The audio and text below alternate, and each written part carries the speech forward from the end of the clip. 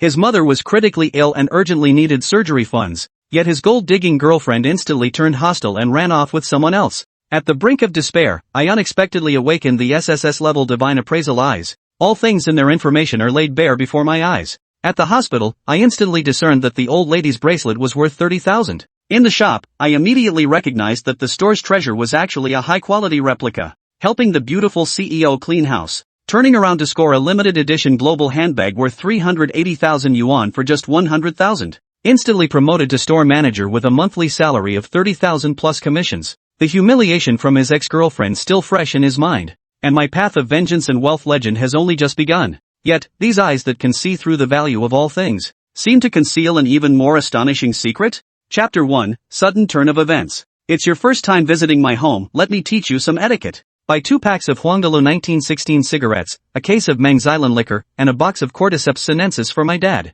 Buy a set of SK11 cosmetics for my mom. 5 uncles, 2 aunts, 3 elder uncles, 1 younger uncle, and 2 aunties in the family. Each household gets 1 pack of soft Zhonghua cigarettes and 2 bottles of Tianji blue liquor. There are also children from relatives at home, a total of 12 kids, each receiving a 500 yuan red envelope. I'll let you know if I think of anything else. Now go handle it. At the supermarket checkout counter, Li Jin was comparing the shopping list texted by his girlfriend with the items in his overflowing shopping cart. A person is drenched in sweat from exhaustion. The 30,000 yuan he had just withdrawn from the company was his wages for 9 months. The first time visiting my girlfriend, I wanted to make her look good. These gifts add up to over 20,000 yuan. But that's nothing. What matters most is making Lily happy. Ding ling ling. Just as it was almost his turn, the phone suddenly rang. It was a call from his father. I'm at the supermarket, Dad, heading to Lily's place now. Son, your mom's been hospitalized. On the other end of the line, Father Li Dogwang's voice was filled with guilt and worry. What?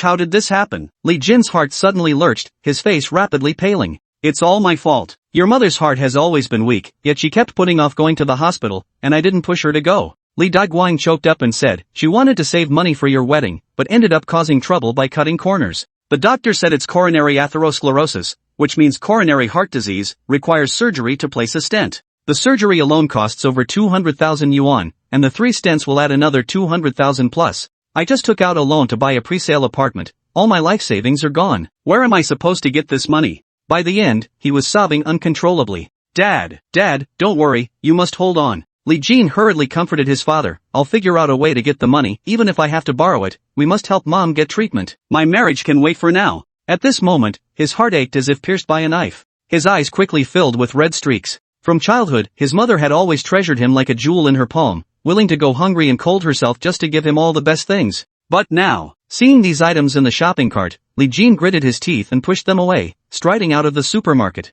filled with both hatred and regret. For his own wedding, he had unknowingly pushed his mother's health to the brink. Yet he hadn't noticed anything at all. At this moment, he absolutely couldn't squander these 30,000 yuan in his hands. He had to quickly raise money for his mother's surgery. Otherwise, he might regret it for the rest of his life. After leaving the supermarket, Li Jin thought long and hard and could only decide to consult his girlfriend first. Over the past 2 years, he had been completely obedient to Sun Li, giving her whatever she wanted. All my earnings have been under Sun Li's management. After saving for 2 years, there should be enough to handle an emergency. Li Jin didn't dare to delay for a moment and hurried to the company where Sun Li worked. Lily, I can't come to your place for now. My mom is sick. I need you to withdraw the money I've saved with you for this emergency. Li Jin got straight to the point. Sun Li's delicate features instantly darkened. What did you say? Not coming to my place and now demanding I hand over the card? What are you thinking, Li Jin? I've been with you for 2 years, and you only make a little over 4,000 a month. You gave it to me and now want it back? Do you think I'm a monkey? She had long since spent all that money, never expecting Li Jin to suddenly go back on his word, which instantly sent her into a furious rage. Li Jin widened his eyes, choking with anger. He hadn't expected Sun Li, usually so coquettish, to react like this. Did all my kindness to her get treated like dirt? This woman, how can she be so pragmatic? Forget it. For my mother's sake, I'll swallow my pride. Li Jin took a deep breath, suppressing his emotions as he said, I'm just borrowing it for now. I'll repay you double later, I beg you. Repay? How will you repay me? If it weren't for your parents promising to buy a house, do you think I'd ever look at a loser like you? Sun Li suddenly sneered coldly, just over 4,000 a month isn't even enough to cover my expenses. Before you couldn't, now that your mom is sick, you'll be even less capable in the future. Li Jin, I think we're no longer compatible. You won't even visit my family, doesn't that just mean you look down on us? Let's break up. Consider that money compensation for my wasted youth. Don't bother me again. With that, she walked straight out of the company, leaving Li Jin standing there stunned. She had recently hooked up with a wealthy businessman and had been wanting to dump Li Jin for a while, which was why she'd made such harsh demands. As a result, Li Jin's mother was hospitalized, which turned out to be a perfect opportunity. Anyway, this kind of loser has no further use in the future. Squeak! At that moment, a middle-aged man with a receding hairline stepped out of a Mercedes-Benz parked at the entrance. He got out of the car with a smile, wrapped his arm around Sun Li's waist, and glanced back at Li Jin. Sweetheart, is that your boyfriend? Oomph, not anymore. That loser isn't half the man you are. Sun Li coquettishly leaned against the man's chest and got into the car. This sight made Li Jin's eyes nearly burst, his vision clouded with crimson streaks of rage. His fists clenched until they turned snow-white, and the family heirloom glass ring on his hand shattered with a loud crack under the immense pressure. Deeply embedded into the flesh, blood gushed out. Li Jin felt no pain at all, only hatred. Boundless hatred. Witnessing Sun Li seamlessly move on to another man, Li Jin arrived at the hospital where his mother stayed, utterly heartbroken. Outside the door, he took several deep breaths to barely suppress the turbulent emotions, forcing himself not to appear dejected and hopeless. Pushing the door open, he called out, "Dad." In the hospital ward, there were 3 beds in total, with his mother occupying the innermost one. His father, Li Daguang, was sitting by the bed in tears. Upon hearing his call, he turned around, his haggard face making him look a decade older. It pained Li Jin deeply to see him like this. Over the years, he had been too focused on living carefree and pursuing relationships, seldom looking back at the parents who raised him. It wasn't until this incident with his mother that he suddenly realized all those relatives who had pretended to care for him were nothing but false. Even the closest companion could betray you without hesitation. Only his parents were wholeheartedly devoted to him and would sacrifice everything for him. "Xiao Jin, you're here." Li Daguang's voice was as hoarse as a rusted pan, and as he pulled up the curtain, he gritted his teeth and whispered, "Your mom's out of danger for now. But the surgery must be performed within 3 days, otherwise they could leave us at any moment." By the end, tears welled up in his eyes, and he choked back sobs, unable to hold back his emotions. "Dad, don't worry, we still have the house, don't we? Sell the house, I won't get married." Li Jin immediately patted his father's back to comfort him.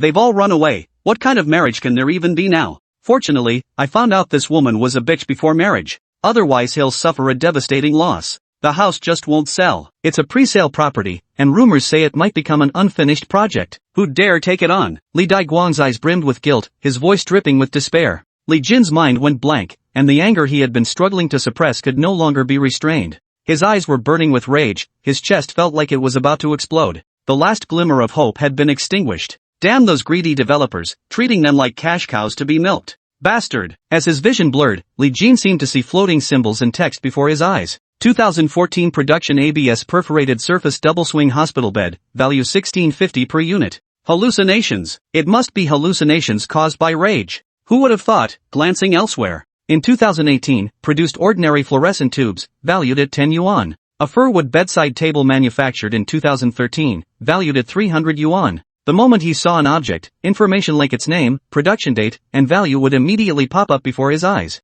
Li Jin's chest-burning fury was slightly dampened by this flood of data. His mind gradually cleared. Rubbing my eyes hard, I found the information still there. Is this not fake? How can this be possible? Li Jin defiantly yanked open the cloth curtain and looked at the patient on the outer bed. The elderly woman's orange-yellow bracelet immediately displayed information. Hutian jade bracelet, released in 2007, with thick patina and natural oxidation coloration. Original price, 3,000 yuan, current value, 30,000 yuan. Chapter 2, Global Limited Edition. Thud. Li Jin's heart felt like it had been struck violently, his eyes bulged wide, and his mind suddenly became crystal clear. This information was absolutely not fake, it was undeniably real. He had no clue whatsoever about things like Hutian jade or that patina coating stuff. How could it be so clear? Could it be that I've gained some extraordinary ability? Whatever catches your eye immediately reveals all its past and future information to you? What kind of heaven-defying ability is this? With these eyes, no fake could deceive him, and they seem to work on antiques as well. If I could just stumble upon some antiques to resell like in those TV shows, would my mother's surgery costs still be an issue?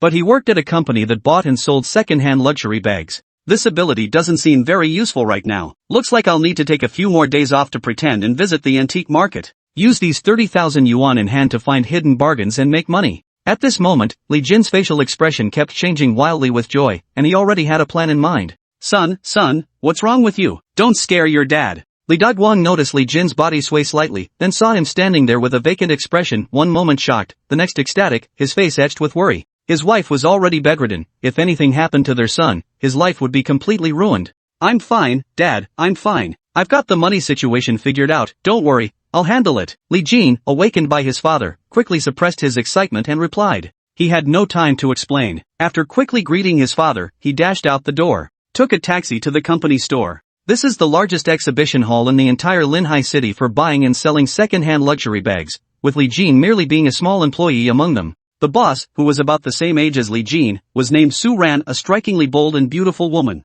It is said that he almost monopolized the entire second-hand luxury bag trade in Linhai single-handedly. She had always been Li Jin's idol and dream lover. However, the gap between the two was so vast that there was simply no comparison. Moreover, he had a girlfriend, so he only ever admired and looked up to Su Ran, without any improper thoughts. The store was quite busy at the moment, with over a dozen sales assistants bustling about. When the receptionist saw Li Jin coming, she couldn't help showing curiosity. Huh? Didn't you take leave to visit your parents-in-law? Why are you back so early? My mother is ill. I'd like to request 3 days off. Is General Manager Su around? Li Jin said immediately. He had thought it through on the way, he couldn't afford to lose this job. General Manager Su had been quite good to him. Otherwise, he wouldn't have given him 30,000 yuan in advance for the emergency. Wait until my mother recovers from illness, then I'll have to come back and focus on work. President Su has a major client visiting, they're discussing business upstairs. You'll have to wait a while, the receptionist instructed. Li Jin nodded and waited patiently. Anyone here? Can you tell me how much this bag is worth? At that moment, a rough voice rang out. It was a heavily made-up woman, dressed in revealing clothes with a skirt so short it barely covered her bottom. But she wasn't attractive, her thighs were as thick as pillars, and her face looked like a flat pancake. She was carrying a handbag with gaudy, multicolored patterns that looked like they'd been cobbled together from trash. There were even flattened cigarette packs and mineral water bottle shapes. It's incredibly down-to-earth. Louis Vuitton, City Symbols patchwork bag, limited to 12 pieces worldwide, original retail price 980,000, used for half a year in near new condition, nowhere, second-hand price 380,000. Instantly, this information appeared before Li Jin's eyes. Such an ugly bag is actually a global limited edition? At this moment, everyone else in the shop was busy serving customers, only Li Jin was free. Since waiting around was boring anyway, I walked up and asked, "Ma'am, is there something you need?" "What do you mean, big sister? Are you blind? Will you take this bag or not?" The woman glared at Li Jin. "How much are you planning to sell it for?" Li Jin nodded and asked, "How much can such an ugly bag be worth?" "I'll sell it to you for 100,000 anyway, I never carried it in the first place." The woman rolled her eyes, clearly the bag's aesthetic was completely out of sync with her own taste. Hearing this, Li Jin's eyes widened with wild excitement in his heart. A second-hand item worth 380,000 is being sold for just 100,000. Isn't this clearly a money-making opportunity? If he could take this package in and successfully sell it, the commission alone would net him nearly 30,000 yuan. Previously, he wasn't responsible for collecting packages, but this time, the enormous profits made his eyes light up. Great, we'll take it. Why bother going to the antique market for unfamiliar business when this very package in front of me is a ready-made money tree? Li Jin, what are you here to collect? As the words fell, a crisp, bell-like voice rang out from the staircase. It's manager Su Ran. Her tall figure was impeccable, wearing a light blue fashion top paired with white straight-leg pants and high heels. Every movement exudes a maturity and sensuality rare for someone of that age. Forget her exquisite features, just her aura alone could captivate anyone's gaze. She had just finished her meeting and happened to witness this scene. Li Jin quickly suppressed the joy in his heart, asked the plump woman to wait a moment, then ran over to Su Ran and said in a low voice, "Boss Su, there's a bag I think we can take, it only costs 100,000. You think? Since when are you responsible for collecting packages, and didn't you take leave today?" Su Ran's pretty face turned cold as she glanced at the bag a few times, displeasedly remarking, "When did your taste sink to this level? My store deals in brand name bags, not trash. Is she your friend? The city emblem on this bag is exceedingly rare, only 12 exist worldwide, with likely no more than 2 in the entire country." Even someone as professional as Su Ran had never seen it before. Moreover, first impressions being what they are, they subconsciously assumed Li Jin was driven by ambition and thirst for glory. No, Manager Su, that bag is LV's limited edition city symbol line. A new one costs 980,000 yuan, and even second-hand it could sell for 380,000, but she's only asking for 100,000, Li Jin hurriedly explained. City symbol? Hearing this, Su Ran frowned slightly. I have indeed heard of it, but there are only 12 in the world. I've never seen one in all my years running the store. Besides, it's truly hideous. Even if it is genuine, it would still be hard to sell, there are too few people with such vulgar taste. After years in the bag business, she could unapologetically spot which designs would turn a profit at a single glance. This bag is wanted by very few people. You're bound to lose money buying it. President Su, trust me just this once, my judgment is fairly reliable. Li Jin grew anxious. I can tell the real thing at a glance, really.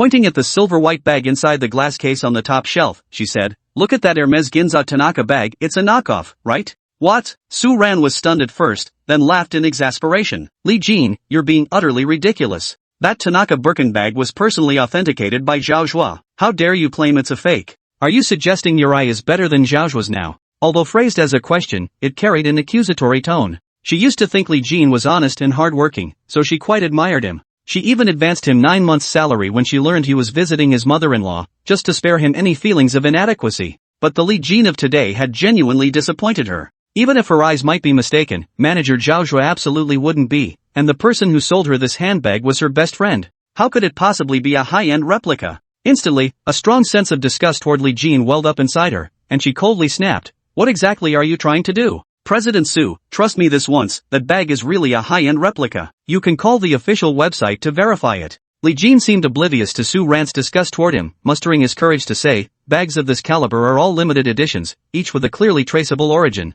If I'm mistaken about this, President Su, you can fire me. There's no way out now. It's no longer about the money, but about standing your ground." Su Ran hadn't expected Li Jin to be so stubborn, and in a fit of pique, she said, "Fine, I'll check right now. If it's true, you get out immediately." Li Jin's actions have involved driving a wedge between her colleagues and friends. Su Ran instructed someone to unlock the bulletproof glass case, take down the flagship bag, and dial the number labeled on it. She didn't believe a single word Li Jin said. After all, she was in the luxury handbag business. How could someone who hunts geese end up getting pecked by one? However, after making this call and reporting the serial number, Su Ran's expression changed rapidly, turning from pale to red, then from red to purple, and finally to ashen. Her expression was a mix of embarrassment and annoyance as she abruptly hung up the phone. Then he stood there dumbstruck, speechless. The outcome is already quite clear. Chapter 3, Beat Him Up. Li Jin didn't immediately disturb Su Ran, knowing she needed a moment to compose herself. He took it upon himself to walk back to the plump woman waiting nearby and said, "Ma'am, we'll take the bag, but you'll need to provide a formal invoice." "Is that acceptable?" Yes. It's all in the bag. I've never even used this damn thing." The plump woman visibly relaxed. Back in the day, her family's business had reached its peak, making them prominent figures in Linhai. But now, fortune had turned on a dime. Facing bankruptcy, she had no choice but to sell off everything of value. She'd visited several shops, and getting 100,000 yuan was already a blessing. "Ma'am, please wait a moment. I'll have someone prepare your receipt." Li Jin hurried to the front desk and explained the situation. The clerk hesitated, her face filled with doubt. "But, receiving goods is always handled by Manager Zhao. Li Jin, if I issue this receipt without authorization and something goes wrong, who will take responsibility?" "Accept it as he says. If anything goes wrong, I'll take responsibility." No sooner had the words left his mouth than Su Ran's icy voice cut through the air. The clerk dared not say another word. While she processed the order, Su Ran pulled Li Jin aside and whispered, "I've inspected that bag multiple times, I can't find a single flaw." "How did you determine that?" "Miss Su, a fake is a fake, it can't become real. It's like your own family, would you mistake them?" Li Jin couldn't explain it and could only make something up. Fortunately, Su Ran was distracted at that moment and didn't suspect anything. Instead, she gritted her teeth and demanded, "Check the other bags in the store. See if any of them are problematic." Li Jin scanned the shop carefully and reported, "Miss Su, there are 7 high-quality replicas in total, and most of them are display items, not for sale. All these bags feature the same level of distressing, with incredibly meticulous details. Even experts would be fooled without a thorough inspection, let alone the average person. They all bear the signature of a single craftsman, but he forgot one crucial detail: serial numbers can't be forged. A bag worth millions, one phone call can trace its entire history from factory to current owner." In an instant, Su Ran's expression darkened to the extreme. Hatred burned fiercely in her eyes, her heart felt like it was being torn apart. It wasn't the money she cared about, it was the unbearable pain of being betrayed by the person she trusted most. Soon, the plump woman completed her transaction and left with the money. At the entrance, a young man in a sharp suit, refined and handsome, stepped inside. "Manager Zhao, you're back." The front desk staff greeted him immediately, shooting meaningful glances. "Mr. Su, why are you downstairs? Waiting for me?" Zhao Zhua's gaze fell on Su Ran as he asked with a smile. "Indeed, I have business." Su Ran stared intently at him, pointing at the counterfeit bags that had been taken down. "These bags, you personally authenticated them all. What's going on? How much did Kai Wan pay you to sabotage me like this?"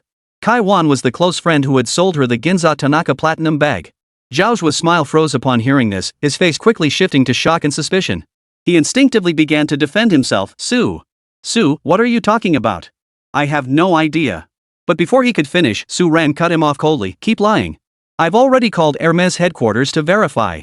The Ginza Tanaka Platinum No. 6 bag is currently in the possession of an Indian tycoon named Thompson. Not Kaiwan, and certainly not me. In an instant, Zhaoju's face twisted with horror, his eyes darting wildly. Speak. What did Kaiwan offer you to betray me like this?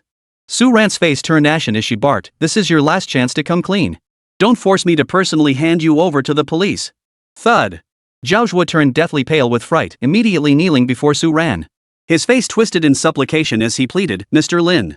Mr. Lin, please don't call the police. Please don't call the police. I'll confess."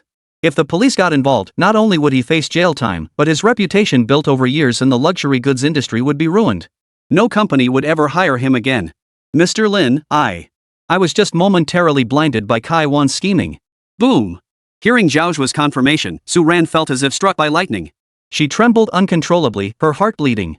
It wasn't just the loss of a Ginza Tanaka Platinum No. 6 bag, she could have endured the millions in damages. What truly tore her apart was being betrayed by her own best friend. Why? Why did Kai Wan deceive me? Betrayed by someone she trusted, Su Ran felt her heart shatter into pieces. Ms. Su. Li Jin rushed over and steadied her. It took Su Ran a long while to finally calm down. Zhaozhua was still desperately pleading, "Miss Su, I was momentarily blinded by my own foolishness. Please, in your magnanimity, spare me this once." Zhaozhua. Su Ran took several sharp breaths, suppressing her rage. Gritting her teeth, she said, "For the sake of our years as colleagues, I'll give you one chance. Within 3 days, return every penny you've lost to me. Otherwise, you should know I have ways to make you suffer worse than prison." Having worked under Su Ran for years, Zhaozhua knew full well her background was no ordinary affair. The Su family behind her wielded considerable influence in both legitimate and underworld circles in Yangchang. Otherwise, no matter how wealthy she was, a woman alone could never have opened such a large luxury goods store. Yes, I will make every penny of this money back. If he didn't repay this money, Su Ran absolutely had the power to make his life worse than prison. Get out. I don't want to see you for another minute. Yes. Zhaozhua scrambled away like a fleeing rat. He dared not utter a single word of complaint to Su Ran.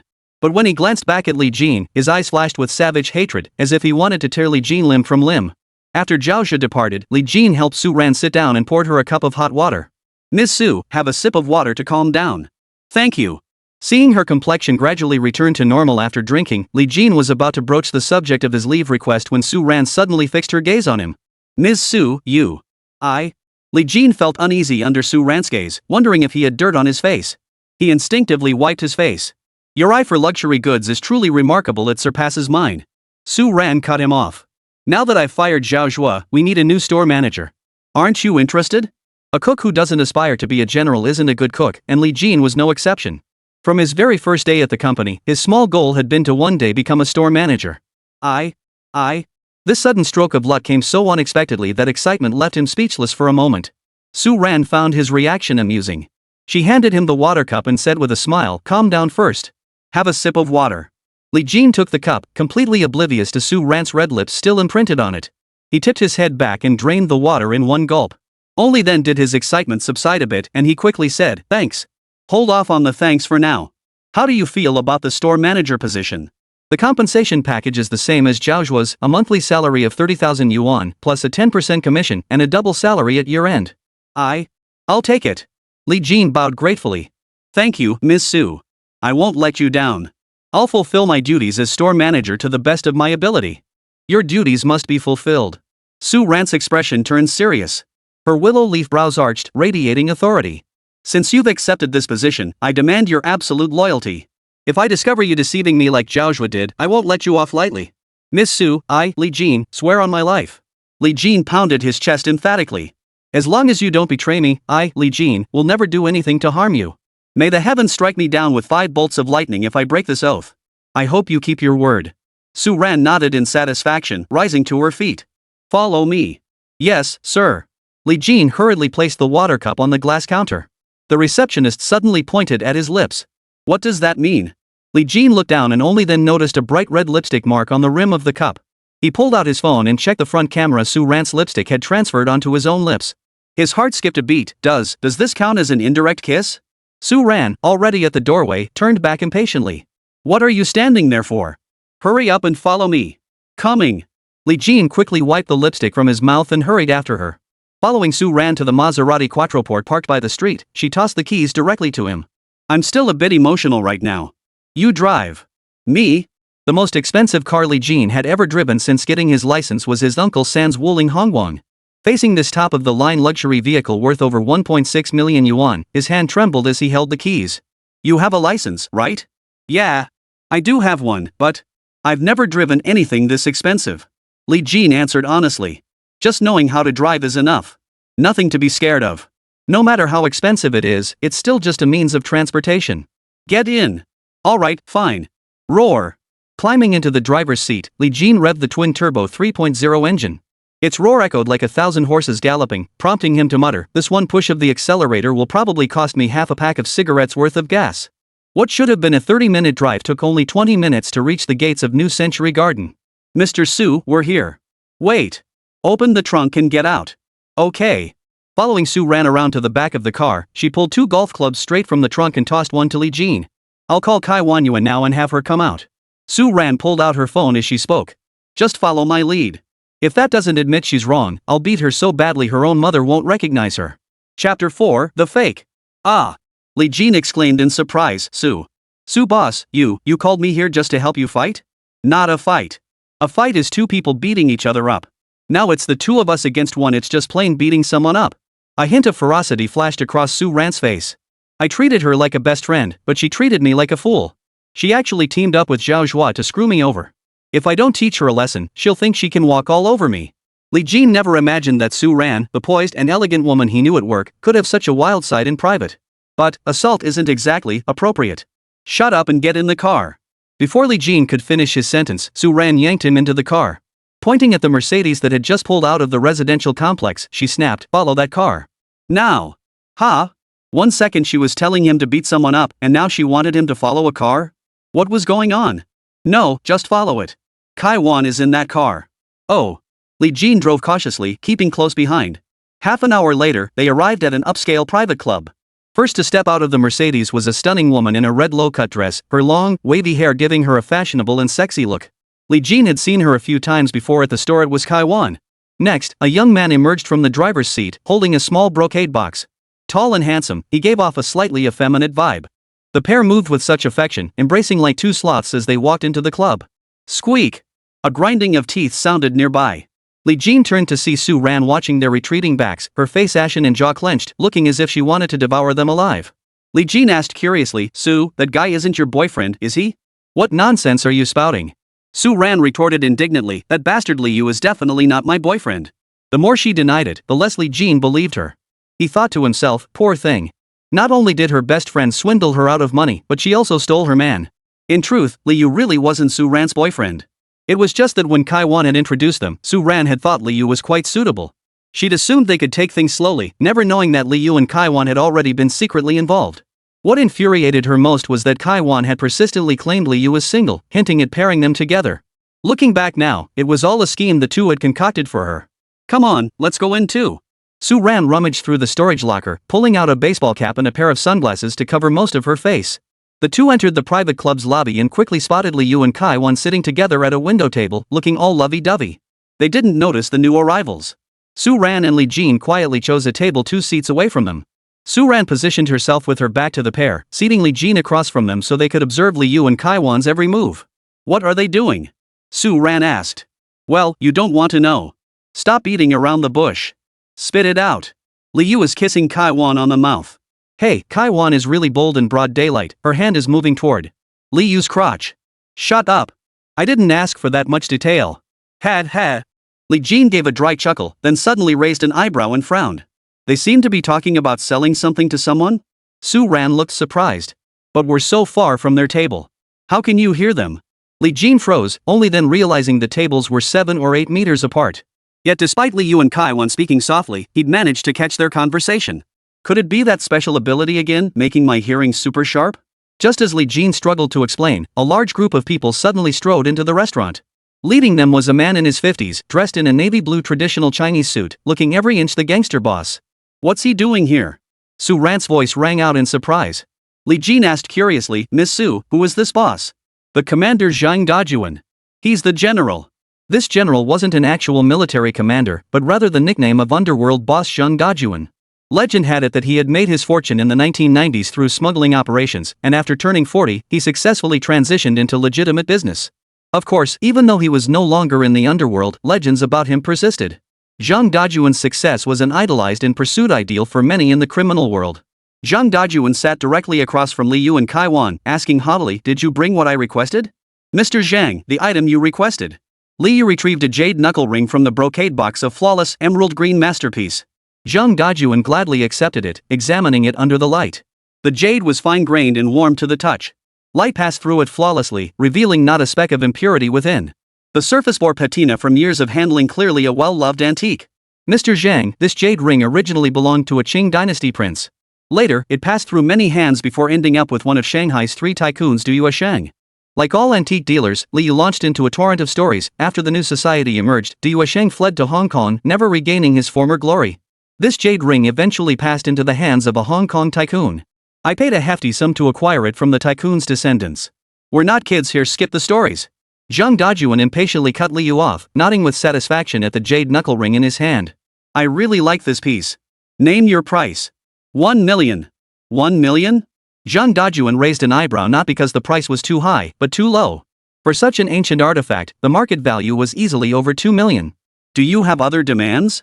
"Mr. Zhang, you truly have an eagle eye. Nothing could possibly satisfy you." Li Yu said with a flattering smile, "My girlfriend recently had a falling out with Su Ran from the Su family over a minor issue. I was hoping you could." Li Jin overheard clearly and promptly relayed Li Yu's words to Su Ran. Su Ran's dark brows furrowed as she murmured, "Zhao must have tipped off Kai Wan that I caught her selling fake bags. She's cunning. While I'm not afraid of Zhang Dajuan, he is an elder. If he truly protects her, I can't bring myself to act against her." Li Jin whispered, "Miss Su, I have a way to prevent them from selling that jade ring." "What is it?" "Watch me perform." Zhang Dajuan grew more enamored with the jade ring in his hand the longer he looked at it. Just as he was about to agree, Li Jin suddenly stepped forward and shouted, "Mr. Zhang, this jade ring is a fake. Don't buy it." Li Yu's expression darkened, but he quickly recovered. Standing up, he shouted angrily, "Where did this stray dog come from? You have no right to speak here. Get out of my sight immediately, or I'll beat you so badly your own mother wouldn't recognize you." "I'm so scared." Li Jin sneered, "You're selling fakes and still acting all high and mighty? You don't even let people speak? Bastard!" Li Yu yelled, lunging forward to grab Li Jin by the collar. "Hold it!" Zhang Dajuan's command halted the fight. His men immediately stepped in to separate Li Yu and Li Jin. Li Yu urgently protested, "Mr. Zhang, please don't believe this kid's nonsense. Even if you gave me 100 guts, I'd never dare sell you counterfeit goods. This jade ring is absolutely genuine. What's real can't become fake, and what's fake can't become real. Why are you getting so worked up?" Zhang Dajuan beckoned to Li Jin. "Young man, since you claim this is a fake, do you have any proof?" Li Jin stepped forward, extended his hand, and said respectfully, "Mr. Zhang, give me the jade ring, and I'll show you exactly where the fake lies." "Very well." Zhang Dajuan placed the jade ring in Li Jin's hand and said sternly, "Think carefully before you speak. If you're just trying to stir up trouble or deliberately frame me, I won't let you off the hook." Crack! Before he could finish his sentence, Li Jin slammed the jade ring onto the table, shattering it into several pieces. "You little bastard! How dare you sabotage me?" Zhang Dajuan flew into a rage. His men instantly surrounded Li Jin, ready to tear him limb from limb at Zhang's command. Li Jin quickly pointed at the shards of the jade ring and exclaimed, "Mr. Zhang, look." "Look at what?" Zhang Dajuan looked down and saw that the cracks in the jade ring fragments were cloudy, with unevenly distributed green hues. Suspicion immediately clouded his brow. Li Jin saw that Zhang Dajuan had finally given him a chance to speak and quickly pointed at the jade ring fragment. When jade is held toward light sunlight or lamplight, genuine jade will appear translucent with evenly distributed green hues. But this piece's fracture surface is clearly different. You can even see bubbles inside. There's no fibrous interlocking structure, no graininess. This is clearly artificial glass, a fake. Chapter 5: Pig Men and Dog Women.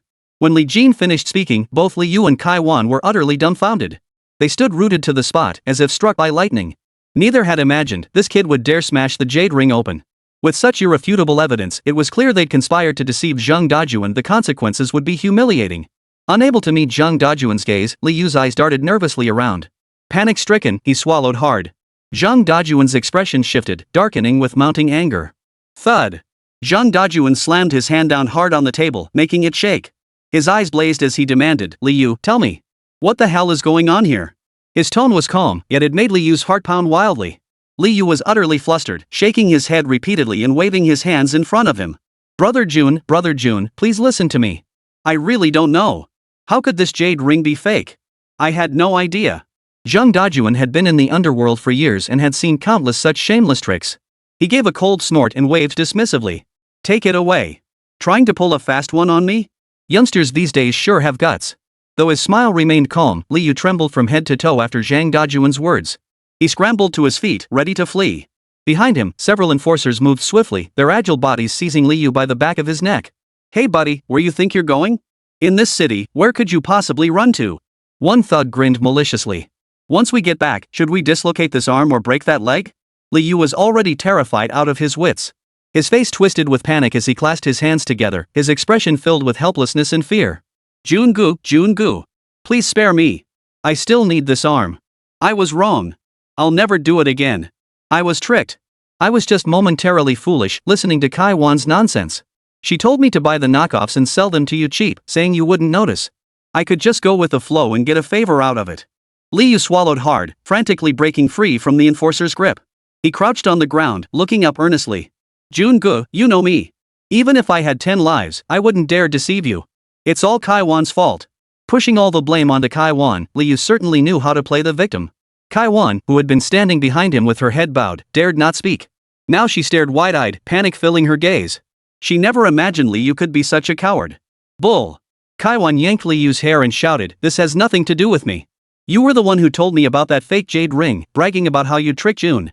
You planned it, you pulled it off, made me play along, and now you're turning the tables on me?" Li Yu shoved Kai Wan away, pointing an accusing finger as he hurled insults. It was a classic case of two dogs fighting over a bone. They'd been in it together for profit, but now that trouble was brewing, they were scrambling to shift blame, each desperate to crush the other and make them the scapegoat. Watching their relentless bickering, Zhang Dajuan's expression darkened, growing increasingly grim. You two are putting on a show for me? Treating Zhang Dajuan like a fool, like a monkey to be played with? Rage boiling over, Zhang Dajuan's eyes turned icy cold. You try to pull this scam right under my nose, then try to pass the buck? You think you can treat me like a fool? Well, you've got some nerve. Zhang Dajuan gritted his teeth, his rage boiling over. You lot, investigate Li Yu. Find out where the damn jade ring came from and who bought it. Since they think I'm a fool, I'll show them what this world is really like. Li Yu froze in place upon hearing this, his guilty conscience leaving him dumbstruck. If Zhang Dajuan uncovered all this, he'd be finished for good. Amidst the commotion at the table, Su Ran had already positioned herself beside Kai Wan, arms crossed, watching coldly. Kai Wan's heart skipped a beat. When she looked at Li Jin again, it all clicked into place. Wasn't that guy just a lowly clerk at Su Ran's shop? Jungu. Kai Wan hurried forward, shouting, "This is a setup." Pointing at Li Jin, Kai Wan hurriedly explained, "He's Su Ran's employee. They've teamed up to frame me. This whole thing was a plot they hatched long ago. Using you to take us down." Li Jin found it laughable and immediately stepped forward to retort loudly, "You must be out of your mind. How could we possibly plan to frame you? Now that you're cornered, you resort to nonsense? This jade ring is fake. It's blatant evidence, yet you tried to fool Mr. Zhang like he's an idiot? Such a clumsy, deceitful line of reasoning even a dog wouldn't utter it." As he finished speaking, Li Jin ignored the anger on Kai Wan's face and picked up the Hermes bag from her body with disdain. "This bag of yours? It's the most counterfeit fake imaginable. The crocodile leather even has a few tiny red dots. Li Yu sure is loaded the limited edition Karamanth dress he gifted you as 3 loose threads hanging from the lining. I can't figure out if Li Yu's just a master manipulator or if you're blind as a bat. And you still strut around flaunting it like it's something to brag about. Honestly, I'm embarrassed for both of you." Kai Wan stared in utter disbelief, lowering her head to examine her beloved Hermes bag. Without a closer look, she hadn't even noticed the red dots. And the loose threads on the dress? What kind of second-hand knockoff was this? Before Kai Wan could erupt in anger, Li Jin sighed, shook his head, and turned away. "Li Yu, you're one brave soul. To be so lovey-dovey with trash like Kai Wan, I'm impressed." Under Li Yu's confused and angry gaze, Li Jin pointed at her leather bag. Kai Wan's bag contained a test result. "The syphilis infection inside has already tested positive. Looks like they tested for HIV too. Why don't you take a look yourself?" Li Yu's eyes widened instantly. Ignoring Kai Wan's frantic attempts to shield the bag, he snatched it angrily, tore open the chain, and raised the test results with trembling hands. Boom! A thunderclap echoed in Li Yu's mind, leaving her brain in a haze. Smack! Consumed by rage, Li Yu raised her hand and slapped her across the face. "You filthy creature! You're a goddamn beast! Disgusting! Absolutely disgusting!" Kai Wan staggered back several steps, clutching her face as she roared furiously, "Li Yu! You dare call me disgusting? You're nothing but a worthless piece of trash! You pretentious piece of..." You brag about being a rich second-generation heir with money, then gift your mother fake Hermes bags and counterfeit Rolex watches. You shameless dog. Back and forth they went. Both had been deceived by the other, and now their pent-up rage erupted in fury. Lee, you couldn't take it anymore. He lunged forward, punching Kaiwan repeatedly in the nose and eyes. Kaiwan screamed and roared, hysterically grabbing Lee Yu's hair and tearing out clumps of scalp. Watching them wrestle, Su Ran nodded with a satisfied smile. That deserves Lee Yu. In high spirits, Su Ran pulled Li Jin and turned to leave. Just as they reached the door, Zhang Dajuan raised his hand and called out softly, "Young man, wait." Chapter 6, Zhang Dajuan's Invitation. Just as Su Ran was about to step out the door, still praising Li Jin for his skill in helping her vent her anger, both stopped in unison as Zhang Dajuan slowly approached. The gloom had vanished from his face, replaced by a smile as he offered a polite thank you. "Young man, you just saved me $1 million by exposing that counterfeit." "I haven't properly thanked you yet." Li Jin responded calmly and respectfully, "Mr. Zhang, you're too kind. After all, the circulation of counterfeits is something everyone despises, no matter the industry." Zhang Dajuan felt a surge of pleasure. This young man was neither arrogant nor impatient. "Your eye is truly remarkable. To identify that knuckle ring is fake just by glancing at it from afar in all my years, I've never seen anything like it." With straightforward praise for Li Jin's discernment and appraisal skills, Zhang Dajuan rubbed his hands together. Li Jin sensed the man had more to say and promptly asked, "Mr. Zhang, if there's nothing else, we'll take our leave." Zhang Dajuan didn't beat around the bush. "I was wondering if I could ask you for a favor. It's just, The words came out with a touch of embarrassment. As a big shot in the underworld, Zhang Dajuan felt awkward. "Could you help me find a good piece at the auction? You know how it is these days, too many fakes, indistinguishable from the real thing. I'm personally quite fond of antiques and collectibles myself. I'm worried about getting duped or scammed. This favor won't go unrewarded. I'll make sure to thank you properly afterward." Before he could finish, Su Ran, standing beside him, piped up with a hearty, "No problem, Mr. Zhang. I'm his boss. I'll take care of it for him." Zhang Dajuan's request. If she could help him out, it would build goodwill. That would be beneficial for future business deals on the streets and in the corporate world. This was also an opportunity for Li Jin to expand her network. Her agreement wasn't born of self-interest, but rather the thought that it would benefit Li Jin. Li Jin took a step back in surprise and quickly turned to look at Su Ran. Though his eyes could now discern counterfeits after that earlier encounter, he hesitated to offer help to others so readily. Li Jin was also somewhat surprised. Zhang Dajuan looked at Li Jin, waiting for his response. "That girl Ran has always been so scatterbrained. Her promise for you doesn't count. I won't feel at ease until you give your approval." Under Zhang Dajuan's expectant gaze, Li Jin deliberated for a moment before reluctantly agreeing. He humbly stated, "But Mr. Zhang, I can only do my best. I'm truly honored by your trust in me." Hearing this, Zhang Dajuan's face lit up with delight, and he laughed heartily. "No problem at all. No problem at all. That move you just pulled off is impressive enough for me. Doing your best is pressure enough." Su Ran watched the scene unfold, feeling satisfied. Now that Li Jin was the manager of her second-hand auction shop, he would need to get to know more influential figures going forward. The Su family had expertise in ancient artifacts, so broadening Li Jin's horizons wouldn't hurt. Zhang Dajuan glanced at Li Yu and Kai Wan, who were still bickering nearby, and instructed his men to take Li Yu away. "Young man, I'll have someone pick you up tonight. You can coordinate the exact location with the driver later. See you tonight. I've got some business to attend to. I'll be heading out now." Zhang Dajuan's words carried the unmistakable generosity of a big brother. With a wave of his hand, he departed. After Li Jin and Su Ran exited the restaurant, Su Ran explained, "Don't worry. Tonight's just an auction, we'll just browse around. I'll go with you. Don't forget, by agreeing to help you just now, I've connected you with Zhang Dajuan. Building a relationship with him means you'll have connections in both the underworld and the business world. Many of Zhang Dajuan's old brothers from his days on the streets have achieved quite a bit now. If you help him, he won't let you down. Who knows? He might even be able to help you out in the future." Su Ran patiently explained the earlier incident. Li Jin felt a flicker of gratitude. After all, Su Ran wasn't related to him by blood, yet she'd gone to such lengths to consider his future. Besides, as the store manager, he had promised Su Ran he'd work hard. Li Jin couldn't back down now. "Alright, let's head back to the store. Great work today. I never expected you to impress me so much on the job. And you even indirectly taught Kai Wan a lesson today. Well done. Keep it up, but don't get cocky." With a hearty slap on Li Jin's shoulder, Su Ran returned to her usual self. But just as the two stepped onto the crosswalk, "My skate shoes, fashionable, the most fashionable." Li Jin's phone rang.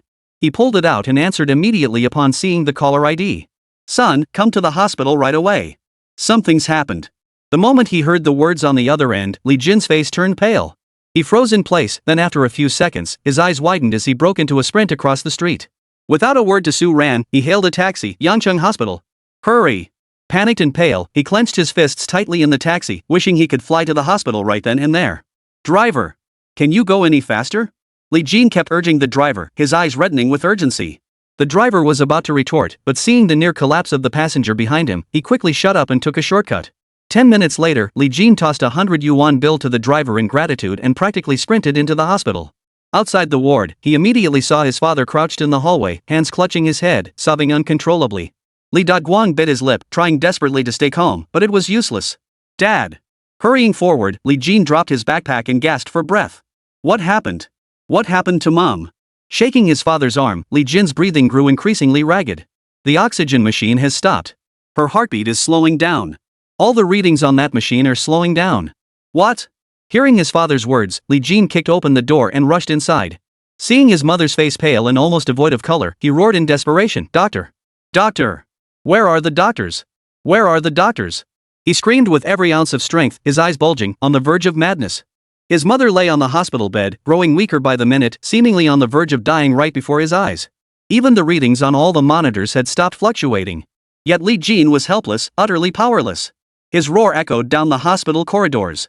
Only when the doctor, clad in a white coat, slowly slipped on white gloves did he finally arrive. The doctor nonchalantly pushed open the door, stood before the bed, and glanced expressionlessly at the machines. All vital signs have ceased. The heart has stopped beating. After a few more checks, the doctor stated coldly, he's passed away. The family should prepare to sign the papers. Lu, you and the others can start packing up to move the body. In that instant, a thunderclap exploded in Li Jin's mind. Struck as if by lightning, he froze in place, eyes bulging wide. Chapter 7, Shameless. Impossible. This can't be. Li Jin looked utterly haggard. Hearing the doctor's cold words, he simply couldn't accept it. Staring blankly at the floor, Li Jin repeated the words over and over. His mother had died right before his eyes, and after examining her, the doctor had declared her dead. Don't you have defibrillators to restore consciousness? What about other emergency procedures? He roared, clutching his mother's body tightly, refusing to accept this reality. He frantically shook her arms and legs. Mom! Wake up! Wake up, Mom! Hysterically roaring, Li Jin's eyes were filled with tears, the mist of tears blurring his vision so he could barely make out his mother's face. Just as Li Jin's mind was spiraling into madness and his blood felt like it was burning, he suddenly felt a faint warmth in the palm of his left hand. As he gritted his teeth and roared, the warmth intensified, burning his entire arm until it throbbed with pain. A wave of heat drifted from Li Jin's palm and flowed into his mother's body. Others didn't see it, but Li Jin witnessed it clearly. He didn't know what that heat was, but he could feel one thing. After entering his mother's body, it relentlessly pounded against her heart with its fiery warmth. Thump! Thump! Thump thump! The next moment, beep. As the nurse prepared to shut off the series of cardiac monitors beside the hospital bed, the machines kept beeping. When she looked back at the machine, Li Jin's mother's heartbeat had returned. Li Jin's eyes widened. Tears welled up, yet a glint of light flashed within them finally. Surprise and joy filled his gaze. The heart monitor began displaying fluctuations one by one, and the other 3 vital signs monitors also started functioning again. The nurse stared intently at the machines before her, utterly stunned. This was nothing short of a medical miracle.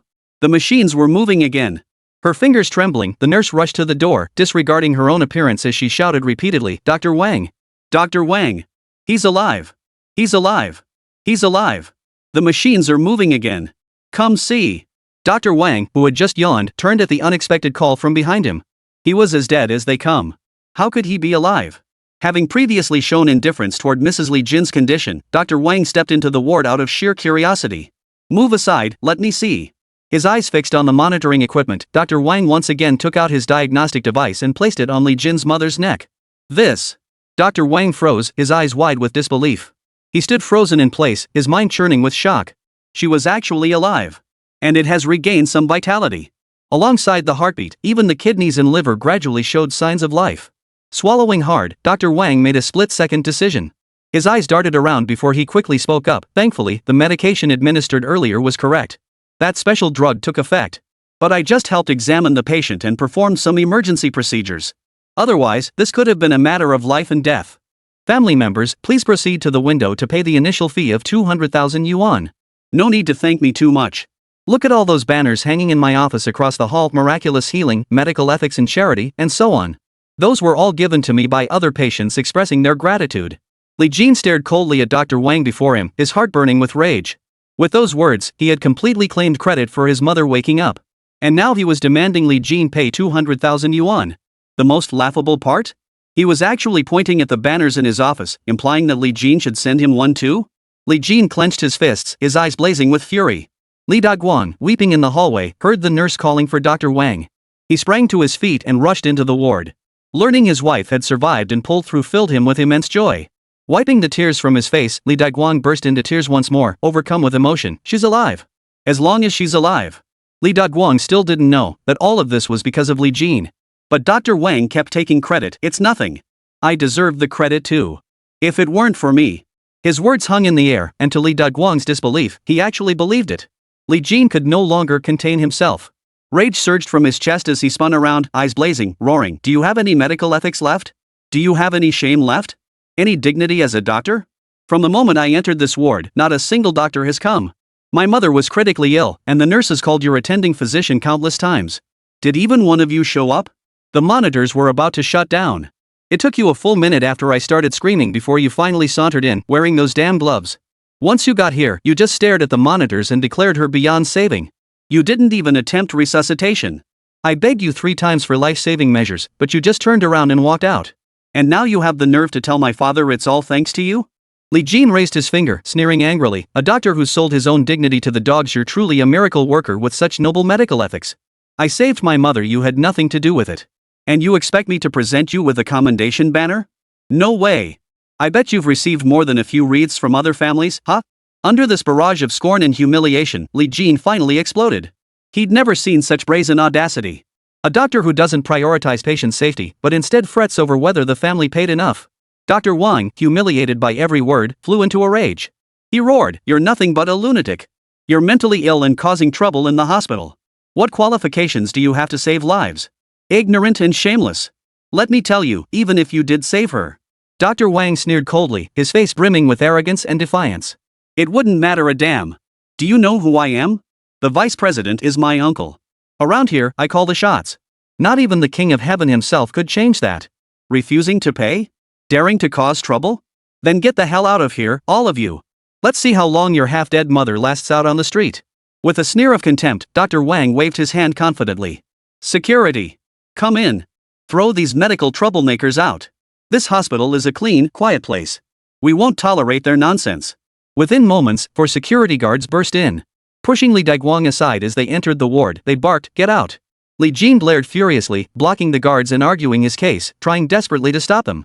But it was all in vain. He wanted nothing more than to slap Dr. Wang senseless. But now, his mother's safety came first. Li Jin was helpless. In the blink of an eye, the security guards were about to lay hands on Li Jin and dismantle his mother's hospital bed. Just then, a sharp voice suddenly rang out from outside the ward. "I'll see who dares." Chapter 8, Bringing Shame Upon Oneself. The voice was clear, tinged with anger and reproach. Li Jin was struggling against the security guard's movements. Upon hearing the voice at the door, he turned around. But what surprised Li Jin most was, how did she get here? Ms. Su? Seeing Su Ran standing at the doorway, coldly observing Dr. Wang and the security guards, Li Jin felt both shocked and anxious. Dr. Wang, seeing the woman before him dare to shout at him and even issue commands in a scolding tone. His face darkened as he sneered coldly. "A little woman thinks she can cause trouble in our hospital? I bet you called this scruffy kid over, didn't you? What's wrong with calling someone else? You had to drag a woman here to back you up? Let me make this clear. This is a hospital, not some hangout for you and your friends. I don't know who you think you are. Get out of here. This kid hasn't paid his fees and now he's causing trouble? This hospital won't take you in." With that, he turned to instruct the security guard to shut down the equipment and escort Li Jin's mother and the others out. Su Ran showed no sign of anger, merely smiling coldly, utterly unconcerned. "A doctor isn't worthy of speaking to me. If you dare touch that hospital bed now, you won't be able to bear the consequences later." With that, she pulled her phone from her pocket and dialed a number right in front of Dr. Wang. Dr. Wang stood with his arms crossed, suddenly intrigued. "So you're playing the part, huh? I'm curious to see just how far you can take this act. Thinking you're God himself just because you've got a phone? Ha ha ha." With a few dismissive sneers, Dr. Wang snorted coldly. "Even if the king of heaven himself showed up today, it wouldn't matter. I said it. You're just putting on airs."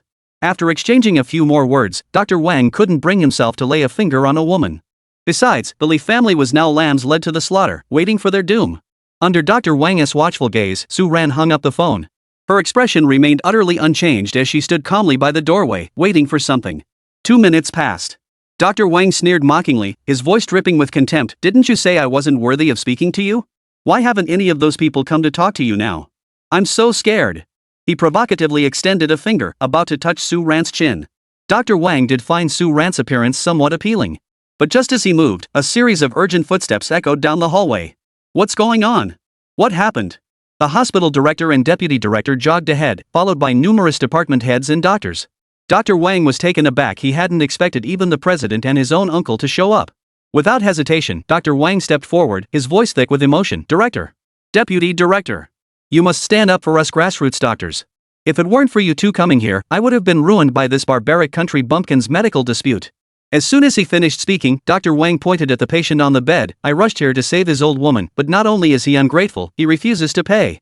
I used special drugs just now. And this brat started cursing and mocking me. When has our hospital ever endured such humiliation? They refuse treatment, so asking them to leave is hardly unreasonable. Fearing the director might see the security guard in the ward and lose his temper, Dr. Wang spoke up first, turning the tables. When he finished, a smug and triumphant look spread across Dr. Wang's face. His uncle was the vice president. He was sure to back him up later. But just as the director listened, his face turning icy cold. Smack! The vice president's eyes widened in fury as he slapped Dr. Wang across the face. You must be tired of living. Gritting his teeth, the vice president raised his hand again to strike. Dr. Wang had been imagining how his uncle would back him up and make the Li Jin family leave. The searing pain on his face left him utterly dumbfounded, his mind going blank. Uncle? Vice president? Why did you hit me? Clutching his slightly reddened left cheek, Dr. Wang felt a wave of injustice wash over him. He hadn't even fully processed what had happened before he shouted. The president didn't even glance at Dr. Wang, glaring at the security guard and ordering him out. Then, in full view of everyone, he immediately bent down, turned to face Su Ran, and apologized politely with clasped hands. Miss Su, I sincerely apologize. It was my oversight. Please don't be angry. I will give you a satisfactory explanation and handle this properly. This was truly an accident. The Su family is a valued investor in our hospital. Please don't let this one pest tarnish your impression of us. Every word was a plea. His demeanor was deferential, his tone courteous. He was practically ready to bow even deeper to Su Ran. Only when the director reprimanded the security guard and nurse did Dr. Wang, standing behind the door, become utterly dumbfounded. He had just been thinking, with his uncle backing him up, he was determined to humiliate Li Jin's family to the utmost. He had even prepared a series of humiliations for the Li family, waiting for them to kneel and beg for mercy. But everything vanished into thin air with each plea from the dean. The vice president, frustrated beyond words, raised his hand once more and struck his nephew across the right cheek. Ignoring Dr. Wang's pain, the vice president bowed his head in apology. Miss Su, this was a complete accident. We will ensure our doctors are properly disciplined from now on. Throughout the entire ordeal, the vice president dared not let Dr. Wang speak, terrified that a single word from his uncle might betray him, ruining his career, shattering his livelihood. Dr. Wang's heart held not a shred of defiance left, nor any trace of his former spirited vigor.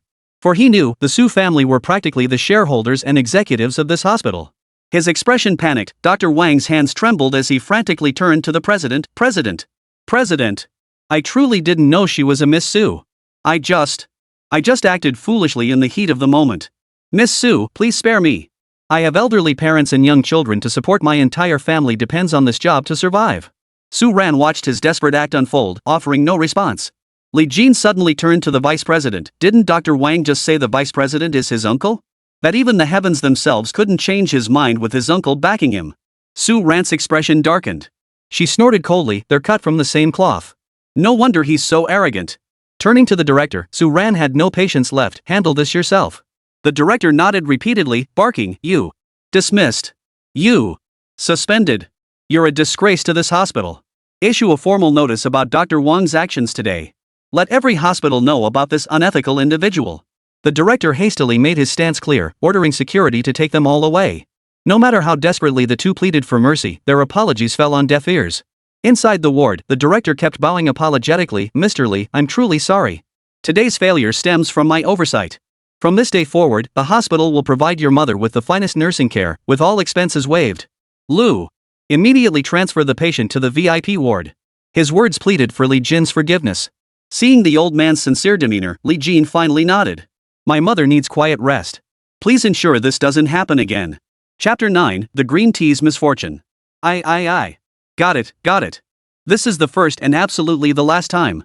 Rest assured. The director hurriedly nodded in agreement, glancing at Su Ran as he spoke. Once everything was settled, Li Jin sat down on a chair in the hallway. Ms. Su, thank you so much for this. If you hadn't come, I wouldn't have known what to do. We might all be out on the street catching the cold wind right now.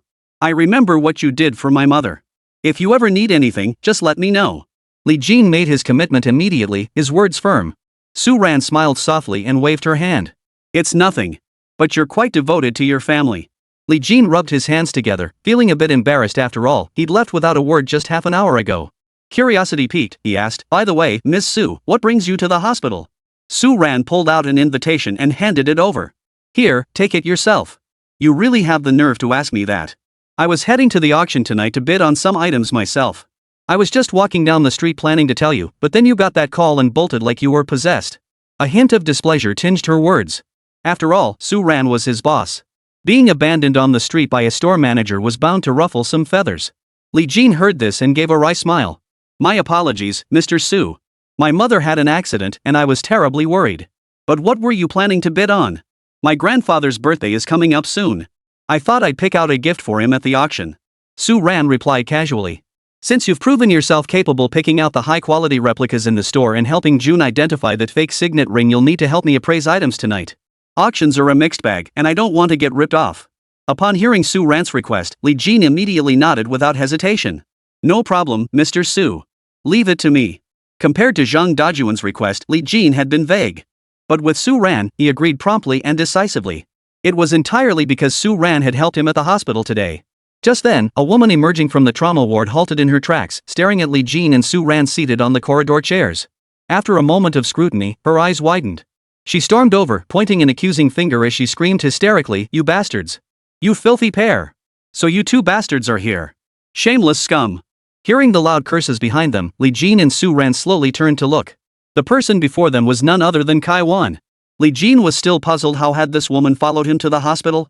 But when he saw Kai Wan's disfigured face, her eyes ringed with bruises, blood streaming down her nose, it all clicked. After Kai Wan and Li Yu had a bitter fight, she'd been brutally beaten by Li Yu. Her once exquisite face was now twisted and distorted. She'd come to the hospital to treat her injuries.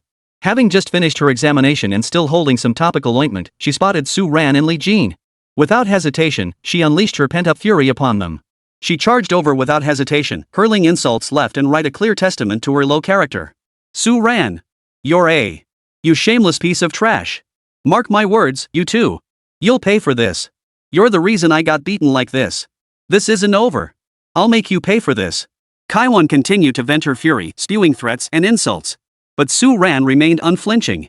Only her eyes turned icy cold as she swiftly rose, dropped her phone, and swung her left arm in a wide arc. Smack! Smack! Su Ran showed no mercy. The two slaps landed squarely on Kai Wan's already battered face, leaving her looking even more wretched. Covering her face, Kai Wan glared, her eyes filled with hatred, as if she wanted to strangle Su Ran to death. But as she noticed people gathering around to point and gossip, Kai Wan hastily stepped back, collapsing onto the floor beside her chair. A distinct whiff of green tea perfume wafted through the air. Everyone, come see. She hit someone. She hit someone, I tell you. Sitting on the floor, Kai Wan watched the whispers spread around her.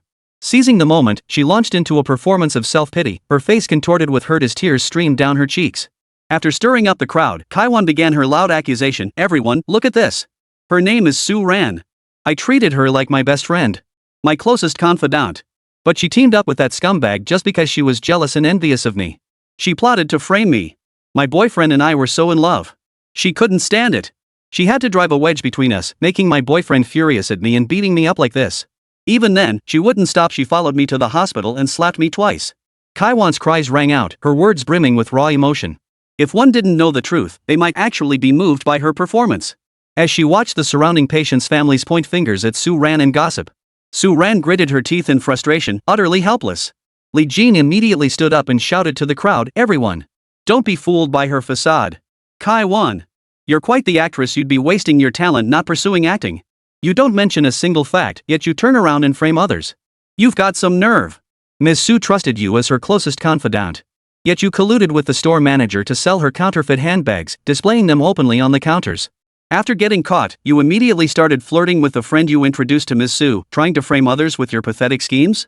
Your messy personal life is one thing, but hooking up with innocent men daily? You crawl all over any rich guy you see. Getting beaten by your boyfriend today? That's because you tested positive for syphilis and spread it around. You deserve every bit of it. After Li Jin's tirade, the crowd's opinion turned overwhelmingly against her. A woman who doesn't keep herself pure. And after contracting syphilis, she seduced other men, spreading venereal disease everywhere. That alone was enough to make her the target of universal condemnation. The crowd buzzed with heated discussion, and several men whistled in mockery. You've got some nerve. We men are furious. What did we do to deserve this? You go seducing men and infecting them with diseases. A woman like you should just die already. Quick, stay away from that. I'm afraid even her breath is poisonous. Under the barrage of comments, Kai Wan's expression turned frantic. Li Jin's words were all true, and he even exposed her private ailment. She had no way to refute him. Panicked, Kai Wan grabbed her bag from the floor, disregarding her disheveled clothes as she scrambled to flee. Su Ran saw this, stepped forward, swiftly raised her wrist, and delivered another slap. Smack! Kai Wan was struck so hard she couldn't lift her head, yet she dared not show the slightest hint of anger. Kai Wan. Su Ran, was blind. I misjudged you. But mark my words. Within a week, you hand over every penny you swindled from me. Not a cent less, or we'll see each other in court. I'm not threatening you. You're on your own. With that, Su Ran didn't even glance at Kai Wan. She grabbed Li Jin's arm and walked straight out of the hospital. Chapter 10, Who is this pretty boy? Watching the pair walk out of the hospital lobby, Kai Wan finally covered her face with her bag and fled in panic. Behind her, however, the crowd's jeers and whispers grew louder. Walking along the street, Li Jin still felt a bit dazed. He stopped in disbelief, staring at Su Ran's decisive demeanor. She'd personally torn into that two-faced best friend, yet Su Ran remained completely unfazed, not even a hint of breathlessness or flushed cheeks. She looked utterly calm and composed. And watching her, he could see a hint of satisfaction and relief. Only now did Li Jin realize he needed to re-evaluate Su Ran.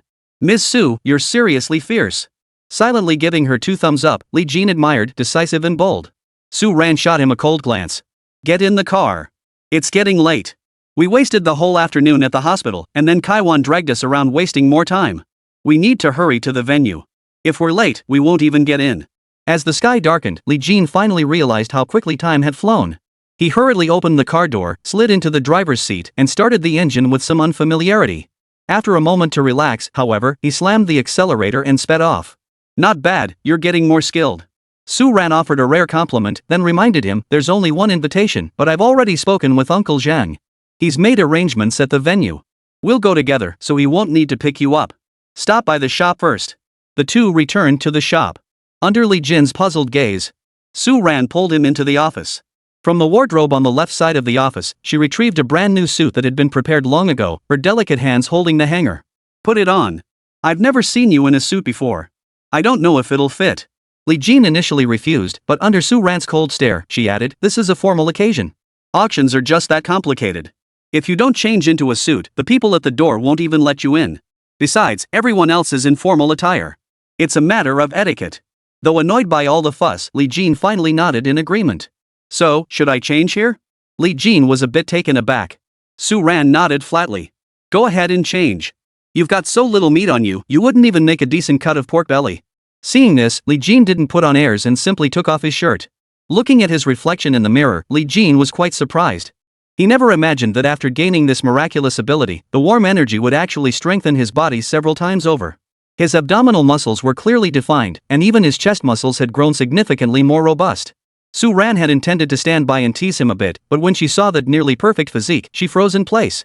She never imagined that Li Jin, who usually dressed plainly and even a bit old-fashioned, could be so alluring and sexy after taking off his shirt. But as she kept staring at Li Jin's body, Su Ran unconsciously lifted her eyes only to lock gazes with him. For a moment, the atmosphere grew awkward. A wave of awkwardness washed over them. Su Ran's cheeks flushed slightly as she forced herself to turn away, clearing her throat twice to urge, hurry up. Half an hour later, Li Jin parked the sports car, got out, and walked into the venue. Dressed in a crisp suit, his handsome features complemented by Su Ran beside him in a purple evening gown, his face as exquisite as a celestial being descended from heaven.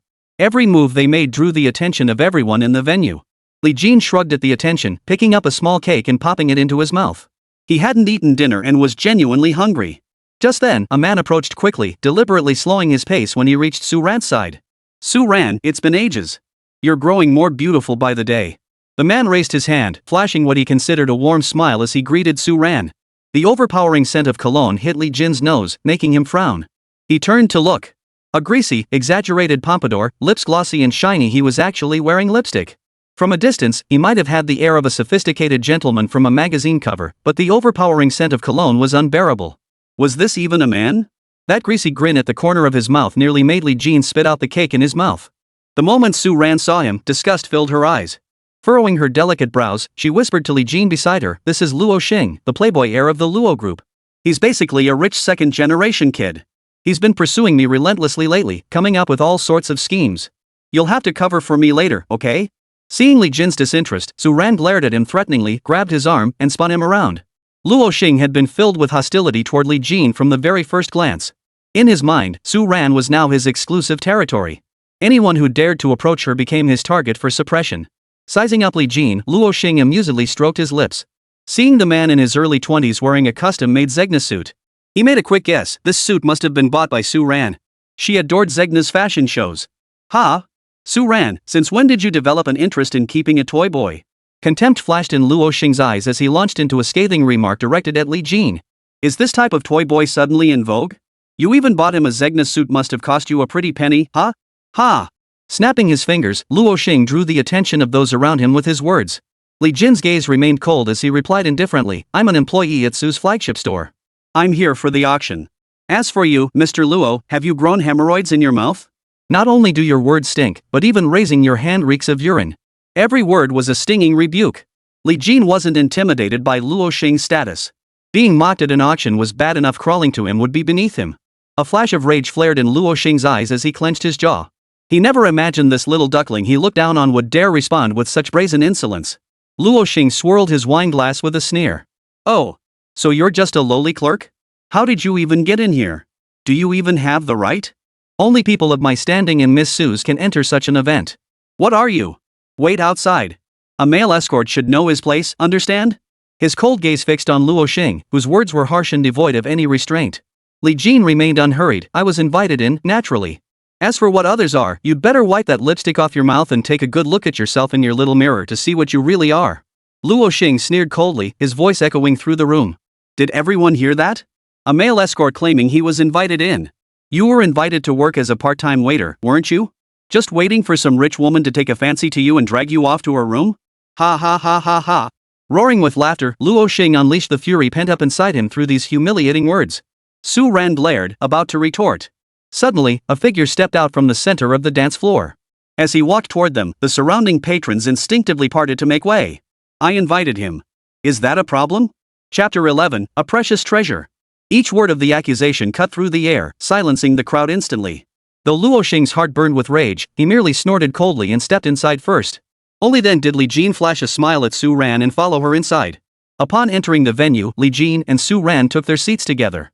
Staff members distributed auction guidebooks one by one. These allowed attendees to preview the auction items in advance and strategize their bidding plans. Su Ran immediately handed the booklet to Li Jin with a smile. Take a look. I don't understand much of this either. If you want to bid on anything, just let me know when the time comes. Li Jin opened the booklet, and the very first page surprised him. A gilded card was simply tucked inside the guidebook. The scale of this auction was truly extraordinary. After a quick glance, Li Jin shook his head. Nothing caught his eye. Mr. Su, what specific requirements do you have? Since it's a birthday gift, we should put some thought into it. Luo Xing, who had already been unimpressed with Li Jin's appraisal of the Guanyin statue earlier, immediately stepped forward upon hearing that the woman he liked needed help selecting a birthday gift. Su Ran, just tell me which one you like, and I'll buy it for you, won't that do? Why do you need someone else to pick for you? Getting the first one right is luck. Don't go and mess up the second one, only to end up shooting yourself in the foot. His words dripped with petty jealousy, a veiled jab at Li Jin. If you ask me, a man's other abilities don't matter much. First and foremost, you need status and money. Otherwise, if Su Ran wants to buy a birthday gift, you won't be able to help her. How embarrassing. A duckling is just a duckling, all it can do is quack. It doesn't have much real talent. Luo Xing watched the auction platform while speaking provocatively toward Li Jin. Li Jin glanced over, a faint smile playing at the corners of his mouth. He already had a plan in mind. Just then, the first auction item was brought up. The auctioneer shone a spotlight, revealing a delicate, exquisitely crafted object before the crowd. This snuff bottle combines porcelain, copper, ivory, jade, agate, and amber. It employs techniques like blue and white porcelain, polychrome decoration, carved porcelain, inlaid materials, intricate craftsmanship, and interior painting. Drawing on the strengths of various domestic and foreign craftsmanship, it is regarded by connoisseurs as a precious cultural artifact, enjoying great renown both at home and abroad. It was crafted by the Jiaji Gold Workshop during the late Qing dynasty. Starting bid, 300,000. The moment Luo Xing laid eyes on the snuff bottle, his heart leapt with delight. This piece would make the perfect birthday gift. Luo Xing immediately raised his paddle and bid, 400,000. Su Ran, seated beside him, also had her eye on the snuff bottle. As a tobacco accessory, snuff bottles originated in the West, introduced from Europe during the late Ming and early Qing dynasties. Processed into powdered medicinal ingredients, inhaling it was believed to improve eyesight and ward off epidemics. Moreover, as one of the defining symbols of Qing dynasty artistry, it was the premier choice for a birthday gift, whether for its practical use or its collectible value. Seeing Luo Xing relentlessly bidding, Su Ran grew quite displeased. She turned to Li Jin. What should we do? If he really wins it, I'm definitely not taking it. Li Jin's lips curved upward. He glanced at Luo Xing before whispering in Su Ran's ear, don't worry, Su. Let Luo Xing try to snatch it. I have ways to deal with him. Su Ran was taken aback by this remark. In his view, while Li Jin was capable, auctions were a matter of the highest bidder winning. Even with his newly acquired 5 million yuan, could he really outbid the wealthy second-generation heir Luo Xing? Before Su Ran could process his confusion, Li Jin had already raised his paddle and shouted, 800,000. Competing alongside Luo Xing were several other antique enthusiasts, some collecting for personal collections, others aiming to flip the items for profit. But the moment Luo Xing saw Li Jin join the fray, anger flared within him. How dare this lowly upstart compete with him? Determined to show off in front of the woman he fancied, Luo Xing refused to be outdone. He raised his hand decisively, 1 million. 1,200,000. Li Jin matched the bid. Once the bids surpassed the 1 million mark, the other bidders all dropped out. Only Li Jin and Luo Xing were now locked in a bidding war. 1,300,000. Luo Xing countered again. 1,500,000. Li Jin pressed on. When Luo Xing's patience finally snapped, he roared, 2,500,000. The moment he placed that high bid, a mischievous grin spread across Li Jin's lips. Impressive. 250, I can't afford that. I'm out. Sighing, Li Jin shook his head, looking rather dejected. Luo Xing sneered with disdain, glancing sideways with a smug expression, his taunts pouring out relentlessly, just admit you're jealous. I'm crushing you with my 2,500,000. Poor people are poor, can't afford it, so you just sour grapes and spout nonsense about 250. You're just a cheap duck, all bark and no bite. Some people just don't realize their place. They reach for things they don't deserve and end up getting slapped in the face. Luo Xing basked in the glory and prestige his vast wealth had secured, not forgetting to pay lip service. Ran, this is all for you. Trivial matters. At that moment, Li Jin clapped lightly. Congratulations, Mr. Luo. You've just bought yourself a fake. Truly the mark of a wealthy man, so thrilled to have bought a fake. My deepest admiration. Money really does make life easier. What a luxury to be so capricious. In an instant, the entire crowd fell silent. They had been anticipating a showdown, to see whether Li Jin or Luo Xing would steal the spotlight. But, unexpectedly, Li Jin's words silenced the entire room. Su Ran, who had been disgusted by Luo Xing's smug grin, suddenly froze. She slowly turned to look at Li Jin. She couldn't understand, what did Li Jin mean? Luo Xing's eyes widened as he leapt to his feet, roaring angrily, Bull. You're here to cause trouble. Security. Get him out of here. Just because you couldn't shoot it yourself, you call it fake? You're pathetic. Li Jin pursed his lips, his gaze filled with pity as he addressed the other man, or should I say, a fool spent a fool's money to buy a fool's thing? In his book Appraising Snuff Bottles, Zhao Ruzhen, a great connoisseur from the early Ming dynasty, pointed out, there are two key points in identifying antiques. First, determine authenticity. Second, assess quality. Establishing authenticity comes before evaluating quality. This is the standard procedure for appraising objects. Rising slowly to his feet, Li Jin pointed at the snuff bottle in Luo Xing's hand and remarked leisurely, regarding the material alone, this is a porcelain snuff bottle. The bright blue pigment used in blue and white porcelain is vivid and rare today. Imperial kiln snuff bottles from the Yongzheng period, with their blue and white underglaze red, also feature fine clay and vibrant glaze. The snuff bottles fired with a paste clay body and blue and white decoration are more innovative, and the body is thin and delicate. Lifting the bottle high under the spotlight, Li Jin feigned a sigh. But your bottle? The blue and white hues are uneven and patchy. The glaze clings loosely to the body. Even the colored glaze inside shows scratches where it meets the porcelain. This isn't a later, artificial overglaze decoration. Did the craftsman tremble while making it for the emperor? The moment his words fell, Luo Xing's eyes widened in fury. Bull! I refuse to believe it. Where's your manager? Manager! Shouting wildly, Luo Xing now resembled a boorish fool, drawing the attention of everyone in the room. Staff hurried over to inspect it, then offered a wry smile. Sir, your assessment is entirely correct. This snuff bottle is a counterfeit. We sincerely apologize, Mr. Luo. Purchasing a counterfeit item is not uncommon at auctions. We hope you'll remain calm. Luo Xing's earlier outburst abruptly ceased in an instant. He looked down on Li Jin from the bottom of his heart. He was convinced the other man had been spouting nonsense just to provoke him. But now, hearing the staff's confirmation, he was dumbfounded. Completely dumbfounded, Luo Xing stood rooted to the spot, utterly bewildered. He had spent 2.5 million yuan only to end up buying a counterfeit piece? The bidders in the neighboring seats clapped and snickered incessantly, finding it utterly laughable. Gritting his teeth, Luo Xing forced himself to sit down, his eyes burning with fury, wishing he could devour Li Jin. Li Jin had known all along that the snuff bottle was a fake. He'd kept bidding just to trick him into this trap. Just you wait. The auction didn't halt for Luo Xing's impotent rage. Several more treasures followed in quick succession. By the time the seventh item came up, the auctioneer, clearly nervous about a lull, preemptively announced. The seventh treasure, though seemingly unremarkable and of unclear provenance, may be worth your consideration. Uncertain how to describe the unremarkable seal on the auction block, the auctioneer pressed on, starting bid, 50,000. The words fell into a deafening silence. No one responded. But Li Jin alone clenched his fists uncontrollably, eyes wide, his blood nearly boiling. In his excitement, Li Jin slapped Su Ran's shoulder. Bid. Bid on it. Luo Xing, observing this, snorted coldly from his seat. You really are brain dead. Acting so excited like this, aren't you just trying to get me to bid against you? Suspecting Li Jin of trickery, Luo Xing sneered, I won't fall for the same trick twice. Don't treat everyone like fools. Su Ran raised her paddle in confusion. 60,000? The auctioneer covered his face and repeated the bid, 60,000. Miss Su bids 60,000. Any higher bids? 60,000. 60,000. Alright, this seal goes to Miss Su. The crowd showed little interest, already anticipating the next item. Just then, Li Jin took the seal in hand and burst into laughter. Congratulations, Miss Su. You've just acquired a national treasure. The room fell silent at the sight of Li Jin's reaction.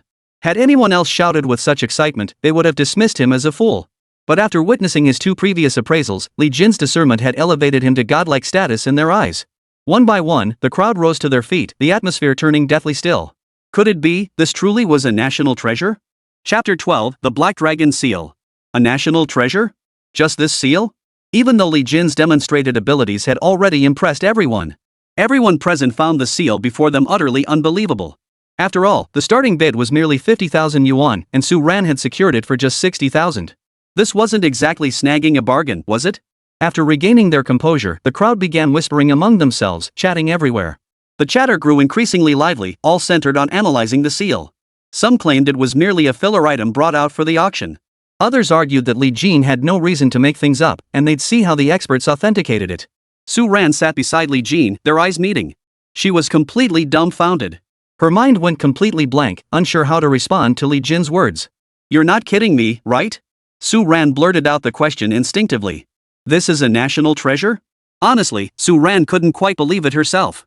At that moment, Luo Xing slowly rose to his feet, pointing at Li Jin across 3 seats. Everyone, ignore this brainless nonsense. He's just trying to grab attention and spout more rubbish. Such a clumsy attempt to grab attention. I can tell at a glance the seal is nothing special. Walking over to Li Jin, Luo Xing sneered contemptuously, you must be out of your mind too. Starting bid at 50 grand? Snagging a national treasure for 60? Do you think everyone in this auction hall is an idiot? This thing is plain and ordinary. I see no value whatsoever. The only hint of age suggests it's from the late Qing dynasty at best. Its worth couldn't possibly exceed 100,000. Glancing around, Luo Xing nudged the others with his elbow. This kid's lost his mind. National treasure? Don't listen to his nonsense. Li Jin's expression remained as calm as ever, showing not a trace of anger. Luo Xing's repeated attempts to belittle him had revealed his true motive to Li Jin. He was merely trying to show off his expertise in front of Su Ran. Li Jin exchanged a reassuring glance with Su Ran, then gently took the seal and chuckled softly. Some people lack perspective. I can understand that. But every time I put this face out there to be slapped around, my hand's starting to go numb. With a snap of his fingers, Li Jin raised the seal high for all the guests to see. This is no antique from the late Qing dynasty. Take a close look at the engraving on the side of this seal. From top to bottom, left to right, you'll find a genuine surprise. Surrounding antique enthusiasts and several small antique shop owners rose to their feet, crowding close to Li Jin. They shone flashlights on both sides of the seal, practically pressing their eyes against it. They were utterly curious, where exactly was the treasure in this object Li Jin called a national treasure? Barely half a minute passed before gasps erupted in waves. A white-haired elder stared wide-eyed in astonishment, exclaiming, there are dragon patterns carved on both sides. As the cry faded, the crowd surged forward to get a better look. It really does have dragon patterns. Holy crap! Dragon patterns? If this thing's real, doesn't that mean it's connected to something like an imperial seal? Even at a glance, these dragon patterns don't look fake. Li Jin slowly tucked the seal into his robe. He genuinely feared someone might be crazy enough to snatch this treasure away. After all, such incidents weren't unheard of at auction houses. The crowd hadn't had their fill yet, still craving more. Li Jin spoke slowly, recounting the story bit by bit. The origins of this ancient seal are quite convoluted. As history records, the divine emperor had 3 sons, a fact well known to all.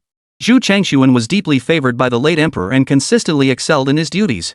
What earned him the most praise was his magnificent calligraphy. His characters were broad and majestic, embodying the Zhu family's formidable spirit. Therefore, Emperor Shenzong specially bestowed upon him a seal engraved with a black dragon. This served to highlight Zhu Changshuan's status and, more importantly, to proclaim to the world the emperor's profound affection for him. As he spoke, Li Jin pointed to the dragon engraving on the seal. This black dragon holds profound significance. During Emperor Shenzong's reign, a black dragon resembled a dragon-like serpent, only a true dragon worthy of the Son of Heaven. The black dragon symbolism almost mirrored Zhu Changshuan's soaring status among his 3 brothers. Later, however, Zhu Chanluo, the emperor's eldest son, though not the designated heir, grew jealous. In a fit of rage, he hurled Zhu Changshuan's black dragon seal to the ground, shattering one of the dragon's claws. No sooner had the words left his mouth than heads began craning forward. They were practically itching to examine the seal with their own eyes. Another half-minute passed before the crowd shook their heads in awe, murmuring in admiration. Indeed, one dragon's claw is blurred, with 3 dragons dancing against the backdrop. Now with this legend of the claw, this seal might truly be a national treasure. Seeing this, Li Jin spoke again. After the decline of the Ming Shenzong era, this black dragon seal passed from Zhu Changshuan's hands. After several transactions, it ended up in private hands. Zhu Changshuan himself could no longer be found, and thus it became one of the nation's greatest treasures.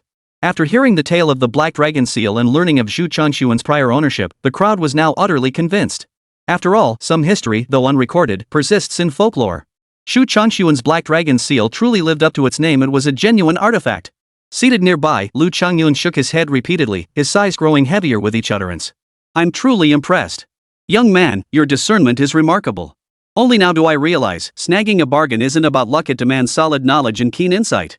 It wasn't just Lu Changyun expressing admiration. Several executives nearby wore expressions of envy, their gazes brimming with jealousy. Miss Su, the gentleman you brought today has truly shone brightly. Not only did he help Yunga secure the 20 million jadeite guanin, but now he's even helped you pick out a national treasure. Flattery poured in from all sides. At that moment, the auction house manager stepped down from the stage. When we acquired the seal earlier, we sensed something special about it. We sent it for appraisal, but no one dared to confirm its authenticity, so we had no choice but to put it up for auction. Now, after Master Yang's thorough examination, Miss Su, you've truly stumbled upon a treasure. Mr. Li's discernment is truly sharp. Had we been confident in its authenticity, we would never have put it up for auction. Selling it for 60,000 yuan truly pains us. The chairman chuckled, affirming the seal's value while praising Li Jin and Su Ran's good fortune, thus gracefully concluding the sale. Su Ran's heart swelled with joy, yet her expression remained composed. She gave a light chuckle. Not bad. I did pretty well this time. Since you helped Uncle Zheng secure the jadeite guanin, he's already rewarded you. As your boss, how could I be stingy? Handing Li Jin her bank card, Su Ran stated plainly, I'll transfer 5 million into it as compensation for this. Li Jin's eyes widened in astonishment. No. Miss Su, you're too kind. You did so much for me at the hospital, this is the least I could do. And even if it were a reward, it wouldn't need to be this much. He pushed her hand away, genuinely flattered and a bit overwhelmed. But Su Ran's expression instantly hardened, feigning displeasure. You won't listen to your boss? Take it when I tell you to. Stop fussing about it. Don't you know I'm your woman? You helped me secure the national treasure, how could that possibly be measured in 5 million? This is a birthday gift for my grandfather. Such favors aren't measured in money. I'm only offering temporary compensation, and 5 million is all I can give. Besides, you still have your mother to care for. Though her condition is improving, there will be plenty of expenses ahead. How dare you refuse? With a snort, Su Ran shoved the money straight into Li Jin's arms. Seeing this, Li Jin stopped refusing. Nodding, he said sincerely, Ms. Su, thank you so much. Should you ever need my appraisal services again, just say the word. It's the least I can do. Accepting the heavy weight of 5 million yuan, Li Jin felt a slight lift in his burden. This sum would be more than enough to treat his mother's illness and provide his elderly parents with a comfortable retirement. Su Ran glanced at the time and stood up immediately. The auction is nearly over. Come with me now. We can stop by my house to deliver a birthday gift to my grandfather. I don't know much about ancient treasures, so I can't say how valuable this black dragon seal is. Come with me. I'll introduce you to the seal, and you can introduce yourself to me. Li Jin readily agreed and immediately stepped out of the venue. Chapter 13, I'll prove it for you. Soon, the two arrived by car at the entrance of the Su family compound. The residence covered nearly 1,000 square meters. Upon entering through the main gate, a beautifully landscaped garden unfolded before them. The Su household servants and attendants numbered at least 50 or 60, just from a cursory glance. However, upon passing through the garden and entering the main gate, a standard quadrangle courtyard unfolded before their eyes. It was the old master's birthday celebration, and most of the well-dressed guests who had come to congratulate him were already seated. Entering the opulent hall, Li Jin followed closely behind Su Ran. Just then, a man approached them. He had a long face, a thin, flat mouth, puffed cheeks, and a center-parted hairstyle. Well, if it isn't our Miss Su herself? And why bring an outsider along today? The man was Su Hao, Su Ran's cousin. The two had never gotten along, and Su Hao harbored deep jealousy because the old patriarch had always favored and doted on Su Ran since childhood. Now, seeing Su Ran bring a man home, he immediately began his sarcastic remarks. You're not bringing a man home to marry him, are you? Our Miss Su sure is ambitious. Su Hao stood to the side, sneering as he reminded her, today is grandfather's birthday celebration.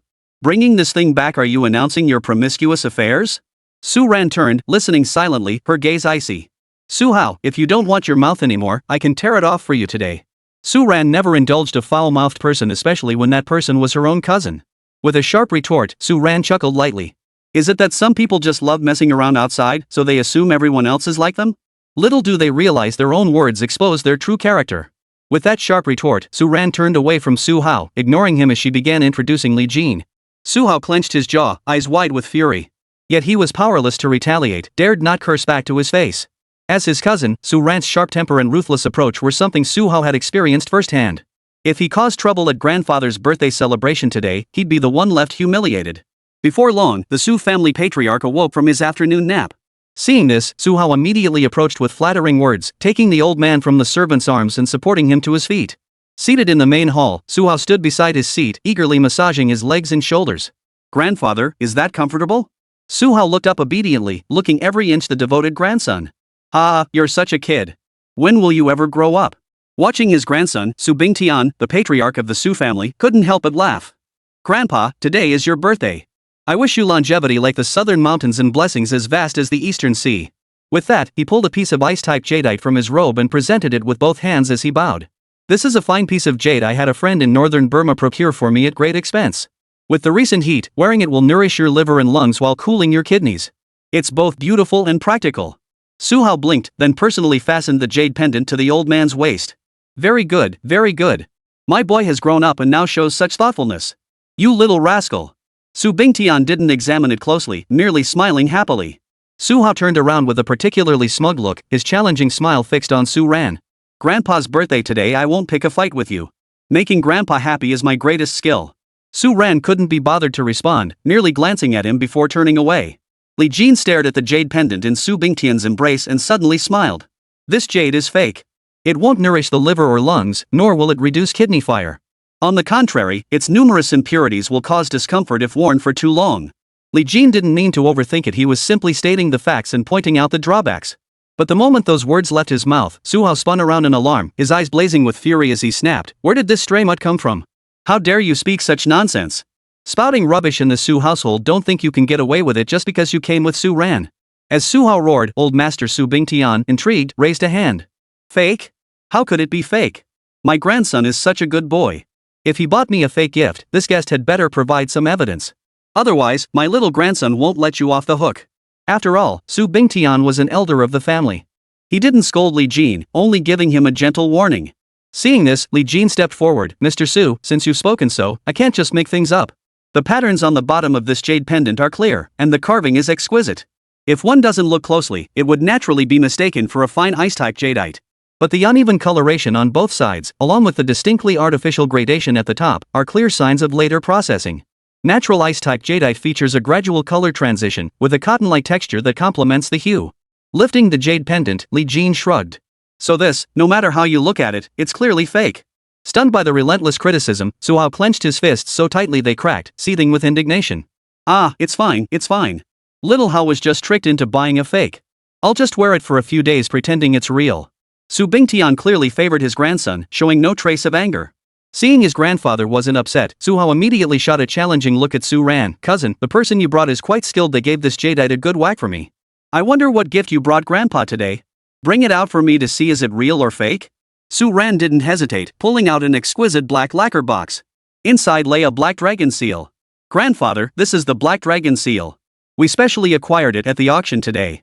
This is Li Jin, who helped me select it. The black dragon seal is an ancient treasure from the era of Emperor Shenzong of the Ming dynasty, considered a unique national treasure today. The black dragon seal was exquisitely carved, with dragon patterns clearly visible on both sides. Its unique polished texture elicited repeated praise from Su Bingtian's hands. This is excellent, truly excellent. But why is one of the dragon's claws missing? Su Hao immediately chimed in sarcastically, just some junk from a flea market. They pull out any old seal and call it a national treasure. Talk about brazen.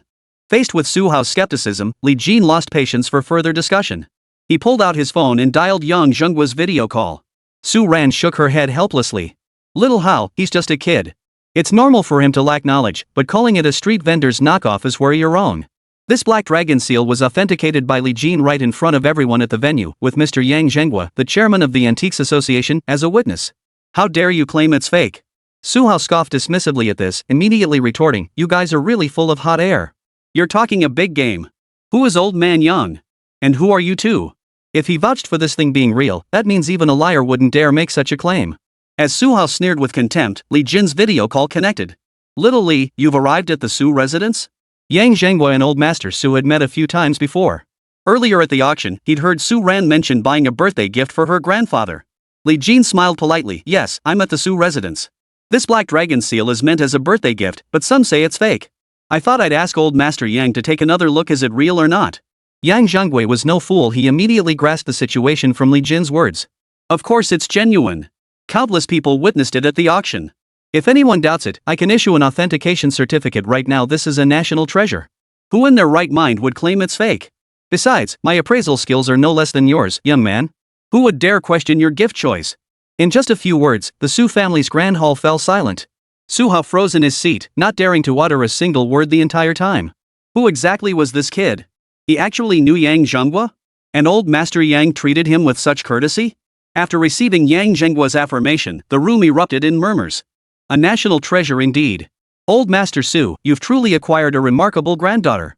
To secure a national treasure at auction, that's a hefty investment. Young man, could you be the master craftsman who stole the show at today's auction? Some of the birthday guests had already heard about today's auction and immediately expressed admiration for Li Jin. Their words carried a hint of flattery, hoping he might help them select treasures at the next auction. Su Bingtian laughed heartily, his spirits soaring. Who would have thought it was actually a national treasure? The feel of it in my hands is truly exceptional. It just feels extraordinary. Su Bingtian couldn't put it down, his admiration evident. I knew my granddaughter wasn't spoiled for nothing. Ha ha ha. Seeing his grandfather so delighted, Su Hao felt even more resentful. Why should a little mutt brought by Su Ran steal the spotlight from him? In his eyes, a country bumpkin like Li Jin was nothing to be concerned about. He immediately stepped forward and quickly said, Grandpa, I just happened to bring an antique appraisal master with me today. I specifically brought Grandpa's antique collection for him to restore. This master craftsman has exceptional skills. Speaking, he took it upon himself to have the treasures from the study brought over. Su Hao's expression shifted, deliberately provoking, but I see this Li Jin's appraisal skills are so high. Why not have the two of them spar a bit? Let them compete and see if Li Jin has real skills or is just full of hot air. Su Ran turned to glance at Li Jin, preparing to refuse. But Li Jin shook his head and smiled in agreement. As the master appraiser examined Su Bingtian's treasured antiquities, his identification was remarkably swift. He rattled off the artifact's classification, historical context, and even detailed methods for distinguishing authenticity. Seeing Li Jin standing silently before the pile of antiquities, Su Hao smugly pointed a finger at him. Hey, Li Jin, why are you standing there like a dumbass? Does standing still make you a turtle? Su Hao's taunts had no effect on Li Jin. His impassive demeanor stemmed from having already seen through everything. Mr. Su, I'm not appraising them because these antiques are all fakes. There's nothing to authenticate or restore. I'm merely curious. This master you invited hasn't seen the treasures in old Master Su's study, nor has he examined them all. How could he immediately name these artifacts, know their categories and historical references? Su Bingtian froze, his hand still mid-twirl of the black dragon seal. He roared, What? You say my treasures are all fakes? Li Jin shook his head and patiently explained, Mr. Su, these items aren't yours. Under the guise of authenticating and repairing ancient treasures, certain individuals with ulterior motives have already swapped out the genuine pieces in your room. Now they aim to pass off these fakes as the real thing, using the excuse of repair work once more. All these items have been swapped. And this so-called master, being able to accurately name the categories and historical origins of these ancient treasures. I suspect you're all in cahoots, putting on a show, aren't you? As the words fell, the room fell silent. Every pair of eyes in the room now fixed on Suhao's face. Suhao's heart jolted in shock. It felt like lightning had struck his mind. He froze, his mouth agape, unable to utter a word for a long moment. Who the hell was this guy? How did he know about this? Suhao kept speculating while his mind raced. How could he muddy the waters and escape this time? Suhao had indeed swapped the genuine item for a fake. His actions stemmed entirely from gambling away all his money on wood carving days earlier, leaving him millions in unpaid debts. Creditors were closing in on the Su family. He devised this ingenious scheme, a clever switcheroo to pawn the old man's treasure at a low price to settle his gambling debts. And grab a windfall while he was at it. Even as his scheme was exposed, Suhao's face flushed with agitation as he flatly denied it. What the hell are you talking about? I don't understand a word of this. Are you trying to frame me with this one sentence? As Su Bingtian's suspicious gaze fell upon him, Suhao's voice broke into tears. He feigned utter distress and cried out, "Grandfather! You must vindicate me. Here at our Su family banquet, celebrating your longevity, I'm being framed and slandered by an outsider. This is so unfair." Seeing this, Li Jin sighed.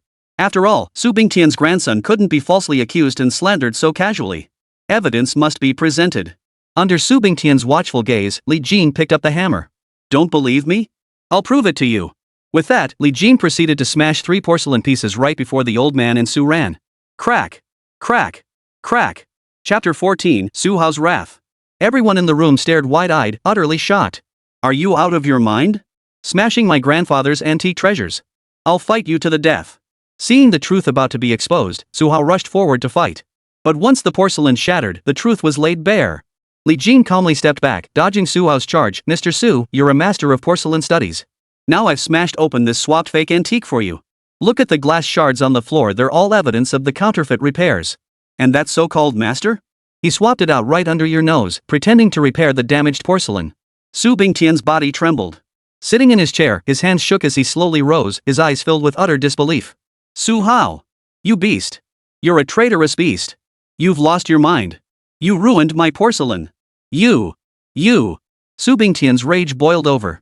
Already advanced in years, the sudden surge of fury triggered a heart attack, causing him to collapse unconscious. Had the butler not caught him firmly, Su Bingtian would have crashed to the floor. What do we do? What do we do? Quick! Call a doctor! Seeing their patriarch collapse unconscious from rage, the Su family members panicked, their frantic shouts echoing through the room. Suhao blared furiously, venting all his rage at being exposed upon Li Jin. "It's all your fault, you country bumpkin. You've driven my grandfather into unconsciousness. If anything happens to him, I'll never let you off the hook." With that, he stormed out of the room, shouting for a doctor. Chaos erupted, shattering the tranquility of the Su family's birthday banquet. Su Ran shook Su Bingtian's body, her eyes filled with worry. "Grandfather! Wake up!" Li Jin watched the scene unfold, feeling somewhat helpless. The plan had been to expose Suhao's dirty scheme. But who could have imagined the old man couldn't handle the pressure?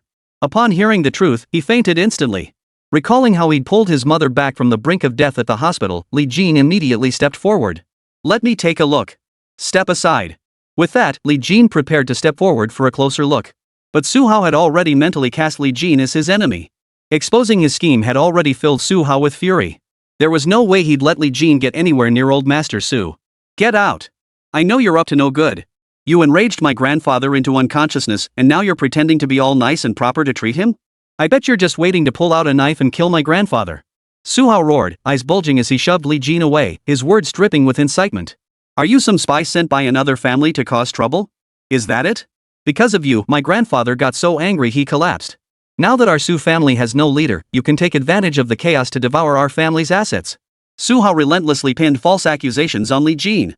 His words grew more outrageous with each utterance. Where there's a will, there's a way to frame someone. Yet this very nonsense sounded utterly reasonable to the Su family members. "Su Ran! What kind of person did you bring here? What's his game? He just wants to tear our Su family apart, doesn't he? What are you still standing there for? Get away from my husband." Under the Su family's scornful shouts, Li Jin didn't bother to move. He sat to one side, quietly eating his meal. 2 minutes passed before the doctor rushed into the hall. Beads of sweat dotted his forehead as he gasped for breath, pulling out his medical kit. Quickly! Quickly! This was the physician specially hired by the Su family to provide emergency care should the elderly patriarch's frail health deteriorate. With practiced skill, the physician took out his kit and inserted 3 silver needles into Su Bingtian's forehead. He then firmly pressed the doctor's point on Su Bingtian's upper lip while repeatedly patting his back. Puff, puff. The physician was panting heavily from exhaustion. Before everyone's eyes, Su Bingtian slowly opened his eyes. His pallid complexion regained a faint flush of color. It seemed he had temporarily overcome this critical crisis. But the relief was short-lived. Just as everyone rejoiced, Su Bingtian's brow furrowed deeply. The corners of his mouth turned upward, his face contorted with agony. Cough. Cough. Su Bingtian gasped for breath, coughing violently as he clutched his chest with his left hand. With a gurgling sound, a pool of black blood spewed from his mouth. Li Jin watched the scene unfold. The physician trembled in terror, utterly helpless and at a complete loss. Amidst the chaotic cries of alarm, Li Jin strode forward swiftly, bending down to press his left palm against Su Bingtian's forehead. Somehow, just like when he had held his mother's hand before, a warm surge of energy suddenly flowed through his palm. This energy slowly flowed into Su Bingtian's body. Li Jin pretended to press his chest a few more times. The moment Su Hao lifted his eyes and saw Li Jin standing behind him, he gasped in shock, his eyes blazing with fury as he roared, "How dare you? You've gone completely mad. You came to our Su family and nearly killed my grandfather with anger, and now you're trying to kill someone in the chaos. Stop him. Beat him." Whether driven by genuine fury or mere vengeance, Su Hao's roar echoed. At his roar, the surrounding members of the Su family rushed forward, ready to attack Li Jin. But the very next second, Su Bingtian raised his hand, cleared his throat twice, and suddenly snapped back to full consciousness. "I'm fine now." Su Bingtian's commanding voice rang out, full of vigor. It was hard to believe that the man who had been coughing up blood moments ago, on the brink of death, could now sit up after Li Jin's touch. The scene left everyone present frozen in place, utterly dumbfounded. What kind of miraculous technique was this? Just then, Su Hao, still refusing to back down, grabbed a nearby stool and raised it high, aiming to smash it directly at Li Jin. The Su family's steward reacted with lightning speed, snapping his wrist out to block the blow. Smack! The butler slapped Su Hao's arm, sending him flying backward. "What are you yelling about? Murder?" He was saving the master. Su Hao watched his grandfather sit up, his heart skipping a beat. Because, as their eyes locked, he saw clearly, his grandfather's eyes were filled with rage and disappointment in him. "Get out! Don't embarrass me here. You're no longer part of this Su family. You worthless creature. You've nearly killed me, and now you attack my savior? You've lived long enough."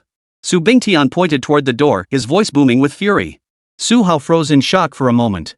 Seeing everyone staring at him with indignation, he could only clench his fists, glare furiously at Li Jin, and then spin around, kicking the chair aside as he stormed out, slamming the door behind him. With several people supporting him, Su Bingtian staggered to the soft chair on the raised platform, gasping for breath. Though he had regained consciousness and received treatment, his body remained weak. The loud outburst earlier had taken a considerable toll on his energy reserves. "Thank you. Thank you. Mr. Li, you saved my life." Su Bingtian propped himself up weakly, palms pressed together in prayer, repeating his thanks before Li Jin. "If not for you today, this old man would have truly died killed by the sheer frustration of that good-for-nothing grandson of mine." Seeing this, Su Ran hurried forward. Gone was her usual teasing, now she was earnest and solemn. "Li Jin, we truly owe you this time. Without you, my grandfather would have been driven to his death by that unfilial grandson. Our Su family owes you a debt of gratitude this time. We'll repay it when the opportunity arises." Faced with Su Bingtian's repeated expressions of gratitude, Li Jin felt somewhat at a loss. He had saved the man purely out of instinct. The Su family's overwhelming gratitude felt somewhat unnatural to him. Waving his hand dismissively, Li Jin murmured softly, "It's nothing. No need to be so formal. I have things to attend to. I'll be going now." After carefully checking that Su Bingtian showed no serious injuries, Li Jin bid farewell to Su Ran and departed the Su residence. By the time he visited his mother at the hospital, dusk had fallen. Then he received a call from Yang Zhenghua. So late. What could old man Yang possibly want? Muttering to himself, Li Jin answered and offered a brief greeting. "Xiao Jin, sorry to bother you so late. I'd like to invite you to tomorrow's Jade Conference. Do you have time?" Jade Conference. Wasn't this the perfect chance to hone his mysterious abilities again? Without hesitation, Li Jin agreed immediately, "No problem. Send me the address, and I'll be there on time tomorrow." Early the next morning, Li Jin tidied his room and set off for the Jade Fair. As soon as he reached the entrance, he spotted a familiar figure. Oh my. A man and a woman were walking inside when the woman suddenly lifted her eyes. Spotting Li Jin, she looked at him as if he were a rare national treasure. Who knew my old classmate would show up at the Jade Fair? The woman was none other than Yang Yi, Li Jin's high school classmate. She had pursued him back in high school but was rejected, leaving her harboring lingering resentment. Seeing him today, she naturally seized the chance to tease him mercilessly. Beside her stood her new wealthy second-generation boyfriend, Zhang Jiangtao. Yang Yi knew full well that Li Jin was now a total loser. He had absolutely no skills.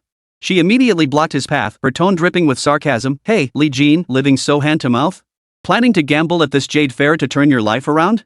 Yang Yi clapped her hands dramatically like a drama queen and sighed. Oh dear, I forgot. You can't afford jade, nor do you have the capital to gamble. Or are you here to apply for a security guard position? Either way, you definitely won't be getting in here. Li Jin gave him a cold, dismissive smile. What a classmate, you are always so sarcastic. But don't worry, I'm here by invitation. No need to be so foul-mouthed. Yang Yi looked utterly disbelieving, her face twisted with contempt.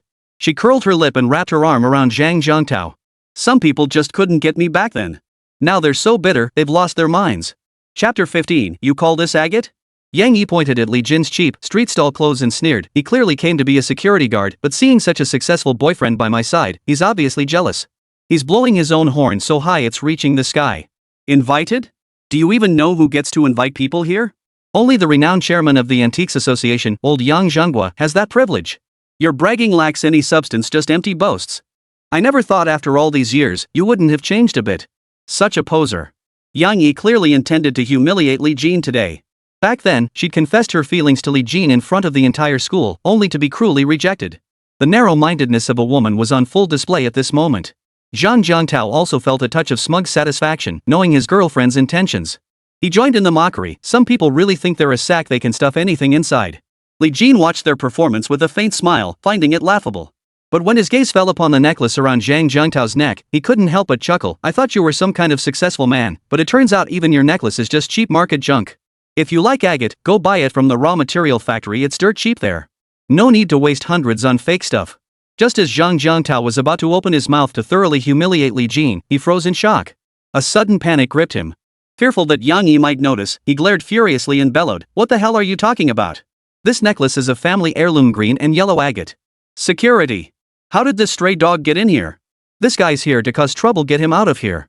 Zhang Jiangtao was clearly losing his temper, which only made Li Jin more eager to tease him. Why the rush? Afraid I'll expose you? Li Jin slowly stepped forward, coming face to face with Zhang Jiangtao. He enunciated each word deliberately. From the texture alone, fake agate is usually made from stone imitations. Compared to real agate, it's softer. You can scratch a fake agate with jade, but not the genuine article.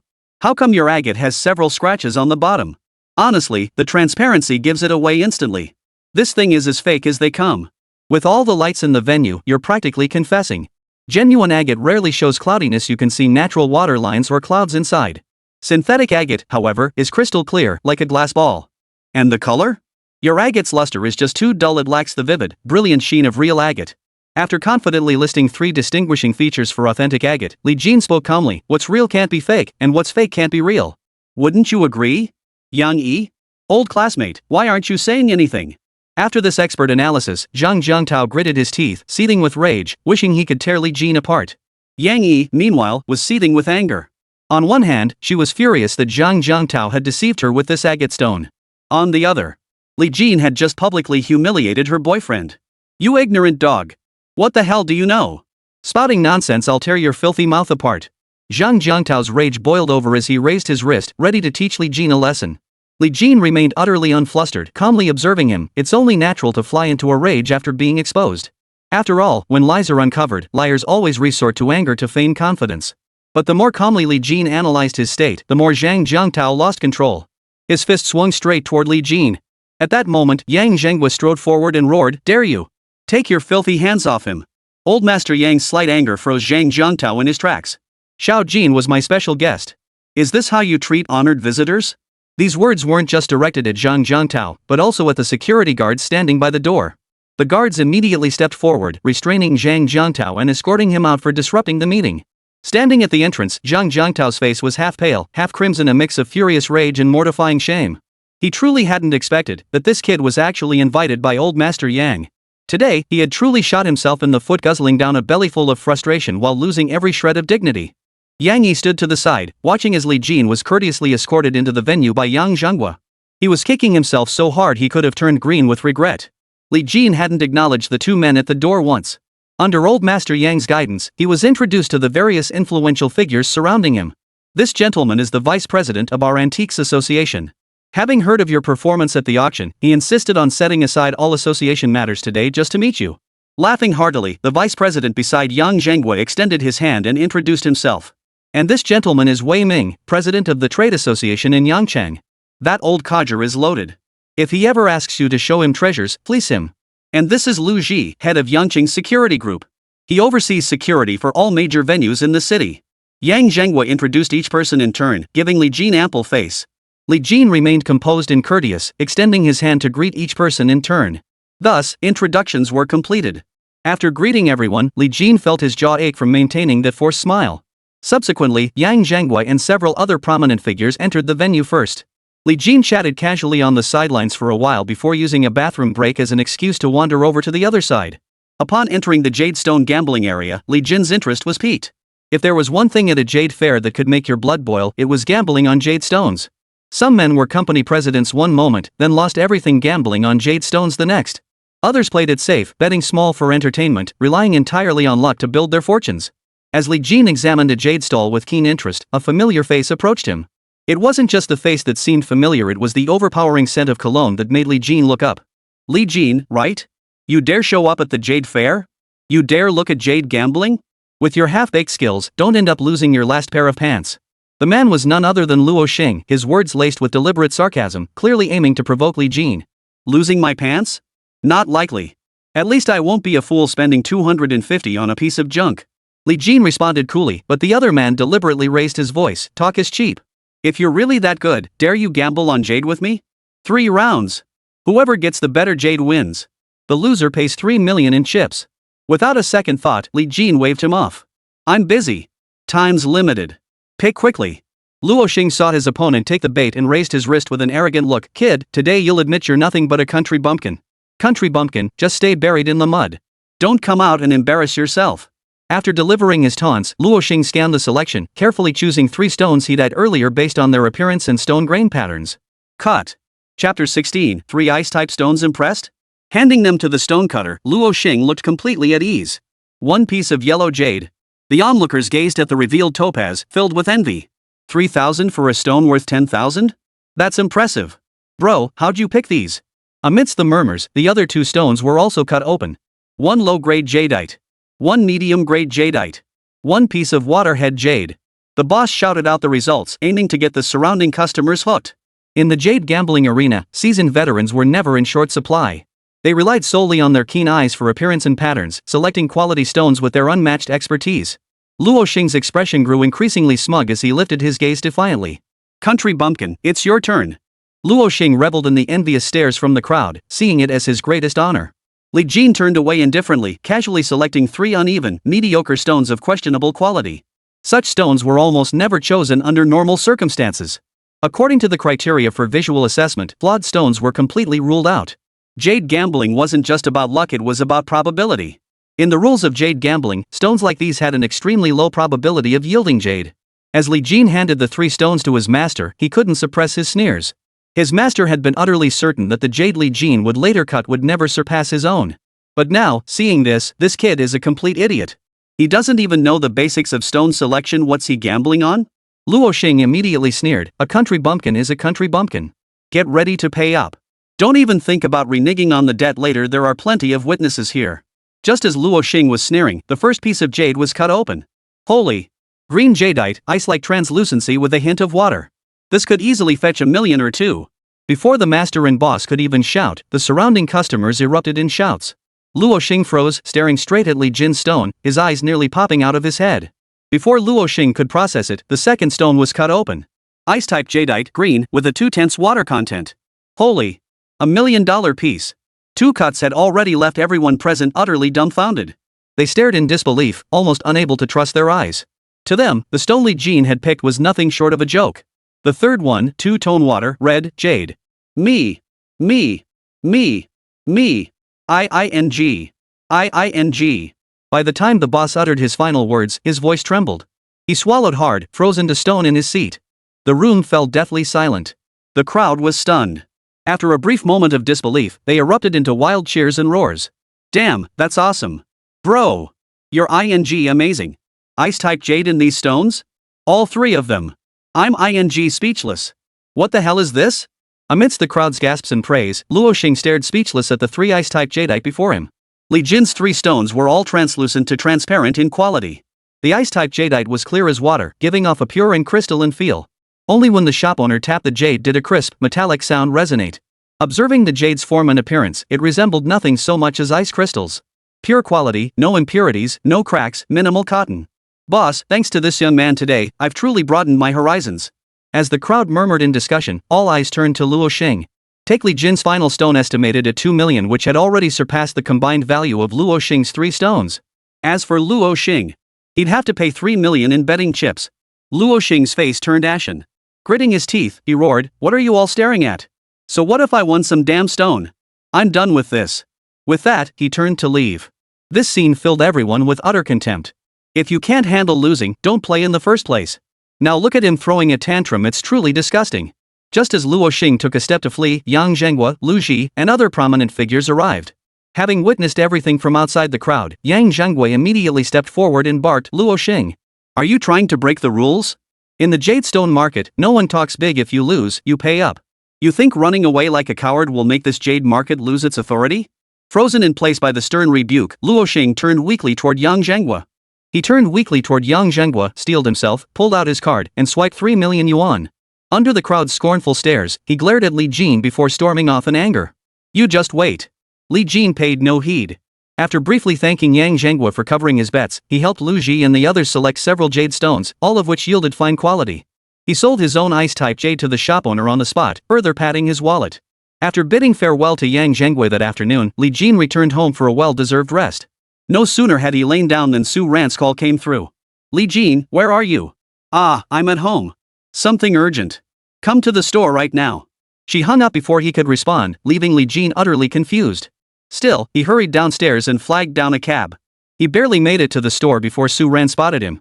She'd been waiting in the office for ages. Before Li Jin could say much, Su Ran stood up and tossed him the car keys. "Enough with the excuses. We're running out of time, get in the car." Urging Li Jin into the car, Su Ran seemed extremely rushed. Knowing the urgency, Li Jin got in. As the car roared to life, he asked curiously, "Miss Su, what's going on?" Su Ran finally explained, "I need you to come with me to Yunqing City to buy some jade. Help my mom pick out a few pieces of jadeite to make a bracelet. We're running out of time." Li Jin hurriedly reassured her, "Oh, I see. Don't worry, Miss Su. I'll drive fast." This side road leads straight to the highway entrance. But before he could turn onto the path, a man in a limited edition Porsche GTR cut him off.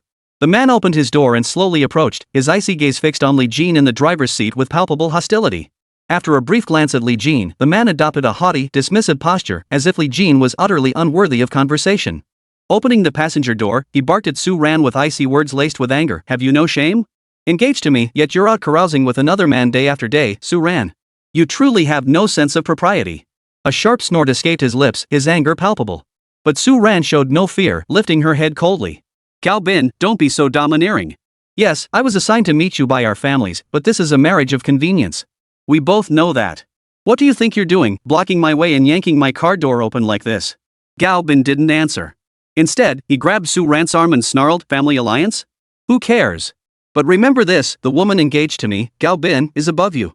Even if she were a stray dog on the street, you'd better know your place and understand what you are." "What do I want? I'll ask you, what's your relationship with him? Are you two a couple of dogs? In cahoots?" Li Jin, sitting nearby, couldn't bear to listen any longer. From their brief exchange, Li Jin could sense the anger in the man named Gao Bin. Though they were engaged, this man's possessiveness was borderline excessive. And besides, Li Jin already had feelings for Su Ran. "She's my boss. I work for her at the second-hand auction house. We have a superior-subordinate relationship. What brings you here, sir? Your words reek of contempt. Did no one ever teach you how to speak?" Gao Bin was already extremely impatient. Hearing some country bumpkin in the driver's seat dare to answer him, he immediately roared, "Who do you think you are? You think you're worthy to speak to me? If I ask Su Ran again, you'd better keep your mouth shut. If you ever answer for Su Ran again, I'll hang your tongue from the exhaust pipe." Li Jin's eyes turned icy cold. Such vile words from the start disrespecting others was one thing. Now he was spewing threats non-stop. Li Jin never indulged a mad dog. Shutting off the engine, Li Jin sneered, "I'm really looking forward to seeing whose tongue ends up hanging from the exhaust pipe today." With that, Li Jin prepared to exit the vehicle. Su Ran knew Li Jin's temper all too well, and she understood Gao Bin's methods even better. Fearing an immediate confrontation that could disadvantage Li Jin, she reached out to stop him, then looked up at Gao Bin coldly. Gao Bin, I'm warning you. We're not even engaged yet. This is merely a family alliance. Know your place, I don't need you lecturing me. Chapter 17, Yunchuan Jade. Oh? Is that so? The angrier and colder Su Ran became, the more intrigued Gao Bin grew. He flung the car door open with a slam and sneered, if you don't need my discipline, then I'll keep an eye on you to prevent you from cheating and stealing dogs outside. That should satisfy the Gao family, right? With that, he raised his hand in a commanding gesture, his tone condescending, get out. Since you're in a superior-subordinate relationship, let him handle the stone selection himself. As for you, you're coming back with me now. The Gao family has a banquet tonight, and your grandfather specifically sent me to fetch you. Su Ran glared at Gao Bin, her eyes blazing with fury, as if she wanted to tear him apart. But no matter how furious she felt, she could only grit her teeth and get out, slamming the door shut to vent her rage. Walking to the left side, Su Ran struggled to control her emotions and whispered softly, I'm counting on you for this. Make sure you pick out the best stones. If the money you have isn't enough, call me. I'll reimburse all your expenses. But remember this, above all else, the jade must be of the highest quality. Though he didn't know what this jade meant to Su Ran, Li Jin had never seen her this serious before. Li Jin nodded slightly. Alright, Ms. Su. Rest assured, I won't let you down. Slowly lifting his head, Li Jin watched Su Ran's retreating figure, his mind beginning to speculate. Usually, Su Ran was a fearless little devil. A young woman with both skill and temperament, she'd built several second-hand luxury auction shops entirely on her own. Yet this formidable woman had actually heeded Gao Bin's advice. The picture grew clearer in Li Jin's mind. The Gao family was no ordinary clan. Moreover, in Yangchang, they held greater influence than the Su family. That the Su family's eldest daughter would yield to his words was proof enough of Gao Bin's standing. As Su Ran turned away in fury, Gao Bin slowly approached, his gaze cold and devoid of warmth. He tapped on the window, signaling Li Jin to roll it down. Li Jin had no interest in listening to his nonsense and started the car, intending to drive away. But Gao Jin yanked open the door, his whisper icy cold, Kid. Listen to me carefully. This is my first and final warning. Keep your distance from Su Ran at least half a meter away. If you dare have even the slightest connection with Su Ran again, watch your back. You might lose your life one day, and that would be truly entertaining. A smile twisted at the corner of Gao Bin's mouth, cold and ghostly. Li Jin understood the gravity of these threats. The man wasn't joking. Judging by Gao Bin and Su Ran's relationship, the Gao family wielded considerable power. But even if they could make it happen, Li Jin felt no fear. From the moment he gained his extraordinary abilities, he had sworn an oath in his heart. For the first 23 years of his life, he had been a complete failure, never accomplishing anything worthwhile nor providing his parents with adequate security. But from this day forward, Li Jin was determined to become a formidable force. He would earn immense wealth and attain the highest status. He was prepared to sacrifice his life if necessary.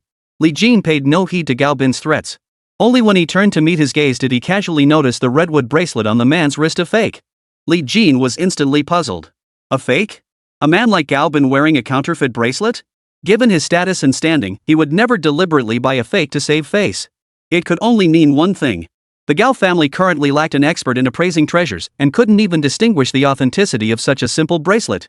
If he ever wanted to infiltrate a family like the Gaos to appraise their treasures and humiliate them, it would be much easier. As this thought crossed Li Jin's mind, a glint of determination suddenly flashed in his eyes. Though his current strength was insufficient, he couldn't even hold a finger wrestling match with the Gaos, let alone compare to them in any meaningful way. But the road ahead was long. He was still young. What would happen? How far would he go? What status would he achieve? No one could say for certain. A quiet resolve hardened within Li Jin. Today, Gao Bin, you threatened me here, staking your life on it. But one day, I, Li Jin, will repay you 100-fold for this threat. A cold glint flared in Li Jin's eyes as he charged straight at Gao Bin's face. Gao Bin's brow furrowed slightly. In that brief exchange of glances just now, he felt a faint stinging sensation on his own face. Was it just his imagination? Under Gao Bin's cold stare, Li Jin started the car, floored the accelerator, and drove away. Gao Bin clapped his hands. Perfect, Su Ran. What do you think? If I told the Su family about this kid's actions today, what would happen? Su Ran met him with a cold stare, offering no reply. She turned and walked away. Gao Bin was left alone, slowly getting into the car and staring coldly at Su Ran's retreating figure. Su Ran was a wild horse, a noble steed from the icy peaks. Untamable, with a mind of her own, he didn't care. But once Su Ran was engaged to him, married to him, once everything was settled and dusted off, Gao Bin had already begun studying her retreating figure, scheming how to humiliate and trample Su Ran. The more defiant and proud this wild horse was, the more it fueled Gao Bin's burning desire for revenge. Half an hour later, Li Jin exited the expressway ramp in Yangchang. He drove swiftly, his heart racing with urgency. As his boss, Su Ran was now in dire straits, and he wanted to help her in any way he could. Arriving in Yunqing City, Li Jin opened his navigation app and found the nearest hotel. After checking in, he didn't pause for rest. Quickly setting down his luggage, Li Jin exchanged a few words with the front desk clerk. He learned that jade was abundant here, practically everywhere. Where's the biggest market? The biggest, the local jade market should be over in the eastern suburbs. Upon hearing this, Li Jin immediately grabbed his car keys, started the engine, and headed straight for the eastern suburbs. Upon arriving at the east suburb market, he stepped out of the car to find a dense crowd. The streets outside the market were already packed with vendors selling all kinds of jade. Surveying the seemingly endless expanse of the market, Li Jin stepped inside, his guard rising. This place was a mixed bag, one had to be careful about everything. Vendors lined both sides of the road, hawking their wares. Fine jade here. Hotan jade. Freshly mined from northern Burma. Cut one piece and you won't lose out, no risk of being cheated. Brother! Come see our phyllite stones. Just yesterday, someone cut a piece with ice-like translucency. As he navigated through the crowded outer stalls, Li Jin couldn't help but marvel inwardly. The Yunchuan jade market was indeed vast, and the variety within was incredibly rich. If the people of Yangcheng are known for their love of ancient treasures and their expertise in antiquities, then Yunchuan stands as one of the few markets renowned for jade itself. Nearly 1/3 of the nation's jade wholesalers maintain a permanent presence here, its reputation resounding and its trade thriving. Li Jin scanned left and right, but nothing particularly eye-catching caught his attention. But just as he stepped deeper into the market, he glanced up and was instantly drawn to a peculiar stall. Chapter 18, The Fake Stone Dealer. Li Jin slowly stepped forward, a look of puzzlement on his brow. He stood before the stall, scrutinizing each stone carefully. As he examined the price tags on every piece, he found himself momentarily speechless. The vendor was mid-bite of a chicken hotpot, his mouth greasy from the rich meat. Glancing up and spotting the customer examining his wares, he immediately reached out with a smile. Hey, handsome, checking out the stones? I knew you had an eye for this stuff. You look like you know what you're doing, got real discernment, huh? Having spent years navigating the market's corners, the vendor's flattery came effortlessly. Setting down the box of chicken hotpot, the vendor gestured with his left hand. Look at this stone. The surface has a brilliant luster, and the patterns from the center down to the lower half are all top-notch. He specially brought out a piece of jade with a clean cut and minimal inclusions, launching into his own sales pitch. Just look at this quality, absolutely 1 in a million. If I weren't so reluctant to cut it open, you could buy it and slice it here, guaranteed ice-like translucency. You'll make a killing, I promise. Surveying the pile of stones before him, Li Jin shook his head slightly. From the moment he began inspecting them, a voice had echoed repeatedly in his mind. This vendor was clearly dishonest. He used all the horizontal cut surfaces to deceive buyers, aiming to lure them into a trap. He had intended to walk away, but the vendor grabbed his arm and grinned. Brother, I see we have a connection. I'll give you this stone for $500,000. Don't think it's too much. Trust me, if you get even a hint of water in it, you'll make a killing. 50,000, you won't lose out, and you won't be fooled. Li Jin froze upon hearing this.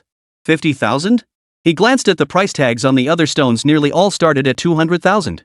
Such shoddy counterfeits, each priced in the hundreds of thousands. Clearly this vendor specialized in fleecing newcomers. Paying $500,000 for a rock like yours? I'd have to be out of my mind. Li Jin coldly retorted, turning to walk away. Hey, you little punk, watch your mouth. If you can't afford it, don't buy it.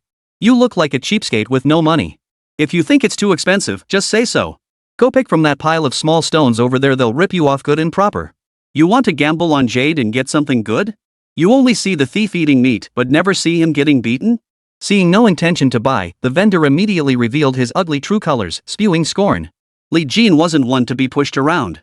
He sneered, pointing at the cross-section. This skin's just fooling newbies.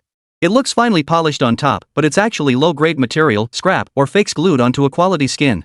They bury it in acid alkali-soaked soil for a while, then carefully attach it to make it look like genuine skin.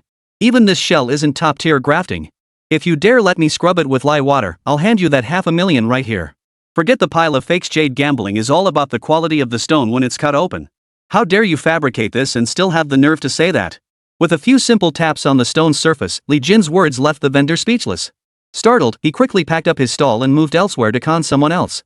What a bloody start to the day, some rookie comes along and sees right through me. Damn it! The vendor muttered under his breath, his voice tinged with resentment. Li Jin glanced over, then turned to walk elsewhere, intending to look around. Just then, a man who had been observing nearby stepped forward with a smile. Hey, buddy, sharp eyes there. It's not easy to spot fake leatherwork. You've got some real skill here. The man offered a cigarette with a grin. Rough-looking with sallow skin, he seemed like a regular fixture in the market. Why don't you come with me? I'll take you to other rough stone markets to test them out. If you find something you like, just tip me a little. We're all just trying to make a living out here. Using a cigarette to break the ice, the man introduced himself. My name's Qian-hu. I used to run a stall in the market too, but there were too many fakes. Couldn't keep up with the chaos, lost money, and now I'm just drifting around. Qian-hu spoke with a Kunming accent, which was rather interesting. Li Jin glanced around and saw that nearly every stall here sold fake jade. He nodded in agreement. Alright, I'll tag along with you. Just don't lead me astray, okay? Li Jin teased. Qian-hu quickly shook his head. Don't lump me in with them, buddy. At least around here, they call me Golden Money Tiger. Hopping on Qian-hu's motorcycle, Li Jin observed the surroundings as they rode. This place truly was Longdu's jade hub. Every few intersections, streets were lined with jade stalls. Soon, they arrived at the location Qian-hu had mentioned.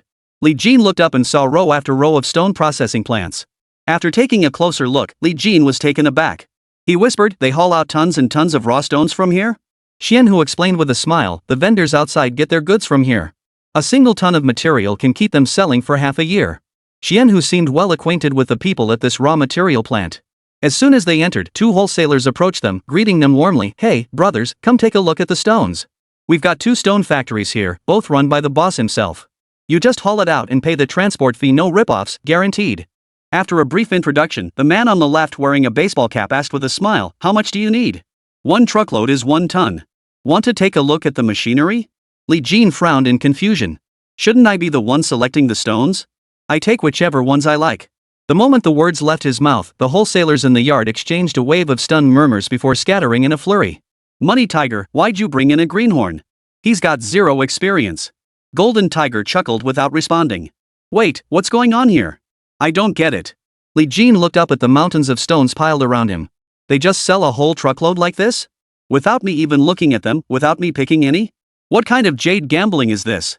Qian-hu studied Li Jin from head to toe upon hearing this, holding back an immediate reply as he pondered inwardly. That guy showed some skill earlier, seemed pretty capable. But now, he doesn't look like someone who knows how to gamble on jade at all. His doubts deepening, Qian-hu slowly followed behind. Under everyone's watchful eyes, Li Jin actually stepped over to the pile of jade and began selecting stones. He examined each one meticulously. After a full 10 minutes of scrutinizing the entire truckload of stones, he sighed, there's nothing worthwhile here. Pursing his lips, Li Jin looked somewhat disappointed. Qian-hu had promised to bring him to a prime spot, yet in the end, there was no surprise at all. Seeing this, Qian-hu's eyes darted. He immediately stepped forward 2 paces and smiled as he persuaded him, brother, it seems you really know how to pick stones. There's another place. I guarantee you'll be satisfied. Chapter 19, The Jade Factory. Li Jin looked up, his interest piqued. Qian-hu feigned mystery, whispering, if you want good stones, you really shouldn't come to Gaonan. Head over to the Myanmar market, you'll find unexpected treasures there. Over there, it's all premium stones. Not like here, where you're searching for a needle in a haystack. Let me be clear, most of what's dug up around here is leftovers from the factories. You won't find any treasures. Li Jin was taken aback. How did the conversation suddenly veer overseas? Qian-hu patiently explained, listen to me. In Myanmar's Sipper district, there are numerous public auctions and private warehouses. That's where all the big players from Myanmar's major districts go to source stones and hunt for treasures. You'll definitely find something worthwhile there. Plus, all the premium stones in our Gaonan region flow through there. Li Jin pondered briefly, sensing an opportunity. He stated bluntly, but I don't have a passport. If you can't get there, then there's nothing we can do. He made his stance clear, going was possible. But certain matters required Qian-hu's handling. Seeing this, Qian-hu immediately volunteered, that's no problem at all. Not a problem at all. You can get a temporary passport. We've been in Gaonan for so many years, we've got connections, right? His words were simple, his intent clear. Li Jin wasn't stupid. He pulled 10 large bills from his pocket and urged, you handle it. I'll wait for news. The sooner the better. Give me a time frame.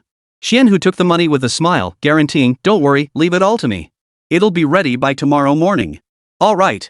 This 1,000 is for the passport, and this 1,000 is your fee. You're running around for me, so I won't let you work for nothing. Li Jin handed over another 10 bills and urged, the sooner the better. I'm in a hurry. Seeing another 1,000, Qian-hu grinned from ear to ear, muttering repeatedly, no worries, no worries. I'll get it done. Truthfully, arranging a temporary passport through the scalpers only cost 500 or 600. Now, with an extra 1,000 as a running fee, how could Qian-hu not be delighted? Watching the other man's face light up with delight, Li Jin couldn't help but sigh inwardly. In this world, money truly is omnipotent. Money makes the devil grind the mill. Though he knew the passport itself wouldn't cost that much, 2,000 yuan saved Li Jin a lot of time and effort. Plus, having Qianhu act as a guide was the best possible outcome. Early the next morning, Li Jin was still fast asleep when he faintly heard the hotel doorbell ringing incessantly. And it was urgent and persistent. Forcing his eyes open, Li Jin groggily got up, assuming Qianhu had finished the passport. Without bothering to get dressed, he went straight to the door and opened it. "Hey, guys, all set?" Speaking in a slightly off-key Kunyue dialect, Li Jin rubbed his eyes. But the moment he opened the door, a shriek pierced the air. "Pervert!" Her face flushed crimson. Seeing Li Jin completely naked, her neck and forehead turned red too. "Are you crazy? Sleeping naked?" Recognizing the familiar voice, Li Jin's mind jolted awake. After a moment of clarity, he stared intently at the person before him. Ms. Su. Li Jin was equally startled. It wasn't Qianhu knocking at the door, it was Su Ran. What was she doing here? Glancing down again, he saw his brother still dangling and swaying outside the door. Li Jin quickly took a step back. Su Ran looked utterly flustered, her mind seemingly elsewhere. Her eyes darted involuntarily to Li Jin's feet, the very part she found repulsive, yet she couldn't tear her gaze away, her curiosity growing. "Put your pants back on first," Su Ran said through gritted teeth before turning away. Li Jin finally realized he was still naked and hurriedly apologized. Ms. Su, I really didn't mean to. I thought it was that person from yesterday." With that, he dashed into the room, frantically pulling on his clothes in a flurry of movements, his heart pounding faster. By the time Li Jin was ready, barely 2 minutes had passed. Before he could even call out to open the door, Su Ran stepped inside. "Ms. Su, what brings you here?" Su Ran pursed her lips, set down her bag, poured herself a glass of water, and said casually, "Sneaked out. My family won't let me leave the house." "Well, if your fiancé finds out, it might cause some trouble." Li Jin glanced at the two of them sharing a hotel room and offered a gentle warning. It wasn't fear, but concern that Galbin's words might embarrass Su Ran again. At the mention of Galbin, Su Ran's expression instantly turned icy and displeased. She retorted softly, "Bull. We're not even engaged yet, so how is he my fiancé? Watch your words from now on. The idea of me being engaged to him is utterly disgusting. Mark my words, Galbin is not my fiancé. He has no say over me, and whether I go out or not has nothing to do with him." It was clear that mentioning Galbin filled Su Ran with utter disgust, not a shred of goodwill left. Noticing Li Jin staring at her, Su Ran snorted coldly. "Besides, whether I get engaged to him isn't entirely up to the Su family. What era are we living in? Freedom and love shouldn't be interfered with. This time, I'm just picking out some fine jade for mother. If she compromises and agrees to let me off the engagement, Dad won't be able to force me." She gritted her teeth and fixed him with a glare. "So you'd better put your heart into this. Pick out the best stones, or I'll have no way to explain myself when I get home. If I get married off because you didn't pick the right jade, just you wait." Her little fist clenched tightly as she raised it, not forgetting to threaten Li Jin. For some reason, Li Jin found her defiant expression strangely amusing. "Rest assured, Ms. Su. I guarantee your satisfaction." He agreed immediately, suddenly feeling a wave of relief wash over him. It seemed there was still room to maneuver regarding the engagement. He'd better choose the jade carefully. Su Ran glanced at the hotel checkout time, yawned lazily, and sank back into the sofa. "Now that you know everything, tell me what you found out. Any discoveries in the jade market?" Li Jin didn't beat around the bush. He got straight to the point, "No good. The jade market in Gaonan is full of junk. I went to check it out yesterday. Most of it is just stuff hauled in from the rough stone factories to fool people. And most of the stuff from the raw stone factories is just the leftovers from the mines, like looking for a needle in a haystack." He pulled out a map, the very one Qianhu had given him yesterday. Li Jin explained, "I found a guide to take us to Myanmar City. That's where the quality stones are." Su Ran nodded immediately. "No problem. I've asked around among friends too and figured there wouldn't be any good stones. I'll go with you to Myanmar City today to pick some out. We have to move fast, don't waste too much time." I snuck out secretly. Galbin's been tailing me like a shadow. He'll probably find out soon. If he tracks us down, it'll be trouble. Su Ran sighed helplessly, "You know my situation." Li Jin nodded immediately. "All right, I'll call Qianhu to hurry things along." Chapter 20, Departure for Myanmar City. Just as Li Jin pulled out his phone to dial the number, the doorbell rang. Ding dong. Li Jin went to open the door and saw it was Qianhu. "I was just about to call you." Qianhu had arrived just in time, without wasting any time. Qianhu stepped inside and was slightly surprised to see Su Ran. He exchanged a knowing glance with Li Jin, the kind shared between men. Li Jin gave an awkward smile and quickly waved his hands. Let me introduce you. This is Su Ran, my boss, Ms. Su. I'm here to pick stones for her too, so she's kind of our shared boss." Qianhu dismissed this with a dismissive glance, trusting his own eyes. Yesterday she was out and about on her own, but today he walked in and found a woman in the room. Anyone would assume she was his girlfriend. Qianhu chuckled teasingly, I get it. Work-related connections, especially between bosses and subordinates. I haven't experienced that workplace dynamic myself, but I've seen it on TV. Gotta keep it under wraps. He pretended to shush with a finger to his lips as he rummaged through his bag. Su-ran sat uneasily on the side, turning away to avoid further explanation. As a girl, being mistaken for Li Jin's boyfriend was naturally awkward for her. Li Jin saw this and was about to explain, but noticing Su-ran's reluctance to discuss it, he decided it wasn't worth the trouble. Here, this is your passport. Check if there are any issues. Xianhu worked quickly, producing the passport and handing over a guidebook for Myanmar. It listed all the jade varieties produced in various regions.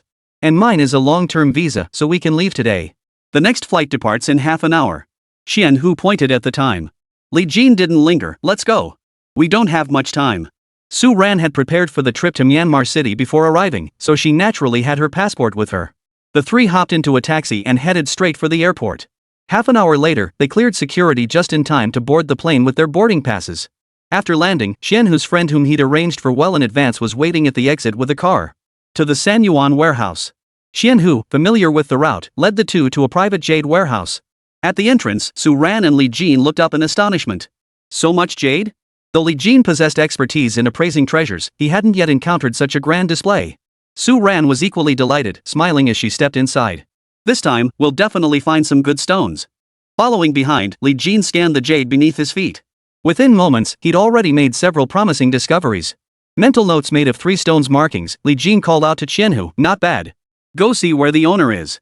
Xianhu snapped his fingers and a jade merchant approached with a broad smile. With a large signet ring on his finger and a string of beads around his neck, he was the quintessential jade merchant. The boss strode over. Spotting Su-ran's elegant attire and refined aura, he greeted her warmly with an outstretched hand. Come inside, beautiful lady. Our jade comes straight from the Zhufei mines. We have pure Zhufei, and over there on the east side, that pile is all Qingfei. The chances of finding jadeite in it aren't bad at all. Beauty naturally drew men in, and the owner chatted on patiently, eager to show her around. Su-ran didn't understand much, merely nodding slightly. Li Jin stepped forward, selected a few pieces to examine, and shook his head slightly, looking somewhat resigned. It seemed the dead man's warehouse held fine goods, but there was also no shortage of worthless stones mixed in. Scanning from left to center, Li Jin found no high-value jade. Rising, he hurriedly asked, Boss, the stones here aren't very good. Is there anything else? The owner looked quite surprised upon hearing this. Not very good? This is my private warehouse. Every piece has been carefully selected. The boss turned around, curious about this young man before him, and scrutinized him from head to toe. A pair of Hongxing shoes, an ordinary outfit, not even a decent accessory in sight. What was this kid's background? Having sized up Li Jin, the owner dismissed him with a grumble, raising his hand. You didn't even look properly. That green stone over there, the cut is flawless, not a trace of grafting. It's all genuine raw material. Take a good look. Don't jump to conclusions based on your limited skills. The boss seemed displeased, implying that Li Jin lacked discernment and shouldn't be so picky. Li Jin shrugged, his interest gone, and turned to leave.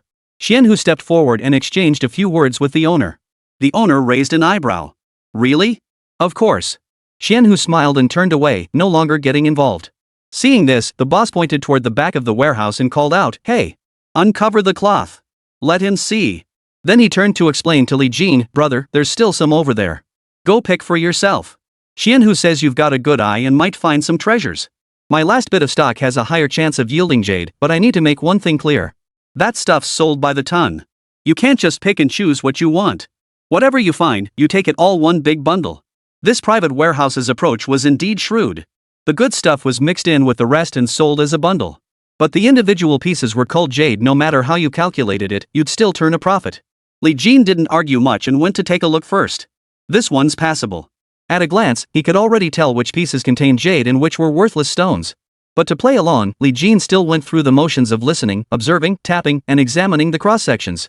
After separating the 6 stones, Li Jin found these pieces were decent but not top tier.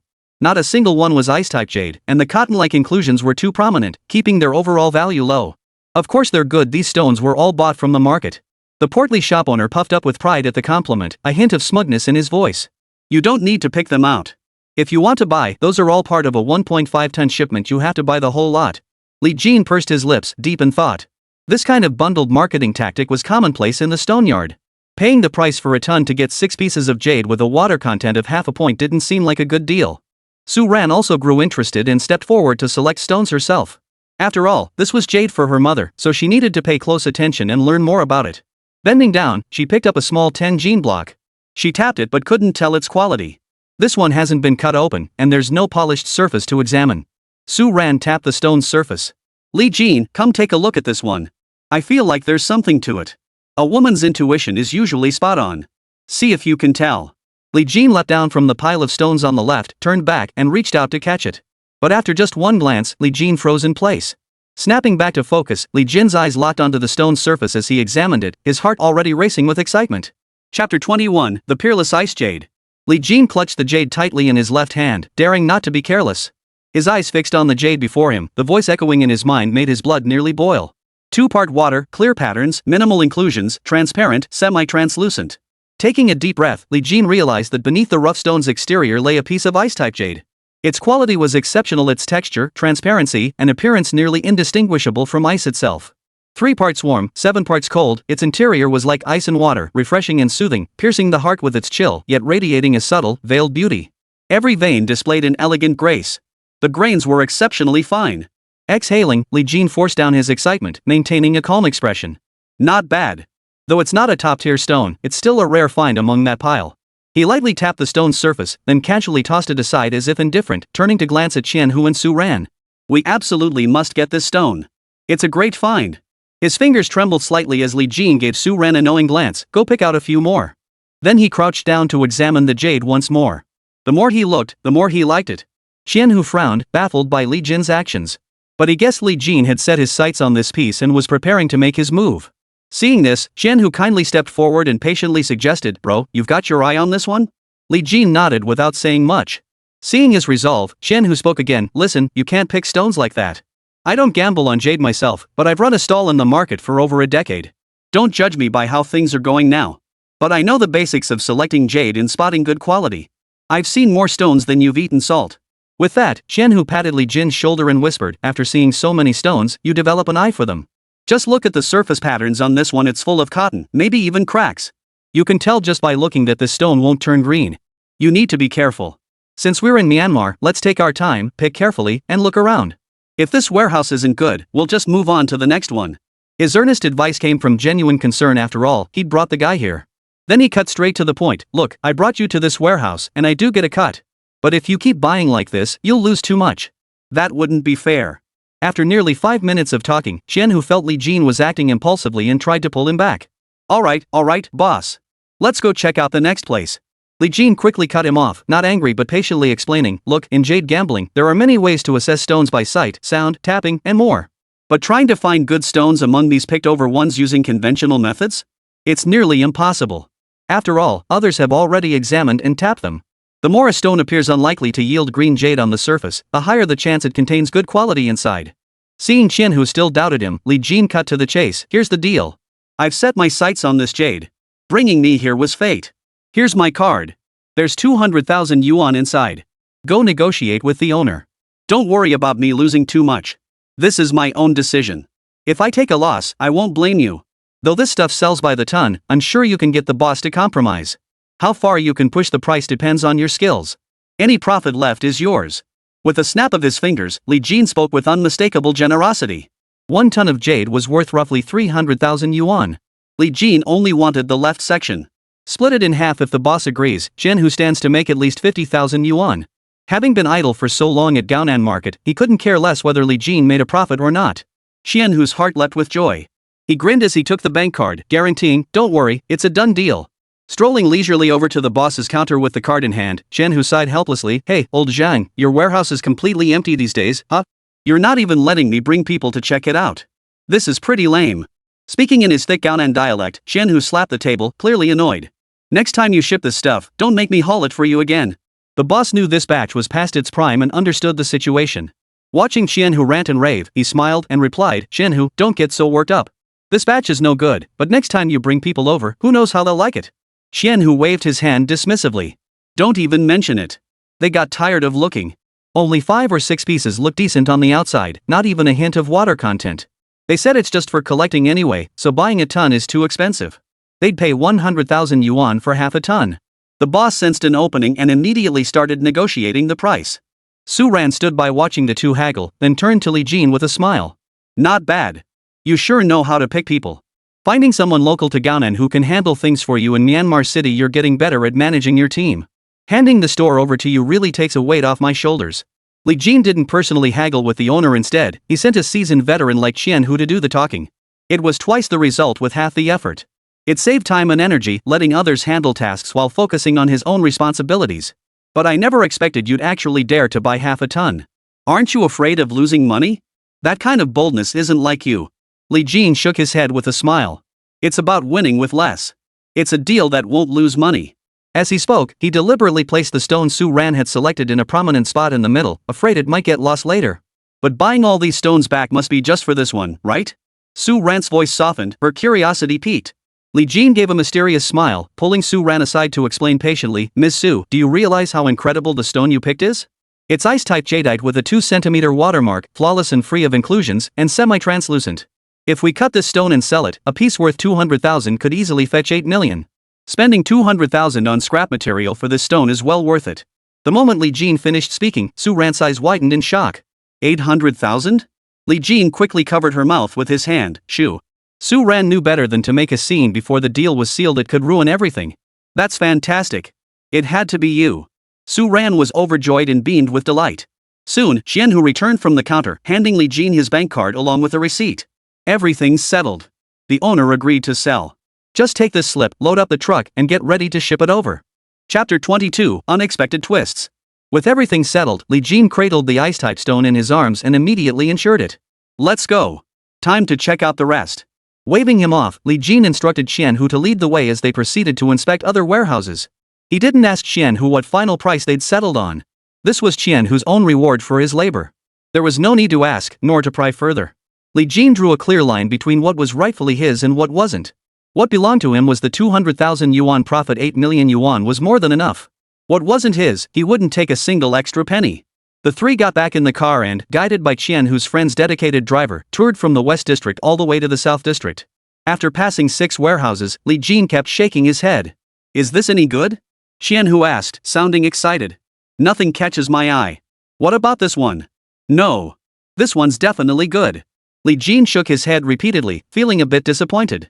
Looks like snagging a bargain is something you can only hope for, not plan on. Li Jin sighed helplessly. By the time he emerged from the private warehouse in the southern district, evening had fallen. Qian Hu also felt a bit down. Although he had made 50,000 yuan off Li Jin's 200,000 yuan earlier, plus a 30,000 yuan commission. But in all the subsequent warehouses they inspected, Li Jin hadn't made a single purchase. It's getting late. We need to hurry up and look at the rest. Qian Hu motioned for the two to get in the car. Su Ran's feet ached from walking, and worry clouded her face. None of them were suitable after seeing so many? What should I do? If I return in a few days without better jade for mother and she's displeased, won't I really have to marry that Gao Bin? If I end up in the Gao family, I might as well jump off a building. Clutching her handbag, Su Ran grew increasingly anxious. Li Jin stood by, patiently trying to persuade her, but to no avail.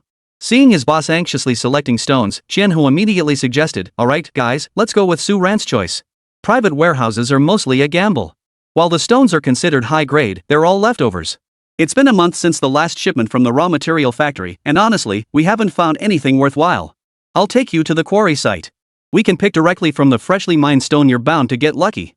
With that, Qian Hu signaled to the driver, Little Lu, turn around. Head to the north quarry. After the driver completed the turn, Qian Hu noticed the two men remained unmoved. He tried again, don't rush it. This kind of thing can't be hurried. Some people I brought here have spent a whole month picking and still haven't found anything worthwhile. Jade is all about fate. When it's meant to be, you won't miss it. For now, the best we can do is keep looking around. The public auction still has a few days left. It won't hurt to check things out first. Li Jin pondered this for a moment before nodding. Alright. Checking out the quarry is a good idea. Some of the stones at the public auction come from quarries anyway. That's a smart move. He glanced at Su Ran. Seeing no objection, Li Jin immediately got in the car and headed straight for the North District. After a half-hour drive, everyone's backs ached from sitting in the car all day, their waists nearly too stiff to straighten. Only Li Jin looked refreshed and energetic, as if nothing had happened. Nourished by the earlier warm energy, he felt his body growing stronger by the day. Upon reaching their destination, Qian Hu waved them over. Go explore the area first. I'll find a hotel and make arrangements for you in advance so you can rest when you return. Li Jin had no objections. With a quick thank you, he got out of the car and followed Su Ran into the stone factory. Stepping inside, they were met with dust everywhere. Walking from left to right, they saw rows of stones with clear price tags, most monopolized by the Myanmar-based conglomerate. Anything worthwhile? After surveying the area, Su Ran perked up and asked. Nothing. At least nothing eye-catching. And the quality is too ordinary. There are 3 small jades that could yield green, but none compare to the one we got from the warehouse. Li Jin reported honestly as they slowly exited the stone yard. The evening air was pleasantly cool. Sigh. Su Ran sighed, her disappointment evident as she stomped on the stones beneath her feet. Even in sneakers, her feet ached. Seeing this, Li Jin kept encouraging her, soothingly saying, "It's okay. You can't rush this stuff. Didn't Qian Hu say rushing won't help? Besides, there are still several days before the public auction begins. No need to rush.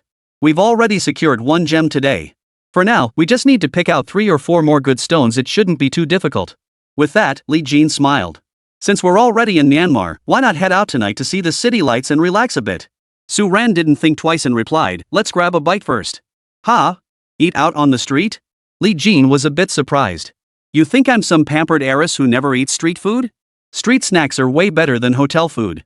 Seeing this, Li Jin chuckled heartily, and they stepped out together. After finishing their meal, they were just about to head to a jewelry store. As they turned, Su Ran suddenly grabbed Li Jin's arm tightly. Before Li Jin could react, he looked down to see a deep cleavage. The soft, velvety sensation against his arm sent a shiver through him. Tilting his head in disbelief, Li Jin felt a bit bewildered. What was she doing? His fingers trembling, Li Jin took a few cautious steps forward, still trying to make sense of it all. He saw Su Ran's face tense with anxiety, her complexion turning pale. She whispered urgently, "Where are you going? Someone's following us. Haven't you noticed?" Rolling her eyes at Li Jin, Su Ran pointed out the location of the person following them. Li Jin's eyebrow shot up in surprise. Following us? His instincts kicked in, and he turned to look. Across the street, a group of people were sizing him up, their eyes flashing with something sinister. Though the machetes hidden behind their arms were wrapped in newspapers, their appearance alone made it obvious something was off. There really are people. And knives. Li Jin tried to calm himself. "Stay cool, don't panic. There are still people on the street. Let's just pretend we didn't notice them. Play dumb. Just dodge them for now. Pick up the pace a bit." Feigning nonchalance, Li Jin and Su Ran imperceptibly quickened their pace. But just as they exited the block and reached an alleyway entrance, the other party suddenly broke into a sprint, tearing the newspaper wrapping off the machete. "They're trying to escape. Chase them." The leader, his face twisted with ferocity, bellowed the order. 5 or 6 men burst out from both sides of the block, charging straight for Li Jin's back. In that critical moment, Su Ran froze, pale-faced and helpless. Li Jin glared at the pursuers, quickly regaining his composure to scan the surroundings. His eyes immediately fell upon a motorcycle idling beside a trash bin, its owner having stepped into a nearby shop to buy cigarettes. Without hesitation, Li Jin scooped Su Ran into his arms. With a swift, decisive motion, he hoisted her onto the back seat of the motorcycle. Then, he pulled the throttle with both hands. With a roar, the bike shot forward, shaking violently as it sped away. Woo, woo, roar. In the blink of an eye, Li Jin's motorcycle shot out of the alley entrance.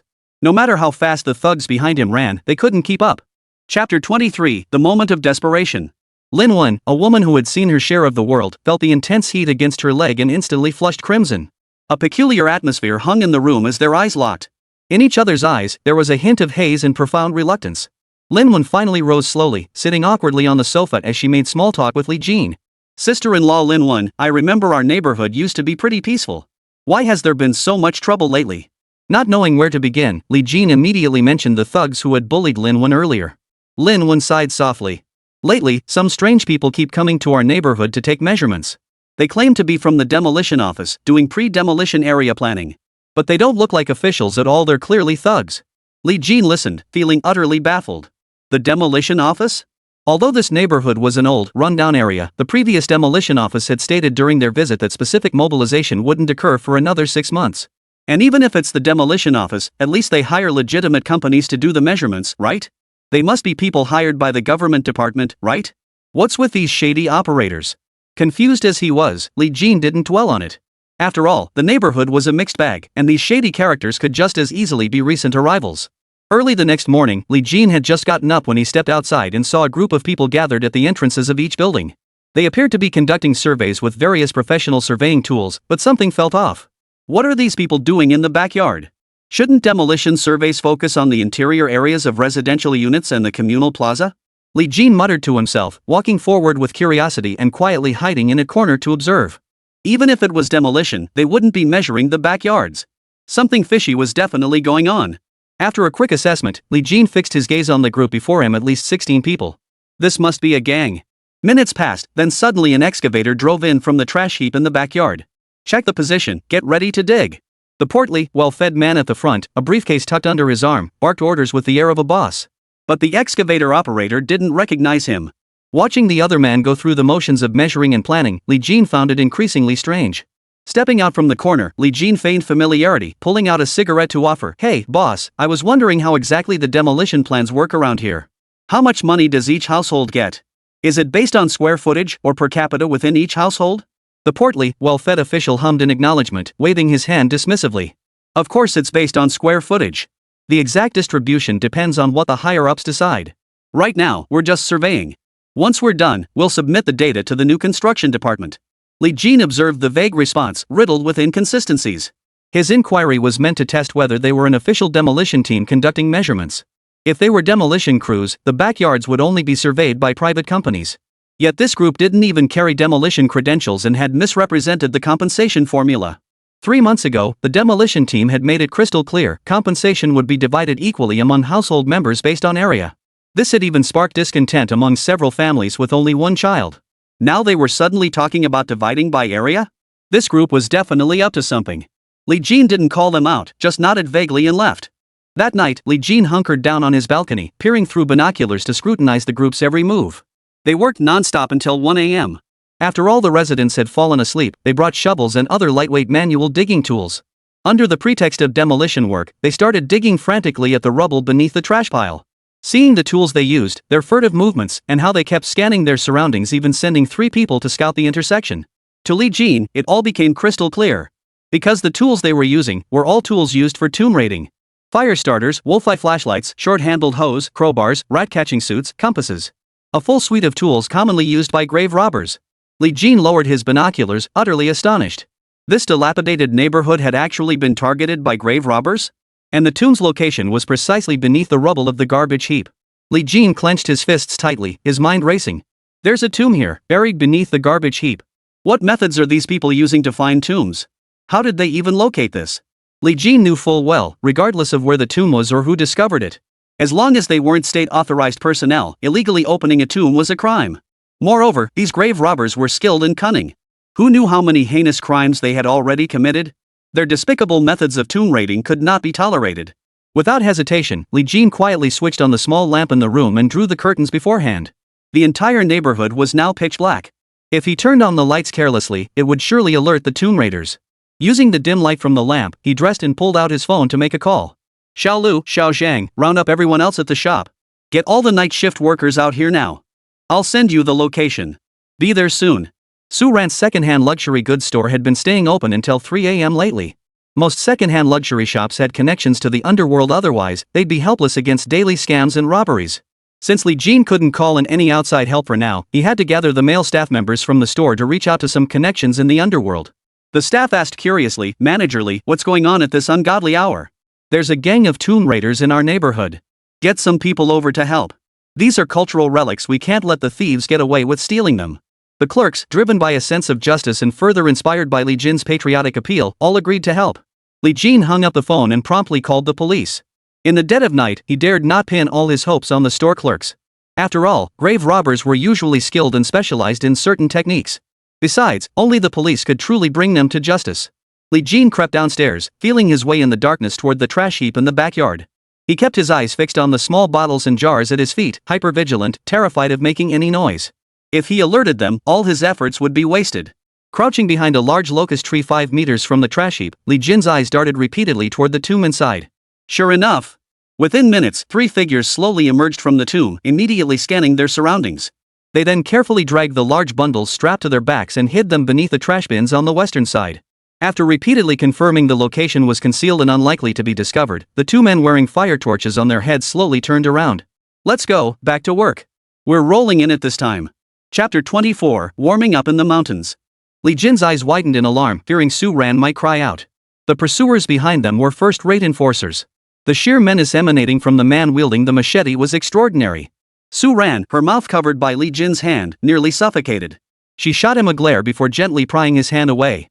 "You're going to suffocate me." Li Jin's instinctive reaction in the heat of the moment had been solely to keep Su Ran alive. But he hadn't expected to get so worked up, his hands were still covered in dirt. Wait a moment. I'll go check. Li Jin ignored the searing pain in his back, only noticing a numbness creeping into his left leg. Su Ran remained unaware of the injuries this man had sustained just moments ago to protect her. 10 minutes passed. Li Jin cautiously peered out, scanned the surroundings, and listened intently before letting out a sigh of relief. It should be safe now. I'll go take a look. With that, Li Jin stretched out his arm, intending to shift his body. Surrounded by desolate wilderness and swarming insects crawling at her feet, Su Ran's heart lurched. Fear gripped her as she lifted her head, reaching out her left hand to cling tightly to the back of Li Jin's collar. Slow down. Li Jin sucked in a sharp breath and gritted his teeth as he began moving forward. But just as he started climbing the slope and pushed down with his foot. Ouch! Li Jin's left leg jerked violently and he froze in place, unable to move. He realized he couldn't muster even the slightest strength in his left foot. The moment it touched the ground, a searing, excruciating pain shot through him. Ugh! Taking deep breaths, Li Jin clenched his jaw, forcing himself to endure the agony. Su Ran quickly looked up and called softly, "Li Jin! What's wrong?" His earlier cry didn't sound like it was intentional. Seeing the back of Li Jin's shirt completely scraped raw, Su Ran's eyes filled with concern. She could guess he was injured.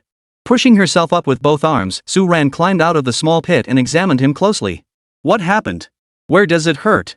You're definitely hurt. You should have known better than to show off when you fell from the air.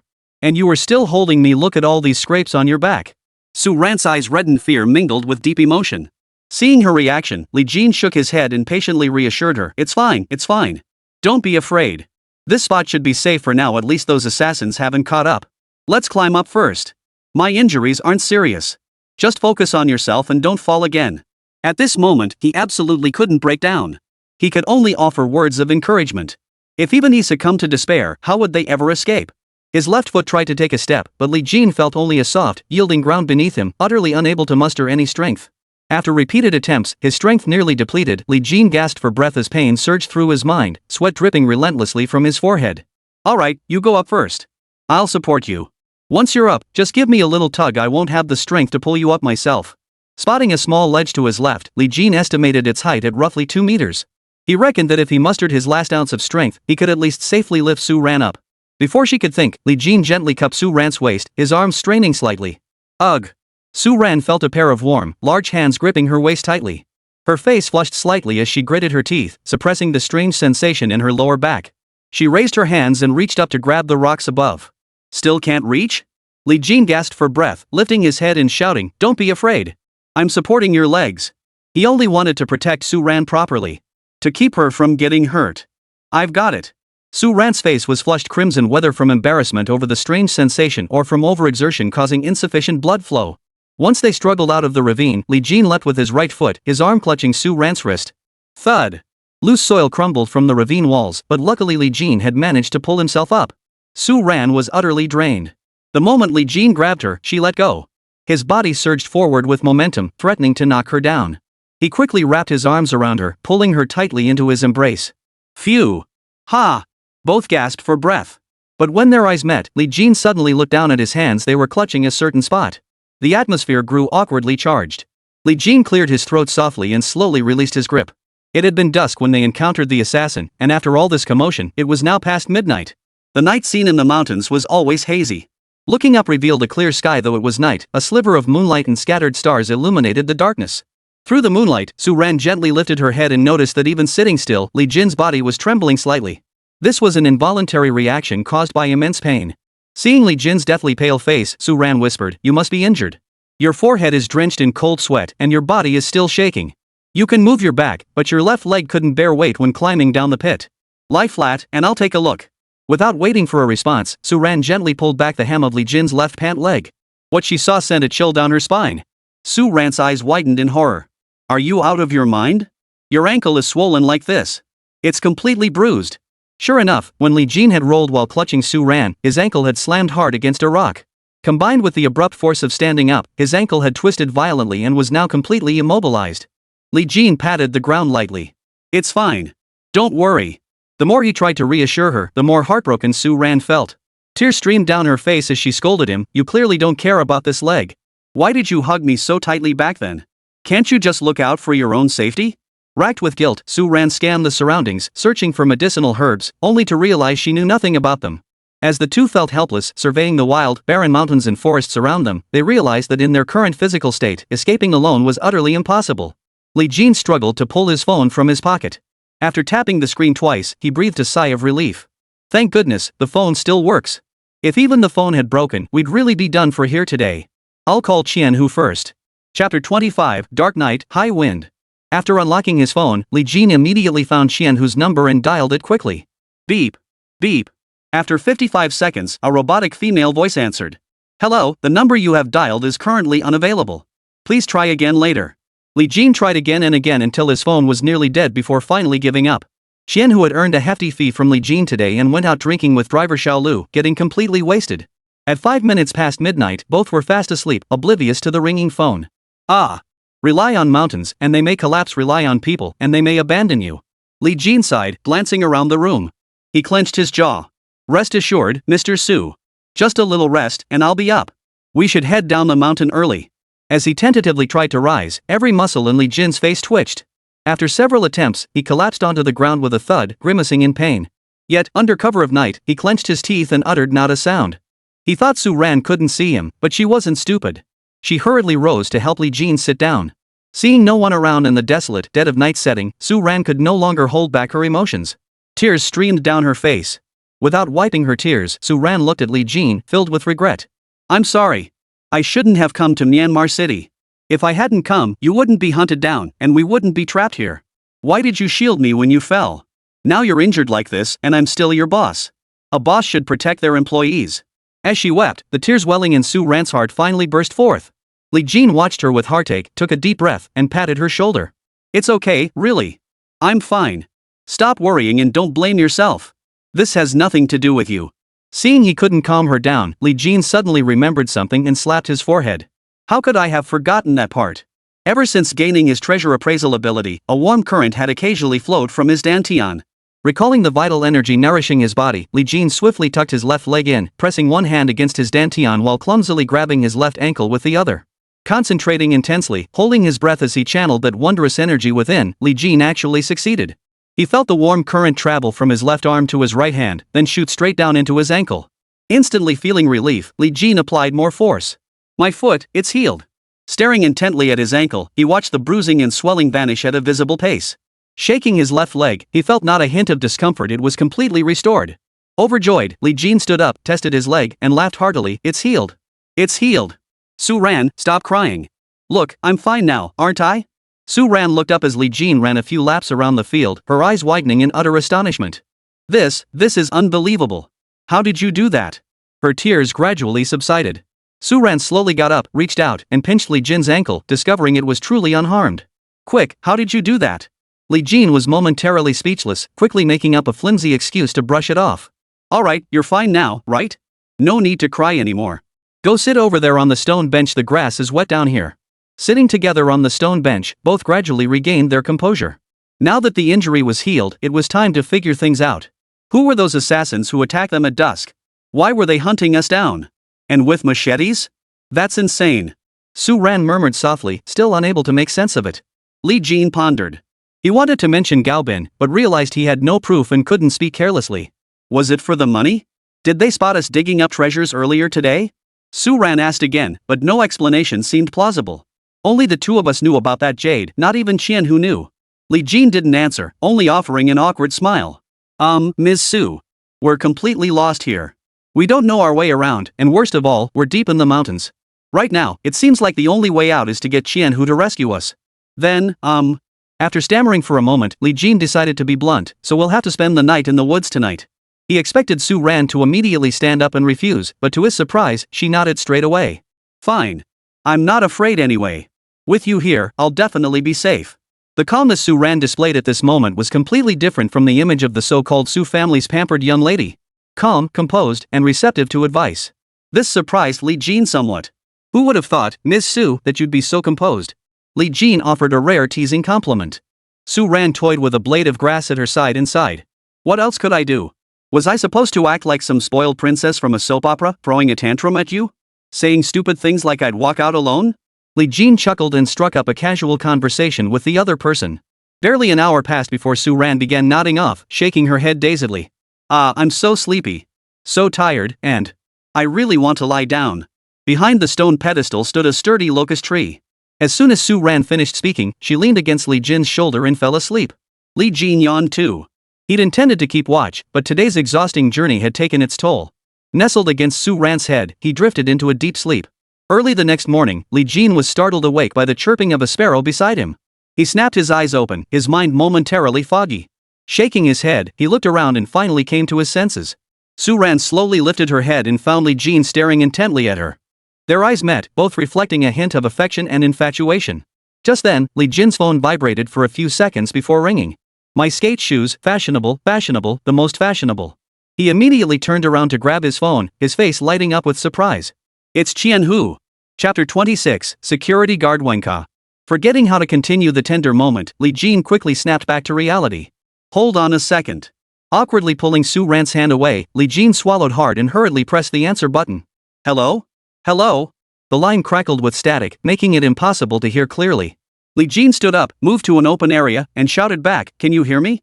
Qian Hu's lazy voice came through. "Hello, boss. Why haven't you guys returned to the hotel?" Li Jin quickly explained everything that had happened yesterday. We're being hunted down. We're in a mountain valley now. My phone's about to die. Just locate us using this SIM card signal and come pick us up. Also, please find some security personnel in Myanmar City, preferably agile and experienced ones. As he spoke, Li Jin repeated himself constantly, afraid the poor signal might cause him to miss something. I'm repeating every sentence 3 times now. The situation with personnel in Myanmar City is too complicated. I still don't know why we were hunted down yesterday, but our safety must be guaranteed. I don't want any trouble, and my boss needs security too. Go find some security personnel right now, they must be capable. Ensure our safety before the public auction ends. You handle this. How you negotiate and find them is up to your skills. I'll pay you 500,000 yuan once this is over. Li Jin spoke urgently, glancing at his phone showing only 30 seconds before shutdown. He shouted, "Go find them now. Bro, wake up. We're in serious danger.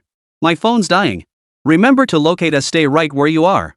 Beep, beep, beep. The moment he finished speaking, the phone's battery drained completely, its screen going dark. Li Jin took a deep breath, his brow furrowed. If he hadn't misheard, before the call ended, Qian Hu had repeatedly said, okay, I'll handle it right away. There was nothing else to do now but wait. Qian Hu jotted down every instruction Li Jin had given him, then immediately stood up and shouted, "Xiao Lu, come with me to the security company in Myanmar City." It took them only 5 minutes by car to reach the renowned Myanmar security company. My name is Wenka. I retired from international mercenary work 3 years ago. My fee is. In the urgency of the moment, Qian Hu cut him off. Enough. Come with me first. You won't be shortchanged on your payment. Human lives are at stake. With Wang Ka in tow, Qian Hu personally drove straight into the mountain valley. Based on Li Jin's description, Qian Hu accurately located the mountain forest they had entered. But the exact location still required investigation. Wang Ka pulled out his device, his fingertips tapping rapidly as he pinpointed the location using the phone number Qian Hu had provided. East. 400 meters. Head west 200 meters and you'll be there. Half an hour later, Wang Ka parked at the perimeter and commanded his dozen-plus men, "Your primary mission is to go in, find the person, and ensure their safety." He stayed outside to monitor for any assassins tracking them. Qian Hu led his group forward, finally spotting a large locust tree at the edge of the deep pit. There! There! Li Jin shouted, his eyes sparkling with relief. He hurried forward. When Qian Hu and Wang Ka's men arrived, they briefly reported the situation. Without a moment's hesitation, Su Ran held up 2 fingers and declared sternly, "I don't care what security company you are, but I'll make you an offer, 200,000 a day to protect the safety of the 2 of us." Qian Hu turned to the tattooed man leading the group. The man nodded. "No problem. Absolute safety guaranteed." Qian Hu and Li Jin, one in front and one behind, inquired about the specifics of yesterday's events. "Oh my god. Seriously, why didn't you tell me sooner? I was out drinking with friends. Got completely wasted last night, passed out drunk, didn't hear a single ring. Saw the missed call first thing this morning and called you right back." Seeing the sincerity in Qian Hu's words, Li Jin let go of his suspicions. Su Ran followed behind, nearly exhausted after walking just 1 kilometer. After descending the mountain, they spotted a massive Toyota Land Cruiser parked about 10 meters away. Li Jin looked up. The security chief before him was a massive muscle, his eyes filled with ruthlessness and a hint of coldness. "Hello, I'm Wenka, head of the security company." After a brief introduction, Wenka stated his fee. Before his henchman could report the quoted price, Su Ran handed over a bank card. "There's 1 million in there. The public auction starts in less than 5 days. Any extra is for you, but remember this, no matter what happens, your top priority is protecting me and Li Jin. Our safety is paramount. That is your sole responsibility. Understood? Wonka nodded slightly and asked, that's double our standard rate. If there's anything else you need help with, just say the word. Su Ran waved him off, speaking quickly, no need. You don't have to get involved in other matters, but absolutely must ensure our safety. Wonka recognized the distinctly Chinese features of both the woman and the man before him. This woman's status was likely no simple matter, she probably had some family connections. He dared not delay, personally directing his men. Protect the guest's safety. Yes. The crisp, resolute reply finally eased Su Ran's tension. After yesterday's events, she was now like a bird startled by a bowstring. The slightest disturbance sent her into a panic. Examine his injuries first. There are too many cuts on his back. I fear poisonous herbs might be involved. You should be able to handle it, right? Regaining her composure, Su Ran immediately pushed Li Jin forward, instructing Wonka to tend to his wounds. Speaking with unwavering certainty, an inexplicable sense of authority emanated from the young woman. Wonka helped the two men tidy their shoes, change into fresh clothes, and grind the medicinal herbs. Only after treating Li Jin's back wounds did she slowly climb into the car. You should stay at our security hotel. Staying there allows us to protect you and look out for each other.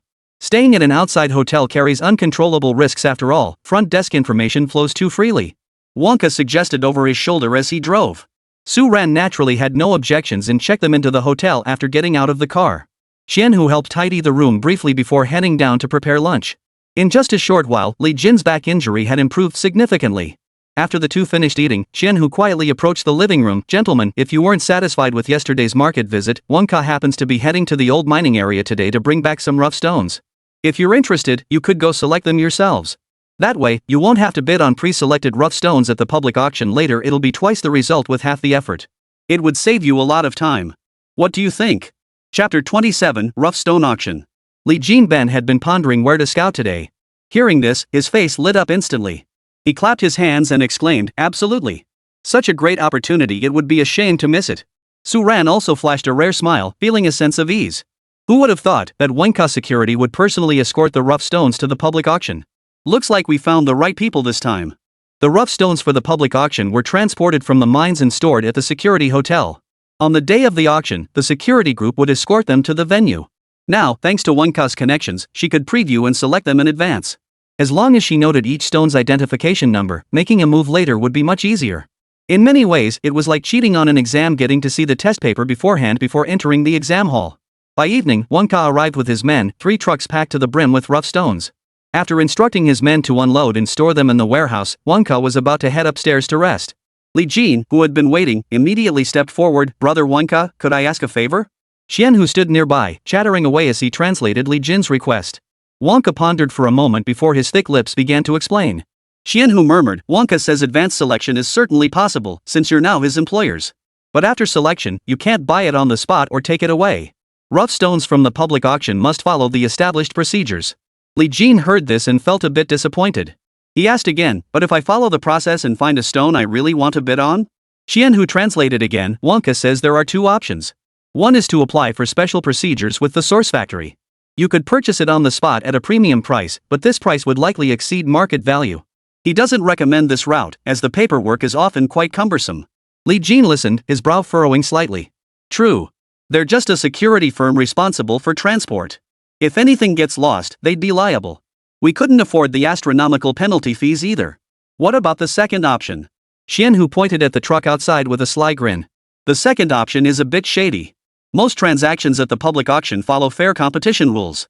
But if you can grease some palms, you can have someone inside the venue inform other buyers that the stone has already been sold, preventing them from bidding. If someone else picks the stone you want, the staff can help secure it for you. But if no one selects it, you can make your move first.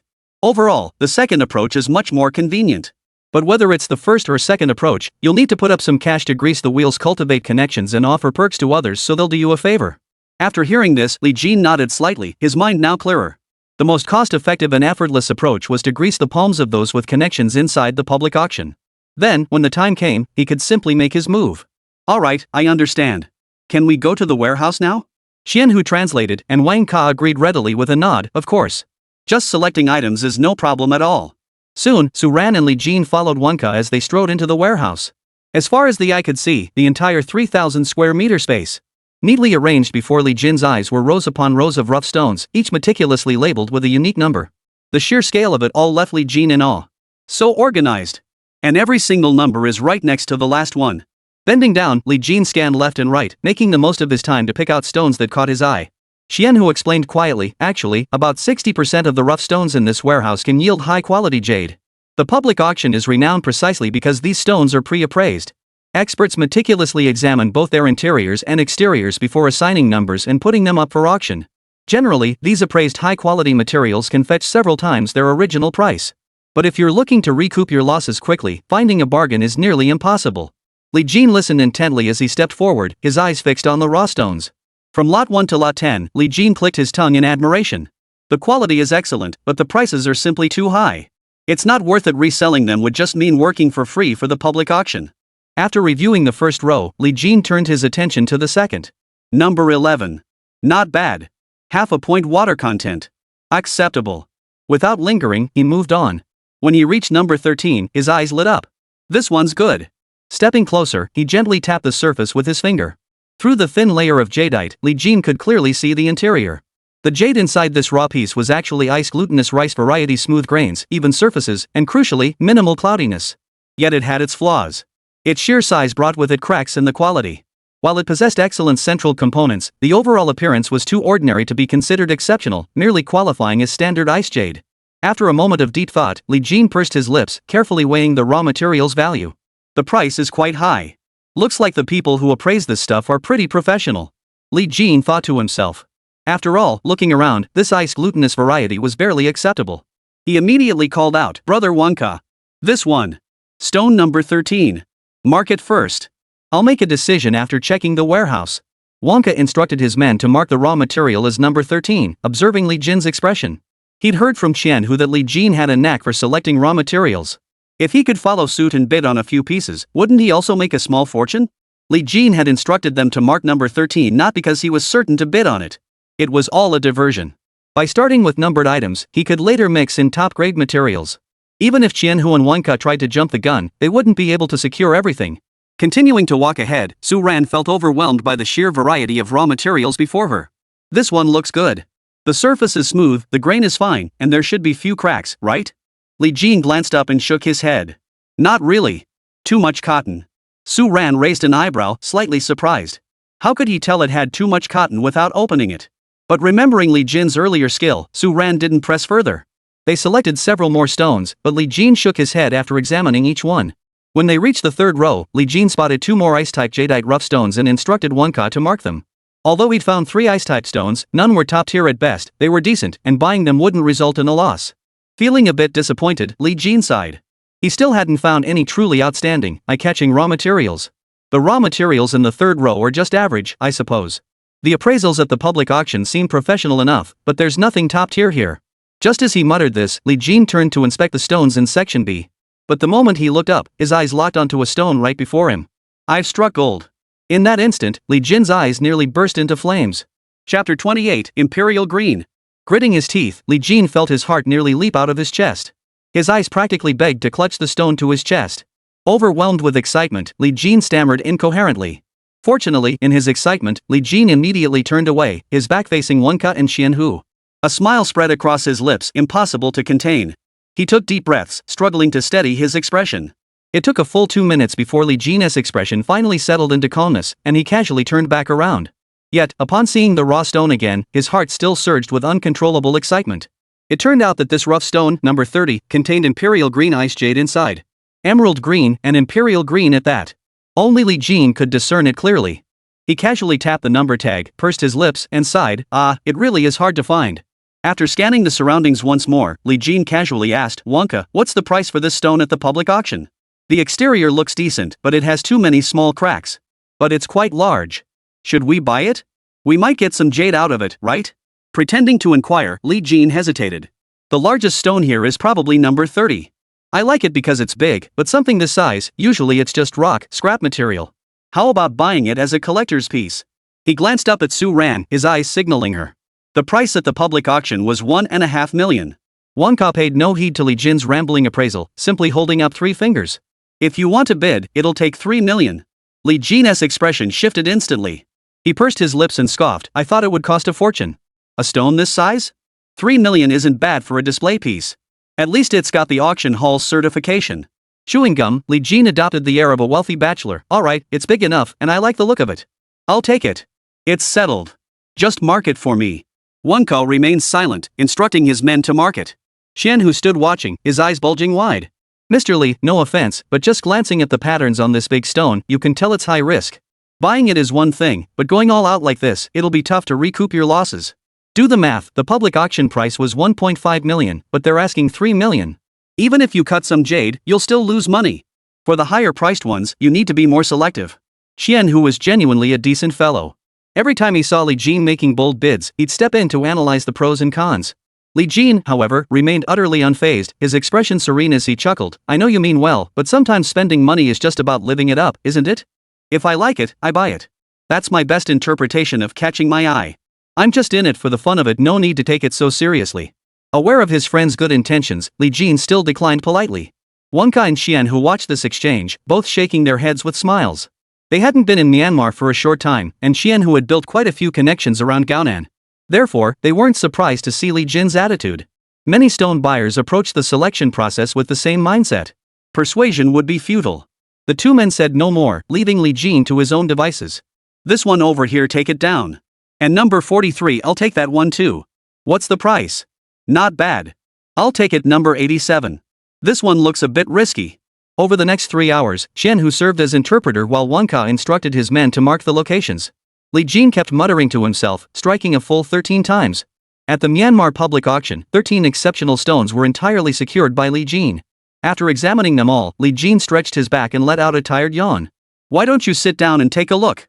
Xian, who eagerly pulled out a stool, while Wonka politely instructed his men to brew tea. Wonka says he doesn't drink much tea, so let's skip the pleasantries and get straight to the point. Xian, who translated softly, Wonka says all the marked stones can be auctioned off. If you're in a hurry, you can go tell the auction house. He can use his connections to arrange things, but you'll have to pay double the price to skip the public auction. Or you can wait until the auction day and simply not offer it to the buyers inside. Su Ran listened but didn't respond. Instead, she immediately turned to Li Jin. What do you think? Double the price? That could cost us a lot more. But the upside is, no one will bid against us. Li Jin lifted his head, quickly tallied the marked stone prices, then nodded decisively. Sounds fair to me. Time is money, and the public auction isn't for days yet. We've got plenty on our plates. Let's buy it now and get back to our work. Sold. Xian Hu, translate for him. Xian Hu looked taken aback but complied. Wonka heard this and tried to dissuade them. Why not reconsider? Maybe we should think it over again. Otherwise, we might lose too much money later. Su Ran didn't hesitate. Seeing Li Jin had already agreed, she immediately handed over a bank card. The funds inside cover this purchase. You'll need to provide a receipt. After all, this is from the public auction rough stones. If someone later tries to pick a fight with us, it could get messy. Su Ran swiped the card through the machine. A beep sounded. Ha ha ha. Wonka laughed heartily, his eyes sparkling with delight. Beautiful Lady Dasha, you're so straightforward. It's a pleasure doing business with you. Wonka extended his hand, chattering away with Li Jin. He truly hadn't expected such prompt payment. They hadn't hesitated for a second. Xian, who wore a smile too, his heart racing with excitement. This time, he had introduced Li Jin to purchase the rough stones, while Wonka handled the connections. This back-and-forth arrangement benefited both parties. Wonka had sold the stones at double the price, yet the expenses incurred for connections at the public auction amounted to less than a tenth of that. And Xian Hu, who was sure to receive a commission from Wonka, was naturally raking in a huge profit. Watching the two men laugh heartily before him, Li Jin said nothing. At that moment, his own heart was filled with the greatest excitement and thrill. If anyone had truly made a fortune, a massive fortune that could change their life, it was Li Jin. Clapping his hands lightly, a smile lingered on Li Jin's lips, never fading. Su Ran saw the unwavering determination in Li Jin's eyes and his absolute confidence. She trusted his judgment. You bought so much and spent so much money. If we end up losing money on this, you won't kill me, right? Li Jin chuckled, teasing her playfully. Lose money? With the rough stones Li Jin picked, we won't lose money, we'll make a killing. Su Ran ignored his teasing and replied directly. All right. Li Jin laughed heartily, instructing Wonka to load all the stones onto the truck for immediate transport back to the country. Chapter 29, 3 varieties in a row. We can load them immediately. The transportation costs are already included in the jade's price. Wonka personally directed the crew to load the marked raw stones. Xian, who took out paper and pen, murmuring, tell me the exact location now. The sooner the better, getting it shipped back as quickly as possible will put everyone's minds at ease. Understood. We'll expedite it, the sooner the better. Li Jin provided the address, his mood urgent. Everyone hoped for an early shipment. Wangka feared Li Jin might suddenly change his mind and cancel the order, while Li Jin worried the public auction might go awry and the stones wouldn't sell. After repeated reminders, Li Jin and Su Ran rushed to the airport and headed straight for Yangchang. Hello? Mr. Li, the stone shipment has arrived. It went via the Myanmar fleet, escorted all the way by Wangka's security group. You should be there already. I still need 3 days. I finally made it over to see if there are any profitable opportunities at the public auction. I'll return after handling matters. I'll buy you drinks then. During the call, Li Jin nodded slightly in understanding. Alright, see you when you get back. Stepping out of the airport, Li Jin stared at the text message on his phone. It contained the exact location of that shipment of stone. Sitting in the car, Su Ran asked softly, we bought so much. I'll probably only need about 1/10 of it. What about the rest? We have to sell these jadeite stones, otherwise, they'll just pile up. Li Jin's lips curved upward. He was prepared, that's easy enough. With all the connections we have now, who else would we turn to? Su Ran furrowed her brow, puzzled. Who exactly? Just tell me. You want to approach old Yang and his group? Those folks are sharp. They might not take it all, and the association can't handle too much capital flow. Li Jin laughed heartily. Miss Su, have you forgotten about the general? The commander is loaded. He's worked with us before. Who else should we approach? His funds are sitting idle, just waiting to buy some good jadeite stones. Zhang Dajuan? Su Ran exclaimed softly. He's perfect for this. The two immediately dialed Zhang Dajuan's number. During the call, Li Jin gently led the conversation. Mr. Zhang, we've been scouting the Myanmar market these past few days and unearthed quite a few gems, all premium raw materials from the public auctions. There's potential for significant returns. Interested in cashing in? Zhang Dajuan listened intently, his interest piqued. Though he'd been resting during his lunch break, he perked up instantly and quickly replied, have them shipped straight over. We'll cut them at the stone workshop in the western suburbs. We'll cut them in person and negotiate the price face to face. Last time you helped me snag a real gem at the auction, I trust your eye. I don't mind making a little less profit, I just want to see the stones being cut with my own eyes. After the last auction, Zhang Dajuan was utterly impressed by Li Jin. He had resold the yellow jade guanyin statue that very day, netting a solid 8 million yuan. After deducting the 5 million yuan commission for Li Jin, he had turned a profit of 3 million yuan in a single day. Zhang Dajuan longed for such windfalls every single day. When the truck arrived at the West Suburb stone cutting yard, Zhang Dajuan personally opened the cargo hold. Seeing the floor covered in stone material, he couldn't stop smiling. This kid really went all out, he even splurged on stones from the public auction. Clicking his tongue in admiration, Zhang Dajuan waved his hand and ordered his crew, let's go. Start cutting stone. Everyone come take a look. Show some support. I, Zhang Dajuan, am cutting stone today. If you see something you like and want to buy, I'll pay on the spot. Stepping out the front gate, he immediately spotted Su Ran and Li Jin, who had already gotten out of the car and were waiting by the stone cutting workshop. Brother Jun, is this your shop?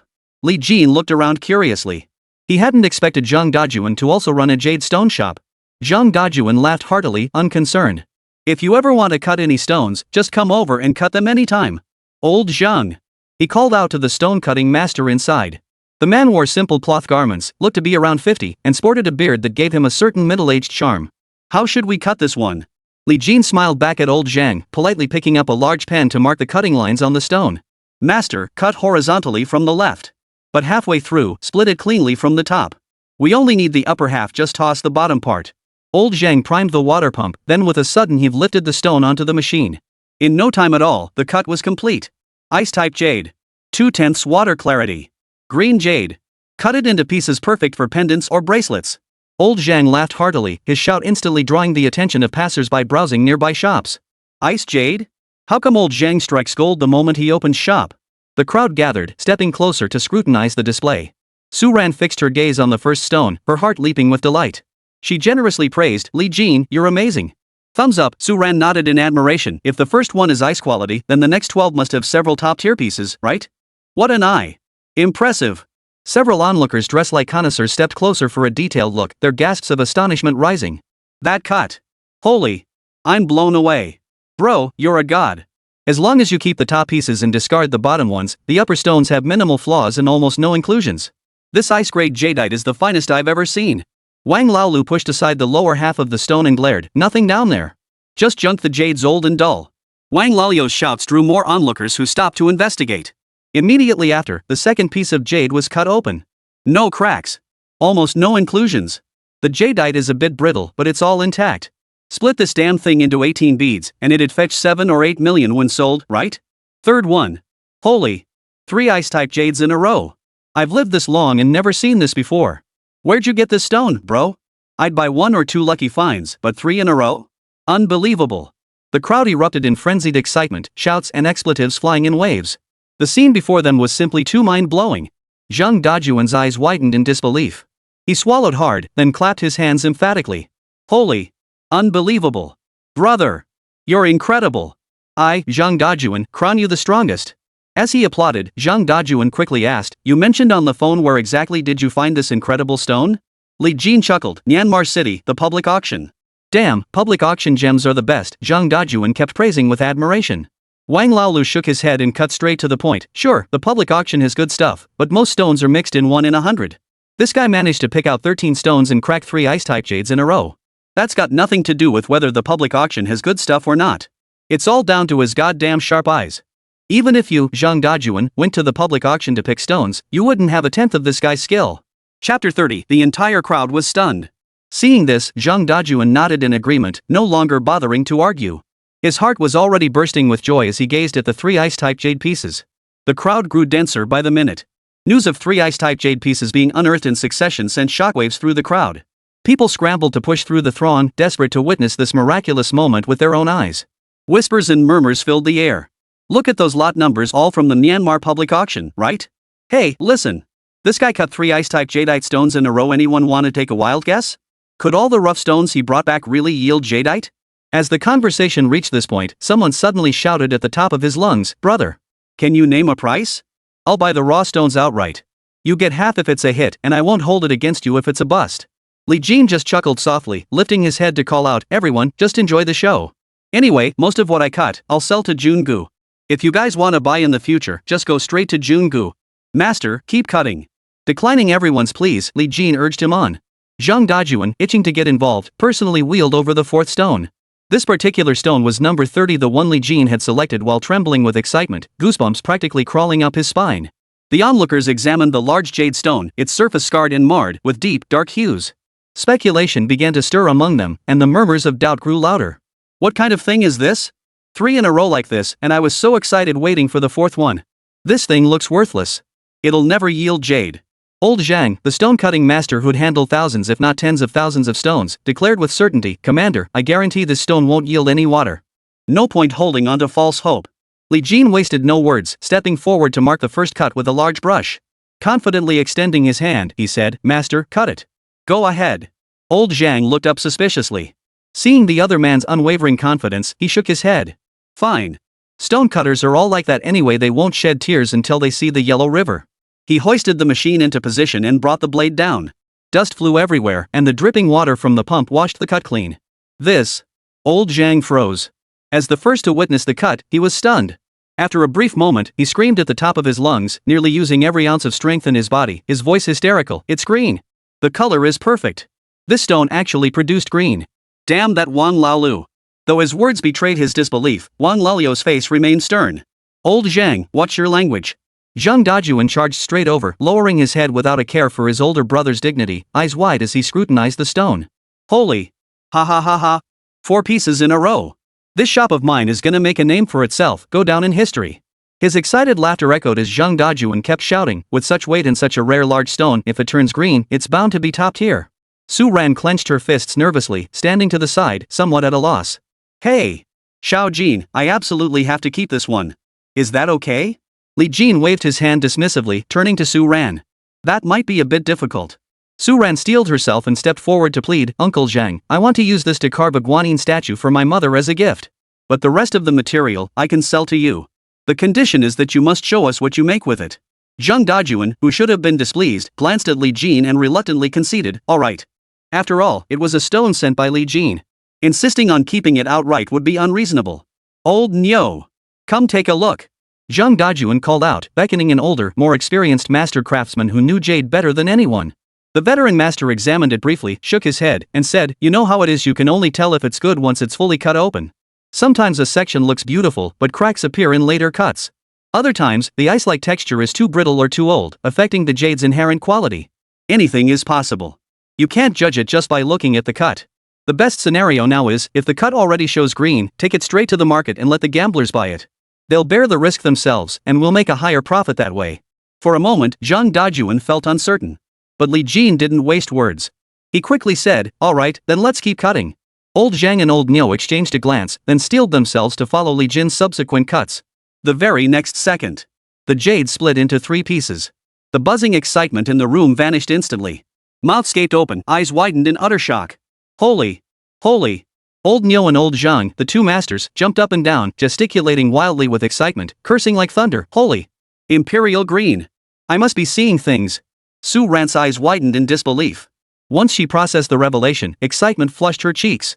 She threw her arms around Li Jin and leapt up. Imperial green! Li Jin! Li Jin! Zhang Dajuan felt as if a bolt of lightning had struck him.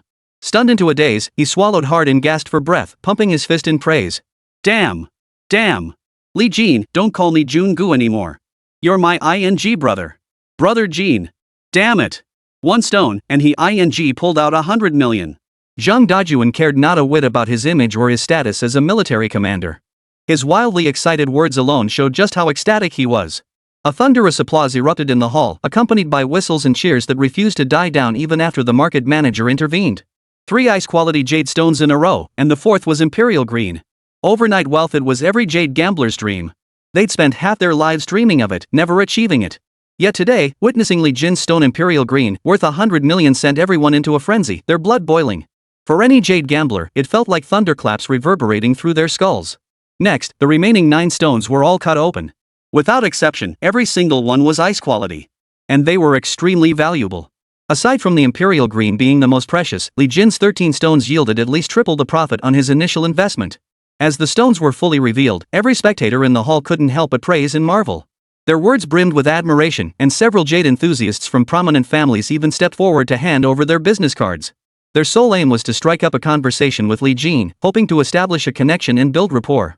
Zhang Dajuan, seeing all 13 pieces before him were ice-type jade, his eyes gleaming with excitement, swiftly handed over his bank card. "Xiao Su, take all this money. I'll buy everything else. Buy it all." Su Ran swiftly finalized a contract, sold all the jade, and then left with Li Jin. Chapter 31, Expanding Business. The 2 slipped out the door, weaving through the crowd. Barely 10 meters away, Su Ran pulled out a check and handed it over. "This is for you. Take it for now." Li Jin teased playfully. "For me? Let me see how much they're giving me." But the moment he unfolded the check, Li Jin's eyes widened in shock. "This much? How much did you actually get? You're giving me 30 million straight up?" Staring at the 8 zeros before him, Li Jin swallowed hard. Truth be told, even though he now possessed the skill of appraising treasures, this was the first time he'd ever seen a check for such a staggering amount. "Mr. Su, you didn't miscalculate, did you? 30 million? All that money, for me? Aren't you keeping any for yourself?" Su Ran shook his head and laughed heartily. "You really are a fool. Our total procurement cost was less than 40 million. A single imperial green jadeite could fetch 100 million in value. After deducting costs, we still have 12 pieces of ice-type jadeite. Those alone should easily sell for 50 million. I'm giving you 30 million out of 50, and that's not even counting the imperial green. I'm covering the cost of casting a guanyin statue for my mother. I've taken so much advantage of you, and you still think you're getting too much? You earned it all." Su Ran meticulously broke down the financial details, then declared generously, "Don't worry. For now, I've only got my hands on this 50 million, so the share is a bit smaller. But I won't shortchange you in the future. I'll give you a little surprise in a few days." Su Ran smiled mysteriously, then took Li Jin out for a nice dinner.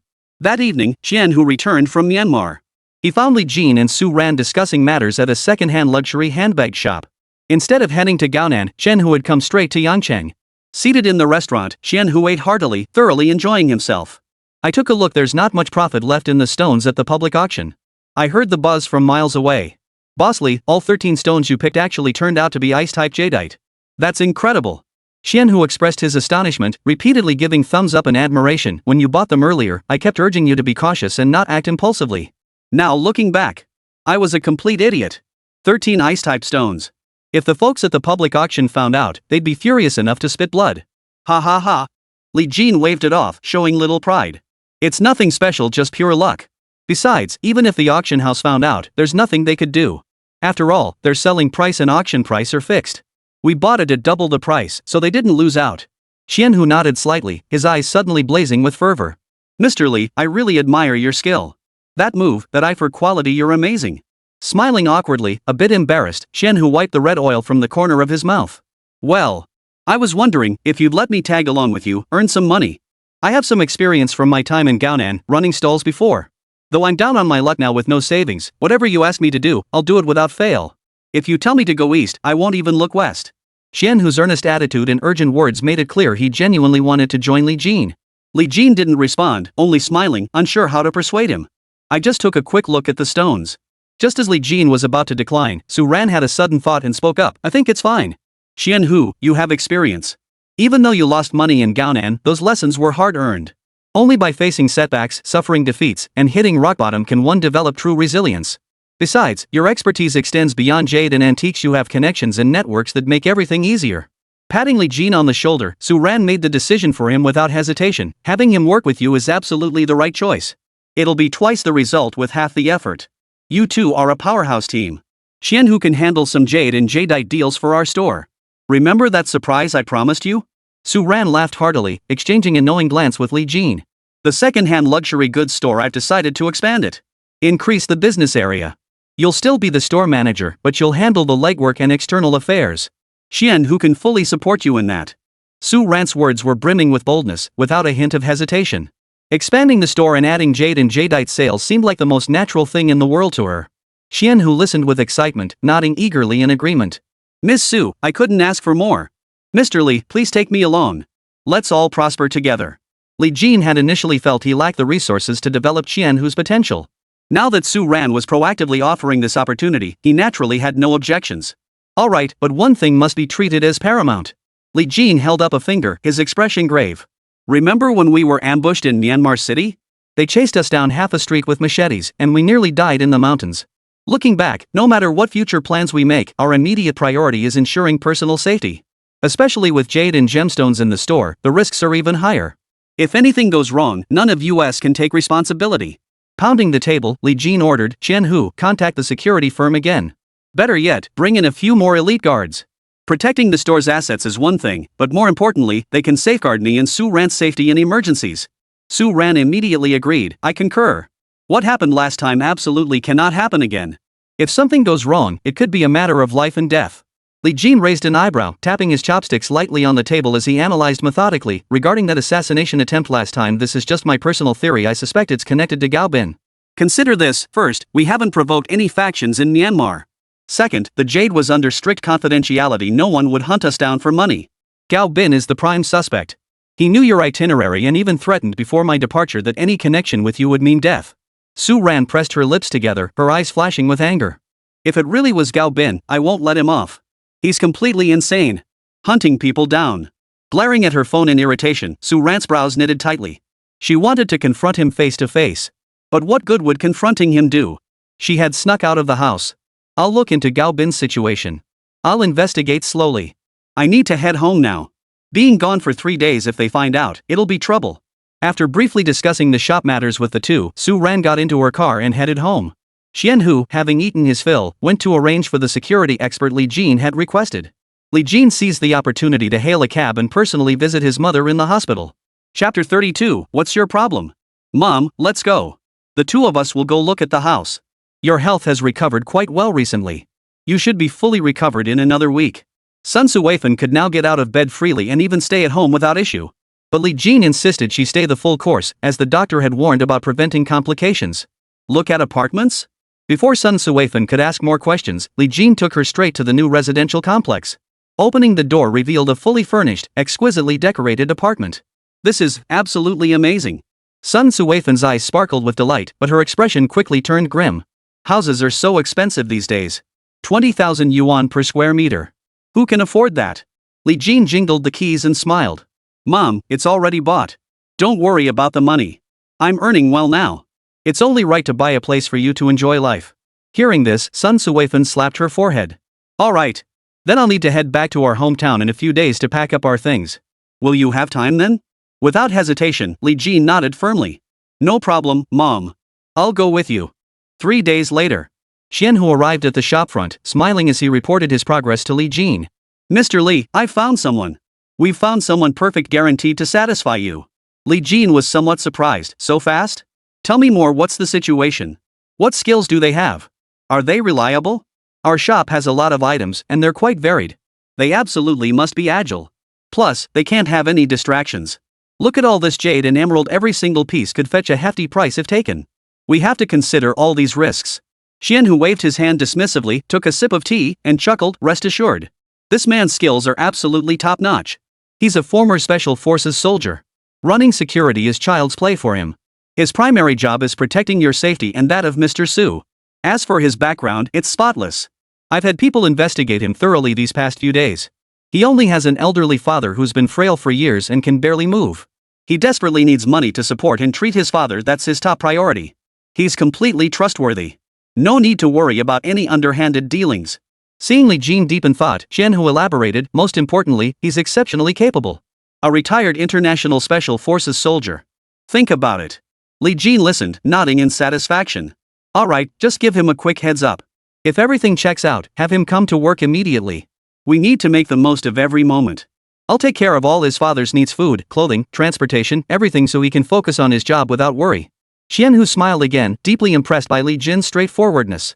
Agreeing without even meeting the person or probing further, this was a testament to his trust in Xian Hu himself. Xian Hu hurried out, jumping into his car to make arrangements. Xiao Dong, Xiao Zhou, Jian Lin. You three, clear out all the junk over there. Empty the counters as fast as you can. From now on, the east side will handle second-hand luxury goods, and the west side will be for jade and gemstones. When customers come in, give them a proper introduction. Most luxury buyers aren't short on cash.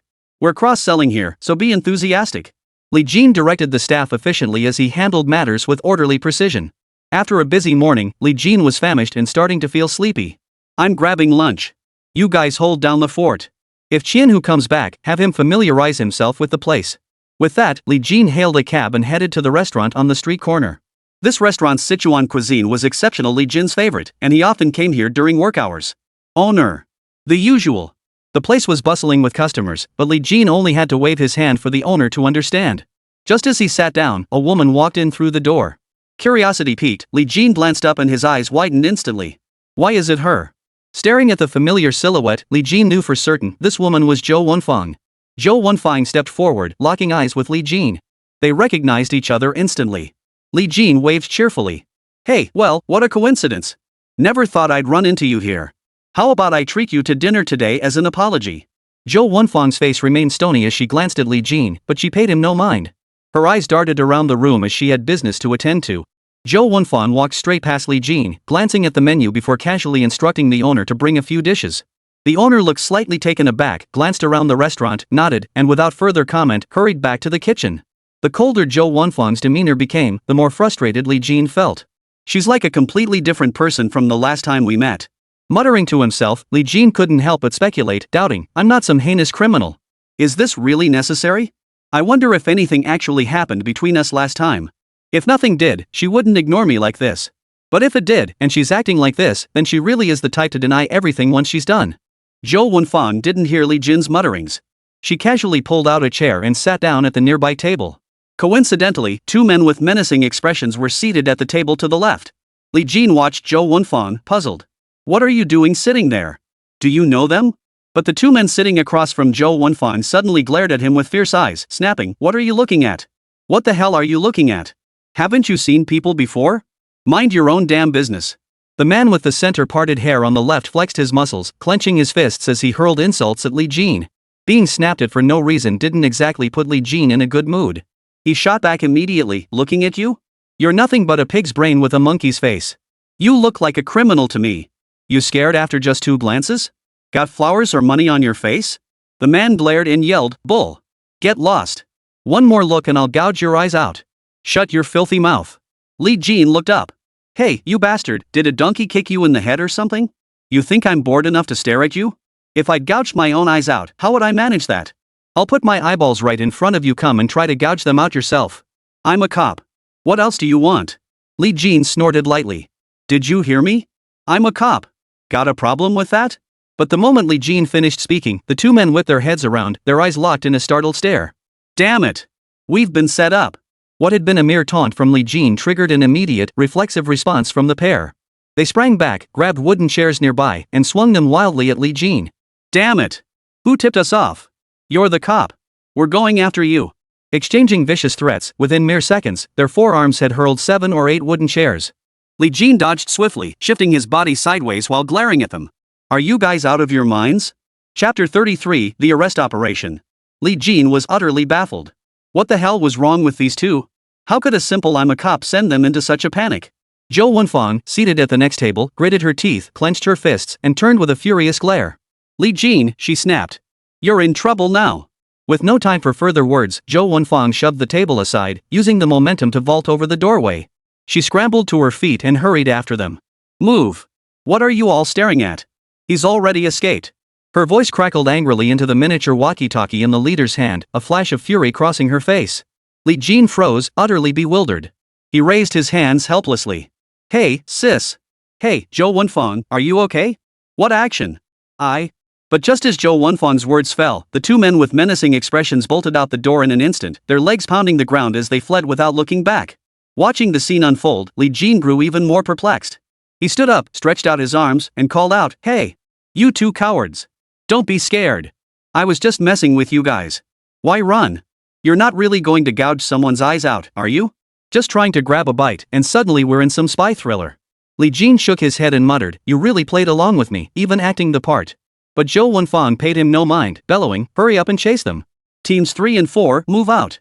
The two thugs exchanged glances and immediately decided to split up and flee. One to the left, one to the right, they sprinted for their lives toward the alley entrance across the street. Zhou Wenfang stood at the doorway, directing the chase. The target intends to enter through the alley entrance. Teams 3 and 4, flank around. Don't waste time. Catch them fast. Bring them back for interrogation once they're in custody. The next second, the thugs' screams echoed down the street. 4 plainclothes officers burst from the alleyway entrance, kicking the pair flat on their backs before swiftly seizing their arms and subduing them. Freeze! The command echoed at the shop entrance. Li Jin stared at the scene before him, frozen in shock. After a quick glance, he finally understood. He looked up and exclaimed, Damn, that was impressive. I thought it was some kind of stunt, but this is a real arrest operation. Thank goodness they got them. Otherwise, this fake cop would have been in real trouble. With a self-deprecating chuckle, Li Jin snapped open his chopsticks and bent his head, ready to wolf down a few bites. But just as he let out a sigh of relief, he suddenly felt his wrists grabbed. Then, a cold, hard sensation pressed against both his hands. Hey, hey, hey! Li Jin yelped, turning to find his hands already cuffed. He looked up to meet Zhou Wenfang's cold stare. Li Jin's mind went blank. He stared at his hands, blinked, then looked back at Zhou Wenfang. Stunned, he blurted out, Wait, Miss Zhou. What are you doing? I didn't do anything. I don't know anything. Why are you handcuffing me? Hey, don't get the wrong idea. I'm not with them. I was just joking around. I'm not a cop. I didn't know you were conducting an arrest operation. Li Jin was utterly bewildered, shaking his wrists frantically. Miss Zhou, this is a huge misunderstanding. You have no reason to arrest me, right? But Zhou Wenfang paid no heed, her face cold as she barked, obstructing an official duty. Obstructing an arrest. Sabotaging the operation. And impersonating a police officer. Take him away. Bring him back for thorough investigation. He might have tipped off the two criminals highly suspicious. Follow protocol step by step for vetting. With that order to her two officers, Li Jin was inexplicably caught in the crossfire and hauled into the police car. The shop owner was equally bewildered. Exchanging a glance with Li Jin quickly shouted, Hey! Zhou Wenfang, go ask the witnesses here yourself. The public sees everything clearly. I have no connection whatsoever to these two criminals. Ask the owner, he knows me and can vouch for me. Zhou Wenfang ignored him completely, even kicking Li Jin in the backside as she said, You're under arrest and still not cooperating? Be quiet. Get in the car. The door slammed shut with a loud snap. Silence fell over the vehicle. A rare flash of anger flared in Zhou Wenfang's eyes, leaving the accompanying officers beside her too afraid to breathe. What are you doing? Do you realize you nearly let the suspect escape just now? This is obstruction of justice. If you knew he was a criminal, that makes you an accomplice. Zhou Wenfang was furious, pointing at the window. Do you have any idea how dangerous every police operation is? You sabotaged our arrest plan, and now you're playing the innocent victim, demanding I let you go? If the criminal had charged and injured an officer, you'd be guilty even if you weren't. Li Jin had only met her twice.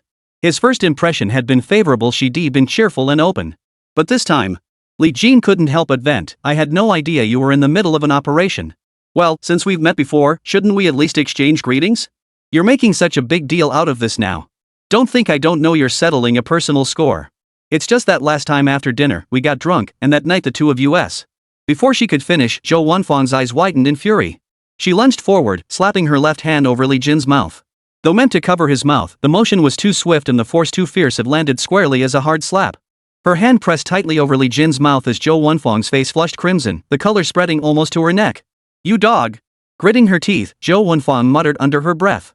Uncontrollably, the scene from that night flashed through her mind, filling her with overwhelming shame.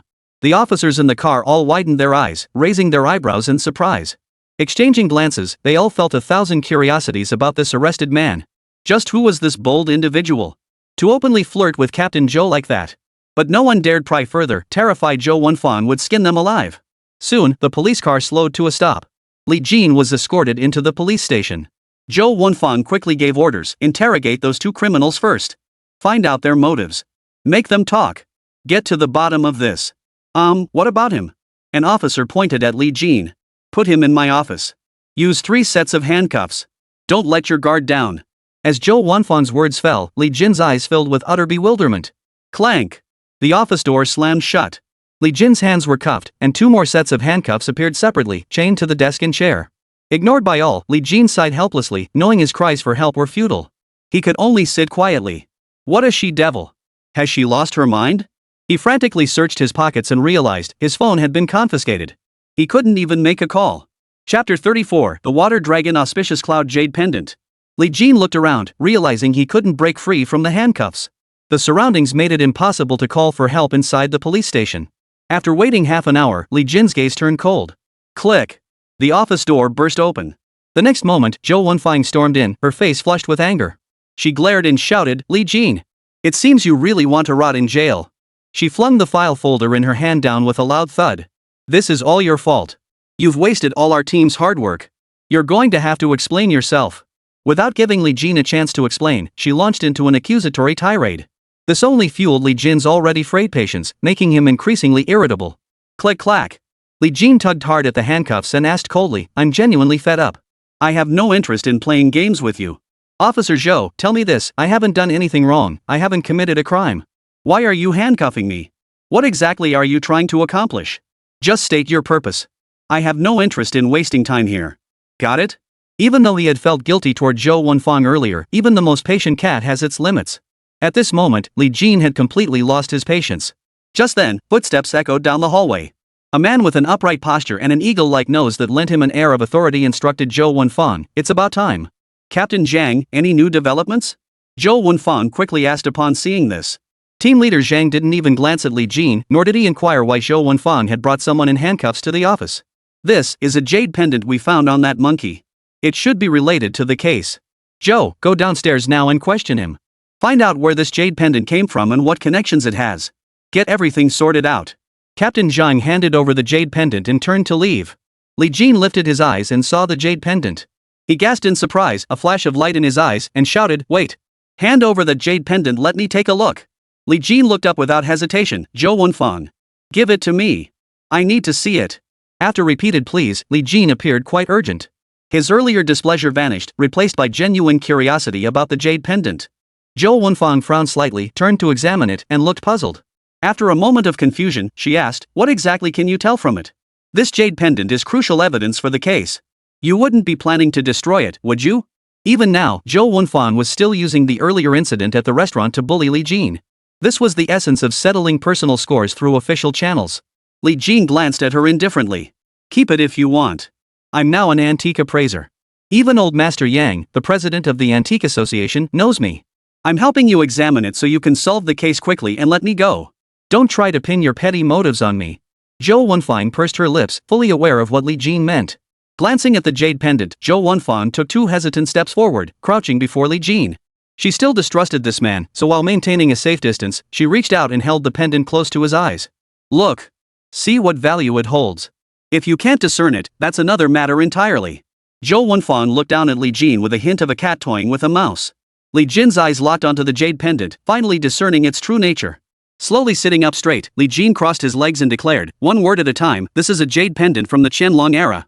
It's called Water Dragon Auspicious Clouds and was once bestowed upon a great general. Qianlong cherished it greatly. Its collection value is extremely high. I must admit, the man you captured this time is quite skilled. This water dragon auspicious cloud jade pendant is worth a solid 7 million. Even at auction, it could fetch a higher price. It's the real deal. Li Jin couldn't wrap his head around it.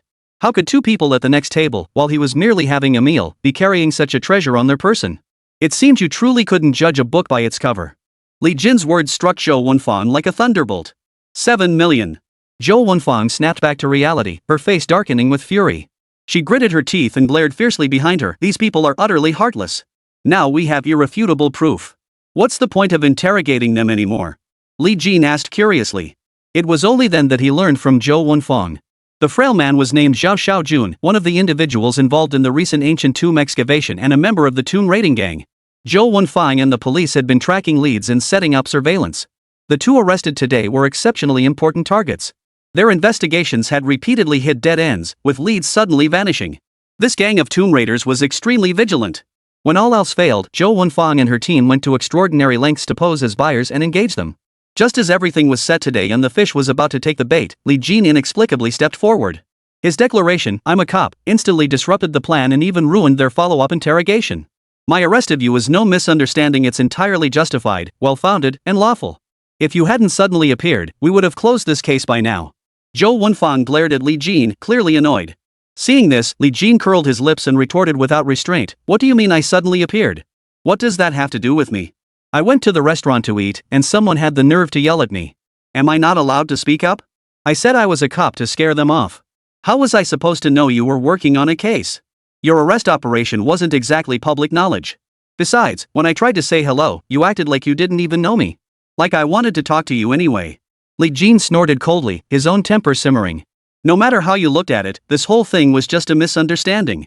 They clearly knew who I was, yet they still insisted on cuffing me.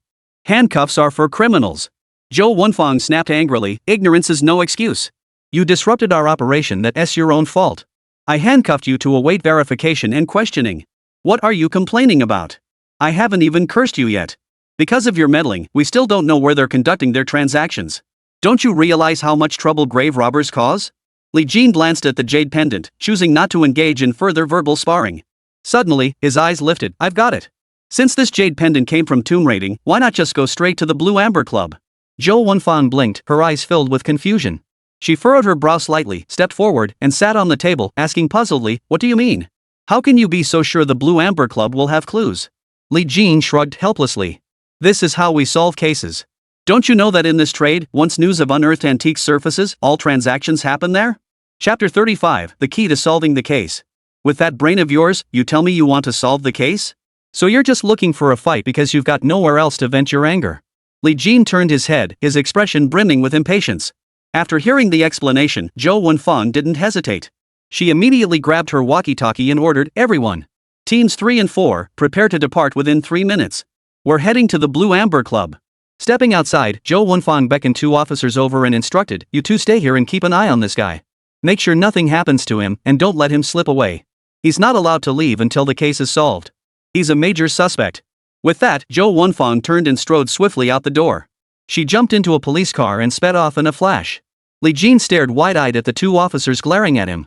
Glancing out the window at Zhou Wenfang's departing car, he clenched his jaw and cursed inwardly. "Damn it! They really are using me and then discarding me. They know full well I had nothing to do with this, yet they still won't let me go. Taking personal revenge to this extent? You bastards have no shame. What about professional ethics and responsibility? Damn it!" He'd thought helping Zhou Wenfang would secure his release. Who could have imagined? She just walked away. Gone. Taking a deep breath, Li Jin suppressed his rage and idly counted the stars. Early the next morning, Li Jin, his hands shackled to the iron chain beside the sofa, had actually stayed awake the entire night.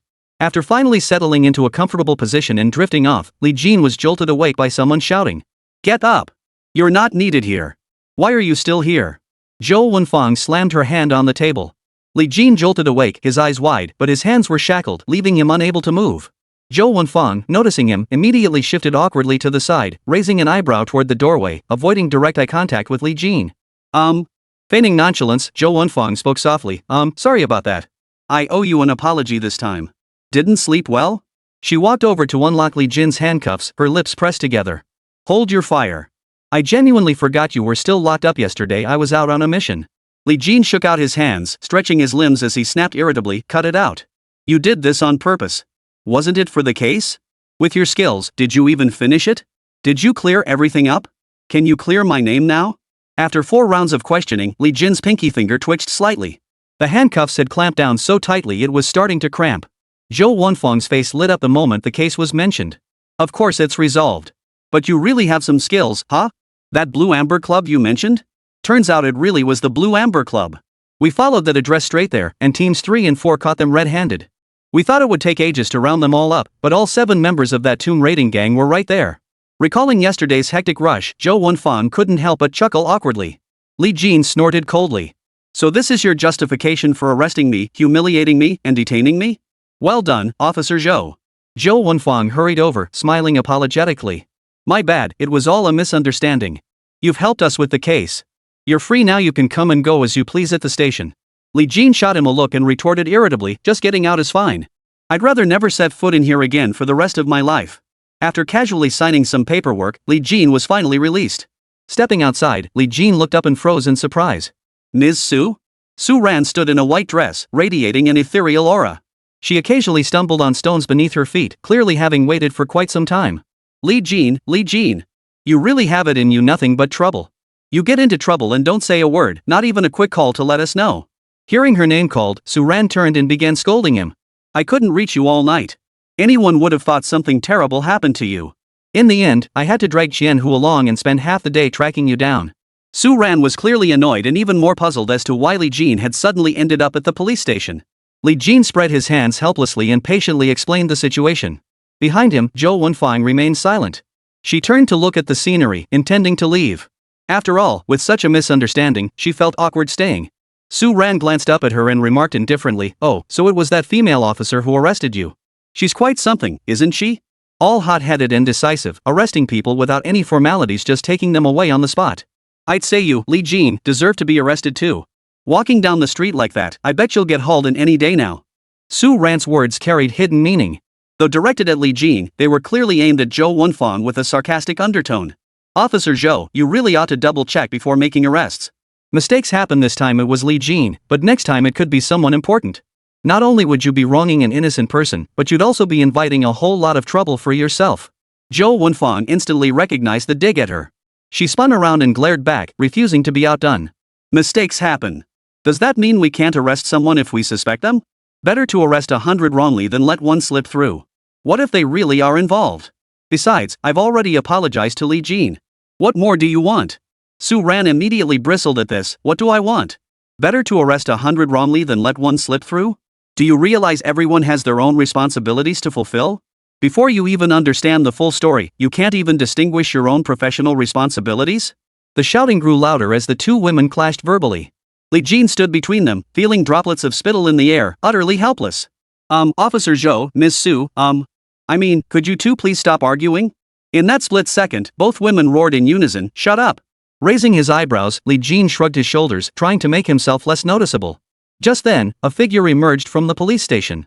Dressed in uniform, he was none other than the chief himself, Nie Tian. Nie Tian possessed a classic square jawline. Having long occupied a position of authority, he naturally exuded an extraordinary presence. Ah, Miss Su.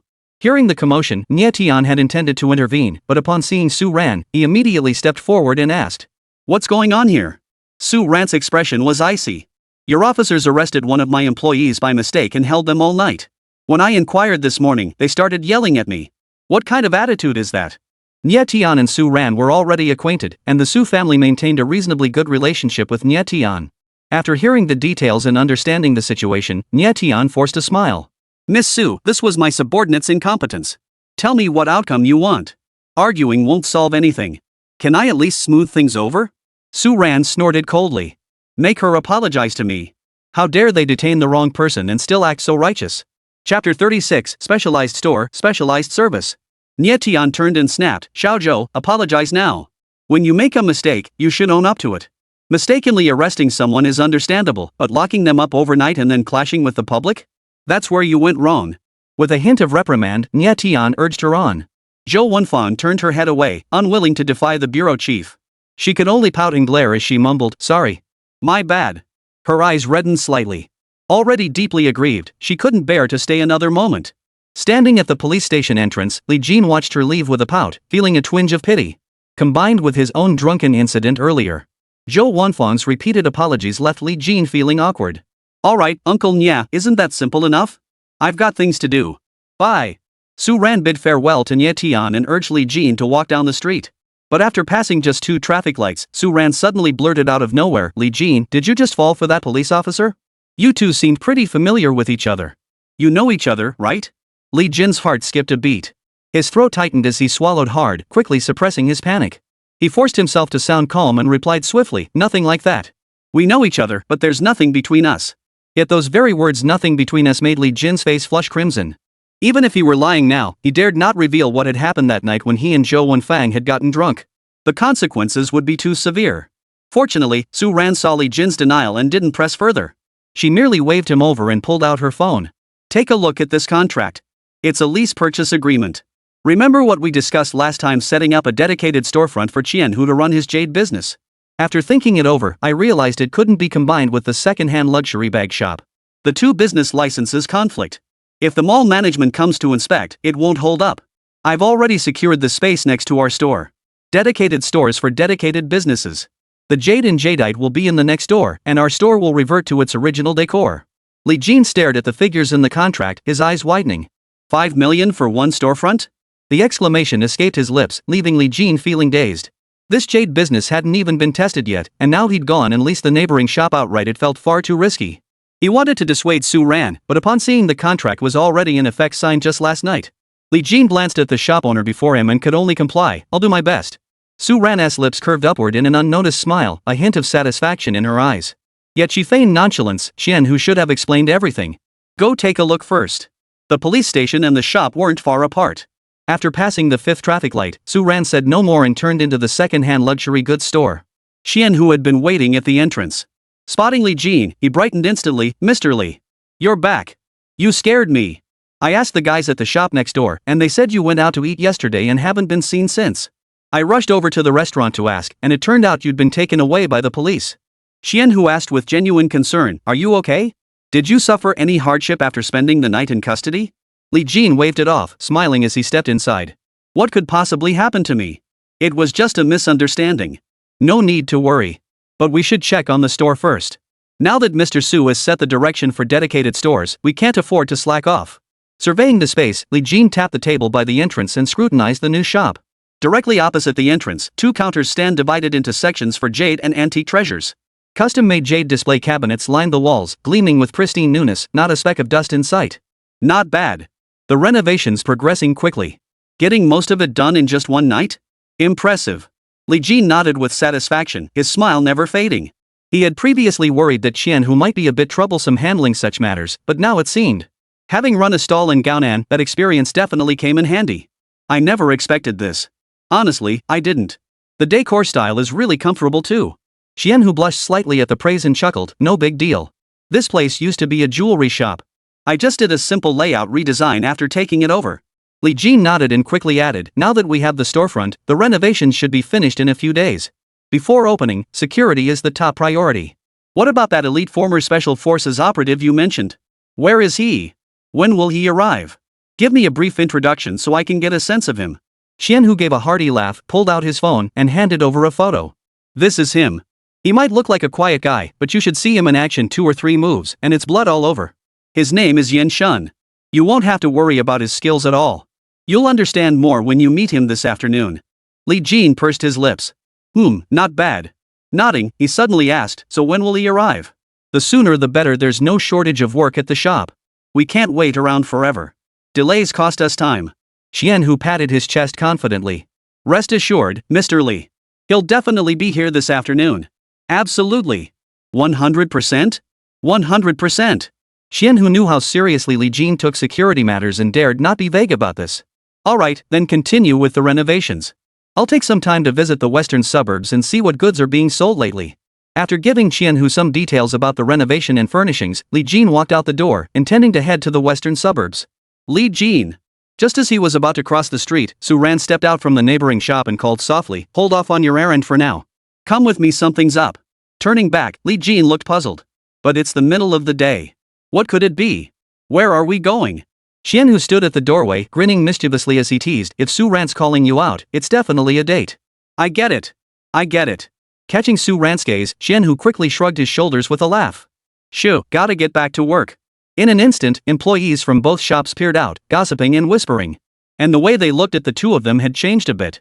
Li Jin's eyes widened at the commotion. He hurried back inside and protested, Xianhu. You can't just go around saying things like that. Ms. Su is the heiress of the Su family. We can't tarnish her reputation with unfounded rumors about her name. This isn't a date, our relationship is completely clean, you know that, right? Xianhu whistled, nodding vigorously with his usual sly expression. Alright, my apologies. Sorry about that, Ms. Su. I misspoke. He was apologizing, but there wasn't a shred of sincerity in his tone.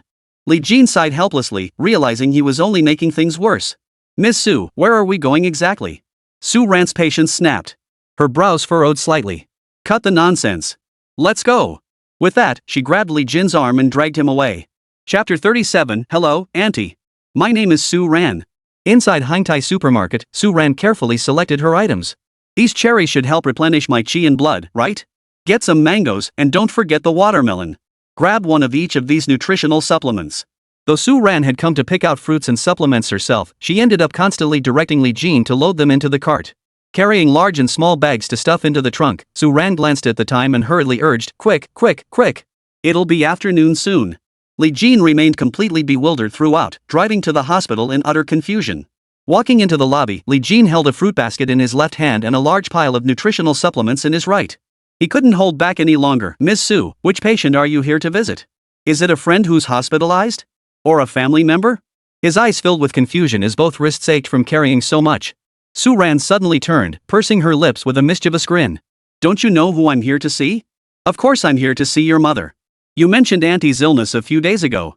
After being busy for half a month, I came to visit her with you. It's what a boss should do, show consideration for subordinates. Puffing out her chest with an air of superiority, Su Ran patted Li Jin's shoulder meaningfully. Don't get too emotional, though. It's only right. It's my duty. In that instant, Li Jin froze solid, struck dumb as if by lightning. You mean, you came to see my mother? Li Jin shook his head frantically, grabbing her arm. Ms. Su, this is out of the question. No, please don't. Let's go back. Faced with Li Jin's repeated protests, Su Ran's expression hardened as she demanded, what? You don't want me to see Auntie? Don't I even have the right to visit? What's wrong with me, Su Ran, being unfit to see people? Li Jin shook his head frantically, no. Then what is it? Li Jin stammered, pursing his lips and furrowing his brow. Miss Su, it's just, it's not appropriate. It's just. Seeing the man dithering before her, Su Ran lost patience and rolled her eyes. You're acting like a woman. Blabbering on like this, and you call yourself a store manager? Get lost. With that, Su Ran snatched the fruit from Li Jin's hands and strode upstairs. Li Jin watched helplessly, sighing deeply as his face contorted with worry. What the hell was he supposed to do now? With a helpless look, Li Jin lifted his head and hurried after her. Under Su Ran's intimidation, Li Jin slowly made his way to his mother's hospital room. No need for you to guide me. I already asked the director for the room number last time. Su Ran shot Li Jin a look of utter disdain. Without a second thought or pause, she gently pushed open the door. A smile played on Su Ran's face as she stepped inside. Ha! Having overheard their conversation from inside the room, Sun Suifan sat up. Turning her head, she was quite surprised to see such a poised and graceful young woman before her. But upon closer inspection, she realized this was the very same young woman who had come to help arrange her transfer a few days ago. Her surprise quickly turned to delight. With a warm smile, she beckoned, oh. Come in. Have a seat. Noticing Li Jin following Su Ran in with a resigned expression, Sun Suifan immediately asked with a hint of meaning, Xiao Jin, this is the girl who helped us when we were bullied at the hospital, right? Li Jin reluctantly nodded. Yes, she's my boss, Su Ran. I'm called Mr. Su. Su Ran gently handed over the nutritional supplements. Auntie, you can just call me Su Ran or Little Su. Don't listen to Li Jin's nonsense, he's the boss now. I'd heard from Li Jin that you were ill. Last time I came, it was so rushed I didn't get a chance to visit you. Here's a gift I bought for you. Su Ran introduced herself with grace and confidence, not a trace of shyness. Sun Suifan was even more astonished upon hearing this. Her eyes widened as she scrutinized Su Ran, her smile stretching wide. How lovely. Little Su is such a polite child. Don't blame Auntie for not coming down to greet you. Sun Suifan praised her endlessly, her words tinged with wonder. I never imagined our Xiao Jin would have such good fortune. It's truly a blessing for our family. That boy Xiaojin, really, why didn't he bring her over sooner for me to see? You'd better hold on tight to a girl as wonderful as little Sue. If you dare mistreat her, I'll beat you senseless. Sun Suifan feigned a threat toward Li Jin, her words brimming with admonition to cherish Su Ran. Li Jin listened, utterly bewildered, and helplessly lifted his head. I knew it. Earlier, he had refused to let Su Ran visit his mother, precisely to avoid any misunderstandings. Now, seeing the situation, Li Jin kept explaining, Mom, you've really misunderstood. Su Ran is just my boss. She came to visit you out of professional courtesy. Don't say things like that. Unfortunately, no matter how he tried to explain, it was all in vain. Sun Suifan genuinely liked Su Ran. The previous incident, coupled with her current personal visit, only reinforced her feelings. In Sun Suifan's eyes, she was the perfect daughter-in-law, no complaints whatsoever. Just then, Li Jin's phone rang. Seeing the caller ID, he quickly answered. Xian Hu, what's up? Mr. Li, I don't know if you're done with your work yet, but Yin Shan and his old man are here. They're sitting in the shop right now. Why don't you come take a look? They've been waiting for half an hour. Hearing this, Li Jin felt a wave of relief wash over him. He turned around and quickly made up an excuse. Mom, I have some things to take care of at the store. You rest well, try not to get out of bed and walk around. If anything comes up, just give me a call.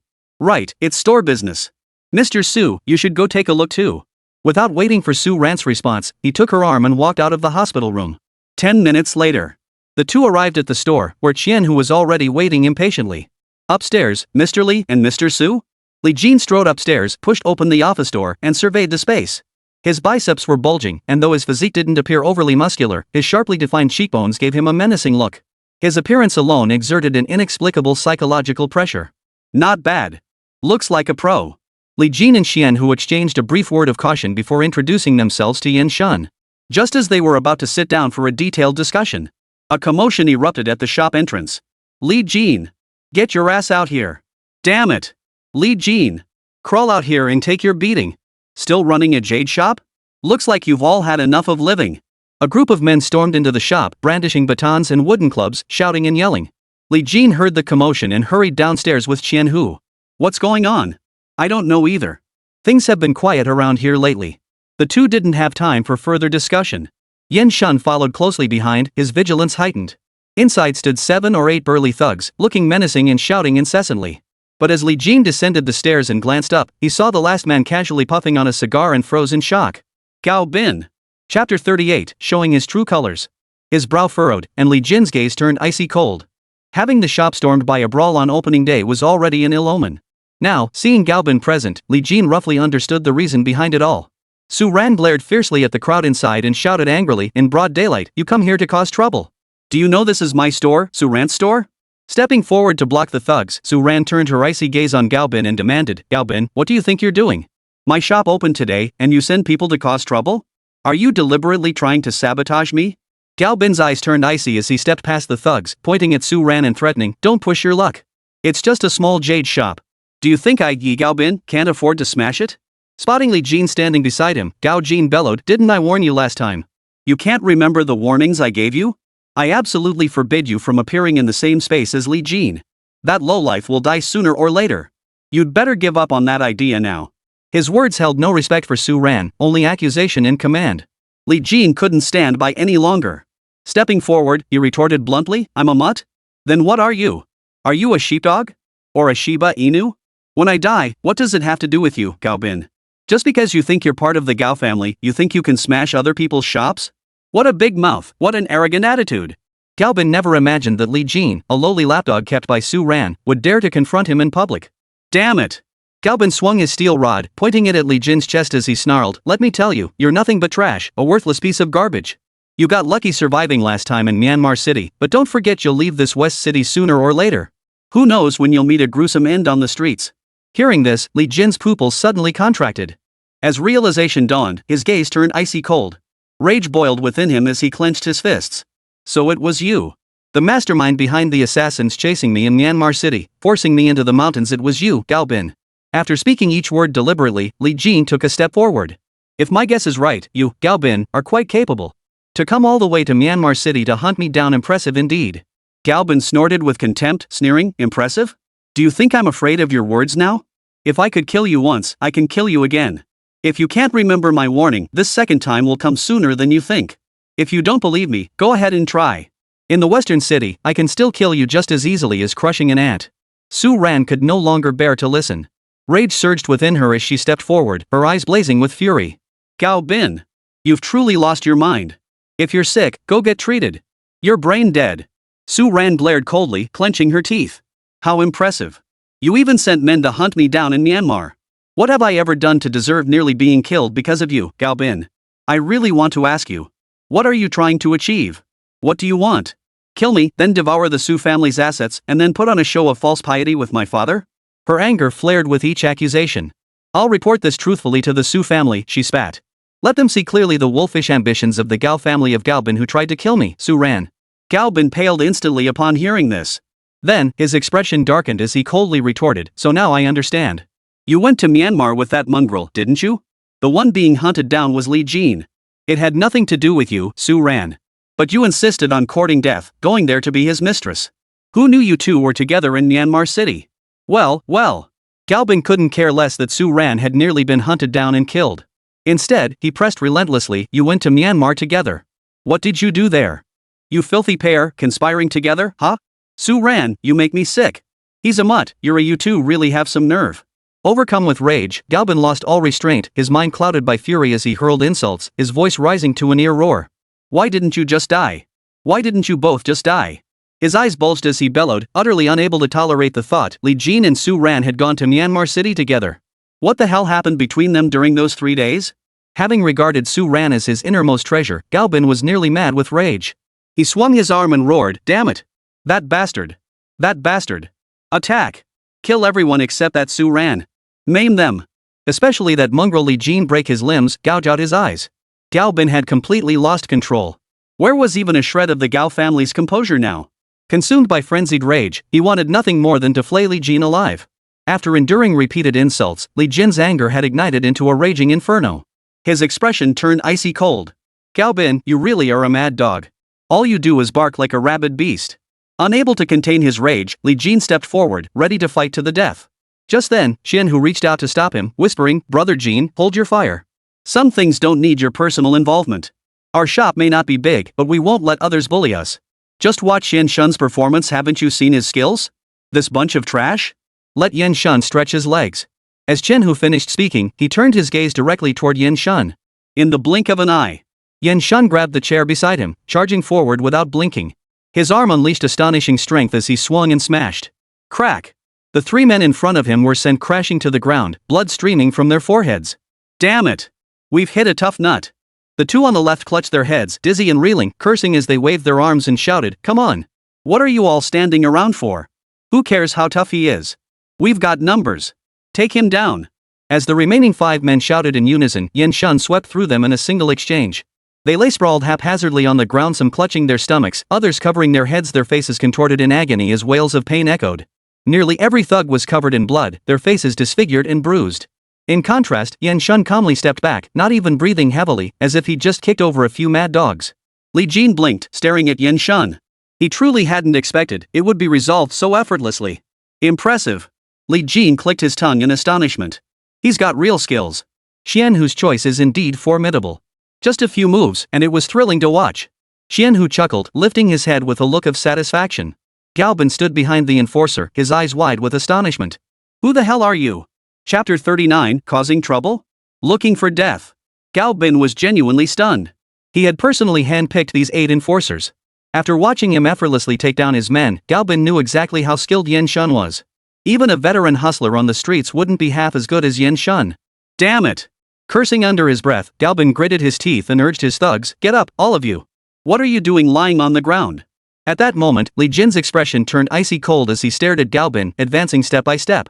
His voice was slow and deliberate. You insulted me, cursed me, and bullied me. Before I went to Gaonan, you even threatened me. You boast about the Gao family's nobility, claiming you can send men to hunt me down. I don't doubt that. But if you repeatedly threaten me, intimidate me, and hunt me down, then this matter won't be handled as usual. You're a mad dog, no doubt. Su Ran and I have no connection whatsoever. It's not what you imagine. During those 3 days in Myanmar, we kept to our own paths, never crossing each other's boundaries. I explained this to you to clear Su's name, lest your filthy mouth spew venom and ruin his reputation. With that, Li Jin calmly lifted his gaze. If you dare set foot in this shop again, or send anyone to hunt me down, that will be the moment we truly tear off the mask. When that happens, I won't hold back. Who will come out on top? That remains to be seen. Got it? Li Jin fixed his gaze on the man, his eyes brimming with intensity. As the young master of the Gao family, Gao Bin had been revered by all since childhood, spoiled rotten. Within the Gao household, the resources, connections, and influence he commanded were his pride and joy. But today, now, at this very moment, being threatened and warned by someone he considered a lowly nobody, whose words were utterly cold and indifferent, sent rage surging through Gao Bin's veins. He could no longer control himself. Consumed by rage, his mind driven by fury, Gao Bin roared with eyes blazing, I am Gao Bin. I am the young master of the Gao family. If I tell you to die, you die. The words erupted from his mouth as his eyes narrowed to slits, his expression bordering on madness. Threaten me? You're dead today. Veins bulged on Gao Bin's left hand as he violently drew a dagger from his robe, its cold blade gleaming. The dagger shot straight through the air, hurtling toward Li Jin's chest. Su Ran watched the scene unfold, terrified. Her face drained of color as she screamed at the top of her lungs, Li Jin! Watch out! Gao Bin's gone mad. He's lost his mind. Get out of the way. Shouting warnings, Su Ran was the first to spot the signs of Gao Bin's murderous intent. Li Jin watched the dagger's tip hurtle toward his chest. In that split second, his perception slowed the attacker's movements. He twisted his body with lightning speed, dodging the blow in an instant. Twisting his waist with force as he stepped back, Li Jin narrowly evaded the second strike. Gao Bin's eyes blazed crimson as he screamed curses, I'll kill you. I'll kill you. Who the hell do you think you are? Daring to lecture me? You!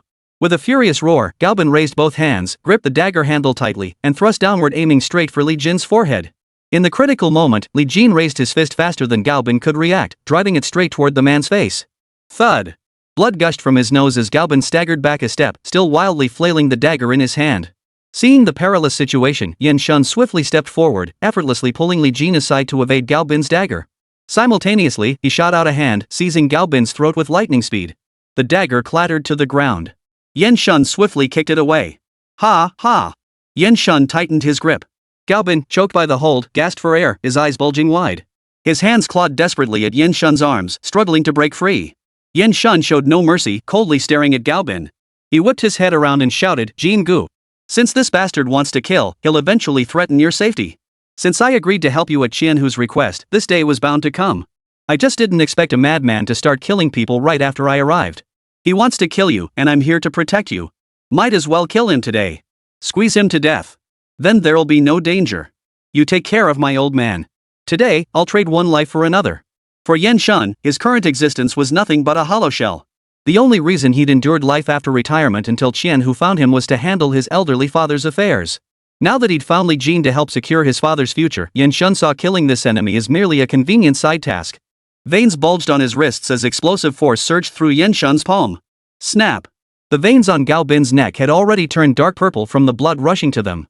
If this continued, he might truly be crushed to death. Li Jin's heart lurched at the sight. He rushed forward 2 steps, pleading urgently, Yan Shun. Let go. Let go. Are you kidding me? Gao Bin wasn't just an enemy, he represented the entire Gao family. Killing him today might bring temporary peace, but the Gaos wouldn't let it rest.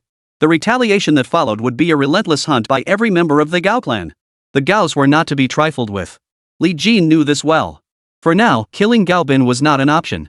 Yet as he pleaded with Yan Shun, his fear wasn't of the Gao family, it was the conviction that Yan Shun's entanglement in this matter was utterly unworthy. Li Jin roared, Yan Shun! Let go! He's a mad dog, but you're a human life. Killing him will cost you dearly. Trading your prime youth for the life of a mad dog is utterly worthless. Let go. Grabbing Yan Shun's wrist, Li Jin felt an inexplicable surge of qi within him, forcing Yan Shun to stumble back a step. A warning is enough. Don't cause a death. We'll take care of your father, but if you trade your life now, how will you contribute later? After repeated pleas, Yan Shun finally released his grip just as Gao Bin's face turned crimson with rage. Su Ran watched the scene unfold, her face drained of color.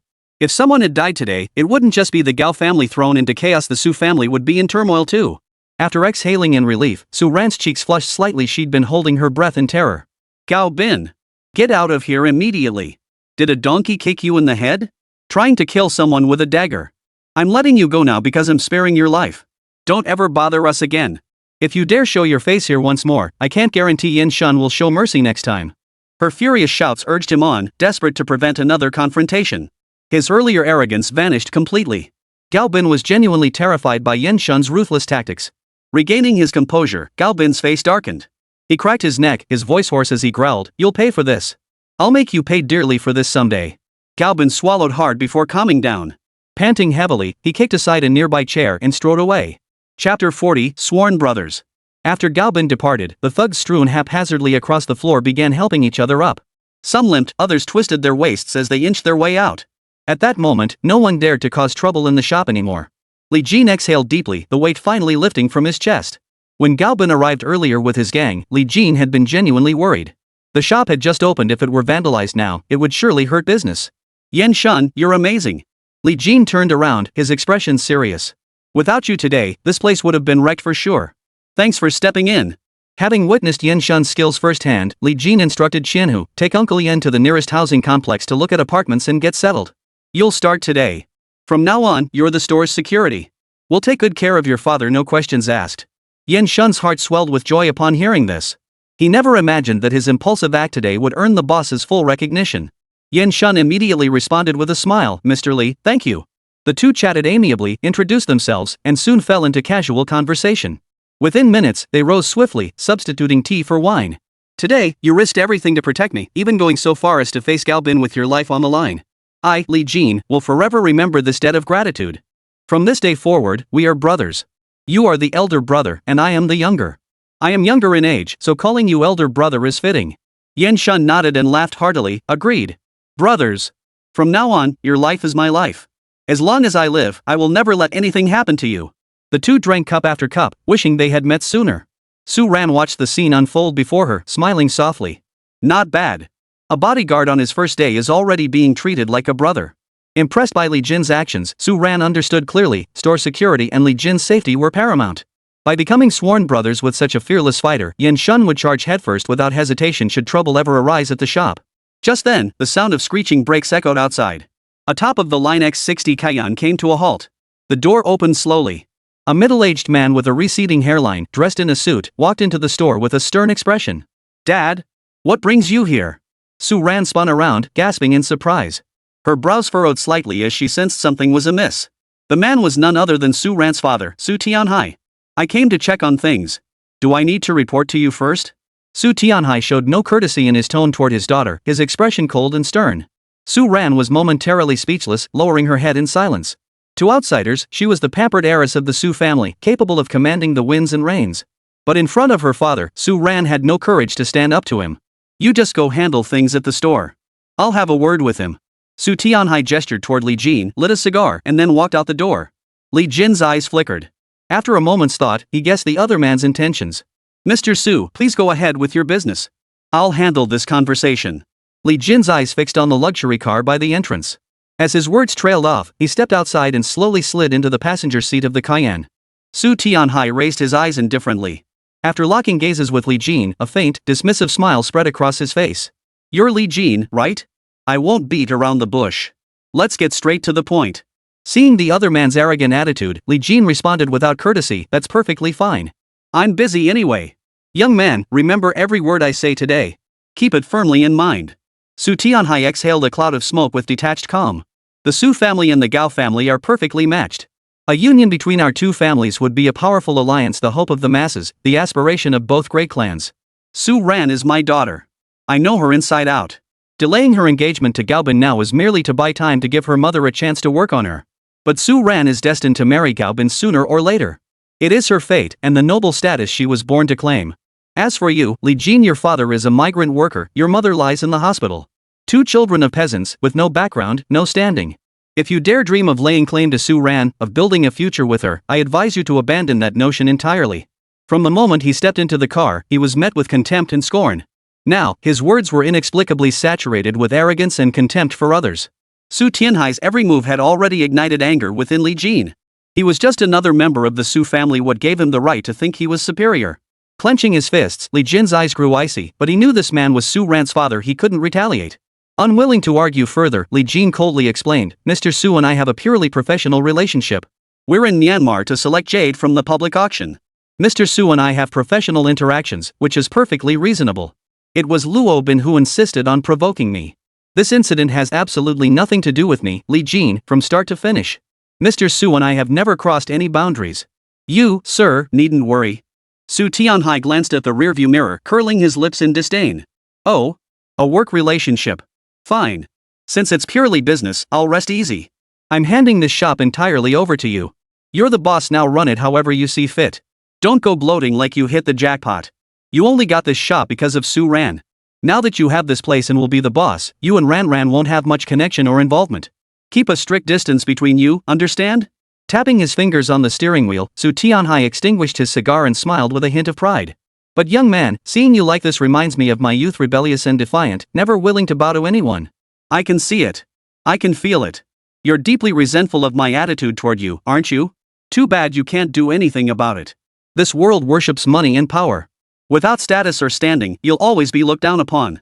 I admire you. Giving you this shop wasn't all because of Su Ran. If you ever need anything in the future, come find me. I won't be stingy with small favors. Consider it compensation for your fragile little heart. But remember this. Su Tianhai's eyes darkened dangerously as he spat out the warning. Remember. Su Ran, you can forget about it for the rest of your life. You two belong to different worlds with no overlap. If I catch you doing anything wrong again, the consequences will be far worse than what Luo Bin faced. The marriage alliance between the Gao and Su families must not be disrupted by anyone. Li Jin's patience was completely exhausted at that moment. The Su family? Nothing special. Chapter 41, The Su family exerts pressure. Sitting in the passenger seat, he flung open the door with icy detachment, a flicker of fury deep in his eyes. His voice was as cold as ice. Well, thank you ever so much for your kindness, Su family. How could I possibly accept your help? No need. Thank you for your generosity in offering me a storefront and kindly suggesting you'd help me with minor tasks. Goodbye. His gaze as icy as snow, Li Jin stepped out of the car. Seeing this, Su Tianhai remained utterly unconcerned. He rolled down the window, waved his hand, and called out, Su Ran. What are you still doing in someone else's shop? It belongs to Li Jin now. You have no business here. Get back in the car immediately. Running away from home for so long, it seems you truly hold no respect for me as your father. During his exchange with Li Jin in the car, Su Tianhai hadn't truly remained unruffled and deep-seated. He was merely suppressing his emotions. Now, his words to Su Ran gradually revealed a hint of anger. Su Ran pressed her lips tightly together. Seeing Li Jin's expression as he entered the shop, she understood. Su Ran wasn't stupid. Her father's sudden request to speak with Li Jin must have involved matters concerning the Su and Gao families. Knowing her father well, Su Ran could roughly guess the gist of their earlier conversation. With no time for further words, Su Ran hurriedly got into the car and drove away. Li Jin took a deep breath and sank into the office sofa. Well done. Staring at the teacup before him, Li Jin felt no desire whatsoever to take over this shop. As if it were being handed to him as charity. But anger, rage, hatred. Such emotions would only cloud his judgment. Since others looked down on him, he would grow stronger. Then, he would strike back hard and slap them in the face. His mother needed support, his employees needed to provide for their families, and Yin Shan was now his sworn brother. His father was already elderly. Watching Qian Hu and the others bustle about, Li Jin kept his inner rage to himself, swallowing it silently. Since you've given me the shop, I'll take it. Since you've given me a few chances, I'll show you what I'm capable of. I, Li Jin, will make a fortune. Then I'll pay it back to that Su Tianhai. Not for anything else, but to prove myself. What's the point of living if you don't fight for yourself? Taking a deep breath, Li Jin steadied his resolve. Proving myself, those words were now branded into his soul. My skate shoes, fashionable, the most fashionable. Li Jin's phone suddenly rang, interrupting his thoughts. He slowly unlocked it and answered the call. Hello? Who is this? Li Jin asked softly. But there was no response from the other end. The caller hesitated, uttered a soft and stammered without speaking. Li Jin's patience wore thin. Who is this? He asked impatiently. Who are you? What do you want? Is there something you need? After repeating his question and still receiving no answer, Li Jin muttered, Must be bored out of your mind.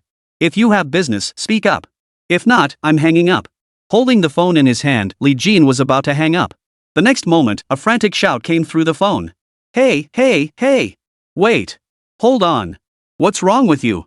Hanging up before I even speak? Li Jin frowned slightly, recognizing the familiar voice. He murmured, Zhou Wenfang? Are you crazy or what? You call and don't say a word? Do you think phone calls are free? You're the one with nothing better to do. Pouting slightly, Li Jin knew it was Zhou Wenfang on the line and understood why she hesitated to speak. After mistakenly arresting him at the police station and detaining him for a full day and night, then having Su Ran cause him trouble, Zhou Wenfang had apologized repeatedly. She must still feel uneasy, so calling now was understandably awkward. Spit it out. What do you want? I'm busy. If you don't say it, I'm hanging up. Hearing the threat to hang up, Zhou Wenfang lost all hesitation and blurted out, yes, yes, yes, yes. Why the rush? I need your help with something. I'm busy. No time. Li Jin flatly refused. Help. Help my ass. The lesson from last time was etched firmly in Li Jin's memory. He dared not forget it for a second. Zhou Wenfang immediately let out a sigh of disappointment. Oh, Li Jin. Li Jin, please help me out, just this once. What happened last time was truly an accident. I apologized, and I've done everything I could. What else do you want from me? I told you it was an accident. Li Jin replied coldly, oh, so an accident means locking me in a dark room for a day and night without food or water, starving me to death? And after I helped you, I still have to endure this inhumane torture, right? Zhou Wenfang froze, momentarily at a loss for words. Inside the police station, a phrase suddenly flashed through Zhou Wenfang's mind. A woman's coquetry can make a man weak in the knees. Shedding all pretense of authority, she softened her voice, cooing, Li Jin, big brother Li Jin. Please help me, I really need your help. Ugh. The moment the words left her mouth, Zhou Wenfang couldn't help but retch in response. Li Jin on the other end of the line couldn't stop grinning. The gloom and disappointment that had clouded his heart moments ago vanished in an instant. Fine, I'm begging you this time. I really can't act cute, it's not in me. You know I never pout. I'm asking you for help. At worst, I'll buy you a drink. That's fair, right? Her easygoing nature gave way as her patience began to wear thin. Li Jin gasped in alarm and shouted to stop him. No, no. Don't. Absolutely not. Brother. This isn't something to be taken lightly. You can't just drink recklessly or open doors carelessly. Hearing the urgency in his voice, Zhou Wenfang instantly knew what he was referring to. He recalled the last incident, how she'd gotten drunk, ended up clinging to Li Jin's back as he took her to a hotel room, and woke up the next morning to find them both naked. Zhou Wenfang's face flushed crimson as she gritted her teeth. Li Jin, don't push it too far. We haven't settled the score for last time yet. This time, I'm begging you. Can you do it? Just say yes or no, give me a straight answer. It was clear this matter was of great importance to Zhou Wenfang. If it weren't for this major police business, she probably wouldn't be so patient and polite, pleading with him like this. Li Jin had only been teasing her. In his view, she was a decent person. Their first meeting had left both with a favorable impression. Though their second encounter had involved some misunderstanding, it had also shown Li Jin how diligently Zhou Wenfang handled her cases. Alright, I'll do it. Give me an address later, and I'll come find you. After a brief exchange, Zhou Wenfang finally settled the matter. Li Jin slowly gathered the tea set from his office, then turned to glance down at the street from the second floor. His thoughts drifting, Li Jin resolved to push open the office door. What must be faced must be faced. Xianhu, you and the staff tidy up. Don't miss anything. Fix whatever got damaged during the scuffle. The sooner we open, the better. Chapter 42, Antique Chi. Xianhu hurriedly nodded in agreement, completely unaware of the matter between Li Jin and Su Ran's father. Surveying the room, Li Jin took a deep breath and slowly stepped out of the shop. From today onward, this shop will rake in a fortune. Glancing at his phone message, Li Jin set off following the navigation. Upon arriving at the address provided by Zhou Wenfang, Li Jin slowly raised his head to survey the surroundings. Countless stone lions guarded the entrance, flanked by dozens of security guards and armed police patrolling the area. The Cultural Heritage Bureau? Muttering to himself, Li Jin furrowed his brow slightly and made a call. Zhou Wenfang happened to be standing on the steps. The two exchanged greetings upon seeing each other. Why did you bring me here? There are professionals here, why not just go straight to them? Li Jin frowned slightly, puzzled. Zhou Wenfang gave an awkward smile, batting her eyelashes and deliberately batting them flirtatiously. Well, isn't that because we have the great expert Li here? Last time, we tracked down a bunch of antiques from a tomb raiding gang worth a fortune. You get it, bro? Patting Li Jin's shoulder, Zhou Wenfang stammered an explanation. I mean, our bureau figured hiring a dedicated treasure appraiser would cost too much. It's just too expensive. You get what I mean, right? That's why I thought of you. You're so professional, so skilled, you recognize so many treasures, just give us a hand, okay? Zhou Wenfang knew deep down he didn't have the moral high ground on this.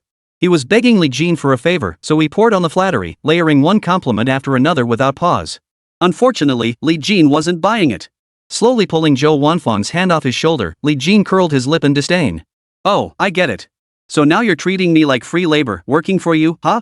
Just helping you out like this? And you call it a favor? Your compliments sound a bit insincere, don't they? Hearing his criticism, Zhou Wenfang felt a pang of embarrassment, but she still put on a show of generosity as she pulled out her wallet. Who do you think you're looking down on? Would I ever make you work for free? Would I ever exploit you? Just focus on appraising the items. I won't shortchange you. The Bureau provides subsidies. You do your job, and afterward, I'll treat you to a meal. It's that simple. Stop fussing like a woman. Get in there already. Grabbing Li Jin's arm, Zhou Wenfang strode forward and dashed inside like a shooting star. What are we eating? Li Jin glanced around, uninterested.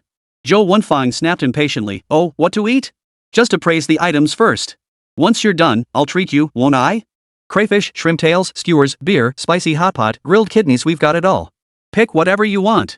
Li Jin raised an eyebrow. So you're just trying to lure me into a street stall? Are you coming in or not? Zhou Wenfang grew impatient and began to threaten. As they argued, two figures suddenly entered through the doorway. The man on the left exuded an imposing presence with every move none other than the chief they'd encountered earlier at the police station entrance, Nie Tian. The man beside Nie Tian chatted and laughed, showing no signs of pressure in his interaction with the chief. He seemed completely at ease. Nie Tian occasionally forced a smile and nodded in agreement. The man had a handsome face, fair skin, and meticulously groomed eyebrows. Dressed in a tailored suit, he exuded an air of refined elegance. Zhou Wenfang turned and saw the man, startled. Why him? He came over?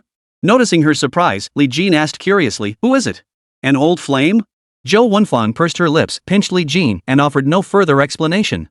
The man beside Nie Tian was named Jiang Wei, who had quite a reputation within the Cultural Relics Inspection Bureau. As a professional appraiser and investigator, his expertise was highly regarded within the police department. Previously, he'd never had the time, so despite Nie Tian's repeated invitations, he'd had to politely decline. But for some reason, he had suddenly appeared today. Jiang Wei and Nie Tian walked over to Zhou Wenfang's side, smiling as they greeted her. But when Jiang Wei spotted Li Jin, his brow furrowed slightly. He asked in confusion, Wenfang, who is this? Your friend? Having outsiders here while we're handling a case might not be appropriate, right? Jiang Wei lowered his head, sizing Li Jin up from head to toe. Judging by his attire and fashion sense, Jiang Wei deemed him a bit of a country bumpkin. Fearing Nie Tian might question him, Zhou Wenfang quickly stepped forward to explain, this is my friend, Li Jin. He was a huge help when we caught those Toon Raiders last time. He tipped us off that the Blue Amber Club was a hideout for grave robbers, which is how we found all those ancient treasures. Plus, he's a real expert on antiques. He even worked part-time as an appraisal professor at the university before. Zhou Wenfang finished speaking and looked at Nie Tian. Nie Tian remained silent, which signaled his lack of objection. He had met Li Jin before. It seemed he had some connection to the Su family's young lady. However, upon hearing this, Jiang Wei immediately curled his lip, took a step back, and looked at Li Jin with disdain. Is that it? That outfit? That demeanor? You're telling me he can authenticate antiques? He probably doesn't even know what an antique is, some bumpkin from the village. His contemptuous questioning prompted Jiang Wei to deliberately take a few steps back, creating distance from Li Jin. It was as if standing beside him would tarnish his own status and lower his taste. Zhou Wenfang immediately responded, giving him a thumbs up. Li Jin is incredibly capable. He just doesn't care about his appearance. Don't you know that the more ordinary someone looks, the more impressive they usually are? And he can help me track down the Toon Raiders' hideout, and he can go teach at a university as a professor. You think he's not capable? The counter-question left Jiang Wei momentarily speechless. Upon hearing Zhou Wenfang's introduction, Nie Tian's heart immediately leapt with delight. Smiling, he extended his hand. Li Jin, right? We met last time. Since you're both skilled, why not join Jiang Wei in the appraisal? It'll be more efficient and help us resolve this case faster. I trust you. Patting Li Jin on the shoulder with an assuring look, Nie Tian waved his hand. Well then, work well together, okay? Zhou, you keep a close eye on things yourself to make sure nothing goes wrong. I've got something else to take care of right now. You guys get to work. By the time he finished speaking, Nie Tian had already stepped out the front door. It was clear that dealing with the Cultural Relics Bureau was giving Nie Tian a headache. Only 3 people remained inside. Jiang Wei fixed Li Jin with a gaze tinged with hostility. He was a man with 1,000 tasks to attend to daily. He had carved out this day from his hectic schedule specifically because he'd heard Zhou Wenfang would be present. That was why he'd come. Jiang Wei had long harbored feelings for Zhou Wenfang, and seeing her lavish praise on Li Jin naturally stirred jealousy within him. Chapter 43, A Bet. Exchanging a glance with Li Jin, Jiang Wei grew impatient. What are you waiting for? Let's go in. Zhou Wenfang grabbed Li Jin's arm and urged, right, it's urgent. Let's go inside and see. I'll take you there. He pulled a key from his pocket and unlocked the cabinet door with a gentle turn. This is it. The 3 stepped inside the door, greeted by a vast array of cultural relics and antiques. Bronze artifacts, porcelain vases, Qing dynasty jade pendants, countless bronze tripods. The first impression was sheer dazzlement.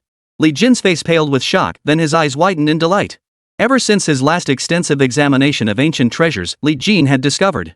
After examining ancient treasures, his eyes could absorb a trace of the genuine energy imbued within them upon contact. This energy accumulated within him, periodically nourishing his body. The vital energy used to mend his ankle in Myanmar had been drawn from such artifacts. Li Jin grinned widely, his spirits soaring. With so many antiques here, he might just find a few treasures. While absorbing some of that energy, he could also help strengthen his mother's health. She was nearing the end of her recovery and would soon be discharged from the hospital. All these? Can you appraise them? Li Jin asked softly, stepping forward before Zhou Wenfang could answer, his eyes sparkling. Zhou Wenfang nodded and said politely, "Gentlemen, I truly must entrust these ancient treasures to you today." Thank you so much. Truly grateful. It's noon, and everyone's hungry. Let me order you some spicy hot pot first, okay? As a token of my appreciation. Once this matter is settled, I'll treat you to a big feast. True to her easygoing nature, Zhou Wenfang smiled at the pair before stepping outside to place the order. I'll be right outside. I'll come back in after the call. Go ahead and start appraising the treasures. Thank you for your hard work. After exchanging some polite pleasantries, Zhou Wenfang stretched lazily by the door before dialing the takeout number. Li Jin couldn't care less about what they ate for lunch. The moment he saw the ancient artifact, his curiosity was instantly piqued. Stepping closer to the artifact, Li Jin had already assessed its authenticity and category in his mind based on the visual information his eyes provided. Merely to feign interest, he leaned in, lifted the porcelain vase before him to his nose, and murmured softly, "Yunla kiln creation, semi-hollow construction light passes through. The white glaze is as smooth as jade, emitting a delicate fragrance reminiscent of pear blossoms. It evokes a sense of sweetness truly exquisite. Definitely a scallion root white glaze." Li Jin picked up the sweet white glaze vase, thoroughly enjoying the moment. Zhou Wenfang returned from ordering food and, witnessing this scene, exclaimed in admiration, "Impressive. You can even identify its origin just by smelling it.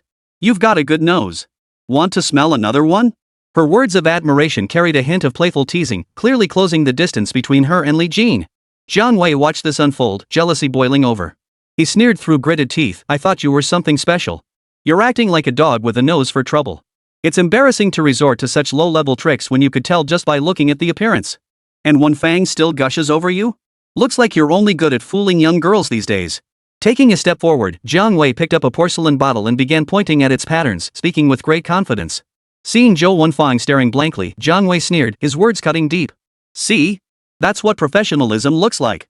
A single glance to determine authenticity, category, and age. Can you do that?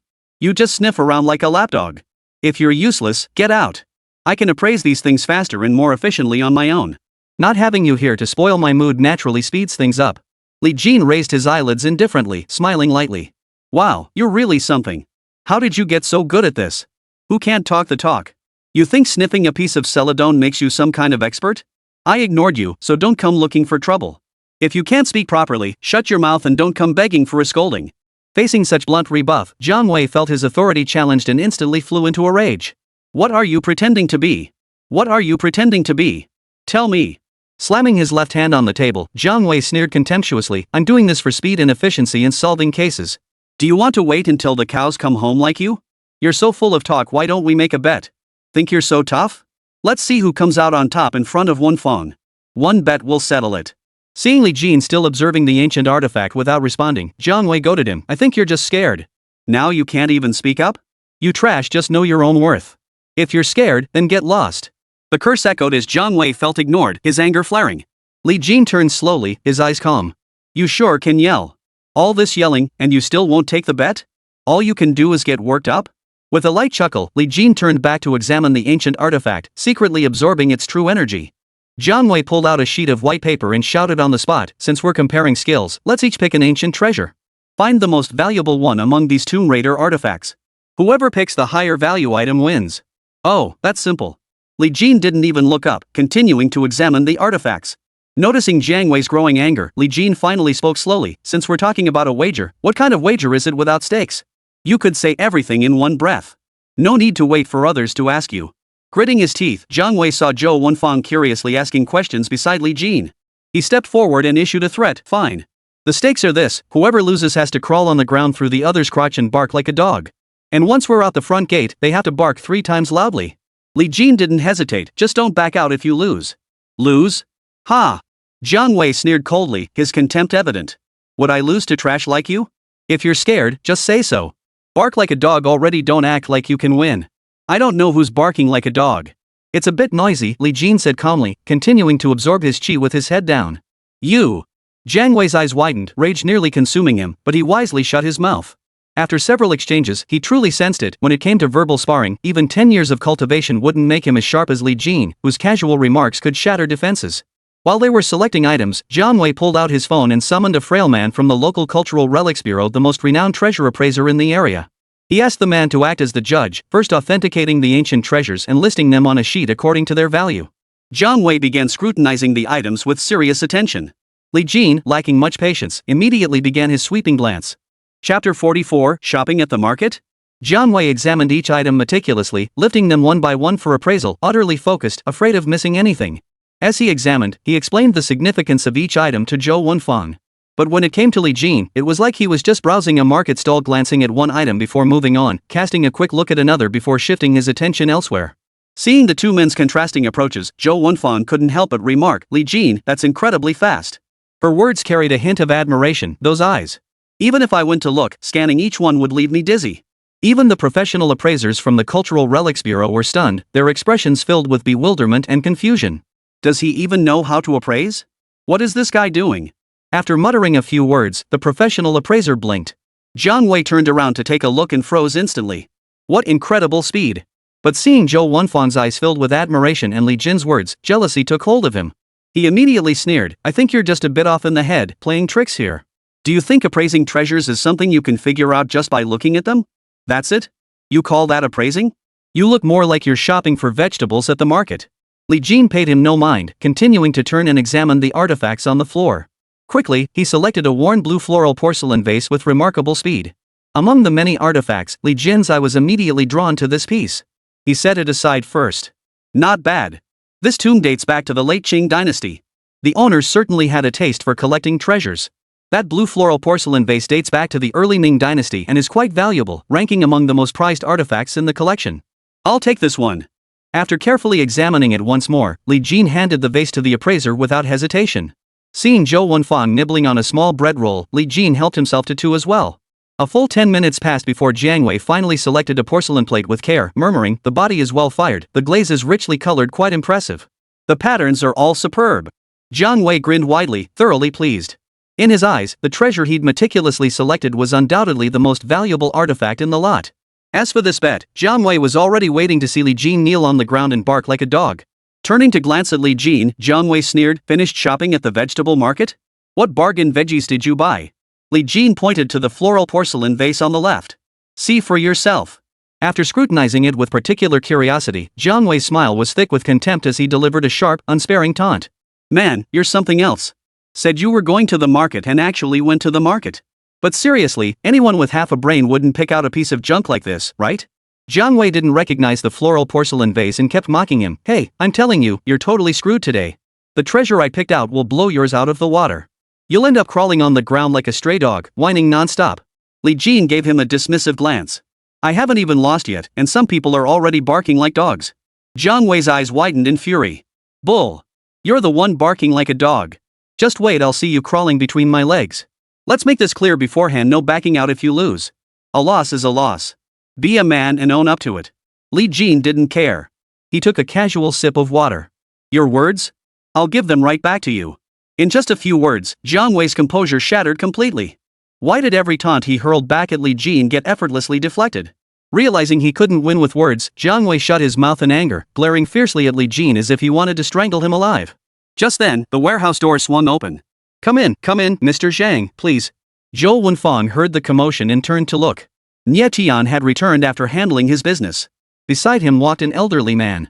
Dressed in brand new cloth shoes and a Zhongshan suit, he radiated an air of uprightness. A few strands of gray hair hung loosely on his forehead, yet the old man appeared full of vitality and energy, his frame light and agile. The moment Jiang Wei spotted the newcomer, he immediately stepped forward and bowed respectfully. "Master, you've arrived." Jiang Wei's face broke into a smile as he shot a rather smug glance at Li Jin. "My master. Aren't you going to greet him?" Li Jin ignored him, merely glancing over and offering a polite greeting. "Good day, old sir." No need. What greetings are needed for an old man like me?" The old man waved his hand dismissively, chuckling as he walked inside. This elder was Zheng Jun, ranked among the top 3 of the region's 10 foremost antique appraisers. Even Yang Lao's Antique Association held a seat for him. Zheng Jun had once made a name for himself by snagging 7 rare finds in a row at the antique market. Throughout the district, everyone called him Old Master Zhang. His discerning eye was renowned. Director Nye mentioned they seized a batch of treasures. I came to take a look. Upon hearing this, Jiang Wei immediately pushed aside the Cultural Relics Bureau's appraiser and blurted out, "Master, I made a bet with that kid to see whose treasures are worth more. Could you help me appraise mine?" Jiang Wei's eyes burned with impatience. All he wanted now was to humiliate Li Jin. And with his master present, he felt quite confident. Zhang Jun didn't hesitate much, waving with a smile. "All right, bring them all over." Jiang Wei grinned as he handed over the ancient treasure he'd selected. "Master, take a look." Zhang Jun gave them a cursory glance, then slowly examined them, murmuring, "The one Jiang Wei chose is a Qing dynasty polychrome porcelain plate with figures. It's from an imperial kiln excavation. The polychrome body is dense and substantial, with thickly applied colors. It incorporates blue, gold, and black pigments, hence it's also known as hard-color porcelain." After his explanation, Zhang Jun estimated it should be worth around 6 million. Hearing this, Jiang Wei's face lit up with delight. He immediately turned to glare at Li Jin, sneering, "See that? That's real skill. You piece of trash. You're going down hard on this bet today, you piece of trash. When you lose, crawl between my legs." Laughing heartily, Jiang Wei nonchalantly turned back to Zhang Jun, putting on a show of utter humility. "This one's mine." Li Jin pointed to the porcelain vase on the left, his expression unruffled. Zhang Jun stepped forward, scrutinizing it closely. His eyes lit up instantly. "This is a real treasure. It's a Ming Dynasty blue and white crackled porcelain vase. In the imperial workshops of that era, the Yongle Kilns produced only one such piece exclusively for the Yongle Emperor, a truly unique artifact. So unique. I never expected such a find this time." Li Jin asked calmly, "How much is it worth?" Zhang Jun shook his head in admiration. "This treasure alone is worth at least 10 million. With some clever promotion, we could easily fetch 20 million at auction. There's simply no other piece like it in the world. No second copy of this porcelain vase exists." Upon hearing this, Jiang Wei froze in shock. A porcelain vase from the Yongle era. How did this guy pick it out? He was just browsing like he was at a market stall. How could this be possible? Chapter 45, a 10 million yuan treasure. Zhou Wenfang and Nie Tian were equally stunned, their hearts racing in disbelief as they looked up. At least 10 million yuan? Wow, that's impressive. Zhou Wenfang's eyes sparkled with admiration as she praised, "It had to be you. I knew you could pick out a good treasure." Nie Tian clicked his tongue and turned to Li Jin. "Last time, little Zhou mentioned you helped solve a case. I wondered if it was just a coincidence. Now I see for any future cultural relic cases, we should definitely turn to this young man." But while everyone marveled, Jiang Wei's heart was already churning with turmoil. Rage boiled within him. The more he watched Zhou Wenfang's praise, the more furious he grew. "I refuse to accept this." Jiang Wei immediately stood up and shouted, "You're betting against me? What kind of bull bet is that? You must have seen this batch of ancient treasures beforehand. You cheated. Li Jin, have you no shame? You take my bet and then cheat? You agreed so readily earlier just to show off your skills, right? Is cheating a skill? You must have picked these items out beforehand. Fake. Fake. All fake." Jiang Wei was beside himself with rage. The thought of losing the bet and having to crawl between someone's legs barking like a dog was unbearable. His pride wouldn't allow defeat. He hurled insults relentlessly, refusing to concede Li Jin's victory. "If you're so sure, come with me to the Cultural Relics Bureau and pick something out yourself. You've never seen those artifacts before. You couldn't cheat then." Just as Jiang Wei was ranting, Zhang Jun lifted his eyelids and coldly snapped, "Enough. Jiang Wei, you're becoming increasingly reckless. I don't care what you bet on, but now that the items are selected, some are genuine and some are fake. Accept it as it is." Impatience. What's wrong with admitting you're not as good as others? Why can't you be humble? Your biggest flaw is arrogance. How could the ancient treasures I personally authenticated be fake? Besides, the warehouse doors were sealed. Who could have entered to pick items in advance? Just to bet with you? You need to seriously reflect on yourself. Zhang Jun scolded him with the frustration of a master disappointed in his apprentice. Jiang Wei had expected his master to shield him and offer excuses when he flew into a rage. But Zhang Jun, being an upright man, remained unwavering in his conviction. Li Jin nodded slightly before stepping forward and bowing his hands. "Master Zhang, thank you. There aren't many appraisers as fair as you these days." After expressing his gratitude to Zhang Jun, Li Jin turned to Jiang Wei. "Didn't you say I cheated and refused to admit defeat? Then listen carefully." Placing the blue and white crackle glazed porcelain vase on the table, Li Jin spoke deliberately. "This blue and white crackle glazed vase was cast during the Yongle era. Its form is delicate and elegant, with a relatively thick body. Similar shapes and patterns exist from two dynasties. Yongle porcelain vases include forms like the flat-bellied gourd vase with ribbon handles, the garlic-shaped mouth flat vase with ribbon handles, the small mouth jar with 2 handles, the flat jar with 4 handles, the spindle-shaped jar, the funnel, the ewer, the 3-handled bamboo-jointed vase, the sunflower-shaped wash basin, and the large tripod incense burner. The glaze is pure white and lustrous. Authenticity lies in examining the patterns on the base. The body and glaze are meticulously crafted, with a vivid and vibrant blue hue. Li Jin tapped the porcelain vase indifferently, fixing his gaze on Jiang Wei. Some matters aren't settled by mere conviction. Authenticating ancient treasures requires not only examining appearance but also understanding history. Yongle period porcelain vases featured innovative and diverse forms with exquisite, vivid decorations. They hold a pivotal place in ceramic history, becoming the archetype for blue and white porcelain throughout the Ming and Qing dynasties. Moreover, the casting techniques of those vases laid the material foundation for Jingdezhen to produce blue and white porcelain uniquely characteristic of its era. If you have nothing better to do, I suggest you study historical texts more diligently. Then you wouldn't be so ignorant. Within half a minute of Li Jin's words, the crowd in the venue began to exchange looks of admiration. Not only could he articulate the characteristics of the porcelain vase and its authenticity, but he could also pinpoint the typical casting techniques of the era. Zhou Wenfang's eyes flickered with admiration. She suddenly felt that the man before her possessed a unique charm. Jiang Wei froze in place, utterly bewildered. How could this be possible? How could he know so much?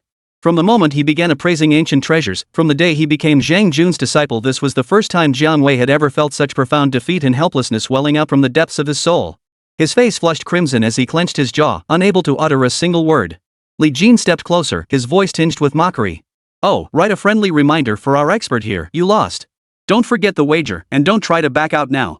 Still reeling from shock, Jiang Wei clenched his fists so tightly they cracked, his eyes bulging with fury. How could I, Jiang Wei, ever suffer such humiliation? Defeated by someone in my own field, and now he had the nerve to rub it in. Rage boiled within him, threatening to overwhelm him. But with his master, Zhang Jun, still present, he could only glare and endure. Excellent, excellent. Your fundamentals are rock solid, young man. Zhang Jun smiled back, showering Li Jin with praise. At your age, you're probably the most level-headed and discerning among the young generation. Just then, Jiang Wei slowly took a step back. Seizing the moment while everyone was praising Li Jin, he turned and vanished in a flash. Nya Tian tapped the porcelain bottle, genuinely impressed. Impressive, impressive. Truly impressive. When little Joe first suggested bringing you along, I wondered if it was reliable. Now I see we made the right choice. Li Jin waved his hand, offering a few modest words. Let's get started with the appraisal. Li Jin crouched down and began examining each piece one by one. Zhang Jun, who had been brought along to assist, now stood by his side, helping out. Because he realized his own appraisal speed was worlds apart from Li Jin's. While appraising, the young man effortlessly categorized and organized all the items. This skill left Zhang Jun feeling inadequate. Without much of a master's air about him, he stayed by Li Jin's side, helping to determine the ages of the pieces. Half a day passed before the two finally finished their appraisal. All done. Whoa! Li Jin stretched lazily, yawning as he scanned the room. Wait a minute. Why are only old Zhang and I here? Where's Jiang Wei? Standing up to look around, he saw no sign of Jiang Wei and realized the man had already left. Gone? Yeah, he's gone. Zhou Wenfang shrugged and stuck the payment slip onto the warehouse door. Damn it! Li Jin slammed his hand on the table, filled with regret. How could I have forgotten about him? I let him get away. I should have made him honor the bet right after he lost. Letting him off so easily. I've lost money. Zhou Wenfang chuckled as she listened. Hey, Li Jin, you came to appraise a treasure and you were actually thinking about humiliating someone else? You win some, you lose some. Why take it so seriously? Li Jin disagreed, his tone stern. No, this is a wager. Losers must honor their bet. Otherwise, what's the point of gambling? If you bet, you must accept defeat.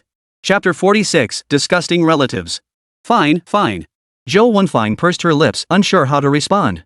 She hadn't expected Li Jin to take it so seriously. I've got things to do. I'll head back to the shop. You can owe me that meal later. With that, Li Jin walked out the door of the Cultural Relics Bureau and quickly drove away. While driving down the road, Li Jin's phone suddenly rang. My skate shoes, fashionable, fashionable, the most fashionable. Pulling over, Li Jin grabbed his phone and glanced at the caller ID. His brows furrowed tightly. It was a call from his maternal uncle, Dong Chang. What do you want? Li Jin answered without much courtesy, his tone tinged with impatience. On the other end, his uncle's family of three were shouting and bickering. Li Jin! We've come all this way, sat in the car for hours. Why aren't you rushing to order us a table full of food? And you ask me what's up? We're right at the East Gate bus station. Get over here to pick us up now, or you'll be sorry if you're late. His tone was commanding and arrogant, devoid of any courtesy. I'm talking to you. Can't you hear me? Hello? Hello? Hello? Shouts came in waves over the phone. Li Jin showed no courtesy whatsoever, hanging up the phone immediately. Sitting in the car, gripping the steering wheel, Li Jin's eyes were cold. You've got some nerve showing up. His voice was flat as he spoke. The memory of what had happened earlier made his blood boil. Though they were his maternal uncle's family, when his mother fell ill last month, the Dongchengs had kept their distance, afraid Li Jin would ask them for money, afraid of being troubled. This was something Li Jin would never forgive them for. In prosperity, they feign kindness. In hardship, one sees true character. After much deliberation, Li Jin reluctantly turned his car around and followed the navigation to the East Gate station. Not for any other reason, but for his mother. After all, his maternal uncle was his mother's brother. If he didn't go, his mother would lose face. He considered switching to a more low-key vehicle for the pickup, but Li Jin realized he currently owned only this Porsche Cayenne, a luxury car casually gifted by Su Ran earlier to facilitate his cargo hauling. Soon, Li Jin arrived at the station. Parking on the side of the station, he glanced at his phone as calls bombarded him. Answering impatiently, he said, crossing the street. "Over there. I'm waiting right across from you." Watching his maternal uncle's family of 3 strut about with their noses in the air, Li Jin felt nothing but disgust. "Dad, over there. That brat hasn't seen us in years and he's already gotten so full of himself. Talking to me like that with such impatience." His cousin, a chubby-faced fellow with ears like pig ears that jiggled with every step, wore sneakers and held a bag of potato chips, crunching away incessantly. "Couldn't you just drive the car over?" Dongcheng snorted coldly, clearly displeased. "What's gotten into you? You've been out in the world for a few years and forgotten your place? Your uncle's here, don't you know to serve him properly?" Opening the door, Dongcheng and his wife plopped into the seats without a second thought, kicking off their shoes and stretching out their legs. "Ah, so comfortable." Li Jin ignored them, but suddenly Dong Hao in the passenger seat gasped, "Where've you been hanging out, kid? Is this a rental or what? A Porsche Cayenne 710? That thing costs over $1 million. Dong Hao's eyes widened in astonishment before he snorted dismissively. "Oh, I get it now. Not long ago you were just a nobody, and now you show up to pick us up in a luxury car? Trying to put on airs, huh? This car isn't yours, and you didn't rent it either because you can't afford to rent one. So it must belong to some big boss, and you're just the driver." The words dripped with scorn. Dong Hao sneered in contempt, trying to act important? "With your skinny monkey frame, you can't pull it off." Li Jin shot him a glance and replied impatiently, "This is my car. I'm not a driver. Stop looking at the world through a well." Dong Hao spotted a pink stuffed toy among the interior decorations and burst out laughing. "Your car? You must be kept by some rich woman as her toy boy, huh? Talk about having connections. That pink stuffed animal, is that some kind of fetish of yours?" Holding the doll aloft, Dong Hao's smile was pure teasing. Li Jin had no patience for this. He stared coldly ahead, his expression devoid of warmth. "Uncle, what brings you here? If you have business, go about it. I'll take you wherever you need to go today. If not, feel free to wander around. I have things to attend to.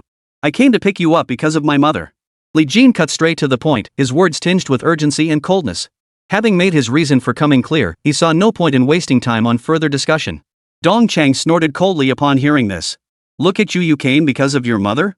How much money have you made that you think you can pull this? I'm your uncle, you hear me? Your uncle heard you're making money and came to take a look. What's wrong with that?" Not much of a man, but his attitude and airs are first rate. Li Jin didn't bother to hide his displeasure, only sneering coldly, "So now you're my uncle? When my mom was sick not long ago, I didn't see a single uncle come to visit. You."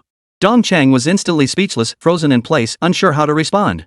After snapping out of it, Dong Chang curled his lip and snorted, "I thought you'd made some money. Now that we're here, I see you're just a driver. What's so great about that? Does being a driver make you better than everyone else? How come you don't even know how to talk to your own uncle anymore? Let me tell you, Li Jin, your family's in this mess because you're useless. If you just try a little harder, would your mom be hospitalized? Would she even get sick? All you do is lounge around looking like a slacker." Dong Chang's words were harsh, filled with contempt for Li Jin from the bottom of his heart. "I'm here to see my sister, got it? What the hell does it have to do with you? Old driver, country bumpkin. What are you pretending to be?" Dong Chang snorted in annoyance, scolding him. Li Jin turned around, his gaze cold. "Sorry, uncle. Guess I disappointed you. I'm not a driver. I'm not your driver either. I've got things to do. I run my own shop now, no time to waste with you." Dong Chang burst out laughing. "Oh. Busy bee, running a shop now? Wow, that's impressive. What kind of shop? A pedicure place? Ha ha ha." Dong Hao couldn't stop grinning either. He patted Li Jin's shoulder earnestly, surprised. "Hey, cousin, you know what?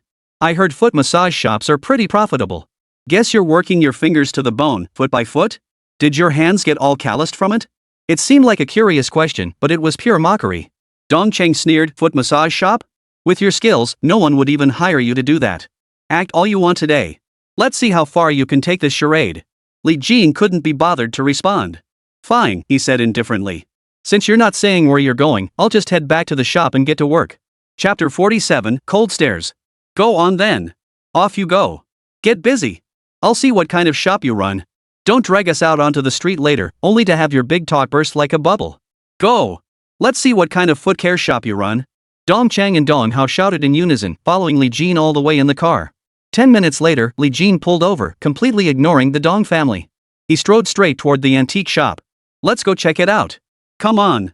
Dong Hao trailed behind, scanning the surroundings and muttering to himself, Wanda Mall. Central CBD. And so many commercial establishments. This is prime real estate. Dong Chang's eyes widened as he stared at the countless luxury cars parked along the roadside and the beautiful women emerging from various designer boutiques, his gaze fixed in awe. Did he go in? Dong Chang pointed at two adjacent shops and approached curiously to ask, "Excuse me, do you happen to know a man named Li Jin?" Both employees nodded simultaneously, replying in unison, "Of course we know him. That's our boss, Mr. Li." What? Hearing the employee's words, Dong Chang was utterly stunned, unable to believe it. He exclaimed, "How could that be possible?" The Dong family genuinely looked down on Li Jin and never believed he truly made it big. "Wait, Dad." Dong Hao tugged his father's arm and explained softly, "Look, this is prime commercial real estate. Rent in this golden location easily runs into the hundreds of thousands annually. Last month, Li Jin was still a nobody. The guy who had to borrow money from us to pay for his mother's medical bills suddenly owns 2 shops. He's become a boss. There's no way he could have pulled that off, either in terms of timing or capital turnover." Dong Hao nodded decisively. Those 2 employees standing at the entrance? They're definitely in cahoots with Li Jin to scam us. He's trying to show off. Flaunting himself in front of us. Like I don't know what that kid's thinking? After analyzing the situation, Dong Chung declared with certainty, "That's it. That's exactly what's going on. What the hell is he trying to pull?" Dong Hao's eyes darkened. He stepped forward, pointed a finger, and unleashed a torrent of abuse at the man inside. "Li Jin, you're a piece of... Still trying to show off in front of us? You're nothing but trash. Think you're better than us? Let me tell you something. I never gave you the time of day. Got the staff at the door to play along for you, huh? Well, I'll make sure your co-workers see exactly what you really are." As Dong Hao raged, Dong Chang wasn't about to be outdone, trading barbs with his wife in a sarcastic tone. The barrage of insults caused Qianhu, who was reporting work inside, to turn around and frown. Yan Shun's brows knitted slightly as he stepped out. Fixing his gaze on the family, Yan Shun bellowed accusingly, "What kind of mad dogs are you, yapping like this? Get out. Or don't blame me for being rude." The moment Dong Hao saw Yan Shun's sturdy build, he pointed at his nose and yelled, "Who do you think you are? You're just a guard dog, and you dare talk to me like that? Watch out, I'll make sure your store can't open." "What's that? Losing your temper? So we exposed Li Jin's bluff, and now you send out a guard dog to threaten us? I'll make a scene right here, what are you gonna do about it? Ha?" He raised his head arrogantly, Dong Hao brimming with defiance. Yan Shun stared at the fat man before him, his patience exhausted. He swiftly seized Dong Hao's fingers with his wrist and snapped them down. Snap! A sharp crack echoed. Dong Hao's eyes widened, his face flushed crimson as agony made him wail, Without a moment's hesitation, Yan Shun delivered a kick. Thud! Dong Hao's obese body plopped onto the floor. The impact made his eyes bulge as he cursed furiously, "You dare hit me? Do you know who I am? I'm Li Jin's cousin. I don't care if he's the manager or some damn employee, you hit me, you're in for it." Under the threat, Dong Hao was slowly helped to his feet by Dong Chang. As the commotion at the entrance grew louder, Li Jin stepped outside and quietly admonished, "What's all this noise? Show some manners, Dong Hao. What are you causing a scene about at the storefront? Do I owe you money? Did I steal your family's pot lid?" Li Jin stared coldly at Dong Chang, speaking bluntly, "I respect you as my uncle and haven't spoken harshly to you. But I'm running my own shop and handling business here. Is it reasonable for you to come cause trouble? Don't you find this utterly pointless? If you ever need to buy antiques, you're welcome anytime. My doors are always open for you to come in and make a purchase. This is my own shop. If you come here to cause trouble, I won't be polite." Exchanging cold stares, Li Jin finished speaking and waved his hand dismissively. "Do whatever you want with it. If you don't like it, call the police. Don't disrupt the shop's business." With that, Li Jin calmly turned and walked back into the shop, paying no further attention to the Dong family. Yan Shun understood the signal. He stepped forward, shoving Dong Chang and Dong Hao aside, warning, "Leave now and this won't escalate. Otherwise, once the police arrive, you'll be charged with disturbing the peace." He shoved them aside, practically tossing them out. Standing at the doorway, Yan Shun's gaze was icy cold. Dong Chang, who had been seething with anger, fell silent upon witnessing Yan Shun's strength. He walked over to the door of the neighboring shop. His aunt watched the scene unfold, utterly shocked. "Something's not right. We've been making such a scene right at the entrance, and all they sent out was a security guard? Li Jin came out to grumble a few words, but no one else is going to handle this? With all this commotion, shouldn't the owner at least come out to handle it? My aunt's words spilled out as she speculated and analyzed. Could it be? Li Jin actually made some money? The family exchanged glances, falling into an awkward silence. Looks like Li Jin really is the owner. That kid struck it rich. Dong Hao clapped his hands, ignoring the stinging pain in his buttocks, and immediately turned around. Dad, that kid is loaded. I don't know how it happened, but from what just happened, he's definitely the boss. Dong Chang's eyes widened with delight. Ha! Laughing heartily, Dong Chang brushed off the earlier scolding from his nephew and muttered, so that means, we came to the right place today. Hold on, everyone. Don't rush. I'll call Funner. He swiftly pulled out his phone and dialed the number. Hello? Fun, where are you? On the other end, Li Jin's mother sounded surprised and puzzled. What's going on? Never mind the details. Where are you? How are you feeling? I brought Hao and the others to visit you. Didn't I hear you were sick last month?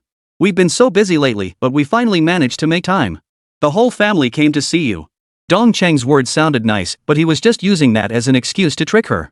Hurry up, the whole family is coming to see you. Why are you being so shy all of a sudden? Chapter 48, leaving no stone unturned. Pressured by Dong Chang, Li Jin's mother couldn't refuse and gave them the hospital address and ward number. Let's go. See how she's doing. Her son's made it big as her uncle. I should get some benefits out of this, right? The moment Dong Chung hung up, he hailed a cab and cheerfully led his family on their way. And their sole purpose? To demand a sum of money. As the saying goes, when a nephew's rolling in dough, his uncle's pockets are sure to be lined. Armed with this notion, Dong Chang spent the entire journey calculating how much money he should demand from Li Jin. Soon, they arrived at the hospital. Stepping into the room, Dong Chang surveyed the surroundings, sighing with admiration. Fan, how did you get so wealthy? Wow! A VIP room? Just look at the food and accommodations you're enjoying. Dong Chang looked left and right, displaying none of the courtesy or decorum expected of a guest. Sun Suifan rose to greet her politely, smiling as she said, "Have some water." What brings you here so suddenly? I didn't give you any advance notice. Sun Suifan showed little enthusiasm, merely engaging in casual small talk about family matters. Dong Chang didn't beat around the bush. Fan, I'll get straight to the point. Have you heard what Li Jin's been up to lately? He's opened an antique treasure shop. That guy's driving around in a luxury car, leaving us all gobsmacked. Sun Suifan's eyes flickered slightly as she casually replied, I did hear Li Jin mention recently that he's made some money. Whether it's driving fancy cars or opening a shop, it's all the result of our child's own hard work. I have no right to pry. Her words were a response, but also a subtle reminder to Dong Chang. Sun Suifan had been puzzled by the family's sudden, enthusiastic visit, but when Dong Chang asked his question, she understood completely. Dong Chang pretended not to catch the hint in Sun Suifan's words, rubbing his hands together as he smiled. Listen, Fan, we're all family here. It's only right for relatives to help each other out. I'm Li Jin's uncle, and Dong Hao is his cousin. Now that Dong Hao is starting his own business and needs some money, why don't you talk to Li Jin? He's got more than enough to spare these days. Ask him to lend a hand and give Dong Hao some. Not a trace of embarrassment colored his words. Instead, his tone was entirely self-righteous. Such brazen audacity, spoken with such ease, was truly nauseating. Sun Suifan's expression remained unchanged as she replied politely, I've already said it. Whatever money Li Jin has and whatever position he's achieved now are all the result of his own hard work and struggle. It has nothing to do with me, and I have no say in the matter. There's no need to ask me about it. Besides, Li Jin is still working and can't afford to spend too much. Let's just skip this topic. Since you came to see me, there's no need to dwell on other matters, right? Sun Suifan's words were blunt, a complete refusal. There was no room for negotiation. In an instant, Dong Chang's smile vanished. His face twisted with irritation and anger. Fan, what do you mean by that? Li Jin's aunt beside him also turned hostile, chiming in, exactly. That's so rude. What do you mean? We came to see you, don't bring up other things. We came to discuss something with you. You haven't even heard us out yet and you're already putting on airs. Goodness, your family isn't even rich yet. If you ever really did have money, wouldn't you be flying high? Isn't Dong Hao your nephew? Is this how you treat him? Dong Chang had assumed that by coming to see Sun Suifan, he could at least get her to agree. Their purpose would naturally be achieved. But now it seemed Sun Suifan wasn't just refusing, she wasn't even giving them a chance. Dong Chang raised his hand, his face flushing red as he snapped, Fan, you're getting more and more arrogant. You won't give us any leeway at all, huh? Li Jin made all that money, what's wrong with him supporting Dong Hao's startup? Is it going to kill him? Our family helped you guys out plenty when we were kids. But even standing on this moral high ground to pressure her, Sun Suifan showed not a shred of awkwardness or embarrassment. Having long since lost all hope in the Dong family, she felt no obligation to show them mercy now. You've already approached Li Jin, haven't you? Since he won't give you money, you come bullying me? Let me tell you this. I may be a woman, Sun Suifan, but I'm no pushover. I won't let you push me around. Fine. Since you claim blood is thicker than water and talk about helping, let me ask you this. Sun Suifan stood up, glaring coldly at them as she snapped, me. Sun Suifan. When I was sick, your whole family didn't lift a finger to help.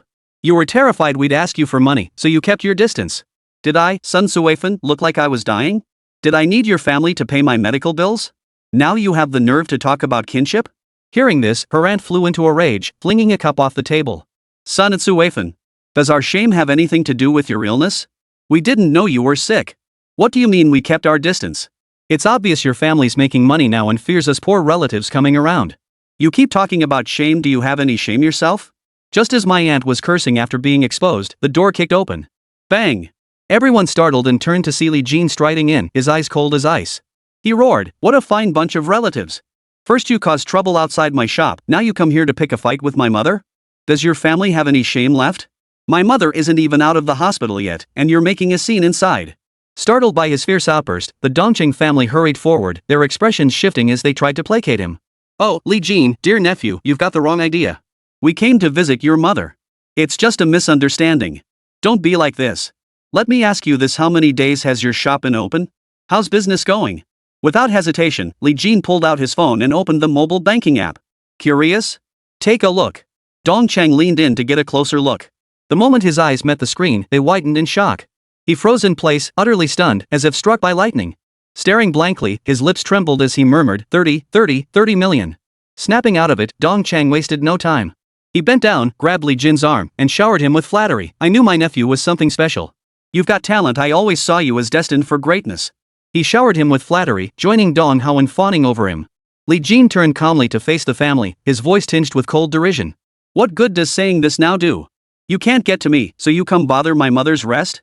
I'm warning you all, get out before the police arrive." Chapter 49, Is Zhou Wenfang pregnant? I wouldn't give you a single penny, not even to the beggars on the street. Li Jin's words were as sharp as a knife, leaving no room for negotiation. This was also to demonstrate his resolve to make his maternal uncle's family give up this idea completely. But Dongchang flew into a rage immediately, bellowing, "You're out of your mind, kid. Completely out of your mind. Damn it. I'm your uncle. What's wrong with you, my nephew, helping us out now that you have money? Is that illegal? Is it going to kill you? I've doted on you since you were little, supporting your whole family, and this is how you repay me, like an ungrateful bastard." Dong Hao trembled with rage, his face flushed crimson. Swinging his bulky frame forward, he lunged at his uncle, fists flying as he bellowed, "You're nothing but an ingrate. Today, I'll teach you a lesson your parents never could." Failing to get money and flying into a rage, that's exactly what happened. Just as Dong Hao lunged forward, Li Jin calmly lifted his gaze. With one swift motion, he seized the man's thick neck and yanked him backward. Spinning around, he hoisted Dong Hao and flung him out the door. Standing in the doorway, Li Jin said coldly, "This is my final warning. If you're here to see my mother, you're welcome. But if you're here to shamelessly beg for money like a beggar, then get as far away as possible. Next time, I won't be so polite." Dongcheng hurried forward to help Dong Hao up, his eyes bulging with rage. Fine. You, Li Jin, right? Just you wait. Don't ever think we'll help you again. You didn't pay us, and you hit us. We're not done with this. Just you wait." Dongcheng roared his threats, then spun away swiftly. Li Jin paid him no mind. He locked the detention room door and immediately called the hospital director, instructing him never to allow that family of three back into the hospital. Thanks to Su Rant's prior connections, the director complied without question. As Li Jin regained his composure, he found this family of relatives utterly laughable and shameless. Stepping over to Sun Suifan, Li Jin gently pressed her shoulder and urged, "Mom, don't get angry. You're still recovering. Getting upset could make you sick. Are you all right?" Sun Suifan waved him off, her eyelids lowered, her expression filled with desolation and disappointment. "I'm fine. Go back to your work. I just never imagined your maternal uncle's family would be so shameless now. I really... It's me who's dragging you down." Li Jin hurriedly waved his hands and shook his head, repeatedly reassuring his mother until her emotions settled. Early the next morning, Li Jin carefully instructed Yu Qianhu on all shop matters, and the latter seemed somewhat reassured. Li Jin arrived at the hospital early, collected the medications needed for his mother's recovery, and after confirming multiple times with the hospital director that she could be discharged, he breathed a sigh of relief. Looks like everything's fine now. Sitting by the bedside, Li Jin pondered his mother's earlier request to accompany her back to their hometown. He immediately proposed the idea. "All right, it's about time we visited the old house. Seeing his mother's eagerness to return, Li Jin smiled and replied, "Mom, don't worry. I'll get you a glass of water. We'll head back today. We just need to finish the discharge paperwork and you'll have a few more tests before we can leave." With that, Li Jin stepped out of the room. But just as he reached the hallway, he encountered someone walking out of the gynecology examination room, head bowed and shaking constantly. "Ha!" Li Jin halted and made eye contact with the figure. The woman was Zhou Wenfang, her expression heavy with worry. "Li Jin? Ah, what's wrong?" Zhou Wenfang grabbed Li Jin's arm and pulled him toward a corner. "I was just coming to find you." Li Jin was puzzled. "Find me? What for?" Zhou Wenfang quickly pulled out a medical report and her own medical records from her bag. "Take a look for yourself." Zhou Wenfang seemed dazed, unsure how to respond. Seeing the 2 full pages of test results, Li Jin exclaimed in astonishment, "Good heavens! What kind of illness is this? A routine checkup would normally only take 4 or 5 lines at most. Yours is a full 2 pages? Zhou Wenfang didn't answer, only gesturing with her eyes for him to open it and look. Li Jin frowned deeply, muttering under his breath, "HCG levels above normal range? HCG? Why did you get a blood test for that?" Hearing the bewilderment in Li Jin's voice, Zhou Wenfang flushed red. Annoyed, she snapped, "Are you stupid? Or a pig?" Gritting her teeth, Zhou Wenfang squeezed Li Jin's arm hard, summoning all her courage. Her face was flushed crimson, the color spreading all the way to her ears. "I'm pregnant."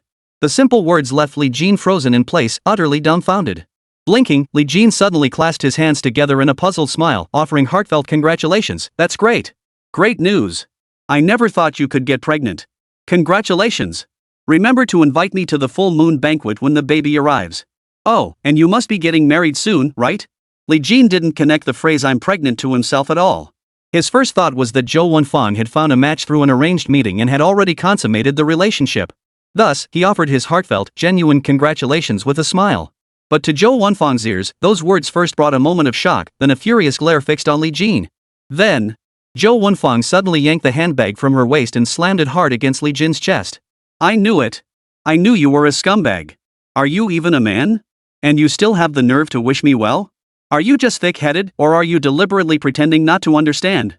Zhou Wenfang was so furious her fingers trembled, her eyes blazing with such venom they seemed ready to tear Li Jin apart alive. Dodging her blows, Li Jin protested in astonishment, "Look, sis, I'm not saying I don't wish you well for your pregnancy.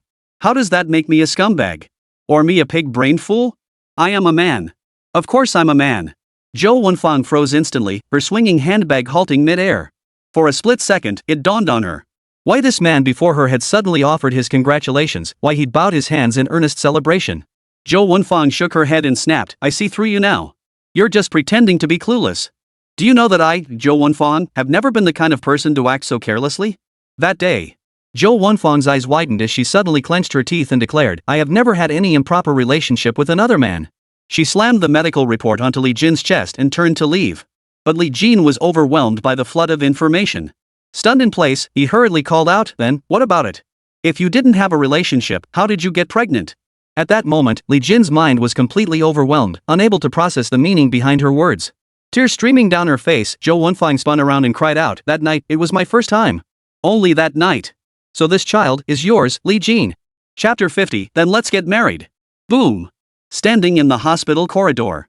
A bolt of lightning seemed to strike Li Jin's head. His mind was blown by the thunderclap, his eyes nearly popping out of their sockets. Staggering back a step, Li Jin's face was etched with utter bewilderment and confusion. Raising both hands, he pointed at himself with his left finger, then craned his neck and swallowed hard. "Mine? You mean, mine?" After a moment, Li Jin snapped back to reality. He took 2 steps forward, grabbed Zhou Wenfang's wrist, and pressed urgently, "You're sure this is mine? This is genuinely mine?" Zhou Wenfang stared at him coldly. "Wasn't I clear enough? I've never slept with another man in my life. Only that night when we got drunk together. Does this even need to be confirmed again?" For a chaste woman, an unexpected pregnancy after her first time. Yet as she told him now, Li Jin kept repeating his questions. As a woman, she had her dignity. Li Jin blinked, still finding it hard to believe. After all, fatherhood had arrived as swiftly as a tornado, without any warning or preparation. Any man would be stunned and at a loss. Seeing Li Jin hadn't denied it, Zhou Wenfang asked coldly, "So, how do you want to handle this now?" "I won't force you into anything. This concerns both of us. Given that this pregnancy was unexpected for me, there's no need to pressure you. Just give me your answer, and I'll abide by it." Zhou Wenfang was known for her decisive, no-nonsense temper. Had Li Jin objected even once, she would have slapped him without hesitation before walking away with grace. Li Jin pondered for a moment, his gaze hardening as he stepped forward, fixing her with intense focus. Every word I say now is a promise. If you don't mind, I can marry you. After marriage, I'll provide for the family. I'll personally handle the wedding arrangements. You can focus on your pregnancy at home. When the child is born, if you wish to work, we'll hire a nanny to care for them. I'll shoulder all family responsibilities to the best of my ability. If you wish to care for the child yourself, I won't shortchange you a single penny for any expenses. I'm not saying this to keep you dependent, I'm earnestly stating what I can genuinely deliver. After speaking, Li Jin took a deep breath, struggling to control the emotions churning within him.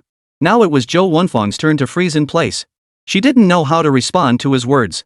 She had assumed Li Jin lacked responsibility and wouldn't shoulder this duty. But unexpectedly, this guy had actually accepted the reality with complete seriousness. Seeing Zhou Wenfang's silence, Li Jin looked up, his tone tinged with resentment. But if you find me repulsive, refuse to marry me, and don't want to spend the rest of your life with me in confusion, I can pay for the surgery. Every single thing you need for post-operative supplements, recovery, and nutrition, I won't skimp on a single thing. Even after you have the surgery. Suddenly, Zhou Wenfang shoved Li Jin away, cutting him off sharply. You were just waiting to say that second part, weren't you? You just wanted to say I should have the surgery to terminate the pregnancy, so you can live carefree and unburdened, right? Why are you doing this, Li Jin? If you don't want responsibility, just say so. Why give me two choices? This is something between you and me, it's your decision alone. You're shirking responsibility by forcing me to choose, aren't you? You're a scumbag. I saw it clearly.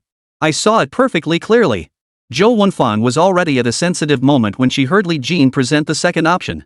She ignored how resolute his first promise had been, convinced he simply didn't want responsibility. Her voice trembled with anger as tears welled in her eyes. She clenched her jaw, refusing to say another word. Seeing her fury and intent to leave, Li Jin quickly grabbed her wrist and blurted out, "That's not what I meant. I was just offering choices based on respect for you. I never said I wanted the second one, right? I told you, I'm afraid you'll look down on me. I'm just a nobody. You might not even find me worthy of your attention." After enduring the emotional setback, a lingering resentment and a touch of helplessness remained in Li Jin's heart. His ex-girlfriend's cruelty, though a thing of the past, had left lasting scars. If you don't look down on me, then let's finalize things quickly. We can arrange for our parents to meet and discuss the wedding plans. There won't be any problems. I guarantee it. I'll even write you a contract if you want. In his haste, Li Jin feared she might misunderstand him, even going so far as to mention a contract. Zhou Wenfang stared at him, taken aback by his earnestness. Suddenly at a loss for words. She lowered her head, lost in thought for a moment. Zhou Wenfang slowly nodded. For now, this seems to be the only way. We should also discuss the details with your parents in mind. Alright, let's do it this way. Li Jin exhaled. He hadn't expected himself to suddenly commit to so much, nor to genuinely shoulder this responsibility. Hold on. Zhou Wenfang took out her phone and fiddled with it for a moment. A minute later, Li Jin's phone buzzed with a text message. Agricultural Bank of China, dear customer, 150,000 yuan has been deposited into your savings card ending in 3467. Li Jin immediately pulled out his phone to check. Startled, he quickly asked, "What are you doing?" Zhou Wenfang pursed her lips and said slowly, "I know your mother is still ill. When we were introduced through matchmaking, I learned about your situation. With Auntie's illness, the family savings must be depleted. This money is what I've saved over the past few years. I didn't give it to my parents, I kept it for emergencies. See? This is the money for our wedding." Li Jin raised his eyebrows and widened his eyes. If he hadn't controlled himself, he would have nearly gasped aloud. This. He had assumed that as a woman, Zhou Wenfang wouldn't invest too much effort into the marriage arrangements. After all, his ex-girlfriend's attitude and behavior had left him with some unfavorable impressions about women in marriage. But now, in comparison, Zhou Wenfang was surprisingly thoughtful and considerate, having planned so much for him. Lifting his gaze, Li Jin felt genuinely touched. Overwhelmed by his own surprise, he stammered, I didn't expect this." Taking a deep breath, Li Jin suppressed his emotions and said earnestly, "You don't need to give me this money. I'll return it to you. Don't worry about the wedding." As soon as she finished speaking, Li Jin pulled out his phone and transferred the money directly. "This million yuan is your dowry for now. I'll cover all the wedding expenses. Don't overthink it." Zhou Wenfang, who had been wondering if he'd lost his mind, murmured softly, 1 million. "Even if there were 10 of me, it wouldn't be worth 1 million, right?" Chapter 51, Getting Married? But the next second, her phone buzzed with a text message. Zhou Wenfang froze in place, her eyes wide with disbelief. 1 million yuan? Really? Snatching Li Jin's phone, Zhou Wenfang's first reaction wasn't joy but deep worry, her questions pouring out relentlessly. "Did you take money from your shop? Where did this come from? Where did you get so much money? This is illegal. Watching Zhou Wenfang's frantic questioning, Li Jin felt not the slightest annoyance, but instead an inexplicable warmth rising within him. Relax, it's all legally obtained. If giving you this dowry money is illegal, what kind of person would I be? You've seen my appraisal skills. Picking up a bargain and making a little money isn't too much to ask, right? Zhou Wenfang frowned slightly, taking a step back with a look of half belief. She reminded him, fine, I'll give you that. Just get this done quickly. Let's aim for marriage within a month. Li Jin couldn't help but look surprised. He raised the corners of his mouth in a mischievous grin and teased, so, you're this eager to marry me? Don't tell me it was you who made the first move that night when you were drunk? Zhou Wenfang flushed instantly, lowering her head so her neck turned crimson. In her awkwardness, she clenched her teeth and pinched Li Jin. Bull. I just don't want my colleagues to see my baby bump. If we don't get married within a month and they notice I'm pregnant, what will they say behind my back? How can I work at the station if people are talking about me behind my back? I'm a police officer, for crying out loud. As if I actually care about you. You hit me just because you weren't happy. Zhou Wenfang lifted her head haughtily, her threat tinged with a hint of adorable defiance. Li Jin raised his eyebrows, suddenly understanding. He nodded. Oh, I see. Got it. I'll hurry up. I'll do my best. We should both talk to our families about this. Fine. Just let me know if you change your mind. I need time to prepare. Zhou Wenfang didn't harbor much hope for Li Jin's promise. In her view, rather than placing complete trust in the man before her, it was safer to keep the initiative in her own hands. Li Jin froze, momentarily at a loss for how to respond. By the time he snapped out of it, Zhou Wenfang had already turned and walked away quickly. Left standing alone, Li Jin touched his forehead and sighed. This is a bit tricky. Pressing his lips together, Li Jin wasn't troubled by Zhou Wenfang's pregnancy. Rather, he felt utterly at a loss. After all, Su Ran had just visited his mother a few days ago, and now Zhou Wenfang was pregnant. If he told his mother directly, it would likely cause trouble. Su Ran's visit wouldn't cause too much misunderstanding, but the pregnancy. Li Jin pondered, truly unsure how to break the news to his mother. He looked at his mother, his lips parting, but no words came out. Noticing her son's hesitation, Sun Suifan immediately laughed. What's with all the beating around the bush? What secrets could you possibly have from your mother? Speak your mind if you have something to say, or keep it to yourself. She gave Li Jin a playful glare, her eyes brimming with affection. Stammering, Li Jin opened his mouth and explained softly, it's really not a big deal. You urged me to get married a few days ago, right? You said you'd feel at ease once I settled down and started a family. This time when I came home, I planned to come clean and tell you I have a girlfriend named Zhou Wenfang. We're getting along really well now. Zhou Wenfang is a great girl, completely different from the last one. She's thoughtful, understands how hard I work, and what I'm hoping is that we can find time soon to introduce our parents to each other. I want to get married. In an instant, gasps filled the guest room. What? You said you want to get married? Sun Suifan's eyes widened instantly, unable to believe her ears. Not long ago, she'd been urging Li Jin to bring a girlfriend home so she could meet her. He'd always pushed back with a reluctant expression. But today, the moment he returned to their hometown, why was he suddenly laying it all out saying he had a girlfriend and wanted to get married? Sun Suifan was utterly baffled. Snapping out of her shock, she grabbed Li Hao's arm and pressed him repeatedly. Are you sure you're not joking with Mom? Don't you dare tell me later you were just teasing me. This isn't something I can take lightly. Li Jin nodded calmly and said earnestly, Mom, I'm not joking. It's true. That girl is the one you set me up with last time. We both had a great impression of each other from the very first meeting. After getting to know each other better, we've been getting along wonderfully, no issues at all. I figured, since we're bound to end up together eventually, I might as well take responsibility for her sooner rather than later. We're clearly meant for each other. Don't worry about our feelings, I'm certain she's the one I want to marry. Sun Suifan swallowed hard, sat up abruptly, and looked at him intently. So, you've made up your mind? Yes. Li Jin nodded. After a moment of deep thought, Sun Suifan murmured softly, well, that's good. Now that you have stable work, your own income, and a career, you should seize the moment and start a family while the iron is hot. That way, I can finally rest easy. Since you've thought it through, then so be it. If you want to marry, go ahead, Mom wholeheartedly supports you. Sun Suifan laughed heartily, giving her immediate consent. Suddenly, as if remembering something, Sun Suifan frowned and leaned closer, her voice hushed. But what about that young woman who spoke to the hospital director for us earlier? Was her name Su Ran? She even came to visit me. What's her story? Sun Suifan looked at him suspiciously, her curiosity piqued. I thought you two were a couple. Li Jin blushed slightly at the mention, feeling awkward. He shook his head with an embarrassed laugh and quickly clarified, Mom, you've really misunderstood this. Ms. Su and I are strictly superior subordinate. She's the boss, I'm the shop owner. Her visit to see you was purely out of concern for her employee. Sun Suifan nodded slowly. Being a reasonable woman, she didn't press further. If that's the case, then it's fine. Whoever you marry or end up with, just keep things proper. It's about time you got married. I have no objections to this. Sun Suifan quickly agreed, a blissful smile lighting up her face. She sat cross-legged on the bedside, beaming. Who would have thought my son would be getting married so soon? Soon I'll be holding a big, chubby grandson. Seeing this, Li Jin quickly pulled out his phone, stepped outside, and dialed Zhou Wenfang's number. Zhou Wenfang sounded like she was about to sleep, her voice lazy as she asked, HM? What is it? Decided to call me? Li Jin lowered his head, unsure how to begin. He felt a bit awkward in that moment. Hearing no response, Zhou Wenfang grew impatient, calling this late at night and not saying a word? I have work tomorrow. If you don't speak up, I'm hanging up. Seeing she was about to hang up, Li Jin quickly blurted out, about the wedding I talked to my family and they all agreed. We'll arrange for both sets of parents to meet as soon as possible. I've already booked the restaurant. Let's set the time for tomorrow afternoon at 2 o'clock.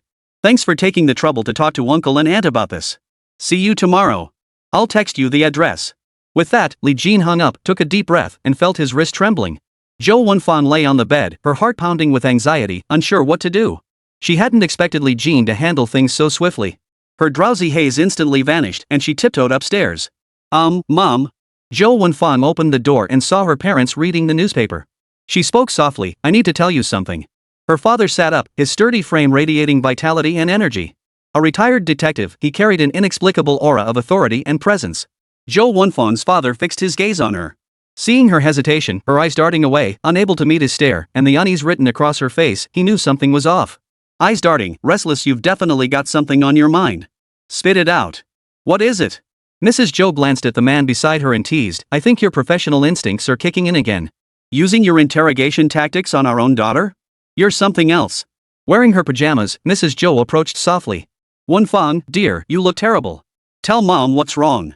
Zhou Wenfang pondered for a moment, then decided to just go for it. Following the script Li Jin had prepared for her earlier, she told her parents. Well, we're really compatible. He's the guy from that matchmaking event last time. I think he's great, we get along so well. I feel like he's the one. So, I want to get married. I was thinking we could have both sets of parents meet tomorrow afternoon to talk things over. In an instant, Zhou's mother froze in place, her eyes wide. But you said you didn't want to get married. Her father was even more astonished, exclaiming, well, this is a real surprise. I never imagined my daughter would want to get married. What's going on? Tell us more. Describe the guy's personality and character to us. Zhou Wenfang kept her head down, her cheeks flushed all the way to her neck. Pressed by her parents like this, she felt too embarrassed to say much more as a girl. She lifted her head and declared with a touch of pride, oh, just stop asking. Anyway, I like him. I just think he's the one. He's just great, I really like him. The families are meeting tomorrow. You two prepare yourselves. I'm going to bed. After blushing through her explanation, Zhou Wenfang dashed out of the room as if escaping, her heart pounding wildly. Watching this scene, Father Zhou shook his head repeatedly, sighing, I never would have imagined this. This is the first time I've ever seen our daughter act so coy. Unbelievable. Honey, did I see that right? Did I hear that correctly? Pinch me. Chapter 52, Babies Don't Wait. Zhou's mother rolled her eyes, utterly speechless. So, are you going or not? For our daughter's happiness, of course I'll go. Father Zhou agreed readily, his mood lifting considerably. What should have been a night for sleep was instead spent with Zhou father rummaging through clothes, picking and choosing until dawn. The next day, Li Jin deliberately put aside his work and brought his parents to the Imperial Dynasty Hotel. Son, this is a bit sudden. Li Daguang sat in the passenger seat, taking a sip of water. He'd received the news yesterday and was startled too. Li Jin explained with a smile. Seeing his mother visibly tense in the back seat, he gently reassured her, Mom, don't worry. We'll just wait a little while when we get there. Relax, it's nothing serious. We're just meeting up. It'll mainly be me and Zhou Wenfang talking. Sun Suifan nodded slightly, saying little else. Soon the family arrived at the hotel private room. They had waited less than 5 minutes when a phone rang. Li Jin answered and learned that Zhou Wenfang's family had arrived and were in the lobby. Li Jin hurried out, carefully straightening his collar before taking a deep breath. He strode into the lobby, smiling as he extended his hand to greet them. Hello, uncle. Hello, auntie. Introducing himself confidently, Li Jin exchanged warm greetings with the Zhou family. Mr. Zhou kept his eyes fixed on Li Jin throughout, scrutinizing him. He analyzed Li Jin's demeanor using his old detective instincts. Not bad. He looks the part. No malicious intent. He has integrity. Zhou's mother rolled her eyes in exasperation. Old Zhou, stop scrutinizing our future son-in-law with your petty tricks. Upright? Are you some kind of god? Father Joe replied solemnly, integrity is integrity. Of course I can spot it. Anyway, I'm quite satisfied. What about you? I'm okay with him. Let's see how it goes. The two followed Li Jin as they strolled into the private room. The two families greeted each other with warm smiles and instant familiarity. The Zhou family wasn't overly formal, so they naturally greeted Sun Suweifan and Li Daguang with courtesy. Excellent. Li Jin has a wonderful personality and is such a sincere young man. I've taken a liking to him at first glance. What do you think about Wenfang? Li Daguang and Sun Suweifan, both farmers by background, smiled and nodded repeatedly. Good. Good. She's pretty, polite, and well-mannered. In their joy, the two families began reminiscing about Li Jin and Zhou Wenfang's childhood antics. Waiter, another bottle of liquor. Father Joe drank heartily, clinking glasses and sharing drinks. He and Li Jin polished off a full 6 bottles of baijiu. Even though Li Jin could hold his liquor, he couldn't withstand such relentless drinking. Soon, his face flushed red and his eyes grew hazy. Seeing Li Jin drunk, Zhou's father staggered to his feet, came over, pushed his wine glass away, and laughed heartily. Hey, Li Jin, tell me, why are you two in such a hurry to get married? At your age, enjoying a year or two of sweet courtship wouldn't hurt. Now, tell me the truth. Though Zhou's father appeared genuinely pleased and seemed to have no objections to Li Jin. But after decades as a detective, something felt off, something fishy. Getting Li Jin drunk now was precisely to get to the bottom of it. Li Jin lifted his head, his eyes vacant, and broke into a silly grin. Hey! What do you know? The main thing is, children don't wait. You have to take responsibility for the child, don't you? And you have to be responsible to Wenfang too. Father Joe froze upon hearing this. In an instant, the drunken haze vanished. His eyes widened in shock as he roared, a child. Wenfang is pregnant. I knew something was off about this whole situation. Fury flashed across his face as Zhou's father bellowed, I'll beat you to death, you wild boar. You've ruined the cabbage patch and gotten my daughter pregnant. Are you even a man? Zhou's father swung his fist, raising it high, aiming straight for Li Jin's forehead. Li Jin, already unconscious from drunkenness, was struck while seated in his chair, his body lurching backward and crashing to the floor. No cry of pain. No drunken antics. Li Jin simply closed his eyes and fell asleep. Zhou Wenfang watched the chaos unfold, rising to her feet with a look of utter helplessness and confusion. They were having a perfectly normal conversation. Why did it suddenly turn violent? Zhou Wenfang had heard Li Jin's words clearly just moments ago. Mom, go help Dad first. Hurrying forward to help Li Jin up, Zhou Wenfang genuinely feared her father's punch might seriously injure him. While worrying about Li Jin's safety, she cursed inwardly. Every time he drinks, trouble follows. Every single time he drinks, something happens. Honestly, why does he have to drink? Don't you know what kind of occasion this is today? Glaring at Li Jin, Zhou Wenfang helplessly carried him back to the sofa. Zhou's father gasped for breath, shouting, Wenfang, how could you be pregnant? I told you something was wrong. You two rushing into marriage like this, there's definitely something fishy going on. What are we going to do? Tell me. What if he turns out to be a faithless bastard and lets you down? What then?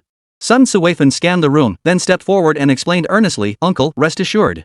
I, Sun Suweifan, swear on my honor if Li Jin ever dares to betray Wenfang, I'll be the first to hold him accountable.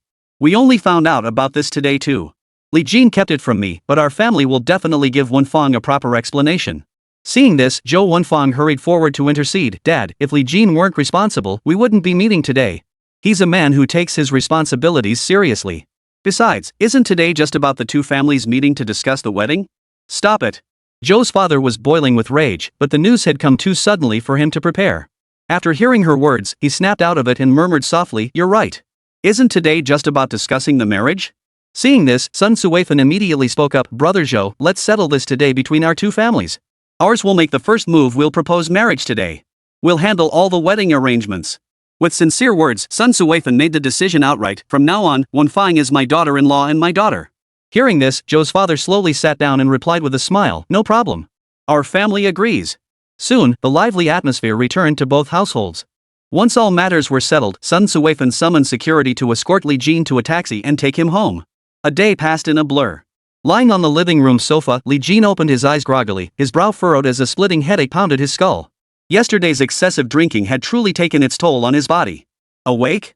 The moment Li Jin opened his eyes, he saw his mother crouched beside him, staring intently. Whoa! Startled, Li Jin sat up before he was fully awake, gasping for breath.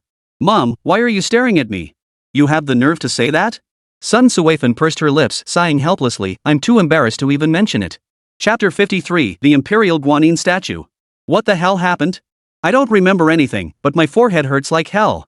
Li Jin pressed his forehead, it was swollen. Sun Suwafan sighed exasperatedly, of course it hurts.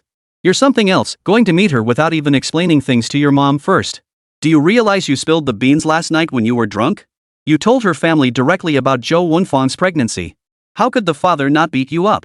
After hearing his mother's explanation, Li Jin froze, closed his eyes, and let out a long sigh. He couldn't help but feel bitterly regretful, sighing helplessly, how could I have actually let it slip? It's over. This time, it's really over.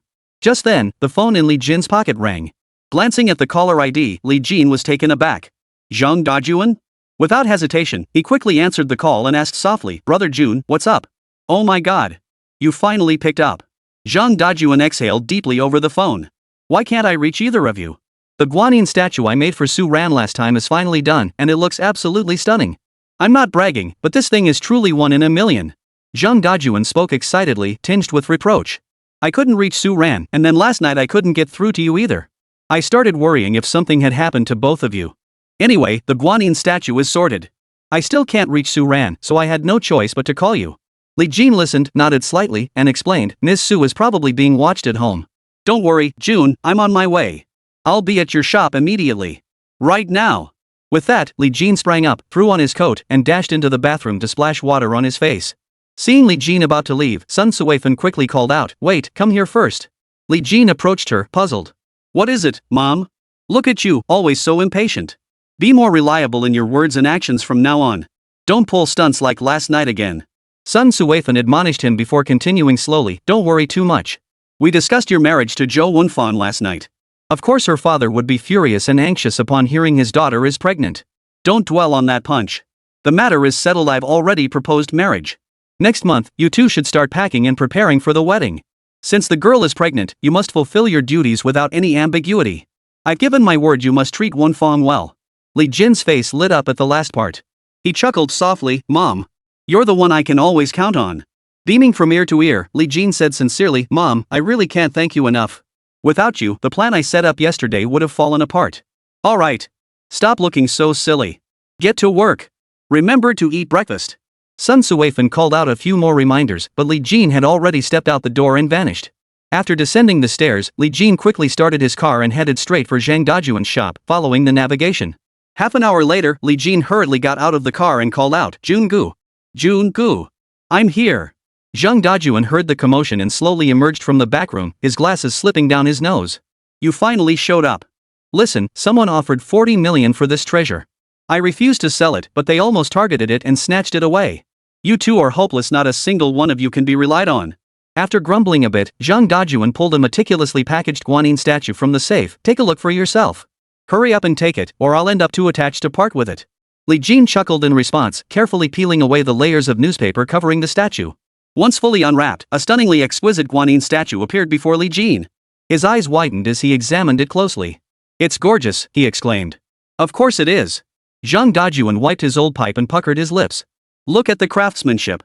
I'll turn on the light while you knock it out. Under the counterlight, a faint emerald glow seemed to emanate from around the statue. It really is imperial green. Absolutely stunning. A treasure of such quality that glowed under artificial light was truly rare. Without hesitation, Li Jin pulled out his phone and dialed Su Ran's number immediately. Beep beep beep. Sorry, the number you dialed is temporarily unavailable. Please try again later. Beep. After 7 consecutive calls, Li Jin felt both astonished and overjoyed, desperate to share this delight with Su Ran immediately. Unfortunately, not a single call went through. Li Jin took a deep breath, raised an eyebrow, loaded the guanyin statue into his car, and reluctantly activated the navigation system, heading straight for the Su residence. What a hassle. Having to go to the Su family again, just thinking about it gives me a headache. Li Jin was utterly reluctant, but the item had to be delivered. Soon, Li Jin parked at the entrance and hurried inside. Hello. Seeing Su Tianhai seated before him, Li Jin cut straight to the point. Mr. Su, you asked me to help select an imperial green jadeite for your mother. I had a guanyin statue specially carved from it. Since I couldn't reach you by phone, I took the liberty of visiting in person.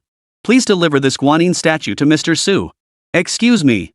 After quickly finishing his sentence, Li Jin turned without hesitation and strode out the living room door. From the moment he entered to the moment he left. The entire episode lasted barely 2 minutes, a clear indication of how uncomfortable Li Jin felt in the Su household. After his previous conversation with Su Tianhai, Li Jin harbored little goodwill toward the Su family. He harbored no illusions that the Su family would ever accept or welcome him. After all, now, Li Jin was set to marry Jo Wonfang next month. Just as Li Jin was about to step out the front gate, Su Tianhai could no longer contain himself. He sprang to his feet and hurried out, shouting, "Li Jin! Wait! Don't rush off just yet." The outburst revealed how unusually strange Su Tianhai was today, completely without his usual airs, even going so far as to personally step outside to try and keep him. Li Jin was utterly taken aback. Turning back, he asked in confusion, "Is there something else?" Seeing the other man's impatience, Su Tianhai sighed helplessly, lowering his head. He set aside his pride and explained slowly, "Last time in the car, what I said was indeed a bit harsh. Perhaps those words weren't appropriate for a young man to hear. But every promise I made to you was sincere, Li Jin. I admire you. I've heard about your expertise and achievements in ancient artifacts. I'm truly impressed. You're exceptionally capable. A fledgling like you, given enough time, will surely soar to the heavens." Su Tianhai offered a heartfelt assessment of Li Jin before shifting his tone with a bitter note, "But I truly cannot approve of you being with Su Ran. On this matter, I really, truly have absolutely no room for compromise. I hope you can set aside any preconceptions from our earlier conversation. Let's sit down and talk this through properly." Chapter 54, The Tomb of the King of Xian. Li Jin listened, his eyes widening in shock. "No way." He hastily reached out to explain, "Mr. Su, you've truly misunderstood. My relationship with Ms. Su is strictly professional, a superior-subordinate dynamic. There's not a shred, not a single hint of anything inappropriate. I've explained this countless times before. Whether it's Su Zong's fiancé or you, I truly have no more explanations left." Li Jin felt wronged, frowning helplessly. Su Tianhai nodded slightly after hearing this and sighed, "Actually, whether it's true or not doesn't matter. What I truly want is for Su Ran to marry Gao Bin." Li Jin instantly recalled that wealthy young master from the Gao family. His impression was far too vivid. Whether it was the assassination attempt in Myanmar or the commotion at the antique shop, Gao Bin was no pushover. In a way, Li Jin had already crossed swords with him. "All right, uncle, you can rest assured. Put your mind at ease. Su and I are completely above board. There's absolutely nothing else going on between us." Su Tianhai pursed his lips and nodded slightly, then sighed inexplicably. He looked up awkwardly. "Actually, I asked you to stay and talk because I need your help." Li Jin raised an eyebrow, eyes widening. "What? You want my help? What could I possibly do? The Su family is a powerhouse. What could a nobody like me possibly contribute?" His tone was clearly one of puzzled inquiry. But to Su Tianhai's ears, it felt like a slap in the face. Earlier, he had told Li Jin that the Su family was too powerful for him to get involved with.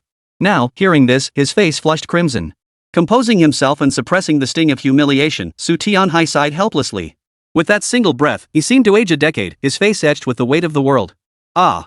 Another sigh escaped him, and Su Tianhai hesitated, unable to find the words to speak.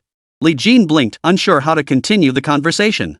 After being ushered into the living room by Su Tianhai and taking a sip of tea, Su Tianhai suddenly blurted out, "Li Jin, have you heard of the Prince Xian too?" Li Jin shook his head immediately, replying frankly, "No, I don't know anything about it." Su Tianhai didn't press the question. Instead, he lifted his gaze to the window, speaking more to himself than to Li Jin. "When I was young, I loved going on expeditions with friends, just for the thrill of it.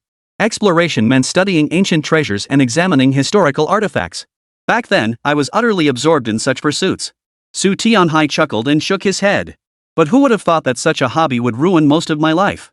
When we reached Zhejiang, disaster struck unexpectedly. Our group stumbled upon the tomb of King Xian. Under cover of night, we were young and bold. Without a second thought, we rushed in to explore and investigate. Little did we know we'd fall victim to the tomb's curse, a curse that ensures its victims won't live past 55. Once I turn 55, I'll die a miserable death with blood streaming from my 7 orifices. I kept thinking, if I die, who will look after Su Ran? After much deliberation, I saw that the Gao family is immensely powerful, arguably one of the top clans. I can only betroth Su Ran to the Gao family. Even if I pass away and the Su family has no heir, Su Ran won't be bullied. After this lengthy speech, Su Tianhai gave Li Jin a bitter smile. Truthfully, when you explained things earlier, I felt a mix of resignation and helplessness. To be honest, you're so much more capable than Gao Bin. Choosing him was simply a last resort. Li Jin stared wide-eyed, momentarily speechless. Why did Chairman Su keep circling back to matters of romance? Li Jin no longer cared much about Su Ran marrying Gao Bin. After all, he had responsibilities to Zhou Wenfeng. What truly astonished Li Jin was, the curse of the Prince Xian tomb was genuinely terrifying. It actually meant that anyone who encountered something special during the expedition wouldn't live past 55. Seeing Li Jin's astonished expression, Su Tianhai thought he didn't believe it and chuckled softly. Well, telling you all this probably doesn't help much anyway. After all, there are many things in this world that science can't explain, and we ordinary people simply don't have the capacity to understand them. Li Jin shook his head slightly. It sounds far-fetched, but I still believe it could be real. Deep down, he harbored little doubt. After all, whether it was the true chi coursing through his own body or the descriptions that echoed in his mind upon seeing ancient treasures, such abilities remained inexplicable by modern science. Su Tianhai paused, then his face lit up with delight as he replied urgently, "You believe? You believe? Then this makes things easier for me. After all I've shared, I must say I'm truly impressed by your treasure appraisal skills. Whether it's gambling on jade stones or studying antiques, you're a rare talent among young people and even in the antique world. That's why I want you to accompany me back to the Xianwang tomb. Let's see if there's any way to lift this curse." Li Jin frowned slightly. While touched by Su Tianhai's sincere concern for Su Ran's marriage, this was not something he could simply help with. Not wanting to raise false hopes, Li Jin quickly explained, "Mr. Su, I truly sympathize with your situation. I'd love to help, but I know nothing about this stuff. I may be able to appraise treasures, but it's just a few tricks I know." Su Tianhai dismissed his hesitation, insisting, "You can do it. At the very least, whether it's your knowledge of ancient treasures or your grasp of appraisal literature, you're number one in my book." Seeing the other man's eyes brimming with excitement, Li Jin steeled himself to respond, "Mr. Su, I can reluctantly take a look at this matter and try to understand it, but please don't get your hopes up too high." Su Tianhai nodded immediately. "I understand. I won't force you to do anything. I just hope you can help, even if it's just a little bit." Not wanting to waste time, Su Tianhai walked into the inner room, retrieved a tattered map wrapped in yellow paper, and presented it to Li Jin with both hands. "Take a look at this. It's the map unearthed from the Xianwang tomb back then." Li Jin gently took it, weighing it in his hands before slowly unfolding it. His chi remained taut within him, his vigilance heightened to the utmost. But upon examining the intricate patterns within the map, Li Jin's brows furrowed deeply. "Something's off." Muttering to himself, Li Jin closed his eyes and concentrated his senses. "There's true chi within this map." Li Jin stared intently at the map, feeling profoundly unsettled. True energy within the map. That proved the King Xian's tomb must conceal secrets, perhaps even the key to further enhancing his abilities. But upon second thought, Li Jin pursed his lips, his thoughts fading. Zhou Wenfang is pregnant now, and both families agreed yesterday to finalize the wedding arrangements. Going on an expedition so rashly? No, I can't agree to this. Zhou Wenfang's pregnancy is my top priority right now. Chapter 55, The Bronze Statue of Three Rams. With that thought, Li Jin shook his head quickly and said softly, "Mr. Su, I have some matters to attend to recently and won't be able to accompany you to investigate the secrets of the Xian King's tomb. But there is one thing I can do. I can help you gather information and research the matter. That way, when you go, you won't be completely in the dark." As Li Jin spoke, he noticed the dimmed look in the other man's eyes, a hint of disappointment and loneliness. He immediately explained, "It's not that I don't want to. I genuinely can't spare the time. This is a matter of great importance, and I can't rashly agree to your request. As soon as I uncover any information, I'll share it with you immediately. It's the least I can do to repay your trust and support, Mr. Su." Su Tianhai froze upon hearing this. His eyes held a mix of bewilderment and resignation as he nodded. "Truthfully, this matter isn't just about me. You young people know about these things. Maybe you could go explore and find some treasures." It was clear Su Tianhai's reasoning was flimsy. Finally, he could only say frankly, "All right. Think it over. We'll discuss the specifics later. Today, I just wanted to bring it up. No pressure." Forcing a smile onto his face, Su Tianhai could only fall silent. Li Jin nodded. "All right, got it. Well, that's all for now. I'll be heading back, Chairman Su." After exchanging a few polite words with Su Tianhai, Li Jin quickly walked away. But just as he stepped out the front gate and sat in his car ready to head to the shop, Li Jin's phone rang. "What's up?" Li Jin asked softly. It was Zhou Wenfang calling. "What's wrong?" "How dare you ask me that," came the urgent reply from the other end. "Get over to the Cultural Heritage Protection Bureau right now. Support my work. I need you for something."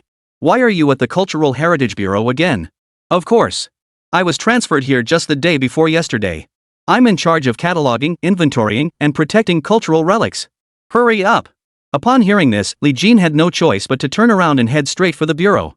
Soon, Li Jin arrived at the entrance of the Cultural Heritage Protection Bureau. He parked the car neatly and strode into the office. But the moment he entered, Li Jin saw Zhou Wenfang sitting alone on the sofa, playing with a bronze figurine in her hand. In that instant, Li Jin's eyes widened in shock, his entire body feeling as if struck by lightning. A voice echoed in his mind. Bronze statue of three sheep cast during the reign of Emperor Wei of Han, possessing the profound history of bronze artifacts. Originating from the tomb of King Xian, it served as the vessel for the dust pearl. It carries a curse. Direct contact will consume the wearer's vitality, ensuring they do not live past 55. Li Jin staggered backward a step. Hearing the voice in his mind, he felt fate had dealt him a cruel blow. He had just discussed the curse of the King Xian's tomb with Su Tianhai moments ago, only to arrive at the Cultural Relics Bureau and witness this very scene. What shattered Li Jin most was the final voice echoing in his mind. The curse of the Xian Wang tomb endures without end. It not only curses those who come into direct contact but also persists through generations, diminishing physical vitality until the cursed lineage is completely extinguished. Li Jin's legs buckled beneath him. As a tidal wave of terror surged through his heart, it felt like a thunderclap had struck his mind, exploding with a deafening roar. His face drained of color in an instant. Li Jin gasped for breath, nearly suffocating. Zhou Wenfang remained seated on the sofa, fiddling with the bronze statue of the three rams. She playfully patted its eyes and teased, "Still glaring at me? Glaring? I'll smack you." Zhou Wenfang. Li Jin stared fixedly at the bronze statue, his voice weak and strained. Hearing the commotion, Zhou Wenfang immediately turned around. Spotting Li Jin, she hurried over. "What's wrong with you? Did you run over here?" "Calling me like that, barely audible, you scared me half to death." Grabbing Li Jin's arm, Zhou Wenfang's eyes flashed with displeasure as she scolded him reproachfully. "Seriously, Li Jin, why do you always have to cause trouble after drinking? Do you even remember what you said to my dad when you were drunk? You told him I was pregnant." But Li Jin had no patience for her complaints now, nor time for explanations. "Sit down first." Li Jin grabbed her wrist, his expression solemn as he demanded, Tell me honestly. How did you get this bronze statue? Who gave it to you?" His words were urgent, tinged with accusation. In his panic, Li Jin had no intention of speaking softly with Zhou Wenfang. Zhou Wenfang blinked, puzzled. "Is this bronze statue that valuable?" "It's just something I found when that tomb raiding gang got busted last time. It was transferred over here anyway. Since I had nothing better to do, I grabbed a few random ones from the warehouse to look at. You know what? This thing is carved so eerily. Look at those eyes, holy cow, it's like a real sheep is staring right at me. It gives me the creeps." After bantering with Li Jin in a half-joking tone, Zhou Wenfang asked, "By the way, what exactly is this? Do you recognize it? Does it have a professional name? What's its origin?" His attempt to lighten the mood fell flat. Li Jin turned with a serious expression, his tone solemn. "Everything I'm about to say is serious. Very serious.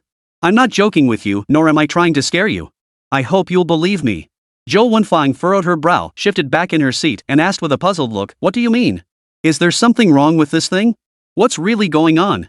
Besides, what's there not to believe? If you say it's true, I'll believe it." Seeing that Zhou Wenfang didn't think he was playing a prank, Li Jin took a deep breath and explained slowly, enunciating each word. This object, called the Three Rams bronze statue, was excavated from the tomb of King Xian. The tomb has been saturated with toxic fumes for centuries, rendering everything inside highly poisonous. In a sense, this artifact is cursed. And curses are things beyond the reach of modern science. To put it simply, the moment you touch this thing, your vitality was devoured. The curse's power multiplies within you, ensuring you won't live past 55. Worse still, it affects your descendants, weakening their bodies until the entire lineage dies out before it finally dissipates. Upon hearing this, Zhou Wenfang shot to her feet. Gripping Li Jin's shoulders tightly, her eyes widened. "So that means I'm pregnant now, and the child inside me will be cursed too. My child, too." Zhou Wenfang collapsed, her strength drained, kneeling on the ground. Her eyes filled with bewilderment and shock. Why? Why? As if her very soul had been ripped from her body, Zhou Wenfang's face drained of color. She gasped for breath, shaking her head repeatedly. No. This can't be." Li Jin watched, his heart aching. Suppressing the ache within, Li Jin stepped forward swiftly, reaching out to grasp her arms. "Get up first." Chapter 56, The Final Decision. The ground is cold. Don't do this. Struggling to help Zhou Wenfang to her feet, Li Jin clenched his jaw, utterly at a loss. In the past, Li Jin had always believed that anything was possible with determination. But now, with the curse of the Prince Xian's tomb coiled around Zhou Wenfang, Li Jin felt an overwhelming sense of helplessness. Zhou Wenfang slumped weakly onto the sofa, her eyes reddening. She pouted her lips and burst into tears. "Why? Li Jin? Why? Why? Why did I have to touch that thing? Why did I have to be so damn nosy and go look at that artifact? I shouldn't have been curious, I shouldn't have touched it. What do I do? What do I do?" Holding onto her hair in a daze, Zhou Wenfang had completely broken down. Li Jin watched, momentarily at a loss for how to comfort her. "I believe you. I believe what you're saying. But what are we supposed to do now? I know you're not making this up." Zhou Wenfang clutched Li Jin's shoulders tightly and burst into tears. Li Jin gently patted her back, pulling her into his arms as he offered a soft reassurance. It's okay. I just wanted to tell you so you'd be prepared. Don't be too scared. I'll figure out a way to handle this. You just steady yourself first, don't panic. The last thing you need right now is to let your emotions get the best of you." Li Jin gripped Zhou Wenfang's arms, gently guiding her to sit upright. "Calm down. Shot. Pull yourself together. Since the problem has arisen, we'll find a way to solve it. Don't worry. I'll figure it out. I swear I will." Okay? Under Li Jin's constant encouragement, Zhou Wenfang's emotions gradually stabilized. Wiping away her tears, she nodded repeatedly, her expression serious. Right. There must be a way. We can't let this scare us into submission. Her eyes gleaming with determination, she added quickly, don't tell my parents about this yet. I'm afraid they'll worry. I'll tidy these things up first. Don't let anyone mess with them. Watching Zhou Wenfang work methodically, Li Jin finally relaxed. As long as she could regain her composure, there would be a solution no matter how dire the situation became. The worst thing would be for Zhou Wenfang to be overcome by fear and lose confidence in herself. After confirming Zhou Wenfang was safe, Li Jin hurriedly drove back home. He turned on his computer and began skimming through information and data about the Xianwang tomb. Then, remembering the map, he pulled out his phone and dialed Su Tianhai. Li Jin. Su Tianhai exclaimed with surprise the moment he answered, "What's going on? Have you made up your mind?" Li Jin replied frankly, "I'll help you with this, Chairman Su. But I hope you won't screw me over, this is too important. The sooner the better. Make a plan, and we'll discuss the details later." Su Tianhai's face lit up with joy, a weight lifting from his heart. He promised, "Rest assured. I'll handle everything on my end. You can bring your own people, I'll make all the necessary preparations. I won't screw you over on this.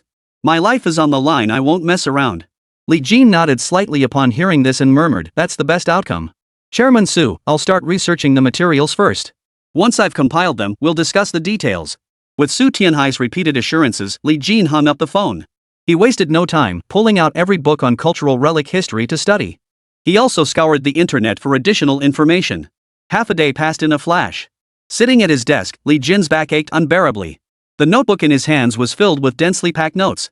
Finally, persistence paid off. Li Jin closed his eyes, reviewing the clues in his mind, murmuring to himself.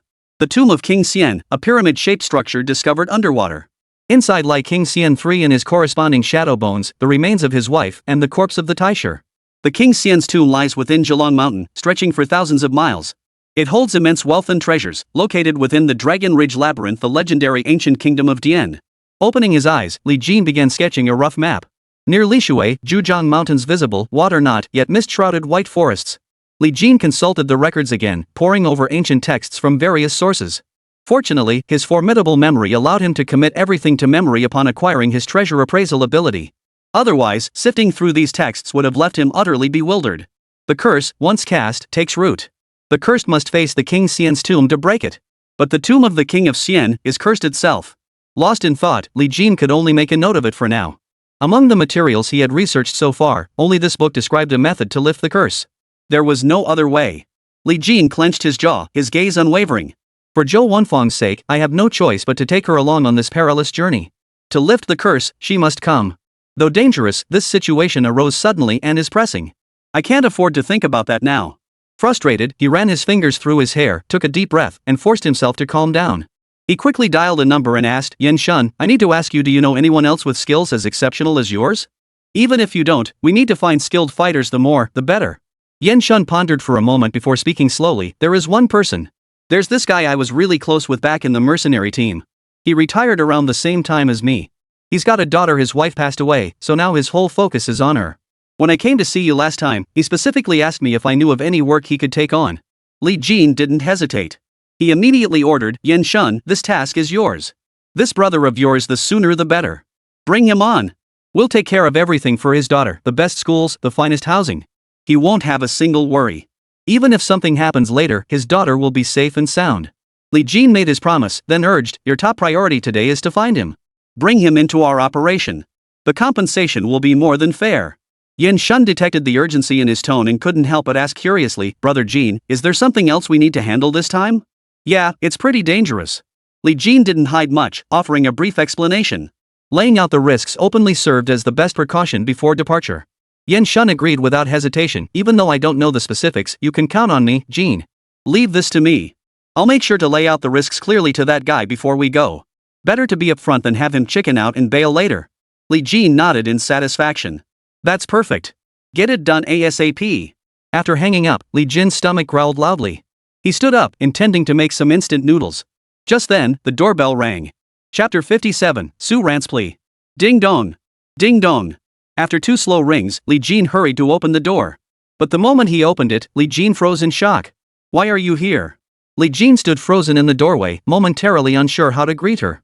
Still puzzled over who would visit at this hour, Su Ran spoke directly, "Can you let me in first?" Instead of stepping aside, Li Jin asked, "Did you sneak out, or?" "Don't get me wrong, I'm just asking. After all, this is my home, and I'm worried Gao Bin might have followed me again." Su Ran looked haggard.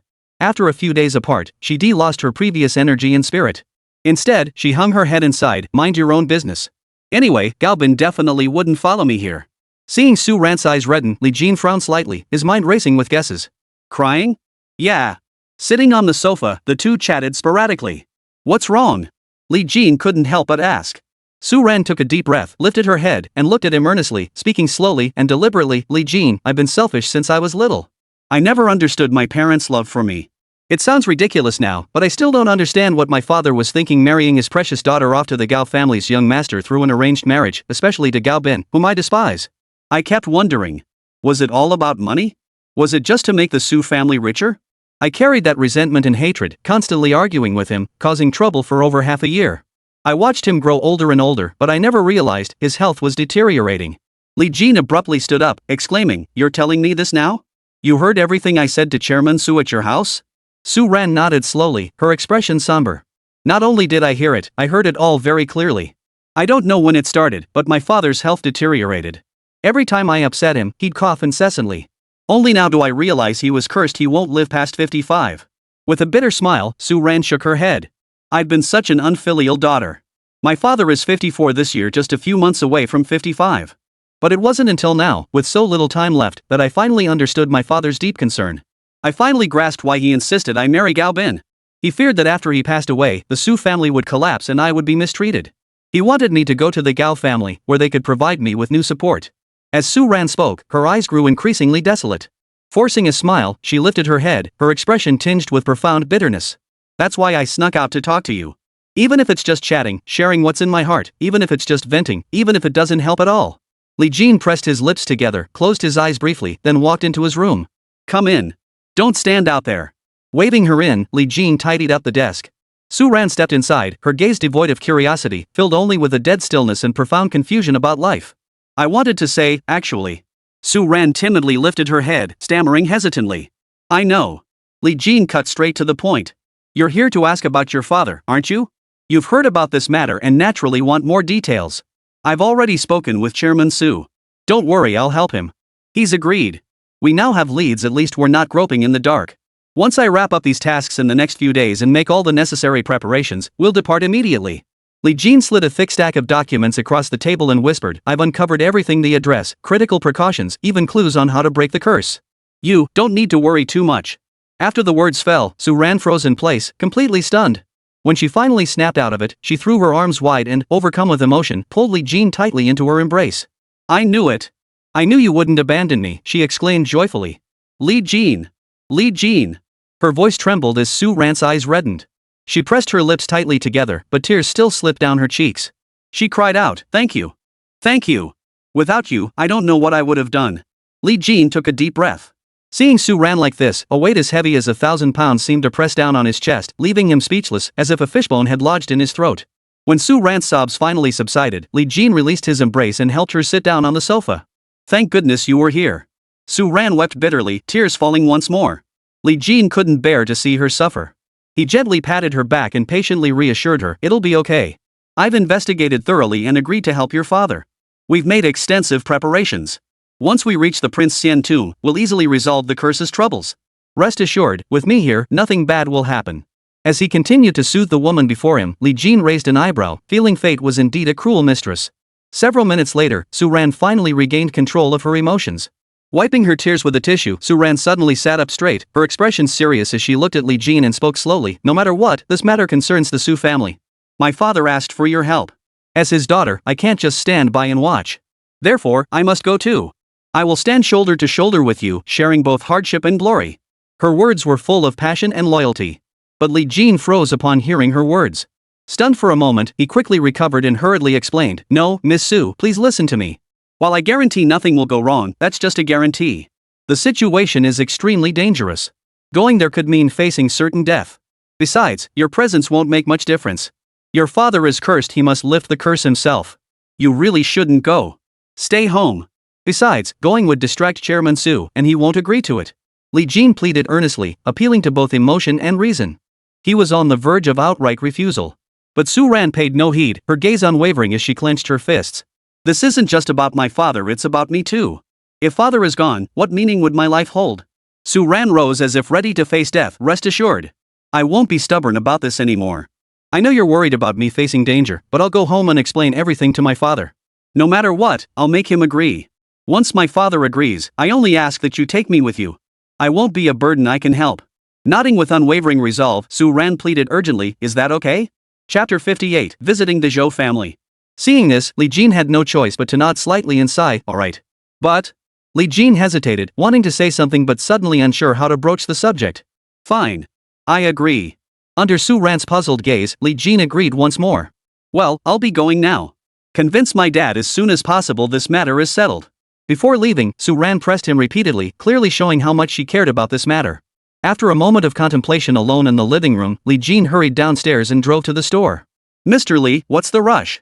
Xianhu, who had been waiting at the entrance, rushed over to ask as soon as he saw him. Li Jin ordered quickly, listen to me now. Just remember it. No need to ask questions. Xianhu nodded blankly, okay. I'm going on a long trip. I don't know exactly when I'll be back, but I'll be leaving within the next few days. After I leave, I'm counting on you to take care of my parents. I've already sent you the address. Try to avoid any trouble, it shouldn't be a problem under normal circumstances. And most crucially, I trust you, Xianhu. You're capable. Li Jin fixed him with a serious gaze as he instructed, you must manage every aspect of the shop. We just opened recently, and now is the time to build our reputation and customer base.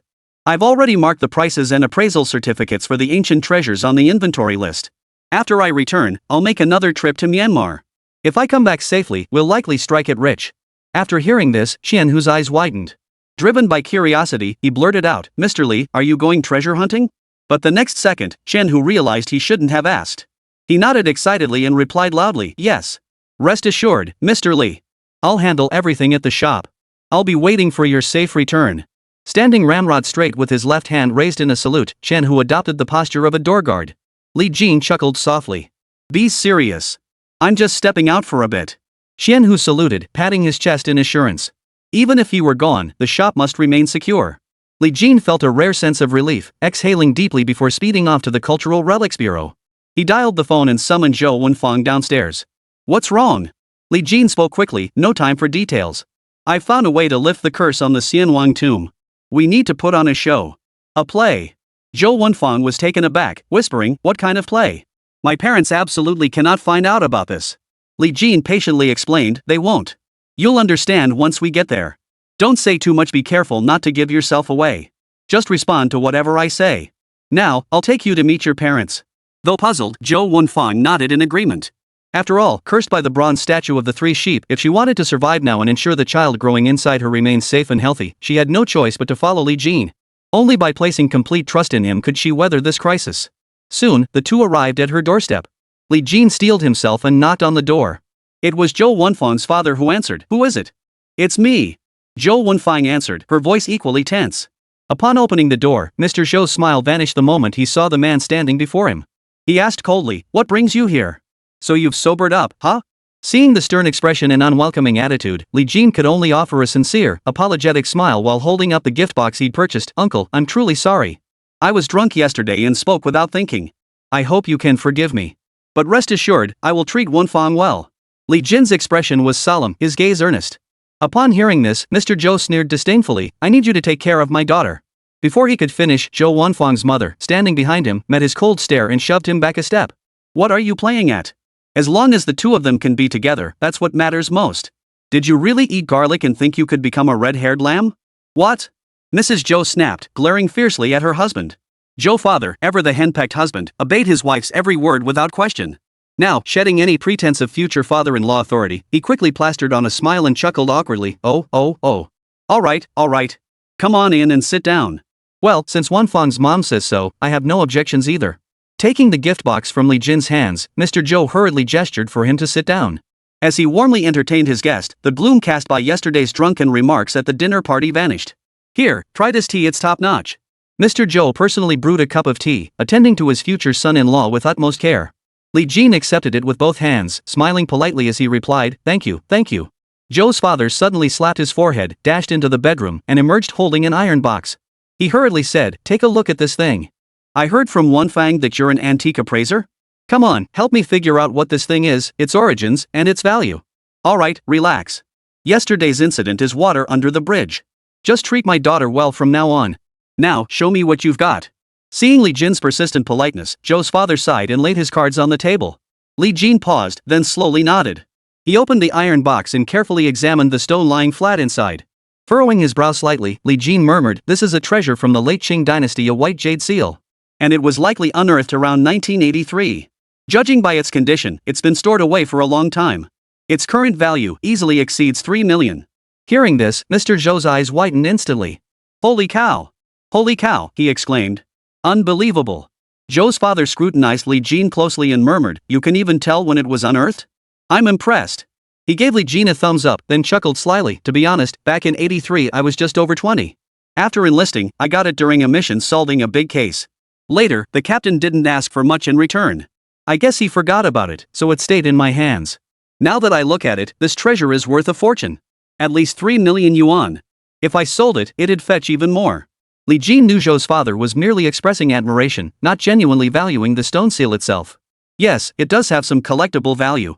Li Jin sat somewhat stiffly, glancing up at Zhou's father repeatedly, as if he had something to say but held back. "What's up?" Noticing Li Jin's hesitation, Zhou's father cut straight to the point. "Just say it. You managed to blurt out those explosive things over dinner yesterday, so I'm mentally prepared for whatever you have today." Chapter 59, A Long Journey. "Go ahead, speak your mind." Under his wife's glaring glare, Mr. Zhou took a step back, spread his hands helplessly, and pleaded, "Can't I even make a joke?" "No." Mrs. Zhou rolled her eyes and said gently, "Just say what you need to say, Li Jin." Li Jin pressed his lips together, then explained slowly after a moment's thought, "Well, auntie, uncle. We're getting married next month, and Wonfang is pregnant now. I figure after we tie the knot, our focus will shift to our careers and the baby, leaving little time to explore the wider world. I want to take Wonfang on a trip somewhere far away, to see the world and explore." Mr. and Mrs. Zhou froze simultaneously, their eyes widening in surprise. "A long trip? How long? Where?" Zhou's father pressed urgently. "That doesn't seem appropriate, does it?" Mrs. Zhou pulled her husband aside, cutting him off. "It's not that I disagree, dear. But Wonfang is pregnant now. Her body is fragile during pregnancy, and she needs to take care of herself. What if something unexpected happens while you're away? I'm not trying to be a downer, but I think you two should reconsider. Wonfang really shouldn't be traveling right now." Li Jin didn't hesitate, offering an explanation. "Auntie, you've misunderstood. It's not about going out to play or cause trouble. It's mainly to take Wonfang out for some fresh air. Since I'll be by her side, I'll make sure she's protected and won't get hurt or mistreated." Seeing their unmoved expressions, Li Jin appealed to their emotions and reason. "The main thing is, I've noticed Wonfang being constantly shuffled around these past few days, staying up late to work overtime.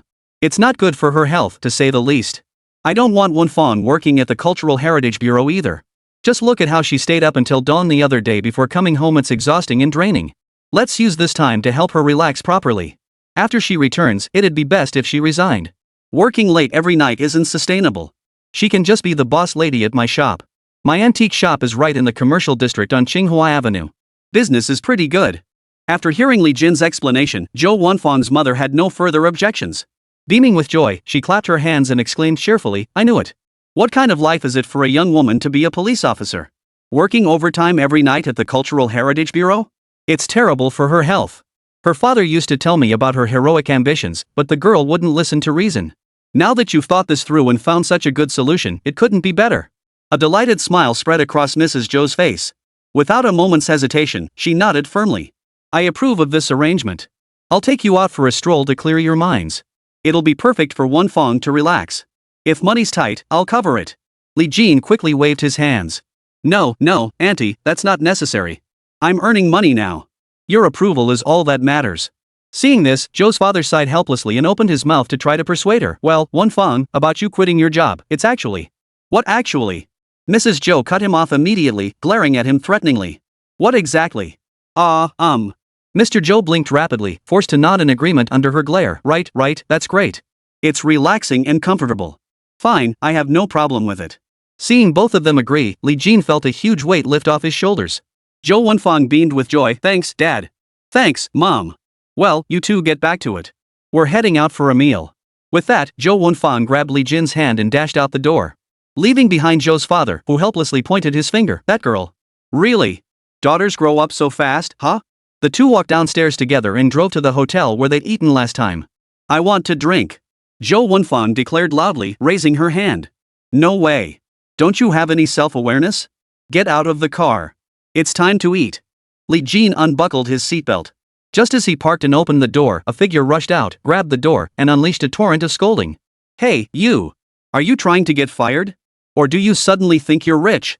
You can't even handle this properly. What are you doing driving a wedding car? Too slow.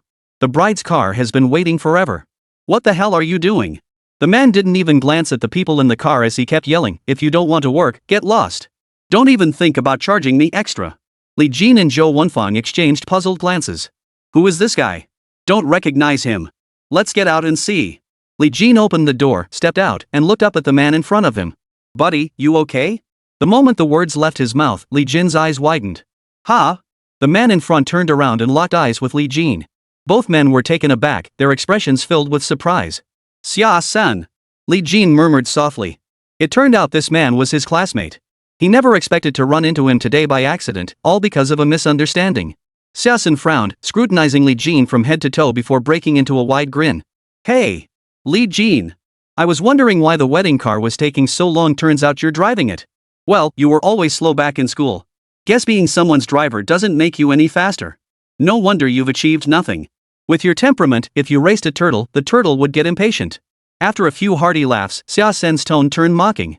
His expression shifted, and he sneered disdainfully. Just the other day, someone said you look like a proper human being. Now I see you've actually made some progress. At least you know to dress neatly. But do you even know what day today is? At such an important event, you drive over at a snail's pace. Who the hell are you trying to mess with? Ha! Xia-san glared at him, clearly displeased. Li Jin looked puzzled. What are you talking about? What do you mean? What did I say? I'm asking you a question. Xia-san shouted angrily. Why the hell were you so slow? Do you realize if you screw up this wedding, you won't get a single penny? Mark my words, if today's event gets delayed, you're taking full responsibility. If the wedding gets postponed, I'll have the boss dock your pay. You bastard. Swearing non-stop, Xia-san curled his lip and tapped his foot. Look at you, you useless piece of. Can't even drive a car properly. What the hell are you standing there for? Get in the car and drive. Li Jin closed his eyes for a few seconds, finally snapping out of his daze. Turns out Xia-san was in charge of the wedding venue. Now he was stuck at the entrance waiting for people, and seeing Li Jin's Porsche Cayenne, he'd mistaken it for the wedding car meant to impress. Well, I'm sorry, but you've got the wrong idea.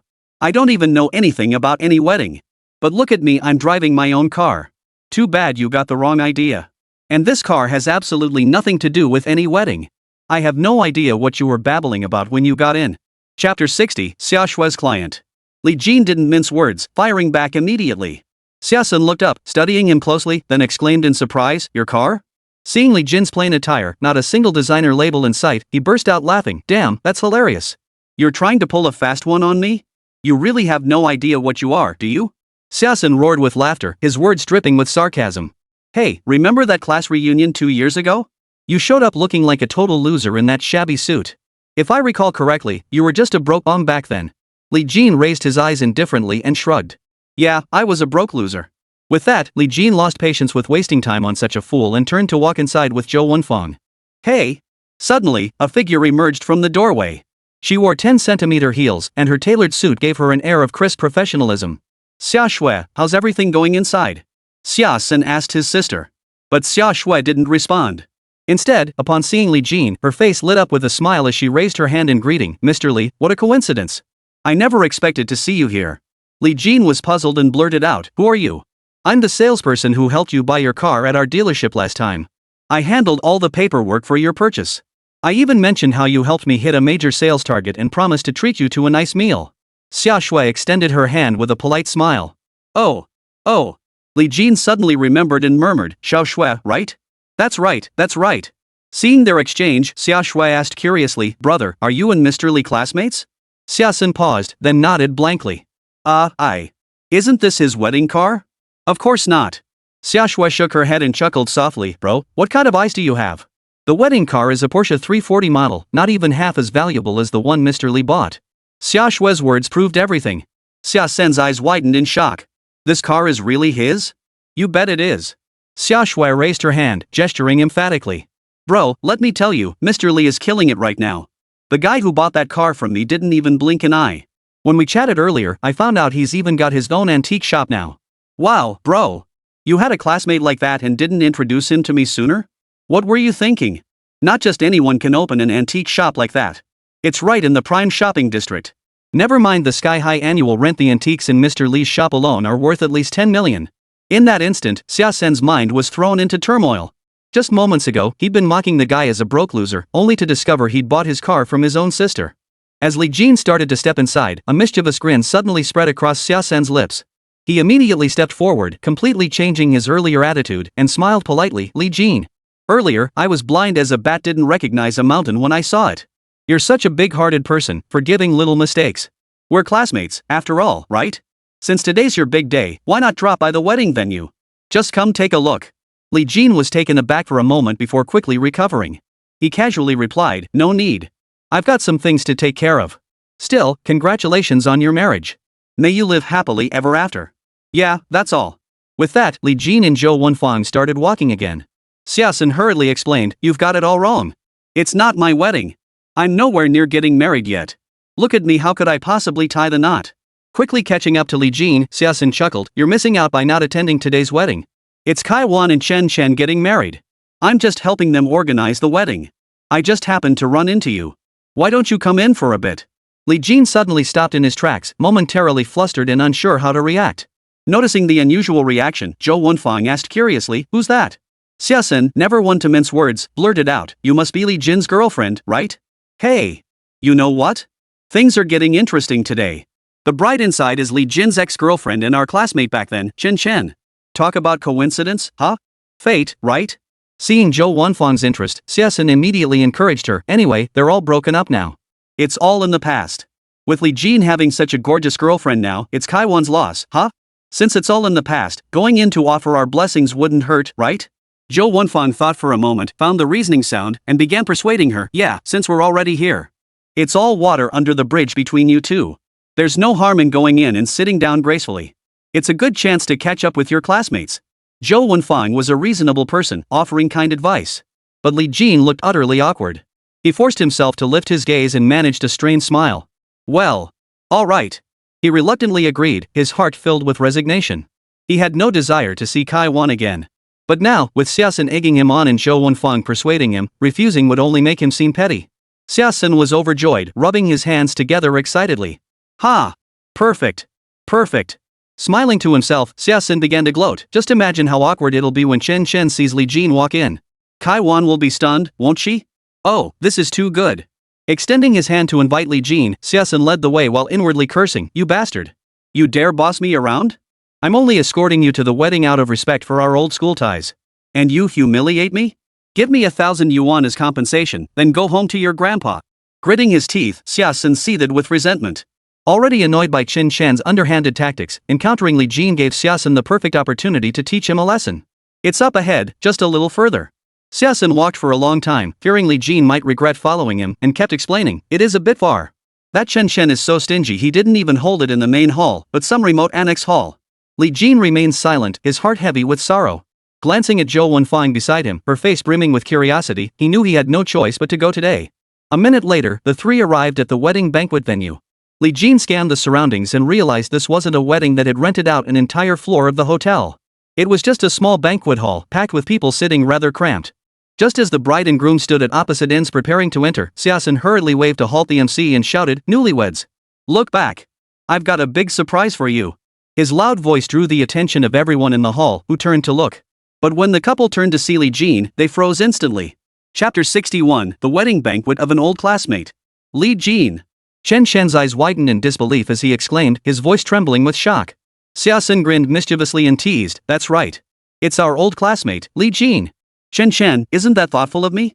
I personally invited this old classmate for you. Xia-sen's voice carried loud and clear, ensuring everyone present heard him distinctly. Seeing the expressions on Li Jin and the newlyweds' faces, the gathered friends and relatives began speculating.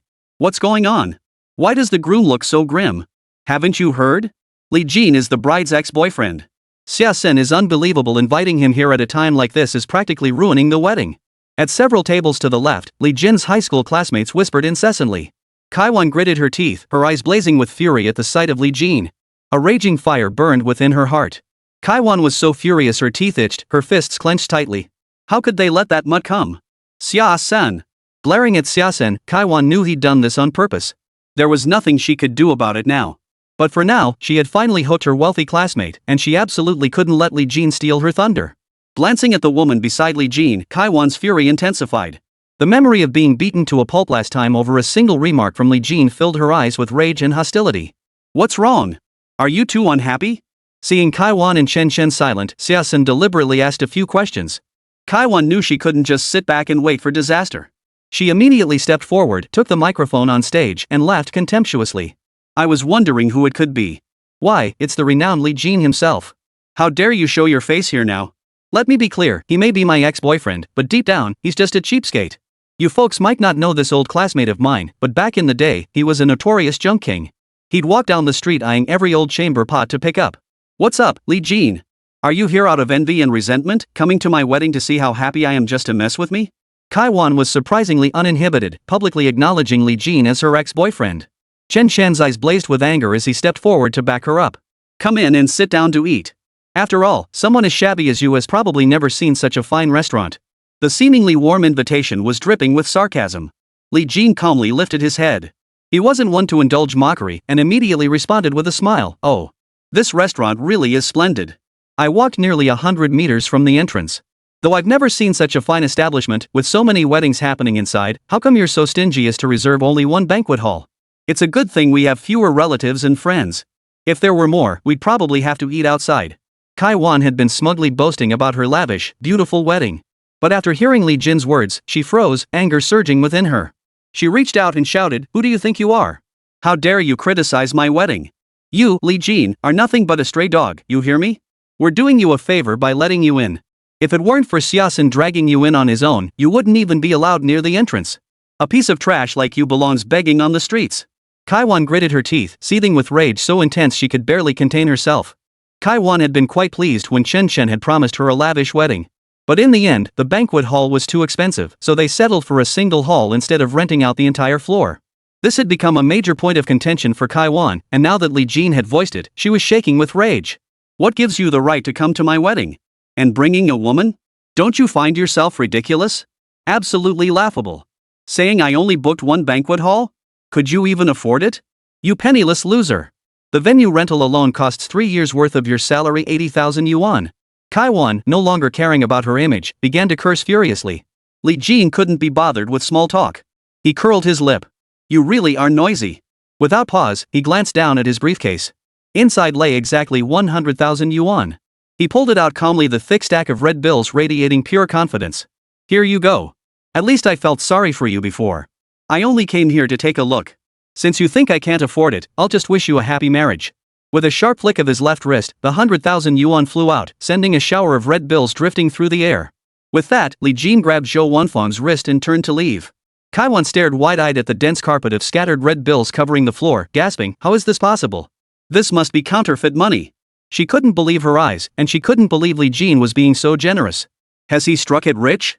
How could the gift money be this much? Kaiwan didn't care about the implications. She quickly kicked off her high heels and rushed to the stage, picking up the red bills one by one. Little did she know, this so-called 100,000 yuan gift was merely a drop in the bucket casually tossed by Li Jin, all to make Kaiwan scramble to pick it up. What a disgraceful wedding! Relatives and friends seated in the hall rose one after another, crouching on the floor with joy at the sight of money. Who cared if it was wedding money or not? How generous! We need more ex-boyfriends like this. In just a few moments, the two girls had scooped up over 3,000 yuan, grinning from ear to ear. Chen Shen watched Kaiwan kneeling on the ground, frantically gathering money, his face dark as coal. What a disgrace! Gritting his teeth, Chen Shen suppressed his rage, wanting to step forward and stop her. Li Jin is just a cheapskate trying to show off at his wedding. Why are you still picking up money? But Kaiwan paid no heed, exclaiming, Chen Shen, this is money. The guy's being unusually generous today, come pick it up with me. At that moment, Xia-sen stepped forward, shrugging helplessly. Li Jin isn't some anymore. That 100,000 yuan is nothing to him, he wouldn't even blink. He bought that luxury car from my sister outright.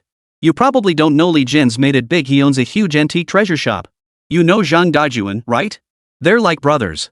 Last time he and Zhang Dajuan made over 10 million from jade. Come on, you two. Does this 100,000 even register as money to Li Jin? Only Kaiwan gets this worked up. Xia sighed deliberately, feigning resignation. True. Our old classmate Kaiwan never misses a chance to invest in these promising stocks. Hearing Li Jin's financial clout, everyone present was stunned. He made 10 million just from jade mining and more? Wow, Kaiwan's ex-boyfriend is something else. Hearing the gasps from her friends and family, Kaiwan froze, her eyes wide with shock. Chen Shen, already seething with rage, saw the reactions around him and roared at Xia. You deliberately sabotaged my wedding. Chapter 62, Embarrassing. I'll kill you. The roar faded as Chen Shen flung off his suit jacket and charged forward, his left fist clenched into a ball as he swung it viciously. You came here to ruin my wedding. You and Li Jin are both idiots. Chen Shen's rage knew no bounds, his mental defenses had completely collapsed. Seeing the fist hurtling toward him, Xia scrambled to dodge, but the blow still connected squarely on his face. Clutching his left cheek, Xia's eyes narrowed in fury as he roared, You're nothing but a pure, dumb dog. And you call others idiots? What gives you the right?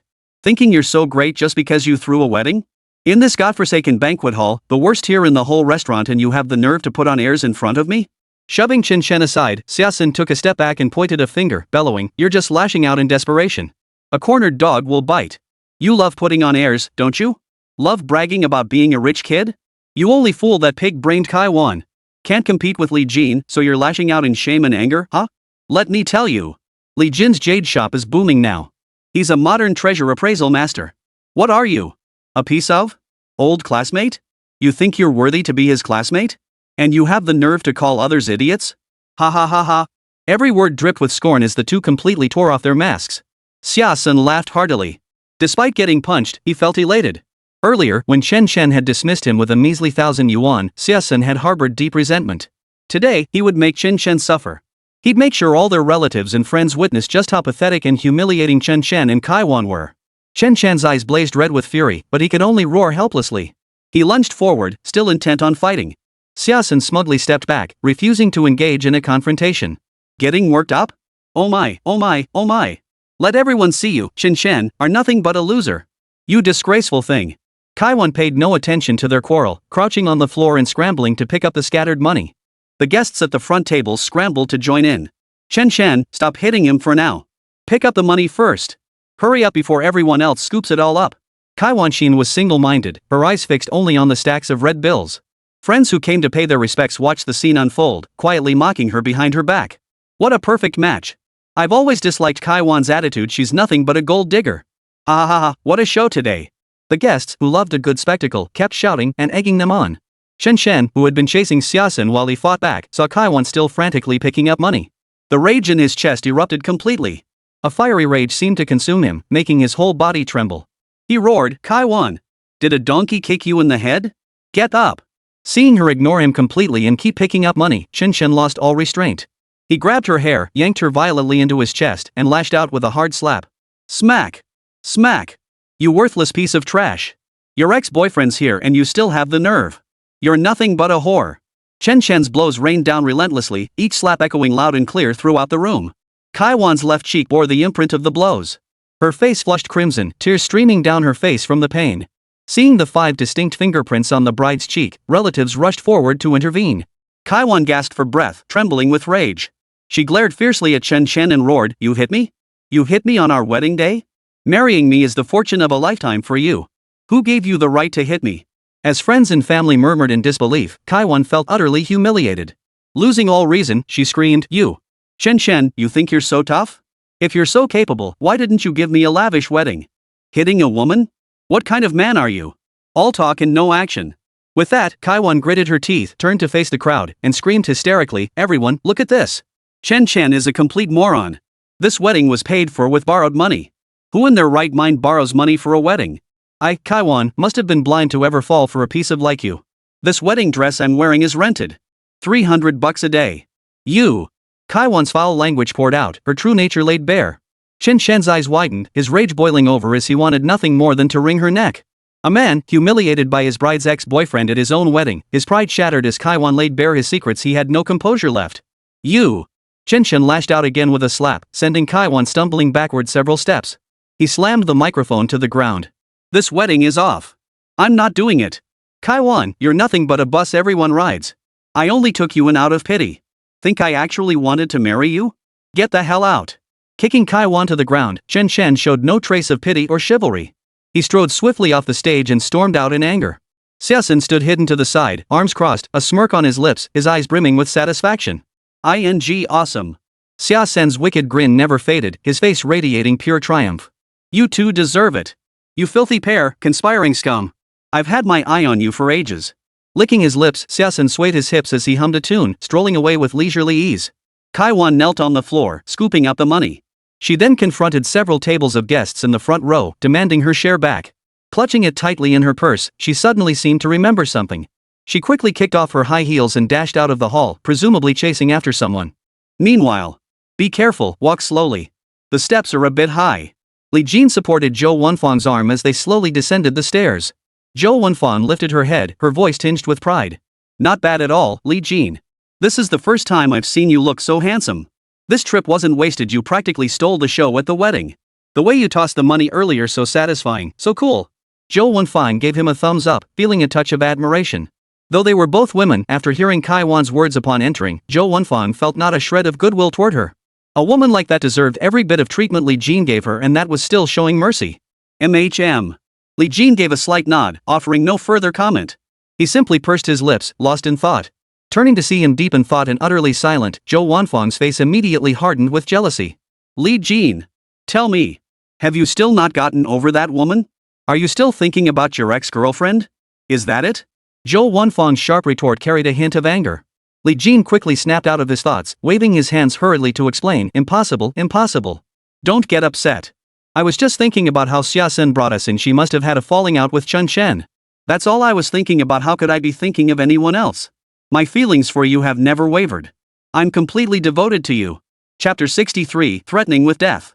Besides, I've cut all ties with gold diggers like Kaiwan. How could I possibly linger over a woman like her?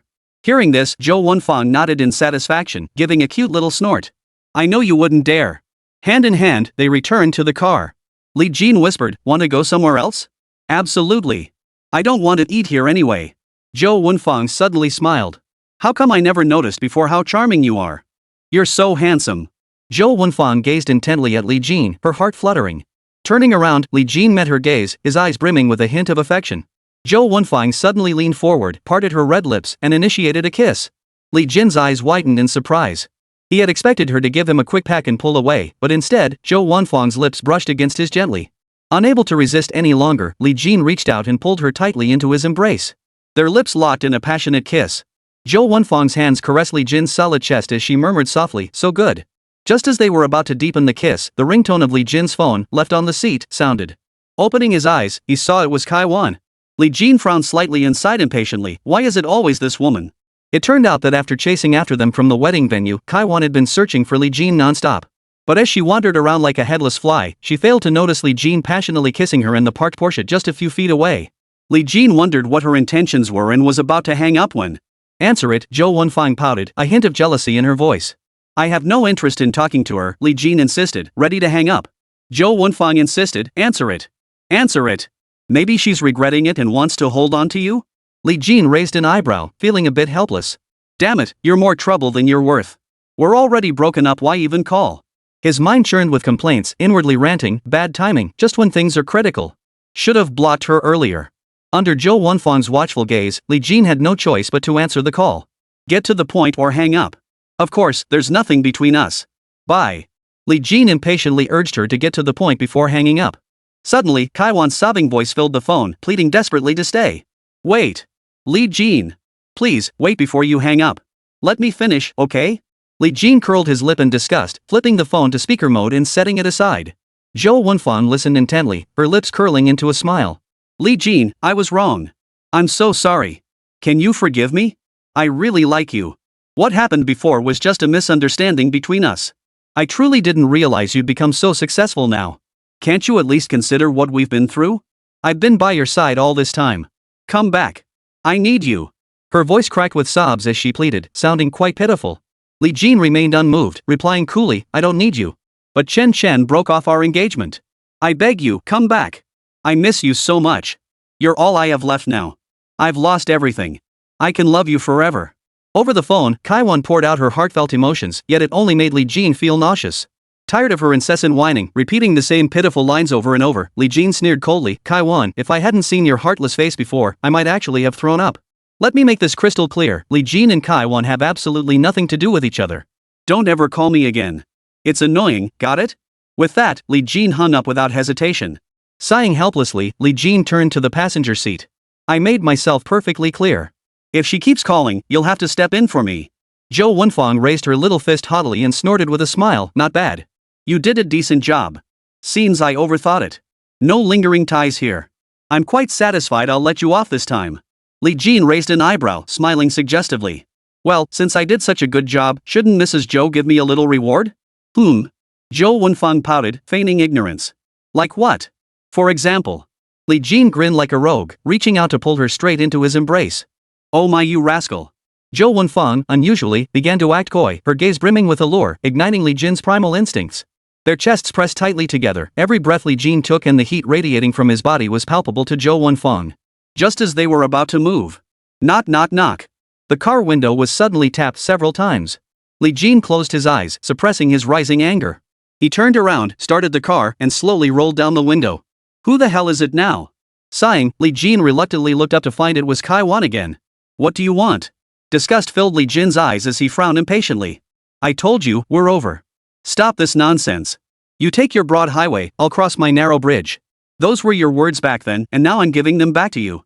Kai-wan's eyes were red-rimmed, tears streaming down her cheeks like rain. Clutching the car door tightly, she sobbed, Li Jin. Please forgive me. Who doesn't make mistakes? I only made a mistake any woman could make. We shared so much between us, there's no need for this. I know you still resent me, still feel hurt that I abandoned you, but I was wrong. I'll never do it again. Let's be together. Let's get back together.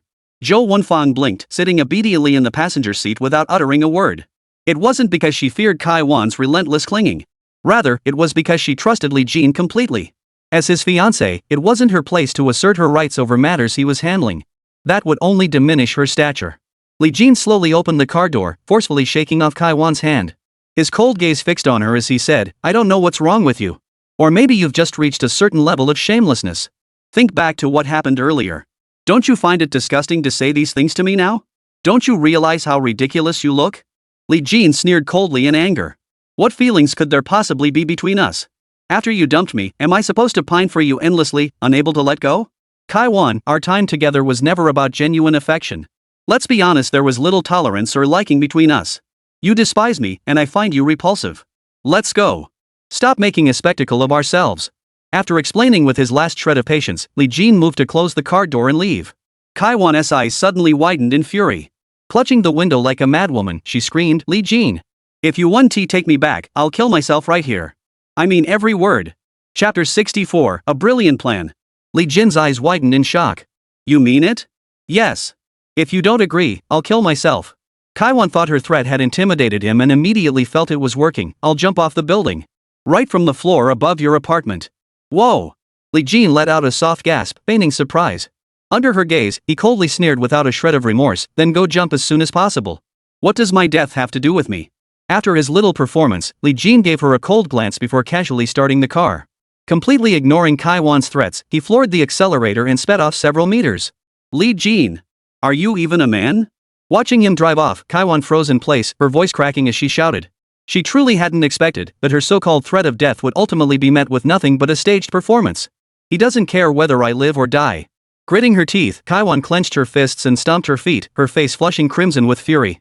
When she finally came to her senses, rage boiled within her. Gritting her teeth in fury, she screamed, so what if you have money? You're nothing but a worthless piece of trash. You'll always be a good-for-nothing. Trash. A hick. What's so great about having a little stinking money? You don't want me? That's your loss. The guys who do want me are lined up all the way to the other side of the street. Kai-wan wanted nothing more than to chase after Li Jin and tear him apart right then and there. Bitterly humiliated, Kai-wan seethed inwardly. Li Jin, just you wait, she spat coldly. I'll make you pay for this. Kai-wan knew her wedding today had been ruined solely because Li Jin had shown up. Now, her desperate pleas for reconciliation had only brought humiliation. Kai-wan's temperament would never let her let this go so easily. After taking a few steps, Kai-wan suddenly brightened and exclaimed, I've got it. Li Jin. Think you're so hot stuff? Su Ran. She slapped her thigh and burst into excited laughter. Su Ran. Didn't you just hook up with Su Ran a few days ago? And now you're already with another woman. Without a second thought, Kaiwan instantly understood the reason. Li Jin must be using Su Ran's money to keep another woman. How shameless. He was kept by Su Ran, and now he's using her money to live it up. Filled with utter contempt, Kaiwan had previously been somewhat surprised by Li Jin's capabilities that he could afford such a luxury car. She had once admired and envied him, but now she felt only disdain and scorn. I wondered how you made your fortune. This is truly revolting. Kaiwan glared, a plan forming rapidly in her mind. Since you've humiliated and shamed me, I'll make you pay 100-fold. When Su Ran finds out you have a mistress, and that you're using Su Ran's wallet to support her. Kaiwan's smile turned icy cold. The mere thought of Su Ran's expression upon learning the truth filled her with malicious delight. I'll see how long you can keep up this arrogance. When Su Ran finds out, she'll destroy you. I'm holding back today, but I'll make sure you pay dearly later. Gritting her teeth, Kaiwan's sinister grin widened. Her earlier gloom vanished, replaced by a beaming smile as she hummed a tune. In her eyes, everything Li Jin had now was thanks to Su Ran. Without Su Ran backing him up, Li Jin was nothing. Su Ran would be furious upon learning the truth, and everything Li Jin had gained would vanish into thin air. Only then would Kaiwan feel truly satisfied. Meanwhile, not bad, huh? Delicious. The wine's excellent too. Li Jin and Zhou Wenfang helped each other out of the restaurant when a phone rang. After answering, they headed back to Zhou Wenfang's home. Dad, what's wrong? Why did you suddenly call us back? As soon as Zhou Wenfang entered the door, she saw her father packing his luggage, folding each item neatly and placing them into the suitcase. Li Jin looked taken aback and asked, Uncle, are you going on a long trip? Zhou Wenfang stepped forward, looking at her clothes and gasped softly, Dad, why are you packing my luggage? Oh, well, Zhou's father shrugged, getting straight to the point. Isn't this just to get you out of the house quickly? Since you two are already in a committed relationship anyway, you might as well move in with Li Jin right away. You're pregnant too. This way you won't have to run back and forth every day and tire yourself out. Father Zhou thoughtfully prepared several bags of heating pads and gave his instructions. Zhou Wenfang glanced at her mother sitting in the living room and immediately complained, Mom. Look at Dad, he's practically selling his daughter off. Why should I move out now? Father Zhou cut her off, his eyes filled with affection as he chuckled softly, enough already. No matter how much your mother and I might miss you, you'll be getting married eventually, won't you? You'll belong to Li Jin sooner or later. Go get used to it first. At least you're not married yet. Learn about the daily grind, get a feel for it. If it doesn't work out, come back early. Your mom and I are just worried you won't adjust.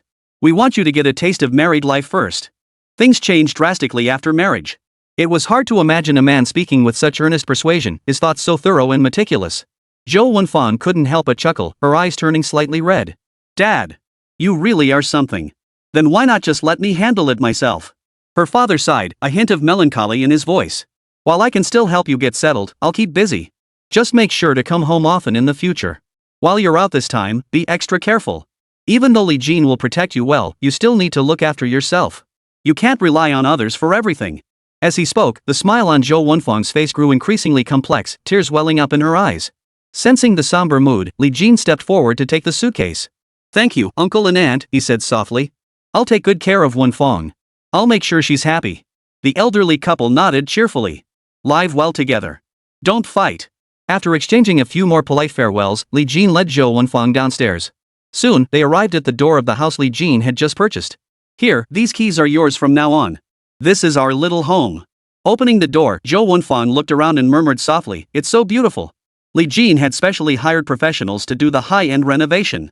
There were no fewer than 3 hanging chair cradles, and the living room sofas were all fully automatic massage chairs. Zhou Wenfang looked around but didn't immediately lie down to enjoy them. Instead, she opened her suitcase and began placing each item of clothing into the wardrobe. Spotting Li Jin's discarded jacket, she tossed it into the washing machine without a second thought. Then, without drawing attention, she picked up a broom and gave the entire place a thorough sweep. Exhausted, Li Jin headed to the bathroom for a shower. But when he emerged, the once chaotic room had been transformed beyond recognition. Li Jin stared wide-eyed, utterly astonished by Zhou Wenfang's sudden transformation into a domestic goddess. He had assumed that since they lived together, Zhou Wenfang, spoiled since childhood, wouldn't be accustomed to doing much housework. But now, she had managed to organize everything so neatly. Chapter 65, I'm getting married. Li Jin rushed forward to stop her, supporting her arm. You're pregnant, be careful. I can handle these things myself. His heart ached watching her. Li Jin busied himself brewing tea and fetching water, not even bothering to dry his hair. Oh, come on, I'm barely pregnant yet. Zhou Wenfang felt a bit uneasy. She knew that as a wife, she would inevitably have to take on more household chores and care for this little family. One day pregnant is still pregnant. Li Jin looked earnestly at her and urged, you shouldn't do these things anymore. We're not exactly short on money now. We should hire a nanny to take care of you every day. Zhou Wenfang blinked, a hint of longing in her eyes. Then what would I do? You? Li Jin answered without hesitation, his tone earnest, you'll be in charge of being the train. Train? How do I do that? Zhou Wenfang asked curiously. A train? How do you play a train? Eat, shop, eat, shop, eat, shop. Li Jin pretended his left hand was a train, zipping back and forth across the sofa. Zhou Wenfang burst out laughing, shopping, eating. Exactly. I'll fatten you up, turn you into a little piggy. Li Jin closed his eyes, gesturing with his hands to indicate size, your waist will be as thick as a barrel, that's what eating well looks like. Ha ha ha ha. Zhou Wenfang laughed heartily, slapping Li Jin's shoulder, if I got that fat, you'd definitely lose interest. No way. That'd be pure bliss. Li Jin was dead serious. Zhou Wenfang finally relaxed completely. In this unfamiliar little home, uniquely theirs, she felt no restraint whatsoever. Just as they were playfully wrestling, Li Jin's phone in his pocket rang. Glancing at the screen, Li Jin answered softly, what's up, Yan Shun? Is everything ready? The voice on the other end sounded somewhat anxious, speaking quickly, Mr. Li, if you're free right now, please come over. That might be a bit inconvenient.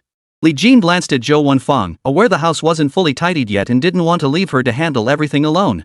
Well, my brother is here now. He's at my place, which is why I asked if you could come. Everyone is waiting for you at the store. It won't take long. Once we discuss the details, we can head out. Yan Shun explained softly, sounding a bit awkward. Oh. Alright then, I really can't leave right now. Just come directly to my place. I'll send you the location. Li Jin didn't think twice. After hanging up, he gave a few brief instructions. Yan Shun had no choice but to head to Li Jin's place with his friends. Zhou Wenfang asked, are you heading out? Did you find people? If not, you should go. They're all waiting for you. Coming to my place would just inconvenience others. Right. Li Jin gently squeezed her wrist, reassuring her, don't worry, everything will be fine. We're leaving, but I'll stay with you at home. It's no trouble for Yan Shun and the others to come over. Li Jin patiently reassured her as he continued tidying up the house. Soon, the doorbell rang. Li Jin went to answer it. Seeing Yan Shun's somewhat urgent expression, he quickly stepped aside and pulled the person behind him forward, smiling. Mr. Li, take a look. My brother. Li Jin took one look at the man before him. He had a rather imposing, muscular build. As he stepped forward, the muscles in his legs were taut, and just from the glance, Li Jin could sense the man's explosive power. Hello, Mr. Li. My name is Takahashi. Brother Yan Shun mentioned you were hiring. Here are my credentials from my time as a Special Forces soldier. Handing over a worn-out resume, Takahashi gave a sheepish grin. Li Jin was taken aback. He opened the resume with surprise and murmured, not bad. This is the first time I've seen a resume like this. It's interesting. Quite impressive. After a glance, it showed Takahashi had killed thousands of enemies during his Special Forces days, driven armored vehicles, possessed exceptional sniper skills, and had extremely high alertness. Though outwardly simple and seemingly harmless. But if enemies were fooled by his appearance, they'd surely pay a heavy price. Li Jin grew increasingly satisfied as he read on, smiling happily. Excellent. Very satisfying. But one thing must be made clear, your compensation will be the same as Yan Shun's. The only catch is that you'll need to accompany me on a long journey, one that's extremely dangerous. The slightest misstep could cost you your life. I won't hide this from you. If you're up for it, join us. If not, we can still be friends. Your sole duty will be to protect me and that lady, my future wife, with your life throughout the journey. Takahashi nodded slightly, lifting his gaze without hesitation. No problem at all. Having chosen this line of work, we certainly won't back out midway out of fear of death. That's my guarantee to you. Seeing his straightforwardness, Li Jin asked, besides the compensation, is there anything else I can do to help? After all, this person was coming to risk their life for him. Only by putting all concerns to rest before departure could one give their all. Oh, right. My family needs to be taken care of. Brother Yan Shun should have mentioned this to you before. Li Jin nodded without hesitation. No problem. Your family, everything they care about, I'll take care of it. I remember you have a daughter. She'll attend the best schools, wear the finest clothes, and have the best of everything. Unless I, Li Jin, am dead, your family will never be in danger. Rest assured, I've already made arrangements with Yan Shun's father. There's absolutely no need for concern on that front. Takahashi nodded quickly upon hearing this. Alright. Everything's settled on my end. I'm ready to go anytime. Li Jin patted his shoulder in satisfaction before being led away by Yan Shun. No sooner had he seen them off than his phone rang again. Li Jin glanced at the caller ID, raised an eyebrow, and reluctantly answered. Hello, Su. Su Ran spoke urgently from the other end. Time is tight. My dad made this decision on short notice. It was already a huge concession for him to agree. I'll give you the departure details now. Tomorrow morning at 8 a.m., Hanyun Airport. Your tickets are booked, and my father has handled all the arrangements. Any issues on your end? Li Jin cut to the chase. No issues. I'm ready to go anytime. The personnel discussed earlier with Chairman Su have been secured. 2 bodyguards will accompany us, along with Zhou Wenfang. Suddenly, the line went dead. Su Ran's brows furrowed as a figure flashed through her mind. Zhou Wenfang. Zhou Wenfang. Su Ran's eyes widened as she suddenly remembered. The female police officer she'd encountered outside the police station, the one who'd detained Li Jin for an entire night. Zhou Wenfang? She arrested you last time and put you through so much hardship, and you brought her along? What's your relationship now? How is she involved in this? Li Jin took a deep breath and decided to come clean. Zhou Wenfang is my fiancé now. We're getting married next month. Boom! It felt like a thunderclap had exploded in Su Ran's mind. She stumbled back a step, her heart churning with turmoil. How could this be? Chapter 66, The Jealousy Pot on the Plane. Li Jin's words left Su Ran utterly stunned, speechless for a long moment. Marriage. Su Ran snapped out of it and blurted out the question again, her voice thick with disbelief. Li Jin nodded flatly and replied, Silence fell once more. Half a minute later, Su Ran murmured softly, all right, I understand. You should be ready to go. Then, without another word, he hung up the phone. For Su Ran, hanging up the phone was her last act of courage. Li Jin's words had sent her into a complete panic. Originally, there had been an inexplicable connection between them, one that had intensified since returning from Myanmar, becoming something truly unique. Su Ran was already struggling to keep her emotions in check. She hung up quickly to avoid letting Li Jin sense anything unusual. Since the call had been answered with Zhou Wenfang present, Li Jin had listened on speakerphone the entire time. In the living room, the two stared at each other. Li Jin met her meaningful gaze with an awkward smile, spreading his hands. Why are you looking at me like that? Tsk tisk. Zhou Wenfang clicked her tongue, shook her head slightly, and remarked with admiration, impressive, Mr. Li. You've actually captured the trust of the Su family's young lady. I could tell right away Su Ran is jealous. A girl with such a strong sense of pride actually falling for you. Li Jin's eyes widened. He dared not take it lightly, immediately waving his hands to explain, don't get the wrong idea. This is a long story. Su Ran and I are completely innocent. There's not a hint of anything inappropriate, and I wouldn't dare have any such thoughts. Zhou Wenfang, now razor sharp in her perception, sees the loophole in his words. Oh. You wouldn't dare have any thoughts? So you settled for the next best thing? Li Jin froze in place, his face darkening. For a moment, he truly experienced the unreasonable tantrums of a woman consumed by jealousy. After gathering his composure, Li Jin slowly sat down on the sofa and gently urged, just get some rest. We're leaving tomorrow, and what lies ahead will undoubtedly be a tough battle. It's fraught with danger, uncertainty, and unknowns. Rest well, don't overthink things, and conserve your energy. Zhou Wenfang listened, clearly unwilling to let it go. She rolled her eyes. Oh, so now you're changing the subject, huh? I didn't say anything. Why are you so worked up? Li Jin felt like crying, his eyes filled with helplessness as he sighed, just rest. Go to sleep. Let's drop this topic. I didn't pick up on anything unusual you must have misheard. It feels off. We're leaving tomorrow morning. Go to sleep now. I'll notify Yan Shan and Gao Chao first. Li Jin dared not prolong the standoff, fearing the two might erupt into a full-blown argument in the blink of an eye. Seeing this, Zhou Wenfang didn't press the issue further and turned to enter the bedroom. After settling everything with Yan Shan, Li Jin quickly fell asleep. The next morning, 6:30 a.m. Pack up. We're leaving. Gripping his suitcase, Li Jin had already finished washing up and packed his belongings. When Zhou Wenfang woke up, she saw the breakfast laid out on the table and was a bit surprised. Li Jin urged, grab a bite, let's go. Half an hour later. Their flight was at 8, but they arrived at the airport by 7:30. Seeing Li Jin approaching, Su Tianhai smiled and stepped forward to greet him. Everything's ready, right? Yep. This is Yan Shan, and this is Takahashi, two friends with some serious skills. Li Jin responded with a smile and asked, where are the tickets? Su Tianhai chuckled dryly. Su Ran was just teasing you. I chartered a private jet. That way we can be picked up anytime, which is more convenient. Su Ran, right. I couldn't resist her pestering, so she tagged along. Taking a step back, Su Tianhai pushed Su Ran forward. Seeing the strange looks on their faces, he introduced the person beside him. This is my old friend, Zhou Hong. Hello, Li Jin. Li Jin exchanged brief greetings before following Su Tianhai out. No security check? Li Jin was a bit surprised. Of course not. We've chartered the entire plane. Who'd worry about trouble? Su Ran explained calmly before quickly completing the boarding process. The group boarded the cabin one by one, with Li Jin and Zhou Wenfang bringing up the rear. Yan Shan and Takahashi stood to the side, unsure how to arrange the seating. Alright, just go up and take any available seats. Li Jin waved them over, and the three of them took seats in the last 3 rows. The Su family members took the front seats. The plane wasn't particularly large, with only 6 rows of seats, each holding 2 passengers. What's wrong? Su Tianhai noticed Su Ran's gloomy expression beside him and asked curiously, didn't we agree to be happy yesterday? Why are you so down as soon as we got on the plane? With a smile, Su Tianhai exchanged a knowing glance with Zhou Hong. Zhou Hong excused himself to use the restroom and exchanged greetings with Li Jin again. Are you hungry? Su Tianhai leaned in to ask. But Su Ran remained silent, head bowed, sulking alone. Seeing this expression, Su Tianhai finally understood. His eyes widened in realization, and he let out a long sigh, saying helplessly, all right.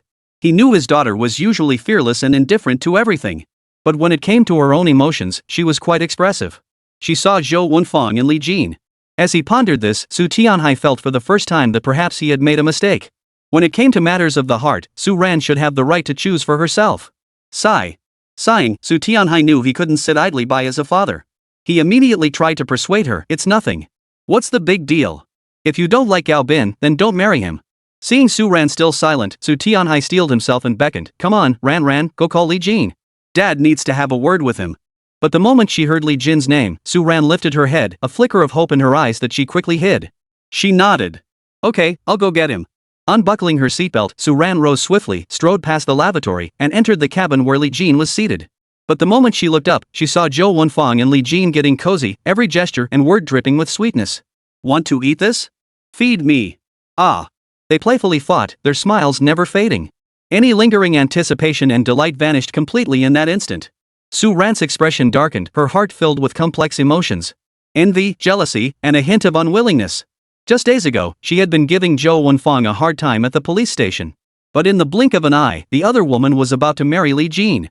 Who wouldn't feel resentful in this situation? Especially for Su Ran, Li Jin held a very special place in her heart. It's your turn to feed me. Li Jin smiled as he lifted his head, just about to take a bite of the cherry, when he caught sight of Su Ran's stern expression not far away. Chapter 67, Destiny Without Union. He immediately closed his mouth, grinning awkwardly with embarrassment written all over his face. Ms. Su, what's wrong? The cabin was divided into front and rear sections, separated by a restroom. This arrangement was meant to minimize their encounters. That's why Li Jin and Yen Shun had chosen seats in the rear. But now that he saw Su Ran approaching, it must mean something was up. My father wants to see you. Su Ran wore a sour expression, her eyes cold and devoid of patience, appearing aloof and ruthless. But her left hand betrayed her emotions, clenching her index finger with uncontrollable force. Li Jin nodded quickly upon hearing this. Okay. I'll head over right away. Li Jin unbuckled his seatbelt and explained briefly to Zhou Wenfang before getting up to leave. Su Ran didn't follow him out instead, she sat down beside him. As if on cue, just as Su Ran sat down, Zhou Wenfang called out to Li Jin, smiling softly, hey. Why the rush? Give me a kiss. Li Jin felt a rare flicker of awkwardness, but before he could react, Zhou Wenfang leaned in and kissed his cheek. Then, with perfect subtlety, she shot a meaningful glance at Su Ran beside them. Such behavior was entirely that of women meeting to declare ownership. That little glance seemed to say to Su Ran, see that? This man is mine. Su Ran pressed her lips tightly together, not uttering a single word. Soon, Li Jin made his way through the cabin and slowly approached the seat next to Su Tianhai. You can unbuckle now. We're in a steady glide, no turbulence. Su Tianhai offered a brief explanation. I'll just say a few words. Don't worry. Li Jin remained silent, nodding slightly to urge him to speak quickly. Su Tianhai hesitated, then opened his mouth with a resigned expression, looking at Li Jin. You know, at my age, I just don't have the same vitality and energy as you young folks. All my life, I've lived for Su Ran. I always thought that as long as Ran was doing well, I could rest easy, even death would hold no regrets. But then you appeared, and Gao Bin got involved too. I spoke harshly in the car last time. I still want to apologize again. It's this old fool who doesn't know his place. I'm sorry. His tone was sincere, his words filled with supplication. Li Jin furrowed his brow slightly and said softly, Chairman Su, that matter is in the past. There's no need to dwell on it.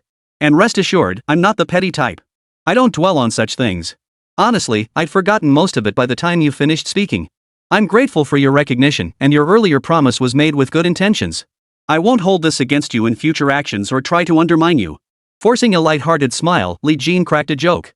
Seeing that Su Tianhai didn't seem relieved, Li Jin's heart skipped a beat. He understood exactly what the other man meant. On the surface, it seemed like an apology, but he had specifically sent Su Ran to summon him. After summoning him, he offered a sincere apology. A man of the Su family's stature carried an innate pride. To bow his head repeatedly, it was all for Su Ran. The implication was clear. Li Jin felt like he was sitting on pins and needles. He pressed his lips together, chuckled awkwardly, and said, "Oh, right. Chairman Su, we are partners now." Truthfully, most of our interactions revolve around this collaboration to explore the Prince Xian tomb. That's the crucial point. If it concerns this matter, feel free to speak your mind. But if it's personal business, I think we should just drop it. There's nothing to discuss, so I'll return to my seat. After testing the waters with that question, Li Jin prepared to rise. Su Tianhai could no longer contain himself and quickly called out, "Wait." Watching Li Jin turn away, Su Tianhai steeled himself, opening his eyes wide with utter resignation. "Truthfully, you must have guessed already. Su Ran went to call you, and I apologize to you." Su Tianhai took a deep breath, holding his wine glass with a bitter smile. "This wasn't about me having ulterior motives." Seeing Ran so distracted today, bottling up her frustration, wanting to see you yet feeling so miserable, it was just too painful for her. "I know it's all in the past, no need to dwell on it. But seeing my own daughter suffer like this, it cuts me to the core as her father. Especially since I was the one who stirred up this mess. I am at fault." Li Jin quickly shook his head and waved his hands. "Mr. Su, there's no need to be so hard on yourself. You bear no guilt. It's just that sometimes fate plays cruel tricks, and some things aren't worth dwelling on." Fate plays cruel tricks. Su Tianhai sipped his red wine and gazed out the window. Beneath the clear blue sky and white clouds lay another landscape. His heart heavy with melancholy, Su Tianhai spoke decisively, "Truthfully, as Ran's father, I know her better than anyone. Su Ran adores you, whether it's the way she stared blankly on the plane today or how deeply she's hurting. And especially at the Su family gathering, when I mentioned the arranged marriage with Gao Bin, she refused without hesitation. She likes you madly. She went to Myanmar City alone just to see you once. She was even willing to break ties with me just to meet you." Li Jin listened, his head spinning. Unable to bear hearing more, Li Jin gently interrupted, Chairman Su. Some things are in the past and should stay there. There's no need to dwell on them. After all, we all have to move forward. These past few days, I've come to understand many things. I truly am not a proper match for the Su family. You know that yourself." After politely declining, Li Jin feared the other might press on, so he laid his cards on the table. "To be honest, I'm not getting any younger. It's time for me to get married. My mother nags me about it daily. I already have a fiancé now, and we're quite happy. We're getting married next month. If we all make it back safely from this ordeal, I'll send you an invitation. Come celebrate with us." Speaking slowly, Li Jin patted his thigh, feeling a bit thirsty, and picked up a glass of red wine to drink. He no longer looked at Su Tianhai, instead turning his gaze out the window. He smiled to himself, marveling at the beautiful scenery. "All right, I understand." Su Tianhai nodded, understanding. But for his daughter's sake, he steeled himself and turned back once more. "If you agree to be with Ran, I'm willing to give you half of the Su family's fortune, hundreds of billions, you could say, in exchange for her happiness. Go get married, go to the Maldives, travel the world, have a great time. Enjoy your life, enrich your experiences. Rest assured, if you two marry, Gao Bin won't dare cause trouble." Li Jin exhaled a long breath, a hint of impatience stirring within him. This same issue had been brought up over and over again, he couldn't even count how many times already. If only things had been this way from the start, why go through all this now? Chapter 68, Heart-wrenching. Li Jin understood that Su Tianhai had his pride as the head of the Su family, so he controlled his emotions and chuckled lightly. "Mr. Su, you're joking. There's no compatibility between me and Ms. Su whatsoever. I wouldn't give such matters a second thought. As for marriage, I have no other thoughts. I remain steadfast. Since I have a fiancée, I will take responsibility for her and fulfill my duties as a man. Still, I'm deeply grateful for your kindness, Chairman Su. Thank you for your appreciation and repeated encouragement." By specifically emphasizing the repeated persuasion, Li Jin had made his intentions abundantly clear. Su Tianhai wasn't a fool, he could detect the impatience and subtle warning in Li Jin's tone. In the end, he could only shake his head helplessly and let out a long sigh. It seems this father is destined to worry about his daughter's future. Fine. I know you and Ran are no longer meant for each other. Even if there was a connection, it was destined to be unfulfilled. Regardless, I admire your attitude. Faced with money and temptation, you remain unswayed. To stay devoted and wholeheartedly committed to one woman, I like that. Su Tianhai shook his head wryly and burst into laughter. No wonder. That girl Ran, living her 20s without setting her sights on anyone, yet she fell for you, you little rascal. Li Jin offered a polite smile but didn't respond.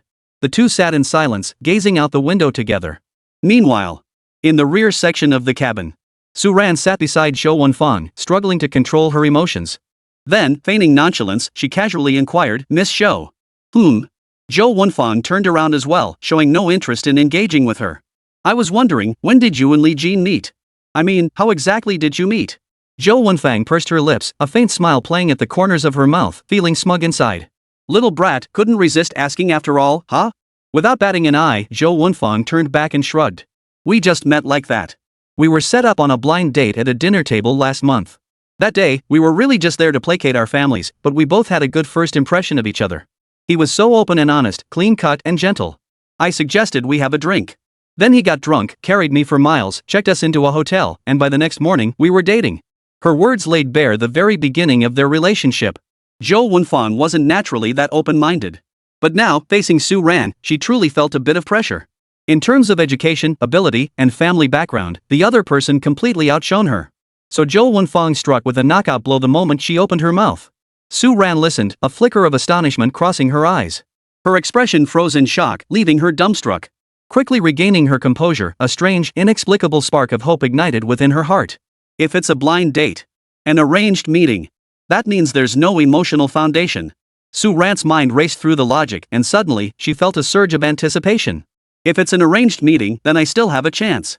Li Jin and I have been through so much together. Zhou Wenfang caught a glimpse of the excitement flickering in Su Ran's eyes and instantly understood her thoughts. So what if it's an arranged meeting? I'll still get to him before you do. Keep those little schemes of yours to yourself. Zhou Wenfang snorted inwardly, silently challenging her rival. She pretended to press her forehead in exasperation and sighed helplessly. Well, it is a blind date. But we hit it off instantly, clicked right away, laughed nonstop, and fell in love at first sight. You might not understand that feeling of mutual love and wishing we'd met sooner. I truly do, sigh. With a particularly helpless sigh, Zhou Wenfang stated directly, we feel we're perfect for each other, compatible personalities, shared values, similar family backgrounds. Everything just clicks. And most importantly, we have already met each other's parents. Li Jin's mother is very pleased with me, and my parents are quite fond of Li Jin too. If I recall correctly, during our last family dinner, it was already settled Aunt's son and my dad have formally proposed the match. Her words came rapid fire, her tone laced with a hint of ease. Yet despite being a straightforward statement of facts, it felt like 1,000 knives slicing through Su Ran's heart. After much deliberation, Su Ran could only manage a faint, bitter smile. Her smile held nothing but helplessness and sorrow. If only, if only. Her mind raced as she clenched her fists so tightly her thumbs turned white. If only Gaobin hadn't appeared, if only father hadn't entrusted his life to him. If only I'd been brave enough, if only I'd argued with father that day, if only I could have told Li Jin, if only I'd confess to him, tell him I like him. Li Jin would be mine now. Her mind screamed these thoughts over and over, consumed by relentless regret. Su Ran's heart shattered like glass into countless shards. She was confident that her figure, her face, everything about her could make Li Jin fall for her. And besides, the emotional connection and mutual concern between them was far from ordinary. Too bad there aren't so many ifs in life. Su Ran laughed softly once more, her heart bitter as if steeped in coffee. A wave of profound melancholy surged from her heart to her mind. Unable to hold back the bitterness any longer, tears welled up like a spring, streaming down her cheeks without her even realizing it. Click! Suddenly, the cabin partition door swung open. Li Jin's figure appeared before them. Back already? Zhou Wenfang asked softly. Li Jin nodded in response. I'm back. Are you tired? Mr. Su. Just as she was about to speak, Su Ran unbuckled her seatbelt, took a deep breath, and quickly stood up. Her eyes were teary, and she forced a smile that was bitter beneath the surface, yet she still tried to appear magnanimous. Yes, you're back. Well, I should be going now. Miss Zhou mentioned you two are getting married next month. I wish you both happiness here. May you enjoy 100 years of harmony, peace, and good health. After exchanging a few brief words, Su Ran turned and walked away. Her retreating figure was tinged with bitterness, brimming with reluctance. Complex emotions swirled within Li Jin. A weight pressed down on his heart, bringing a faint ache of melancholy. The memory of Su Ran's tear-filled eyes, brimming with sorrow, left him feeling utterly helpless. Sometimes, fate brings people together. Parting is inevitable. It could only be attributed to fate playing tricks. Suppressing his emotions, Li Jin forced a smile and engaged Zhou Wenfang in light conversation. Alright, get some sleep. Rest up. We'll be busy again soon. Zhou Wenfang nodded gently, leaning into Li Jin's embrace as she drifted off to sleep. 2 hours later. The aircraft touched down smoothly and taxied to a stop on the tarmac. Zhou Hong hurried off the plane, calling out urgently. Hurry up! Hurry up! We don't have much time left. Holding the map Li Jin had provided, he scanned the surroundings and analyzed the terrain, murmuring softly, there's a friend up ahead. Let's go check it out first. Chapter 69, Blackwood Forest, let's go. The group hurried forward. Hello? Hello, Mr. Zhou. On one side of the clearing, a man wearing gold-rimmed glasses smiled in greeting. This is our guide, Li Mulin. Everyone, please meet him. Hello, Li Jin. Hello, Zhou Wenfang. Hello, Yen Shun. After the introductions, everyone was acquainted. Alright, old Zhou gave me a rough idea, it's pretty much this group, right? Then let's get going. Li Mulin distributed several rations and explained with a smile, we'll have to walk there, folks. Hope you don't mind. The group set off on foot. Along the way, Zhou Hong inquired about Li Shui's history while handing over his map. Take a look, where exactly is this place? Right here, where I marked the red dot. Li Mulin bent down to examine it closely, furrowing his brow slightly before murmuring, the place you're heading to is the Blackwood Forest in Li Shui. For now, I can only take you as far as the forest entrance. Mr. Su sure is thorough chartering a plane that landed nearby. Otherwise, we'd have been walking for half a day. He pulled out his compass. In these wild, remote mountains, even Li Mulin couldn't accurately determine the direction. Li Jin listened, his brow furrowing slightly as he asked softly, just take us to the forest entrance? What happens after we enter the forest? We have no idea how to proceed. Li Mulin replied without hesitation, that's where you misunderstand. Though I'm a guide, Li Shui has so many exploration sites that even after all these years, no one can fully memorize every path. But there's one thing. Every forest used for exploration has a group of experienced forest rangers stationed outside. These folks live near the forest entrance. They're locals and far better at navigating than we are. They look ordinary, and the villagers don't make a big deal out of them, but they basically make their living gathering medicinal herbs and other treasures in the Blackwood Forest. Especially when they take people like you in, they can earn a fortune. Li Mulin chuckled softly as he returned the map to Zhou Hong. After a quick calculation, he estimated they still had several hours of travel ahead. Save your strength. We'll take it slow. Don't collapse at the forest edge from exhaustion. After reminding everyone to conserve energy, Li Mulin took a sip from a water bottle. But I am curious, you all seem like outsiders. Especially when Director Su contacted me earlier, he kept insisting on going into the forest. What exactly are you doing there? Don't worry, I'm not in the same line of work. Just asking. Zhou Hong didn't respond, his expression cold as he strode forward. Su Tianhai, preoccupied with his own thoughts, didn't hear a word. Li Jin frowned slightly and spoke up first, well, isn't it all about making money? Money? You chartered a plane, you need money? Li Mulin exclaimed, sounding skeptical. Li Jin sighed and said slowly, it's a long story, but I'll make it short. We're all Lingji merchants. Don't be fooled by our gold and silver, we're wealthy, but there's no reward without hard work. You know how valuable Lingji is these days. We found a prime spot in Gaonan earlier and harvested a huge amount. Now we heard rumors of Lingji in this Blackwood Forest, so we came to gather some. Li Mulin suddenly understood and nodded slowly. Oh, I see. No wonder that Blackwood Forest is so dangerous. You guys live on the edge every day. When you strike gold, you rake in a fortune. When you come up empty, you just watch helplessly. And it's especially dangerous, right? Li Jin nodded, offering no further comment. Better safe than sorry, one slip could leak information and spark speculation. Li Mulin seemed to have opened the floodgates, chattering away nonstop along the way. Man, I once saw a treasure trove of Lingji mushrooms. That place was something else covered in them, thick as thieves. But it was right on top of a cliff. It looked tempting from afar, but if I had to climb up there to harvest them, I'd never dare. Your line of work is high risk, high reward, isn't it? As he sighed, Li Mulin pulled out his phone and began listing the benefits of Lingji. This treasure, Ganoderma lucidum, is incredibly valuable. It has a sweet and bitter taste, a neutral nature, and benefits the heart, lung, liver, and spleen meridians. It nourishes the heart and calms the spirit, strengthens the lungs and boosts qi, regulates qi and disperses stagnation, nourishes the liver and fortifies the spleen. It primarily treats debility and weakness, fatigue and exhaustion, palpitations and insomnia, dizziness and lightheadedness, chronic cough and shortness of breath, poor appetite, sluggishness and shortness of breath. Finding just one of these treasures could make you a fortune. Especially the germanium and Lingji significantly enhances the body's blood oxygen absorption capacity, boosting metabolism and delaying aging. Li Jin listened with growing bewilderment. He never imagined this guide would be such a chatterbox. Just mention Lingji, and he could rattle off a whole bunch of theories. Suddenly, the blazing sun vanished. Dark clouds rolled in, casting the sky in gloom. One moment it was scorching heat, the next a biting wind swept in, sending shivers down everyone's spine. The scene felt like the apocalypse. Zhou Wenfang looked up and murmured, what strange weather. Cold, huh? Li Jin asked thoughtfully.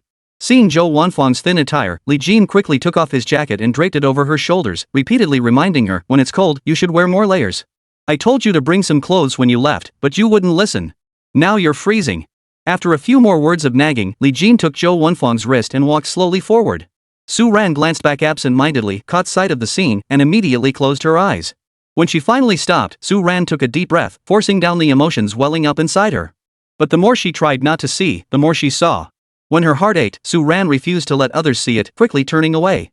Sitting on a stone bench, Su Ran pressed her lips together, saying nothing.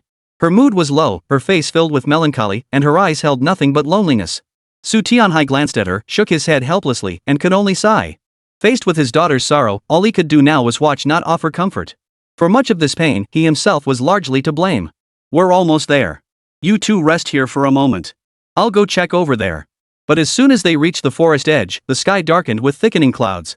Sunlight was barely visible, and visibility dropped sharply. Lightning flashed across the sky, and raindrops began to fall.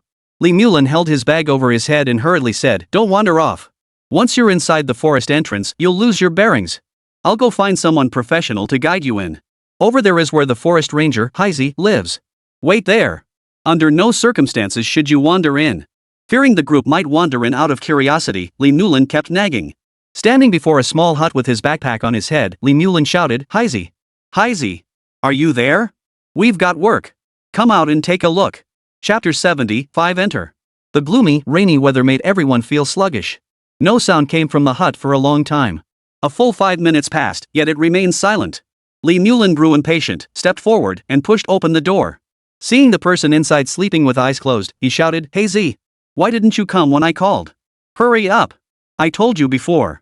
Grabbing Haizi by the collar, Li Mulin dragged him before the others. The so-called forest keeper had dark skin, wore straw sandals on his feet, and his pants and shirt were ragged and torn. Dirt filled the crevices between his fingernails. Yet despite his disregard for appearance, he carried an air of brooding intensity. Several tears ran through the sleeves on his shoulders, revealing Haizi's well-defined muscles. Though not as bulky as a bodybuilder, his physique radiated raw strength. "This is the forest keeper?" Su Ran examined him curiously from head to toe.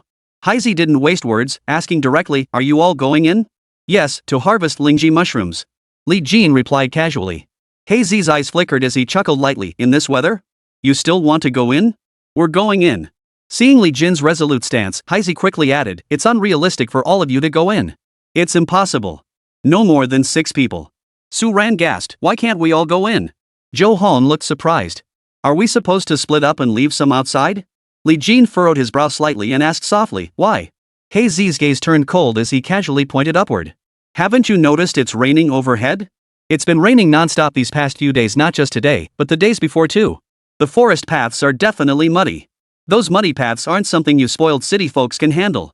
Since I'm taking you in, I'll take responsibility." As he spoke, Haizi crouched down, scooped up a handful of soil, and handed it to Li Jin. "See for yourself. The soil is loose and dangerous. This isn't child's play. Plus, heavy rain inside can easily trigger landslides. This rain looks like now, but if it pours later, there'll be no escape." Li Jin nodded slightly and whispered, 7 people. What do you think?" Haizi dismissed the idea outright. "Impossible. In this rain, group movement is out of the question. 5 at most, 6 including me." Exchanging cold stares, Haizi urged impatiently, "We're running out of time. If the rain intensifies, we won't even be able to get in. Let's decide quickly. If we can't decide, I'm going to sleep." With that, he turned and sat down on a stone block, yawning. The others exchanged glances, looking at each other, momentarily at a loss. Li Jin felt a surge of anxiety. He knew Haizi was the forest ranger, but his attitude and demeanor made him difficult to deal with. Su Tianhai suddenly stood up, his eyes pleading as he looked at Zhou Hong. "Brother, I'm incredibly grateful you're coming with me this time. There's a limit on how many people can go in now. I'm counting on you to look after Ran Ran. My daughter is my whole world." Zhou Hong nodded slightly. He had intended to follow inside, but seeing the situation, he stepped forward and left the group. Surveying the few remaining people around him, Su Tianhai pondered for a moment. The other bodyguards definitely have to stay behind. It's impossible for all of us to go in. Li Jin nodded in agreement and quickly added, "Just bring Yan Shan and Gao Chao. Those two are highly skilled, far more reliable than these bodyguards." Counting the numbers, Li Jin, Su Tianhai, Yan Shan, and Gao Chao, one more was needed. Su Ran stepped forward decisively. "The last spot is mine. It has to be me." After emphasizing it twice, Su Ran was about to step forward. Li Jin immediately vetoed her. "No, you won't be of any use. Zhou Wenfang and I must stay together. The 5 members are already set." Su Tianhai immediately chimed in. "Right, the 5 members are already set." Su Ran stared in shock. "Why? Why does she have to be with you guys?" "I refuse. I won't agree. I absolutely must go with you." Su Ran remained adamant, refusing to budge. Seeing this, Su Tianhai could only pat his daughter's shoulder helplessly and gently persuade her. "Ran Ran, you won't be of any help going in. It's dangerous inside, and didn't you hear the forest ranger? The mountain is unstable, the soil is loose. You get tired after just a few steps. I'll be fine. You don't need to risk yourself by coming alone. But Su Ran wouldn't listen to a word. Seeing her father had made up his mind not to take her, she immediately threw a tantrum. Why? Why? Just because it's dangerous? Does that mean I can't go? When Li Jin and I were chased all night in Myanmar, I wasn't scared. Dad, this is too much. You promised to bring me along, we were supposed to go together. Now you're telling me to stay behind? Faced with her questioning, Su Ran grew visibly agitated. Su Tianhai watched helplessly. He knew his daughter's temperament better than anyone. His gaze shifted to Li Jin, carrying a hint of urgency. Li Jin immediately understood the signal and stepped forward quickly, nodding impatiently. Fine, I'll take you. Takahashi won't be going. Is that acceptable? Su Ran finally calmed down, nodding in satisfaction. That's more like it. Otherwise. But before she could finish, Li Jin swiftly raised his palm behind her and slammed it down.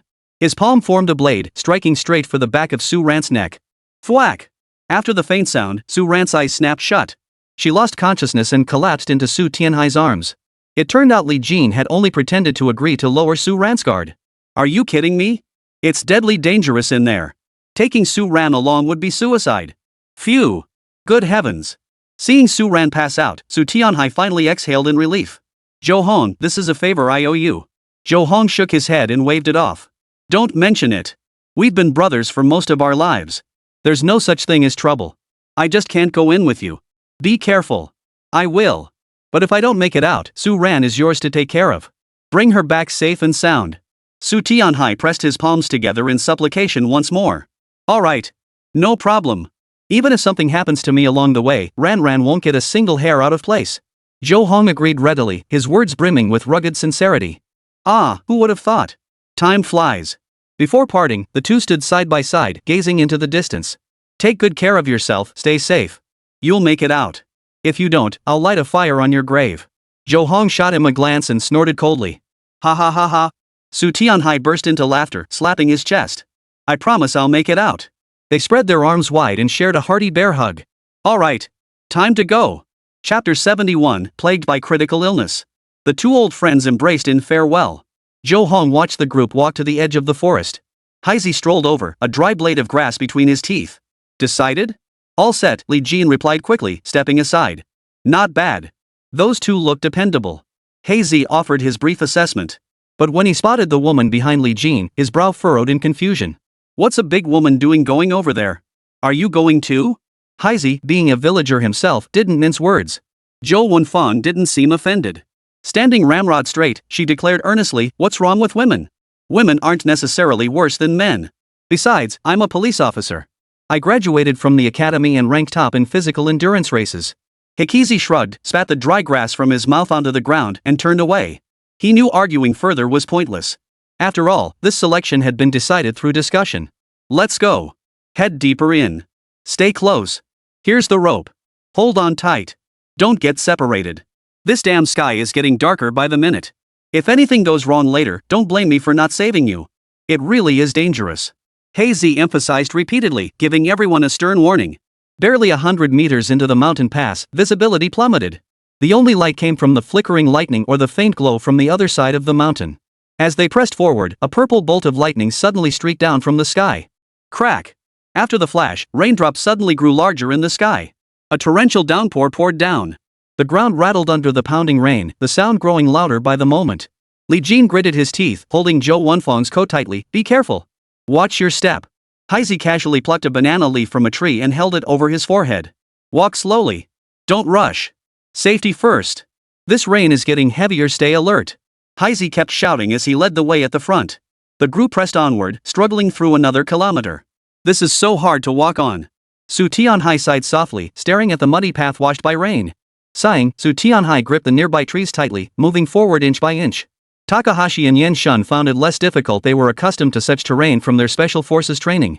Haizi, however, moved as if on solid ground. Though his feet were clad in straw sandals, he showed no sign of slipping. Zhou Wenfang and Li Jin brought up the rear, stumbling and swaying several times. Had Li Jin not kept a close watch and pulled her into his arms, she would have stumbled and nearly fallen a dozen times. Walk slowly. Don't push with your heels. Gently press the soles of your feet against the ground. Don't slip. Don't be afraid. Li Jin kept encouraging them, but seeing Zhou Wanfang's pale face and increasingly slow pace, he couldn't help but grow concerned. Why don't we take a break? Are you tired? Does your foot hurt? Li Jin kept asking with concern, afraid Zhou Wanfang was pushing herself too hard. I'm fine, really. This is nothing. We trained for this in the police academy's simulated rain field. It's just that these shoes are a bit uncomfortable. The slight heel did make walking a bit difficult. Only after Zhou Wanfang repeatedly assured him she was fine did Li Jin gradually relax, though he still stayed close by her sides, guarding her closely. Just as the group behind them began to pick up speed and accelerate forward, Su Tianhai, trailing behind Haizi, suddenly began gasping for breath. Sweat or perhaps raindrops dripped from his forehead. Huff. Huff. Wait a moment. Su Tianhai bent over, sticking his butt out, his left hand clutching his knee tightly, his face deathly pale. Just wait a moment, I'll be fine soon. His right hand clutched his abdomen. Su Tianhai must have been suffering from a stomach cramp. His weakened state couldn't help but cause concern. Li Jin hurried over, supporting Zhou Wanfang as he approached and called out loudly, "Chairman Su. Are you all right?" I'm fine. I'm fine. Su Tianhai shook his head vigorously, unwilling to be a burden. Li Jin touched his forehead. It was burning hot. Yan Shan. Gao Qiao. Over here. Without a moment's hesitation, Li Jin summoned the two men and instructed, "You two walk on either side of Chairman Su. Keep an eye on him, watch your step, and try to support him. Conserve everyone's energy as much as possible." The two nodded quickly, immediately agreeing. After all, this time it wasn't just Li Jin who needed to get inside. Su Tianhai was crucial too. Without him, the group would likely struggle to reach the Xianwang tomb. Besides, this was a living human life. They couldn't just abandon him. As raindrops grew heavier in the sky, Haizi bellowed at the top of his lungs, "Everyone listen up. Stop right now. This rain is getting heavier. Those dark clouds above show no sign of clearing. A downpour is coming soon, and it might last for hours. Setting out in this weather will drain our energy and stamina. We need to find shelter first." After hearing this, Takahashi and Yan Shun insisted they could keep going. But Li Jin glanced at Su Tianhai and Zhou Wanfang, whose legs were trembling slightly. He knew they were nearing their limits. All right. Let's rest. Kuro, gripping a branch, used the direction of the leaves to determine north and south. He shouted, 300 meters to the left, there's a lumberjack's cabin. We can rest inside. Follow me. Don't fall behind. Hold tight to the rope. Haizi gave the rope a firm tug, and the five of them stepped forward together. Takahashi and Yan Shun gently tugged at Su Tianhai, lending him a bit of support. This way, this way. Half an hour later. Su Tianhai's face was now completely drained of color. Zhou Wanfang's left leg ached from the walk, her brow slightly furrowed. Finally, a wooden hut came into view. Haizi hurried forward, opened the door, and helped Takahashi and Yan Shun drag Su Tianhai inside. Slowly, slowly. They quickly shut the doors and windows, panting heavily. Li Jin looked at Su Tianhai's weakened state. Remembering how his forehead had been burning earlier, he reached out to touch it again. Oh no! He gasped softly, then called out to the others, "Su Tianhai's running a fever. He's burning up." Haizi touched his forehead, furrowing his brow slightly. After a moment of thoughtful silence, he immediately ordered, "Stay here. Don't wander off. Don't go outside without permission. Got it? I'm going out to find something. I'll be right back." Yan Shun wanted to help, but Haizi refused, saying unfamiliarity with the terrain would slow him down. Another half hour passed. Creak. Just as everyone was growing impatient, the cabin door creaked open. Haizi shook the rain from his hair, his entire body soaked through. His neck, whether from rain or sweat, gave off a faint, fishy stench. This. Crush it. Clutching several bundles of medicinal herbs to his chest, Haizi repeatedly urged, "There's a small wooden block over there. Don't worry about cleanliness, a life depends on it." Li Jin helped move the stump over. Haizi crushed the herbs with his bare hands, squeezed out the juice, and forced it into Su Tianhai's mouth. There. He'll be fine after resting through the night. Chapter 72, The Dragon Pattern Heaven and Earth Formation. This medicine works wonders. Everyone, get some sleep now. We'll continue our journey tomorrow. With that, Haizi fetched several straw mats from the hut and tossed them onto the ground. Yan Shan and Gao Qiao weren't fussy. They lay down on the floor and fell asleep immediately. Li Jin followed Haizi to the doorway and murmured, "Brother Haizi, this rain came on suddenly, didn't it?" Haizi closed his eyes, his back to Li Jin, replying indifferently, "It's the rainy season now. Heavy downpours are to be expected. Nothing we can do about it. Just bear with it. If it's too much, I'll take you back tomorrow." Li Jin had intended to continue the conversation, but seeing the other's aloof demeanor, he instantly lost interest and gave up. As drowsiness overtook him, Li Jin slowly lay down on the haystack and drifted off to sleep. Click. Early the next morning, Haizi was the first to wake up. He cautiously opened the door to survey the surroundings. Li Jin and the others felt the sunlight streaming in, furrowing their brows as they opened their eyes and slowly awoke. Zhou Wenfang packed her backpack, feeling a bit uneasy. No water. Can't wash my face. Seeing this, Li Jin could only offer a wry smile. We'll just have to make do for now. Turning first to Su Tianhai, Li Jin asked with concern, Mr. Su, how are you feeling? Almost back to normal. Su Tianhai was full of energy. Though not fully recovered, standing up and walking around was no longer difficult. After listening to Li Jin's explanation, Su Tianhai couldn't help but sigh. What incredible luck to wake up from a high fever in a place like this. He clicked his tongue, then turned to Haizi and said quickly, young man, thank you. Without you, I'd probably be lying in the wilderness today. Haizi paid little attention, considering it simply his duty. After all, protecting this group was the only way he could earn his guide fee. Li Jin, thank you for yesterday. Su Tianhai knew he'd only made it to the thatched hut because Li Jin had instructed Takahashi and Yenshun to support him. Otherwise, the muddy mountain path would have sent him tumbling down the slope long ago. After everyone briefly reported their physical condition, Haizi stated directly, since we're all able to walk, let's continue on. The weather's favorable today. Let's make the most of it. Yenshun and Takahashi picked up Li Jin and Zhou Wenfang's backpacks and quickened their pace. The skies had cleared, and it was nearly noon. The muddy path, battered by yesterday's rain, had gained some stability. This place is truly amazing. After yesterday's torrential downpour, it's dry as if nothing happened today. Su Tianhai marveled at Li Shui's weather, clicking his tongue in amazement. The road's not too bad today. Let's pick up the pace and get moving. Li Jin called out, taking Zhou Wenfang's small hand and striding forward. 2 hours passed, and the sun grew increasingly fierce. The sun burned their skin painfully. Zhou Wenfang's forehead bore a red mark from the sun, and she kept reapplying sunscreen. Be careful. Even though the path is easier now, those bushes are poisonous. Don't get scratched. Haizi cautioned as he navigated through the fallen trees. Even he was growing weary from the trek. Li Jin studied the leaves on the surrounding trees, his brow furrowing as he murmured, why does something feel off? Surveying the strange environment, Li Jin pondered silently, unable to articulate his unease. The leaves are clearly all facing the same direction, so why do they seem to be leaning to the left as we walk? Li Jin asked Haizi, but the other didn't answer, only giving a detached reminder, just stay close to me. Another 2 hours passed. The group suddenly halted, all standing frozen in place, not moving an inch. I told you something was off. Li Jin slapped his thigh, staring at the thatched hut before them. We're back where we started. This is the second time. His breath caught as he turned to look at Haizi. What's going on? You should know this place well. I'm not doubting you, but maybe today really is a bit strange. Haizi frowned deeply, rubbing his chin as he fell into thought. Weird. What could be so weird? But we clearly followed the sun's path inward. Why did we end up back here out of nowhere? As he asked himself this, Haizi scanned the surrounding trees, utterly perplexed. Zhou Wenfang walked until her legs felt weak. Suddenly, a thought struck her, and she gasped, her face turning slightly pale. No way. What? Li Jin asked with concern. I mean, could we be caught in a ghostly wall? My grandfather told me stories about this dense forest when I was little. It's particularly eerie here, you can get lost just walking around. Even if you follow landmarks, like tracking the sun, you still end up back where you started. Zhou Wenfang explained the principle behind the ghost wall, leaving Su Tianhai feeling somewhat helpless. Miss Shou, this is just an ordinary forest. We haven't even reached the critical area yet. Li Jin patiently patted her back and squeezed her arm reassuringly. It's okay. There won't be any ghosts. Even if there were, they wouldn't come out in broad daylight. We're just temporarily disoriented. Zhou Wenfang still felt something was off, trusting her own judgment. Haizi licked his lips, biting at the dry skin on his mouth. His eyes fixed ahead as he murmured thoughtfully. Something's wrong, something's definitely wrong. What the hell is going on? Plucking a withered grass root, Haizi looked at the others, spread his hands helplessly, and said, I've always followed this path before, heading inward based on where the sun was directly ahead. I've never made a mistake. Why is it different today? I'm not trying to fool you guys, but I honestly have no idea either. Su Tianhai immediately suggested, don't we have a map? We marked the thatched hut on the map earlier. Let's study it and figure out our direction. Persuaded, Su Tianhai pulled out the map and handed it to Li Jin and Haizi.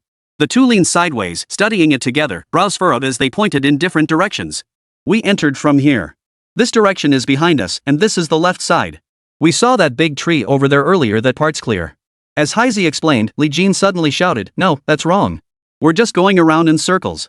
We walked past this big tree, then came right back around it, it's a dead end. Li Jin pointed at the map's direction, staring intently. Suddenly, a voice echoed in his mind. Dragon-patterned heaven-earth array, guided by sun and moon, mediated by plants and trees, nourished by all things under heaven, its essence consumed to form the pattern. Li Jin froze instantly. After hearing that voice, his perception of the map transformed completely. Within the map, the direction of the dragon-patterned heaven-earth array materialized before his eyes. A single point of light flickered relentlessly across the entire map, blindingly bright under the sun's glare. Seeing that Heisey and the others remained unaware, Li Jin realized. This was caused by his own extraordinary ability, only he could perceive it. And this light point was the key to breaking through the dragon-patterned heaven and earth formation. Chapter 73, Unexpected Lake. Li Jin dared not delay for a moment. He quickly grabbed Heisey's arm. Heisey, follow me now. Come, you stand over there, I'll stand here. First, we need to determine north, south, east, and west. With Heisey's help, Li Jin pinpointed the entrance. The entrance is here, but the exit. The southeast corner is the exit. There's a path over there, just to the left of that towering tree. Li Jin shouted the location, his heart racing. Hurry! Follow me! But the arena fell silent. No one answered. Zhou Wenfang blinked, asking again and again, Li Jin, are you sure there's a path in the southeast corner? How do you know? Besides, even Heisey got lost and you've never been here before. Could you be leading us astray? Zhou Wenfang wasn't worried Li Jin would lead them astray, rather, with so many people present, she feared he might become the scapegoat if something went wrong. Heisey frowned deeply, utterly perplexed. He questioned doubtfully, a path in the southeast corner? I've never walked that way before. Are you sure? And how do you know? Li Jin was momentarily at a loss for words. After all, the light point had appeared only after the voice in his mind had spoken.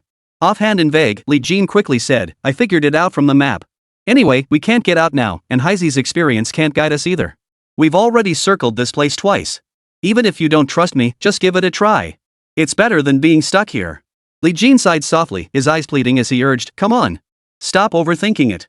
If we keep wasting time, another day will be gone. It wasn't impatience driving him, the light on the map was steadily fading. Li Jin abandoned persuasion altogether. Grabbing Zhou Wenfang by the arm, he shoved Su Tianhai forward and called out to the most compliant members, Yin Shun and Takahashi, follow me. Heisey followed behind, nodding in agreement at the sight. After all, he was the guide himself. Now that Li Jin had unified the team's decision, he followed along to see what was going on. Still this path through the thickets. Everyone, be careful. Li Jin quickened his pace slightly, urging those behind him to keep up. With the familiarity gained from the previous 2 attempts, the group moved swiftly forward without incident. Half an hour passed. The group was drenched in sweat, their clothes soaked through. Zhou Wenfang, supported by Li Jin, moved forward with a limp, her strength completely depleted. Su Tianhai gasped for breath, his face pale. With each step, his legs felt as if they were filled with lead. Yen Shun and Gao Chao, though not as weakened, were breathing heavily and clearly fatigued. Puff, puff. Just as Su Tianhai was on the verge of gasping for air, struggling to breathe. We're out. Li Jin shouted, his eyes sparkling with excitement. Too focused on pushing forward, Su Tianhai hadn't taken the time to observe his surroundings. But when Li Jin called out, everyone looked around, taking in the unfamiliar scene. Holy crap! We really made it out. This is great. We're not going back. Exclamations rang out as the group breathed a collective sigh of relief, all tension finally melting away. Su Tianhai bent over and plopped down onto the ground, gulping down a bottle of mineral water. Holy crap! If we hadn't made it out, my old legs would have literally walked themselves to pieces. Thanks to Jin. Takahashi shook his head in admiration, feeling profound relief. If it weren't for Jin, we'd probably still be wandering around here tonight, trapped inside. That would have been dangerous. Just then, Zhou Wenfang glanced around and suddenly heard the faint trickle of water near her ear. Her eyes widened instantly. Overjoyed, she called out, Li Jin. Did you hear that? What? Li Jin looked confused and asked, what's going on? Zhou Wenfang, overcome with excitement, had no patience for explanations. She grabbed Li Jin's arm and pulled him toward her. Come here. Look over there. Standing atop a stone pedestal, they scanned the distance. Li Jin let out an excited shout, water. Water over there. Holy crap. In his excitement, Li Jin hoisted his backpack without waiting for the others to rest, urging them impatiently, hurry up. Hurry. There's a stream over there. Let's wash our faces, fill up some water, and keep our supplies topped off. The group turned and hurried forward. Along the way, Li Jin steadily quickened his pace. Hearing about water, Su Tianhai behind him instinctively picked up the pace too, completely forgetting his earlier exhaustion. Finding water in these remote mountains, far from any village or shop, was truly a huge surprise. Nature's gift. Zhou Wenfang exclaimed. As the sound of flowing water grew clearer, she broke into a run. Li Jin beamed, calling out a few words of caution, slow down, slow down. Hurry. Zhou Wenfang waved her hands urgently, and the group finally reached the source of the water's murmur. Wow. Li Jin's eyes widened, and he grinned from ear to ear. A freshwater lake this big? Perfect. Look over there, there's even a waterfall. All this flowing water means we can wash up properly, and it's clean enough to drink. Zhou Wenfang pointed toward the waterfall cascading down the cliff face, her earlier exhaustion instantly vanishing. Compared to the men, as a woman, Zhou Wenfang found nothing more satisfying than a thorough, refreshing wash. Hazy, rarely smiling, let out a sigh of relief. Who would have thought there'd be a lake here? After expressing his surprise, Hazy suggested, we've been walking for hours. Everyone must be tired. Why don't we rest here? I'll check the map to confirm our direction, then we'll push on to reach our destination in one go. Su Tianhai raised his hands in agreement. I'm in. No objections here. After everyone agreed, Su Tianhai cleared his throat softly. Noticing his condition, Hazy asked a few questions before instructing, don't drink water yet. Rest for now. I'll go find some medicinal herbs for you. With that, Hazy began searching the surroundings. Li Jin hurriedly grabbed the water jug and ran to the lake, filling it to the brim before handing it to Zhou Wenfang. Ah! After gulping down several satisfying mouthfuls, Zhou Wenfang's lips regained their rosy hue. Here, chew these up and swallow them, then drink some water. Hazy handed over 3 herbal pills, and Su Tianhai followed the instructions. Within minutes, Su Tianhai began to recover, his eyes widening in astonishment as he exclaimed, "This is incredible. My throat doesn't hurt anymore." Laughing heartily, Li Jin nodded, his confidence in their journey renewed. After last night's torrential rain and this morning's disorientation, and now finding themselves at the end of their rope, they had unexpectedly found a new path. It's gone. The 3-liter water jug was soon drained dry. Zhou Wenfang blinked in surprise. He actually wanted more. Li Jin chuckled softly, ruffling her hair as he murmured, "All right, I'll go refill it for you." I'll be right back. Rising slowly, Li Jin stretched his legs. Why does the lake bottom look like there's something down there? Chapter 74, The Lake Bottom's Mystery. Left hand braced against a rock, he bent down inch by inch. Just as he was filling his water container, disaster struck. Suddenly, the rock shifted. Li Jin lost his balance, slipped, and plunged straight into the lake. Splash! A ripple spread across the lake's surface. One moment Li Jin was muttering about the lake bottom, the next he vanished completely. Hearing the commotion, everyone looked up and witnessed Li Jin's fall into the lake, startling them all. Li Jin! Su Tianhai bellowed, quickly asking, can Li Jin swim? Yan Shun frowned slightly, shook his head to indicate he didn't know, and hurriedly got up to investigate. Zhou Wenfang, being closest, was the first to rush forward. She immediately knelt by the lakeshore, stretching out her arm. Li Jin! Grab my arm. This is the lower part of the waterfall. You'll be swept away. Li Jin's entire body was submerged in the lake water. He stretched out his left hand with all his strength, nearly choking on the effort. Hold on. Zhou Wenfang stretched out both arms and clasped Li Jin's arm tightly. Feeling the immense force of the waterfall's current, panic filled Zhou Wenfang's eyes as she shouted, "Help! Someone, help! It's the waterfall's lower stream. Li Jin's been pulled under." Hearing this, everyone froze in shock. Earlier, Su Tianhai had asked Li Jin if he could swim utterly pointless. Yan Shun and Gao Chao wasted no time, dashing forward to shout, "Miss Zhou! We'll grab your hands." But just as they lunged forward, Zhou Wenfang's grip on Li Jin's hand suddenly lost all strength. Li Jin was violently swept 3 meters away by the waterfall's current, yet Zhou Wenfang refused to let go, determined not to abandon him. Her body was violently dragged into the lake by Li Jin, leaving only her legs exposed. Choking on lake water, her strength drained away. With a single kick, she was pulled completely under. In the blink of an eye, the torrential water carried them dozens of meters away. Li Jin! Yan Shun's eyes widened in shock as he shouted the name. He scanned the shore for branches or sticks he could use to push out and pull them back. But the moment the stick entered the lake, it was swept away. What should we do? Takahashi demanded urgently. Yan Shun didn't hesitate for a second. He shouted, jump in and save them.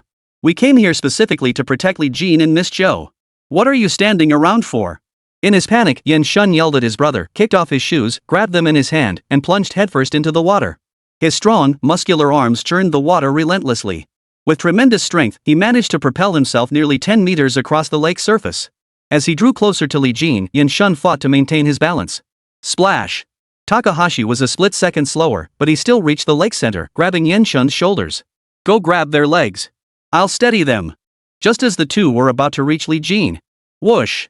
The waterfall cascading from the cliff was already rushing violently, but now its descent suddenly accelerated inexplicably. Just as Yan Shun was about to grab hold, a violent surge of water surged down, crashing into the lower lake and slamming straight into Yan Shun's back. Damn it! Takahashi's eyes widened as he stared fixedly at the waterfall. Before he could warn Yan Shun, both men were knocked off balance by the torrent, tumbling into the lake. Without their footing, they were swiftly swept away by the waterfall's force and vanished from sight. Witnessing the terrifying scene in the lake, Su Tianhai cried out in shock, they're gone. Not even a trace left. It's over. Standing at the lakeshore, Su Tianhai shouted repeatedly, Li Jin! Takahashi! Yan Shun! Where are you? This was foolish to begin with. The four had been swept into the lake, unable even to float, let alone hear each other's cries. Half a minute passed. Su Tianhai clung to a sliver of hope, muttering to himself, Takahashi and Yen Shun are so skilled, they must have made it back safely. Li Jin will surely be rescued. Now, he stood by the lake, utterly distraught, staring blankly ahead with a hollow gaze and a desolate expression. It's over. Completely over. 4 lives. Su Tianhai felt his world crumbling. He shouted repeatedly, gone just like that. It hadn't even begun, and they're already dead. I should never have come. I killed them. I killed them. Couldn't I have just come alone? Why did I have to drag others into this? Su Tianhai had lost his mind, nearly driven to madness. The survivor's fear was laid bare in his every fiber. He Zi frowned deeply. After watching from the shore for a moment, he snapped sharply, something's wrong. Something's wrong. Grabbing Su Tianhai by the arm, He Zi shouted to snap him out of it, look. That Li Jin guy just said something strange was under the lake, look over there. They're not dead. They're down there in the lake. He Zi yanked Su Tianhai by the collar, pointing at the faintly visible silhouettes of 4 figures below. Su Tianhai's eyes widened in utter disbelief. Holy crap. Really? Those are 4 people, right? No way. Stunned beyond words, Su Tianhai swallowed hard. Could it be, they're corpses? He Zi rolled his eyes in exasperation, shot him a cold stare, and ordered, can corpses stand up? Jump down with me now. We need to regroup quickly. At that, Su Tianhai stumbled back 2 steps, nearly falling over. His face drained of color as fear made him shake his head repeatedly. Bro, you've got to be kidding me. With this raging current, you want me to jump down with you? 4 people can huddle together and stay safe, but can you guarantee we won't get swept away to the other side? His questions poured out as fear gripped Su Tianhai, paralyzing him with dread. He Zi watched the sky darken inside. You're really dragging your feet. Once it gets dark, you won't have any options left. Without hesitation, He Zi stepped forward. Ignoring Su Tianhai's panic, he grabbed his arm, took a swift stride, and dragged him along the ground as they plunged into the lake together. This action was born of sheer desperation. Hey, hey, hey! Su Tianhai, now utterly devoid of any semblance of the Su family steward, screamed with his mouth wide open. But the instant he hit the water, he was choked into silence. The lake water poured over him like an overturned pot, leaving Su Tianhai utterly voiceless. He Zi clenched his eyes shut, feeling the water pressure squeeze his nostrils painfully. He clung tightly to Su Tianhai, drifting steadily toward shore with the current. As suffocation overwhelmed him, Su Tianhai opened his mouth to cry for help but couldn't draw a single breath. He passed out instantly. Huff! When Su Tianhai opened his eyes again, he found himself in a culvert beneath the lake. Water plants covered the surroundings. The culvert was completely sealed off from the lake water, with not a hint of pressure. Gasping for air, Su Tianhai lifted his head and shouted, "Where the hell is this? The underworld?" As he backed away, Su Tianhai suddenly heard a voice behind him. "Mr. Su, this is an underwater culvert." Startled by the voice, Su Tianhai turned to see Li Jin, Zhou Wenfang, and others seated nearby, smiling. "You're all here." Su Tianhai exclaimed in shock, "You scared the life out of me." Chapter 75, The King's Attendant. I thought you'd all been swept into the lake and met with disaster. Su Tianhai patted his chest, still shaken. He'd assumed everyone who jumped in was gone, their bodies swept into the murky depths, barely visible. He'd cursed Blackie under his breath, thinking the guy was crazy for dragging him into this mess. Now, seeing everyone safe, he breathed a huge sigh of relief. As long as you're all right, that's what matters. After all, at his age, enduring such terror was simply unbearable. Li Jin smiled softly and offered reassurance, "Mr. Su, you've been on countless expeditions in your youth. There's no need to be afraid." He Zi, usually taciturn, surveyed the surroundings and remarked gravely, "This is a culvert. I've never been inside before, and the path you led us out on feels very strange. How did you even know this path existed?" As the forest ranger, He Zi considered himself the most knowledgeable about this area.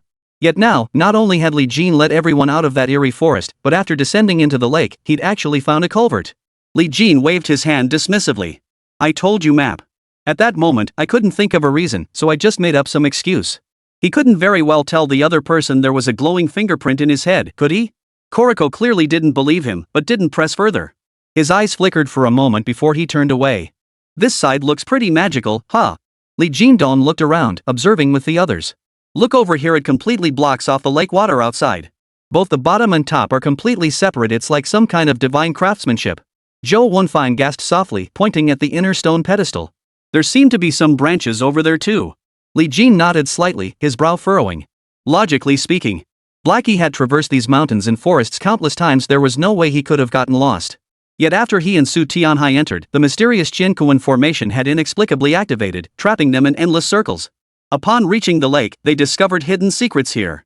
Li Jin sensed this couldn't be so straightforward. Could it be that his very presence here had altered the situation? He wanted to ask Heisey, but seeing the other's cold expression, he held back. I don't understand. Why would there be a tunnel beneath the lake? And those branches over there prove someone was here before, right?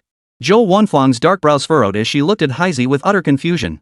Seeing no response, Li Jin spoke slowly. Judging by this terrain, it's highly likely a former landslide dam lake. Look at that raised mound over here and the deep pit over there. This area was likely a lake within a lake. Zhou Wanfang nodded as she analyzed the scene. As they reached the culvert's exit, Zhou Wanfang suddenly widened her eyes, her face lighting up with delight. She jumped up excitedly. Li Jin! Look over there! Fish! Fish! There are fish here! In her excitement, Zhou Wanfang gestured wildly. Come over! Li Jin, Gao Xiao, and the others stepped forward to look, their faces lighting up with joy as they grinned. How wonderful! There are fish here! We're all hungry, right? Li Jin turned to the group and asked, we didn't eat much yesterday. Should we catch some fish? Su Tianhai was the first to raise his hand in agreement. I say we do it. I'm practically starving. It's not safe to fish out here, Heisey suddenly cautioned. What if we get swept into the lake again? The waterfall cascading down outside is dangerous. Just because it's quiet now doesn't mean something won't happen. Just as excitement peaked, Su Tianhai was doused with cold water. Dejected, he shrugged his shoulders and sighed repeatedly. The greatest suffering in the world is being able to look but not eat. With such a bountiful feast right there. Li Jin's lips curved upward as he stepped forward and opened his backpack. Mr. Su, you're seriously underestimating us retired Special Forces brothers. Takahashi handed over the bag with an air of mystery. Holy crap! Su Tianhai exclaimed softly, both shocked and delighted. You actually brought gear? You guys are way too thoughtful. As Su Tianhai pulled out the tools, he couldn't help but marvel repeatedly, his admiration growing. No wonder you're former Special Forces soldiers. These two brothers are seriously impressive. Takahashi and Yen Shun exchanged a knowing glance, smiles playing on their faces. But how do we use this stuff? Su Tianhai chattered on like a chatterbox. Takahashi swiftly flung the fishing net out and gave it a sharp tug. Whoosh! Got it! Zhou Wanfang's eyes widened in delight as she exclaimed, we caught something. We'll have food now. Li Jin paid little attention. He found some branches inside, set up a frame, lit a fire, and added a bit more heat. Alright, Chef Li is about to show off his grilling skills. Su Tianhai kept muttering, if only we had some salt and cumin. Sighing, Su Tianhai shook his head helplessly. Never mind. Having something to eat is good enough. No need for extravagant wishes. Li Jin gave a mysterious smile and lifted his gaze. Mr. Su, look what I have here. Seeing the small seasoning bottle in his hand, Su Tianhai burst into laughter, his mood lifting considerably. One surprise after another swept away all the earlier negative feelings. No one worried or feared anymore, nor did they dwell on the hardships ahead. They simply immersed themselves in the grilled fish of the moment. Take your time eating. I've removed some of the bones for you. Without hesitation, Li Jin handed the first piece of fish to Zhou Wanfang. No one objected after all, ladies first. Moreover, Zhou Wanfang was Li Jin's fiancé, so Takahashi Yenshun dared not utter a single word of objection. It smells so good. Zhou Wanfang took a big bite, her eyes sparkling with delight as she nodded contentedly. Amidst hearty laughter, everyone turned up the heat and ate with great relish. This must be black fish, right? The skin is roasted so crispy. Su Tianhai commented while eating. Li Jin, with skills like yours, forget opening an antique shop. If you opened a fish grill restaurant, I'd invest in you. After enduring danger and now savoring this moment, everyone relaxed completely. Su Tianhai felt genuine admiration for the young man before him. All traces of the Su family patriarch's authority vanished. He even joked with Li Jin. It really is quite good. Even the usually taciturn Heisey couldn't help but offer praise. Li Jin laughed heartily, of course it is. After eating and drinking their fill, everyone sat in a circle, chatting idly for a while. Half an hour later, Li Jin glanced at the culvert. We need to hurry. There's no point lingering here after all, we still have work to do. Su Tianhai nodded slightly, his expression grave. The culvert beneath the lake should hold some clues. Li Jin slowly rose to his feet. Glancing up, he inadvertently noticed dense clusters of symbols covering the culvert walls. What's this? Looks like someone's been here before. Li Jin stepped forward, his eyes fixed intently on the carved symbols. He called softly, Mr. Su, come take a look. These appear to be ancient, specialized characters. Chapter 76, The Secret of the Tomb. And, some of the characters are blurred. Su Tianhai examined the documents but could only shake his head. I can't decipher them. The script is far too ancient. But in that instant, as Li Jin leaned closer, a voice echoed in his mind. Ancient script of King Xian. Left behind by King Xian's personal attendant. King Xian. Li Jin's heart skipped a beat. His forehead pressed tightly against the wall as he furrowed his brow, studying the inscription intently. Listening to the voice in his mind, Li Jin felt an increasingly strange sensation. Could this lake bottom be the entrance to the King Xian's tomb? Why did he encounter an array when entering the mountains? And now there were clues to the King Xian here. As Li Jin's heartbeat quickened, Zhou Wenfan leaned closer to observe, puzzled. Li Jin, do you recognize it? What exactly is written here? Who wrote it? And what are these symbols? They can't be characters, right? Li Jin scrutinized the characters. The script reflected in his eyes automatically converted into information within his mind. Listening to the voice in his head, Li Jin glanced at it and suddenly froze. It's actually like this. He murmured softly, then slowly closed his eyes under the anxious gazes of the others. After reading every single character, the entire content unfolded in his mind. Li Jin grasped each detail bit by bit, beginning his narration from the start. I am Zhuo Qinglong, a guard of King Xian. To any future fortunate soul who sees this, be cautious when exploring the tomb. I, Zhuo Qing, devoted my entire life to serving the people of the realm. I stood by King Xian's side, fought countless battles on the battlefield, and faced death countless times. Zhou Wenfan patted his shoulder impatiently. This is all just a confession. No useful info. Get to the point. Li Jin rolled his eyes, sighing helplessly, just be patient. There's barely 300 words total. Just listen. The king of Xian was at the end of his rope, his body drained of vitality. One day, he encountered a master of mystic arts. Impressed by the master's wonders, he sought the secret to eternal life. This man gave him the manual of immortality. Moreover, a tomb must be constructed, using elixirs as the cauldron and the earth-seen energy as the conduit, so that the soul may enter the body and attain eternal life. Li Jin muttered to himself, then suddenly exclaimed, so this Prince Xian actually built vast underground tombs in pursuit of immortality. And he used feigned death as a cover to enter this area. But the pretense of death would inevitably be exposed. Bringing Zhuo Qinglong into the tomb, it turns out the king of Xian intended to drag his own subjects into burial with him. Sacrificed? The others stared wide-eyed. Why? Because he was too weak to do anything but cultivate with his immortality manual. He couldn't build the tomb himself. After it was finished, he lay down in the coffin, claiming to feel it out, but really he'd set a deadly trap in the tomb's outer mechanism. To guard the tomb's secrets, ensuring he could awaken undetected in the future. He dragged all who knew the truth inside merely to slaughter them all and maintain secrecy. The crowd listened, a murmur of shock rippling through them. How ruthless. But they were human lives, weren't they? To drag them down with him as burial companions? He gets to die, but others have to die with him? What kind of heart is that? Zhou Wenfang vented, then sighed, birth, aging, sickness, and death, these are the natural laws of the world. Continue listening. Su Tianhai urged, his eyes flashing with a sharp gleam. Since the engraved words of the King Xian's guards had appeared at the lake bottom, then, there was a clue to the King Xian's tomb. This guard said he carved the characters precisely to warn future seekers, be extremely cautious. The King of Xian's secret manual of immortality was too mysterious.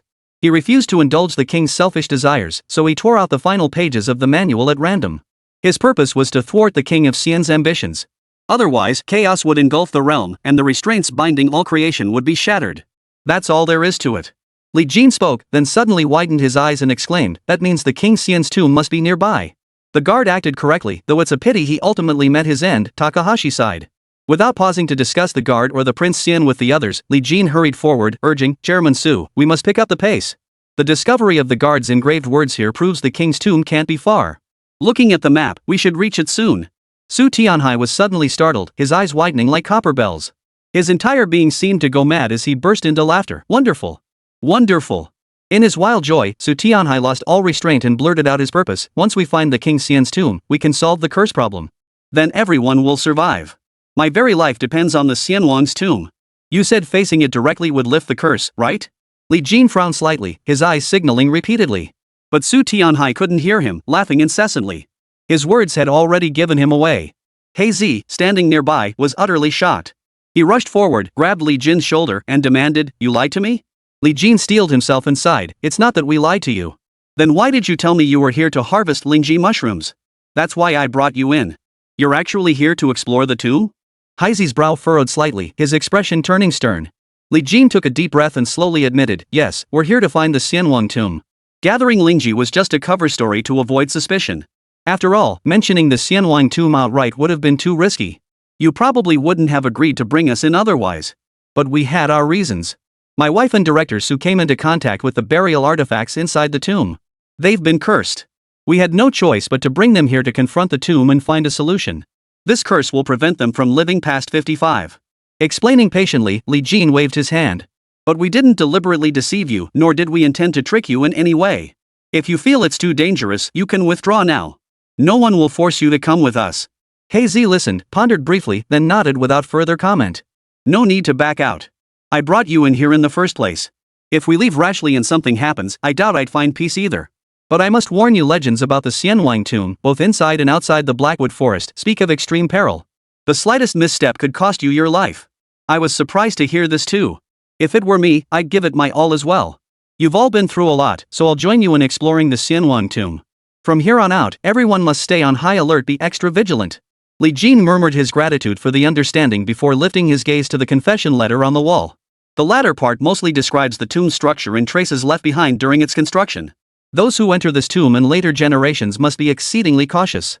Its inner workings are intricate and treacherous, like entering the jaws of a tiger. I myself failed to escape from within. I leave behind a 3-foot gap on the left side, through which one may enter the king's tomb. Li Jin gasped, there's an entrance. A crack. Everyone, search carefully. Chapter 77, Rest and Regain Strength. Li Jin frowned deeply, his gaze fixed intently on the wall. After wandering for several minutes, the group found nothing. Suddenly, Li Jin stepped forward and tapped the wall with his finger. It's hollow inside. This gap is blocked by a hollow stone. As he spoke, Li Jin yanked the stone loose, revealing a wall crevice before their eyes. We found it! Li Jin's heart swelled with joy as he let out a soft cry, grinning widely. It came so easily. Today turned out to be a blessing in disguise. If we hadn't been swept into the lake, we probably never would have discovered the entrance to the King Xian's tomb. Hearing Li Jin's words, Su Tianhai grew even more excited, his eyes widening as he exclaimed, Is this really the entrance? It's the entrance, no doubt about it. Li Jin slowly poked his head out and smiled. The crack isn't too narrow, we can fit through. If we hug the wall, it should widen beyond this flat section. Su Tianhai's face lit up with joy, and he finally let out a sigh of relief. Zhou Wenfan closed her eyes, tears welling up. She gripped Li Jin's wrist tightly. There's hope. There's hope. Li Jin nodded repeatedly, patting her shoulder to calm her. Yan Shan and Takahashi exchanged a knowing smile at the scene, saying nothing more. After all, they were accompanying Li Jin on this expedition to find the tomb of the King of Xian. Now that things had eased up and the danger seemed to have passed, they felt a sense of relief. Wonderful. Absolutely wonderful. Su Tianhai laughed heartily, visibly overcome with emotion. At that moment, the weight on his heart finally lifted.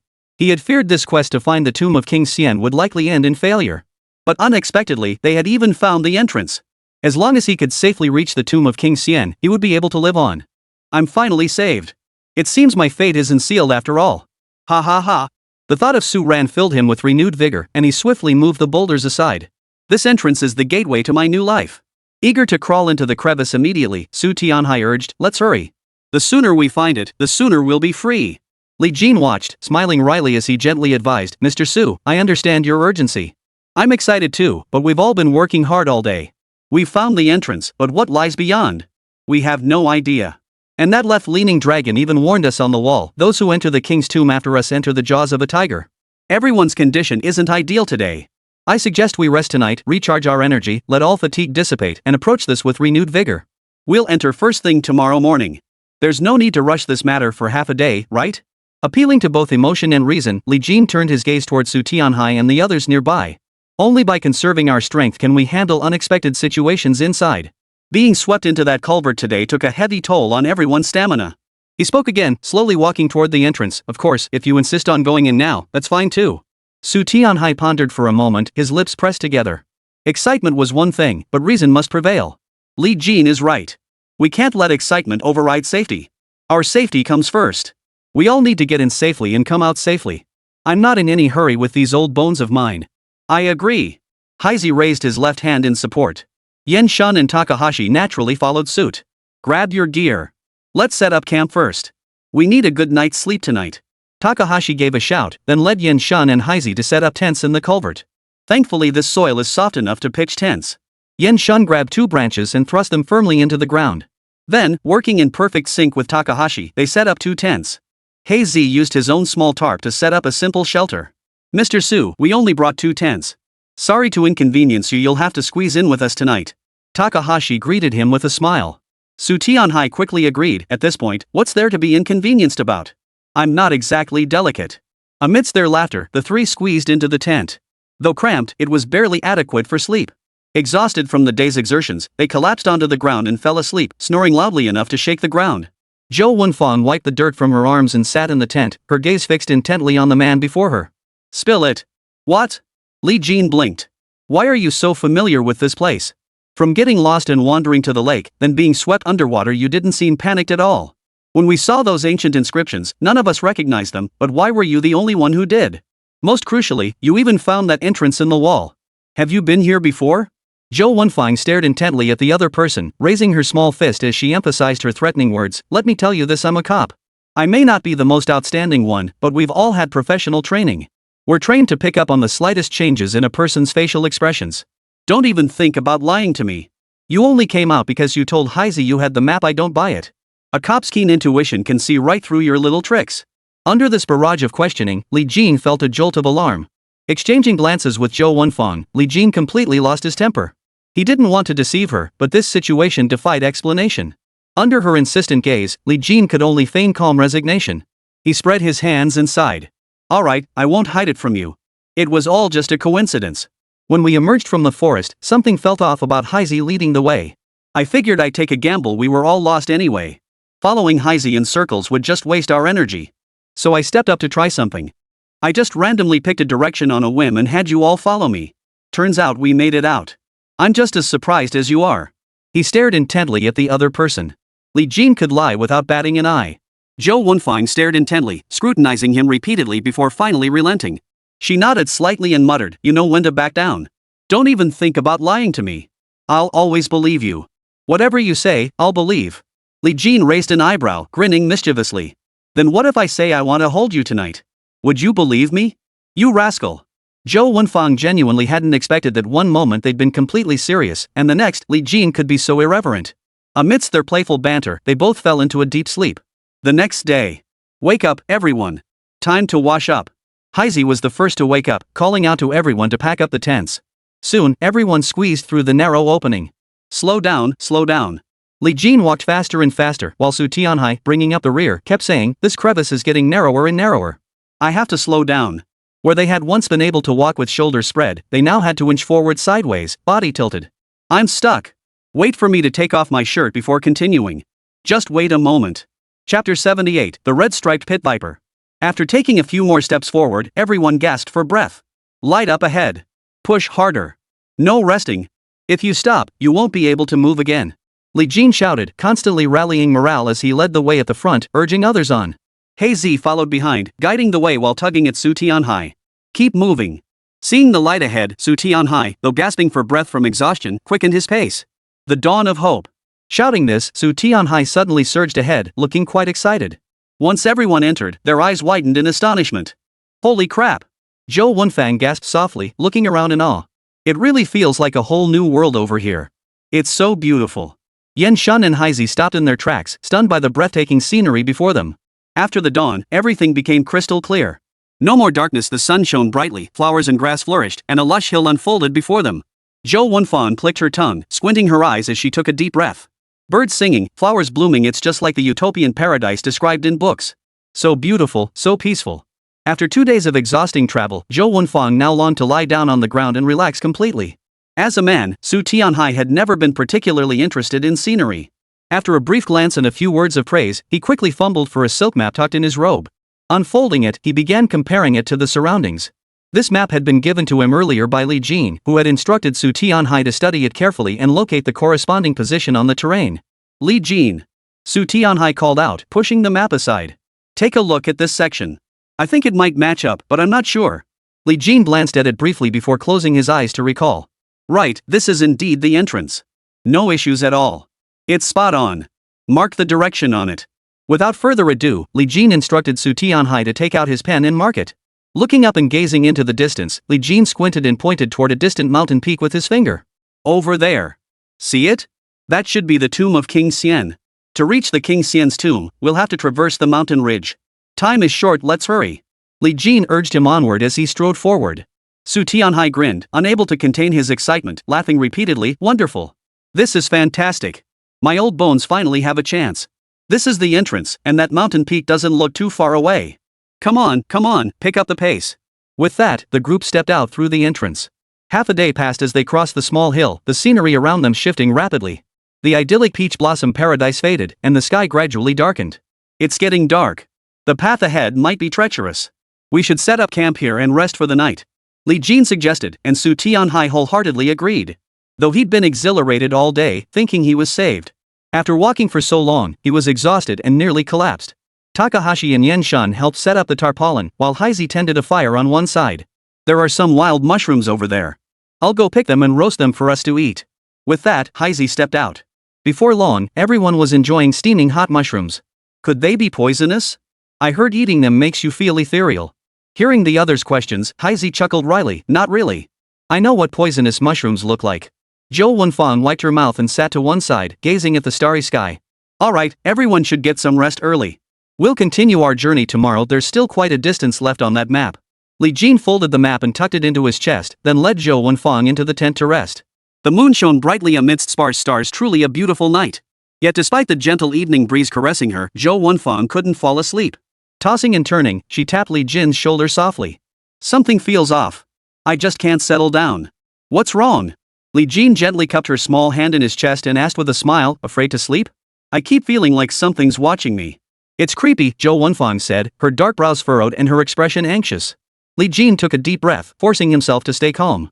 He stroked her back soothingly. It's nothing. Nothing at all. We've made it through the past few days like this, haven't we? You'll just have to put up with it for a little while longer. There's really no other way. We have to find the Prince Xian's tomb. Why don't you sleep in my arms? I'll hold you. With a smile, Li Jin reached out to pull her into his embrace. Suddenly, a sharp crack echoed outside the tent. Li Jin and Zhou Wenfang instantly snapped to attention, their eyes locking. Something's moving. Zhou Wenfang nodded repeatedly. I heard it too. It wasn't my imagination.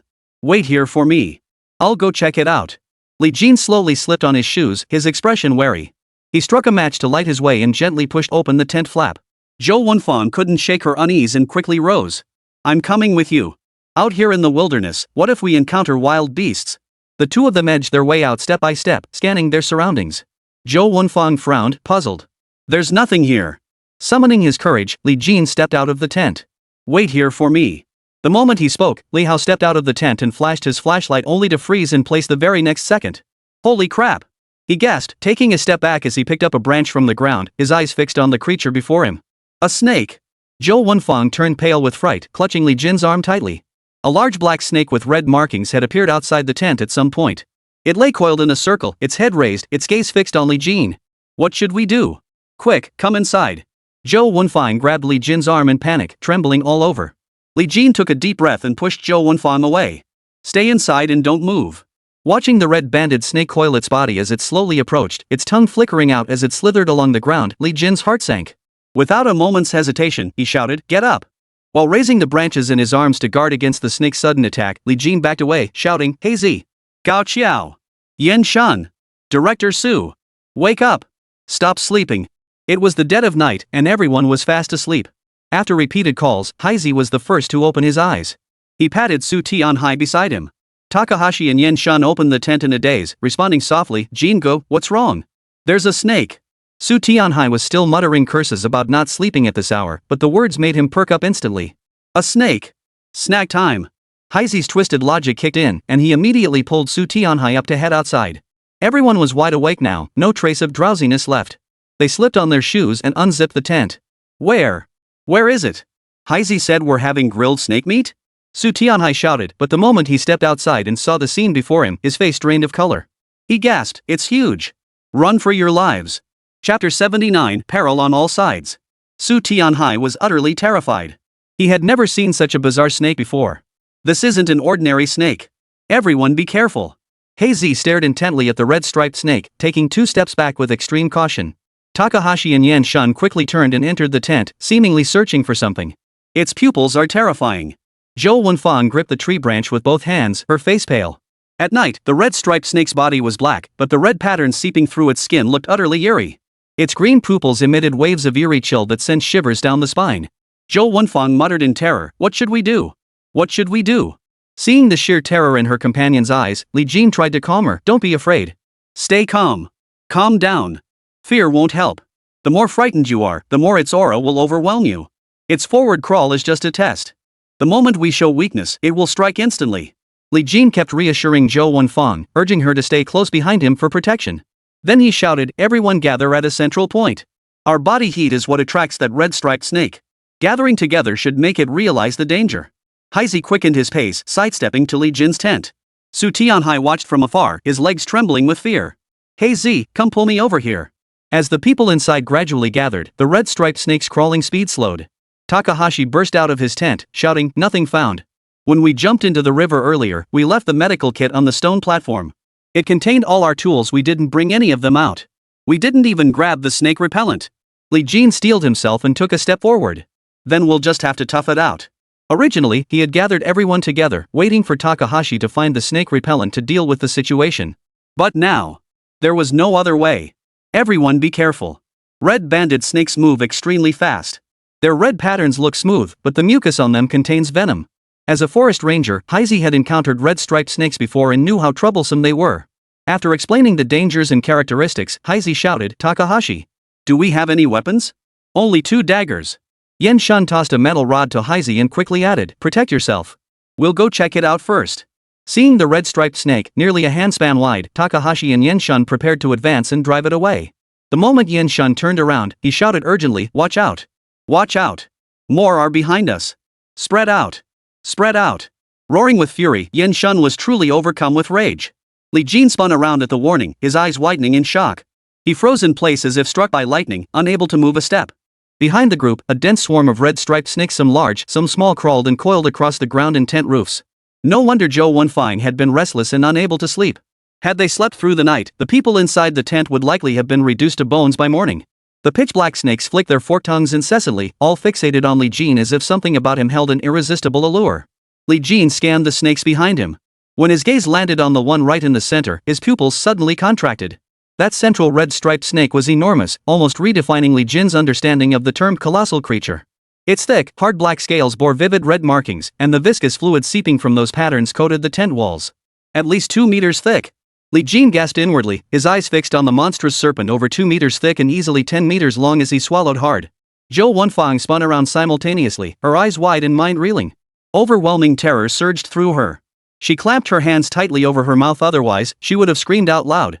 Shivering violently with fear, she gasped for breath. Seeing this, Li Jin quickly grabbed Zhou Wenfang's wrist, soothing her, "Wenfang, don't be afraid. Stay calm. Don't make any sudden moves. If they sense anything, all these red-striped snakes might swarm us. Hold me tight if you're scared. I'll keep you safe." As he made this promise, Li Jin's mind raced, desperately searching for a solution. The dense swarm of red-striped snakes crawled all around them, with the giant python looming in the center. If they tried a direct confrontation, the group would likely be engulfed by the snakes in an instant. Not only were the red-striped snakes venomous internally, but their bodies were coated in poison. If they turned violent, the consequences would be unimaginable. Takahashi gritted his teeth, cursing under his breath, "Damn it! A bunch of beasts, all staring at us." Furious, Takahashi knew there was no other option but to fight his way out. Drawing the dagger from his waist, its cold gleam flashing, he clenched his jaw and hissed, "Listen up! I'm charging out to draw the snake's attention. You guys run from the rear, don't look back. Don't worry about me. If I die today, I'll take a few of those beasts with me." The dagger flashed through the air with a sharp whistling sound. Takahashi was about to step forward, charging headlong to carve out a path to survival. Li Jin dared not hesitate for a moment. He immediately stepped forward, gripping Takahashi's arm tightly and barking, "Don't be impulsive." Holding him firmly in place, Li Jin brooked no argument, his tone unwavering, "You're not going out. Now is not the time for you to sacrifice yourself, nor to rush recklessly to your death. The courage of a fool is utterly useless." Snatching the dagger from Takahashi's hand, Li Jin shoved him back. "Stay right there. I'll figure something out." Yen Shun furrowed his brow slightly, asking with some confusion, "What other options are there now?" "Besides charging out headlong, the only other option is to stay here and wait for death. Takahashi and I came here prepared to die at any moment." "Are you suggesting we all stay trapped here?" Li Jin pressed his lips together, his brow furrowed as he surveyed the terrain. Slowly, he spoke, "If you charge out now and kill that red-striped snake, you might temporarily clear a path to escape. But then what? Red-striped snakes are incredibly fast. With so many of them here now, if we provoke them, they'll likely surge out the moment we try to escape. Killing one only to draw a pack of them? That's not worth it. We'd sacrifice Takahashi and still not reach safety." Li Jin knew everyone was frozen in fear. Only he must regain his composure. He calmed himself to devise a plan. "Everyone fall back 3 meters immediately. No one moves forward. Yen Shun, Gao Qiao. You cannot charge out recklessly, this is an order. Stay alert. Watch for the red-striped snakes, avoid bites and don't get entangled. Li Jin swiftly issued the command, directing everyone to retreat. Gao Qiao and Yenshan had no choice but to obey. Chapter 80, Snake Tongue Grass. Su Tianhai gritted his teeth, summoning his courage as he stumbled backward several steps. Zhou Wenfang stared straight at the giant red-striped snake in the center, her mind filled with doubts. Once everyone had retreated, Li Jin tentatively took a step back, intending to pull out. But the next second. Hiss! Hiss hiss! A peculiar sound echoed out, as if the central red-striped giant serpent were issuing a command, writhing its body while flicking its tongue. In mere moments, all the red-striped snakes in the vicinity began crawling toward the group. Though their movements were slow, their gazes were icy cold, their pupils gleaming menacingly. Li Jin's eyes widened as he bellowed, "Run! Everyone! Run! Run wherever you can!" Without hesitation, he shoved Zhou Wenfang aside, sending her flying backward over 10 meters by sheer momentum. Li Jin was utterly bewildered. Why were these snakes fixated on him for no apparent reason? Keep running! Don't stop! As the red-striped snakes multiplied, swarming the ground in dense masses, Li Jin felt his scalp crawl with dread. The others dared not delay, sprinting toward the exit without looking back. But the red-striped snakes were incredibly fast, moving at nearly twice the speed of Hazy charging out. Takahashi watched the red-striped snakes closing in behind them, their numbers swelling. He swung his arm, the dagger in his hand flashing out in a swift slash. Slashing sound. The red-striped snake was cleaved in two, its blue blood gushing out in a torrent. After slaying one with a single stroke, Takahashi was instantly surrounded by the remaining red-striped snakes, all fixated on him. The snakes accelerated, charging at Takahashi's thigh with frenzied, reckless abandon. Seeing the danger, Takahashi swung his dagger again, killing another snake. Yet even this razor-sharp dagger failed to deter the snakes. As more and more snakes closed in, Li Jin gritted his teeth, knowing they couldn't just sit and wait for death. "I'll take you to that tree over there first. Hide behind it. Here are some matches, light a fire to protect yourself." Li Jin grabbed Zhou Wenfang's arm and flung her forcefully away. After securing her, Li Jin planned to rush out and lure the red-striped snakes away. But unexpectedly, Zhou Wenfang clung tightly to Li Jin, refusing to let him go. Seeing this, Li Jin could only return to the tree and patiently coaxed her, "This isn't just about our lives anymore, it's about theirs too. I have to go out and find a way." Zhou Wenfang shook her head repeatedly, her face drained of color. "No. It's too dangerous." As the red-striped snake charged headlong toward them, Li Jin gritted his teeth, drew his dagger, and prepared to strike. But strangely, the relentless red-striped snake suddenly halted. It flicked its tongue repeatedly, green light flickering in its pupils, looking extremely angry. Yet it dared not come any closer. Li Jin stared wide-eyed, utterly baffled by the scene unfolding before him. What's going on? Zhou Wenfang, terrified, had closed her eyes and paid no attention. Li Jin frowned deeply, watching the red-striped snake as if it wanted to advance but seemed afraid of something. It could only circle anxiously around the area. A thought struck him. Li Jin sensed the red-striped snake was afraid of something, so he turned to look. As he examined the trees, a clear voice echoed in his mind. Snake tongue grass. Oval-shaped, pungent taste, young in nature. Its scent can disperse snake swarms. In an instant, joy lit up Li Jin's face. He bellowed, "That tree. Find that tree. It's a snake tongue tree. It has snake tongue grass on it. It can disperse the snakes. Quick!" His hysterical roar echoed as he saw the others panicking from the snakes. While giving the warning, Li Jin plucked a handful of snake tongue grass and handed it to Zhou Wenfang, instructing, "Go find Yenshan and Director Su. Go assist them." His voice trailing off, Li Jin held the snake tongue grass high, explaining to Gao Qiao and the others. Watching Li Jin stride confidently through the snake swarm, yet the red-striped snakes dared not come near him, the group was overjoyed. "It really works." Before Zhou Wenfang could arrive, Su Tianhai shouted, "I found it. Don't worry about me." Shouting, Su Tianhai wept with joy and cursed, "Damn it. You scared the hell out of me." Hazy, though unfamiliar with the plants in this area, quickly located the plant based on its shape. Li Jin quickly explained, "This snake tongue grass is oval-shaped, has a pungent taste, and is young in nature. The scent it emits can disperse snakes. As long as you find the snake tongue grass, just stand there and don't move. The red-striped snakes won't dare to attack. This scent is their greatest fear. Don't stand near the snake tongue grass alone for too long. Otherwise, the snakes will find other ways to attack. Break them all now, hold them in your hands, and stay close together. As long as we gather, we'll figure out a way." Li Jin kept shouting, reminding everyone while thoughtfully offering advice. Now scattered in all directions, if the group split up, trouble would surely follow. The slightest misstep could lead to them being picked off one by one. The tension in everyone's hearts finally eased. They mimicked Li Jin's actions, breaking off snake tongue grass and holding it as they moved forward cautiously. Just then, Zhou Wenfang's eyes widened in shock as she screamed urgently, "Li Jin! Watch out! Li Jin! Get out of the way!" Li Jin's pupils suddenly contracted as a faint breeze brushed past his back. When he spun around, the 2-meter-thick red-striped python in the center was charging at the group like a mad beast. Acting on pure instinct, Li Jin ducked low the instant he turned, then planted his feet firmly against the tree roots. His body slid 3 meters backward. Watch out! Having narrowly evaded the red-striped serpent strike, Li Jin watched as it lunged toward Zhou Wenfang. Just as tension gripped the group, Takahashi, seeing the danger unfold, leapt from the stone pedestal and slashed fiercely with his dagger. Shoo! Takahashi moved with astonishing agility, dodging the red-striped snake's gaping maw while simultaneously shoving Zhou Wenfang out of harm's way. The dagger plunged into the serpent's tail, sending blue blood spurting forth. Gao Qiao locked eyes with his foe and roared, "Come on! Come on!" His snake-tongue grass blade whirled relentlessly as the dagger in his left hand struck again. The red-striped serpent, seemingly sensing his opponent's fury, turned and charged toward Zhou Wenfang once more. In that perilous instant, a chill ran through Takahashi's heart. Get out of the way! But Zhou Wenfang, pale with fear, couldn't move her feet. Takahashi could only charge forward desperately to block the attack, just in the nick of time. Boom! Takahashi spread his arms wide, slapping down hard on the red-striped giant snake. Having failed to strike Zhou Wenfang, the serpent whipped its massive tail, lashing viciously at Takahashi. In an instant, Takahashi lost control of his body. The excruciating pain caused the snake tongue grass in his right hand to fall to the ground mid-air. Thud! Thud! Takahashi slammed heavily onto the ground, his back throbbing as he sucked in a sharp breath. Instinctive alertness made him aware of the danger. As he reached out to slap the ground for leverage to rise. Hiss! The red-striped giant snake lunged forward in a flash, coiling around Gao Qiao's body and twisting him into an unnatural shape. Chapter 81, A Narrow Escape. Seeing Takahashi swallowed by the red-striped serpent, Li Jin's heart lurched in alarm. Takahashi! The cry burst from his lips as Li Jin prepared to charge forward. Takahashi kept shouting, "Don't come over! Leave me! You guys run! My duty was to protect everyone. Now it's done. Jin, I entrust my daughter to you." The serpent tightened its grip, its coils constricting Takahashi's neck until he was nearly choked to death. Li Jin's eyes bulged with fury as he roared, "Bull! You raise your own daughter! How dare a beast speak so insolently?" Without hesitation, Li Jin strode forward before the crowd. A surge of heat inexplicably coursed through his body. His speed increased as he shouted, "Give me the dagger!"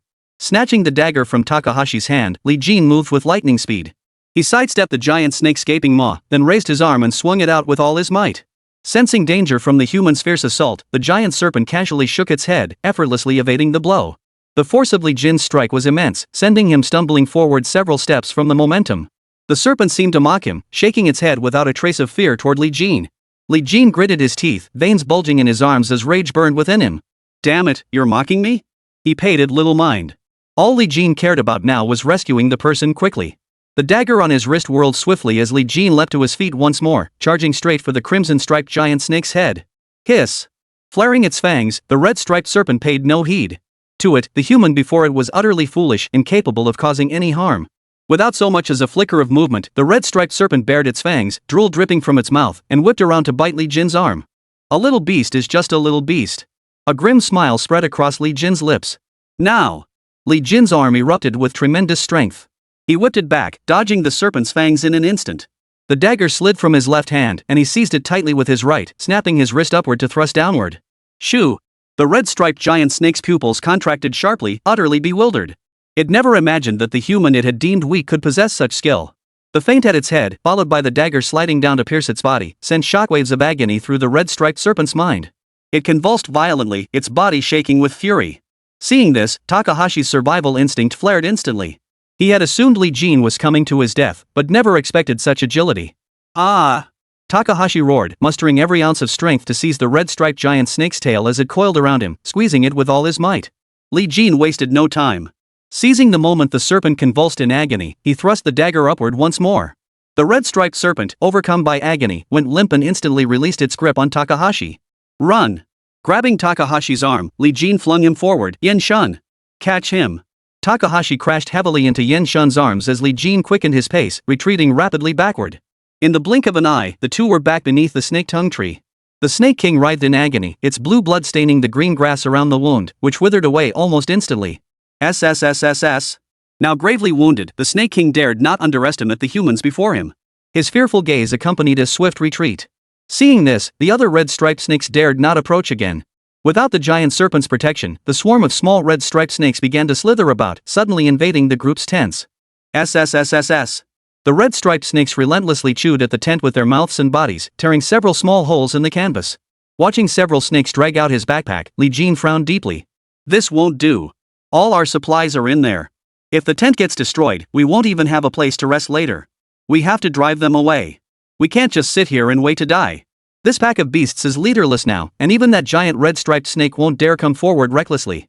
Since they fear snake-tongue grass, let's charge at them and make them leave.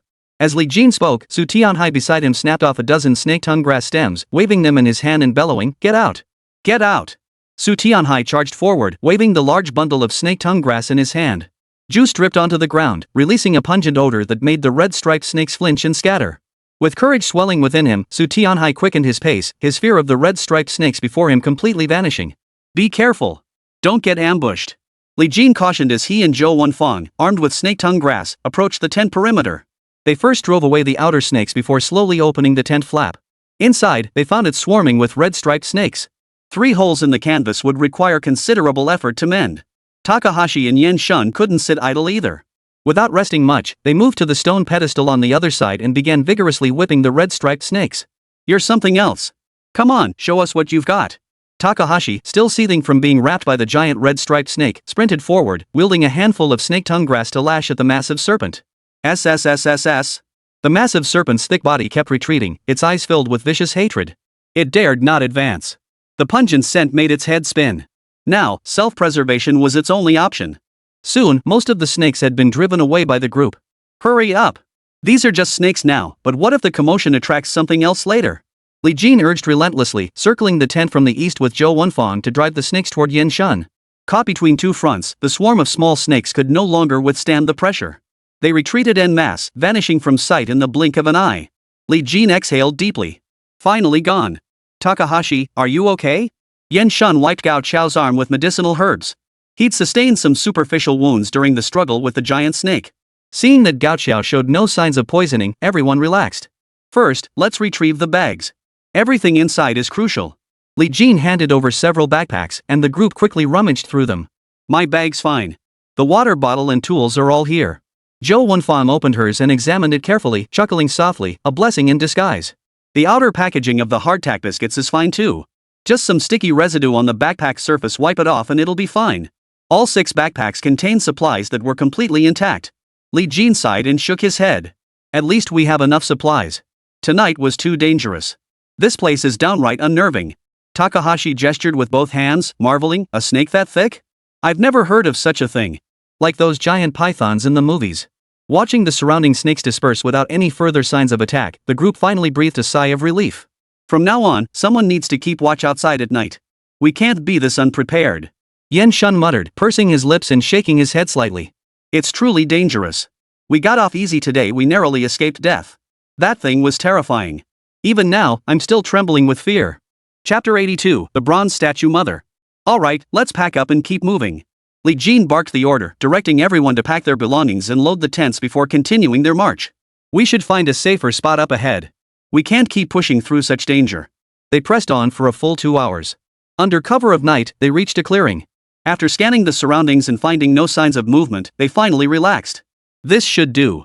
No trees, no plants, at least the snakes won't be lurking around. Light some campfires to keep them at bay. Yen Shun's men worked swiftly, using small shovels to clear stones from the surrounding area. Phew! Phew! As the group rested, Su Tianhai gasped for breath. After all, he was getting on in years. Having fought the red-striped snake in the dead of night and then trekked non-stop for 2 hours, he was now exhausted, nearly collapsing. Panting heavily, Su Tianhai raised his finger with effort. "I'll lie down for a bit. I'll be relying on you all tonight." Li Jin didn't urge him to get up. Instead, he ordered, "Set up camp nearby now. Set up the tents. We'll rest for a bit." Heisei re-erected the tent, reinforcing it carefully, and built a campfire at the entrance. Li Jin scanned the surroundings repeatedly, ensuring no immediate danger before relaxing. He plopped down on a stone block and gazed up at the starry sky. "The sky over here is all strange." As he sighed, Li Jin intended to call out to Zhou Wenfang. But he saw her standing off to the side, silently bowing her head, not uttering a single word. She was alone, not even interacting with others. Curious, Li Jin hurried over, helped her sit down, and asked, "What's wrong? Did something scare you?" "It's all right now. Don't worry. I'm here. Nothing else should happen tonight. Relax and get some rest." Seeing her still silent, Li Jin furrowed his brow slightly, puzzled. "What's wrong? Tell me about it." After repeated patient inquiries, Li Jin's tone grew gentle. In that instant, Zhou Wenfang burst into tears like a gushing spring. Lifting her head, she cried out in bitter regret, "I'm sorry. I'm so sorry. Li Jin, I've dragged you down. If only I hadn't touched that bronze statue back then, none of this would have happened. None of us would be in this danger now." Holding Li Jin tightly, Zhou Wanfang's tears soaked through the fabric of his shirt. Li Jin took a deep breath, finally understanding everything. During their days in Lishui, everyone had maintained high alertness without a moment's respite. Tonight, witnessing the perilous situation involving Li Jin, Gao Qiao, and the others, Zhou Wanfang could no longer contain her fear and self-reproach. It's okay, it's okay. Li Jin gripped her arm and whispered reassuringly, "Look, this isn't just about us, it's about Su Tianhai too. Right now, all he's thinking about is how to survive. You need to be just as desperate to live as he is. I know you're blaming yourself, feeling terrible, thinking it's all because you touched that bronze statue that we're in this dangerous mess. But remember this, no matter how hard it gets, I won't stand by and let anything happen to you. No matter how dangerous it is, I'll fight with everything I've got to save you." His words came fast, his tone unwavering. Li Jin's promise was almost like a vow. Zhou Wanfang slowly lifted her head. Their eyes met, filled with tenderness and warmth. A wave of warmth washed over Zhou Wanfang. Moved, she nodded firmly, holding back tears. "All right. I will live on." She knew it was wrong to burden Li Jin with worry now. The atmosphere grew tender. Zhou Wanfang lifted her head, closed her eyes, and pulled Li Jin close, their lips meeting in a deep kiss. After a long kiss, Li Jin struggled to contain the surge of energy within him and took a deep breath. He took the bronze statue from his backpack, wiped it repeatedly with newspaper, then wrapped it tightly. "Don't worry," he whispered softly. "We'll all return safely. I still plan to marry you." Just then, a message suddenly flashed through Li Jin's mind. The three goats bronze statue is divided into two parts. This is the male counterpart. The female counterpart is the three goats tie. Only when the two goats are united can the curse be suppressed. Reading the message, Li Jin's brow furrowed deeply, and he suddenly felt a surge of excitement. The mother statue is inside the Xianwang tomb. He murmured softly, turning away as he committed the information to memory, even etching the descriptions of the male and female statues into his mind. The Xianwang tomb. Everything hinges on entering the Xianwang tomb. After a moment of deep thought, Li Jin silently vowed to himself, gritting his teeth and roaring, "I must save Zhou Wanfang. No matter the cost, no matter the outcome, Zhou Wanfang must survive." The cry from his heart made Li Jin's eyes burn with unwavering resolve. Just then, Su Tianhai groaned softly, struggling to lift his arms and legs. He slowly raised himself, propping himself up with both hands on the stone pedestal. His face was haggard, devoid of any vitality. Li Jin hurried over with concern. "Chairman Su, you look so weak. Are you feeling unwell? Can you still manage? Perhaps you should rest tomorrow?" Su Tianhai shook his head, waving his hand repeatedly. Swallowing hard, he spoke slowly, "I'm fine. Just a bit drained. A night's rest will do me good. Whether I'm comfortable or not doesn't matter. The urgent task is to break the curse. Don't waste time worrying about my condition. For Ran, I will persevere. Rest assured." His promise was firm, leaving no room for refusal. Seeing this, Li Jin could only nod in agreement. "All right, I won't pry any further." After a brief rest, the group slowly rose to their feet. "Let's go. We're moving out again. If anyone feels overwhelmed or unwell, speak up immediately. Don't push through. Forcing yourself will only slow us down. We'll rest when we need to." Li Jin gave Su Tianhai a meaningful look and repeated the warning. Everyone nodded in unison and began walking forward. Half an hour later, after passing through a small grove, they noticed the withered plants and flowers around them, leaving them puzzled. The sound of flowing water. Zhou Wanfang whispered softly, quickening her pace. Lifting their gaze, a river spread out before them.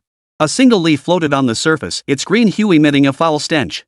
Li Jin stepped forward, raising his eyes to observe. He pulled out the map and frowned.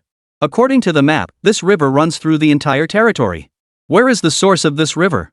After scanning the surroundings, Li Jin found no clues and had to give up. He approached the riverbank, peered at the surface, and covered his nose, murmuring, "It's terribly murky in here." "Ha!"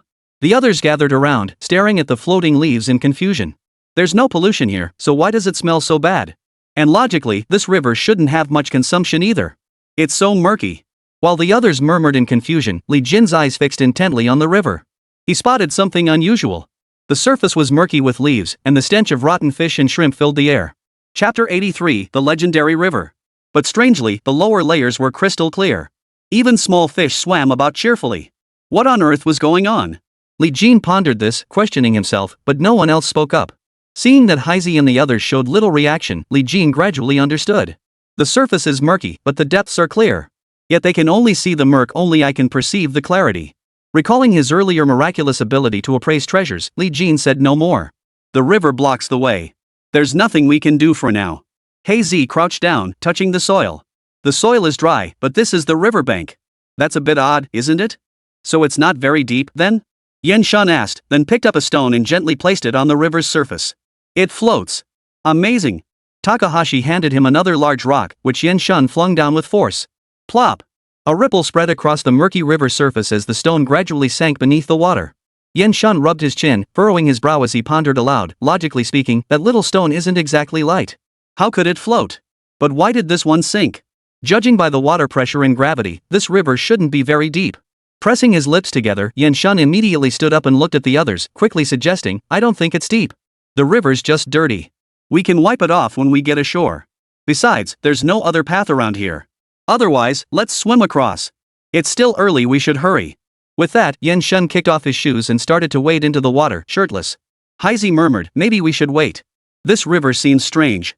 Look, the soil along the banks is completely dry. It's all nature, but the surface looks so murky. I think we should be careful.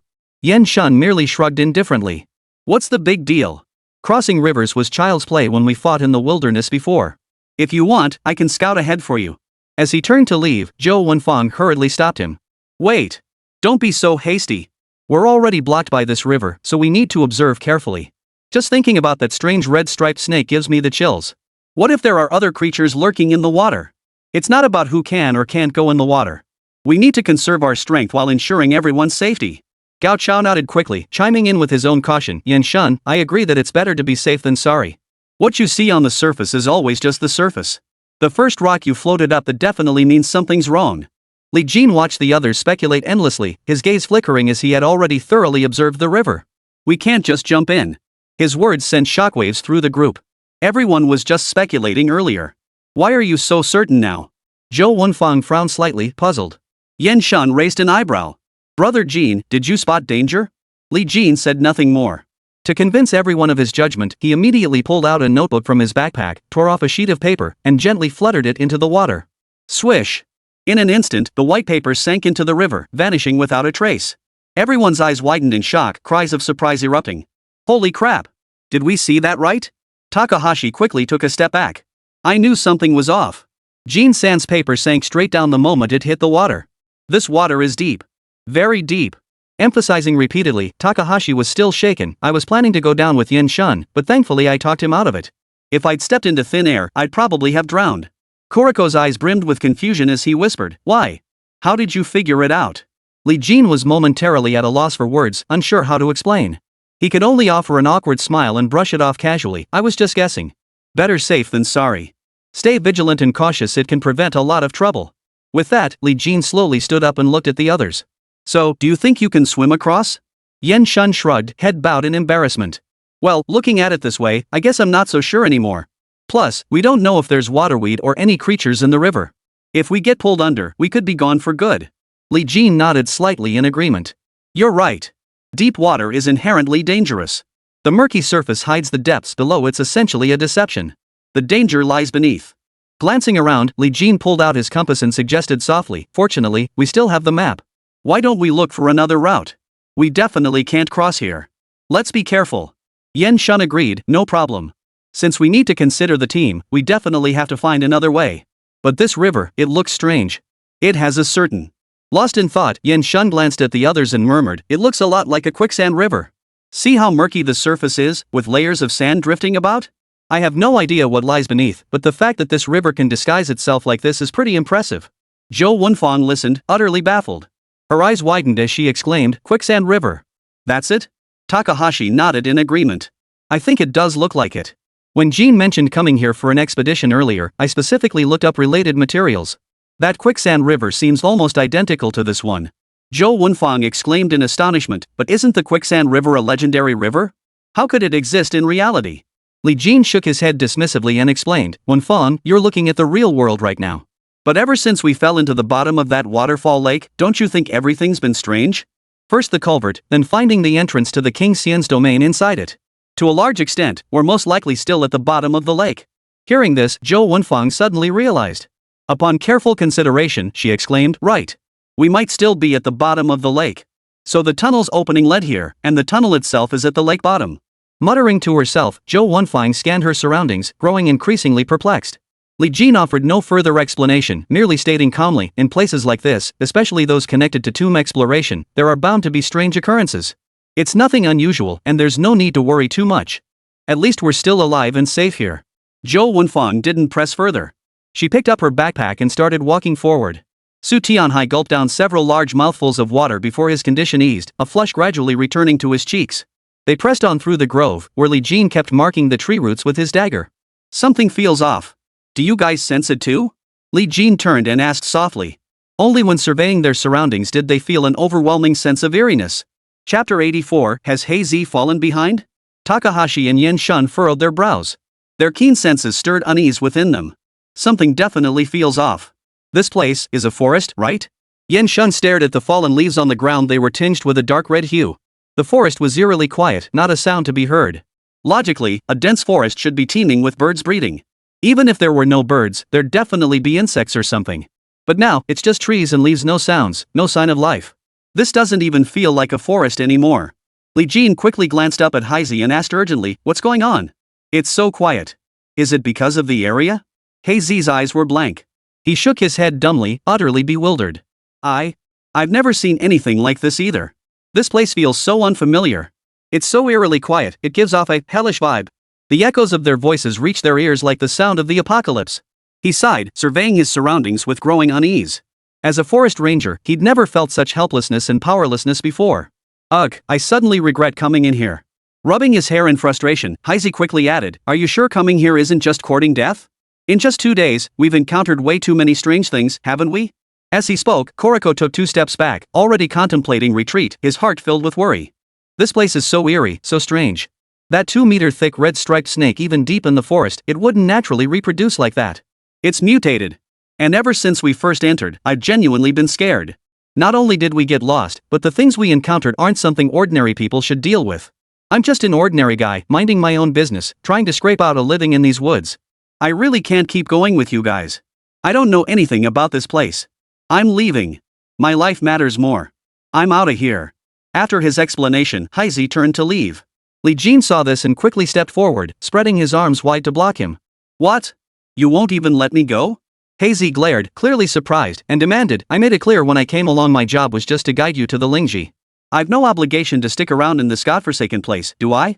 Seeing the team's disagreement, Li Jin could only patiently persuade him, Heizi, I know you're capable and can endure hardship. You've done more than your share by coming in with us. I have no reason to stop you from leaving. Getting us this far is already commendable. But if you turn back now and try to leave alone, it'll be extremely dangerous. We've all felt that force twisting us these past days. I'll give you more money, triple the original reward. As long as we all make it out safely, our conviction will carry us through. I'm not stopping you from leaving, it's that you have no way back now. Li Jin's expression was grave, his gaze intense. He lifted his head earnestly, do the math yourself. Since we entered, how many life-threatening crises have we faced? Take those red-striped snakes back there, they're definitely still hunting along the same path, waiting. Watching us from the shadows.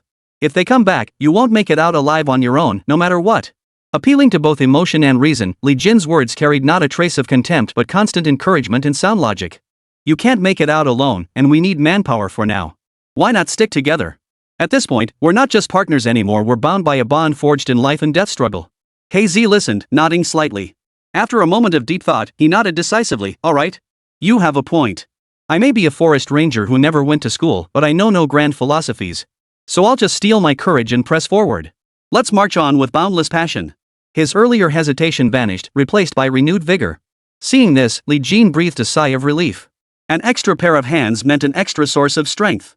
Moreover, his heart held no ulterior motives, he genuinely wished Heizi could survive safely. Together, their chances of survival grew stronger. Li Jin walked beside Heizi.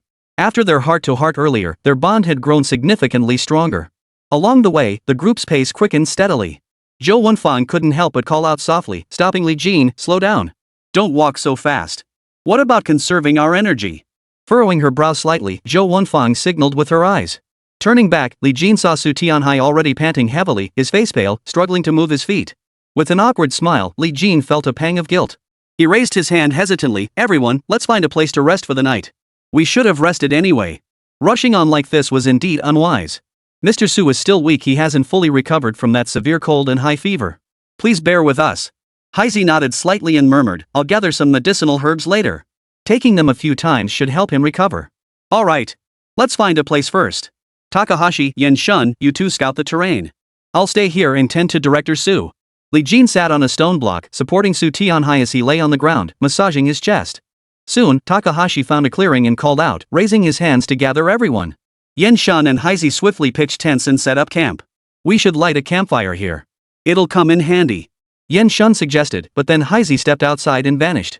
A few minutes later, Heizi returned, his left hand clutching a large bundle of branches coated with animal dung. In his left hand was a large handful of fragrant medicinal herbs. These branches won't burn. Place them around the perimeter to scare off other animals. The dung marks our territory. After giving Yen Shun a few instructions, Heizi handed over the medicinal herbs, chew them up and swallow them with water. Li Jin quickly stood up and thanked him. Thank you so much. No problem. Since we've decided to travel together, no one should get hurt. Heizi waved dismissively, then walked over to join Yen Shun in their work. Li Jin fetched a cup of water and handed it to Su Tianhai, who swallowed the herbs with a sip of water. Mr. Su, how are you feeling? Better? If it still doesn't work, we'll rest another day. Su Tianhai took a sip of water, swallowed the herbs, smacked his lips, and raised his hand. I'm fine now, I'm fine. Those herbs Heizi gave us are truly amazing. After drinking several sips of water, Su Tianhai's condition improved noticeably, and the pallor faded from his face. Seeing him recover slightly, Li Jin finally breathed a sigh of relief. Glad you're feeling better, Chairman Su. If you feel unwell during the journey ahead, tell me immediately. Chapter 85, The Horned Giant Serpent. Don't feel embarrassed. You're not holding anyone back after all, you're here to prolong your life too. Li Jin was genuinely considerate, repeating his advice and reassurance. Su Tianhai listened, silently shaking his head, his regret growing deeper. Seeing how considerate Li Jin was, he felt like he'd truly come between two people meant for each other. Ah, I truly made a mistake. I should never have stopped Li Jin and ran. That boy is so kind. Watching Li Jin's retreating figure, Su Tianhai felt a deep melancholy, an indescribable ache in his heart. If Li Jin hadn't been so outstanding, he wouldn't have felt such regret. But the more considerate and caring Li Jin was toward him, the more helpless Su Tianhai felt. Everything was his own doing. Sighing, Su Tianhai slowly lay down, finding sleep his only refuge. As night fell, the moon shone brightly amidst sparse stars. Inside the tent, Zhou Wenfang suddenly jolted awake. Her body sprang up like a coiled spring as she sat bolt upright, eyes wide and gasping for breath. Li Jin, who was a light sleeper anyway, quickly sat up and patted her back, asking with concern, "What's wrong? Did something scare you? Have some water to calm your nerves." Zhou Wenfang felt weak all over. She forced down a few sips of water before slowly turning around, still trembling. I had a nightmare. I was so scared. Li Jin patiently asked what the nightmare was about, gently pressing his palms against her temples and back to help calm her. I dreamt. I got separated from everyone, right here in this place. Suddenly, a giant python burst out of the grass at least 100 meters long. 3 or 4 meters thick, flickering its tongue, with red blood still on its scales. It was terrifying. Breathing lightly, Zhou Wenfang felt as if a 1,000-pound stone pressed on her chest, making it hard to breathe. The dream felt so vividly real that for a moment, she even doubted whether her dream was actually reality. Li Jin noticed Zhou Wenfang's pupils dilating. She was so terrified she'd lost her senses. Without hesitation, he pulled her tightly into his arms and hurriedly soothed her. Zhou Wenfang, lift your head. Look at me. I'm Li Jin, your fiancé. We have to keep living. That was a dream. Dreams are always reversed. You have to believe you can walk safely through this. Zhou Wenfang snapped back to her senses. She shook her head, then nodded firmly. Okay. But the next moment, Zhou Wenfang stared behind Li Jin and suddenly let out a series of frightened cries, her expression tense. Her face drained of color, her eyes filled with terror. Swallowing hard, Zhou Wenfang's voice trembled. Li Jin, behind you. Li Jin whipped his head around to look. The sight before him made his eyes widen in shock, his heart skipping a beat. Oh no! A massive python, easily 4 meters thick, coiled around the trees behind them. Its entire body covered the enormous tree trunk. As it swayed, it flicked its forked tongue, its pupils cold and devoid of warmth. With each movement, its massive body twisted toward the ground on the other side. Nearly 30 meters long, a single turn could easily fling them all away. Its massive head swayed gently, sending a chill down everyone's spine. Li Jin, what do we do? Zhou Wenfang's pupils contracted sharply, nearly fainting from terror. This snake was none other than the one from her dream, the giant python. Worse still, the giant serpent had been watching them for quite some time, slithering back and forth as if contemplating who to devour first. The most terrifying feature was the sharp horn protruding from its forehead. The horn glowed a blood-red hue, like the demon king of hell. Its edge was razor-sharp, piercing through any tree it touched without resistance. Li Jin forced down the primal terror surging within him, took a deep breath, and slowly rose to his feet. His mind was already churning with a storm of shock. What the hell is this thing? Never having seen a snake with a horned head before, Li Jin dared not delay. Gripping Zhou Wanfan's wrist tightly, he barked orders, "Get behind me! Don't come any closer. I'll draw the giant python's attention.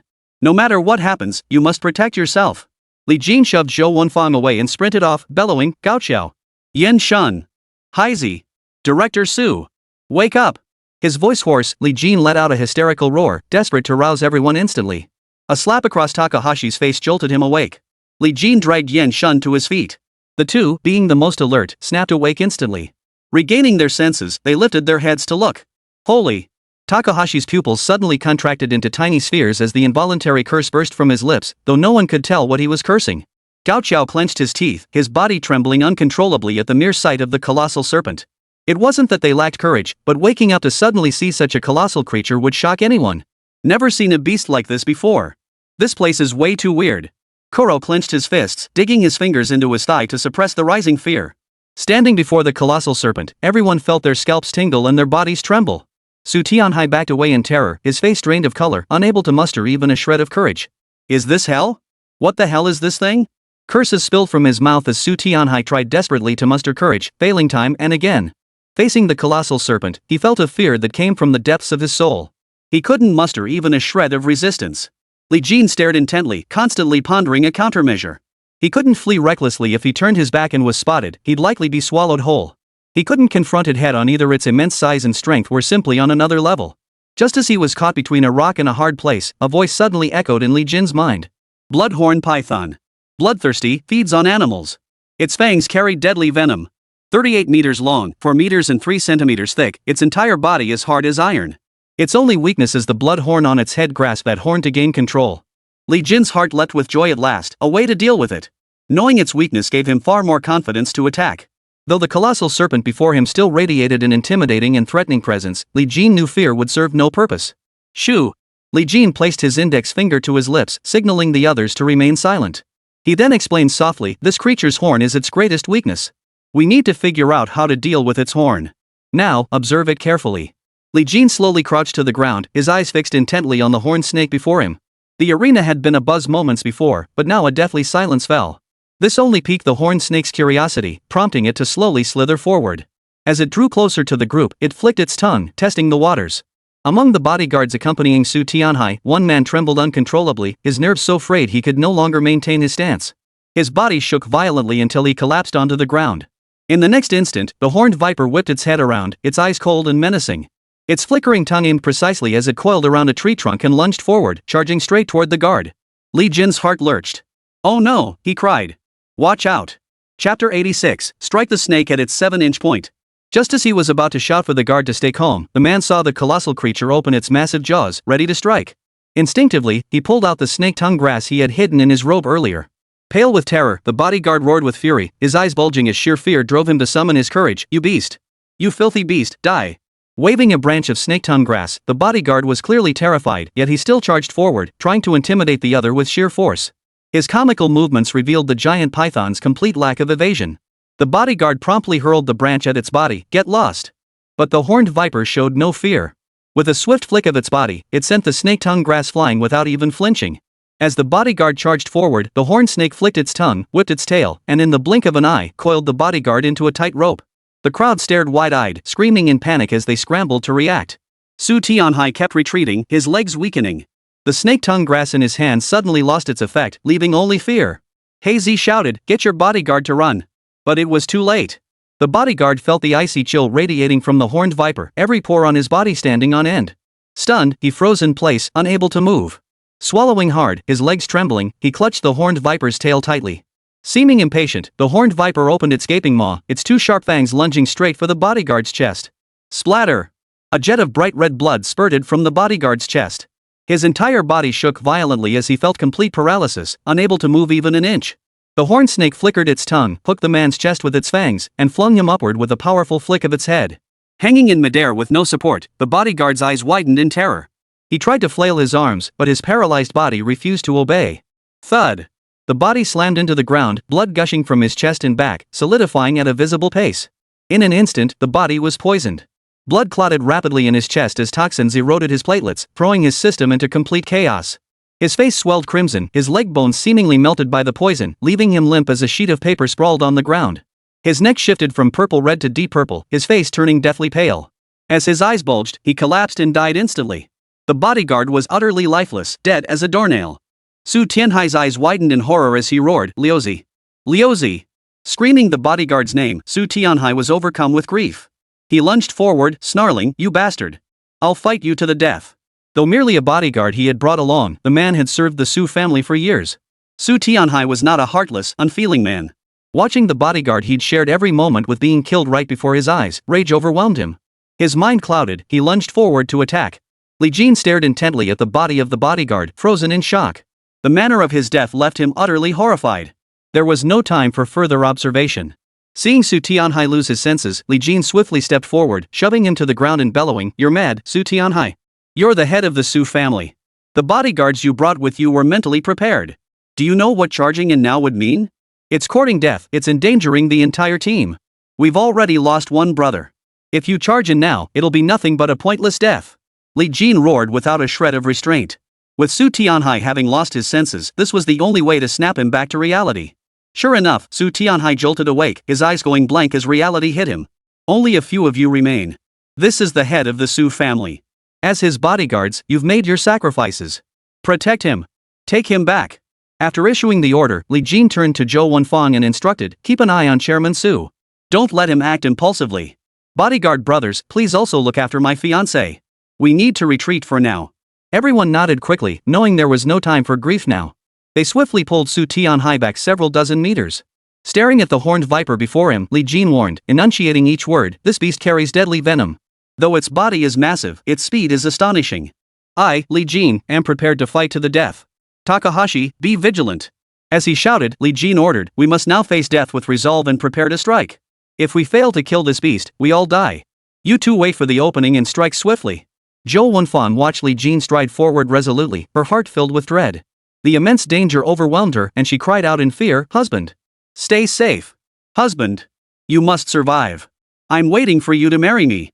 Screaming at the top of her lungs, Zhou Wenfan's voice nearly cracked. But no one mocked her for her emotional outburst. Instead, they all looked at her with respect. Li Jin slowly turned his head, his eyes filled with tenderness. He whispered softly, "Don't be afraid. Your husband is still here. I'll protect you." With that, Li Jin turned without hesitation, clenched his teeth, and glared with fury, "A snake deserves to die." Li Jin swiftly drew the dagger from his waist. As its cold gleam flashed, he flipped it 3 times in his wrist. Resolute in the face of death, he unleashed explosive force from his feet, charging forward with a fierce stride. Takahashi and Yan Shun, seeing the danger, quickly flanked him on either side. Their entire mission was to protect Li Jin and Zhou Wenfang. Now was the moment to prove their worth. Since Li Jin charged into the center to create an opening, they knew their mission, assist Li Jin and slay the giant python. Despite the vast disparity in size, strength, and speed between them and the giant serpent, neither showed the slightest fear. Flanking him on either side, they suddenly asked, "Do we have a plan? How do we strike? How do we attack?" Li Jin spoke rapidly, issuing his orders, "Strike the snake at its weakest point. Right now, that giant snake's weak spot should be around that tree. It's still observing us. Once it charges, find its position immediately and stab it fiercely with your daggers. By any means necessary, break its weak spot. Shatter it." Roaring with overwhelming momentum, Li Jin added a warning, "Stay safe. Don't get wrapped by its tail. Once that happens, there's no escape. If anything goes wrong, prioritize taking down the snake. Don't worry about me. Got it?" Takahashi and Yan Shun froze in shock, watching Li Jin charge forward. "Brother Jin, you're going in head-on? That's far too dangerous. It's completely impractical." Li Jin's eyes flashed with resolve as he snapped back, "Whether it works or not, if we don't try, we'll never know. I'll grab its horns and strike hard. Don't let me down." The two reached out to shout a warning, but before their words could escape, Li Jin bent down to pick up a stone as he charged forward, then flicked his wrist violently. Clack! Chapter 87, The Horned Snake's Defeat. Clack! The snake's body cracked with a sharp sound as Li Jin closed to within 3 meters of its head. The horned snake felt little pain after all, it was just a stone, barely a scratch. But when it saw the human daring to provoke it from the side, it instantly erupted in fury. As a colossal serpent, it had devoured countless foes. The creature before it, whether in size or speed, was as different as heaven and earth. To the horned snake, this was nothing more than a mere insect, daring to challenge the majesty of the king. Swish! The horned snake's head whipped around, lunging viciously toward Li Jin. Li Jin's pupils contracted sharply. He fought to control his emotions, maintaining his composure while gripping the dagger in his hand even tighter. As the horned snake opened its gaping maw, its terrifying visage poised to swallow Li Jin whole. Zhou Wenfang turned deathly pale, drained of all color. Her eyes widened in shock, the muscles at her temples twitching uncontrollably. Trembling violently, tears streamed down her face as she screamed, "Li Jin!" As the gaping maw drew ever closer, Zhou Wenfang abruptly closed her eyes, covering her face with both hands, unable to bear witness. Li Jin's eyes locked onto the giant serpent. Unexpectedly, its speed slowed. A flash of white light flickered in his eyes. Li Jin's body shot forward, soaring into the air. Yet the gaping maw continued to pursue relentlessly behind him. Moments later, Zhou Wenfang heard the arena suddenly fall silent. Her heart raced as if pierced by 1,000 silver needles. Zhou Wenfang trembled, frozen in place, her voice hoarse and strained. Li Jin. Did something happen? She struggled to maintain her composure, but tears welled up like a spring. Seeing no response from those around her, she summoned her courage and abruptly opened her eyes. The next second. Hurry! Hurry up! Move faster! Yen Shun jumped down from the treetop. Takahashi! Don't be afraid! Li Jin's shouts echoed relentlessly, his words filled with urgency as he barked orders, constantly urging Yen Shun and Gao Qiao to move. In the urgency, Li Jin twisted his body violently, narrowly evading the giant python's attack. In midair, he flashed forward and seized the creature's blood-red horn with a firm grip. Takahashi and Yen Shun's eyes lit up with joy, and they immediately sped up their movements. I've got it! Li Jin's hands clamped down on the blood horn like eagle talons. A dagger clenched between his teeth, he braced against the serpent's momentum, swaying violently as he slammed the blood horn down. Hurry! Urging them repeatedly, Li Jin clutched the blood horn tightly, steadying his stance before delivering a powerful punch. The horned serpent winced in pain. Its tail twisted unnaturally, its body swaying uncontrollably, its movements suddenly slowing. The tail rose, the horned snake glaring fiercely at the human atop its horns before slamming down with brutal force. It aimed to wrap its tail around Li Jin and strangle him to death, but unfortunately, Li Jin was in a blind spot. Even if the horned snake exerted every ounce of strength, it simply couldn't reach Li Jin's body. Under pressure, Takahashi unleashed explosive power from his legs, charging forward swiftly. He grabbed the treetop and threw his weight downward, slamming hard onto the horned snake's body. Found it! The vital spot is right here. There's a ring of red marks. Roaring his response to Li Jin, Takahashi's body slid, nearly causing him to fall. Li Jin bellowed hysterically, "Strike! Don't worry about me! Yen Shun! Jump down and attack! Kill the python first!" Yen Shun, seeing Takahashi succeed, had intended to assist Li Jin. Witnessing the situation, he leapt down instead, driving a branch in his hand deep into the horned viper's tail. At the same moment, veins bulged on Takahashi's arm as he gripped his dagger tightly and thrust downward with all his might. Thud! A former Special Forces soldier, Takahashi aimed precisely, driving the dagger into the vital spot. Without a moment's hesitation, he raised his wrist again and brought it down with brutal force. The force was immense, his expression savage. Gritting his teeth, Takahashi delivered over a dozen stabs in mere seconds. The horned snake's vital point was wounded, blood spurting forth, all of it a vivid blue liquid. Pain made its entire body tremble. The horned snake writhed frantically, its head smashing violently against the ground. It tried to coil its tail around the enemy at its vital point, but Yen Shun, using the powerful momentum from his high fall, drove a sharp branch deep into its tail, embedding it 3 feet into the ground. Now, any movement of its tail brought excruciating pain. Its head slammed against the ground as it tried to shake off Li Jin. But Li Jin's hands erupted with immense strength, clenching tightly into the blood-stained horn, refusing to budge an inch. The horned snake thrashed its blood-red horns like a mad beast, twisting its front body as its nearly 30-meter-long snake body coiled like a rope. Watching from afar, Zhou Wenfang's heart lurched. She bellowed urgently, "Li Jin! It's going to shake you off!" Su Tianhai watched with his heart pounding, roaring frantically, "Watch out! Hold on tight!" Li Jin gritted his teeth, summoning every ounce of strength. The dagger at his lips plunged deep into the soft flesh of the bloodhorn. Boom! The horned snake, pained, could not roar in fury. Instead, it thrashed its head helplessly against the ground in rage. Li Jin's eyes narrowed to slits, a fierce glint flashing in them as his bloodlust was fully ignited. "You beast! I'd rather be shaken to death than let go." A battle between man and serpent had begun. Takahashi watched Li Jin in peril, his heart racing with anxiety. Without a moment's hesitation, neither of them moved to rescue him. They knew that the only way to keep Li Jin safe now was to relentlessly strike the snake's vital points and tail. Only then could they make the horned viper fear them. Takahashi's eyes blazed crimson. Regardless of the blood-soaked blue liquid at his side, he roared like a madman, his words rapid and frenzied. "Kill! Kill! Kill! Blade to flesh, blade to flesh!"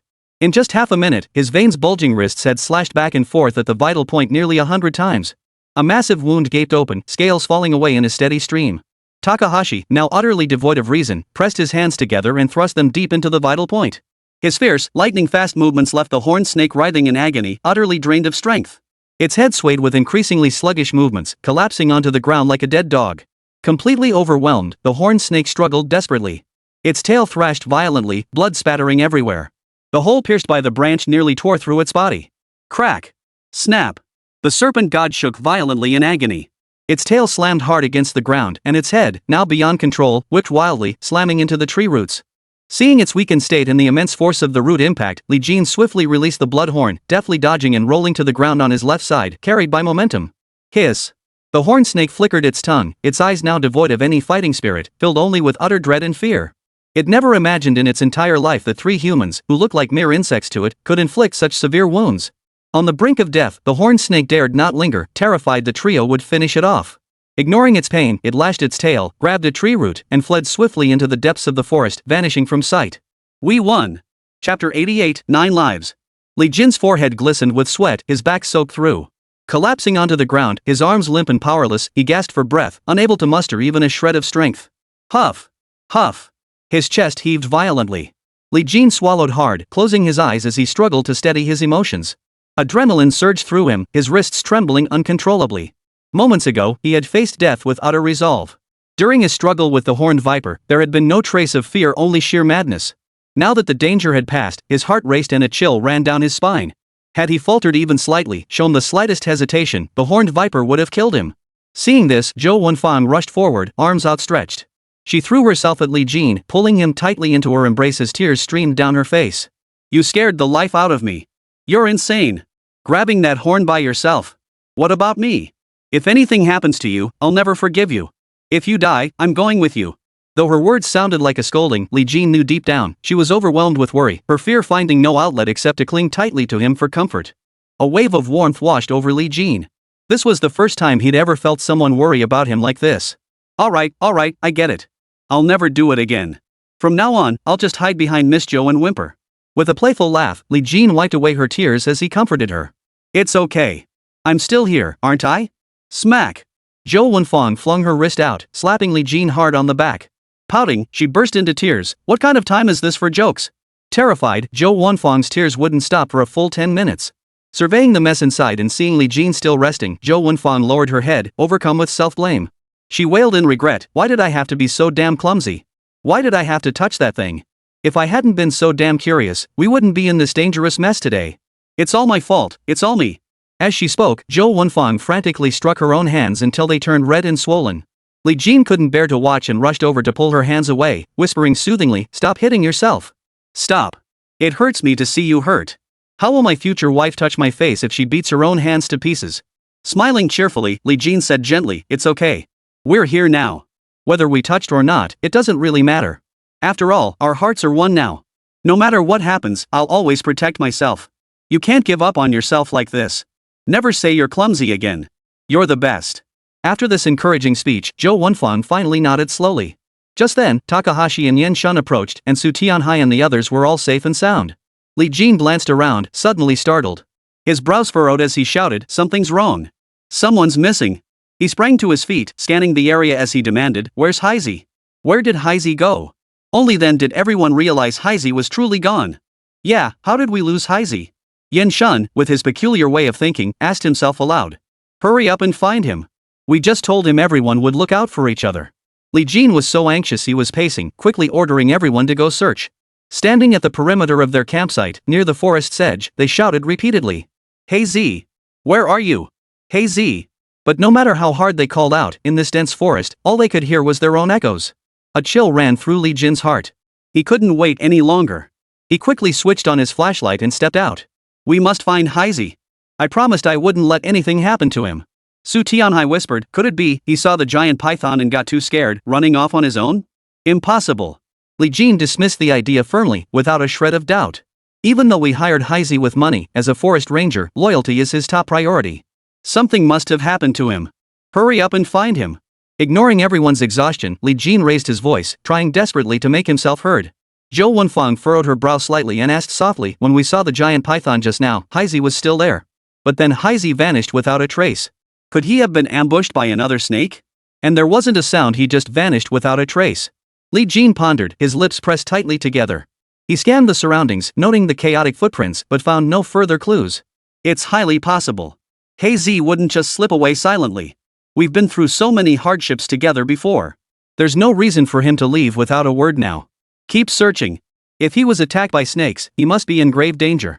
With that command, Li Jin swung his arms and was about to take a step forward. At that moment, snap! Hearing the sound, everyone turned around, eyes wide. The sound emanating from the thicket startled Li Jin, who quickly ordered, "Go check it out." Did you all hear that? Seeing everyone nod, Li Jin swiftly parted the thick undergrowth. Ignoring the pain in his hands, he kicked aside the dense vegetation. Li Jin froze instantly. Here! He called back over his shoulder, then scrutinized the figure lying on the ground. His face was deathly pale, his body covered in soot, his clothes torn and tattered. A pair of conspicuously worn straw sandals lay discarded on the ground. Hazy's arms bore several deep gashes. He was unconscious now, utterly lifeless. Li Jin called out to Gao Qiao and Yan Shun. Together, the three men lifted Hazy out. Without a moment's delay, Li Jin shouted, "Help! Someone help! Water! Water!" Zhou Wenfang hurriedly pulled a water bottle from her backpack and handed it over. Li Jin, unconcerned about wasting it, poured the entire contents onto Hazy's face. Takahashi murmured softly, "Let me take a look. I have some first aid experience." With Takahashi and Yan Shun working together, Hazy's body jerked violently. He opened his eyes and began coughing harshly. Cough, cough. Quick, drink water. Takahashi supported Hazy's back as he slowly sat up, then hurriedly poured several large gulps of water into his mouth. Don't talk yet. Let the water settle.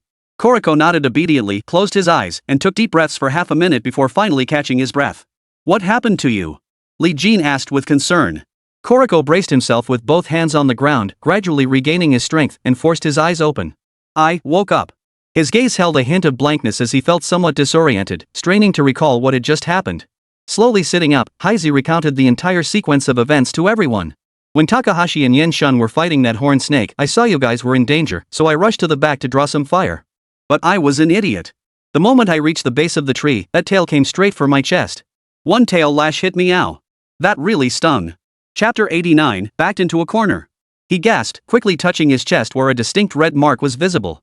Only then did everyone realize the horned viper had flung Hazy away with its tail, knocking him unconscious. Seeing Hazy recover after a moment's rest, Li Jin finally relaxed a bit. Helping Hazy stand and take a few steps, Li Jin asked repeatedly, "Are your ribs okay? Nothing hurt inside?" Hazy flexed his arms and chuckled, "Don't underestimate me. I'm a forest ranger, after all. I battle life and death in these woods every day. I've even fought black bears before. This body's as tough as iron." To reassure everyone, Hazy even hopped up and down to demonstrate he was truly unharmed. Seeing this, Li Jin stopped nagging. Glancing at the mess on the ground, he murmured, "Let's clean this up." Tidying up the wilderness? That wasn't necessary. What he meant, in truth, was the corpse lying on the ground.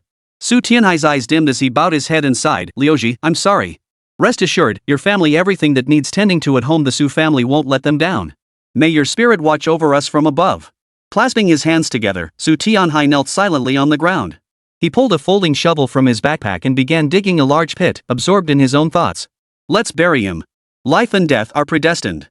He came to us alive, now he must be laid to rest. We owe it to his remains to give him a proper send-off. Hazy and Takahashi nodded slightly. Seeing Su Tianhai's anguish, they helped place the bodyguard's remains into the pit. Then, inch by inch, they covered him with earth. Su Tianhai felt a deep sorrow welling up inside him. He sighed repeatedly, his eyes lowered as he shook his head. It's all my fault. I shouldn't have brought them along. Seeing his poor state, Li Jin hurried forward to console him. Chairman Su, there's no need to dwell on that. Feeling guilty is only human. But if you lose all confidence because of the bodyguard's sacrifice, it won't help you in the slightest on the road ahead. Before we came, I believe you made it clear to everyone involved, every single person here, whether Takahashi, Yan Shun, or even myself, was prepared to face death at any moment. Those who have departed cannot be brought back. We must focus on the long road ahead and keep moving forward. Takahashi and Yan Shun nodded slightly, murmuring their agreement. This place is fraught with danger. Life and death are the norm. Sometimes, dwelling too much on it only clouds our vision. Jin Gu speaks wisely. Those who depart cannot be held back. We must press onward. Su Tianhai pressed his lips together and answered firmly, right. Forward. His gaze hardened as Su Tianhai clenched his fists, gritted his teeth, and took a step forward, never looking back. The group pressed onward along the path. After the peril of the horned snakes last time, Li Jin knew there could be no room for complacency. He must maintain complete vigilance. Because of his special abilities, Li Jin volunteered to walk at the front. No matter what happened, he could react quickly. Heizi followed closely behind him, while Takahashi and Yen Shun guarded the rear positions. They kept watch for any sudden threats from behind while also looking out for the others. As for the remaining Su family bodyguards, they could only stay close to Su Tianhai and Zhou Wenfang, guarding them closely. Li Jin glanced up at the sky, his brow furrowing slightly. I feel like something's weighing down my chest, making it hard to breathe. Everyone, hurry up. Bear with it for a bit longer, everyone. We'll pick up the pace now and rest later. We haven't fully exited this forest yet. I fear more horned vipers may appear. That last one nearly wiped us out. Another encounter would be certain death. And in a forest this vast, there's bound to be more than one. Hurry up! The constant urging spurred Li Jin to quicken his pace. For some reason, a warm surge of energy coursed through his body, filling his limbs with unexpected strength. But just then, Zhou Wenfang hurried forward and shouted, Li Jin! Wait! Stop! Her voice fell, her expression filled with panic. Turning around, Li Jin saw Zhou Wenfang's face was deathly pale, devoid of any color. Sweat beads covered her forehead. Hurrying to check on Su Tianhai's condition, Li Jin sighed helplessly. Alright, let's pause for now. He had thought Su Tianhai could endure much longer after the previous rest, but now, his face was completely drained of color, his clothes soaked through with sweat, his breathing labored, and his legs trembling uncontrollably. There was no doubt he would stumble and fall at any moment. Realizing both men were physically exhausted and unable to continue, Li Jin had no choice but to give orders. You lot, protect your family head. Takahashi, you stay behind to look after Zhou Wenfang and Director Su. Ensure everyone's safety. If you hear any commotion, shout immediately to alert us. Zhou Wenfang furrowed her delicate brows in curiosity. You're going out? Yes. Li Jin nodded, gazing into the distance with a grave expression. He murmured, we can't afford to rest like this. The road ahead is long. If we keep getting drained by the beasts in the forest, trouble is bound to come. Heizi! Yen Shun! Calling out, Li Jin summoned the two men and instructed, you two follow me. We'll scout ahead first. Since the rear group can't move now, we need to assess the situation. It'll make the journey easier for everyone later. These 4 walkie-talkies have ample battery life, and I've brought plenty of spare batteries. We'll use the walkie-talkies to stay in contact. Once we've moved a kilometer ahead, you must remain constantly vigilant. Heizi nodded first in agreement. Takahashi and Zhou Wenfang quickly assured him, don't worry, we'll be fine. Li Jin glanced at Takahashi, feeling little concern. Leaving one of his own behind gave him peace of mind. He'd witnessed both Takahashi and Yen Shun's capabilities. Moreover, they were men of honor who wouldn't betray him. They would certainly protect Zhou Wenfang. As for Su Tianhai, his bodyguards were more than enough to keep him alive. Li Jin felt little psychological pressure as he strode ahead to lead the way, continuing forward with Heizi and Yen Shun. Along the way, Heizi scanned the surroundings like a radar, maintaining utmost vigilance and alertness as he constantly surveyed the area. Noticing this, Li Jin felt a surge of respect. To lighten the mood, he chuckled, why so cautious? How could I not be? Heizi replied without taking his eyes off the surroundings, his voice low. I really don't want to encounter that horned snake again. That thing was terrifying, I've never seen anything like it. 4 meters thick, damn, it was 4 times my size. We can't risk another direct confrontation with any beasts. If anything feels off, we retreat immediately. We can't afford another mishap now. An accident means death. Li Jin's expression darkened instantly. He nodded solemnly, all traces of jest vanishing. Understood. Chapter 90, The Fierce Tiger Guarding the Bridge. Soon, the trio arrived at the edge of a dense forest. Inside, the forest was filled with red-flowered trees, their vibrant crimson blossoms stretching out in a dazzling expanse. At this moment, none of them paused to admire the so-called red flower forest. Instead, their vigilance heightened. Since entering this territory, they had come to believe one truth. The more beautiful the place, the more dangerous it was. Yen Shun drew his dagger early, sliding it along his wrist to keep his palm dry. Alert as black cats, they stared intently ahead. With one on each side, Li Jin found himself somewhat helpless in the middle. I hear water. Yen Shun whispered the warning, stepping forward to lead the way. I'll guide us. Stay alert. If danger arises, retreat immediately. Leave me behind. The trio pressed onward, only to encounter a thicket of bushes. Heizi halted, lifting his toes to peer over the top. Li Jin gently parted the tangled branches, peeking out just enough to observe. The sight before him made Li Jin freeze instantly, his body taut as a bowstring ready to fire. What's wrong? Yen Shun asked softly, stepping forward alongside Heizi. The next second, the 3 of them froze in place as if struck by lightning, unable to move an inch. Eyes wide, Heizi's heart raced. He swallowed hard, momentarily forgetting to breathe. Before them stood a tiger, its gaze fixed on the trio. Its massive body, thick paws, and powerful hind legs radiated explosive strength and destructive potential at a single glance. Its ferocious face, fangs slightly bared, fixed its gaze on the 3 as it crouched low, its tail twitching menacingly. Roar! As if growing impatient with their staring, the tiger slowly rose to its feet and let out a roar. At the slightest sound, Haizi and Yenshun swiftly pulled Li Jin behind them and retreated rapidly. The trio stood ready, tense as if facing an earthquake, locked in a standoff with the tiger. Unconsciously, they gripped their daggers tighter, feet staggered front and back, ready to defend or strike at a moment's notice. Yet half a minute passed. As the tense muscles in their backs began to ache, the tiger remained utterly still lying on the ground, its gaze fixed on the three men, eyes brimming with murderous intent. Something's not right. Watching the tigers in action, Haizi felt uneasy despite the fierce glare and occasional threatening growls. Yenshun looked at the others in confusion and whispered, "What's going on? It's not attacking?" Li Jin frowned deeply, pursing his lips as he pondered. Haizi rubbed his chin, equally perplexed. Logically, tigers are savage creatures. They'd attack any prey or intruder in their territory the moment they spotted it. But this one, why is it just lying down to sleep? Something's not right. While Haizi analyzed, Li Jin's eyes fixed intently on the rear. He murmured, "It's not that it won't attack us. It's guarding something. As long as we don't provoke it or touch what it's protecting, it shouldn't attack us proactively for now." Both men nodded slightly, though profound confusion lingered. Yenshun couldn't help but ask, "What is it protecting? This is too unusual." Seeing all those pythons inside, ready to attack at the slightest provocation, now spotting a tiger. "I'm still not used to it." Li Jin ignored the remark, his eyes fixed intently on the scene. "See behind the tiger? About 100 feet away, there's a stone bridge built from piled up rocks. Look at the path over here, leading to the river over there. After that exit, the only new entrance is here. And this stone bridge is what the tiger guards. It's also the path we absolutely must take." Haizi clenched his fists, realizing something was terribly wrong. "Then that proves, even if the tiger doesn't seem to be attacking us, we still have to take it down. Otherwise, we won't be able to move forward at all." "Right. We must defeat it, and without taking any damage. We can't afford too many setbacks." Li Jin took a deep breath, feeling the situation grow increasingly precarious. They'd finally found a way out, yet now faced a tiger ahead and a snake behind. They were truly caught between a rock and a hard place, with no easy way out. Yenshun stepped lightly on the stones beneath his feet, wiping his dagger with the sap of green grass to conceal the weapon. Then, habitually snapping off a blade of foxtail grass to hold between his teeth, he murmured, "Brother Jean, what do we do now? Do we fight that tiger, or not?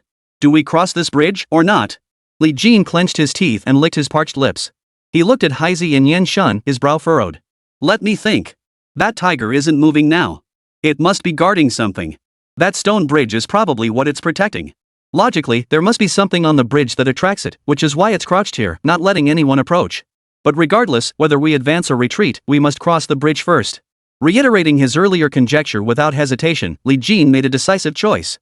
His eyes hardened. "We have to act. Even a good dog won't block the path. A tiger lying in wait before the stone bridge? That's downright arrogant." Clenching his fist, Li Jin flicked his dagger through the air, then bent down to scoop a handful of dirt into his palm. He tapped it lightly, keeping his palm dry while inhaling the earthy scent deeply. Only then could he calm his mind and control his emotions. Seeing the two men poised and confident, Haizi wasted no more time, his worries vanishing. "Fine. Since you want to fight, I'll take your bet.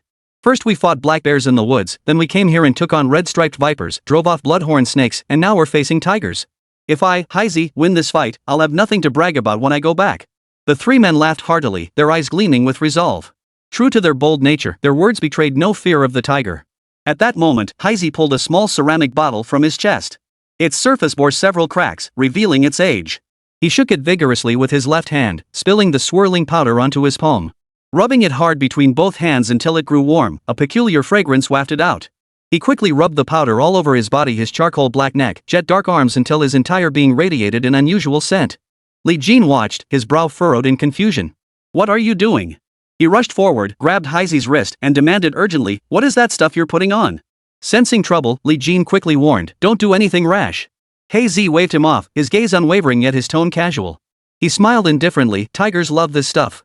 When we hunted in the woods before, we'd smear it on traps to lure them in. Now I'll go out as bait.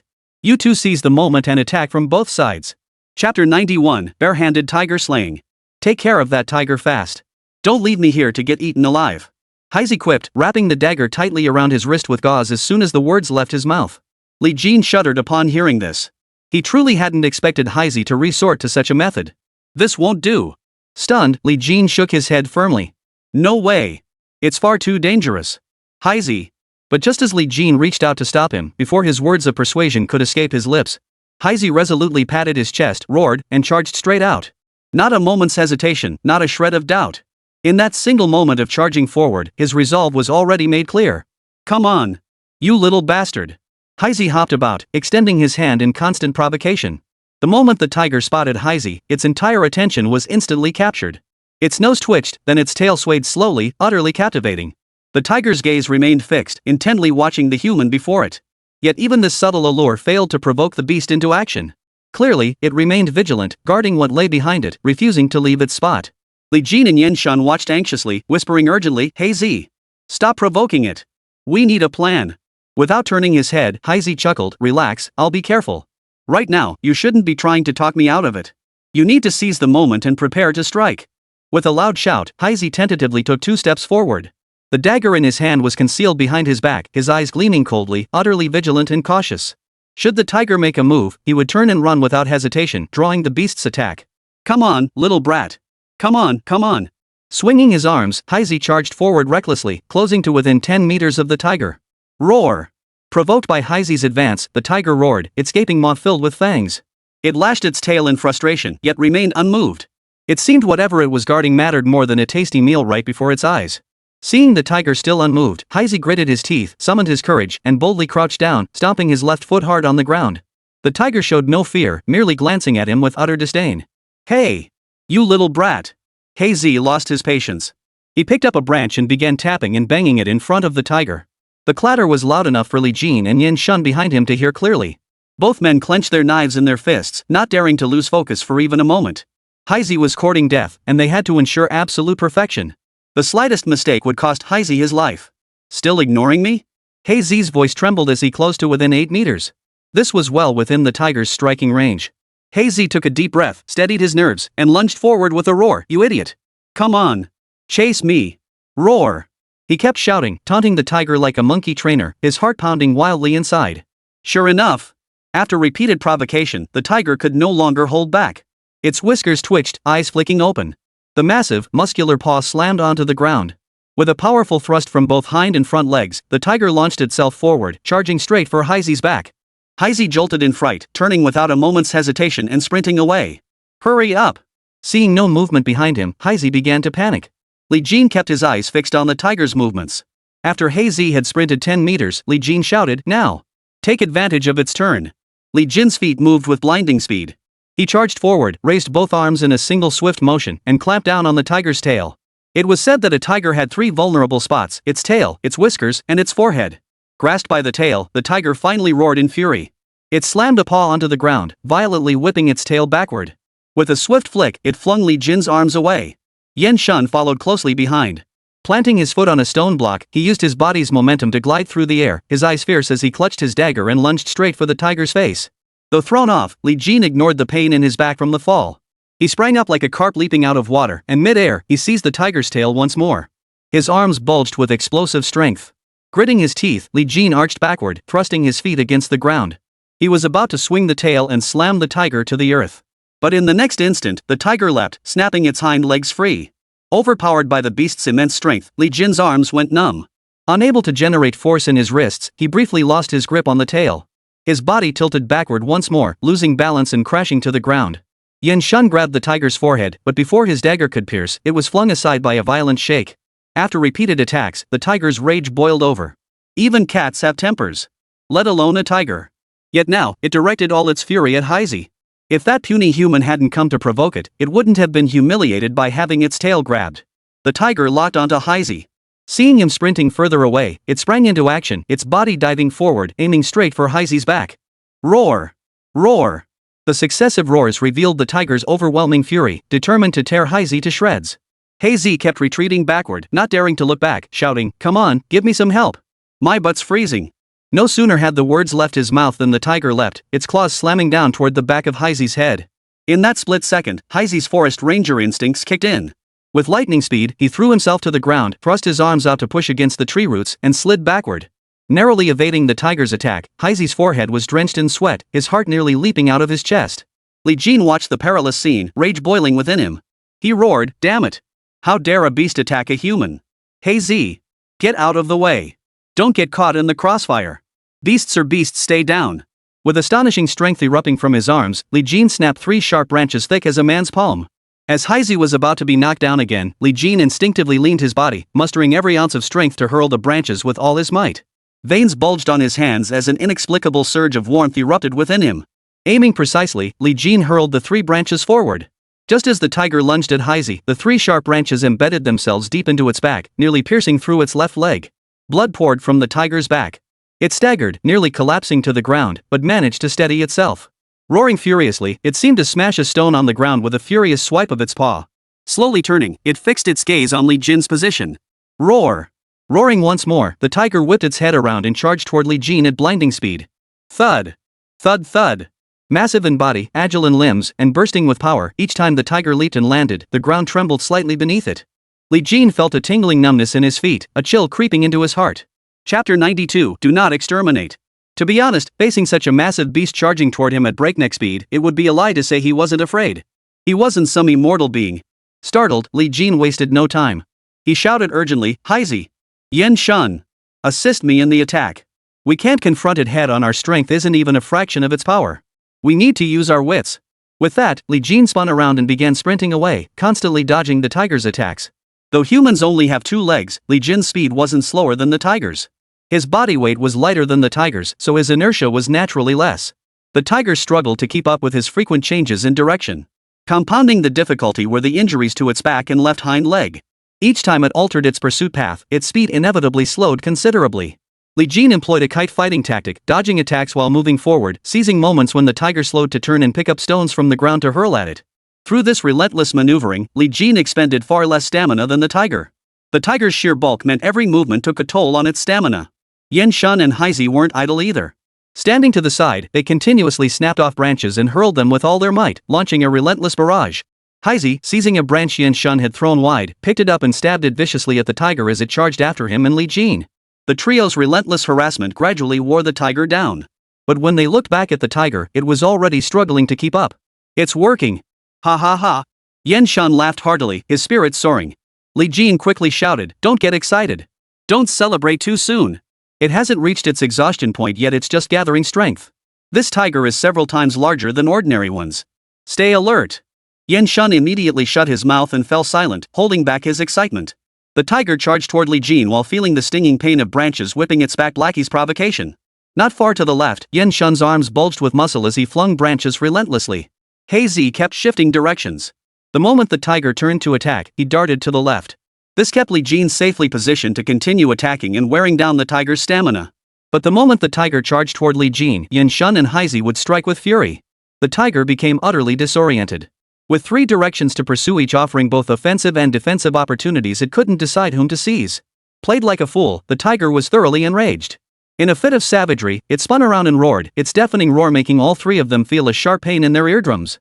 What kind of monster was this? Jin! Watch out! The tiger seemed to have its own cunning plan. It turned to chase Heizi, but when Li Jin stepped forward, it suddenly spun around.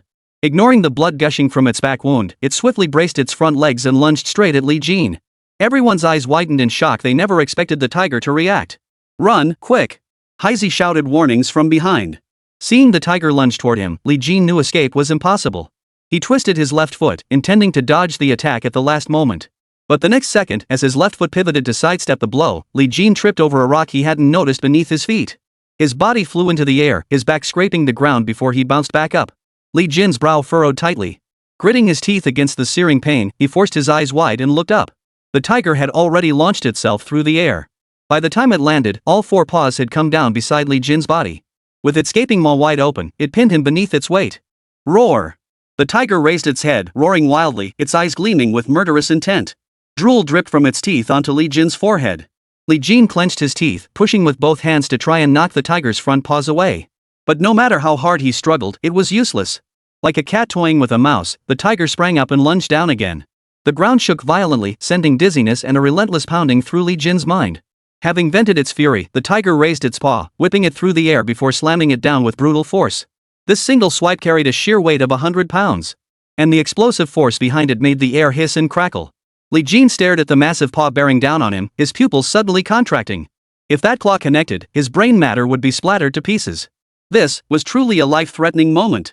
At this critical moment, Heizi hesitated not a second. He charged forward, bellowing, "You beast! How dare you! His voice boomed, loud and resonant. The tiger sensed danger behind it, its paw pausing momentarily. Yet the next second, it swung down, aiming straight for Li Jin's head. Yan Shun's eyes locked onto the tiger. Being closest, he seized that split second. Like a wild beast, his eyes glowing green, he miraculously scrambled onto the tiger's back and thrust a branch he clutched in his arms downward with all his might. Die! Die! Die! His eyes turned bloodshot as he roared repeatedly, every ounce of his animal instincts unleashed.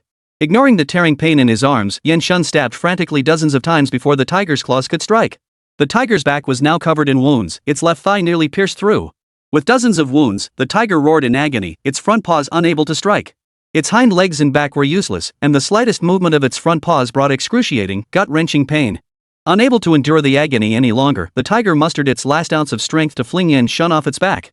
With a violent leap, it hurled him several meters away. Seeing the tiger rise, Heisei unleashed unprecedented strength, charging forward with a fierce step. Baring his teeth, he grabbed Li Jin and yanked him behind him. SSS-grade. Li Jin's back scraped across the grass, his clothes torn to shreds. The gashes on his back were stained with blood. Now, having been saved and given a new lease on life, he had no time to dwell on the pain.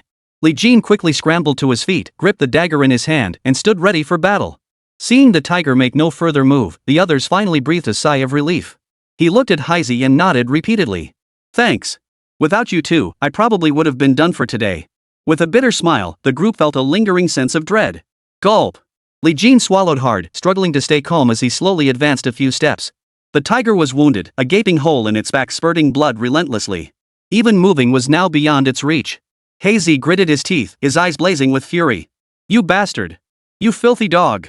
You just chased me down and bit me. Are you some vicious dog trying to steal my food or what? He slammed his stick to the ground, rolled up his torn sleeves, and snarled, You think you're tough now, huh? Where's that swagger you had earlier? Where's that ferocity? What happened to your skills? The tiger lay on the ground, barely alive, its belly exposed, showing no sign of aggression. After a moment's inspection, Heisei suggested, Looks like this beast has no strength left. Should we just slit its throat and finish it off? Chapter 93, The Erie River. Though phrased as a question, his words carried his own conviction. I think we should kill it. For one thing, we can have some roasted meat. For another, this beast doesn't seem ordinary. Killing it might also intimidate other animals. At the very least, it's all upside with no downside. Besides, what if this beast recovers later and comes after us again? Li Jin squatted down, leaning close to the tiger's mouth. The creature seemed to be in immense pain, lacking even the strength to open its mouth. Sigh. Sighing softly, Li Jin murmured, It's already lying on the ground. I don't see much threat left. I don't think we need to finish it off. After all, these creatures possess a certain spirit. Killing too many will only stain our hands with more blood. Let it lie there for now. Whether it survives is up to fate. Our priority is to check the river channel, that's what matters most right now. With that, Li Jin stopped moving and stepped forward.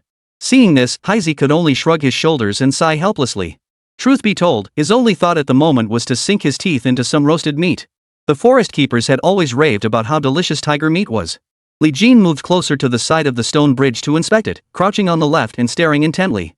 A sharp gleam flashed in his eyes, allowing him to see even the smallest pebbles in the distance with crystal clarity. After careful observation, Li Jin suddenly shouted, Got it! I've got it! Heisei and Yan Shun moved closer, curiously asking, What did you find? The two scrutinized the stone bridge before them but saw nothing unusual, utterly baffled by Li Jin's excitement. There's a passageway.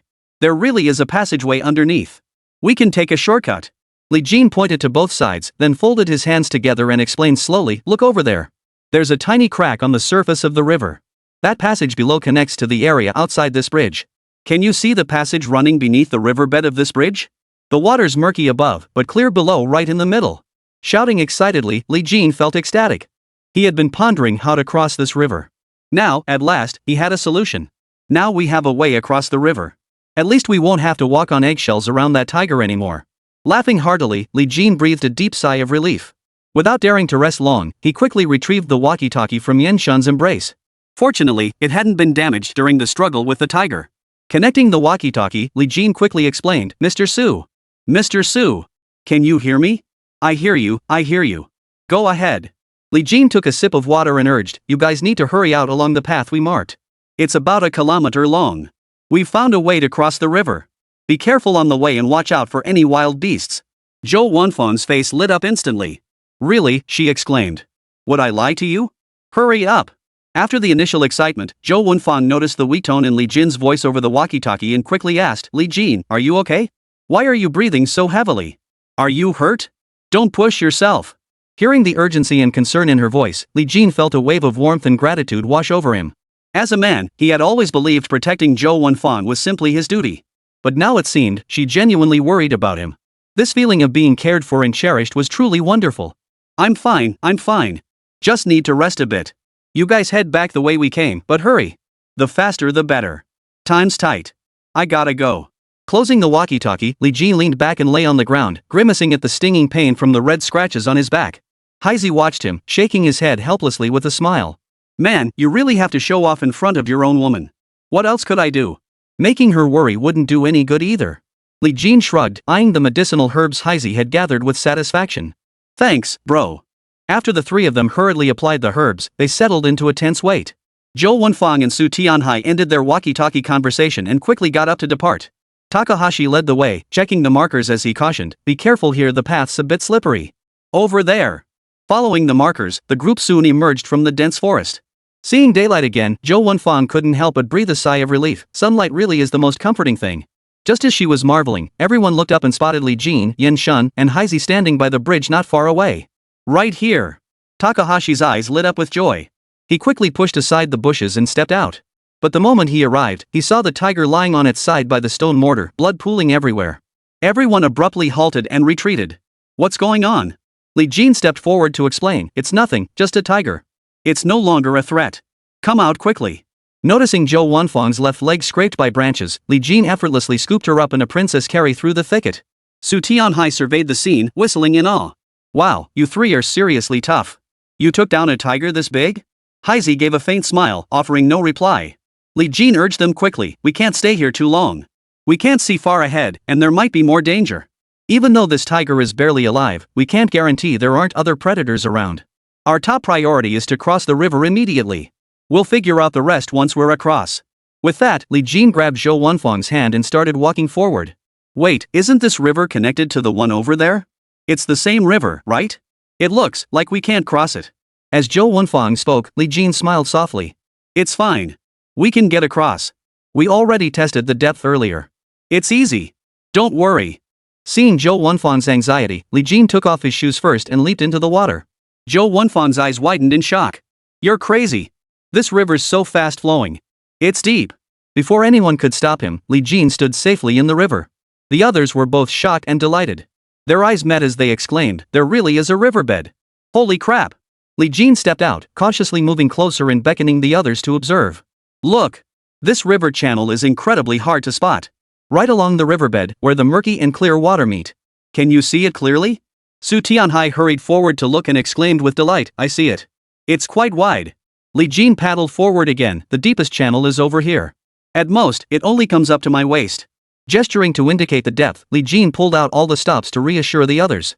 Under Su Tianhai's expectant gaze, Li Jin moved inch by inch, cautioning, when we cross, don't rush. Chapter 94, A Moment of Peril. The current is strong, but the banks offer some protection on either side. Keep your balance steady.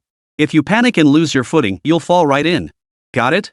Seeing everyone nod, Li Jin climbed onto the bank and urged, hurry up, you go first. I'll bring up the rear to prevent any accidents. As soon as he finished speaking, Li Jin urged again, come on, everyone. Hurry up. No way. Hearing this, Yan Shun immediately stepped forward, shaking his head sternly. I refuse. I came here specifically to protect you all. Now Brother Jin wants to bring up the rear? Absolutely not. Yan Shun's gaze was unwavering as he looked at Li Jin and spoke softly, no one knows what lies ahead. Safety comes first. If you go alone to cover our rear, I fear something dangerous might happen. This task must be entrusted to me. Li Jin glanced at Yan Shun and sighed inwardly. He understood Yan Shun's concern for his safety, but after everything they'd been through together, they'd all grown attached to one another. Li Jin understood his concern, yet feigned anger, his expression stern and unyielding, what I say goes. You're here to protect us, but crossing the water ahead is also dangerous. I must bring up the rear. This is an order. Unless you intend to break our earlier promise. Li Jin stared at him, feeling a pang of helplessness. Yan Shun opened his mouth, a hint of grievance in his voice, but I am. Just as he was about to explain, Takahashi, standing nearby, sensed Li Jin's thoughts. He quickly stepped forward, gently pulling Yan Shun aside and whispering, Yan Shun, regardless of who goes first or last, doesn't it matter as long as we all cross the river safely? What's there to argue about? Since Brother Jean has spoken, we should follow his lead. Let's not waste any more time on this. With that, Takahashi grabbed Yen Shun and pulled him along, accepting the arrangement without further discussion. As the vanguard, Heizi naturally took the lead. I'll jump down first to check. With that, Heizi stood at the edge and leaped, deliberately adding force to his descent. Splash! The river gently buoyed Koriko's body. His feet landed in the mud. Koriko breathed a sigh of relief, looked up, and grinned, all clear. Safe. Everyone hurry up. It's fine. I'm the guide, so of course I'd be the first one out. Now everyone hurry up. After a few shouts, Heizi reached out, pulling others steadily toward the shore. Su Tianhai gathered his courage, took a step, and slowly moved forward. Heizi gripped Su Tianhai's arm tightly, afraid he might stumble. Among the group, Su Tianhai appeared the weakest. He was even more terrified than Zhou Wunfang, the woman. Watching Heizi and Su Tianhai make their way across, Zhou Wunfang took a step forward, slowly shifting her legs. Takahashi stood nearby, repeatedly extending his hands. While politely holding Zhou Wunfang to avoid close contact, he patiently urged, this way. Step here with your feet. It won't be slippery. Zhou Wunfang focused intently on the riverbed and soon crossed safely. Next came Yen Shun. He walked to the bank, glanced back at Li Jin twice, and sighed helplessly. Knowing he couldn't persuade him, Yen Shun took off his shoes and stepped into the river. Half a minute later, Yen Shun also reached the bank. Instead of stepping out immediately, he stretched out his hand and called out, Brother Jean. Hurry up. I'll wait for you over here. Though the river seemed safe enough, no one could guarantee the last person wouldn't encounter trouble. Li Jin slowly stepped forward, removed his shoes, and stared intently at the water. For some reason, a strange feeling stirred within him. As the last one to cross, Li Jin inevitably made the crowd watching from the opposite bank tense up. Look, the water ahead is especially deep and extremely dangerous. Only the sandy areas are passable. Li Jin might have a hard time crossing now. Su Tianhai pointed at the river's surface, his eyes filled with worry. Soon, Li Jin reached the shore, standing alone. He lowered his head, scrutinizing the currents repeatedly. His brow furrowed slightly as something felt off. Normally, the ripples on the river's surface should rotate counterclockwise, but now they were spinning clockwise. Could there be something in the river? Watching Li Jin, the others had no idea what was happening. Seeing him hesitate to enter the water, they immediately shouted urgently. Li Jin! Hurry up! This place is unpredictable. Su Tianhai waved his arms frantically, shouting repeatedly. Even Gao Chao grew anxious, joining Heizi in shouting, Hurry! Hurry! Zhou Wunfang watched Li Jin halt for no apparent reason, her anxiety mounting as the river grew increasingly turbulent. She could only yell, Li Jin! What are you doing? Still contemplating the ripples on the river's surface, Li Jin's train of thought was abruptly shattered by the group's shouts. Oh, okay. Suppressing his confusion, Li Jin responded loudly. He closed his eyes, took a deep breath, and stepped forward. Splash! The river's current swept at his legs, making it difficult to maintain his balance. But after repeated efforts, Li Jin managed to maintain steady steps forward. 1 step. 2 steps. Covering less than 20 meters, Li Jin took each step with utmost caution. Seeing the river's surface calm, everyone relaxed their guard and breathed a sigh of relief. It's only 7 or 8 steps now. Just hold on a little longer and we'll be across. Takahashi slowly exhaled a breath of stale air and whispered, Yen Shun, you go ashore first. There shouldn't be any danger now. Li Jin nodded slightly, replying with a smile, right, you go first. Yen Shun turned around, took a light leap, and shook the water from his pant legs. But just as Li Jin took a step, barely half a meter from the shore, disaster struck. The river water surged inexplicably, and Li Jin suddenly felt the mud beneath his feet give way, his body losing its center of gravity. Turning around, he saw everyone staring wide-eyed. Just as he was about to take that final step, the river water suddenly and inexplicably began to rise. And at an alarming speed. Whether it was something happening beneath the riverbed or an influx of water from outside the river's flow, Li Jin swiftly reached out his arms, about to grab the grass pile on the bank. Whoosh! Whoosh! Waves churned relentlessly on the surface, knocking Li Jin off balance and sending him tumbling sideways. Zhou Wunfang's heart lurched. Her mouth gaped open as she shouted repeatedly, Li Jin! Quick! Grab the bank! Li Jin! In her panic, Zhou Wunfang rushed forward, leaning over the bank and screaming frantically, but it was all in vain. The river rose too swiftly. With waves crashing and churning, Li Jin had no chance of escape. In the final moment, he can only stretch out his arms and leave everything to fate. But in that final instant, the clutched grass by the bank suddenly gave way. The river swiftly engulfed Li Jin's entire body. Looking around, the water level had risen at least 3 meters. Chapter 95, A Desperate Grab. The crowd, still shouting frantically, watched Li Jin vanish from sight and rushed forward en masse. Gao Qiao acted swiftly, finding a 2-meter-long branch nearby and thrusting it forcefully into the river's surface not to attack Li Jin.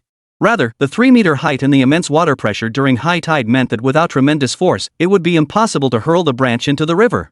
Li Jin grabbed the branch. The river rose higher and higher, blurring Li Jin's reflection until he was nothing but a faint, shadowy outline. Hazy acted decisively, flinging the hemp rope from his waist toward Li Jin. But the moment it touched the water's surface, it vanished, swept away by the current. Everyone gasped in shock, shouting frantically as they rushed forward to help. Zhou Wenfang could scarcely believe her eyes. Staggering backward, she knelt on the ground, her face pale and eyes vacant as she muttered, "How could this be? How could this be? He was fine just a moment ago. Why did the river water rise? Why?" Watching Li Jin vanish completely, Zhou Wenfang knew. This time, something truly terrible had happened. Unable to contain her panic any longer, tears streamed down Zhou Wenfang's cheeks as she burst into tears. "Li Jin! Why did you stay behind? Why? Where did you go? Li Jin, can you hear me? You can't be hurt. You can't be dead. Li Jin!" Screaming at the top of her lungs, Zhou Wenfang completely broke down. From the red-striped snake earlier to the giant python, they had endured countless life-threatening crises and survived them all. She couldn't fathom why Li Jin would meet his end in a river. Zhou Wenfang's eyes reddened and she wept like a broken doll. Just then, a familiar voice rang out. It's okay now. I'm fine, don't worry." Li Jin offered reassurance before rolling up his sleeves and wringing the water from his pant legs. What a hassle. This still needs to dry for a while. With a chuckle, Li Jin exchanged a glance with Yan Shun. Zhou Wenfang heard a voice near her ear and startled, her eyes widening as she quickly looked up. The instant she turned around, a flicker of joy finally appeared in her eyes. Before her stood that familiar figure Li Jin, standing tall and straight. After taking off his shirt and shaking the water from his undershirt, the distinct outline of his abs made Zhou Wenfang blush. But she had no time for admiration or shyness now. Overcome with joy, she quickly stood up, tears welling in her eyes. "You scared the life out of me. You nearly killed me." Gritting her teeth, Zhou Wenfang angrily grabbed Li Jin's arm and twisted it hard. Everyone watched, bursting into laughter. Nothing in this world is cherished more than what was lost and then regained. Puzzled, Zhou Wenfang desperately wanted to know how Li Jin had narrowly escaped death. It turned out that at the very last moment, as Li Jin reached out to grab the shore, the rushing water swept his body off balance. In that split second, his hands slipped loose. But just as the situation seemed hopeless, Yan Shun was closest to Li Jin on the bank. Already on high alert, Yan Shun ignored the raging current, reached out, grabbed Li Jin's wrist, and clutched a nearby rock. With all his strength, he yanked Li Jin onto the shore. Wow, I never expected that. Takahashi walked over with a smile, patting Yan Shun on the shoulder in admiration. Back in the unit, I always counted on you as the backbone. You were always alert, giving everyone a sense of security. Seeing you now, I can tell that skill hasn't faded a bit. Yan Shun waved it off casually, not exaggerating in the slightest. Soon, the group successfully crossed the river and pressed forward. Hey Z, take a look at this map. Li Jin, now feeling much more at ease, pulled out the map and asked Heisei to determine their direction.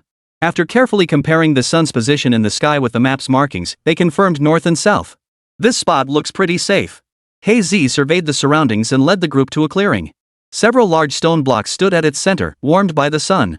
Sitting down gently, Heisei let out a sigh of relief. These past few days have been incredibly tough. Seeing Su Tianhai bent over, exhausted, leaning on his legs for support, Li Jin quickly suggested, everyone should rest here for a while. Once we've recovered a bit, we'll press on. Following his instructions, the group scattered and lay down, abandoning their usual fastidiousness. Ignoring the ice grass scratching her calves, Zhou Wenfang propped herself up with both hands, dirt caked between her fingernails. If even a girl like Zhou Wenfang looked this disheveled, what about Su Tianhai and the others? Their hair was matted and filthy, their clothes in tatters, their bodies covered in wounds large and small.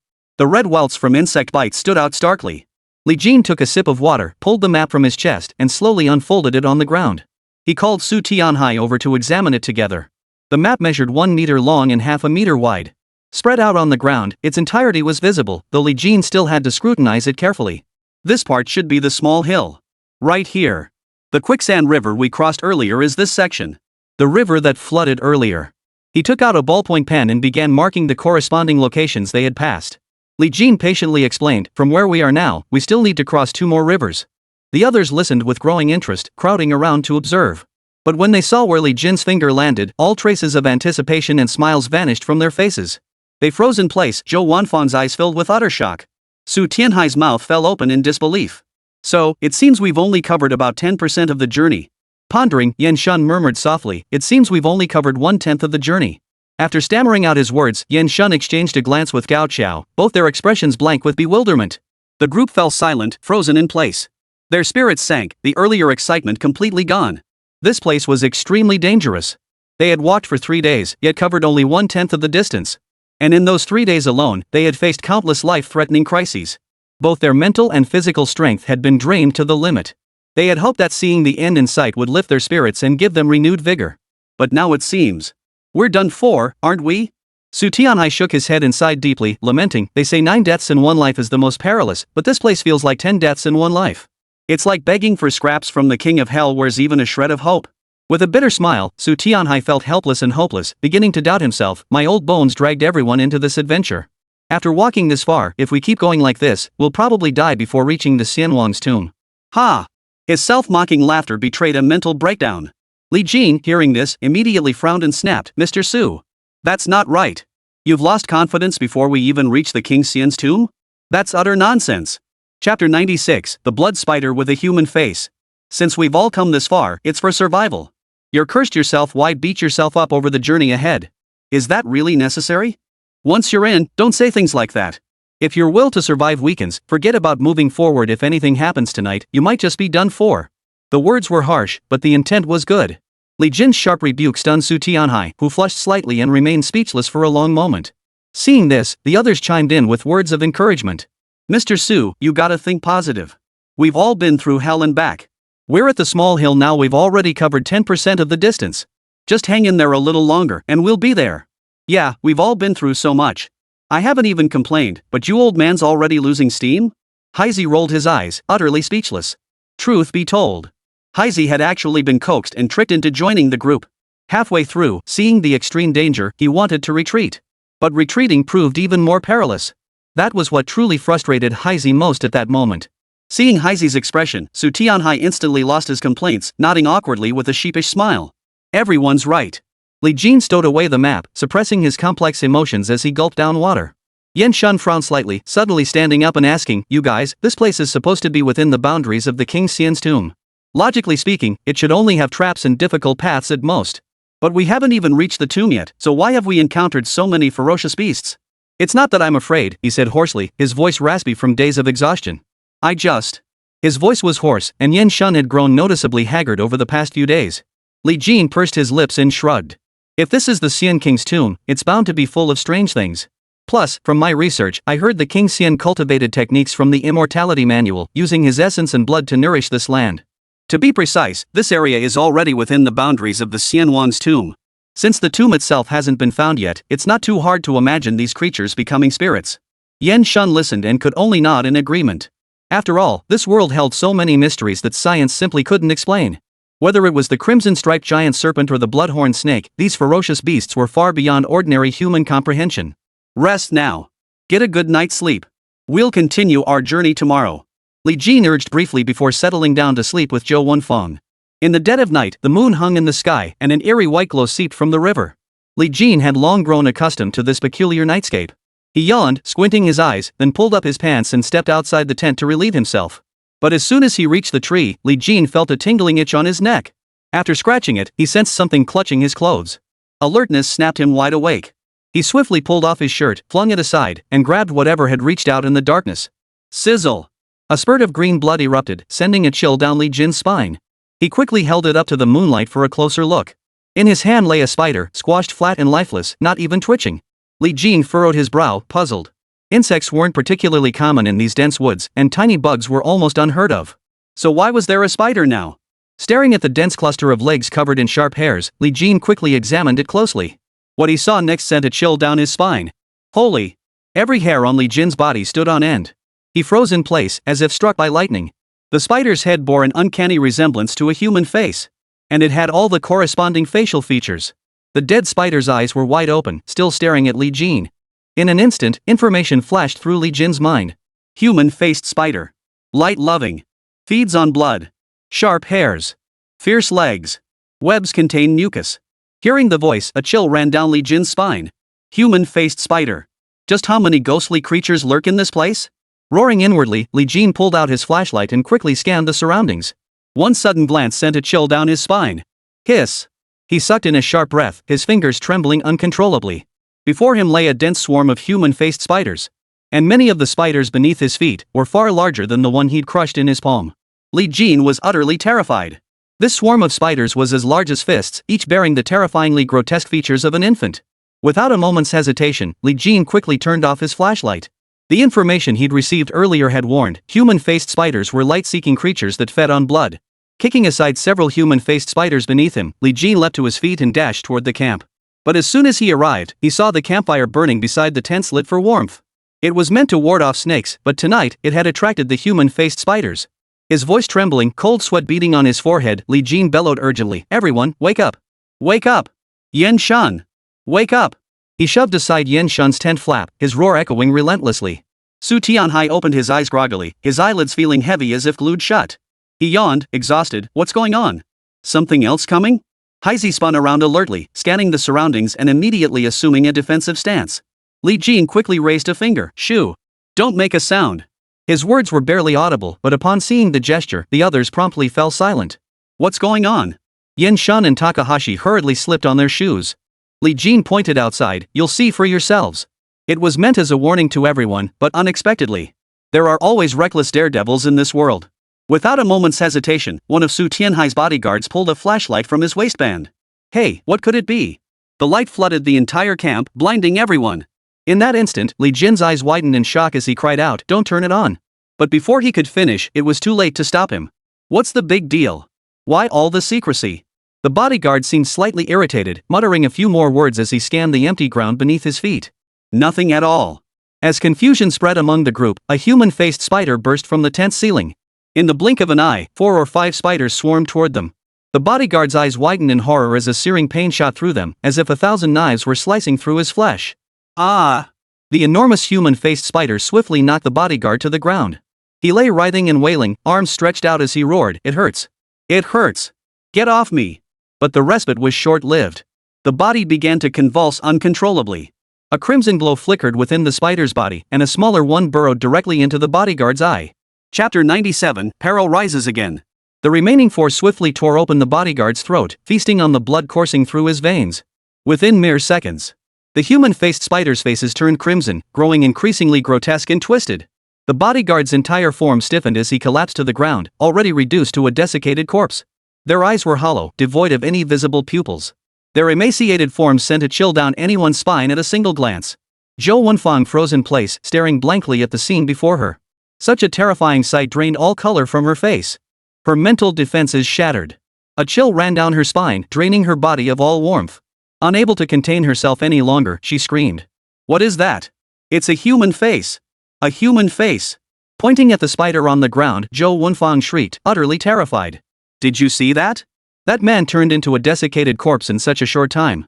He was sucked dry." Repeating the words over and over, Zhou Wenfang's face was pale and her eyes vacant. "No! No!" Zhou Wenfang suddenly jerked upright, her body tense as a bowstring. She stood frozen in place, staring blankly ahead, her shouts echoing relentlessly. Li Jin assumed she was simply terrified and disoriented, quickly reassuring her, "Don't be afraid, it's okay. I'm still here with you. I'll protect you, Wenfang. Trust me, don't be afraid." But Zhou Wenfang kept shaking her head, tears streaming down her face as she wailed, "Li Jin! Save me! My back! Something's there! A spider has already landed behind me!" Li Jin's eyes widened in shock. "Where? Hurry! Where is it?" Earlier, no one had known the true horror of the human-faced spider. That was why the bodyguard had turned on his flashlight and essentially courted death. Now, staring at Zhou Wenfang, Li Jin urgently demanded, "Speak up! Where is it?" The shout burst from Li Jin's lips, his urgency palpable. Zhou Wenfang trembled as she pointed with a quivering finger toward the area between her shoulder blades. "Here. I feel something crawling." Li Jin reacted with lightning speed. A sharp gleam flashed in his eyes as he instantly zeroed in on the tiny spider on her clothing, snatching it into his hand. Seeing the human-faced spider about to escape, Li Jin clapped his hands together with a sharp slap. Smack! A stream of black liquid flowed from his palm, blurring the spider into an indistinct mass. "It's dead. Don't worry." Seeing Zhou Wenfang show no further signs of distress, Li Jin immediately turned and bellowed, "Hurry! Put out the campfire. That's a human-faced spider, it loves light and craves blood. Don't let the spider crawl on you. Hurry!" Shoving aside Yin Shan and Gao Chao, everyone grabbed stones and branches from the ground, hurling them relentlessly at the bonfire. With repeated urgent actions, the campfire soon died down completely. Everyone stood frozen in place, not daring to move. All were frozen, staring blankly around them, occasionally lifting their legs to avoid being targeted by the human-faced spiders. Takahashi took a deep breath, his voice trembling. Don't turn on any lights. Shut down all electronic devices. Glancing once more at the desiccated corpse lying on the ground, a single look was enough to send unease rippling through the group. Yan Shun felt a chill run down his spine. Swallowing hard, he asked slowly, Jingo, what should we do now? These spiders probably won't leave anytime soon, right? And standing here isn't a solution either. Once dawn breaks, we're screwed. All eyes turned to Li Jin, their gazes urgent and tinged with hope. At some point, this young man, Li Jin, had become the group's unspoken anchor. This reliance seemed to spring from their instincts. Despite Su Tianhai having explored this place 30 years ago, yet they found themselves relying on Li Jin in every way. Aware of the imminent danger, Li Jin furrowed his brow, pressed his lips together, and racked his mind for a solution. This is tricky, and quite troublesome. If there were only a dozen or so, we could easily take them out. But I just went out to scout the forest is swarming with human-faced spiders. Now they're everywhere, inside and outside the tents. The moment they see any light, they'll leap at us and devour us whole. We simply don't stand a chance against their numbers.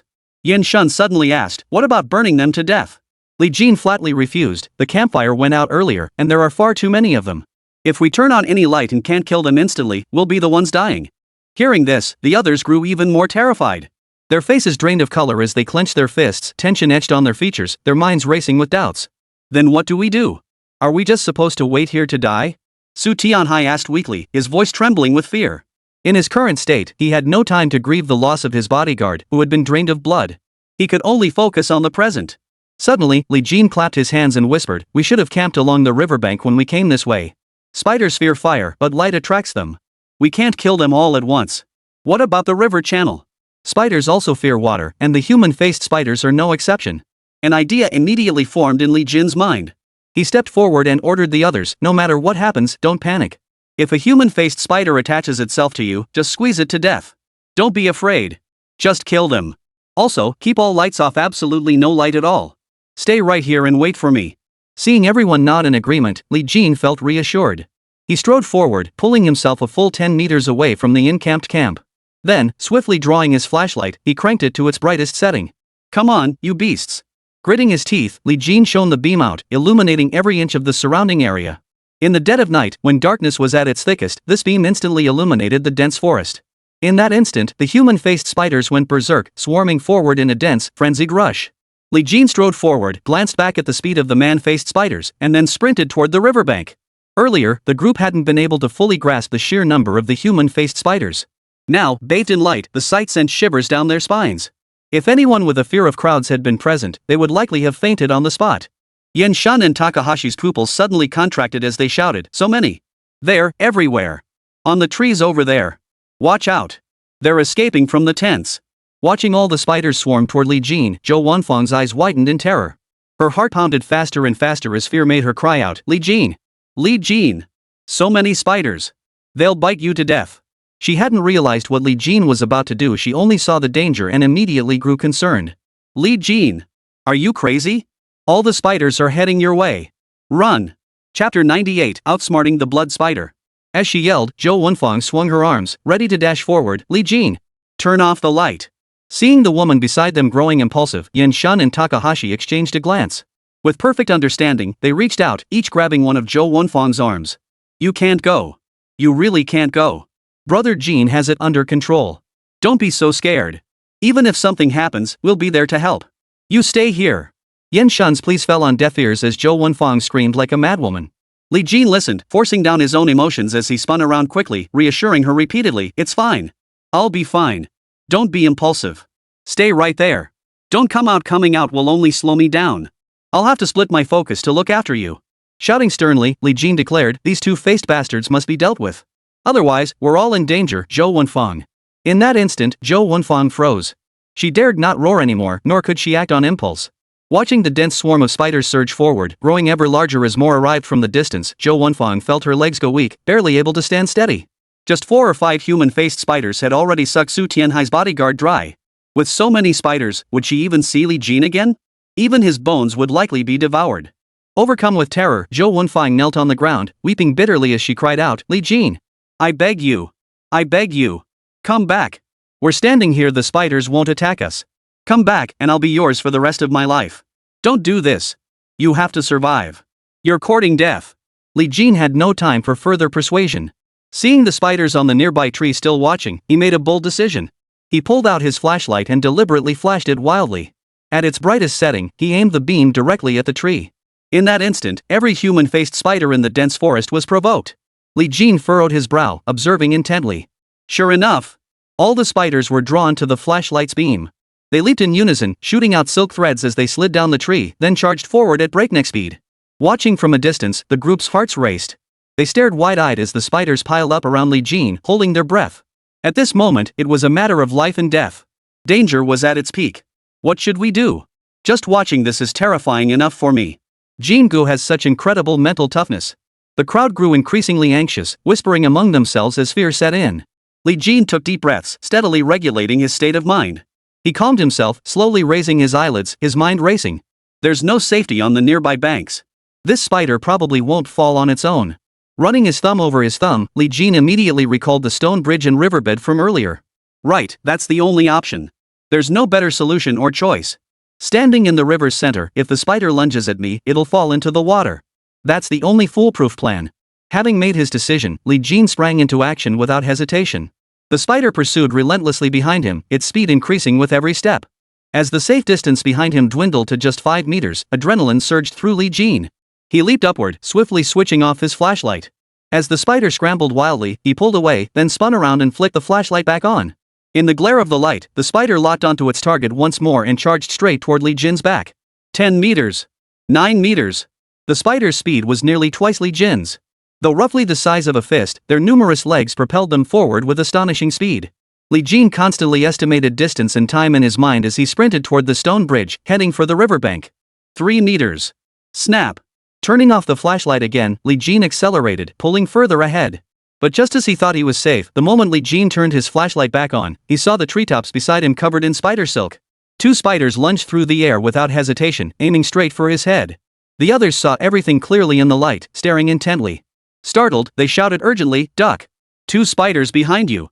Li Jin!" Su Tianhai's voice rang out loudest. He genuinely feared for Li Jin's safety.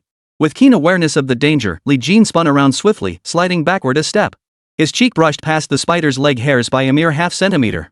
Narrowly evading the 2 spiders' attack, Li Jin gasped for breath, scrambled to his feet, crushed one underfoot, then charged forward again. Zhou Wenfang watched the scene, terrified out of her wits. She screamed in anguish, drained of all strength as if her very essence had been sucked out. Kneeling on the ground, she cursed, "Li Jin! You damned fool! You're my damned nemesis!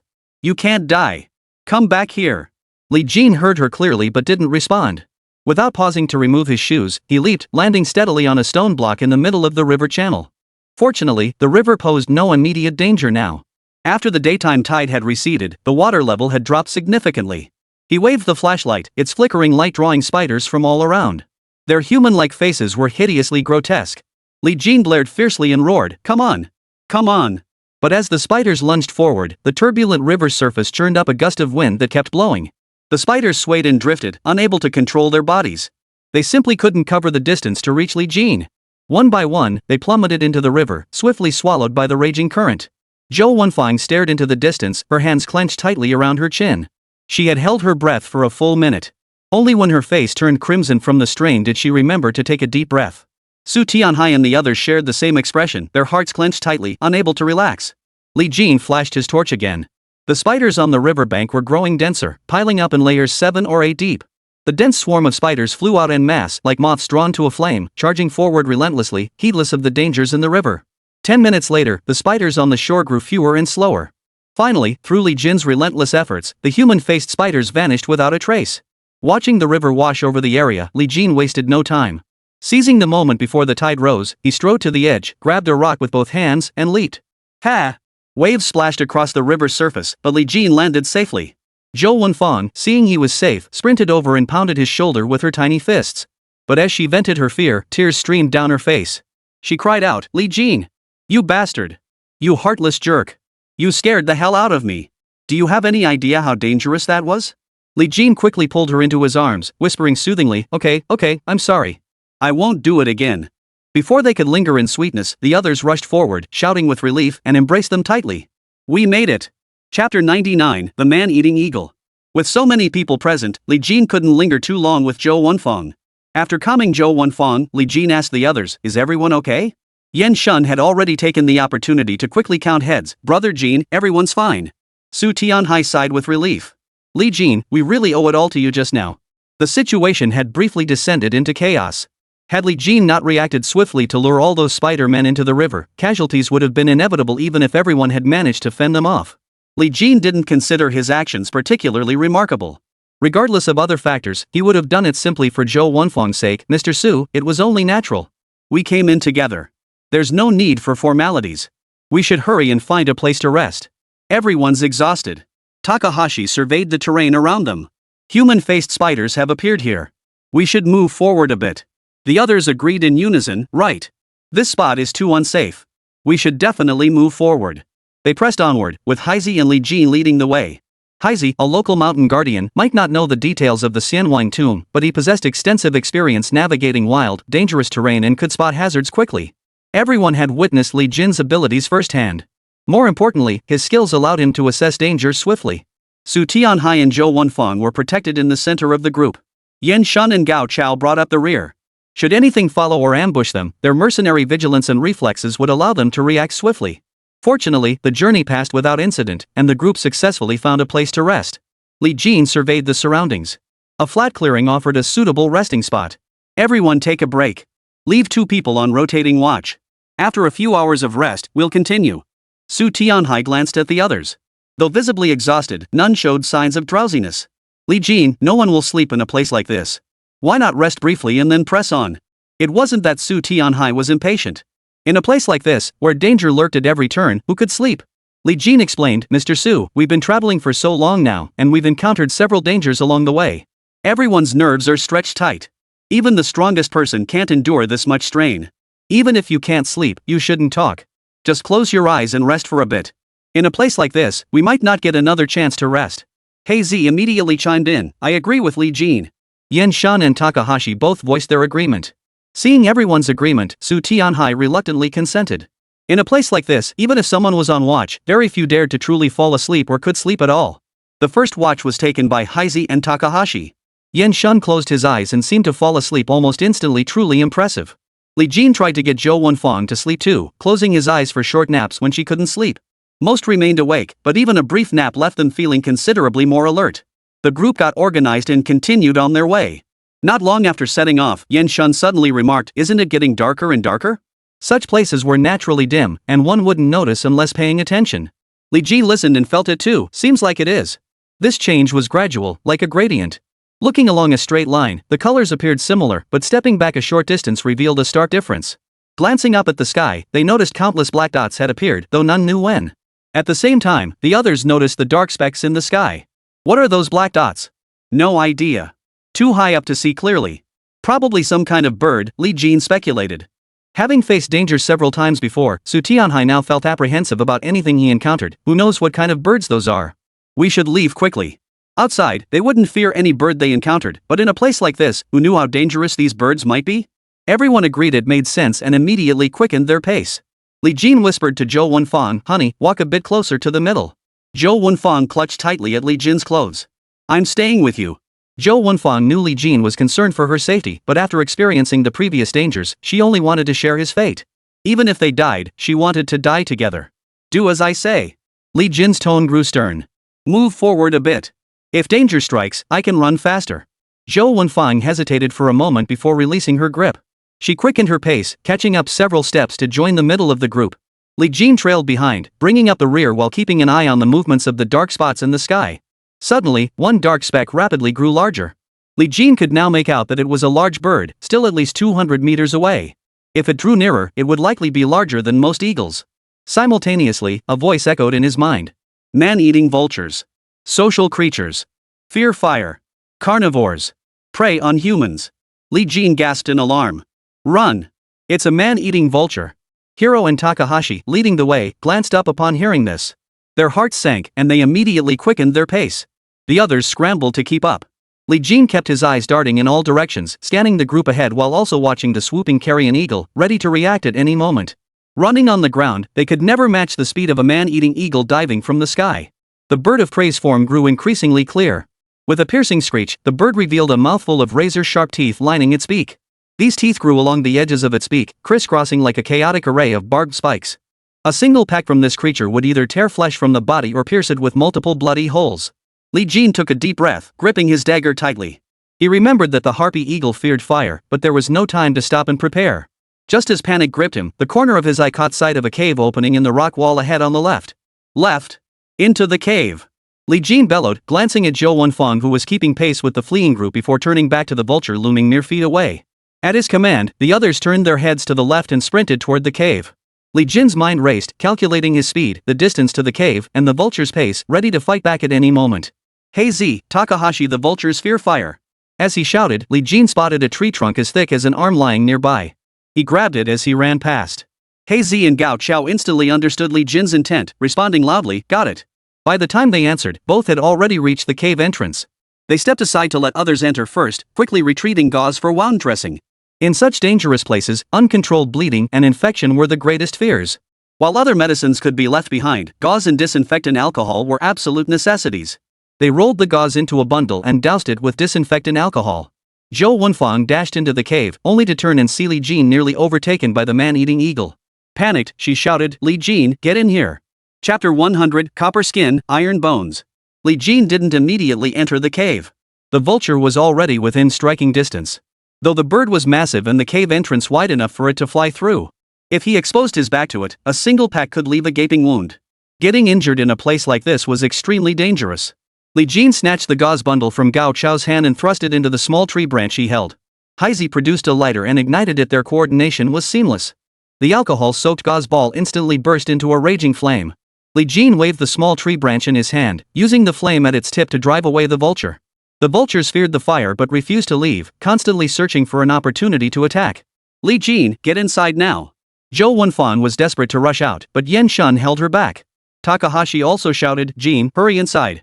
The other vultures are coming down too." Li Jin had seen them coming, but he worried that if he retreated now, the vultures might descend and seal the cave entrance, trapping his group like fish in a barrel. If they were trapped inside the cave, even a few days of the vultures guarding the exit would spell certain doom. But the makeshift torches they had now couldn't even drive off a single vulture. If more arrived, they definitely wouldn't hold out. With the situation dire, Li Jin had no choice but to make a desperate decision. He shouted, "Find rocks. Block the cave entrance. Make more torches to drive these things away." Everyone scrambled to find stones to barricade the entrance.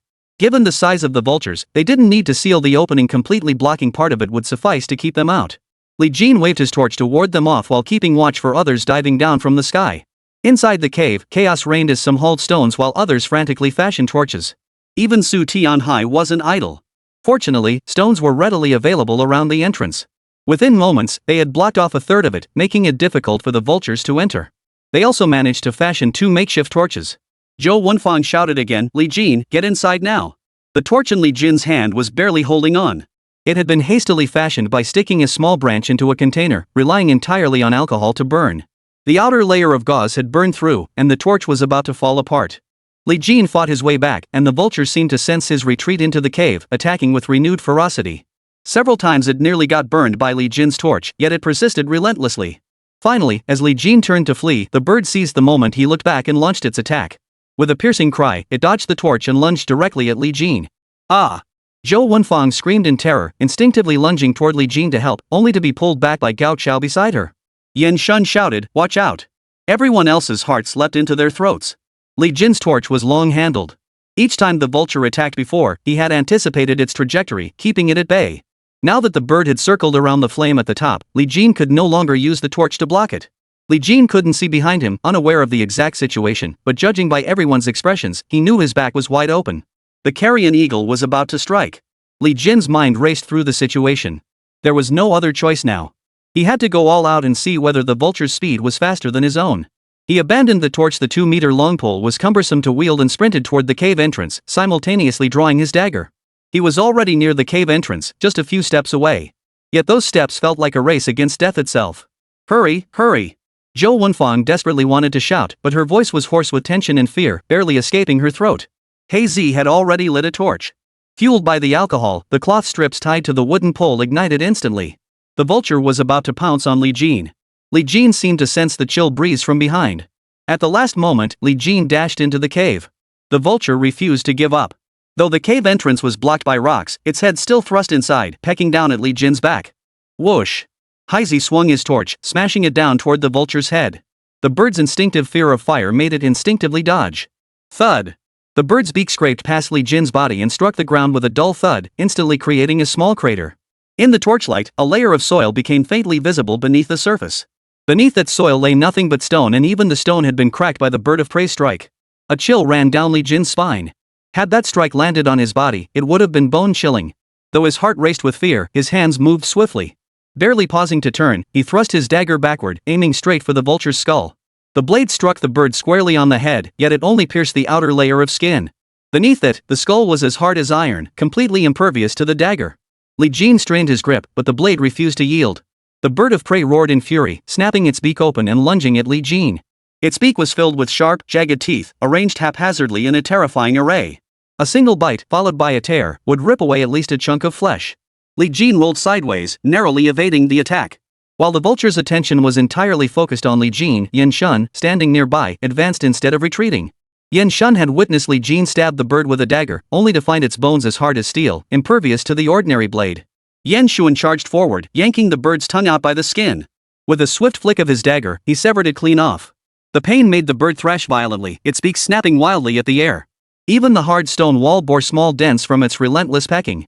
Fortunately, the others reacted swiftly, retreating in unison. The bird of prey's struggles proved futile. The bird of prey seemed to realize it couldn't harm this group of insects and reluctantly retracted its head. Just as the group caught their breath, seeing the bird no longer attacking, a swarm of vultures descended from the cave entrance, completely sealing it off. A single bird of prey had already put them in grave danger. With so many now gathered, breaking through was utterly impossible. Even if they managed to break out, how could two legs possibly outrun these winged birds of prey? Even Takahashi and Yan Shun, who had faced death before, couldn't help but feel uneasy at this sight. What do we do now? Heisey stared at the scene outside, torch in hand, utterly at a loss. It wasn't just Heisey, no one present had any good ideas at that moment. Takahashi and Yan Shun wore solemn expressions. Su Tianhai's face was ashen. Zhou Wenfang, who had been trembling with fear moments ago during Li Jin's perilous ordeal, felt less terrified now. Yet, fully aware of the situation, she couldn't help but worry. Chapter 101, Entering the Cave. Before anyone could respond, a particularly massive carrion eagle outside let out a piercing cry. The flock stirred into commotion, and several eagles strode toward the cave entrance. With beaks sharp as blades, they began pecking at the rocks blocking the passage. Thud! Thud! With each strike of the vulture's beak, fragments of rock flew, leaving fresh cracks in the stones blocking the cave entrance. In no time, two smaller stones had been pecked to pieces. Fire! Use fire to block it! Li Jin shouted. Heisey immediately brandished his torch and moved toward the cave entrance. Takahashi lit the remaining torch and followed suit. Inside the cave, some animal had gathered a pile of branches. Heisey quickly collected them, trailing behind the two men to build a bonfire at the entrance. The vultures, fearing the flames, retreated one after another. Occasional agitation rippled through the vulture flock, as if they intended to charge through the flames and devour Li Jin and his companions whole. Fortunately, it was a false alarm. Yet the vultures remained stationed outside, showing no signs of leaving. Li Jin's heart sank. He had feared being trapped inside the cave by the vultures, and now it seemed that moment had arrived. Once this fire burns out, the vultures will definitely come in. These rocks at the entrance won't hold them back for more than a few minutes. Then we'll truly become their meal. Zhou Wenfang's face drained of color at the words, her grip tightening on Li Jin's arm. Su Tianhai naturally feared death. If he wouldn't have come here to lift the curse. Yet having faced decades of mortal peril, he was mentally prepared for death. Though fear lingered within him, it hadn't robbed him of his reason. Takahashi and Yan Shun had faced countless similar perilous situations. Heisey, too, had spent years adventuring in the mountains. At this moment, the three of them managed to remain calm. Zhou Wenfang gazed anxiously at the cave entrance. What do we do now? Li Jin, however, turned his gaze behind him, staring into the pitch-black depths of the cave. He carefully sensed the air, detecting a faint breeze. There's wind. For now, we can only check if there's an exit inside. Anyone with basic knowledge knew that if a cave had no other exits, it wouldn't usually have wind. If there were another exit, the cave entrance would have a breeze. This is air convection. The reality, of course, was far more complex and couldn't be fully explained by air convection alone. Su Tianhai immediately voiced his concern. Even outside, we faced countless dangers along the way. If we enter this cave, who knows what we'll encounter? Heisey spoke from experience. Li Jin is right. The man-eating eagles can't get in now, but the fire won't hold them back for long. It'll burn out soon. Rocks won't stop those birds. Waiting here is just waiting to die. Takahashi chimed in that firewood will last maybe 10 minutes at most. Once the flames die down, they might swoop in. We're running out of time. Seeing everyone siding with Li Jin, Su Tianhai conceded, alright. I was just voicing my concerns. Li Jin didn't want to completely embarrass Su Tianhai. Mr. Su, we understand your concerns. None of us would have ventured deep into this cave if we hadn't been forced to. But we have no choice now. Su Tianhai nodded. I understand. Li Jin glanced at the dying campfire. Everyone, get ready. Grab your flashlights. Heisei has been running around these mountains for years. He's definitely been in caves like this before and knows the terrain well. You and Gao Qiao lead the way up front. Yan Shan and I will bring up the rear. Everyone else stays in the middle. We must enter the cave immediately. We can't wait any longer. While the cave was relatively narrow compared to the outside, even if the man-eating eagles managed to get inside, they couldn't fly and would have to run. But the vultures possess skin as tough as iron and bones as hard as bronze. Ordinary blades couldn't inflict fatal wounds directly. Even if they fought them head-on, the group wouldn't stand much chance. Waiting for the fire to die down before pushing deeper meant rushing through. If danger struck, there'd be no time to react. By then, they'd truly be caught between a rock and a hard place, with no way out. Under Li Jin's direction, everyone prepared swiftly. Flashlights would be essential for entering the cave. Since their primary goal was to locate the tomb of the Xian King, which was undoubtedly underground, they were well equipped for such conditions. For convenience, each person carried both a miner's lamp and a flashlight. Everyone strapped their miner's lamps to their heads and hung flashlights on their backpacks, ensuring they were within easy reach and ready for use. With everything ready, Li Jin glanced back once more. A pack of vultures stared intently at the group, eyes gleaming with hunger, waiting for the campfire to die down before charging in to devour them. Ning Jinchuan withdrew his gaze and commanded, Heisei, Takahashi, use the searchlights. Those in the center keep your lights off to conserve power. Hold your flashlights ready for immediate response if danger arises. Yan Shan, you take a searchlight, I'll use a flashlight. This arrangement was extremely prudent. Those leading the way could encounter danger at any moment and needed both hands free to react. Those in the middle were relatively safer. Everyone's lights were high-powered. Even without turning theirs on, they could still see the path clearly. The rear guard faced slightly less immediate danger but needed to watch for lurking threats the front might miss. Yan Shan's spotlight ensured constant vigilance. A spotlight mounted on the head was less flexible. Li Jin's flashlight allowed him to observe the entire rear more conveniently and check for threats behind them at any moment. The group accepted this arrangement without question and began moving deeper into the cave according to Li Jin's formation. Fortunately, the cave was relatively level. After going in a bit, there were occasional high ledges, but they weren't dangerous.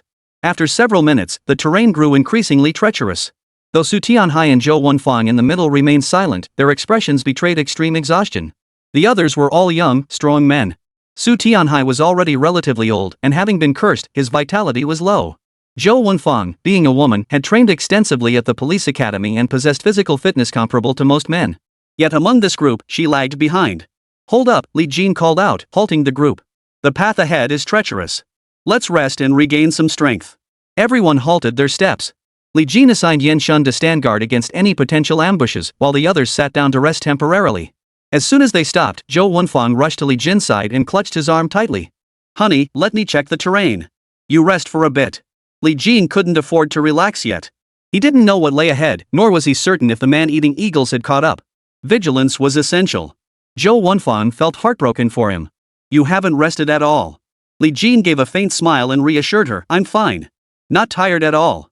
He then addressed the group, everyone, eat something to regain your strength. He feared the conditions ahead might be harsh, so replenishing their strength now would better prepare them for what lay ahead. The resting group pulled out their compressed biscuits to refuel. Yan Shan, on watch duty, munched on a biscuit while keeping a watchful eye on their surroundings. Zhou Wenfang pulled out a compressed biscuit and handed it to Li Jin. You should eat something too. Li Jin accepted the biscuit. All right. You eat too. I'll go check out the front. With that, Li Jin walked forward, holding a flashlight in one hand and munching on a biscuit in the other. These were military-grade compressed biscuits, higher in energy and more nutritionally complete than store-bought varieties. They were tough to chew, like dry, flavorless bones. Li Jin didn't venture far before the rugged terrain slowed his progress. Before he could finish a single biscuit, a sudden eagle's cry pierced the air. Everyone sprang to their feet, alert. Chapter 102, Giant Spider. Heisei glanced toward the cave entrance, his voice laced with worry. Those vultures aren't going to come after us, are they? Li Jin returned, not so fast. By the sound of it, they're still some distance away. They can't fly, so they won't be moving in quickly. Though Li Jin said this, he was deeply concerned inside. Even at a slow pace, the vultures could catch up in just over 10 minutes. If they moved faster, they might be upon them in mere minutes. He glanced at Su Tianhai and Zhou Wenfang. Their stamina was clearly insufficient. Pushing them to continue now would drain their energy severely, and they might not have the endurance to keep going. Li Jin added, I'll scout ahead. You two rest. Yan Shan, keep a close watch on the situation. If the vultures catch up, lead everyone forward immediately. Yan Shan said, I should scout ahead instead. Everyone's exhausted. Hazy chimed in, I've lived in these mountains for years. I'll go with him. Li Jin waved his hand. No need. I'll go alone. You stay here and rest. Li Jin's reason for insisting was simple. If danger truly lurked, his special abilities could swiftly assess its severity and exploit the enemy's weaknesses. Though both Hazy and Yan Shan were formidable and experienced in handling threats, their abilities still fell short compared to his own. Yan Shan urged, Jin, you're shouldering all the pressure yourself. No matter how fit you are, there will come a point where you can't hold on. Hazy and I are just scouting. If any danger arises, we'll retreat immediately, no lingering in combat. Besides, the terrain here is complex. In a place like this, Hazy and I have more experience than you. Zhou Wenfang also urged, Li Jin, you haven't rested since we started. It's fine to send Yan Shan and Hazy. Besides, we're running out of time. If those man-eating eagles catch up, any delay will cost us even more precious minutes. Li Jin trusted Yan Shan and Hazy's abilities, and he was indeed feeling quite tired at this point. Alright then. Hazy, Yan Shan, you two must stay safe. If you encounter any danger or uncertainty, retreat immediately. Hazy stood up and said, understood. We'll go scout ahead first. Hazy and Yan Shan ventured forward along the cave to scout, while Gao Chao voluntarily took over guard duty, allowing Li Jin to rest briefly. Su Tianhai felt a pang of guilt. Li Jin, this time, it really was. Before Su Tianhai could finish, Li Jin smiled and said, Chairman Su, you can't blame yourself for this. Everyone who came in did so voluntarily, regardless of the reasons above. Wenfang was cursed too. Even if it weren't for you, I would have come anyway. Su Tianhai nodded gratefully to Li Jin. The dangers of this expedition to the Xianhuang tomb had far exceeded his expectations. Zhou Wenfang nestled close to Li Jin, her heart filled with a mix of guilt and happiness. Zhou Wenfang knew that if it weren't for the curse she had fallen under, Li Jin would never have come. Now that Li Jin was willing to take risks for her, attentively caring for her every step of the way, her heart overflowed with a sense of happiness and security. Yan Shan and Hazy pressed forward through the cave. Though the terrain was complex and the path treacherous, their seasoned experience allowed them to navigate it with ease. Though they spoke little, their coordination was seamless. That was the power of experience. A single gesture was enough to understand each other's thoughts. After navigating a stretch without incident, a sudden scream echoed from ahead. It was clearly an animal, though they couldn't identify the specific creature. Just as Hazy reached to switch the flashlight to high beam to investigate, Yan Shan reached out to stop him, whispering, we don't know what it is. Turn off the light. Hazy understood Yan Shan's concern. The light might attract whatever lurked ahead. After a moment's hesitation, he switched off the flashlight. Yan Shan dimmed his own light. Let's feel our way forward in check. With terrain like this, if it's something fast, we won't be able to outrun it even with the light off. If it moves slowly, we'll assess the situation and leave immediately. Try not to alert whatever's out there. Hazy nodded. Deep down, he felt confident. The cave was pitch black. Without light, it was as dark as being blind. You couldn't see your hand in front of your face. The two men groped their way forward in the dim light. Suddenly, they both stopped in their tracks and exchanged glances. Both had caught the scent of blood. The scent wasn't particularly strong. Even if you placed a basin of animal blood right in front of an ordinary person, they likely wouldn't detect it. Only individuals like Yan Shan and Hazy could detect it from a distance. They nodded to each other and pressed on. After groping their way forward for a short distance, a faint light appeared ahead. In the quiet cave, they could clearly hear each other's breathing and the sound of their own heartbeats. As they pressed forward, the light grew larger and more distinct in their vision. Gradually, they could barely make out their path by its glow, and Yan Shan switched off his flashlight. Simultaneously, a faint rustling sound reached their ears. They knew something lay ahead, not far now. As they drew nearer, the shape of the object came into view. A giant spider, over a meter long. Neither had ever seen such a massive spider before, and their hearts skipped a beat. The colossal spider was devouring a wild deer. The scene was exceptionally bloody. Fortunately, both men were no strangers to such sights. Hazy, in particular, had witnessed countless battles between wild beasts in the mountains and forests. The only thing that truly shocked them was the spider's terrifying appearance and enormous size. Just as they were about to disturb the spider, Yan Shan gently tapped Hazy and made a gesture, signaling they should leave first. Hazy nodded in agreement. Just as they were about to slip away quietly, the giant spider suddenly spotted them. It emitted a strange squeak and abandoned the deer, lunging straight toward the two. Despite its massive size, the spider moved with surprising speed and agility. Both men reacted almost simultaneously, switching on their flashlights and turning to flee. Barely 2 steps into their escape, a sharp clang echoed behind them, sounding like metal striking metal. Yan Shan turned to look and halted in his tracks. Hazy, seeing Yan Shan halt, stopped as well and looked back. They saw the giant spider chained to the ground, completely immobilized and unable to move. Yin Shun shone his flashlight at the spider. Clearly enraged, it flailed its legs and claws, attempting to strike back, but the chains held it fast, leaving it powerless against the two men. Who did this? Yin Shun voiced his confusion. The giant spider being chained up was clearly the work of humans, there was no doubt about it. A spider couldn't possibly chain itself up like that. Moreover, whoever had managed to chain this colossal spider down was no ordinary individual. Chapter 103, Reconnaissance. Heisey speculated, it must be the king of Xian that Li Jin mentioned. No one comes to this place. Besides the king of Xian, there's no one else. Yin Shun was secretly astonished. If it really is the king of Xian, how many years must this spider have lived? Can spiders live that long? Thousands of years have passed since the king Xian's era. Ordinary chains would have rusted away by now, wouldn't they? This spider's strength seems considerable, yet it can't break the chains. That alone proves how sturdy they are. Just pondering these questions left Yin Shun feeling utterly baffled. Heisei remarked, have we encountered fewer strange things since we entered? Nothing that appears now would surprise me.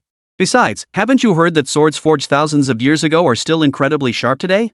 Yin Shun fell silent. He wasn't an expert in this field. Still, Heisei had a point. Many of the problems they'd encountered along the way defied ordinary explanation. Even the curses afflicting Su Tianhai and Zhou Wenfang defied logical explanation. Seeing Yin Shun's silence, Heisei added, let's head back first and inform everyone about what we found here. With that, Heisei turned to leave. But Yin Shun didn't budge. Heisei halted, about to speak, when Yin Shun cut him off. I want to see if this spider can catch me. Heisei gasped in shock. Are you out of your mind? Yin Shun remained resolute. We'll definitely have to come back here eventually, and this spider has already detected us. Let's figure out its capabilities first, then go back and discuss countermeasures with everyone. Saying this, Yin Shun set down his backpack, carrying only the spotlight's batteries. These were all lithium batteries, lightweight enough not to slow him down. The backpack was too heavy for this reconnaissance mission. To ensure peak performance, he had to lighten his load. Yin Shun. Heisei tried to stop him, knowing the danger was too great. Yin Shun paid no heed, striding directly toward the giant spider. Seeing he couldn't stop him, Heisei quickly switched on the spotlight on his head and the flashlight in his hand, providing ample illumination for Yin Shun. The giant spider was herbivorous. Seeing Yin Shun charge forward, its two mandibles twitched incessantly, and its 8 legs shifted restlessly. It seemed poised to deliver a crushing blow the moment Yin Shun approached. Yin Shun wasn't reckless. He first examined the spider's chains, which branched into 8 strands securing its abdomen and leg joints much like handcuffs restraining a person's limbs. This would certainly affect the spider, though not severely, primarily restricting its movement. Yin Shun circled the spider, carefully gauging its approximate limits, the points where the chains would restrain it. Heisei watched Yin Shun conduct this test with his heart in his throat. One slight misstep, and he could easily lose his life. Fortunately, Yin Shun managed to navigate each test without incident. After testing the spider's range, Yin Shun stepped directly into its territory and raced against it. The giant spider was no slouch in speed. Maintaining a safe distance allowed one to hold out for about 10 meters. Beyond that, even with preparation, the colossal spider could catch up in mere seconds. After all, with its long legs, the giant spider covered several human strides in a single step. By the time Yin Shun finished his test, Heisei had beads of sweat on his forehead. You really have no fear of death. The chain spider behind them was now utterly enraged, thrashing violently. It felt utterly humiliated by this insignificant creature before it, seemingly consumed by a desire to tear Yin Shun to shreds. Yin Shun paid no heed to the furious giant spider behind him. Panting, he hoisted his backpack onto his shoulders. It's blocking the path. No one can pass without figuring this out. When the others arrive later, someone will still need to scout ahead. Heisei fell silent for a moment. Let's head back first. Li Jin kept glancing at his watch, calculating how long Heisei and Yin Shun had been gone. He had mentioned earlier that if the man-eating eagles caught up, they could reach them in just over 10 minutes. Heisei and Yin Shun had gone to scout ahead, so they needed plenty of time. 15 minutes had already passed. Though the vultures hadn't caught up yet, neither Heisei nor Yin Shun had returned, which couldn't help but cause concern. Zhou Wenfang nestled close to Li Jin, her voice laced with worry. Yin Shun and Heisei have been gone so long. I hope nothing's happened to them? When facing danger, mindset is crucial. Often, no matter how great the risk, when action is unavoidable, one must confront it with a positive and steady mindset. Though worried inside, Li Jin reassured her aloud, don't worry. They're both experienced and skilled. If they encounter danger, escaping won't be a problem. They'll be fine. Despite his reassurance, Zhou Wenfang's worries lingered. They've been gone for over 10 minutes now. Zhou Wenfang, a graduate of the police academy, tends to find situations unbearable when she's under pressure, but her estimates of time are remarkably accurate, rarely deviating much from reality. Li Jin remarked, they probably miscalculated the time. Some routes are easier going out than coming back. Li Jin wasn't just spouting nonsense, it was true that most downhill paths were easier than uphill ones. As they spoke, Su Tianhai approached. Li Jin, can we talk privately? Seeing Su Tianhai's demeanor, everyone knew his situation was likely dire. Li Jin nodded, then said to Zhou Wenfang, I'll be back shortly. Yan Shan and the others should be returning soon too. Zhou Wenfang hummed in acknowledgement. Go ahead. Li Jin led Su Tianhai about 10 meters ahead, careful not to stray too far in case any unexpected trouble arose. Mr. Su, let's talk here, Li Jin said. Su Tianhai murmured, Li Jin, my condition is getting worse and worse. If I stay at home, I might be able to hold on until the very end. But given the current situation, I have no idea if I can even make it out of here. Li Jin now felt a twinge of pity for Su Tianhai. Outside, Su Tianhai was a formidable figure, not exactly a god among men, but certainly a local hero. But in a place like this, no matter how much power or wealth you had outside, it was useless. Only those who survive have the right to enjoy life outside.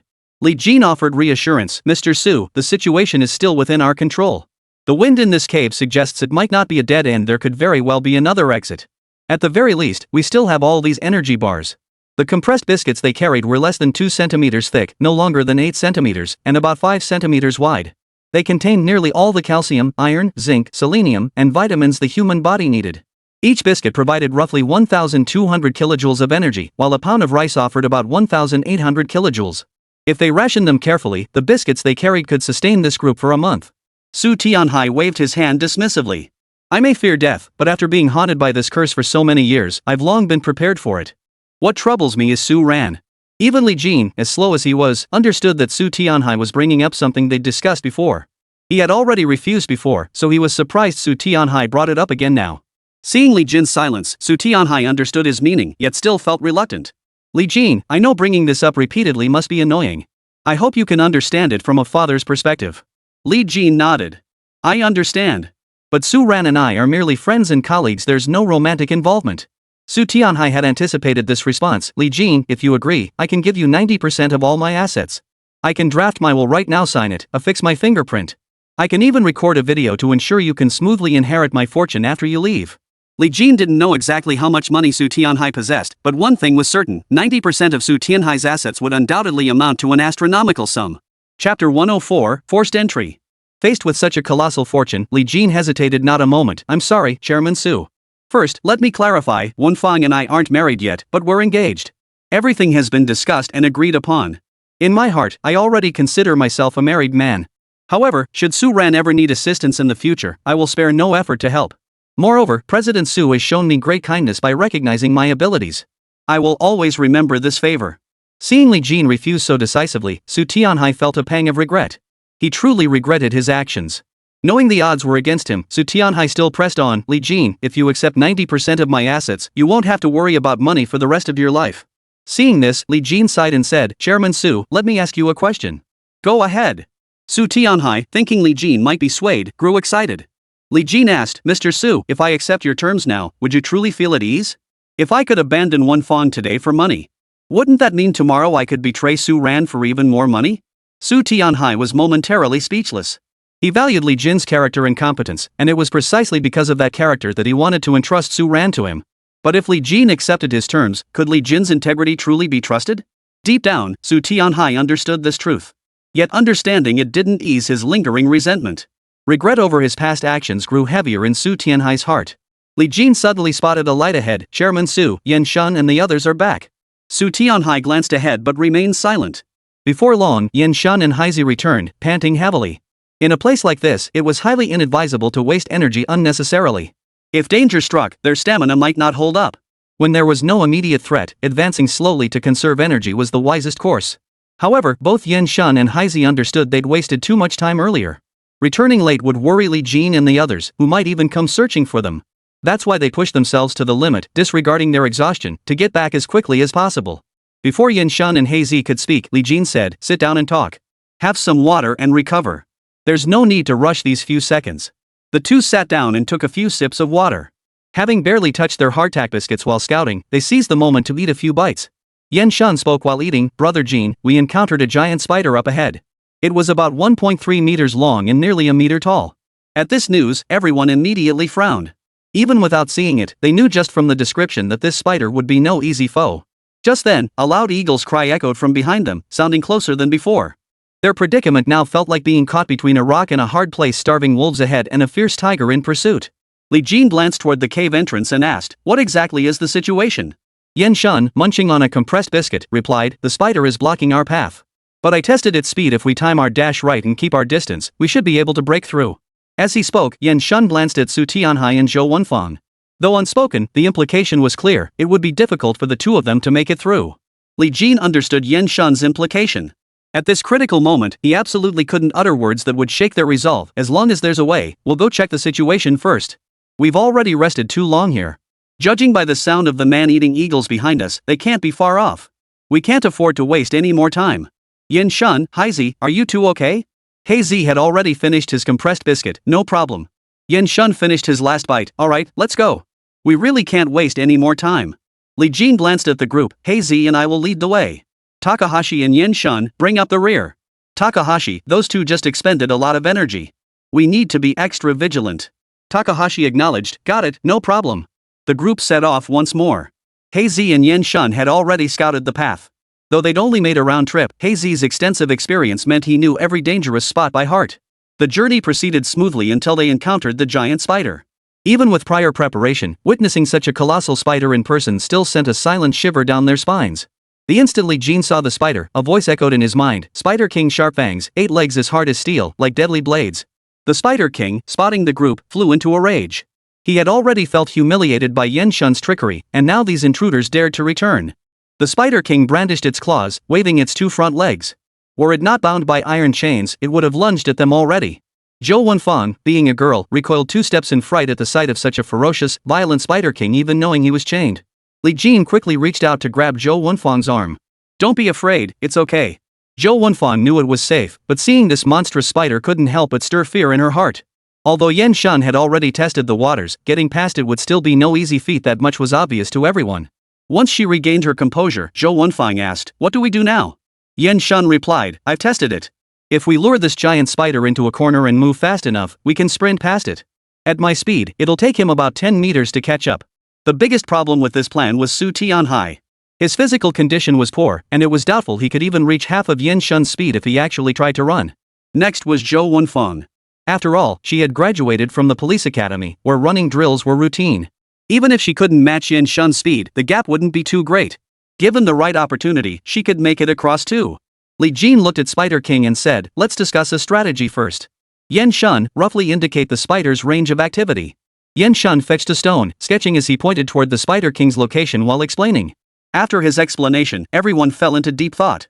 The Spider King could completely block the entire passage, making it impossible to pass through. The cave was only 4 or 5 meters wide, while the Spider King's range was roughly 8 meters. To run through, one would have to traverse at least 7 meters within its range. For Yan Shan, if he timed it right, he could indeed dash through. Li Jin carefully calculated the distance and speed. "No other choice. We'll have to force our way through," Li Jin declared. "Charge through?" Everyone stared at Li Jin in shock. "But, a spider that big? We can't get past it." This time, even Haizi, Takahashi, and Yan Shan felt hopeless. Yan Shan said, "It's possible to run through if we time it right." Yan Shan's plan did have some merit. But if they did that, Su Tianhai would almost certainly be unable to get through. Zhou Wenfang would also be in some danger. Having come this far, Li Jin refused to abandon anyone. "Follow my plan. I'll draw the spider's attention. Yan Shan, protect Wenfang and Chairman Su as they cross. Haizi and Gao Xiao, you two act according to the situation. Wherever danger arises, provide support there." At these words, everyone gasped in shock. Su Tianhai opened his mouth to speak. He knew Li Jin was doing this primarily to protect him, but faced with the prospect of survival, he couldn't bring himself to refuse. Zhou Wenfang instinctively protested, "No, this is too dangerous for you." Li Jin whispered reassuringly to Zhou Wenfang, "Honey, trust me. I'll be fine.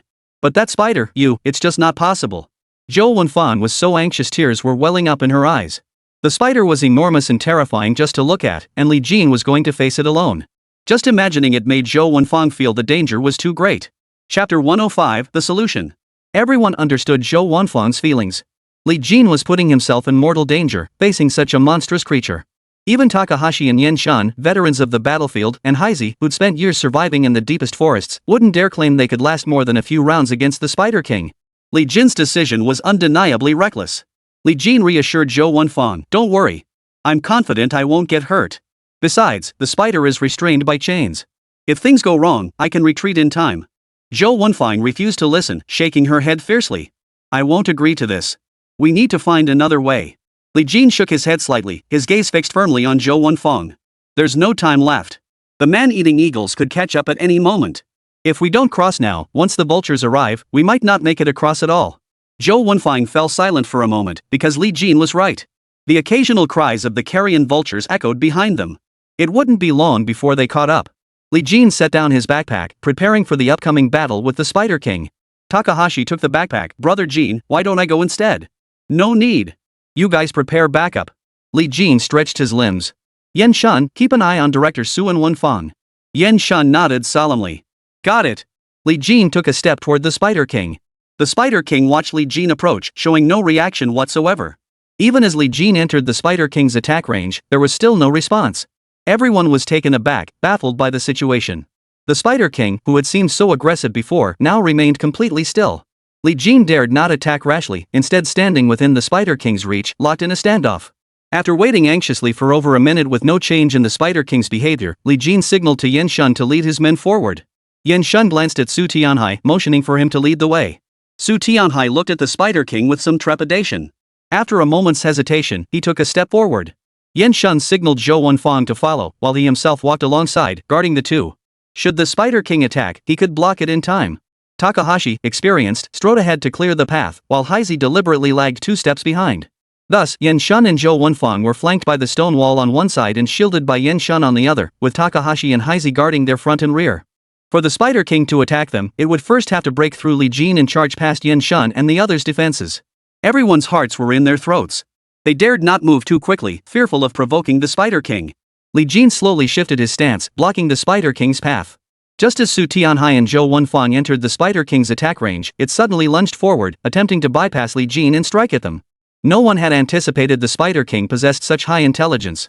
Li Jin bellowed, "Quick, get past him!" As he shouted, Li Jin lunged forward, blocking the Spider King's path.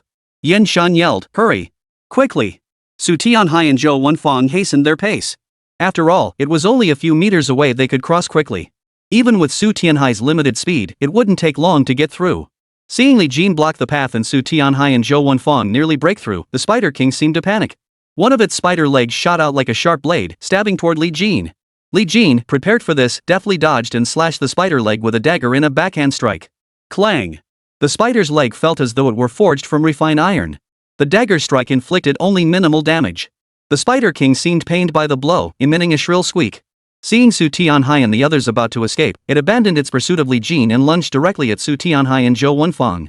Yan Shun halted, preparing to block the attack. "Hurry over there." Su Tianhai and Zhou Wenfang both quickened their pace.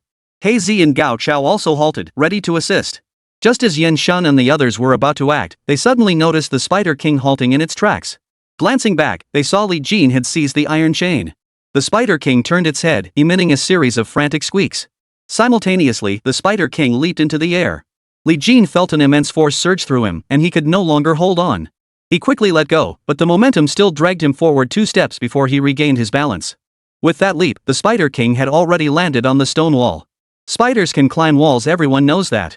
So it seemed only natural that the Spider King would leap onto the wall. But this was the last thing Li Jin and the others had anticipated. None of them had ever regarded the Spider King as an ordinary spider. At that moment, Su Tianhai and Zhou Wenfang were sprinting ahead. Ning Jinchuan lagged far behind, while Yan Shun, Gao Chao, and Heizi formed the middle group. The Spider King climbed the stone wall, heading straight for Su Tianhai and Zhou Wenfang. Li Jin shouted frantically, "Wenfang, run!" Zhou Wenfang glanced back and turned pale with fear. They still needed 3 or 4 meters to escape the Spider King's attack range. The Spider King was now less than a meter away. At this rate, they might not make it. Zhou Wenfang could actually run faster than Su Tianhai, but having undergone police academy training, she refused to abandon her teammates even when she knew she was in danger. Zhou Wenfang insisted on staying behind, refusing to outrun Su Tianhai and flee alone. She drew her dagger, preparing to fight. By then, it was too late for Li Jin and the others to rush forward to help. "Pull!" Li Jin shouted, grabbing the iron chain once more.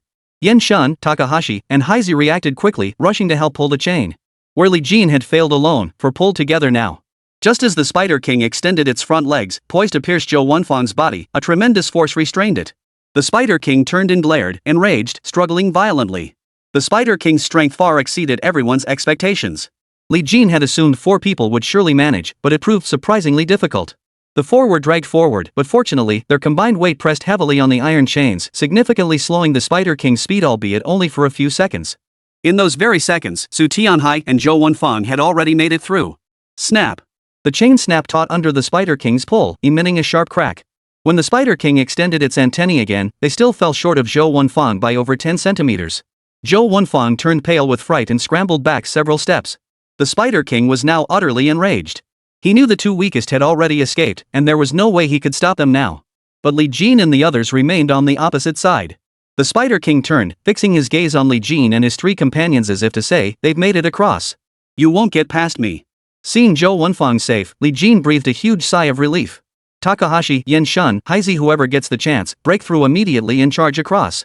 With the Spider King bound here, there was no need for a desperate fight to the death if they could simply rush past him. The 4 men gripped their daggers, ready for action. The Spider King slowly lowered his body, adopting an offensive stance. Zhou Wenfang and Su Tianhai, who had already crossed, switched on their searchlights and flashlights to illuminate the path for the 4. To avoid blinding them, they deliberately aimed the beams downward. Chapter 106, Perilous Situation. The Spider King moved, charging toward Li Jin and the others with fury. Everyone knew the daggers couldn't pierce the Spider King's shell. The best strategy was to charge through quickly without lingering. The instant the Spider King lunged, Li Jin shouted, Takahashi, Kuriko, run past it. Li Jin resorted to his old trick again, grabbing the iron chain to try and pull the Spider King toward them. Though he couldn't fully restrain it, his actions severely hampered the Spider King's movements. The Spider King let out a series of shrill squeaks, opening its mouth to bite Kuriko, who was sprinting ahead. Heizi might not have been the fastest among them, but he was undoubtedly the most agile. Having lived in the mountains and forests for years, he darted through dense woodlands, dodging obstacles with reflexes honed to the point of conditioned response. Seeing he couldn't catch up, the Spider King lunged forward again, thrusting its front 2 legs toward Heizi. Heizi dodged nimbly once more. Li Jin suddenly had a flash of inspiration. He loosened his grip slightly and gave a sharp jerk. The force from Li Jin's jerk traveled along the chain, forming a wave-like motion that surged toward the Spider King. Finally, the chain's wave wrapped itself precisely around one of the Spider King's front legs. Li Jin gave a sharp tug, and to his surprise, the chain stretched the Spider King's front leg straight. This severely restricted the Spider King's movements. Heizi successfully escaped from beneath the Spider King's jaws. Takahashi had the smoothest path, circling around behind the Spider King and encountering almost no danger. By the time Yan Shun tried to pass, the Spider King had already blocked his path. After all, the Spider King possessed 8 legs. Even with one immobilized by Li Jin, it posed little trouble. For a moment, Li Jin and Yan Shun found their path blocked by the Spider King. The Spider King occupied the very center of the cave. No matter which direction the 2 tried to flee, he could intercept them in time. Those who had already made it through were sweating nervously. Heizi and Gao Chao, who had already made it through, saw the situation and wanted to turn back to help. Li Jin quickly reached out to stop them. Don't come over here. For had already made it through, there was no need for them to turn back. Li Jin and Yan Shun weren't sure they could defeat the Spider King alone, but if they could just get past him, there was still a chance. Yan Shun took a few steps back and pushed himself beside Li Jin. Jin, should we lure the Spider King over here? If we lure it to one side, we can sprint past. There's a gap of several meters where it can't reach us. I've tested it. Li Jin had no better plan at the moment. Alright. Let's try it. Li Jin and Yan Shun slowly backed away. Seeing Li Jin retreat, Zhou Wenfang cried out in panic, Li Jin, what are you doing? Come back. Li Jin had intended to explain the plan, but remembering the Spider King's earlier reaction, he feared the creature might understand human speech. Instead, he changed his words, honey, don't worry. It's fine. We're just taking a break. Zhou Wenfang didn't believe Li Jin, but dared not rush forward recklessly. She could only watch anxiously. Li Jin and Yan Shun retreated slowly. The Spider King advanced slowly, showing no urgency to attack. However, when Li Jin and Yan Shun tried to lure the Spider King to one side, it remained motionless, firmly holding its position in the center. Unless the 2 approached, it wouldn't budge. Yan Shun frowned and said, this spider is too clever. It might have seen through our plan. Li Jin had noticed this too. We'll split up, he said. Each of us will charge from opposite sides. It can only attack one of us at a time. The other one will definitely make it through. The other one can figure something else out. Yan Shun hesitated before suggesting, Brother Jin, how about I go first to draw its attention? You can then charge from the other side. It'll definitely work. Yan Shun's plan was indeed feasible. Li Jin wouldn't claim to be fearless. No one in this world wanted to die, but he absolutely refused to trade the safety of his own men for his own chance to escape. Cut the crap. We're going together, you left, me right. Li Jin said, pressing himself against the wall. Yan Shun glanced at Li Jin before pressing himself against the left stone wall. Run. Li Jin barked the order, and both men charged forward simultaneously. The Spider King could only block one of them. Seeing both men closing in, the Spider King hesitated, then spun around and lunged at Li Jin. He had been the one holding them back all along. Yan Shun tried to intervene, but Li Jin roared, "Go!" As the word left his lips, Li Jin lunged directly at the Spider King. The Spider King's front pair of legs lashed out furiously, aiming to pierce Li Jin. Li Jin dodged left and right, yet still couldn't break through. Instead, he was forced back several steps. Under these circumstances, escape was impossible. Zhou Wenfan was so anxious she started crying. She tried to rush over to help but was held back by Heizi and Takahashi. Within a few breaths, Yan Shun also made it through. With the Spider King blocking Li Jin's path, his escape went smoothly. Watching Li Jin teeter on the brink of disaster, Zhou Wenfan cried out in desperation, "Let me go!" Takahashi, Yan Shun, and Heizi all felt a deep sense of shame. They all understood that the Spider King possessed skin as hard as iron and bone, and without specialized weapons, defeating him was nearly impossible. Meanwhile, any single attack from the Spider King could easily take their lives. If their goal was merely to complete the mission, they had already succeeded. But their progress had been almost entirely due to Li Jin's assistance. "You two look after Miss Zhou and Director Su. I'll go help." Takahashi couldn't hold back any longer. He dropped his backpack and prepared to assist. Just as Takahashi was about to approach, Li Jin had already circled around to the spider's flank. Seizing an opening, he had somehow climbed onto its back. Spotting Takahashi approaching, Li Jin bellowed again, "Back off!" Takahashi froze, watching Li Jin clinging to the spider's back. The Spider King sensed Li Jin on its back but couldn't attack him. It could only violently shake its body and spin in circles, trying to fling Li Jin off. Li Jin clung on tightly, refusing to let go, mentally calculating the distance he needed to run. Once he was certain he could make it, Li Jin drew his dagger, intending to strike the Spider King from behind. But he found it impossible. Even the skin on its hindquarters was incredibly tough, and the dagger couldn't pierce it. With no other choice, Li Jin gave up. As the spider closed in on Zhou Wenfang and the others, Li Jin leaped off the branch, aiming for maximum distance. He rolled once on the ground and sprang back to his feet. The Spider King reacted swiftly, spotting Li Jin's descent and immediately giving chase. Everyone's hearts were in their throats, for Li Jin was dangerously close to the Spider King. The time it took Li Jin to jump down, roll, and rise again was slow. Though the delay wasn't long, every second counted in this race against time. Even the slightest delay risked the Spider King catching up.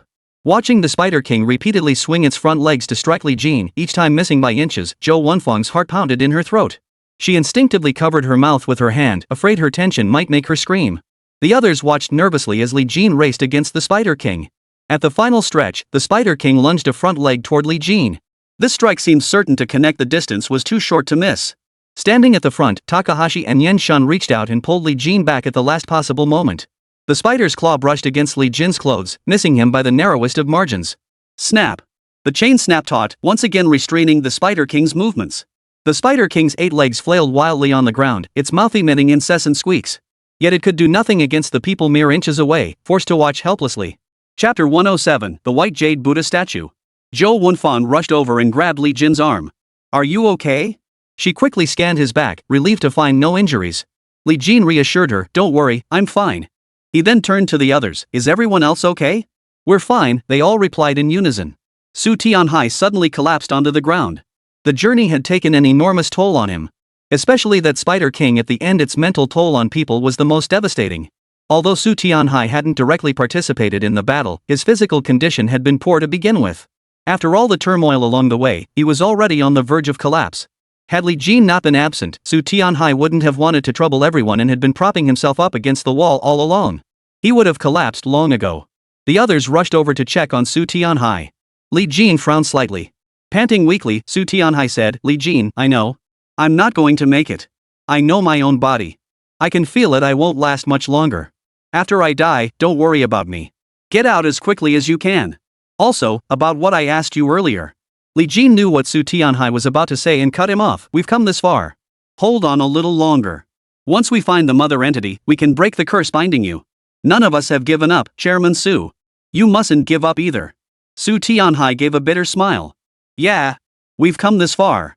Maybe this is just fate." Li Jin didn't want to hear Su Tianhai's words. Such talk was useless now. It was better to rally their spirits. "Support Chairman Su. I'll help circulate his qi," Li Jin declared. Takahashi and Yan Shun helped Su Tianhai sit upright. Li Jin placed his palm on Su Tianhai's back, continuously pressing, kneading, tapping, and pinching. Simultaneously, he channeled his qi through these pressure points into Su Tianhai's body. Li Jin was prolonging Su Tianhai's life. He had no certainty how long this chi-based life extension could last, but at least several hours were assured. Under Li Jin's massage, Su Tianhai felt his strength gradually returning, the sensation of nearing death fading considerably. When Li Jin stopped, Su Tianhai was still weak but had regained some strength.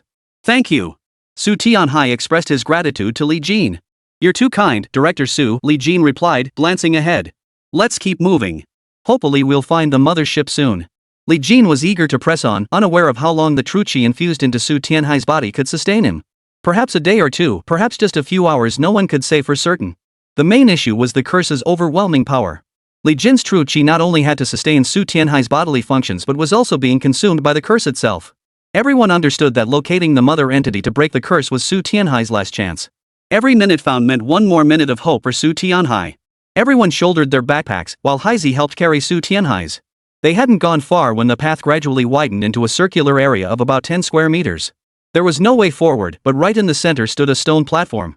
Its surface was smooth as glass, not a speck of dust in sight. Upon the stone platform sat a jade Buddha statue. The statue radiated solemn sanctity. This is a dead end. Yan Shun swept his flashlight around the area, showing no interest whatsoever in the white jade Buddha. If they couldn't return alive, forget the jade Buddha, even a mountain of gold wouldn't matter. Only then did the others, who had been captivated by the jade Buddha, realize they were trapped in a dead end. What do we do? Zhou Wenfang turned to look at Li Jin. Su Tianhai felt utterly defeated. His stamina was already depleted, and now they'd reached a dead end. If they had to turn back and struggle through the journey again, Su Tianhai didn't know how much longer he could endure. The instant Li Jin saw the white jade Buddha, a stream of information flooded his mind. White jade Guanyin statue. 3 prostrations and 9 kowtows will lift the curse. Wasn't that precisely the purpose of their journey? Even though they'd reached a dead end, stumbling upon a way to lift the curse made it worthwhile. As for how to get out, that could be figured out later. Just as Su Tianhai was sinking into despair, Li Jin declared, "This is the source that can lift the curse." At these words, everyone froze, then erupted with excitement. Now that they'd found it, lifting the curse meant they could finally return home. Su Tianhai, overcome with excitement, grabbed Li Jin's hand. "Li Jin, do you know how to lift this curse? Is it as simple as touching it?" They had been cursed after touching the statue. Li Jin replied, 3 kneels and 9 bows should lift it. "Ah. Yes. Yes. Yes." Su Tianhai clung to this like a lifeline, disregarding everything else as he immediately prepared to kneel. Li Jin quickly pulled Su Tianhai back. "Mr. Su, wait a moment. Wenfang, come here." Pulling them aside, Li Jin explained, "Mr. Su, Wenfang, you two will perform the 3 kneels and 9 bows together. We don't know exactly what's going on here, so it's better to be cautious." Both were visibly tense. For Su Tianhai, this was a matter of life and death. For Zhou Wenfang, it also determined the length of her own life. They nodded in agreement. Li Jin instructed, "Kneel when I say kneel. Bow when I say bow. You know what 3 kneels and 9 bows entails, right? Bow 3 times, rise, then kneel again. Kneel once, kowtow 3 times, then rise. Repeat 3 times." Li Jin was utterly terrified that something might go wrong at this critical moment. If something went wrong now, lifting the curse would be virtually impossible. Understood. Su Tianhai naturally knew what the 3 kneels and 9 bows entailed. Zhou Wenfang nodded nervously. The others were solely focused on whether the curse could be lifted, no longer concerned about whether this was a dead end. All eyes were on Li Jin and the other two. "Get ready." On my command, Li Jin said before stepping back a few paces. Su Tianhai and Zhou Wenfang also positioned themselves before the Buddha statue, maintaining a slight distance. Li Jin shouted, "Kneel." The two knelt nervously. "Bow." They nervously bowed their heads to the white jade Buddha statue. Nothing seemed to change. Not a single person dared to speak out of turn. Under Li Jin's direction, Su Tianhai and Zhou Wenfang simultaneously completed 3 kneels and 9 prostrations before the white jade Buddha statue. Just as the final bow concluded, the white jade Buddha statue emitted a soft white glow. The dark cave was instantly enveloped in white light. The light was gentle and not at all harsh on the eyes. Everyone was filled with joy. In that instant, Su Tianhai felt an endless surge of energy welling up within him, replenishing his body that had been on the verge of collapse. Having barely held on with what little strength remained, he now felt as though he had been rejuvenated by a decade or two. "Chairman Su, how does Wenfang feel?" Li Jin asked. Zhou Wenfang replied, "Nothing too dramatic. It's like when you're utterly exhausted and suddenly feel energized." Su Tianhai, however, exclaimed excitedly, "Li Jin, I feel completely rejuvenated. This sensation is incredible. It's as if I could live for many more years. I can't quite put my finger on it." Li Jin walked over to examine both of them. He could no longer detect any issues whatsoever. The curse has indeed been lifted. No sooner had Li Jin finished speaking than Yan Shun cried out in alarm, "The ground is cracking. Run!" Only then did everyone notice the ground had cracked in layers, with large fissures as thick as fingers. A faint glow shimmered within the cracks, barely perceptible amid the cave's blinding white light. The moment the group spotted the fissures and took 2 steps back, the ground shattered completely beneath them like shattering glass. Without a moment to react, everyone plummeted straight downward. Chapter 108, Breaking the Curse. Fortunately, the fall wasn't too high. Though everyone landed with a jolt, sustaining minor scrapes and bruises, none suffered serious injury. Li Jin scrambled to his feet and surveyed the surroundings. They were still inside the cave, about 5 or 6 meters below the entrance. Climbing back up shouldn't be too difficult. A faint light shone ahead, likely the exit. Li Jin's heart leapt with joy. He quickly asked the others, "Everyone okay?" They all scrambled to their feet. "We're fine. We're fine." After confirming everyone was safe, Li Jin pointed toward the light. That way should be the exit. Su Tianhai was overjoyed. Being trapped here meant life-threatening danger. No matter how powerful he was outside, it was useless here. He was helpless, with no one to turn to. Once they got out, he would still be a local tycoon. Then let's get out of here fast. Su Tianhai was now desperate to leave. If he could avoid it, he never wanted to set foot in a place like this again. Li Jin pulled Su Tianhai back. "Mr. Su, there's light ahead, but for safety's sake, let's check the map first." Su Tianhai realized he was right. Though light beckoned ahead, no one could predict what lay beyond. What if it led to yet another perilous zone? It's always good to be prepared. Li Jin pulled out the map, skipping other areas to focus directly on the terrain near the exit. After comparing the options, Li Jin stated, "This area does resemble an exit, but there are several other spots on the map that look similar. We should still proceed with caution. Hey Z, you take the lead. Takahashi and Yen Shun bring up the rear." The group reorganized and set off once more. The closer they got, the clearer the view ahead became. A forest stretched out before them. "What is this place? Heizi, do you know?" Li Jin looked at Heizi. Heizi scanned the surroundings and shook his head. "Never been here before." Li Jin nodded. "No problem. Based on the direction we came from, heading north should take us back. Let's walk a bit and see." No one objected. Nothing else mattered now, just getting out was the priority. After determining their direction, the group maintained formation, ready for any unexpected situations. After walking for about an hour, Heizi exclaimed, "There's my mark here. I know the way now." With these mountains stretching endlessly, even Heizi hadn't visited every spot multiple times. Some areas he'd only explored once or twice. Whenever venturing into unfamiliar mountain depths, mountain guardians like Heizi would carve their markings into large trees to aid in navigating direction and paths. Li Jin glanced over. On a large tree, a simple notch had been carved. After years of growth, it was barely discernible now. Only someone like Heizi, who lived in the mountains year-round, could recognize it. "Hey Z, you lead the way from here," Li Jin said. After enduring the hardships of the journey together, Heizi had developed a bond with Li Jin and his group. He nodded and replied, "No problem." Leading the way, Heizi couldn't help but remark, "In all my years living in these mountains, I've never encountered anything as perilous as this. It's certainly broadened my horizons." Takahashi agreed, "Yeah. We've faced danger before, but nothing quite as bizarre as this." Li Jin echoed the sentiment. Experiences like this are best kept to a minimum. While unique, one wrong move could have cost us our lives. Exactly.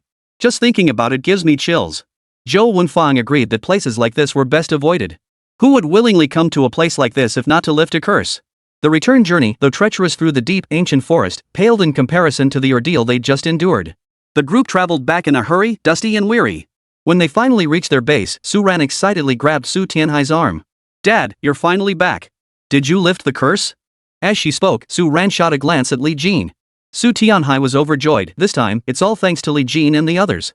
Without their help, I might have perished in there. As for the curse, it's been lifted. I feel like I've been rejuvenated by 20 years. Su Ran turned to Li Jin and said, "Thank you." Li Jin smiled faintly. "No need. This is everyone's achievement." Chairman Su was very cooperative too. Despite the dangers above, he never once put us in harm's way. While Li Jin's words slightly elevated Su Tianhai, they were essentially true. Throughout the journey, Su Tianhai's physical condition had been poor, yet he gritted his teeth and endured no matter how dire it became. His physical limitations weren't his fault. The curse had already drained every ounce of vitality from his body. Su Ran felt a slight disappointment at Li Jin's attitude toward her. Hey Z spoke up then, "It's still early. If you want to head out, there's plenty of time. Should we leave the mountains now?" They were still deep within the mountainous region, and reaching the city would require a long journey. Hey Z's suggestion came from genuine concern for the group. Having lived in the mountains for years, he was accustomed to such conditions. Others might not adapt as easily. Staying another day wouldn't pose any problems, but it wouldn't compare to the comfort of a big bed in the city. Li Jin glanced at the group. "Alright, then we'll be heading out first. Hey Z, let's settle the bill for this trip. Heizi earned his living this way, he couldn't refuse payment just because they'd shared a difficult experience. He didn't refuse. After settling the bill, Li Jin deliberately added a little extra. This had been far too dangerous. They exchanged phone numbers. Though future meetings might be rare, this shared ordeal had forged them into friends, if not brothers. The group set off again toward the city. While Su Ran's group waited outside with some energy left, Li Jin's group was utterly drained. After checking into the hotel, showering, and eating, all they wanted was sleep. After days of poor food, inadequate rest, and constant strain, they had no energy left for anything else. Li Jin slept straight through until past 10 the next morning. By the time he woke up, everyone else was already up. Yan Shun had been the earliest riser. Where are Chairman Su and the others? Li Jin asked, puzzled. Yan Shun replied, they had business to attend to and left ahead of time. They left a letter for you. Saying this, Yan Shun pulled out the letter and handed it to Li Jin. Li Jin took it with a puzzled look. Inside was a letter and a check. The check began with a 5 followed by a string of zeros. Glancing at the amount, it was a staggering 500 million. Li Jin froze for a moment before opening the letter. It was a thank you note, expressing gratitude for his assistance and stating that the Su family would be at his service should he ever need anything in the future. Zhou Wenfang was also startled by the sight of the check. That much money? Yan Shun and Gao Qiao were filled with envy. After all, 500 million yuan was more than most people would ever earn in a lifetime. This sum alone was enough to make many people abandon everything. Yan Shun and Gao Qiao, both former mercenaries, still held professional integrity. While they felt envy, they remained unmoved and harbored no ill intentions whatsoever. Chapter 109, Auntie's Visit. Li Jin stuffed the thank you letter and checked back into the envelope. I can't accept this money. Helping Chairman Su was purely a favor. I never intended to take his money. Zhou Wenfang was easily satisfied with her material life. She also knew Su Ran had feelings for Li Jin. Now that Li Jin refused this money, it actually made her very happy. I agree. Once we get back, we should return the money to them. Yan Shun and Takahashi couldn't help but admire the pair. Such a large sum of money, delivered right to their hands, and they refused it. More importantly, accepting it would have brought no strings attached. Across the entire world, how many of even the wealthiest tycoons could truly refuse? Li Jin tucked the envelope away and said, let's grab a bite to eat. Everyone pack up your things, we're getting ready to head back. By the time they returned, it was already afternoon. Xian Hu had come to pick them up at the airport. Spotting Li Jin, Xian Hu exclaimed excitedly, Brother Jin, there's a public auction in Myanmar City the day after tomorrow. I heard the rules are different this time, it might be an opportunity. Li Jin's interest was immediately piqued. Rule changes would affect others more significantly. His own capabilities remained unaffected, regardless of how the rules were altered. If it affected others, it meant acquiring good materials might become harder for them. To provide his family and Zhou Wenfang with a good life, money was essential. This might actually be an opportunity. Li Jin smiled and said, then let's leave early the day after tomorrow and go check it out. Zhou Wenfang was equally curious and immediately chimed in, I want to go too. There's no harm in tagging along for fun. Li Jin smiled affectionately. Alright, we'll go together then.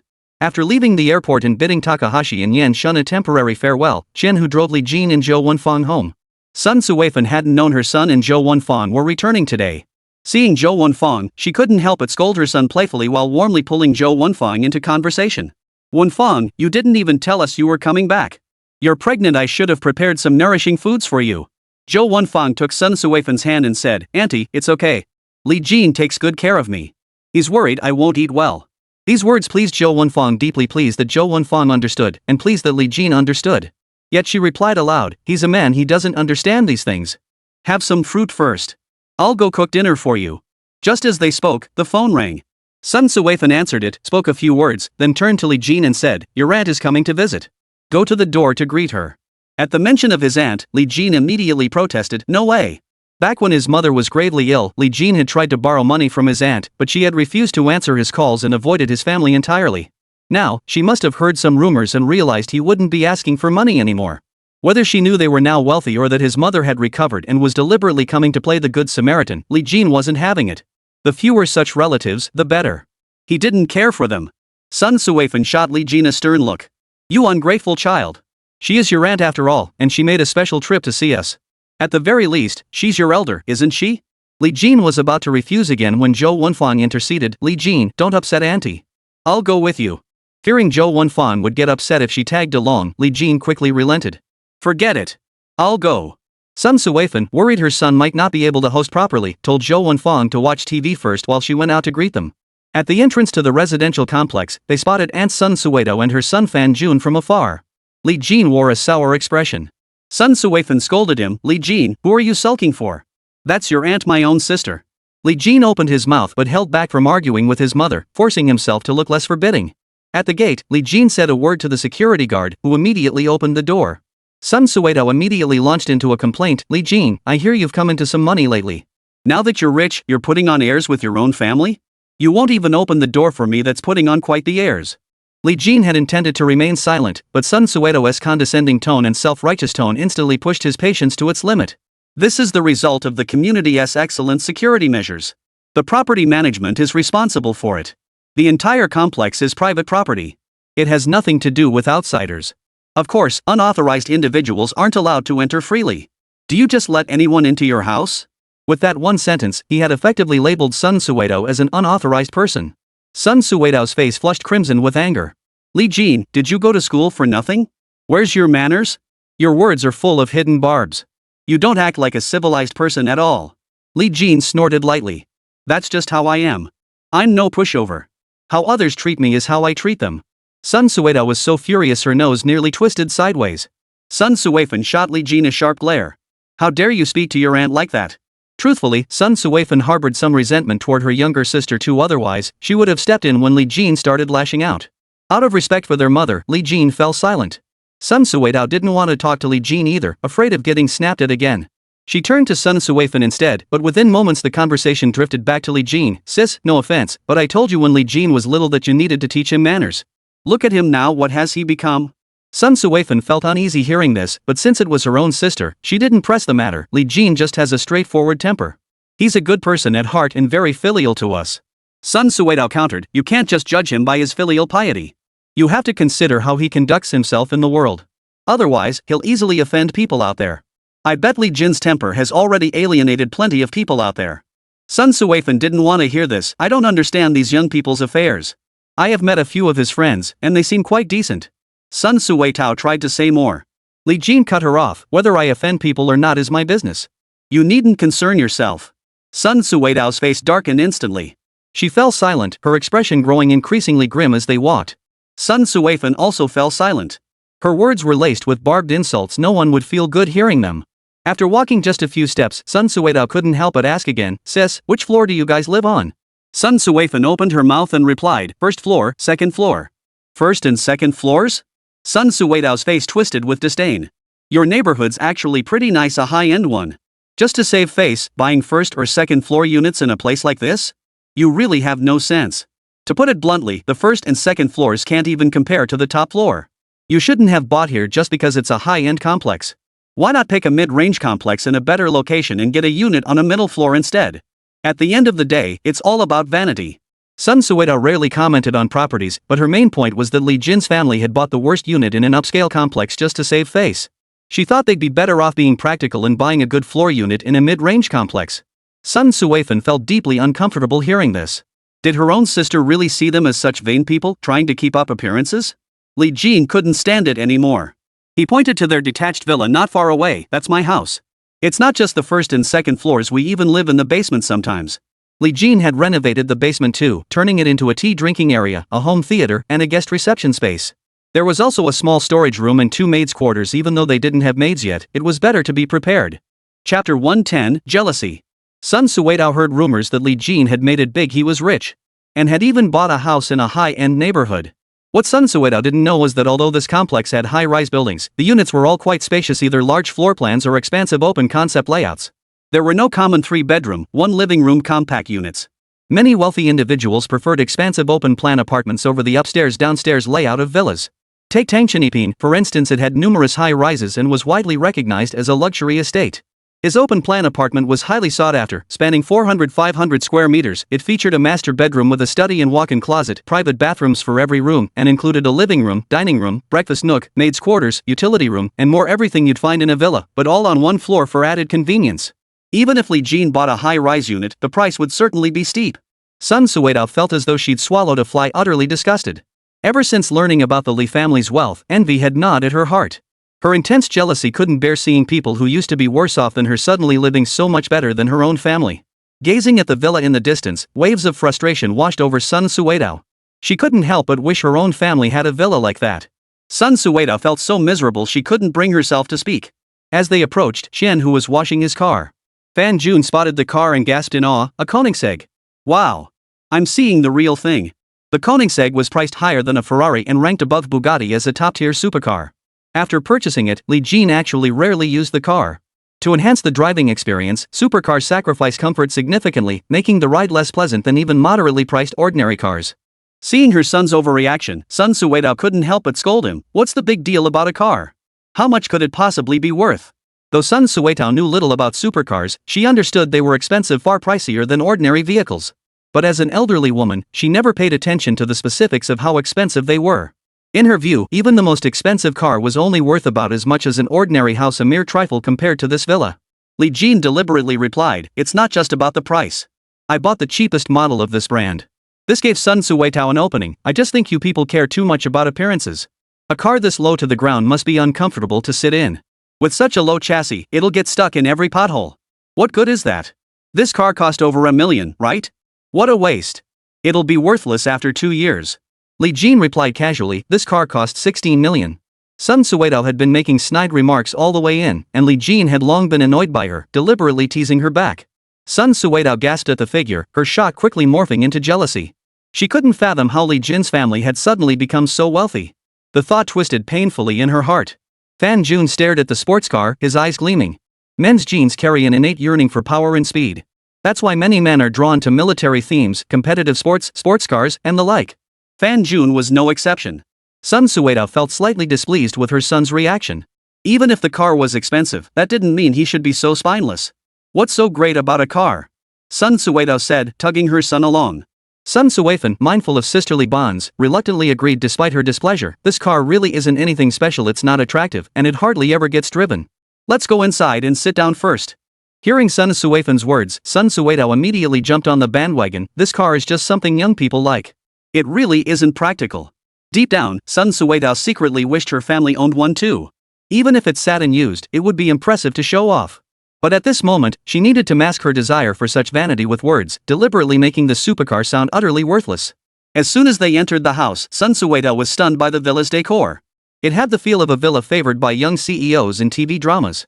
The decor appeared simple, yet every detail was meticulously crafted, creating an atmosphere of clean lines and grand elegance.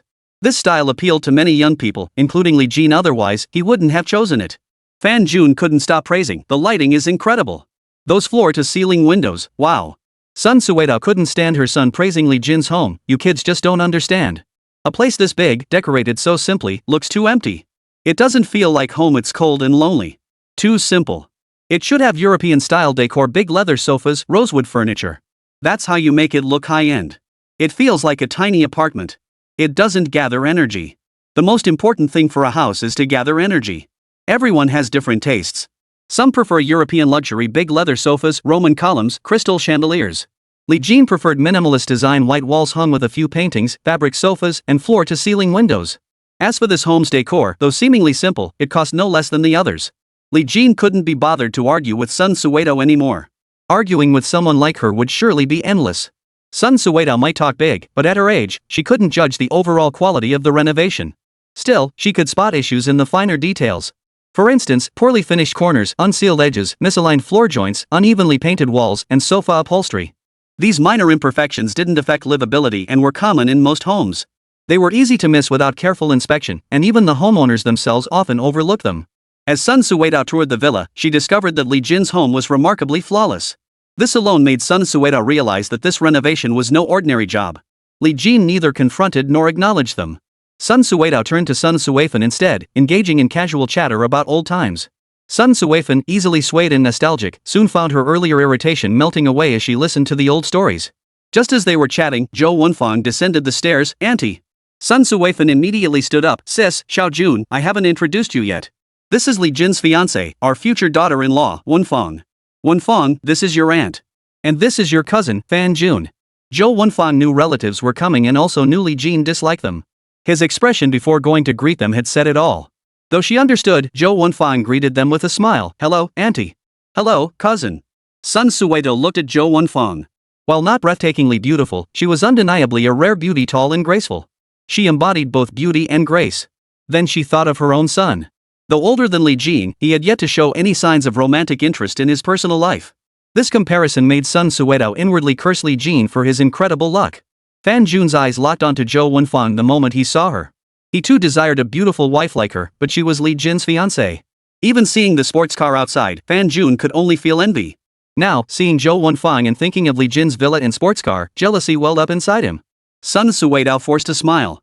Wenfang, how did you and Li Jin meet? I had no idea. You two haven't known each other long, have you? Zhou Wenfang nodded without elaborating, replying casually, not very long. Sun Suetao beamed, I knew it. How could Li Jin have ever met such an outstanding girl like you before? This remark practically implied that Li Jin wasn't good enough for Zhou Wenfang. Sun Suetao frowned, trying to smooth things over. Wenfang is a really good kid. Zhou Wenfang replied, I'm not really that outstanding.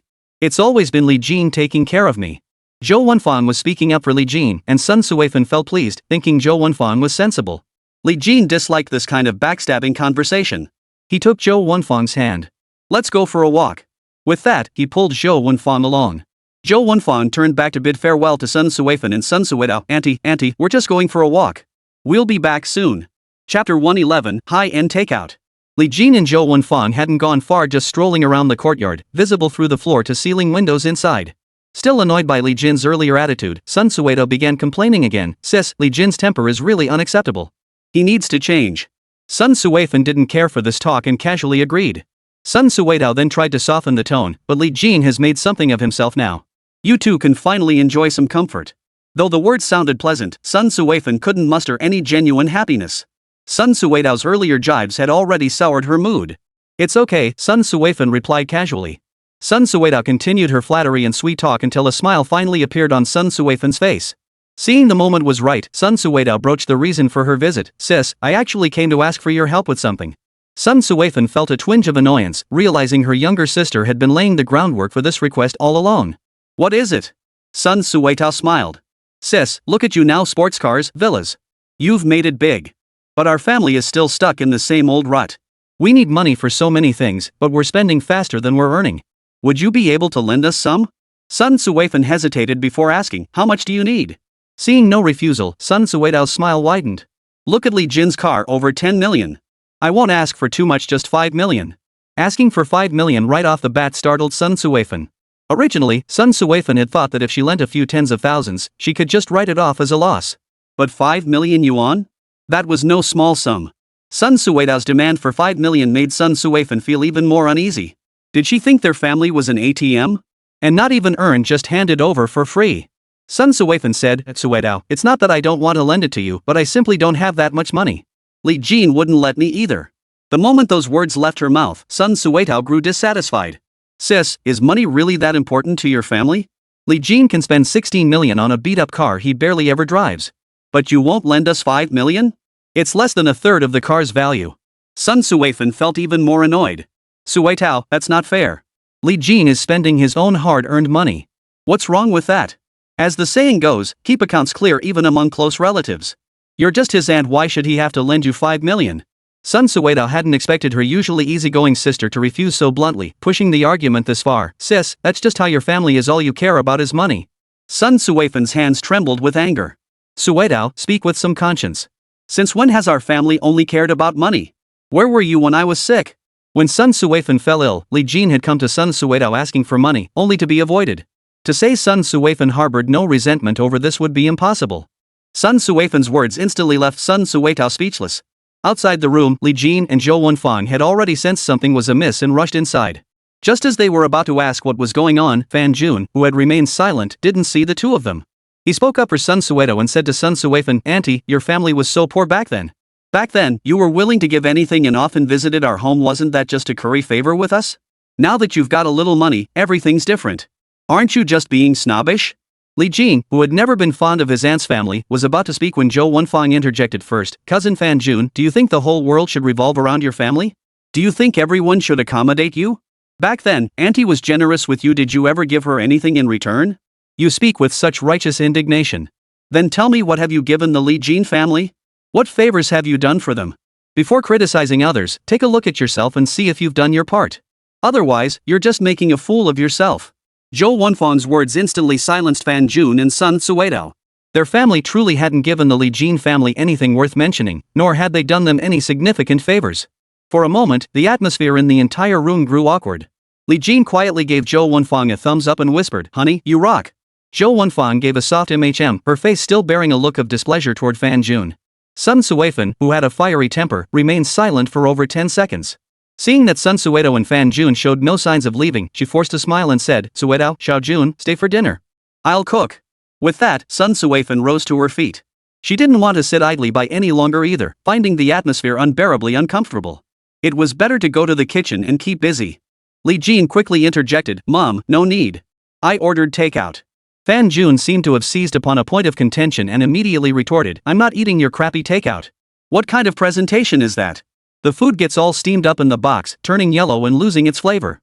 Li Jin had indeed ordered takeout because of Fan Jun and the others, with no ulterior motive. He simply didn't want to tire his mother out. Besides, given Fan Jun and Sun Suedo's personalities, no matter how well the food was prepared, they probably wouldn't give it a good review anyway.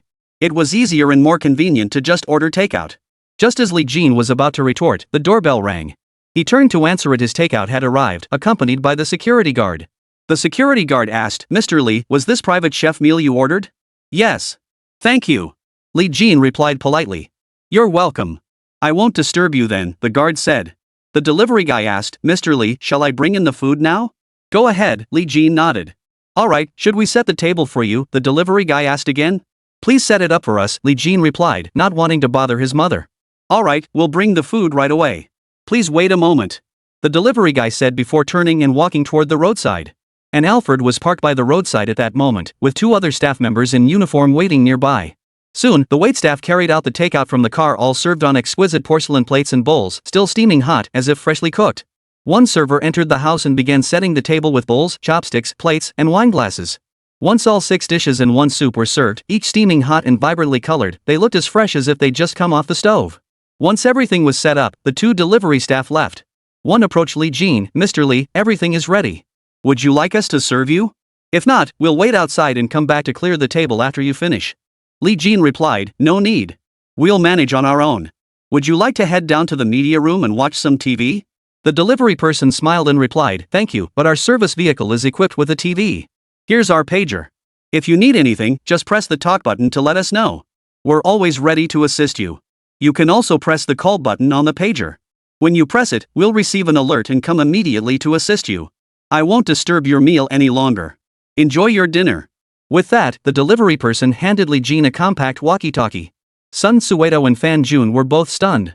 The delivery they were accustomed to was simply a delivery person bringing a takeout box at best. Nicer restaurants might use nicer containers. They never imagined ordering takeout would require 3 people delivering it, all on exquisite porcelain plates. Sun Suedo remarked sourly, "Do they even use vans for delivery now?" Fan Jun, who loved cars, instantly recognized the Alfred outside. He whispered, "Mom, that car costs over 700,000 yuan. With the markup, it probably goes for over $1 million. Sun Suedo was secretly stunned and immediately fell silent. Chapter 112, Shameless. Li Jin called Zhou Wenfang to eat, not bothering with Sun Suedo and Fan Jun. Sun Suifan motioned for everyone to come to the table. Li Jin and Zhou Wenfang exchanged occasional words, occasionally asking Sun Suifan a question or two. Sun Suedo and Fan Jun ate the takeout. It tasted delicious, but both felt a bitter taste in their mouths. After eating nearly half of it, Sun Suedo suddenly broached the subject, "Li Jin, what exactly are you doing?" Sun Suedo was dying to know exactly how Li Jin was making his fortune. If it was feasible, she wanted to get involved too. Li Jin replied casually, "Nothing much." Sun Suifan shot her son a stern look. Li Jin added, "Just dabbling in the antiques business." This wasn't a business just anyone could get into. Sun Suifan knew well that antiques could easily fetch tens of thousands, hundreds of thousands, even millions or tens of millions. She'd even heard of some selling for hundreds of millions. With such high prices came correspondingly high profits. Sun Suedo's face lit up with a smile. "Why don't I invest some money too? We can split the profits 60-40? Li Jin glanced at Sun Suedo, thinking she really would say anything without a shred of self-respect. What if we lose money? Business involves both losses and gains. Sometimes we don't sell a single item for a month, but rent, labor, and utilities still cost money. What if I misjudged the situation? Then I'd have to cover the losses." Sun Suedo clearly didn't want to lose money. "How could you lose money? Look at you now, you've got a house and a car already." Li Jin replied coolly, "I took risks too. Maybe one day I'll misjudge something and then I might lose money." Sun Suedao's smile grew even more warm and friendly. Then just make sure you make the right call. As long as we don't lose money, that's all that matters. Li Jin sneered coldly. Why not just say it plainly? If we don't lose money, it's yours. If we do, it's mine. You can just sit back and count the cash. Sun Suedao's expression darkened. Li Jin, how dare you speak to me like that? How am I speaking? Li Jin snorted. Isn't the implication in your words that you don't want to lose money, but you still want to make money? If you have money to invest, why come to us for a loan? If you're afraid of losing money, put it in the bank. Principal and interest guaranteed, no risk at all. You want to make extra money but don't want to lose any? Tell me, where in the world is there such a good deal? Sun Suedao turned pale with anger. You're utterly lacking in manners. Sister, look at him, you really ought to discipline him. Sun Suefan kept her head down and ate, saying nothing. Though Sun Suefan felt her son had gone too far, Sun Suedao's words were equally harsh and deserved a sharp retort. Seeing his mother silent, Li Jin took it as tacit approval. Auntie, I still call you that out of respect. I'm no big shot, nor am I some saint. I can't repay evil with kindness. If I owe anyone anything, even a penny, I'll pay it back. If I don't give someone a friendly look, that person had better think about how they treated me in the past. Everyone knew that someone referred to Sun Suefan. Sun Suefan was so furious she fell silent. After finishing their meal, Li Jin motioned for the waiting waiter to come in and clear the table before settling the bill. Meanwhile, Sun Suedao seized an opportunity to video call Li Dahai. Brother Dahai, what are you up to? Li Dahai was Li Jin's uncle, so by all accounts, he shouldn't have been very close with Sun Suedao. But over the years during the holidays, they'd occasionally run into each other while playing cards. Through those encounters, they'd become acquainted and exchanged contact information. Getting ready to play cards? Li Dahai replied casually. Sun Suedao spoke in a mysterious tone. Brother Dahai, did you know Li Jin has made it big? Li Dahai paused, taken aback. No idea. I haven't been to his place in months. At this point, Li Dahai still didn't think much of it. How much money could one possibly make in such a short time, even if they struck it rich? Sun Suedao tapped the surroundings. See that? A villa. Li Jin even bought a car, 16 million yuan. And earlier, he ordered takeout for dinner. The delivery guy drove over in a car worth over $1 million. The food came on plates. I heard there's a chef in the car who prepares everything before departure and cooks it right there. A delivery costing thousands of yuan? I've never heard of such a thing. Li Jin must be rolling in it now. Li Dahai perked up immediately. What were you doing at his place? Borrowing money. Sun Suedao said matter-of-factly. Li Dahai chuckled. I'm his uncle Li Jin, after all. All these years, he's never shown me any filial piety. Let's not even talk about the past. He was just a poor guy with no money at home. Now that he's made it big, he should at least show some respect to his uncle. Give me the address. I'll head over right now. Sun Suedao wanted Li Dahai to come over. Alright. I'll send you the address right now. Oh, and their neighborhood is a high-end community. Not just anyone can get in. Let me know when you're coming, and I'll pick you up. Li Dahai didn't seem to care at all. What's the big deal? Doors are fixed, but people aren't. If they won't let me in, I won't go in. Sis, don't worry. I've got ways to get in.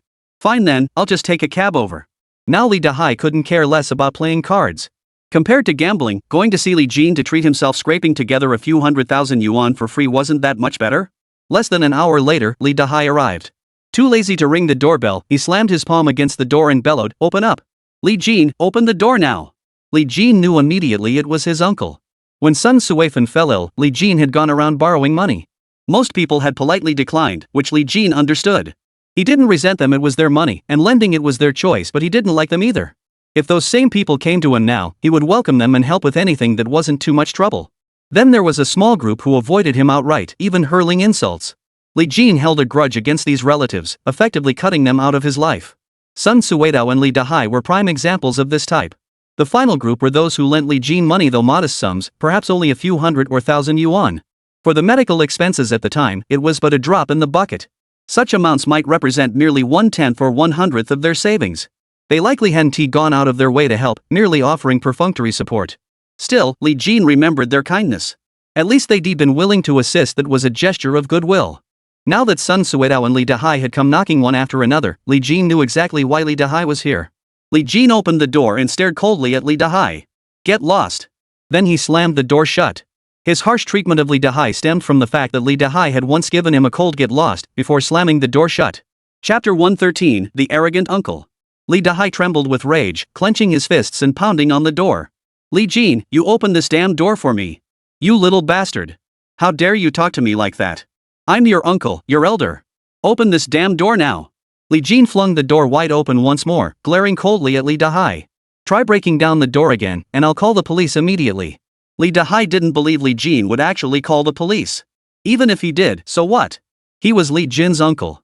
An uncle visiting his nephew's home even if they had a falling out, would the police really arrest him? Li Dahai bellowed, "Get out of my way. I want to see your parents. My dad isn't home and my mom won't see you. Now get out." Li Jin said, his face grim. Li Dahai tried to force his way in, but Li Jin blocked him. Furious, he roared, "I'm your uncle. Even if you were the king of heaven himself, it wouldn't matter. Now get out of here." Li Jin couldn't care less about this so-called uncle anymore. Ignoring Li Jin, Li Dahai bellowed into the house, "Sun Suifan, Li Daguang. Come control your son. I come to your house and get blocked at the door? What kind of nonsense is this?" Sun Suifan had known Li Dahai was coming all along but hadn't said a word. She finally stepped out. "Brother, Li Jin is the head of our household now. He makes all the decisions." Sun Suifan felt a chill run through her as she recalled how these people had refused to help when she was ill.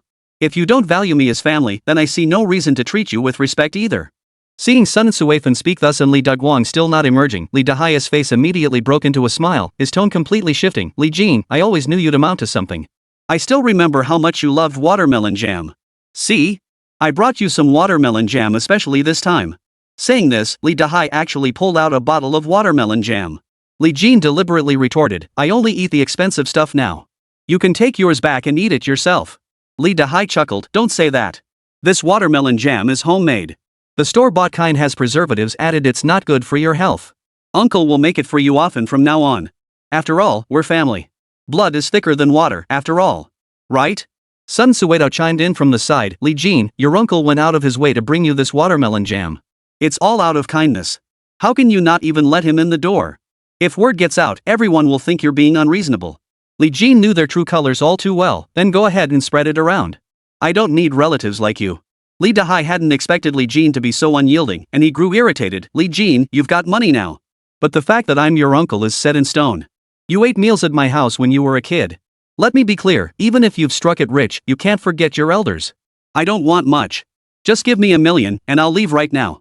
Sun Suedo came asking for money under the guise of borrowing it once lent, it would surely never be repaid. Li Dahai was more direct, no excuses needed, he just came right out asking for cash. Li Jin snorted coldly. "You've got some nerve saying that. I don't have money, but I've got. Want some?" Li Dahai, furious, pointed at Li Jin's nose and yelled, "You little bastard. Now that you've grown wings, you turn your back on us? If you don't give me the money today, I'm not leaving. If you want to make a scene, I don't care. But can you live with the shame?" Sometimes, when people become utterly shameless, they truly have no shame left. Zhou Wenfang, who stood by feeling awkward, was disgusted. She'd never seen anyone like this before. Demanding money with such righteous indignation. If you told people about it, most wouldn't believe it. Li Jin was somewhat surprised by Li Dahai's shameless behavior. No matter how helpless Li Dahai pretended to be, it only made Li Jin despise him more. Sun Suifan also thought Li Dahai had gone too far and spoke up, "Brother, what you're saying is a bit much. Sure, he ate meals at your house when he was little, but that was only during holidays. Back when we were poor, you practically wanted to disown us as your impoverished relatives. We're not unreasonable people. Aside from holidays, we'd send the kids over with gifts, but otherwise we tried not to bother you. We lived our poor life, and you lived yours in prosperity. That's only natural. It's my fault and Daguang's for not being capable enough. We can't blame anyone else. Now that Li Jin has made something of himself, what right do you have demanding money from him? Did you ever lift a finger when he was struggling as a child?" Li Dahai, stung by the accusation, flew into a rage and shouted at Sun Suifan, "You damn woman. I'm Li Jin's uncle, his elder. What's wrong with him showing me respect? Isn't that only natural? Mind your own damn business, you old hag." Before Li Dahai could finish his sentence, Li Jin raised his hand and slapped him. Smack! The sharp crack of the slap echoed through the room, freezing everyone in place. Even Li Dahai froze for a few seconds before snapping out of it, "You hit me?" Li Jin glared at Li Dahai. "You insulted me, and I held back. I didn't hit you. But don't you dare talk about my mother. If you do, beating you will be the least of your troubles." Li Dahai gritted his teeth in rage, "Ouch. You little bastard, you think you're all grown up now? Hitting me is the least of it? I'd love to see what else you've got." Dealing with such a thug and scoundrel was truly infuriating. Even if he beat him up, it wouldn't feel satisfying. Li Jin pulled out his phone. "You climbed over the wall to get in, didn't you? I'll have security kick you out right now. Seeing scum like you just ruins my mood." Seeing this, Li Dahai quickly shouted, "No need for security, I'm calling the police. You little bastard, you actually slapped me. I'm getting the police to seek justice for me today. Li Jin paused. Fine, call the cops. I'm curious to see how much it'll cost to slap someone. I've got plenty of money right now. Didn't you want $1 million? Fine, call the cops. Have them count it out. I'll pay you 10,000 for each slap. But you better think carefully about how you got in here. When the cops arrive, how are you going to explain climbing over the wall? Li Dahai gritted his teeth in rage, glaring viciously at Li Xiang. Fine. Just you wait. I've eaten more salt than you've eaten rice. You think I can't handle a little punk like you? With that, Li Dahai turned and walked away. Staying any longer would only mean Li Jin wouldn't let him in the door. Staying any longer would be pointless. Chapter 114, Shattering All Boundaries. Heisey looked toward the cave entrance, his voice laced with worry. Those man-eating eagles won't come after us, will they? Li Jin returned. Not so fast. By the sound of them, they're still some distance away. They can't fly, so they won't be moving in quickly. Though Li Jin said this, he was deeply worried inside. Even at a slow pace, the man-eating eagles could catch up in just over 10 minutes. If they moved faster, they might close the gap in mere minutes. He glanced at Su Tianhai and Zhou Wenfang. Their stamina was clearly insufficient. Pushing them to continue now would drain their energy, and they might not have the endurance to keep going. Li Jin added, I'll scout ahead. You two rest. Yan Shun, keep a close watch on the situation. If the vultures catch up, lead everyone forward immediately. Yan Shun said, I'll scout ahead instead. Everyone's exhausted. Hazy chimed in, I've lived in these mountains for years. I'll go with him. Li Jin waved his hand. No need. I'll go alone. You stay here and rest. Li Jin's reason for insisting was straightforward. If danger truly lurked, his special abilities could swiftly assess its severity and exploit the adversary's weaknesses. Though both Heisey and Yan Shun were formidable and experienced in handling threats, their abilities still fell short compared to his own. Yan Shun urged, Jin, you're shouldering all the pressure yourself. No matter how fit you are, there will come a point where you can't hold on. Heisey and I are just scouting. If any danger arises, we'll retreat immediately. We won't linger in battle. Besides, the terrain here is complex. In a place like this, Heisey and I have more experience than you. Zhou Wenfang also urged, Li Jin, you haven't rested since we started. It's fine to send Yan Shun and Heisey. Besides, we're running out of time. If those man-eating eagles catch up, any delay will cost us even more precious minutes. Li Jin trusted Yan Shun and Heisey's abilities, and he was indeed feeling the fatigue now. Alright then. Heisey, Yan Shun, you two must stay safe. If you encounter any danger or uncertainty, retreat immediately. Heisey stood up and said, understood. We'll scout ahead first. Heisey and Yan Shun proceeded to scout ahead through the cave, while Gao Chao voluntarily took over sentry duty, allowing Li Jin to rest for a moment. Su Tianhai felt a twinge of guilt. Li Jin, this time, it really was. Before Su Tianhai could finish, Li Jin smiled and said, Chairman Su, you can't blame yourself for this. Everyone who came in did so voluntarily, regardless of the reasons above. Wenfang was cursed too. Even if you hadn't been involved, I would have come anyway. Su Tianhai nodded gratefully to Li Jin. The dangers of this expedition to the Xianwan tomb had far exceeded his expectations. Zhou Wenfang nestled close to Li Jin, her heart filled with a mix of guilt and happiness. She knew that if not for her curse, Li Jin would never have come. Now that Li Jin was willing to risk everything for her, attentively caring for her every step of the way, her heart swelled with the happiness of being protected. Yan Shun and Heisey pressed forward through the cave. Though the terrain was complex and the path treacherous, their seasoned experience allowed them to navigate it with ease. Though they spoke little, their coordination was seamless. That was the power of experience. A single gesture was enough to understand each other's thoughts. After navigating a stretch without incident, a sudden scream echoed from ahead. It was clearly an animal, though they couldn't identify the specific creature. Just as Heisey reached to switch the flashlight to high beam to investigate, Yan Shun reached out to stop him, whispering, we don't know what it is. Turn off the light. Heisey understood Yan Shun's concern. The light might attract whatever lurked ahead. After a moment's hesitation, he switched off the flashlight. Yan Shun dimmed his own light. Let's feel our way forward in check. With terrain like this, if it's something fast, we won't be able to outrun it even with the light off. If it moves slowly, we'll assess the situation and leave immediately. Try not to alert whatever it is. Heisey nodded. Deep down, he felt confident. The cave was pitch black. Without light, it was as dark as being blind. You couldn't see your hand in front of your face. The two men groped their way forward in the dim light. Suddenly, both stopped in their tracks and exchanged glances. Both had caught the scent of blood. The scent wasn't particularly strong. Even if you placed a basin of animal blood right in front of an ordinary person, they likely wouldn't detect it. Only individuals like Yan Shun and Heisey could detect it from a distance. They nodded to each other and pressed on. After groping their way forward a short distance, a faint light appeared ahead. In the quiet cave, they could clearly hear each other's breathing and the sound of their own heartbeats. As they pressed forward, the light grew larger and more distinct in their vision. Gradually, they could barely make out their path by its glow, and Yen Shun switched off his flashlight. Simultaneously, a faint rustling sound reached their ears. They knew something lay ahead, not far now. As they drew nearer, the shape of the object came into view. A giant spider, over a meter long. Neither had ever seen such a large spider before, and they couldn't help but feel a jolt of fear. The colossal spider was devouring a wild deer. The scene was exceptionally bloody. Fortunately, both men were no strangers to such sights. Heisey, in particular, had witnessed countless battles between wild beasts in the mountains and forests.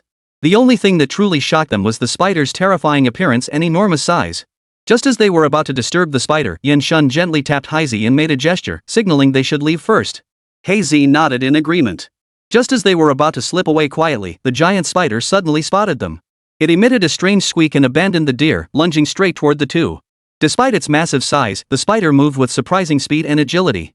Both men reacted almost simultaneously, switching on their flashlights and turning to flee. Barely 2 steps into their escape, a sharp clang echoed behind them, sounding like metal striking metal. Yen Shun turned to look and halted in his tracks.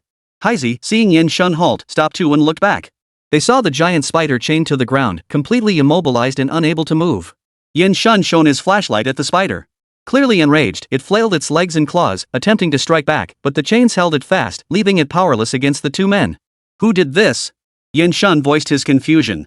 The giant spider being chained up was clearly the work of humans, there was no doubt about it. A spider couldn't possibly chain itself up like that. Moreover, whoever had managed to chain this colossal spider here was no ordinary individual. Chapter 115, Cutting Ties. Li Dahai saw the situation and knew he was no match for Li Jin. Not to mention, Yen Shun's skills alone were beyond what an ordinary person could handle. Forcing a confrontation now would clearly put him at a disadvantage. Li Dahai quickly changed his tactics, flopping down onto the ground. Li Jin, you had your men beat me up. With my old bones, I can't get back up. I don't have 1,000,000 yuan on me right now. I can't afford treatment. Even if the police show up, I'll have the upper hand. Li Jin laughed. Trying to play the fool with me? You want money, right? That's easily settled. Hearing this, Li Dahai thought Li Jin had backed down and grew smug. Why didn't you just play ball earlier? Li Jin turned to Yen Shun and said, break his legs. Yen Shun didn't care who Li Dahai was and started walking toward him. Li Dahai remained completely unfazed. You think you have the guts? Go ahead and break my legs if you dare. Li Jin looked at Li Dahai with contempt. Yen Shun, break them. He won't be able to get up, right? He wanted 1,000,000, didn't he? Break his legs, get him a disability assessment, then sue us.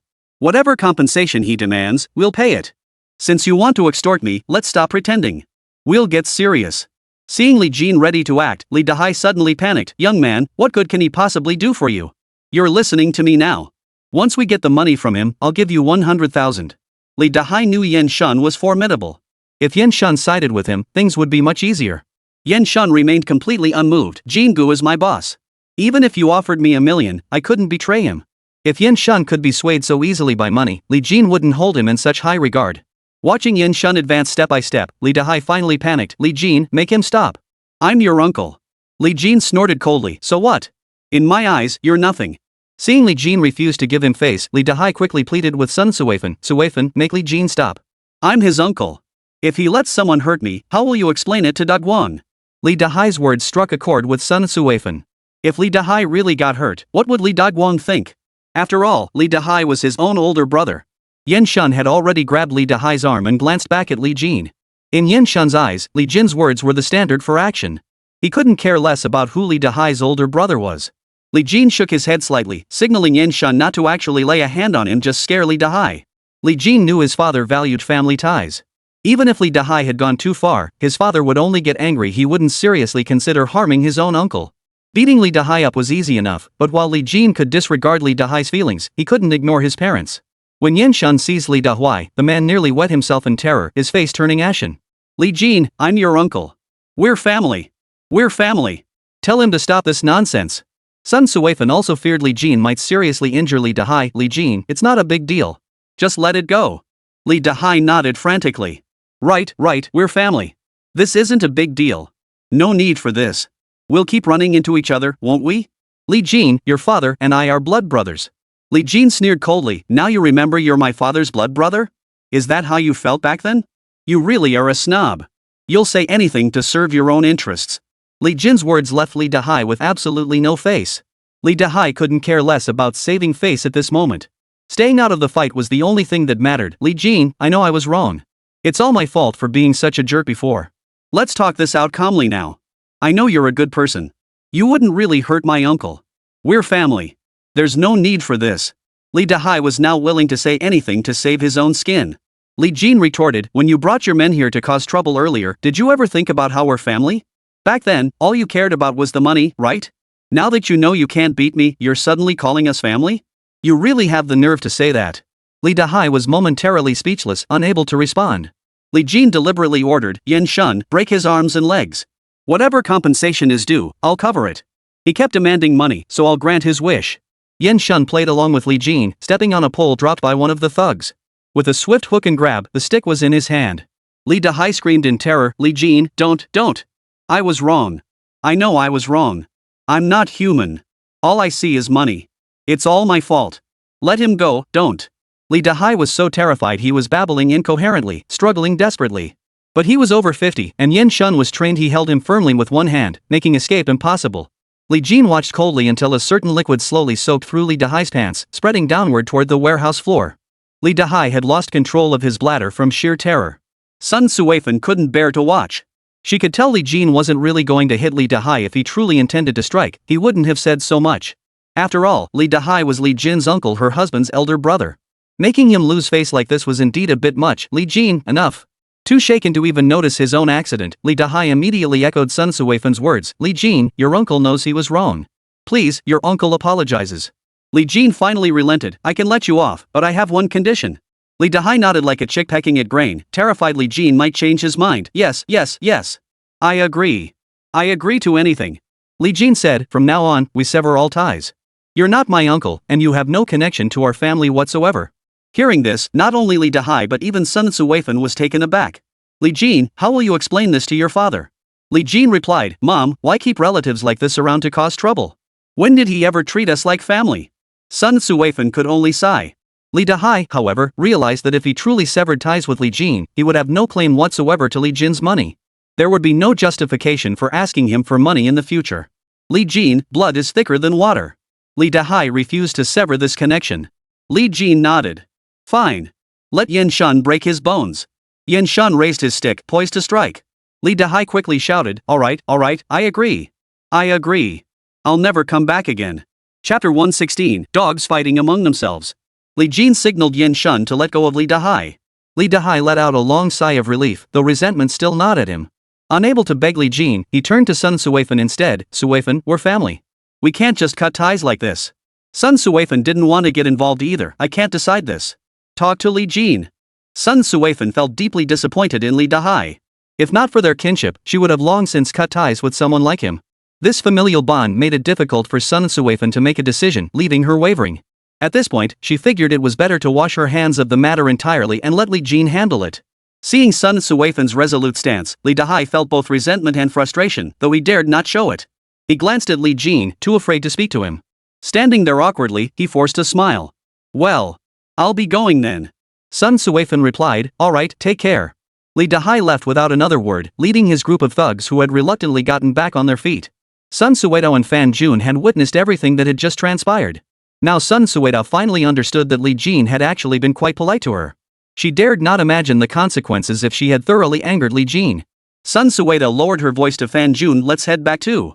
We haven't borrowed the money yet, Fan Jun replied reluctantly. He had his eye on a car, a Ford Mustang, one of the most affordable sports cars. He could buy it as soon as he got the loan. Before coming here, he'd already visited the dealership several times and made arrangements with the salesperson to pay in a few days.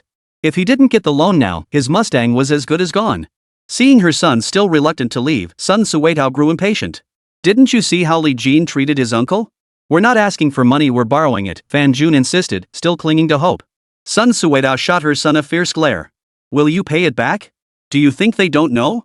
If we stay any longer, Li Jin might kick us out just like he did to Li Dahai.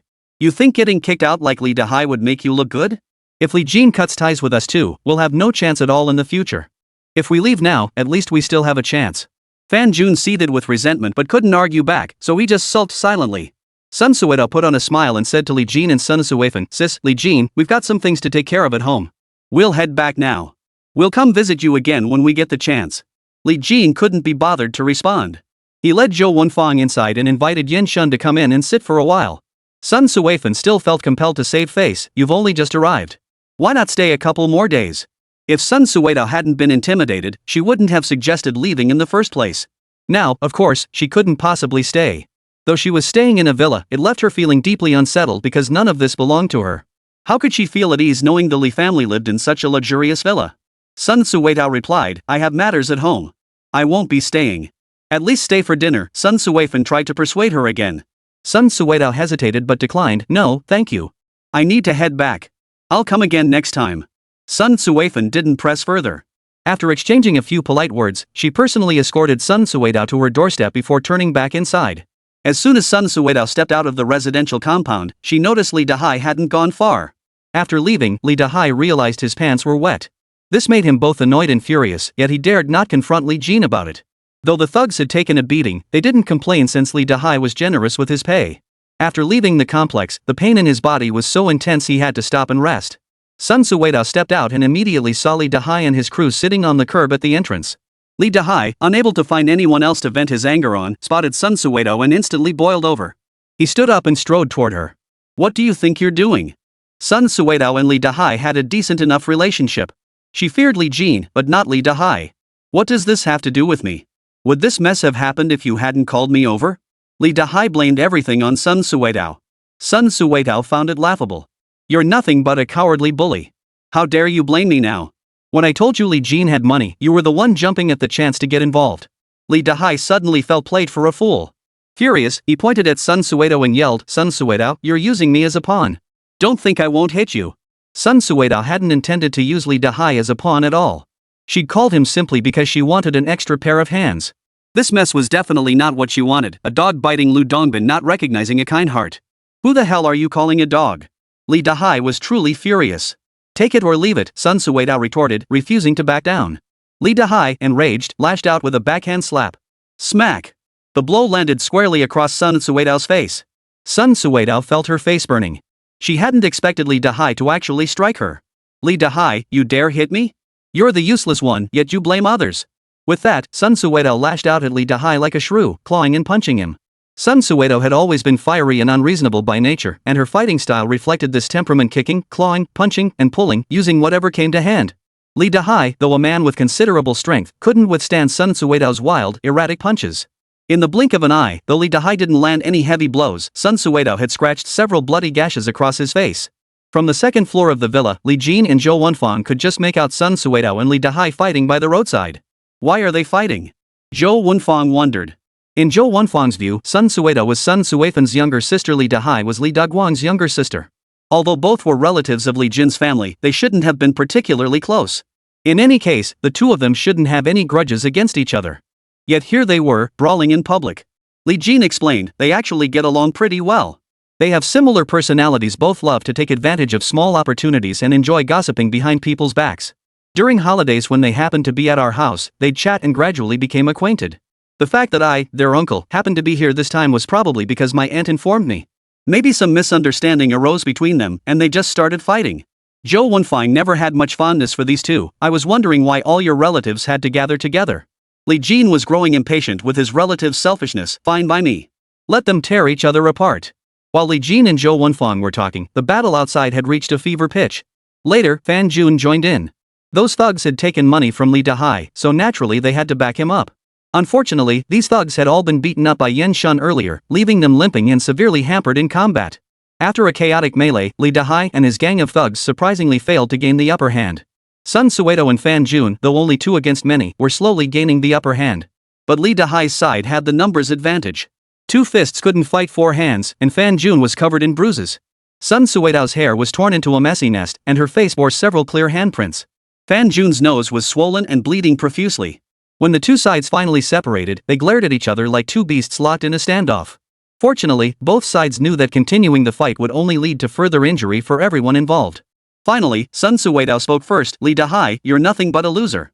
You couldn't get the money yourself, so you come blaming us. Li Dahai didn't back down. You're a cheap. You screwed me over, and I'm not done with you. I'm not done with you either. Sun Suidao shouted angrily. After a heated exchange, neither side resumed the fight. Sun Suidao led Fan Jun away. Lee Dahai's gang of thugs, already injured, were in even more pain after the fight and lay whimpering by the roadside. Lee Dahai looked at his useless crew, hesitated, then pulled out his phone. "Hey, take care of someone for me. I can pay the price. The guy's name is Lee Jin. He's no big shot, just my nephew. Last year, his family was dirt poor. What could he possibly do? What are you afraid of?" Chapter 117, Heading to Myanmar City. The next day, Lee Jin insisted on dragging Jo Wonfong to the hospital for her prenatal checkup. Jo Wonfong was reluctant. "I'm really fine. I don't like the smell of hospitals. After all the commotion yesterday, I hope it didn't scare our little one." As a first-time father with no experience, Lee Jin could only do his utmost to give Jo Wonfong and her unborn child the very best. Thinking of the child growing inside her, Jo Wonfong reluctantly agreed. Fortunately, the checkup showed everything was normal, which greatly relieved Lee Jin. After dropping Jo Wonfong off at her parents' home, Lee Jin sought out Gao Chao. "Gao Chao, I need to make a trip to Myanmar City. Take care of my mother and Wonfong for me these days. I'm afraid my uncle and aunt won't let this rest.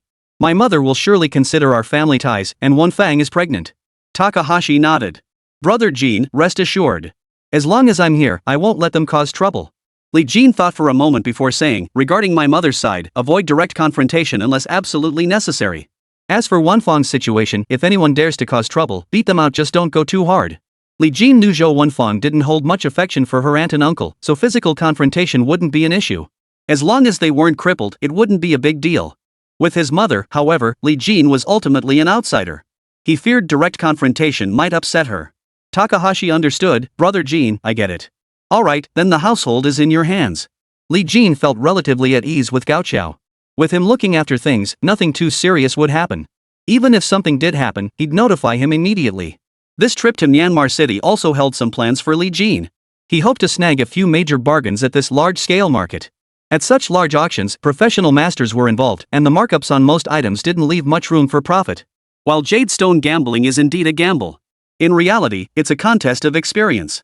For novices or low-level players, it boils down to luck. But for high-level players, it involves a great deal of skill and knowledge. High-level players actually have a high probability of winning. If they didn't win, they wouldn't be considered high-level players, they'd just be gamblers. After settling all arrangements, Lee Jin led his team straight to Myanmar City. Upon arrival, Xian Hu suggested, "Boss, Hailong County just opened a public auction today. Want to check it out?" Myanmar City is rich in jadeite, with a constant flow of rough stones traded year-round. However, the public auction offers a more concentrated selection. However, the public auctions were also a mixed bag. Jade gambling essentially falls into two categories. One group gambles purely for profit. These individuals are either gamblers or seasoned veterans. The other type involved jewelers. They didn't chase quick profits but sought stability.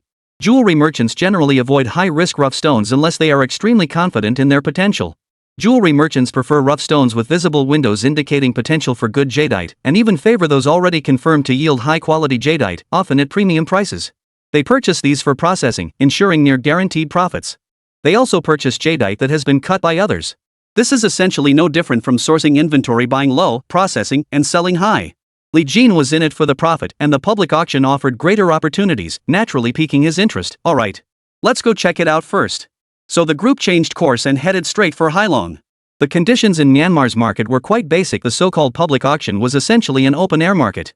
Many rough stone merchants transported their stones here to set up stalls and sell. The public auction covered a vast area, with dirt ground throughout. The outer perimeter resembled an open-air low-end market, much like browsing a wholesale bazaar. A central path ran through the middle, flanked by rough stone dealers setting up stalls on both sides, their stones simply dumped on the ground.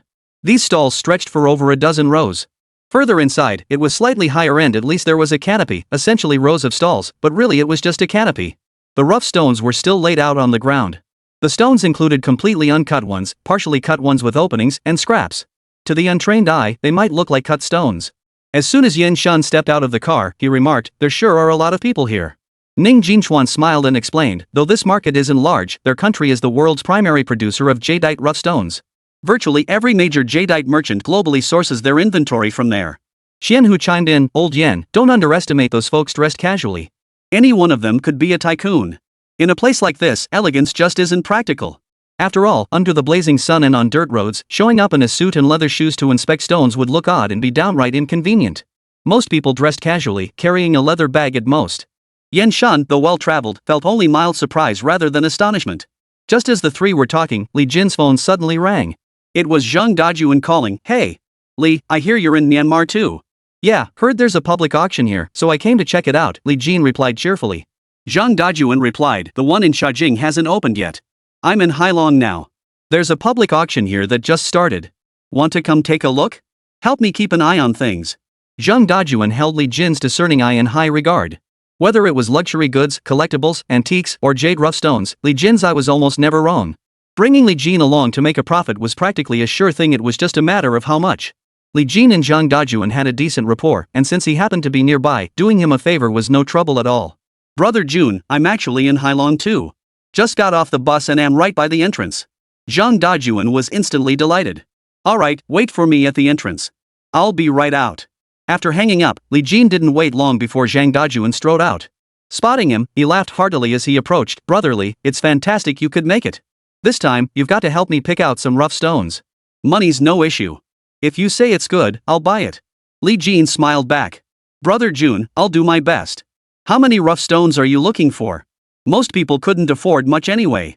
They might buy more of the cheaper ones, but the expensive ones were definitely out of reach for most. Even if Zhang Dajuan had the money, buying a few high-quality, pricier ones would be about the same. Zhang Dajuan said, probably around 10 tons or so. The main thing is to get jadeite. More is fine, just don't get ripped off. Don't worry about the ordinary ones, I brought my master along. Just help me pick out some mid-range and high-end jadeite pieces. If you find many you like, that's fine too, I'll take them all. Chapter 118, Stone Selection. Li Jin was somewhat surprised. In jade gambling, everyone aims for quality, yet Zhang Dajuan seemed utterly unconcerned with quality, only whether jade was present and whether he'd overpaid. Li Jin found it odd. Brother Jun, what do you need so much jadeite for? Ordinary jadeite is troublesome to process when you get too much of it. Here, selling jadeite was incredibly easy, it was like wholesale, making it hard to get high prices. Anything sold in the wholesale market fetched significantly lower prices than elsewhere. If you cut it and then sell it cheaply, there's not much profit left. For someone like Zhang Dajuan, it was completely unnecessary to go through all that trouble. Zhang Dajuan understood Li Jin's confusion and explained, my company actually handles some jadeite business as well. While there is demand for high-end jadeite, it remains limited. Jadeite is just one segment of the jewelry market. While specializing in high-end jadeite yields decent profits, it won't make you rich. Sometimes, it's the volume-driven business that's more profitable. The margins might be thin, but the sheer volume makes up for it. Zhang Dajuan was telling the truth, sometimes volume-driven sales could be quite lucrative. Li Jin understood that businessmen like Zhang Dajuan truly needed a steady supply of jadeite, sometimes even stockpiling pieces at low prices for future use. Li Jin nodded. No problem. Let's take a look first and try to pick out as much as possible. Great. Great. Great. As long as the price is right, we'll take it all. Zhang Dajuan was here to stock up, not just gamble on jadeite. Led by Li Dajuan, the group entered the Jadestone gambling area. Zhang Dajuan asked, Brother Li, where should we start? Li Jin didn't mind either way. Brother Jun wants a lot, so let's start from the outer section. Alright. This might take a bit longer, though. Zhang Dajuan said with a smile. Zhang Dajuan didn't care where they started as long as they found suitable rough stones, that was what mattered. The outer stalls were like clothes at a flea market, cheap wholesale prices, but the quality wasn't much to speak of. Though inexpensive, few of these stones yielded good material. Most of these stones had been passed over multiple times during selection.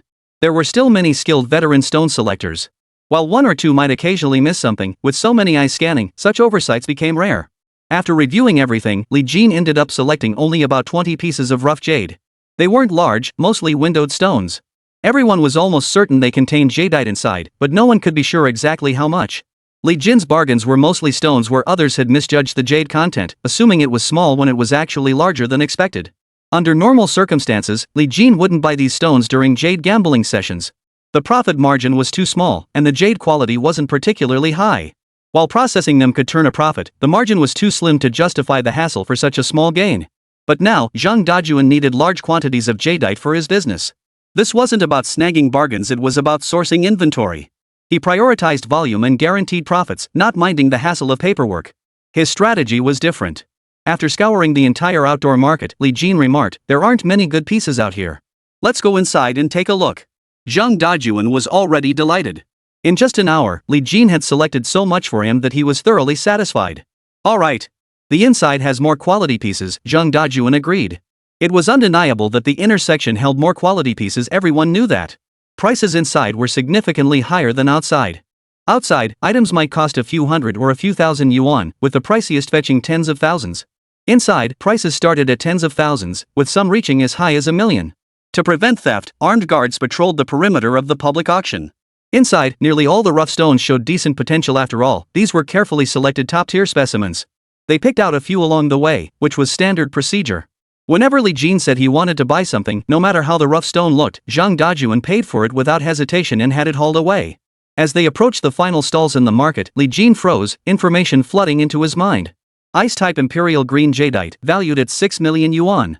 Glass-like Yellow Jadeite, worth 10 million yuan. Ice-type Zhangyang Green, worth 3 million. High Ice-type Violet Jadeite, worth 8 million yuan.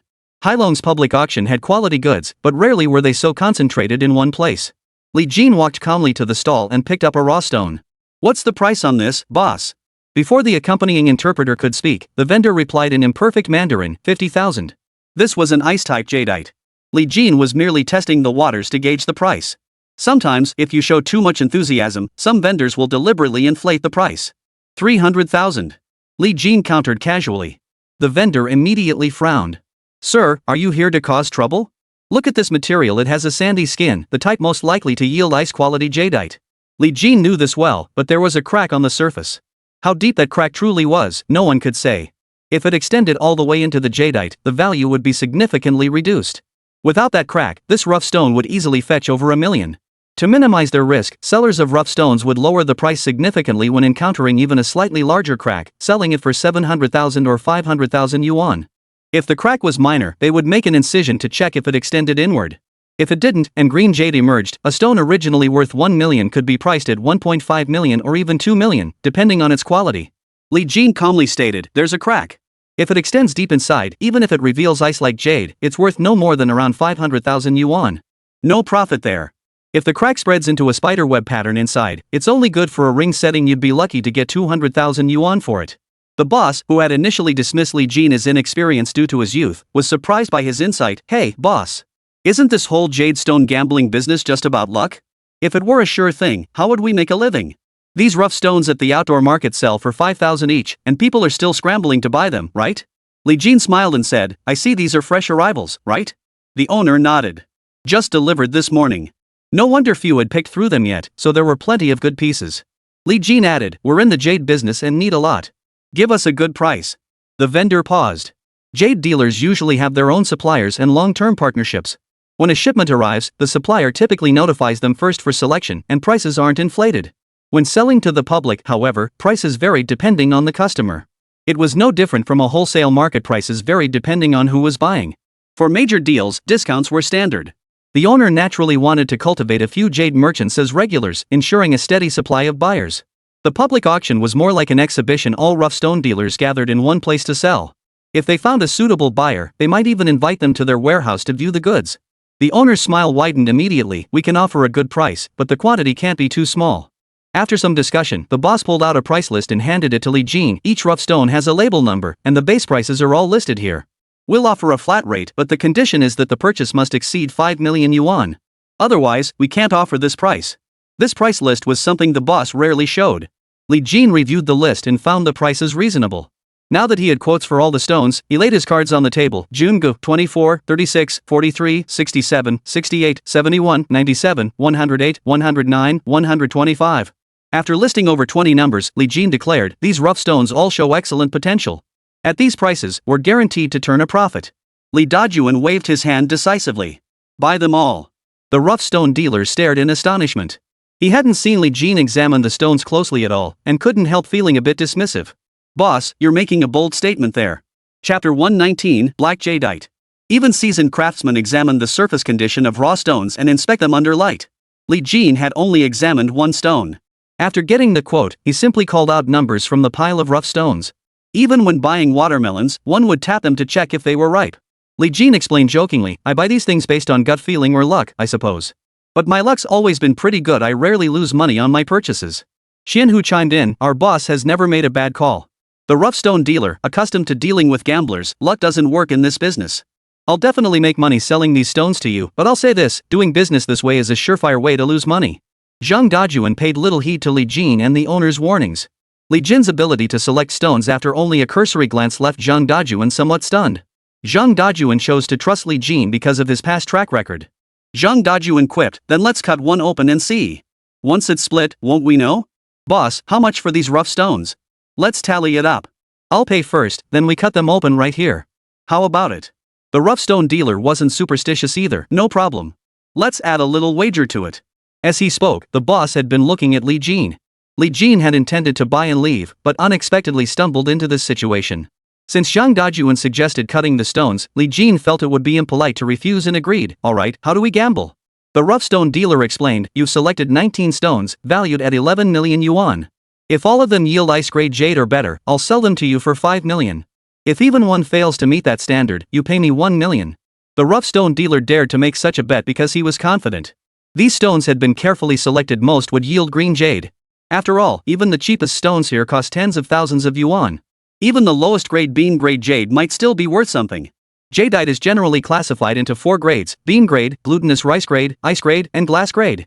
Because the boundaries between each translucency grade are hard to distinguish, some glass-like jadeite could also be considered higher-grade ice-like jadeite. It's like a gradient, the area between two colors is difficult to separate. Later, these 4 grades were further subdivided into high ice, ice glutinous, egg white, horsetooth, and so on. Ice-like jadeite is considered relatively high grade for the average person, but it's not particularly rare in wholesale markets, especially at slightly better public auctions. Rough stone dealers encounter it even more frequently. To Zhang Dajuan, a million yuan bet wasn't excessive, so he didn't intervene. Li Jin, naturally confident, replied, deal. The rough stone dealer hadn't expected Li Jin to actually accept the challenge. Laughing heartily, he said, brother, you're the most confident and bold gambler I've ever seen. I've never met anyone who dared claim they could pick 19 pieces of rough stone, all of them ice grade or higher. By the way, my name is Miao Luan. Both parties introduced themselves. Miao Luan immediately arranged for the stones to be cut open. Miao Luan was utterly confident. He didn't believe Li Jin could select 19 stones all of ice-type quality or higher. In fact, he doubted anyone in the world possessed such ability. After all, the surface of jadeite rough stones remains impenetrable to any scientific instrument today. Judgment could only be made based on experience. Soon, everything was ready, and the master stonecutters arrived to assist. Seeing the stone cutting about to begin, quite a few onlookers gathered to watch the spectacle. When word of the wager spread, nearly everyone sided with Miao Luan. The young man is far too confident. Those who remarked on Li Jin's confidence were still being relatively tactful. Others bluntly stated, if he picks 19 jadeite rough stones all of ice-type quality or higher, he'll become the world's richest man overnight. He'll just take all the good rough stones home. This young man's million is definitely going down the drain. Zhang Dajuan was quite eager to see the outcome. Brotherly, which one will you open first? Anyone will do. In Li Jin's view, since they were all ice grade or higher, there was nothing special to choose. Zhang Dajuan picked one at random. The stone-cutting master examined the rough, pondered for a moment, drew the cutting lines, and upon receiving confirmation, immediately began slicing. SSS. The cutting machine descended slowly. The first cut was made, and a splash of water was applied. Ice-grade jade. What luck! It really is ice-grade. This rough stone performed well, so ice-grade isn't surprising. The price won't be low either, at least several 100,000. But hundreds of thousands could turn into millions. TSK. I saw this one back then and didn't buy it. Ah! The crowd buzzed with discussion, all marveling at the good fortune. The second stone was cut open, another ice-type jade. Many were already getting excited. 2 ice-quality stones in a row was incredibly fortunate. The third piece was cut open, revealing glass-like jade. Wow, glass-like jade. Glass-like jade. Even though it's not big and the color isn't great, it's still a huge win. The quality of jadeite depends on both its translucency and color. For instance, glass-like jadeite with imperial green is the finest in both translucency and color. Top-tier jadeite. But colors vary widely. Green alone includes pure bright green, emerald green, imperial green, and more. There's also yellow jadeite, red jadeite, multicolored jadeite, and others. The piece now revealed was yellow glass-like jadeite. While certainly inferior to imperial green, it was still glass-like jadeite, no small fortune. Zhang Dajuan's face was already beaming. Even if he paid 11 million for it, with the 3 pieces already revealed, he was already guaranteed a profit. Whatever came out next didn't matter to him anymore. Mr. Li, your discernment is truly impressive, Zhang Dajuan exclaimed in admiration. Miao Luan was also stunned, speechless. While uncovering ice-type jadeite hadn't surprised him, revealing glass-type jadeite now was absolutely unexpected. Had he known glass jade was inside, he wouldn't have sold the rough stone for less than several million, or even 10 million. He'd bought this stone for 600,000 yuan. Judging by its performance, it could easily fetch at least 10 million. He couldn't help but regret his decision. Li Jin merely smiled faintly. Just good luck. The cutting continued. The 4th stone was also ice grade. The 5th, 6th, all the way to the 16th. Everyone was numb. No matter how the outer skin of the rough jade appeared, each one revealed ice-quality jadeite. Such an opening scene was unprecedented, it was practically legendary. Zhang Dajuan was overjoyed. Rough estimates suggested these stones alone could net him over 100 million yuan. Miaoluan no longer cared about winning or losing. His bid of 5 million yuan would still net him a profit of several 100,000 yuan. He wouldn't lose money. But seeing the jade revealed now, his composure was on the verge of shattering. Over 100 million yuan. He sold it for 5 million. When the 17th boulder was opened, everyone gasped in shock. Glass jadeite, the second piece of glass jadeite. It's black jadeite. Rare black jade. We're set for life now. This jade is worth at least 200 million. Black jade appears black, but it has a greenish sheen inside. This type of jadeite is extremely rare, yet its applications are limited. Ordinary people rarely use it for bracelets or similar items. It's mostly crafted into pendants or decorative ornaments. Compared to imperial green jadeite, black jadeite is considered a lower grade. Even glass like black jadeite, though less valuable than glass like imperial green, remains a jadeite worth its weight in gold. Miaoluan could no longer conceal his regret. He let out a heavy sigh, yet it failed to express the full depth of his remorse. Zhang Dajuan laughed heartily. Brother Li, how can I ever thank you? How about I give you this piece of black jade? Li Jin declined with a smile. Brother Jun, I promised to pick something for you. Besides, I just came to look around. If you really want to thank me, just treat me to a meal. No problem at all. Zhang Dajuan no longer cared what the next two pieces might yield. With these alone, he'd already made a fortune. This trip to Myanmar had been worth it. Yet the crowd around him still anticipated the outcome of the last two pieces, forming layers upon layers of onlookers. Chapter 120, The Invitation. As the 18th block was about to be cut open, many murmured prayers, ice jade, ice jade. By now, no one cared about the gambling stakes anymore. Even Miaoluan had lost interest. Nor did anyone doubt Li Jin's expertise in raw jade. Everyone was more eager to see if the streak of ice grade or higher jade would continue. 17 consecutive jadeite pieces, all ice grade or higher. This was an absolutely unprecedented record. Perhaps some major jade merchants, or groups betting together, had purchased large quantities of rough stones at once. They might have cut dozens of ice-grade jades of varying sizes, but that was achieved by throwing money at it. It wasn't a streak of consecutive successes. Such outcomes were more about throwing money at the problem. Even if they uncovered many high-quality jades, they likely still lost money due to the enormous upfront costs. This time, however, the stones were cut consecutively. This demonstrates both stone assessment expertise and technical skill. When the 18th stone was cut open, another ice-type jadeite. 18 in a row now. Unbelievable. The last one has to be ice-type too. When the 19th piece was cut open, everyone erupted in excitement. Another ice-type jadeite. The excitement wasn't just about the ice-type jade itself, they'd grown numb to that by now. It was the sheer thrill of cutting 19 consecutive pieces of jade of ice-type quality or higher. Zhang Dajuan silently calculated in his mind, even after deducting all expenses, he would still net at least 200 million yuan. Miaoluan had initially dismissed Li Jin as arrogant, hoping the wager might teach him a lesson. But now, after shock and regret, he was utterly convinced. Mr. Li, I admit defeat. In the jadeite business, you're the most skilled I've ever encountered. I'm truly impressed. Li Jin smiled faintly. Mr. Miaoluan, you're too kind. It's just luck. You know better than I do how jade stone gambling works. Experience and skill are only part of it. Sometimes luck plays a big role too. Those around them nodded in agreement. Luck was universally acknowledged in the jade stone gambling industry. Often, a raw stone's exterior perfectly matches the criteria for high-grade jadeite, yet when cut open, it reveals only bean-like or glutinous rice-like quality, not even reaching ice-like clarity. Then there are others where the outer skin looks terrible, yet it reveals ice-like jade, or even glass-like jade. Such situations are rare, but they do exist. When encountering such raw stones, experience and skill become utterly useless. One can only rely on luck to take the plunge. After some small talk, Miaoluan collected the agreed-upon 5 million. No sooner had the transaction concluded than a crowd of onlookers surged into Miaoluan's shop, eager to purchase rough stones. Many jade gamblers place their faith in luck. It's like buying lottery tickets. If one shop sells a winning ticket, even if it's just a second prize, people who were buying elsewhere will rush over. After all, lottery tickets cost the same everywhere, so they hope to rub off some of that luck.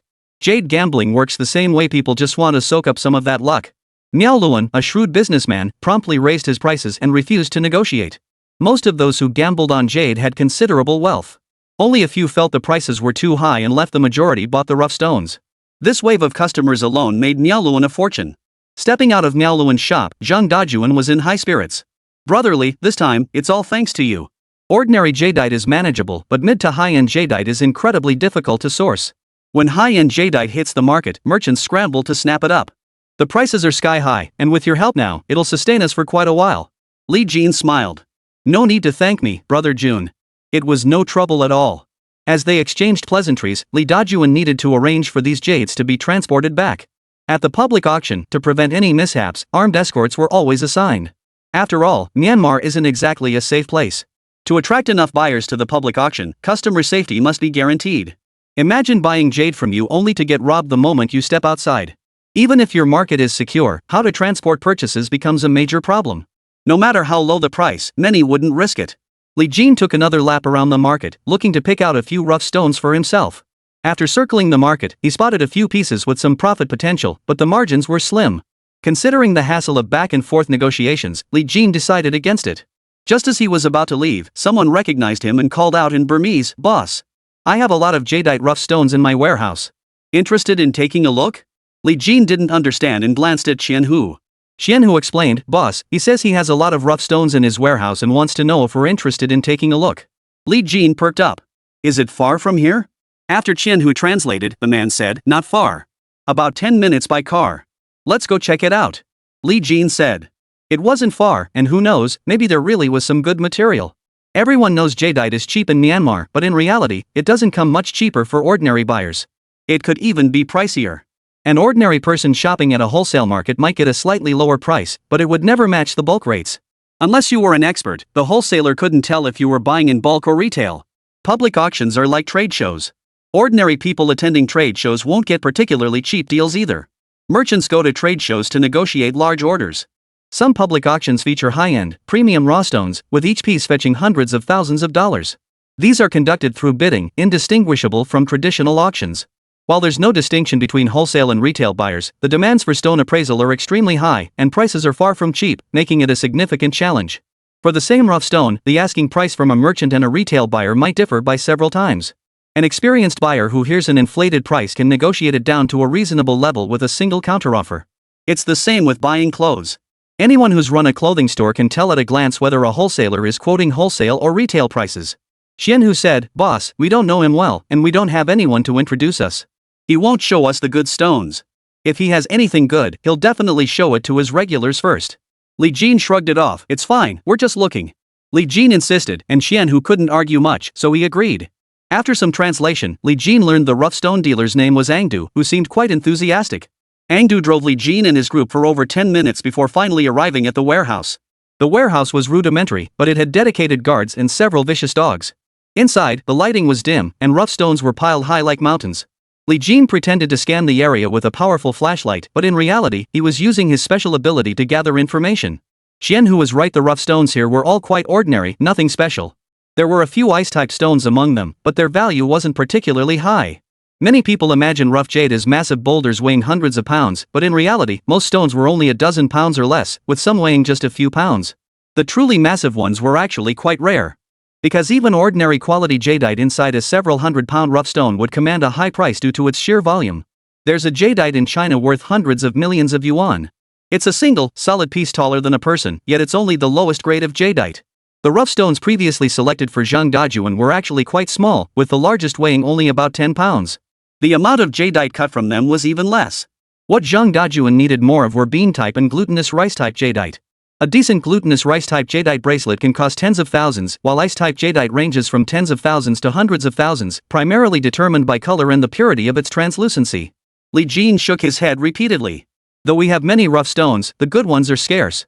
After Qian Hu translated, Angdu immediately picked up a rough stone. "Boss, this one looks very promising. Everything we have here is bulk stock, it hasn't been sorted through. Whether you can find good material depends entirely on your discernment." As he spoke, Li Jin's gaze settled on one particular rough stone. Buried among a pile of rough stones, it appeared ordinary. A stream of information flooded Li Jin's mind. Ice-type violet jadeite, worth 50 million. Ice-type jadeite of the same quality could vary wildly in price depending on its color. The least valuable is colorless jadeite, while the most prized is imperial green. Chapter 121, Ice-type violet. Li Jin casually pointed at the boulder. "How much for this one?" Angda saw Li Jin had taken an interest, but remained uncertain which specific stone had caught his eye. Many customers, even when eyeing a specific stone, would casually ask prices for several others first, keeping their true interest hidden. Angdu was no fool either.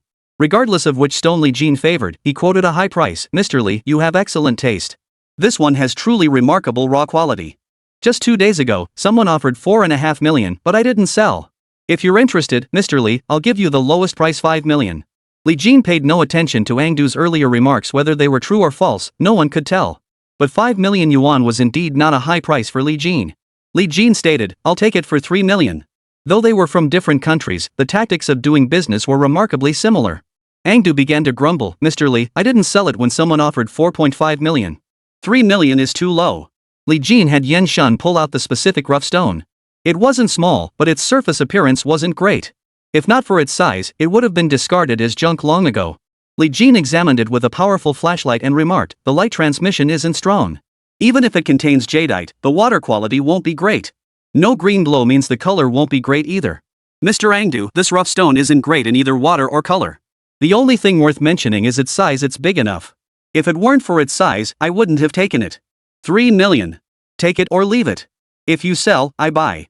If not, I'm out. Nothing else here catches my eye. Li Jin stood up as he spoke. Seeing that Li Jin seemed genuinely uninterested in anything else, Angdu recalled he'd held onto this rough stone for over 2 years. He'd bought it for just a few 100,000 yuan, and 3 million was already the highest offer he'd received in those 2 years. Alright. Let's call this a favor to Mr. Li. Li Jin instructed Qianhu to handle the payment. Once the transaction was complete, Qianhu couldn't help but remark, Boss, this rough stone is worth 1 million at most. Li Jin replied calmly, it may not look great on the outside, but inside, it's the real deal ice-type violet jadeite. Angdu didn't understand much, but he caught the term ice-type. He smiled and said, ice-type jadeite is quite rare. Li Jin smiled. It is indeed rare, but I believe this piece is ice-type jadeite. But I think this one should be ice-type jadeite. Angdu chuckled, Mr. Li, this raw stone does look impressive, but personally, I don't think it's ice-type. It's probably glutinous rice-type. In truth, Angdu suspected this rough might be bean-grade jadeite. Judging by its translucency, it wouldn't yield much. If luck was on his side and it turned out to be glutinous rice jadeite, he wouldn't lose too much on the 3 million investment. If it was bean jadeite, he'd basically lose everything, maybe breaking even with a few tens of thousands at best. Rough stone sellers almost always inspect the stones themselves. They first estimate what kind of jadeite might be inside, then set their price based on that assessment. In other words, these jadeite prices were largely based on the owner's expertise. Li Jin said, a jadeite this large is inconvenient for us to carry away. Mr. Angdu, do you have a cutting machine here? We could just open it up and see. Angdu also wanted to see what was inside this rough stone that hadn't sold in years. Yes, the machine is outside. Qianhu knew how to cut jadeite, mark the line, make the cut, then slowly grind it open. When a pale purple hue appeared inside, Qianhu couldn't help but exclaim excitedly, purple. It really is violet. Color is a crucial indicator for jadeite. Even glutinous type jadeite can fetch a good price if it possesses a truly beautiful color. Moreover, color is the hardest quality to discern. While water quality can be analyzed through various external characteristics, there's really no reliable way to determine the color inside. Mr. Li, you're incredibly lucky. Angdu couldn't believe Li Jin had discerned the color inside. This could only be attributed to luck. If it's glutinous rice jade, this raw stone could net you a substantial profit. Li Jin smiled and said, my luck has always been good. Angdu held no faith in luck. Relying on it in jade gambling would inevitably lead to losing everything. But sometimes, jade gambling did require a bit of luck. Like now, the violet color emerging from this rough stone was something Angdu hadn't anticipated. Soon, Qianhu cut open a window in the stone and exclaimed excitedly, ice-type jade. It's ice-type. Now even Angdu lost his composure, rushing over to help rinse it with water. Once all the debris washed away, revealing the jadeite, it was indeed ice-quality violet. Angdu stared in disbelief, even feeling a twinge of regret. He'd held onto this rough stone for 2 years, repeatedly tempted to cut it open, yet always managed to resist. It was like lottery ticket sellers rarely play the lottery themselves. Similarly, rough stone sellers rarely cut their own stones. Only when they were absolutely certain would they open a window. If the quality was good, $1 million stone could fetch several million. Angdu couldn't help but feel a pang of regret. After all, he himself had been tempted to cut it, yet ultimately held back. When the entire rough stone was finally cut open, Angdu felt even more regret. The value of ice-type jadeite varies significantly. Jadeite is judged by its water quality and color, and water quality itself has two aspects, the head and the body. Quality refers to the degree of cohesion between the jadeite's internal particles and crystals. Industry insiders describe it as fine-grained or coarse-grained. Waterhead refers to the jadeite's transparency. Color is another crucial factor. Common classifications include glass-like, ice-like, glutinous rice-like, and bean-like. In reality, bean-type jadeite can be subdivided into many varieties, and glutinous rice-type jadeite is the same. High-quality glutinous rice jadeite can be more valuable than ice jadeite. When it comes to finished pieces, the skill of the carver also plays a significant role. The piece Li Jin offered, however, was exceptional in both quality and translucency. Though its violet hue isn't the most popular among colors, it was the finest within the purple jade category. Ong Du couldn't help but sigh. Mr. Li, your eye for quality, I'm truly impressed. Li Jin chuckled, I just got lucky. Ong Du smiled bitterly, if it were truly luck, Mr. Li, you must be someone favored by Lady Luck. Many people have seen this piece and made offers. But I never sold it. After waiting years, it was finally chosen by you, Mr. Li. This must be what they call fate. Yan Shun knew nothing about jadeite. To him, it was just a slightly more expensive stone. He whispered to Qianhu, is this jadeite worth a lot of money? Qianhu knew the value of this jadeite well and nodded repeatedly. If sold just as raw material, it's worth around 50 million. Those who gamble on jade stones rarely engage in jade processing themselves. Jadeite processing is an extremely technical endeavor. It's like most goods having a production process. Take clothing, for instance. Cotton wholesale costs about 10,000 yuan per ton, but buying it in bulk is pricier, much like retail jade gamblers. Processing cotton into fabric increases the cost, and then comes the garment itself. If the clothing carries a brand name, the price increases further. Jadeite follows the same pattern. Raw stones are significantly cheaper than finished bracelets. The price of jadeite after cutting is higher. Yet compared to finished jewelry, jadeite remains remarkably affordable. A jadeite stone worth 50 million yuan could easily fetch over 100 million yuan when crafted into a bracelet. Yan Shun was somewhat surprised by the value of jadeite, but as someone who had seen the world, he didn't show much astonishment. Before leaving Angdu's place, they exchanged phone numbers. As they parted, Angdu warmly invited Li Jin to return another time. For Angdu, no matter what jade Li Jin brought in, he stood to profit. The only question was how much. After leaving, Yan Shun drove while Qianhu and Li Jin sat in the back seat. Qianhu said, Boss, I've contacted Wenka. They'll be escorting the rough stones for the public auction again this time. Should we find time to check it out? Li Jin had previously collaborated with Wenka, establishing a foundation of cooperation. Alright. We won't have time today. Give Wenka a call and we'll head over first thing tomorrow morning. Got it. Qianhu said, pulling out his phone. That evening, Li Jin and his two companions checked into a hotel in Hailong. Early the next morning, they drove straight to Shajiang County. Wenka had been waiting for Li Jin's arrival. Both sides brought interpreters, so communication was a bit cumbersome but not difficult. After shaking hands with Li Jin, Wenka said, Mr. Li, welcome, welcome. After the pleasantries, Li Jin immediately requested to see the rough stones. Wenka led Li Jin forward. Mr. Li, the rough stones are about to be transported to the public auction. I can give you no more than 2 hours. Though the time is short, the price remains unchanged. Li Jin agreed readily. Alright, no problem. Wenka was pleased by Li Jin's prompt agreement. Excellent. Mr. Li, you're a straightforward man. This batch of rough stones was stored in Wenka's warehouse, guarded entirely by his own men. Entering the warehouse, the sheer volume of rough stones was staggering. As all were destined for the public auction, their prices were exceptionally high, and their quality was outstanding. There were simply too many rough stones to choose from. To Li Jin, they were all money. Yan Shun, mark them, Li Jin instructed. Yan Shun pulled out a marker pen, and Li Jin pointed to each stone as he marked it. After selecting over a dozen stones, Wenka inquired, Mr. Li, shall we proceed with the advance purchase? Li Jin nodded. Buy all the marked ones. Load them now. You handle the calculations and reconcile with Qianhu. As before, transport these rough stones back to the mainland first. Chapter 122, 2 rough stones. Li Jin would definitely fly back. These rough stones would still go by land through the border crossing. Getting all the miscellaneous paperwork sorted out would take a long time. Wenka appreciated Li Jin's straightforward nature. He selected items quickly and paid promptly, making for fast profits. Wenka immediately called for men to load the stones onto the truck while Li Jin strolled idly around the courtyard.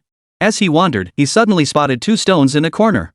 A stream of information flooded his mind. Glass like jadeite, colorless, worth 20 million. Imperial green glass like jadeite, worth 60 million. Li Jin pretended to examine the stones.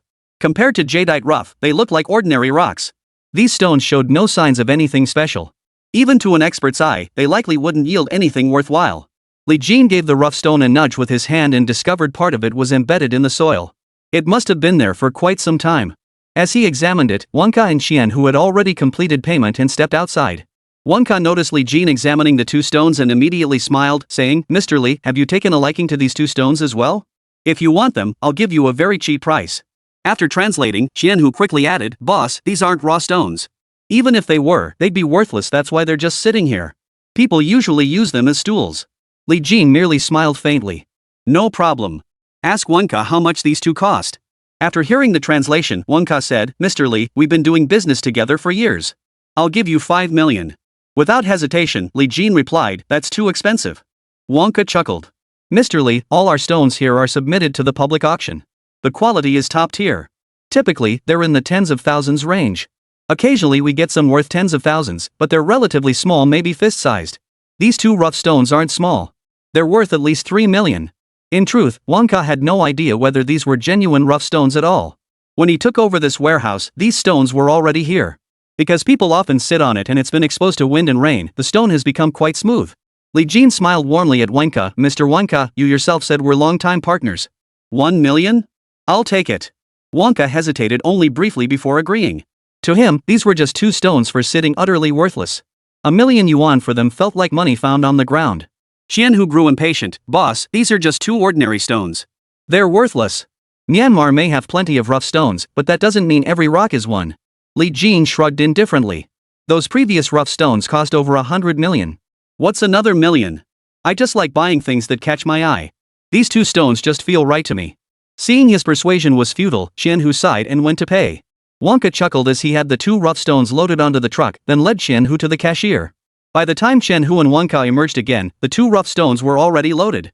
Wonka had made a tidy profit this time and was extremely hospitable toward Li Jin, originally intending to invite him to stay for a couple of days. Li Jin, however, was uncomfortable in such a place. By nightfall, the swarm of snakes, insects, rats, and ants had him thoroughly annoyed. After politely declining Wonka's offer, Li Jin departed with Yin Shun and Xianhu. All the way back, Xianhu kept grumbling about those two rough stones. In his view, that million yuan was money down the drain. The warehouse was in the suburbs, but it didn't take long to drive to the bustling downtown area. After checking into a hotel, Li Jin called Zhou Wenfeng to let her know he was safe. In a place like Myanmar City, it wasn't exactly dangerous, but it wasn't exactly peaceful either. That evening, Li Jin took Xianhu and Yin Shun out to explore Myanmar City's night market. In China, night markets were common in many places, but that was essentially limited to China. Most foreign cities aren't safe at night. Fortunately, there was a dedicated night market street in Shaojing, lined with all kinds of late-night snacks, street food stalls, and bars, a real mix of people. The trio had little interest in bars, so they settled on a barbecue stall, ordering skewers and beer. Xianhu and Li Jin chatted casually about the upcoming public auction when Li Jin suddenly noticed Yin Shun staring intently into the distance. Following Yin Shun's gaze, Li Jin saw a teenager arguing with his father, likely because the boy had snuck out to the bar in the middle of the night. The boy didn't look much older than 15 or 16. Yin Shun, what's wrong? Li Jin asked with concern. Yin Shun pulled his gaze away and took a sip of beer. Seeing that father and son reminded me of my own father. Li Jin assumed Yin Shun hadn't visited his hometown in a long time. After we get back this time, I'll give you some time off. You should go see him too. We children should care more about our elders. Don't wait until they're gone to wish you could spend time with them. Yin Shun lowered his head and said, my father is gone. He was murdered. For a moment, both Li Jin and Xianhu fell silent. Li Jin apologized. I'm sorry, I didn't know. Yin Shun shook his head. It's okay. Li Jin didn't press for details about Yin Shun's father. Such matters were best left unsaid unless Yin Shun chose to share them. If he didn't want to, there was no need to pick at someone else's wounds. Li Jin raised his glass. Let's drink to that. After downing the drink, Li Jin said, Yin Shun, Xianhu, I'm a pretty down-to-earth guy. If your families ever need money, especially for the elderly, don't skimp on them. If you're short on cash, just let me know. I can't handle large sums. Around 1 million? I can make it happen anytime. You've been with me through thick and thin. Though you call me boss, we're friends too. Work hard, and I won't forget any of you when I get my share. Li Jin's words deeply moved both of them. No matter what kind of boss you work for, finding one willing to give an employee 1 million yuan anytime is like searching for a needle in a haystack. Li Jin's words stemmed from his own experiences. His money came easily, so he didn't think 1 million was much. Many self-made bosses had scraped and saved every penny, and even after becoming wealthy, they still instinctively weighed every gain and loss. But not Li Xiang. Thanks, boss. Xianhu said. Li Jin replied, thanks, brother Jin. No need to thank me. You've helped me a lot too, and I remember that. Li Jin raised his glass. Let's skip the sentimental talk. We know it in our hearts. Drink up. Yin Shun said, brother Jin, this toast is for you. All right. Li Jin clinked glasses with Yin Shun without hesitation. 3 days passed in the blink of an eye, and the public auction commenced. Over those 3 days, Li Jin took Yin Shun and Xianhu to explore nearly every place of interest near Shajiang County. They didn't return until the very day of the public auction. As soon as Li Jin arrived, Zhang Dajuan came over. Brother Li, you sure had a good time these past few days. Li Jin chuckled. Well, with nothing else to do, I figured I'd wander around and soak up some foreign culture. After a few casual words, Zhang Dajuan said, Brother Li, you really did me a huge favor last time when you helped me pick out those rough stones. When I get a chance, I'll definitely treat you to a proper meal. The rough stones have been shipped back. Thanks to your help, I made a nice profit. This trip to Myanmar wasn't a complete waste after all. Li Jin smiled faintly. You're too kind, Brother Jun. It was no trouble at all. Li Dajun sighed, brotherly, that little favor of yours is worth hundreds of millions. I doubt there are many people in the world whose small favor is worth more than yours. In any case, I'll remember this favor. Li Jin had helped Li Dajun precisely because of that favor. He joked, well then, Brother Jun, you can treat me to a meal. Though he said it lightly, everyone knew this favor was far beyond what a single meal could repay. No problem, Zhang Dajun laughed heartily. I said it before, I owe you a proper meal. As they chatted, the public auction had already begun. This public auction employed an open bidding format. Public auctions had various formats. Exhibitions typically focused on selling goods, securing orders, and attracting customers. Open bidding was common, and sealed bid competitions also occurred. The sealed bid process was straightforward. All rough stones were displayed for several days. During this period, anyone could bid on any stone, that is, place an offer. The amount you bid was known only to the organizers. On the final day, all bids are opened and disclosed, with the highest bidder securing the stone. Li Jin had already inspected most of the rough stones at this public auction. There were some excellent stones among them, but their prices had been driven up significantly during the auction, so Li Jin chose not to compete. In fact, buying rough stones from Wenka at double the price was still a relatively reasonable deal. At the auction, if he encountered strong competitors, the prices might have been even higher. Before long, the auction was drawing to a close. Zhang Dajun had secured several promising rough stones. Though the prices were somewhat steep, Li Jin saw some profit potential and chose not to intervene. Noticing Li Jin hadn't bought a single piece, Zhang Dajun asked with a smile, bro, didn't you like any of them? It's making me lose confidence. Li Jin chuckled and replied, Brother Jun, no matter how skilled I am, I can't possibly see through every single rough stone. While Zhang Dajun admired Li Jin, he privately agreed that it was impossible for him to accurately assess every single rough stone. After all, Li Jin's profitable selections were a blend of skill and luck. As the two chatted idly, the auction neared its final moments. Among the lots, number 29, a watermelon-sized stone priced at 1.8 million yuan, had gone unsold.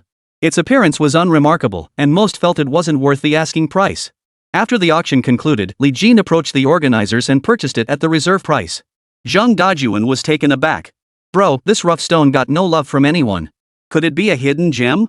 Li Jin gave a mysterious smile. You'll find out once we're back in the country. Chapter 123, 500 million. After the public auction concluded, Zhang Dajun kept Li Jin and the others in Myanmar for 2 more days of sightseeing, covering all expenses himself. Truthfully, 2 days of leisure didn't cost much. It was simply Zhang Dajun's way of expressing his gratitude. The group traveled back to China together. The moment they stepped off the plane, they headed straight for the jade market. Because the rough stones they purchase overseas are all shipped here first. The shipments included not only Li Jin's but also rough stones from other domestic jade merchants. Consolidating shipments made it more convenient for everyone to pick up their goods here. Upon arrival, Zhang Dajun went to collect his shipment first. Zhang Dajun had a large quantity of rough stones. He didn't just buy the high-quality ones, he also purchased many average-quality stones as long as the price was right. Piled together, it was a substantial amount. His alone likely filled an entire truck. After glancing over his pile, Zhang Dajun arranged for his men to handle it and turned back to Li Jin. Brotherly, where are your rough stones? Let me see them. Li Jin gestured toward his dozen or so rough stones. They're all here. Of course, they can't compare to Brother Jun's haul. Zhang Dajun immediately pulled out a powerful flashlight to inspect the stones.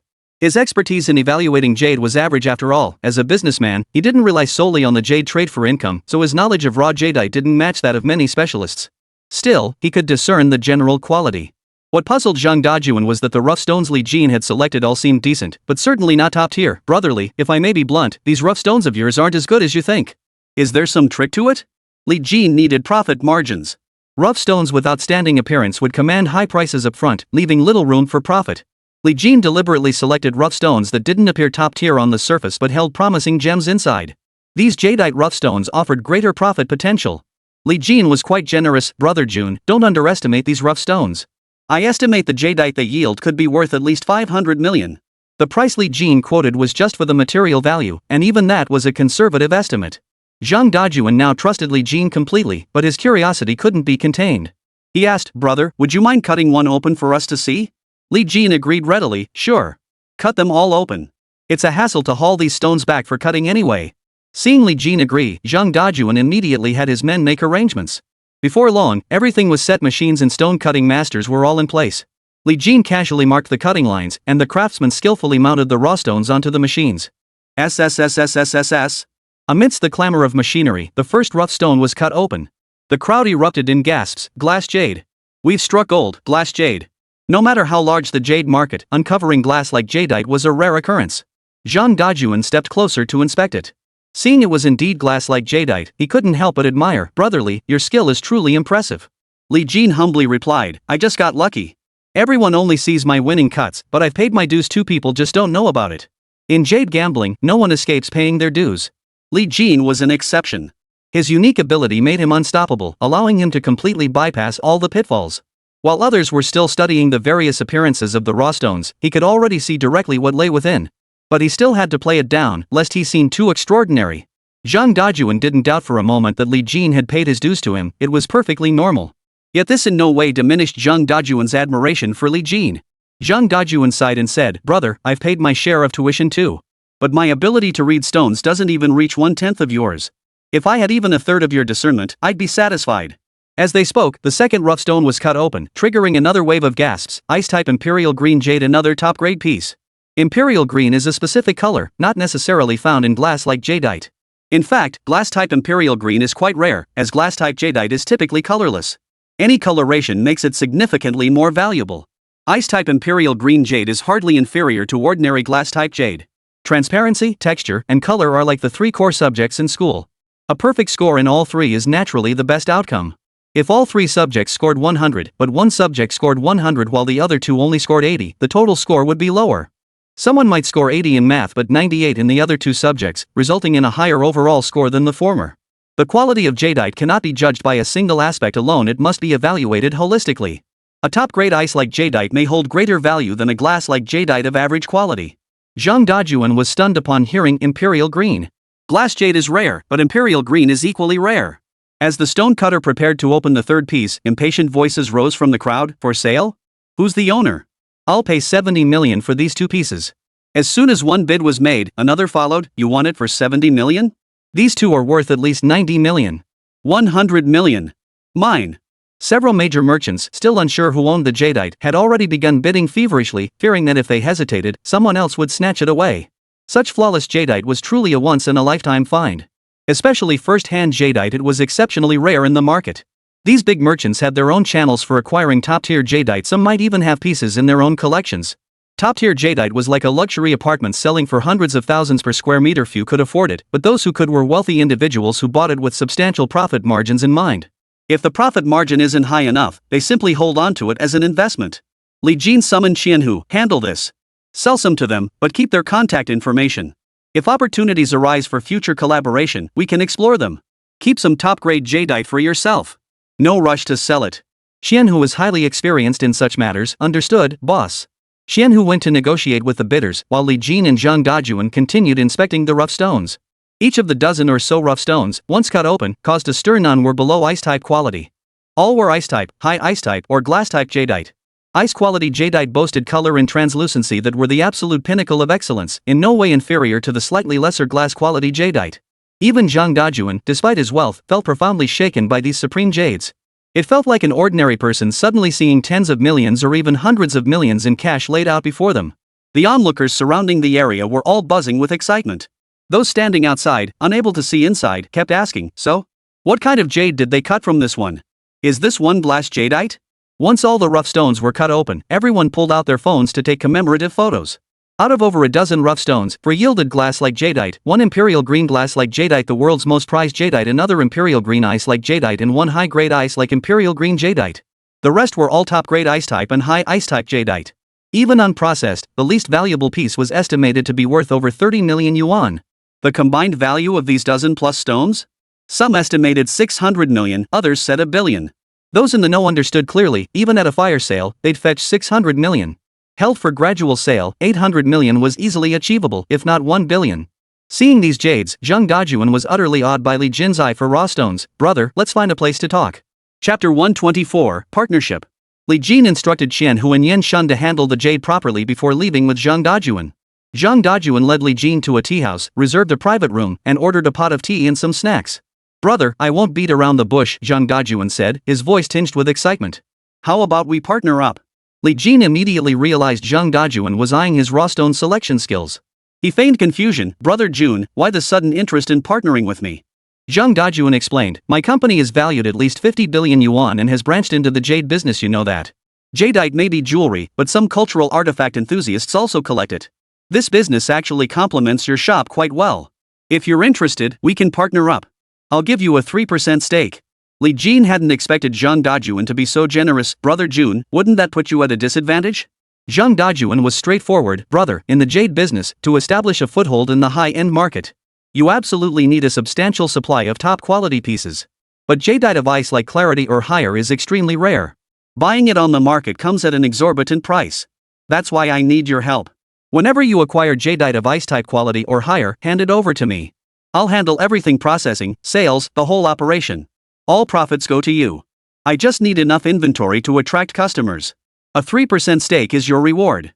It must be said, the terms Zhang Dajun offered were exceptionally favorable, highly tempting indeed. The sincerity in his tone was unmistakable. Ordinary ice-grade jadeite falls into the mid to high-end category, while top-grade ice, high ice, and glass-like jadeite all belong to the high-end tier. Finding jadeite of ice-type quality or higher was no challenge for Li Jin. Li Jin said, I'm open to working together, but I have one condition. What is it? Zhang Dajun agreed almost without hesitation. I'll agree to anything. Zhang Dajun trusted that Li Jin wouldn't make unreasonable demands. Li Jin smiled and said, Brother Jun, you hold me in high regard, so I won't take advantage of you. I'll contribute my shop as equity to purchase rough stones. If the company funds the purchase, we split the profits evenly. If I buy them personally, I'll sell them to the company at a price slightly below the market floor price, and the company will also get half of the profits after processing. Hearing this, Zhang Dajun couldn't help but exclaim, Brother, you're the person I admire most right now. Not only did Li Jin possess an exceptional eye for raw stones, but he also voluntarily relinquished half the profits. That half of the profits could amount to millions or tens of millions at times, and if done well, it could reach hundreds of millions or even billions. Li Jin replied sincerely, since Brother Jun treats me as a friend, I can't be too greedy. Since this is a partnership, the profits shouldn't be mine alone, right? Zhang Dajun laughed heartily, Brother, you're straightforward and generous. I can't be stingy either. The antique street on East Street is mine, and from now on, I'll hand over its management entirely to you. At the same time, I'll ensure your working capital. The two men shook hands on the deal, and the matter was settled. After leaving the tea house, Zhang Dajun had other business to attend to and took his leave first. Yan Shan and Xianhu, having settled the jade matter, hurried over to meet up with Li Jin. Li Jin explained the collaboration with Zhang Dajun, primarily addressing Xianhu since he would inevitably oversee operations there. Xianhu listened with delight, Boss, you're truly amazing. To achieve this much in such a short time. In the past, I wouldn't have dared to even imagine this. His words boiled down to one simple truth: he'd made the right choice in following Li Jin. Li Jin was in high spirits. Let's celebrate with drinks tonight. After a round of drinks, both Li Jin and Xianhu were drunk. Fortunately, Yan Shan had an incredible tolerance for alcohol, able to drink endlessly without getting tipsy. He saw them both home. Li Jin slept soundly until he woke naturally, feeling surprisingly fine, no headache at all. Zhou Wenfang scolded him the moment he woke up, you're something else. You come back and don't even stop by home. Got yourself completely wasted, and Yan Shan had to drive you back. I threw up all over the floor last night. It stinks. Li Jin felt a pang of guilt. I'm sorry, honey. I was wrong. I was just so happy last night. What was so joyful? Zhou Wenfang asked sourly. I bet you were having so much fun with some beauty you didn't want to come home, huh? Seeing Zhou Wenfang's jealousy amused him. He wrapped his arms around her. My darling wife, being with you is my greatest blessing. How could I possibly give another woman a second glance? What made me so happy is that we made at least 500 million this time. Zhou Wenfang gasped at the figure, unable to believe it. 500 million? You're pulling my leg. Li Jin pulled out his phone, opened the banking app, and handed it to Zhou Wenfang. Look. We've sold part of the jade already, and the rest is being held by Qianhu and the others. Zhou Wenfang stared at the figures on the screen, stunned beyond belief. She refreshed the page several times before finally accepting it was real. Husband, you're truly incredible. By the way, when you say we, who else is involved? Li Jin gave Zhou Wenfang a gentle peck on the cheek. Me and you. What's mine is yours. What I earn is what you earn. Isn't that what us means? Li Jin's words made Zhou Wenfang's heart melt with sweetness. When did you become so smooth-talking? Did you used to charm other girls like this too? When a man is exceptionally talented and a woman truly loves him, she inevitably harbors various worries. Li Jin said affectionately, these words came from my heart. If you think I'm just sweet-talking you, then know this, for the rest of my life, I'll only ever sweet-talk you. Zhou Wenfang felt warm inside, but she teased, I don't believe you. They exchanged sweet nothings for a long while before reluctantly parting. At noon, they headed to the shop together. Xian, who had already arrived and was organizing things. Zhou Wenfang tried to help, but Li Jin stopped her.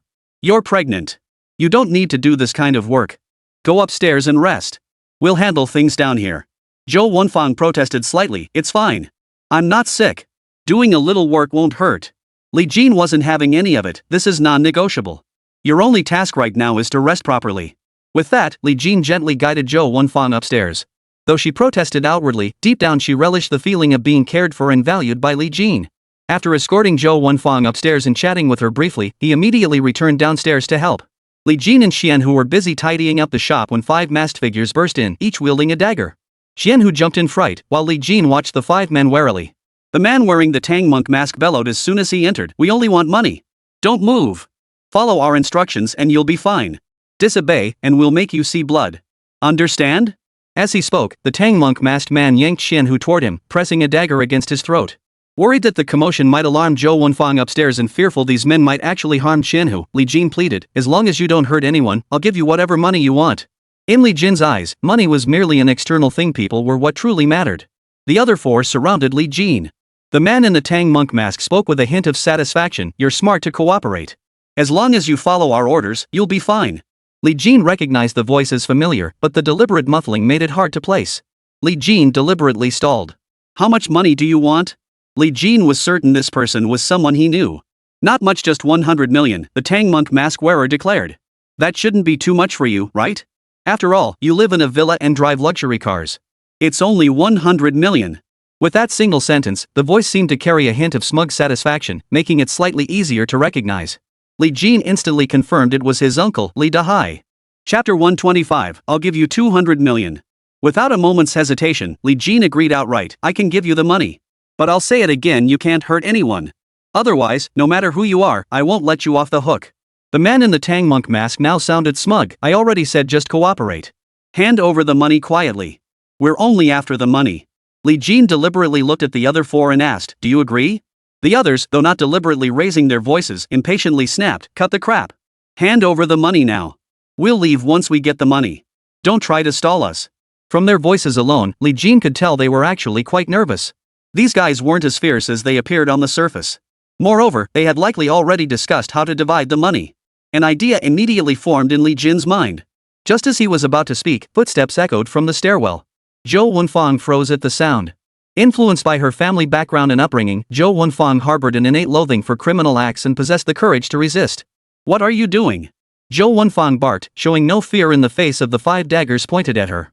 The man wearing the Tang monk mask, seeing Zhou Wenfang interfering, his voice turned vicious. "Freeze! Don't move! One more step, and I won't hold back." As he spoke, the knife pressed against Xian, whose neck tightened slightly, piercing the skin. Zhou Wenfang immediately halted, not out of fear for herself but concern for Qianhu. She glared angrily at the 5 men. Li Jin tugged at Zhou Wenfang's sleeve. "Honey, let me handle this." Zhou Wenfang opened her mouth but ultimately remained silent, tacitly agreeing. The man wearing the Tang monk mask looked at Li Jin. "Make her get out of the way. Hand over the money now. You have 2 minutes left. If you don't comply, I won't hold back." Li Jin was now almost certain the man in the Tang monk mask was Li Dahai.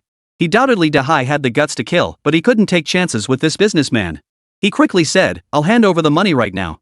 But withdrawing cash from the bank isn't feasible, it requires advance notice. I've never withdrawn 100 million in cash before. It'll take more than a day. You guys probably don't want to wait that long either. I have 2 options. One is to transfer the funds to you, the other is to give you my bank card. You can choose whichever you prefer. If you have a better solution, I'm open to it. If you lay a finger on him, you won't get a single penny." Li Jin pulled out a bank card. "There's 200 million in here. Release him now, and I'll give you the card and the pin." 200 million. This completely exceeded the 5 men's expectations. They had set their demand at 100 million yuan, leaving room for negotiation. They never imagined Li Xiang would offer 200 million outright. Xianhu couldn't help but feel secretly grateful. Now that only he was being held hostage, Li Jin and Zhou Wenfang still had a chance to escape. Li Jin hadn't left, he was actually willing to put up this much money. How could he not feel profound gratitude? The man in the Tang monk mask hesitated. "How do we know you're telling the truth? What if there's no money in that bank card?" Li Jin replied, "I can show you on my phone, right in front of you. If you don't trust me, I can hand the card to one of you and give you the pin. You can check it yourselves at an ATM." The five exchanged glances, clearly distrusting each other. Each feared that someone might take the card and pin and run off alone. In Li Jin's eyes, the five were nothing but a bunch of fools. Stealing 100 million? You'd be implicated no matter what. Whether it's transferred to you or handed over in person, you won't get away with much. Without being the account holder or having the expertise, even if you got the card, there's no way you could make a transfer without me being traced. The man wearing the Tang monk mask demanded, "Show us on your phone." Li Jin complied without hesitation, immediately pulling out his phone and checking the bank card in front of the five men.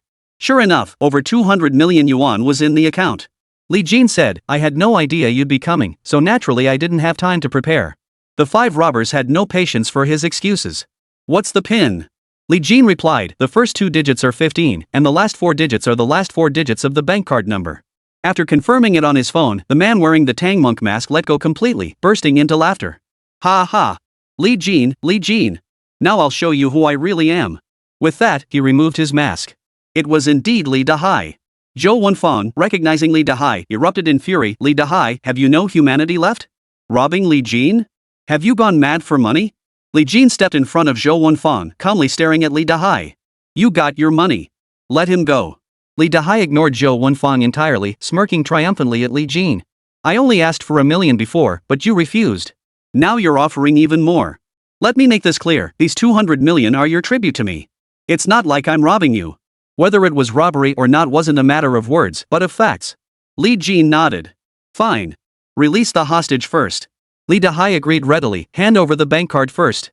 The other four immediately objected. "Li Dahai, should we split the 200 million the same way as before?" Li Dahai froze, realizing they wanted more. The original agreement was to split the money evenly once obtained.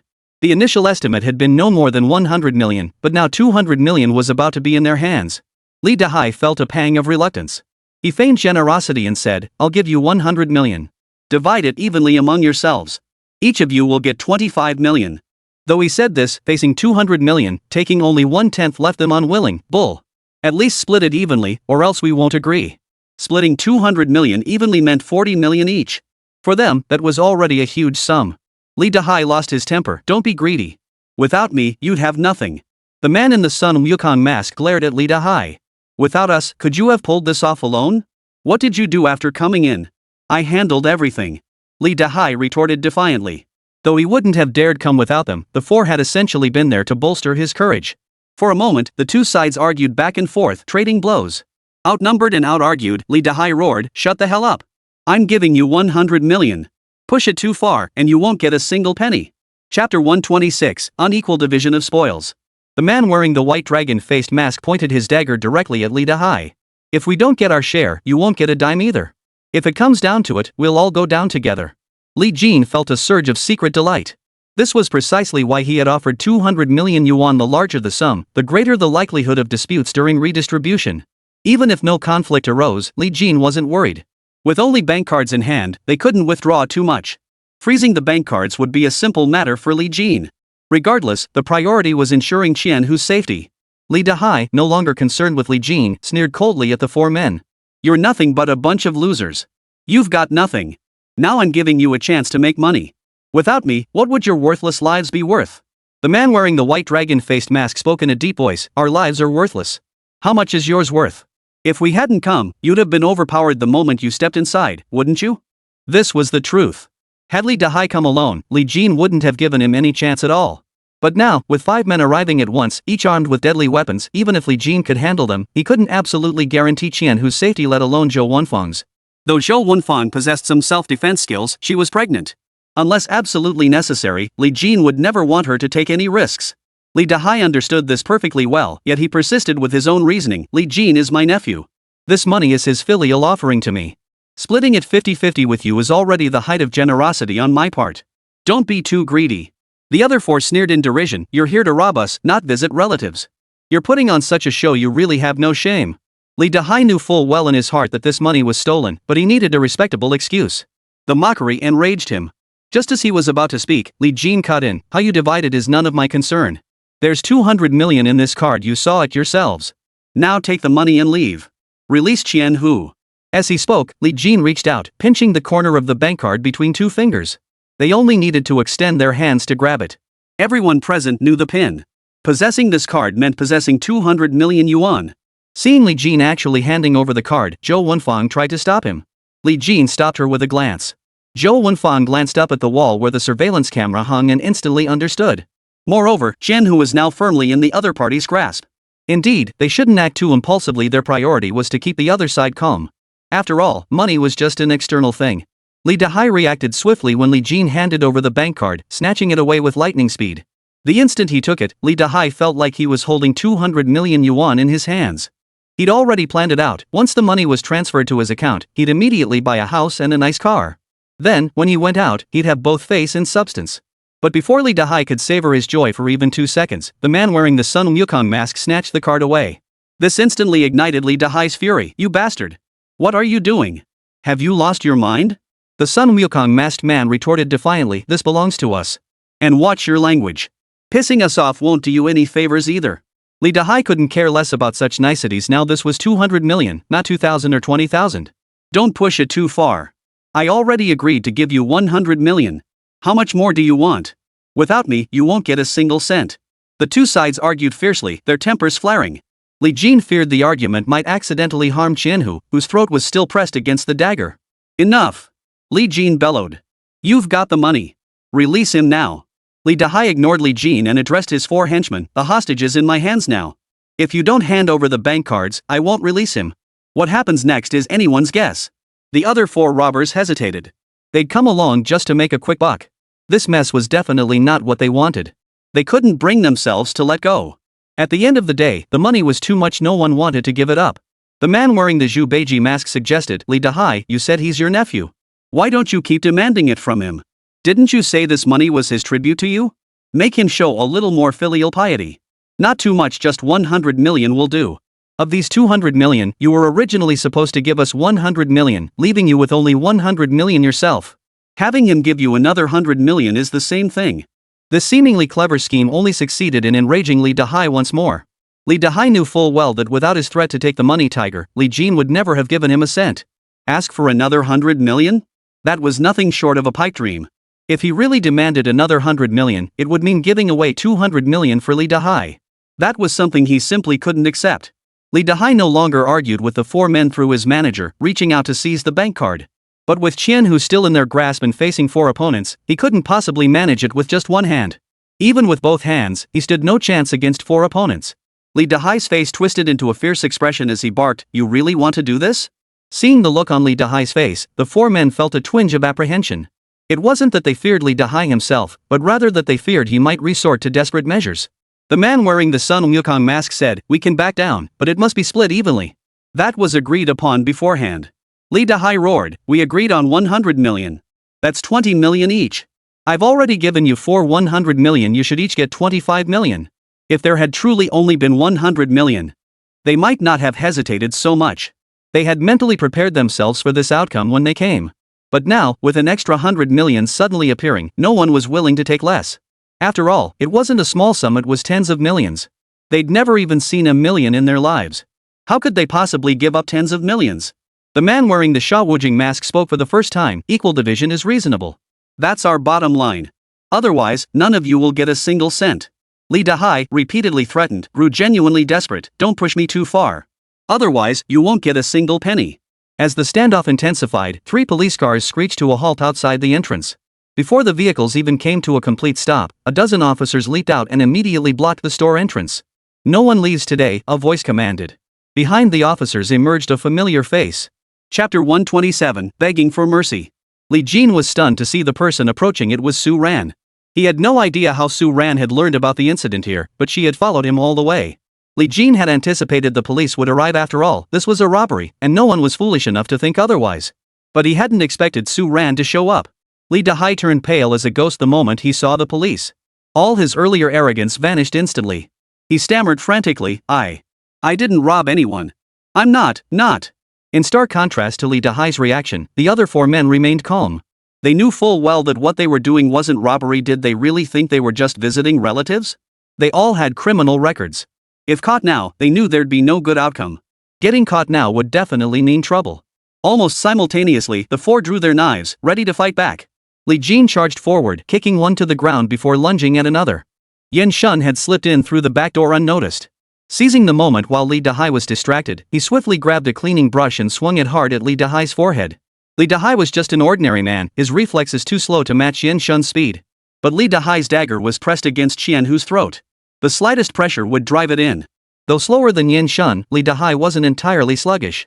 Ignoring the pain on his forehead and without even getting a clear look at Yin Shun's face, he bellowed, "Don't come any closer. Stop right there." Though his voice carried, it betrayed a sense of helplessness and panic. Having already made his move, Yin Shun was confident.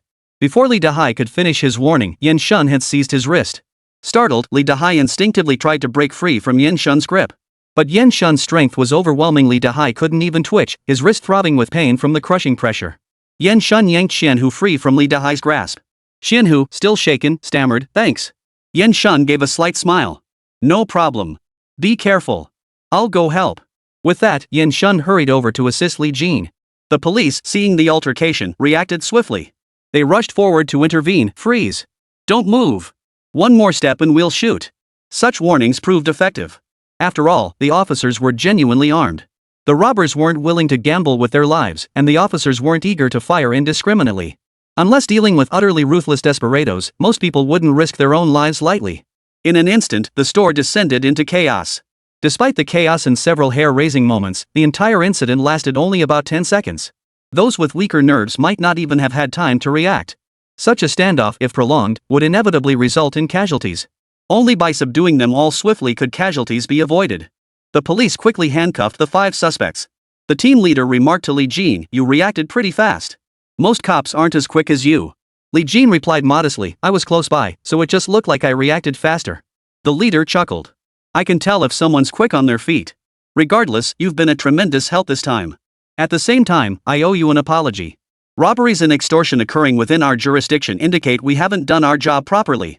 Truthfully, security in this area was generally solid, and robberies weren't something you heard about happening around here. The police couldn't be blamed for this incident. It was simply Lee Dahai who had been blinded by greed. "As long as everything's okay, and you arrived just in time," Li Jin said. As the two spoke, Lee Dahai, realizing he was about to be taken away, frantically shouted, "I'm not a robber.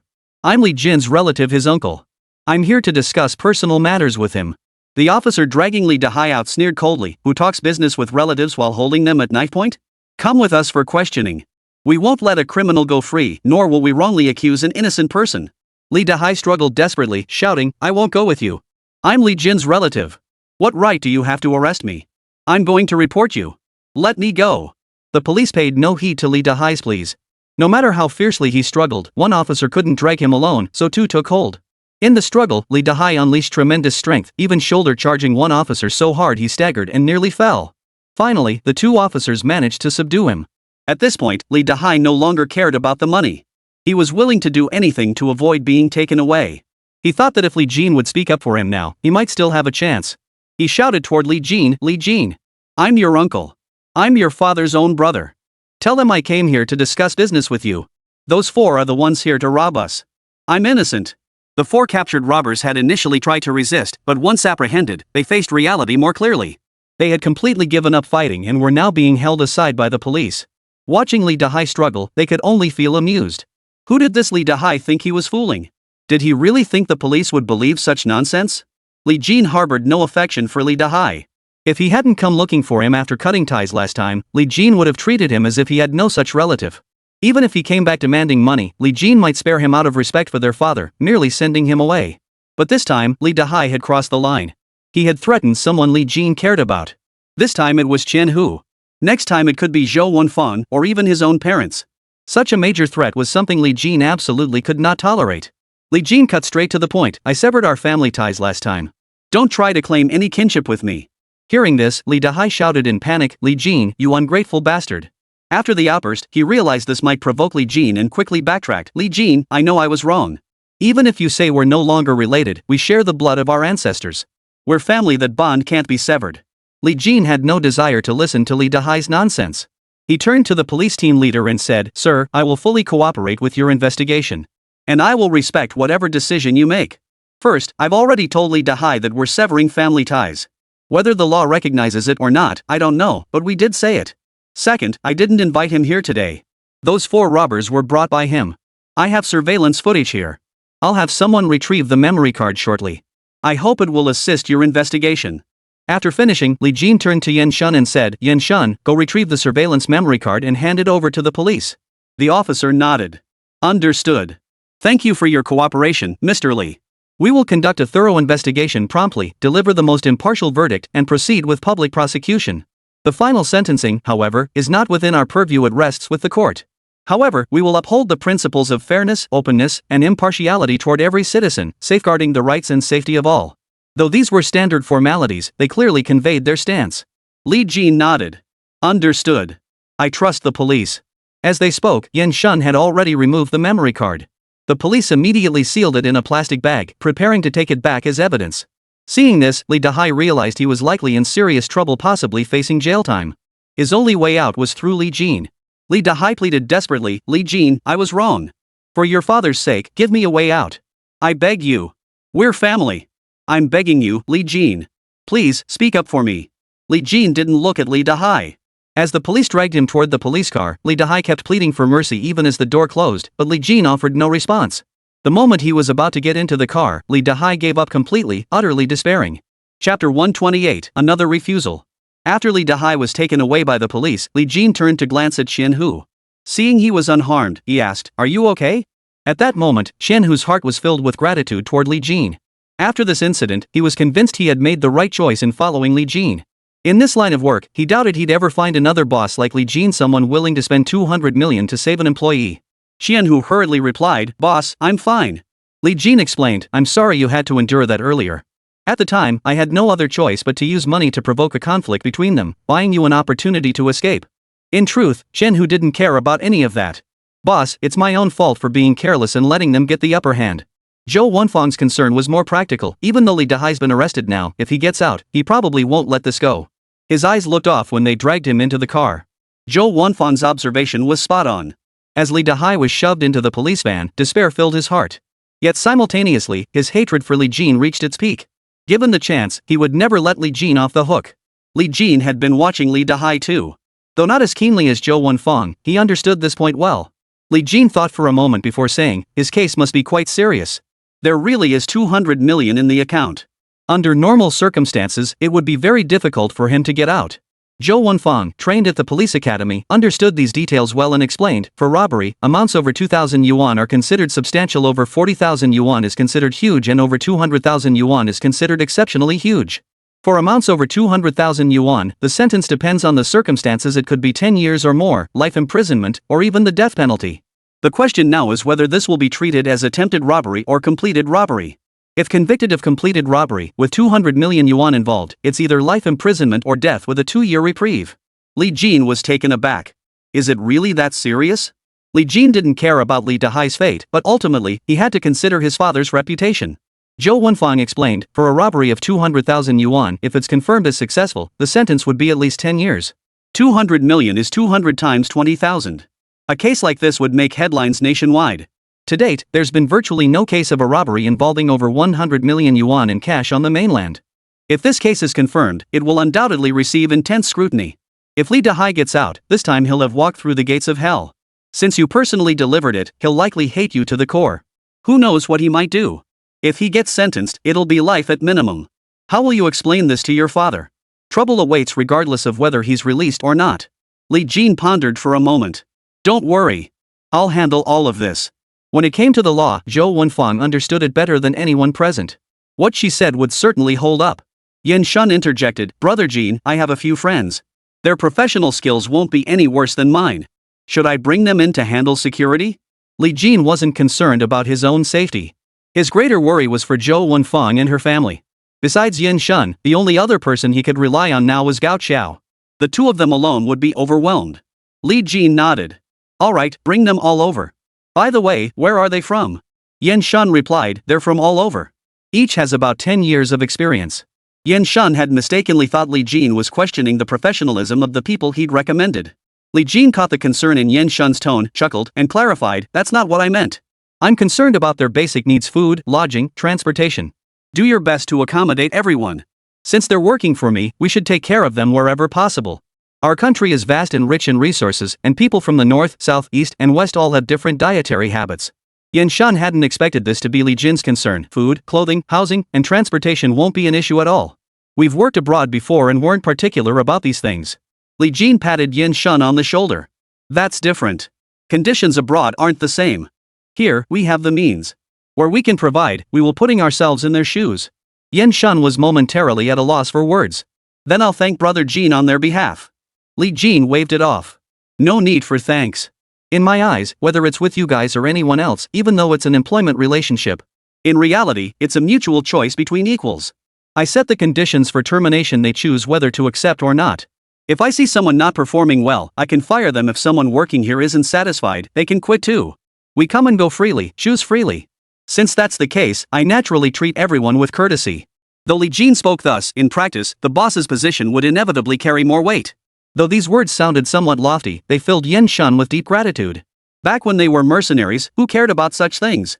Those who hired them cared not for their basic needs, food, shelter, or even their lives. Hearing Li Jin's words, Yin Shun's expression remained largely unchanged, but his respect for Li Jin deepened. Thanks, Brother Jin. I told you, no need to thank me, Li Jin said with a hint of resignation, then waved his hand dismissively. It's pointless to argue with you anyway. Fine, whatever. Everyone's compensation will be based on the standards you and Takahashi receive. You handle the specifics of payroll and living arrangements. I'll give you an account. Yen Shun and Gao Chao's standards were exceptionally high, several tiers above ordinary bodyguards on the market. But the profession of bodyguard had no concrete standards. The low end might only pay a few thousand yuan a month, while the high end could command several million, even tens of millions, annually. But the price Li Jin offered was absolutely something Yen Shun and the others couldn't get anywhere else. Yen Shun understood clearly how much favor Li Jin was showing them. He silently vowed to himself to handle every task flawlessly. Got it, Brother Jin. Though only 4 words, they represented the resolve burning within Yen Shun. Li Jin advised, for future shifts, there's no need to assign too many people. Just rotate the rest days. While I don't fully understand your work, I know being on call 24/7 isn't easy. Yen Shun nodded. Understood. I'll handle it and present a plan soon.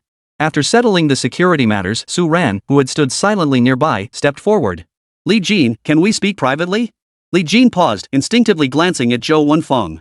He understood Zhou Wenfeng didn't want him interacting too much with Su Ran, especially alone. Even though it was broad daylight, he had to consider her feelings. Su Ran, sharp-witted, instantly saw through Li Jin's hesitation. She turned to Zhou Wenfeng and said, Miss Zhou, Li Jin and I need to discuss something privately. It's work-related. Is that okay? Zhou Wenfeng was actually reluctant inside, but since Su Ran had said it was work-related, refusing would make her seem petty. She could only say, of course. No need to ask me. Thank you, Miss Zhou, Su Ran said, motioning for Li Jin to step outside to talk while she led the way out first. Honey, I'll be right back. Li Jin gave Zhou Wenfeng a gentle look before following Su Ran out. As soon as he stepped outside, Li Jin asked, Ms. Su, was there something you couldn't discuss inside? Su Ran knew Li Jin was trying to spare Zhou Wenfeng's feelings, and she couldn't help but feel a pang of regret and bitterness. Her expression darkened. She pulled out a check. Why did you return the payment I gave you last time? Handing it to Li Jin, she added, this is what you deserve. Li Jin didn't take it. I won't accept this money. Chapter 129, Regret. Seeing Li Jin genuinely refuse, Su Ran grew even more perplexed. This payment is for helping lift the curse on my father. It's our heartfelt gratitude. It's like paying for medical treatment at a hospital. It's only natural for patients to pay. Li Jin shook his head. It's different. Hospitals may heal the sick, but at their core, they're still businesses. Lifting the curse for Chairman Su wasn't business. Everything I have today is thanks to the Su family's immense support. Consider this my way of showing gratitude or repaying a debt, if you will. Su Ran understood Li Jin's meaning immediately upon hearing this. Her heart grew heavy with sorrow. For a moment, she didn't know what to say. The more she thought about it, the heavier her heart grew. Tears welled up and spilled over her cheeks. Though she wept, Su Ran was, after all, a strong woman. She fought desperately to keep her sobs from escaping. Watching Su Ran's tears fall in heavy drops, Li Jin was momentarily at a loss for how to respond. For most men, a woman's tears were a devastating weapon. And given Li Jin's straightforward nature, he wasn't one for sweet talk, much less comforting women. Miss Su, please stop crying. Li Jin racked his brain but couldn't come up with a single comforting word, so he simply told Su Ran to stop crying. But when a woman was crying, such words were meaningless. Even if Su Ran was strong enough to hold back her sobs, she was still a woman at heart. She needed the kind of care that Li Jin couldn't seem to offer. Is this how you usually comfort Zhou Wenfeng? Su Ran retorted. Li Jin fell silent.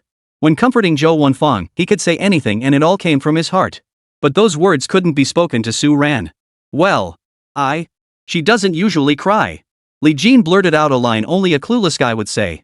Little did Li Jin realize that his words were like a thorn piercing Su Ran's heart. Zhou Wenfang was with Li Jin, and this straight guy catered to her every whim. Why would she cry? The realization that Li Jin had chosen Zhou Wenfang, that there was no future between them, made Su Ran's heart ache even more, and her tears flowed faster. Li Jin was now completely at a loss. This felt worse than being hunted down. Li Jin glanced toward the shop entrance. Thankfully, no one was coming out. He looked at Su Ran, wanting to say something comforting.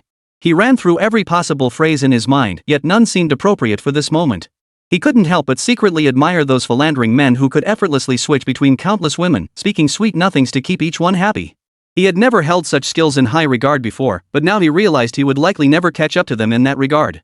Can you stop crying? Li Jin finally remembered to offer tissues, hurriedly pulling them out. Can we talk this through properly? Do you find me annoying? Su Ran watched as Li Jin reached for the tissue to wipe her tears, and her heart felt a little better. After all, Li Jin was still gentle with her. Li Jin genuinely wanted to wipe her tears, but then he thought doing it himself felt too intimate, too inappropriate. He stopped his hand and handed her the tissue instead. Wipe your tears. Seeing his gesture, Su Ran's heart sank once more. She thought, you won't even wipe my tears. All your tenderness is reserved for Zhou Wenfang. Are you that stingy with even a little kindness for me? Su Ran didn't take the tissue, nor did she reach for one in her own purse. She simply wiped the tears from her cheeks with her hand. Li Jin, what exactly am I lacking compared to Zhou Wenfang? Li Jin was at a loss for words again. After wrestling with his thoughts for a long moment, he finally decided to speak honestly. Miss Su, you're actually wonderful. If you ask me what's so great about Wenfang, I honestly couldn't say. In my eyes, you have many strengths, and you have weaknesses too. But I can't pinpoint anything particularly good or bad about Wenfang. To me, she just seems not quite outstanding enough. Yet I can't pinpoint any flaws in her, any aspect I dislike. You surpass her in many ways. To be honest, I once had feelings for you too. At this point, Li Jin paused before continuing, but now, I just want to take good care of Wenfang. I hope you understand. Su Ran's tears stopped abruptly as a realization struck her. Li Jin's love for Zhou Wenfang might truly be deep-rooted and profound. This was perhaps what people meant when they said, to love someone is to love everything about them. Li Jin himself might not even realize it, but unconsciously, he had already accepted all of Zhou Wenfang's flaws and embraced every one of her shortcomings. No one is without flaws and virtues, but in Li Jin's eyes, all of it had become something he embraced and accepted. Su Ran looked at Li Jin and asked, did you ever think I had flaws before? Li Jin thought carefully for a moment before shaking his head. No. Back then, I thought you were nothing but strengths. Su Ran felt tears welling up again. She believed that Li Jin had once loved her too, but she had missed her chance. For Su Ran now, this was undoubtedly a blow. Regret filled Su Ran's heart, but it was too late to do anything about it now. For a fleeting moment, she imagined secretly being with Li Jin. The moment this terrifying thought flashed through her mind, Su Ran realized just how dreadful it was. She quickly pushed the thought aside. Still, Su Ran couldn't resist making one last desperate plea. Li Jin, is there really no chance at all for us? Without hesitation, Li Jin replied, I'm sorry, I have to take care of Wenfang. I won't do anything to betray her. Hearing Li Jin's decisive, unwavering answer without a moment's hesitation, Su Ran felt even more regret and sorrow. This steadfastness of Li Jin's had once belonged to her. Yet she had let it slip through her fingers. Su Ran took a deep breath, refusing to let tears fall again. I understand. I won't bother you anymore. Wishing you happiness. I'm leaving now. Su Ran didn't want to offer blessings. It was difficult for her to genuinely wish Zhou Wenfang well. But she wanted to leave with dignity, with grace. Li Jin opened his mouth, wanting to say something, but in the end, no words came out. He couldn't even offer Su Ran words of comfort. How could he possibly find something more fitting now? Watching Su Ran walk away in silence, Li Jin felt a mix of emotions, yet he harbored no regrets. He was a man who stood firm in his choices. Though he felt no regret, Li Jin couldn't help but experience a mix of complex emotions. Taking a deep breath, he reached into his pocket for a cigarette and lit it. He didn't smoke regularly, but it was an essential part of social engagements, so he always carried a pack. After finishing the cigarette, Li Jin took a deep breath. Suddenly, his phone rang. He glanced at it. It was Zhang Dajun calling. Hey. Brother Jun. Li Jin composed himself, forcing a casual tone. Zhang Dajun said, Bro, I've got a gathering tonight. You've gotta come. Li Jin asked, what kind of gathering? Zhang Dajun chuckled, you'll see when you get here. Just make time, you absolutely have to come. I'll text you the address and time. You won't regret it. With that, Zhang Dajun hung up the phone. Chapter 130, The Banquet. Li Jin wanted to ask for more details, but Zhang Dajun had already hung up. Before long, Zhang Dajun sent a text message containing only the address and time. Needless to say, this address and time referred to tonight's gathering. Li Jin wasn't particularly fond of such gatherings. While they appeared glamorous and high class, they were essentially social events for the wealthy. Everyone used these gatherings to cultivate connections. If one wanted to gain a foothold in the upper echelons, such opportunities were truly indispensable. Back at the shop, Zhou Wenfang was helping tidy up. Li Jin hurried over. Honey, didn't I tell you not to come? Go upstairs and rest. Getting proper rest is your top priority right now. This little bit of work doesn't need your help. If it really gets too difficult, I'll hire someone. Seeing how concerned Li Jin was, Zhou Wenfang smiled sweetly. Don't make such a fuss. I'm not doing anything heavy. Didn't you manage just fine when we went to the Xian Wang tomb a while back? Going to the King Xian's tomb was unavoidable. Zhou Wenfang had been cursed. If there had been any alternative, Li Jin would never have let him go. Without further discussion, Li Jin snatched the rag from Zhou Wenfang's hands. You go rest now. That's final. Oh, and June called me earlier about a gathering tonight. Want to check it out? Zhou Wenfang shook her head. No, those gatherings are never any fun. Li Jin didn't want her to go either, especially since she was pregnant. Alright then. Make sure you get to bed early tonight. I know. Why are you so naggy? Though her words carried a hint of disdain, Zhou Wenfang reached out and took Li Jin's hand. That evening, Li Jin arrived punctually at the address Zhang Dajuan had given him, accompanied by Yin Shun. The gathering was at a hotel. Zhang Dajuan had arrived early and was waiting for Li Jin. Brother Jun, you hung up so abruptly earlier. What kind of gathering is this? Li Jin asked. Zhang Dajuan chuckled. Tonight's gathering is no ordinary affair. It's packed with local bigwigs. Representatives from every major local family will be here, and they're the core figures. Business connections are essential in this line of work. You're just starting out, but your personal abilities are absolutely solid. But in the business world, it's still important to know more people. It's like when you're out in the world, more friends mean more paths open to you. Li Jin knew Zhang Dajuan was looking out for him. Otherwise, he wouldn't have gone out of his way to call him in. Li Jin replied, Brother Jun, I understand. Thanks. Zhang Dajuan smiled and said, No need to thank me, brother. We've known each other for so long, and you've helped me out plenty. Now we're partners again. Besides, it's just a small favor, nothing to mention. Oh, and the Su family will be here today too. To Zhang Dajuan, he'd merely lent Li Jin a hand within his means, no real loss to him. Li Jin had genuinely earned him a tidy sum in hard cash. Li Jin thought of Su Ran. He had made her cry just that morning. While it wasn't his fault, the thought still made him feel awkward. Li Jin could only respond with a non-committal "oh" and said nothing more. He couldn't discuss his relationship with Su Ran in detail with Zhang Dajuan. Zhang Dajuan, unaware of the details between Li Jin and Su Ran, didn't dwell on it. He merely mentioned it in passing before shifting the topic. Oh, and the Nye family is coming this time. You might want to pay them some attention. The Nye family? Li Jin wasn't particularly knowledgeable about the local family factions.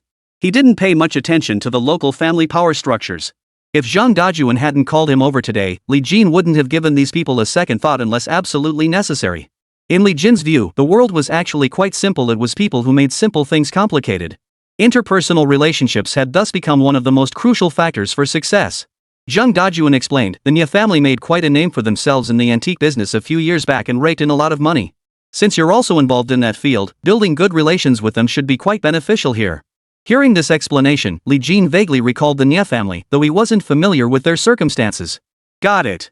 Zhang Dajuan added with a smile, let me tell you, the Nye family has an only daughter named Nye Yuan, and she's quite the darling. If you get the chance, you should try to meet her. After all, Nye Yuan is just a young girl, much easier to handle than those old foxes.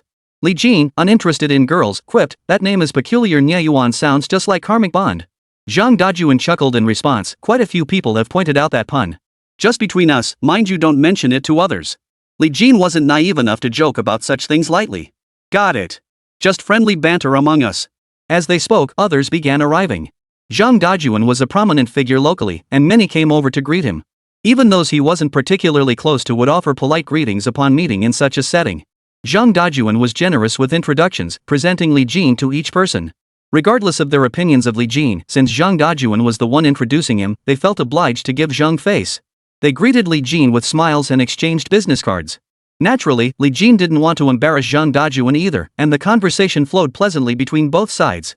Amid the small talk, someone suggested, Mr. Zhang, would it be convenient to step aside for a moment? We should discuss the details of our last collaboration. Zhang Dajuan glanced at Li Jin. Li Jin immediately offered, Brother Jun, you guys go ahead and discuss business. I'll just wander around. At a moment like this, failing to proactively give Zhang Dajuan and his group time and space would be showing a lack of tact. Alright. I'll come find you later, Zhang Dajuan instructed. Make sure to exchange business cards with as many people as possible. You never know when they might come in handy. Li Jin knew Zhang Dajuan meant well, though he didn't need the reminder he had his own plans. Got it, June. You go ahead. After Zhang Dajuan left, Li Jin didn't go looking for people to exchange business cards with. Truthfully, Li Jin understood perfectly well that building connections was essential for success in business. But Li Jin's personality wasn't inclined to suck up to people or deliberately flatter them. Instead, he found a quiet spot with few people and sat down, seeking a moment of peace. Hey, Li Jin? A voice tinged with uncertainty came from behind him. Li Jin didn't pay much attention, assuming it was an acquaintance. He instinctively turned around and was surprised to see Li Yu. Li Jin couldn't help but frown slightly. He hadn't expected to run into Li Yu here. Chapter 131, Enemies Meet. Upon recognizing Li Jin, Li Yu instantly recalled past grievances, his anger flaring. He stepped forward. Do you know where you are? Do you know what kind of banquet this is? Is this even a place you should be? As he spoke, Li Yu appraised Li Jin's attire. Oh my, looks like a Versace suit, huh?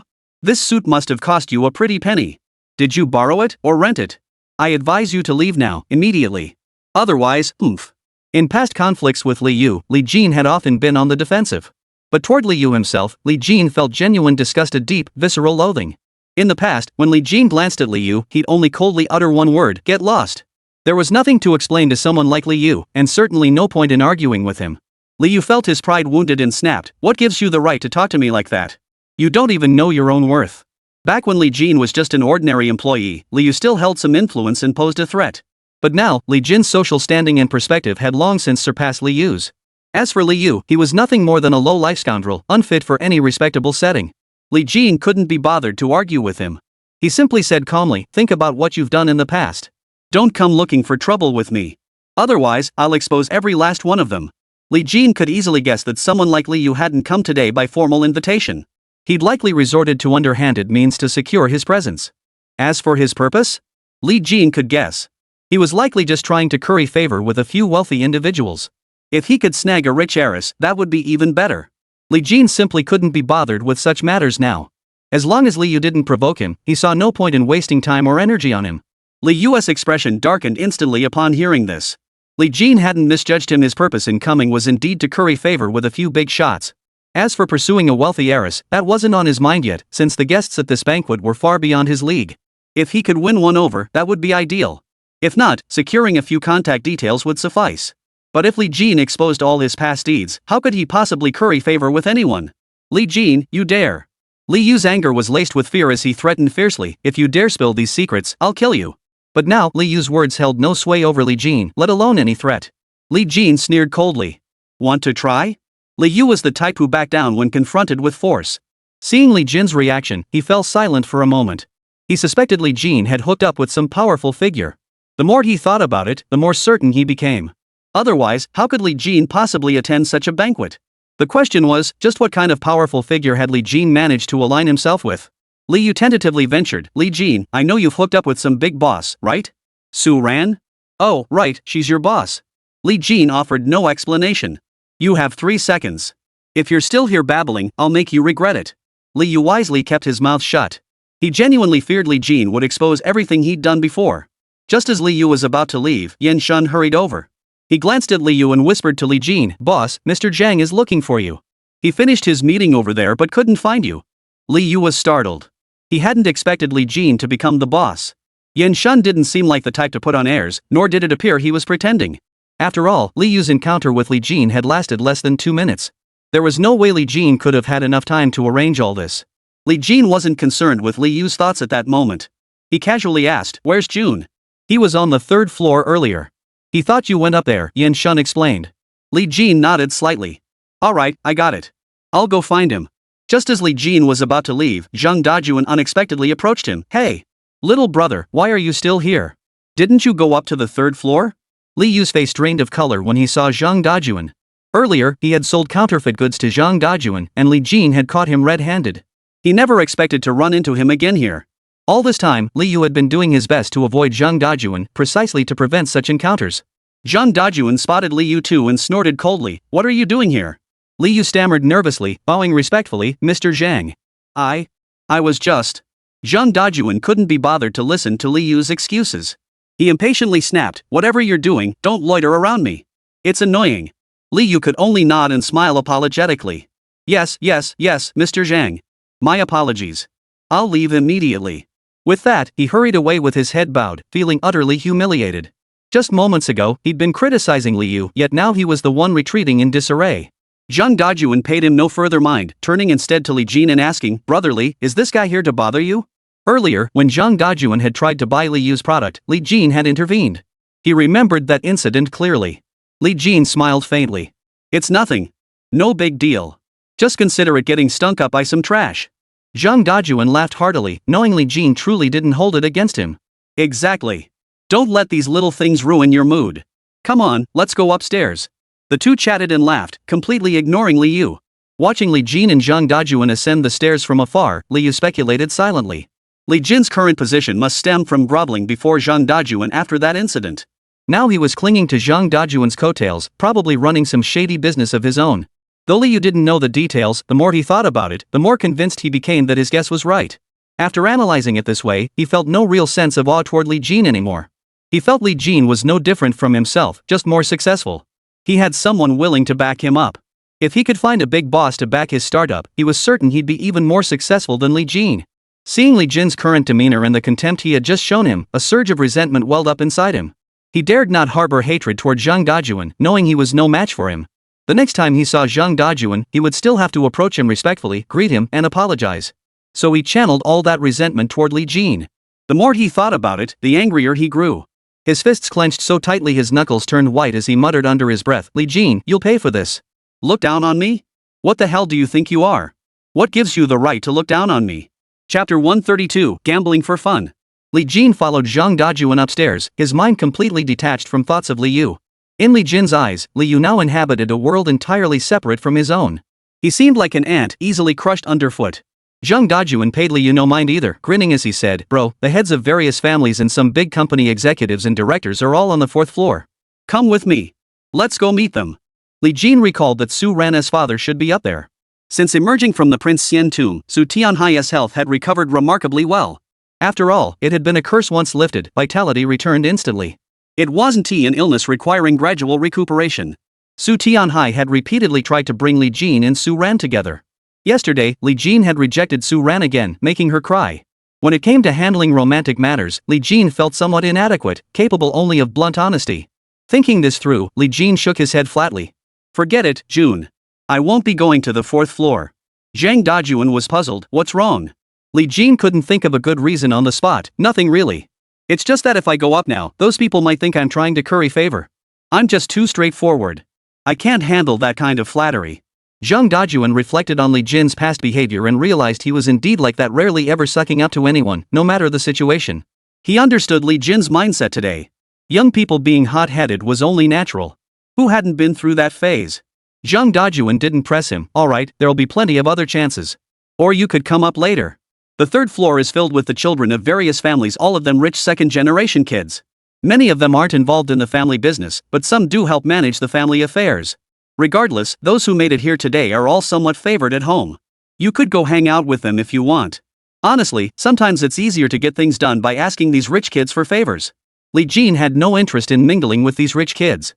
His earlier excuse for avoiding the 4th floor was purely to steer clear of the Su family. "Alright, Jun, don't worry about me. Just focus on your own stuff." Zhang Dajuan nodded. "Alright, I won't bother you then. I'm here to negotiate several deals.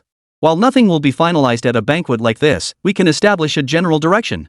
That way, when our company team follows up later, we'll have a stronger foundation." Li Jin hummed in acknowledgement. Zhang Dajuan joked, "Chat with a few more girls. These people are actually easier to fool than outsiders." Li Jin sighed helplessly. "Jun, I'm getting married soon." Zhang Dajuan laughed heartily. Alright. You're a good man. I'm heading upstairs." Zhang Dajuan headed straight for the 4th floor. Li Jin then took Yan Shun to the 3rd floor. Upon entering, they saw many young men and women either mingling in the banquet hall or chatting in small groups. Another crowd was gambling, each shouting and cheering. Li Jin's entrance didn't cause much of a stir. A few people glanced his way, but they seemed unfamiliar with him, as if they'd never met before, so they paid him little mind. After all, the prominent families and wealthy individuals in the area were few in number. Even if they didn't know each other personally, they were generally aware of one another. Li Jin was simply an unfamiliar face, his background unknown. These second-generation rich kids had little interest in networking. Whether Li Jin was an important figure from out of town, a rarely seen scion of some family, or just some small-time hustler trying to make connections, they couldn't be bothered to acknowledge him if they didn't know him. Li Jin was quite content with this arrangement. If everyone swarmed him to greet him, he'd have to deal with them, a thought that seemed troublesome enough. He had no interest in chatting with anyone, so he headed straight for the card tables, content to watch the action. The card table wasn't for cards, but for dice. You could bet on whether the total would be high or low, or guess the exact number. Betting on the outcome paid lower odds, while predicting the exact number offered higher payouts. After all, that was harder to guess. Just then, a group of people were egging someone on. "Xi Peng, are you going to bet or not? You've lost everything, haven't you? No worries, I'll lend you some. Or you could put up something as collateral instead." They were all second-generation rich kids. Even the poorest among them had hundreds of millions at home. Gambling money was no big deal to them. Losing tens or even hundreds of thousands was mere pocket change to them, nothing to sweat over. The surrounding crowd's teasing didn't stem from thinking Xi Peng was broke, they knew he simply hadn't brought cash. There was no contempt involved, just pure amusement. Feeling frustrated by his losses, Xi Peng abruptly yanked off his Rolex Submariner green dial watch. "Fine, make it 10,000. Someone picked it up and glanced at it. You just bought this a few days ago. Selling it secondhand would fetch at least 200,000 yuan. You're taking a loss here." Xi Peng snapped irritably, "None of your business." The other guy, annoyed, "Put the watch back, don't get so worked up. You lost everything this time, but you can come back stronger next time. There'll be plenty of chances, right?" Truthfully, everyone was just here for the fun of it, no one was in a bad position. Ignoring the hecklers, Xi Peng turned to the dealer. "I'm placing my bet." "Don't just stand there. Get rolling." The dealer was just there to shake the dice, he wasn't the house. In front of this crowd of rich kids, he didn't have much say either. He obediently lifted the lid. Seeing the dice inside nodding, Xi Peng's expression darkened slightly. He'd lost again. The crowd around him began to jeer again. "Young Master Peng, what else do you have? Just put it all up as collateral. That suit of yours is pretty nice. Even secondhand, it's worth tens of thousands. Wanna give it another shot?" These people just loved watching someone lose everything. They didn't care about the money at all. Xi Peng snapped irritably, "What are you cheering for? You bet your own money, what's it got to do with me?" A wave of ha-ha laughter erupted from the crowd, leaving Xi Peng thoroughly annoyed. This wasn't just about money, it was about pride. Losing all his money and his watch was bad enough. If he lost his suit too, he knew these guys would tease him about it every time they met. Ning Jinchuan asked curiously, "Is this a big or small bet?" Xi Peng was seething. He wanted to snap at anyone who spoke. Turning, he saw Li Jin, accompanied by a bodyguard. Judging by the bodyguard's demeanor and bearing, he was undoubtedly professionally trained. Anyone who brought such a bodyguard couldn't be an ordinary person. But Li Jin looked unfamiliar, and Xi Peng couldn't quite place him. He immediately swallowed his words and stood up from his seat. He had no more bets anyway. He said to Li Jin, "Yeah, it's just a simple high-low game. Not many rules. Bad luck, lost everything. My name is Xi Peng." Li Jin gave a slight nod. "My name is Li Jin." As the two exchanged pleasantries, a roar of excitement erupted from the next table, followed by a chorus of cheers. Uncertain what was happening over there, the already lively crowd immediately gathered around to watch the commotion. Chapter 133, Unbeatable at Gambling. Xi Peng glanced over at the other table and remarked, "The girl dealing over there is Nye Yuan. She's quite skilled at these games. She's a master at all kinds of card games, even luck-based games like guessing high or low. She's got a knack for it. While she might not win every single bet, she definitely wins more than she loses. If she played cards with us, she'd probably win a supercar. For these rich kids, losing 100,000 or so in a card game is no big deal. What they truly gamble on is far beyond ordinary people's imagination." Of course, even their small bets were beyond the imagination of ordinary people. Li Jin had heard Zhang Dajuan mention Nye Yuan before and glanced over curiously. Nye Yuan was actually quite beautiful. On a scale of 10, she easily scored above 8.5. Moreover, Nye Yuan wasn't just beautiful, she commanded an aura of presence. Amidst all the men present, she could easily command the room. Li Jin remarked with admiration, "Looks like she's pretty formidable." Xi Peng nodded. "She really is. Even when playing with elders, if she doesn't deliberately hold back, she still manages to take control. Honestly, most of us feel a bit intimidated around elders. We're not afraid of our parents, but with people we're not very familiar with, we feel a bit uneasy. Wealthy families aren't that different from ordinary ones when it comes to raising children. Strict parents generally keep their children in line. But once kids grow up, even strict parents find their children less obedient. Whether they're the head of a traditional family or self-made tycoons, those on the mountain all possess a certain aura, otherwise, they couldn't manage a large family or a major corporation." Li Jin chuckled, "Let's go take a look." Li Jin was merely curious, with no ulterior motives. Sure. Xi Peng joining the table proved he had some interest in these games too. Nye Yuan was running the game now, dealing dice like a boss lady. She bellowed, anyone else betting? Hurry up. Though many gathered to watch the spectacle, no one placed new bets. Instead, heated discussions erupted. In just a short while, Nya Yuan has won over $1 million again. Her luck is insane, she's winning almost every hand. Playing these games with her is basically throwing money away. I've probably lost over 100 to her by now. Same here. Blackjack, Texas Hold'em, 3-card poker, landlords, I've never beaten her at any of them. I reckon her family should quit the antique business. If she keeps dealing like this, she'll probably make more money than running the shop. Ha ha. I think so too. Listening to these discussions, Li Jin grew increasingly curious. Was Nya Yuan really that lucky, or did she have some card-playing skill? Skill doesn't necessarily mean cheating. Things like card counting and tracking are just basic skills. Even those who learn a bit later know these things.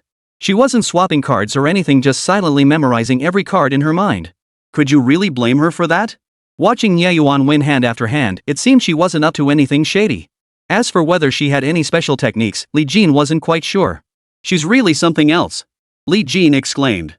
Shi Pang casually remarked, she's got the gambling god spirit inside her. He didn't know how to shake dice at first either. After dealing a few times, he seemed to grasp some trick. Since then, he's barely lost at dice. Of course, when I say she never loses, I mean over the course of an entire session. In most games, she might lose at first, but once she grasps the rules, she rarely loses. Li Jin said, but dice are purely luck-based. How does he manage to win every single time? Shi Peng shook his head. No idea. If I knew, I wouldn't have lost. We've actually studied it privately and suspect she's using some trick. But even if she never touched the dice, she'd still win. We've all come to accept it. The only explanation I can think of is that she's possessed by the gambling god. As they spoke, another young gentleman lost everything. The crowd around him began to jeer, demanding he put up something else as collateral.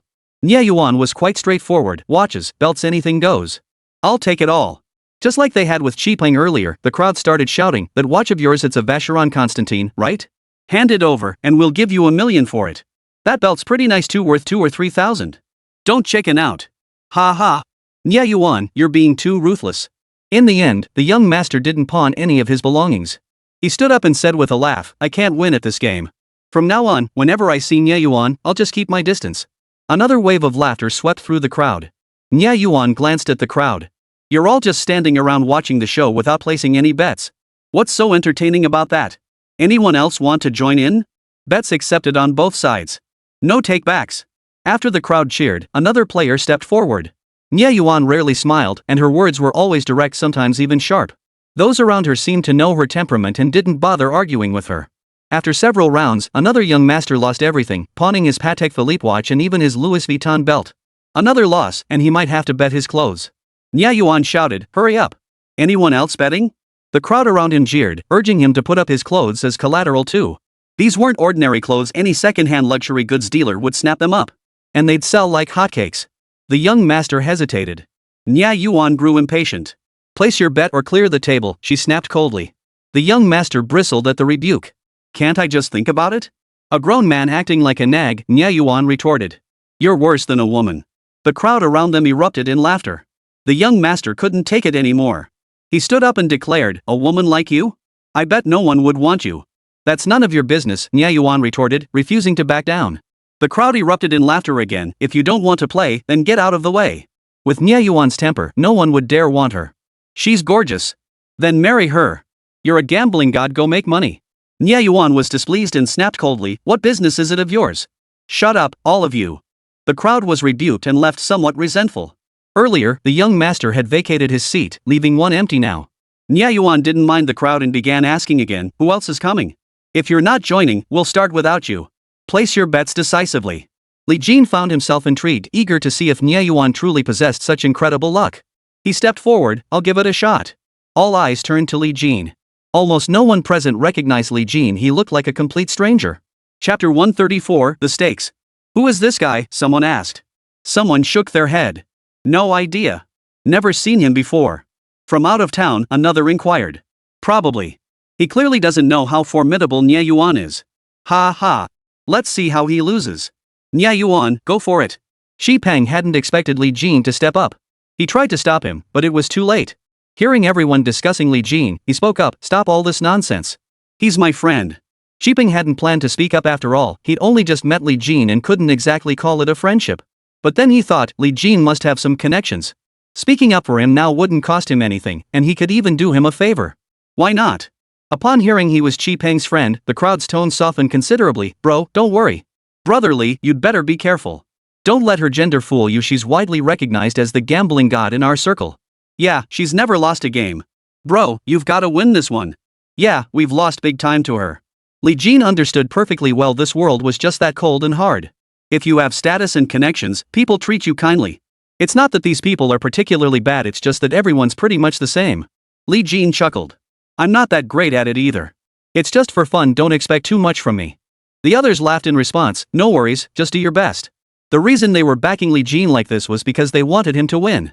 They didn't care how much he won, just that he won. Over the years, whenever gambling took place with Nia Yuan present, no one could win. Losing money wasn't a big deal for these rich kids. But the thought of so many men being outplayed by a single woman left them feeling frustrated. If Li Jin could actually win, it would be a satisfying vindication for them. One of the rich kids said, Bro, don't put pressure on yourself. Nia Yuan glanced at Li Jin, unconcerned. This is your first time playing with us, right? Li Jin replied, Yep, first time. Not really sure how to play. Nia Yuan shrugged it off, it's just betting big or small and counting points. The odds are all posted here. If you don't know how to play, would you like someone to explain it to you? Li Jin smiled and said, No need. I watched for a bit earlier and got the gist of the rules. The crowd started cheering again. Brotherly, the rules aren't hard, the hard part is beating Nia Yuan. Li Jin could only respond, Don't expect too much from me, folks. I've got no experience either.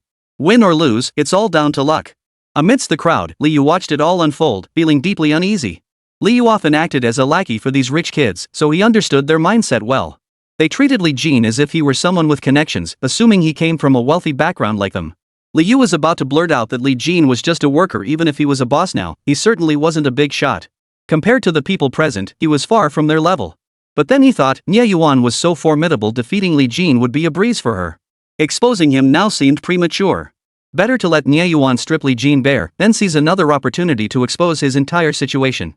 This thought instantly lifted Li Yu's spirits.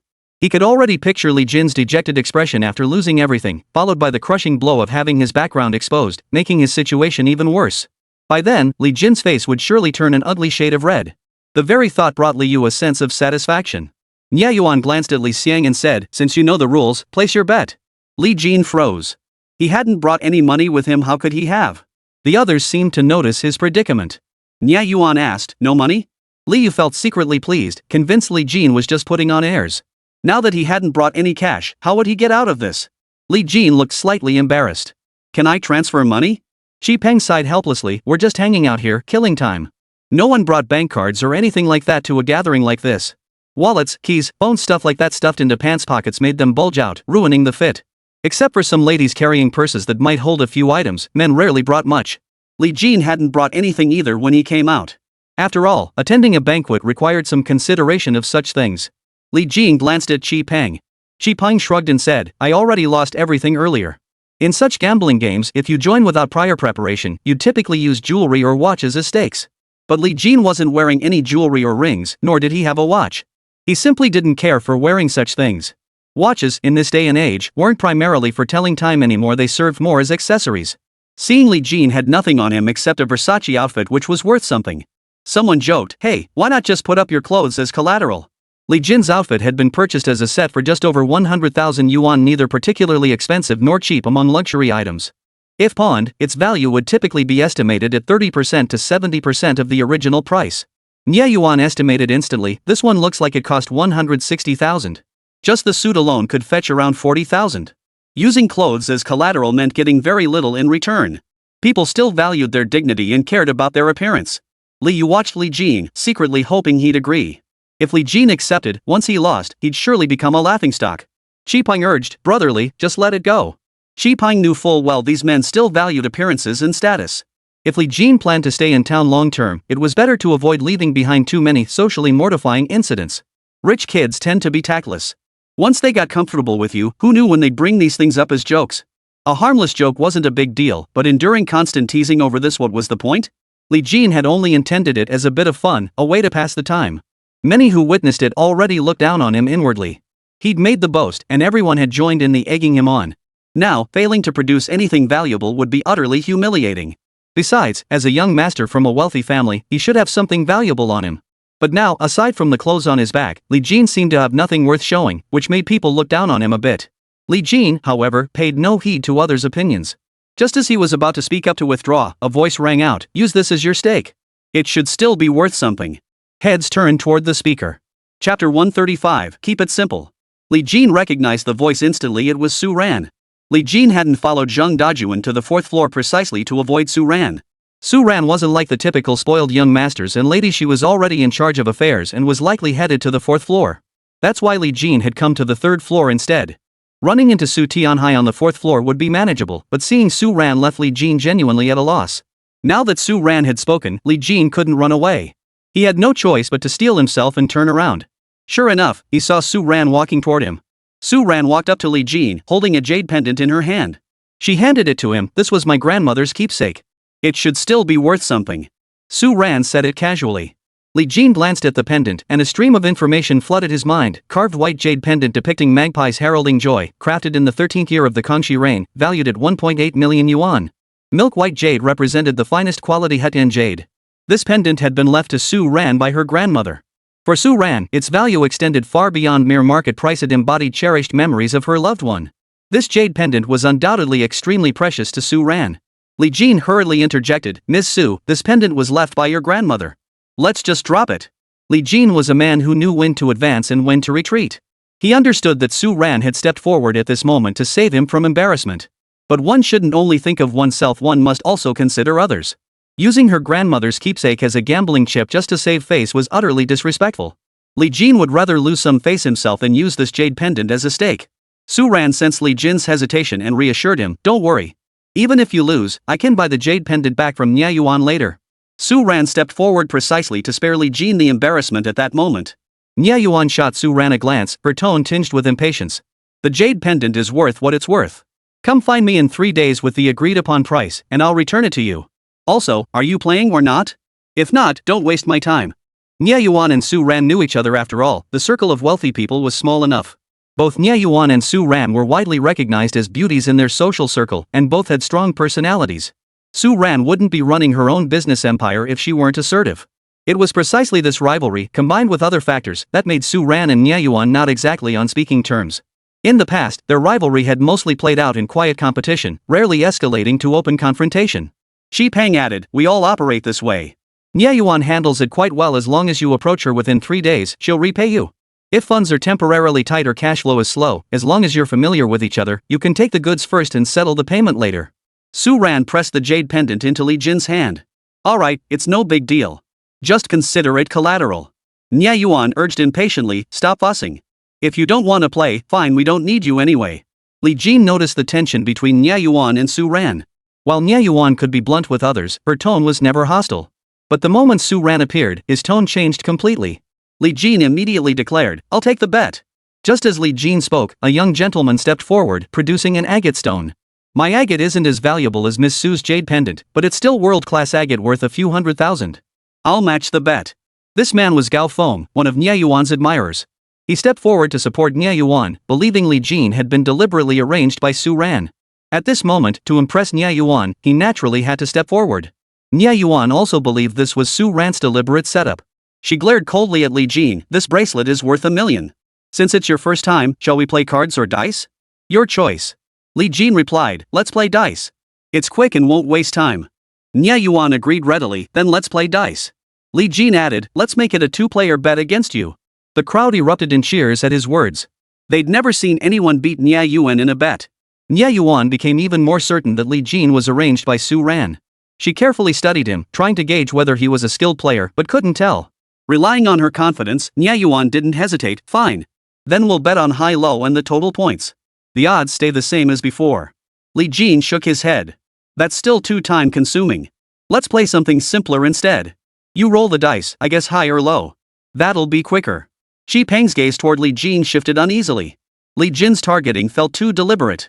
Shi Peng couldn't tell for sure whether Li Jin was someone Su Ran had deliberately brought in to target Nya Yuan. In this situation, if Li Jin lost, Su Ran wouldn't be affected much. But if Li Jin won, Nya Yuan would inevitably suffer some repercussions. Truthfully, Li Jin had only intended this as a game from the start. Losing wouldn't matter. He'd treated it as mere entertainment. But when Su Ran showed up and he saw the tension between her and Nye Yuan, he decided to help Su Ran save face. At the very least, he couldn't afford to lose. Su Ran and Nye Yuan didn't get along. If he lost, Su Ran would have to go to Nye Yuan to redeem the jade pendant, and Nye Yuan might very well make things difficult for her. That was something Li Jin absolutely refused to let happen. Deep down, Li Jin always felt a sense of guilt towards Su Ran. It wasn't that he had done anything wrong to her, but emotionally, he always felt he owed her something. This current situation served as a form of psychological compensation. Su Ran understood Li Jin's reasoning, yet she couldn't bring herself to feel happy. Su Ran had stepped forward only to help Li Jin out of his predicament, with no ulterior motives. Even if she lost the jade pendant, she could redeem it. Yet now, Li Jin was acting so drastically just to avoid owing her anything. Must you insist on severing every last connection with me? Why must everything be so neatly settled? Su Ran thought silently as she looked at Li Jin. Li Jin was a straight shooter. He never imagined his actions would stir such complex feelings in Su Ran. Had he known, he never would have accepted the jade pendant as collateral. After hearing Li Jin's proposed game, Nye Yuan thought it seemed fairly balanced. Statistically speaking, the odds of big or small were split right down the middle. But in reality, if someone knew how to manipulate the outcome, they couldn't guarantee rolling big or small 100% of the time, yet the odds were still heavily skewed. Nye Yuan had tried it herself. While she couldn't shake out exact numbers, she could control the size of the roll about 7 or 8 times out of 10. One round decides the winner? Nye Yuan felt confident and grew rather indifferent toward Li Jin. Li Jin countered, 7 rounds. If I guess them all correctly, I win. One wrong guess, and I lose. Chapter 136, A Winning Start.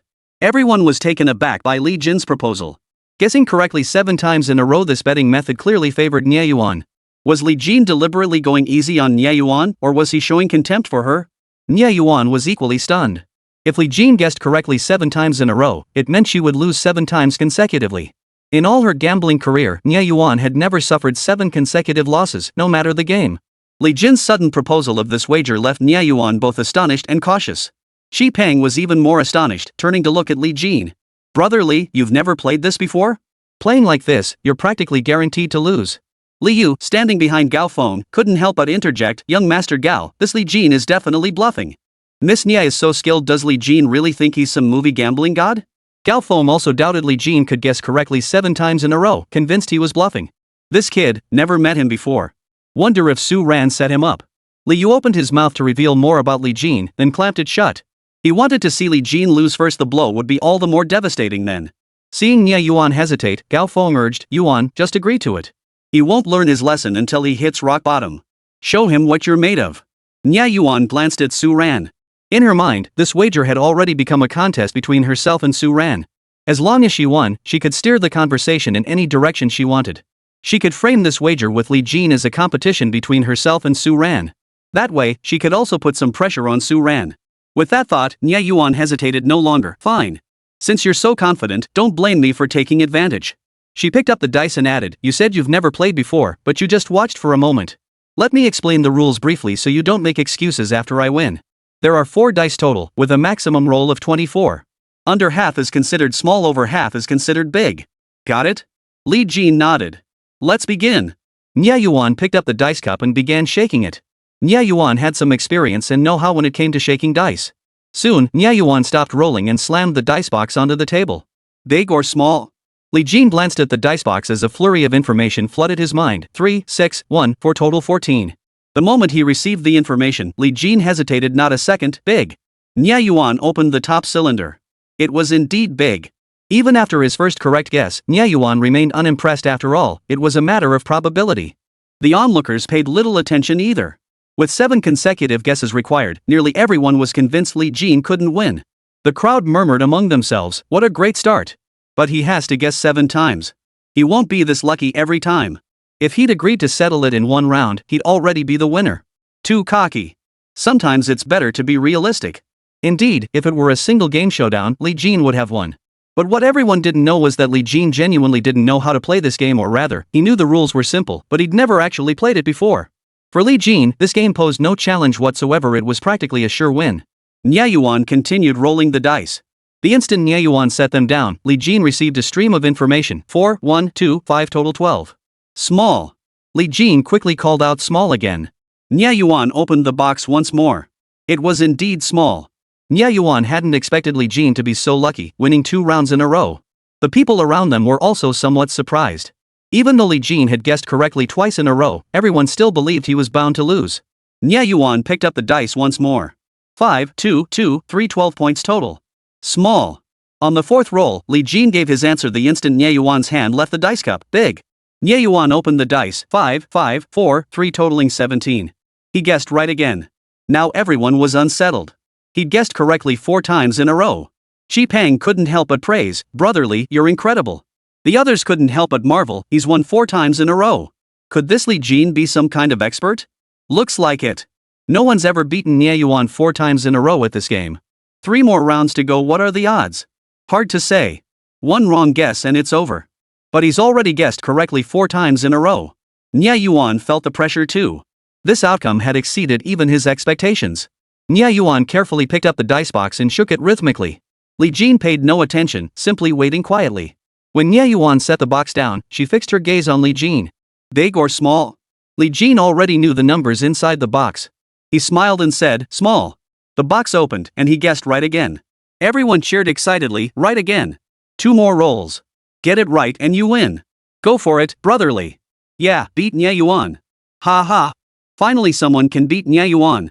Almost everyone sided with Li Jin, and the reason was simple, they'd lost to Nye Yuan far too many times before. Though they didn't say it out loud, deep down they still harbored some resentment. They'd been waiting for someone to defeat Nye Yuan in a fair fight. Now that Li Jin had emerged, his victory would be like venting their pent-up frustration. Xi Peng couldn't help but feel tense. At this point, victory was within sight, almost within reach. "Brotherly, you're not actually a gambling god, are you?" Xi Peng exclaimed. Li Jin remained unfazed. "I'm just lucky. I've never actually played this before, only seen it on TV." Xi Peng didn't buy it. "You're telling me it's luck? I'm an educated man, don't try to fool me. I just calculated it. If there's absolutely no cheating involved, relying purely on luck, the probability of guessing 7 times in a row correctly is just over 0.78%. With odds that low, I find it hard to believe you won purely by luck." Li Jin smiled but offered no explanation. By now, Nye Yuan's forehead was covered in a fine sheen of cold sweat. She had no idea how Li Jin had managed to win, and even began to suspect the dice were rigged. "I want to switch the dice." Li Jin nodded. "Sure." Nye Yuan hadn't expected Li Jin to agree so readily. Gao Feng quickly brought over all the dice boxes and dice for Nye Yuan to choose from. Nye Yuan selected 4 dice and a dice box, then began shaking them once more. The moment Nye Yuan slammed the box down on the table, Li Jin immediately declared, "Big." Opening the box wasn't as effortless as before. She did so with caution. 6, 6, 3, 4. A total of 19 points. Li Jin won again. Everyone present was thrilled. "Wow, just one more round, and he'll win. Did you notice?" While Nye Yuan was rolling the dice, Li Jin kept listening intently. He must have mastered that technique from the movies. "I hadn't noticed that before, but now that you mention it, it does seem that way." Of course he does. How else could he guess correctly 6 times in a row? Exactly. You'd believe it was luck? Anyway, as long as brotherly wins, I'm happy. Ha ha. Exactly, exactly. Nye Yuan shot everyone an exasperated look, yet felt powerless to do anything about it. Everyone was of similar status and background, so they joked around when playing together. To most, this wager seemed no different from their usual games. If Nye Yuan made a fuss now, it would only make her seem petty. But in Nye Yuan's mind, losing usually didn't matter. This time, however, it was a competition between him and Su Ran. He absolutely couldn't lose. She took 2 deep breaths, picked up the dice box again, and shook it slowly. This time, she wasn't relying solely on luck, she was counting on skill. This final roll, she had to win. Truthfully, even if she won this final round, Nye Yuan felt it wouldn't bring her much joy. After all, Li Jin had already won 6 times. Thud. This time, she tapped the dice box lightly on the table. Nye Yuan looked at Li Jin. "Big or small?" Li Jin paused for 2 seconds. Everyone around held their breath, waiting for his answer. Finally, Li Jin spoke. "This round, I can't guess." Chapter 137, You Can't Take It. No one had expected Li Jin to give such an answer. Xi Peng blurted out, "Big or small, man?" Su Ran chimed in, "What's the matter?"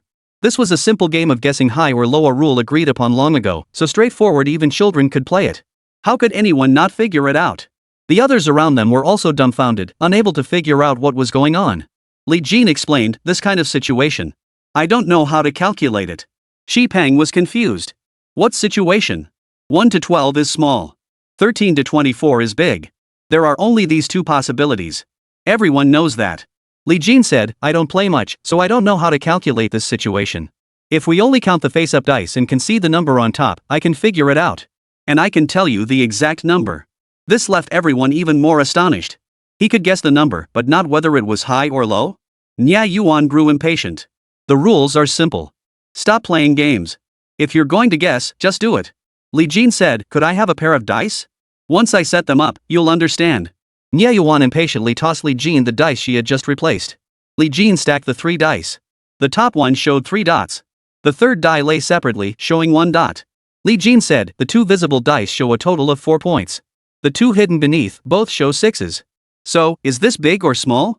Everyone stared dumbfounded at the dice Li Jin had laid out. Such a situation was indeed rare. When most people roll dice, it's almost impossible for them to stack on top of each other, let alone 3 stacked together. Shi Peng said, this counts as low, right? It's big.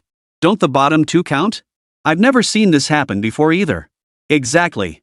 Before, at most one die might have a corner resting on top, and you could still tell the number. This kind of thing is truly unprecedented. It's simple. Brother Li's already made such detailed guesses. If he gets them all right, he wins. Exactly. This is so rare, isn't this way harder than guessing big or small? Nya Yuan, do you agree? If the inside matches Brother Li's guess, he wins. Nya Yuan was starting to panic now, because she had indeed used a trick earlier. Some magicians know this trick. It's something that can be practiced. There's a famous performer who can stack 6 dice on top of each other. As for whether it worked, Nya Yuan herself wasn't entirely sure. She was even less certain whether Li Jin had deliberately set up this situation. But Nya Yuan didn't believe that even in such a scenario, Li Jin could still guess with perfect accuracy. Alright. Nya Yuan agreed. Open. Hurry up and open it. Hold on, I need to record this. If I guess right, I'll brag about it to everyone. Yeah, I need to record it too.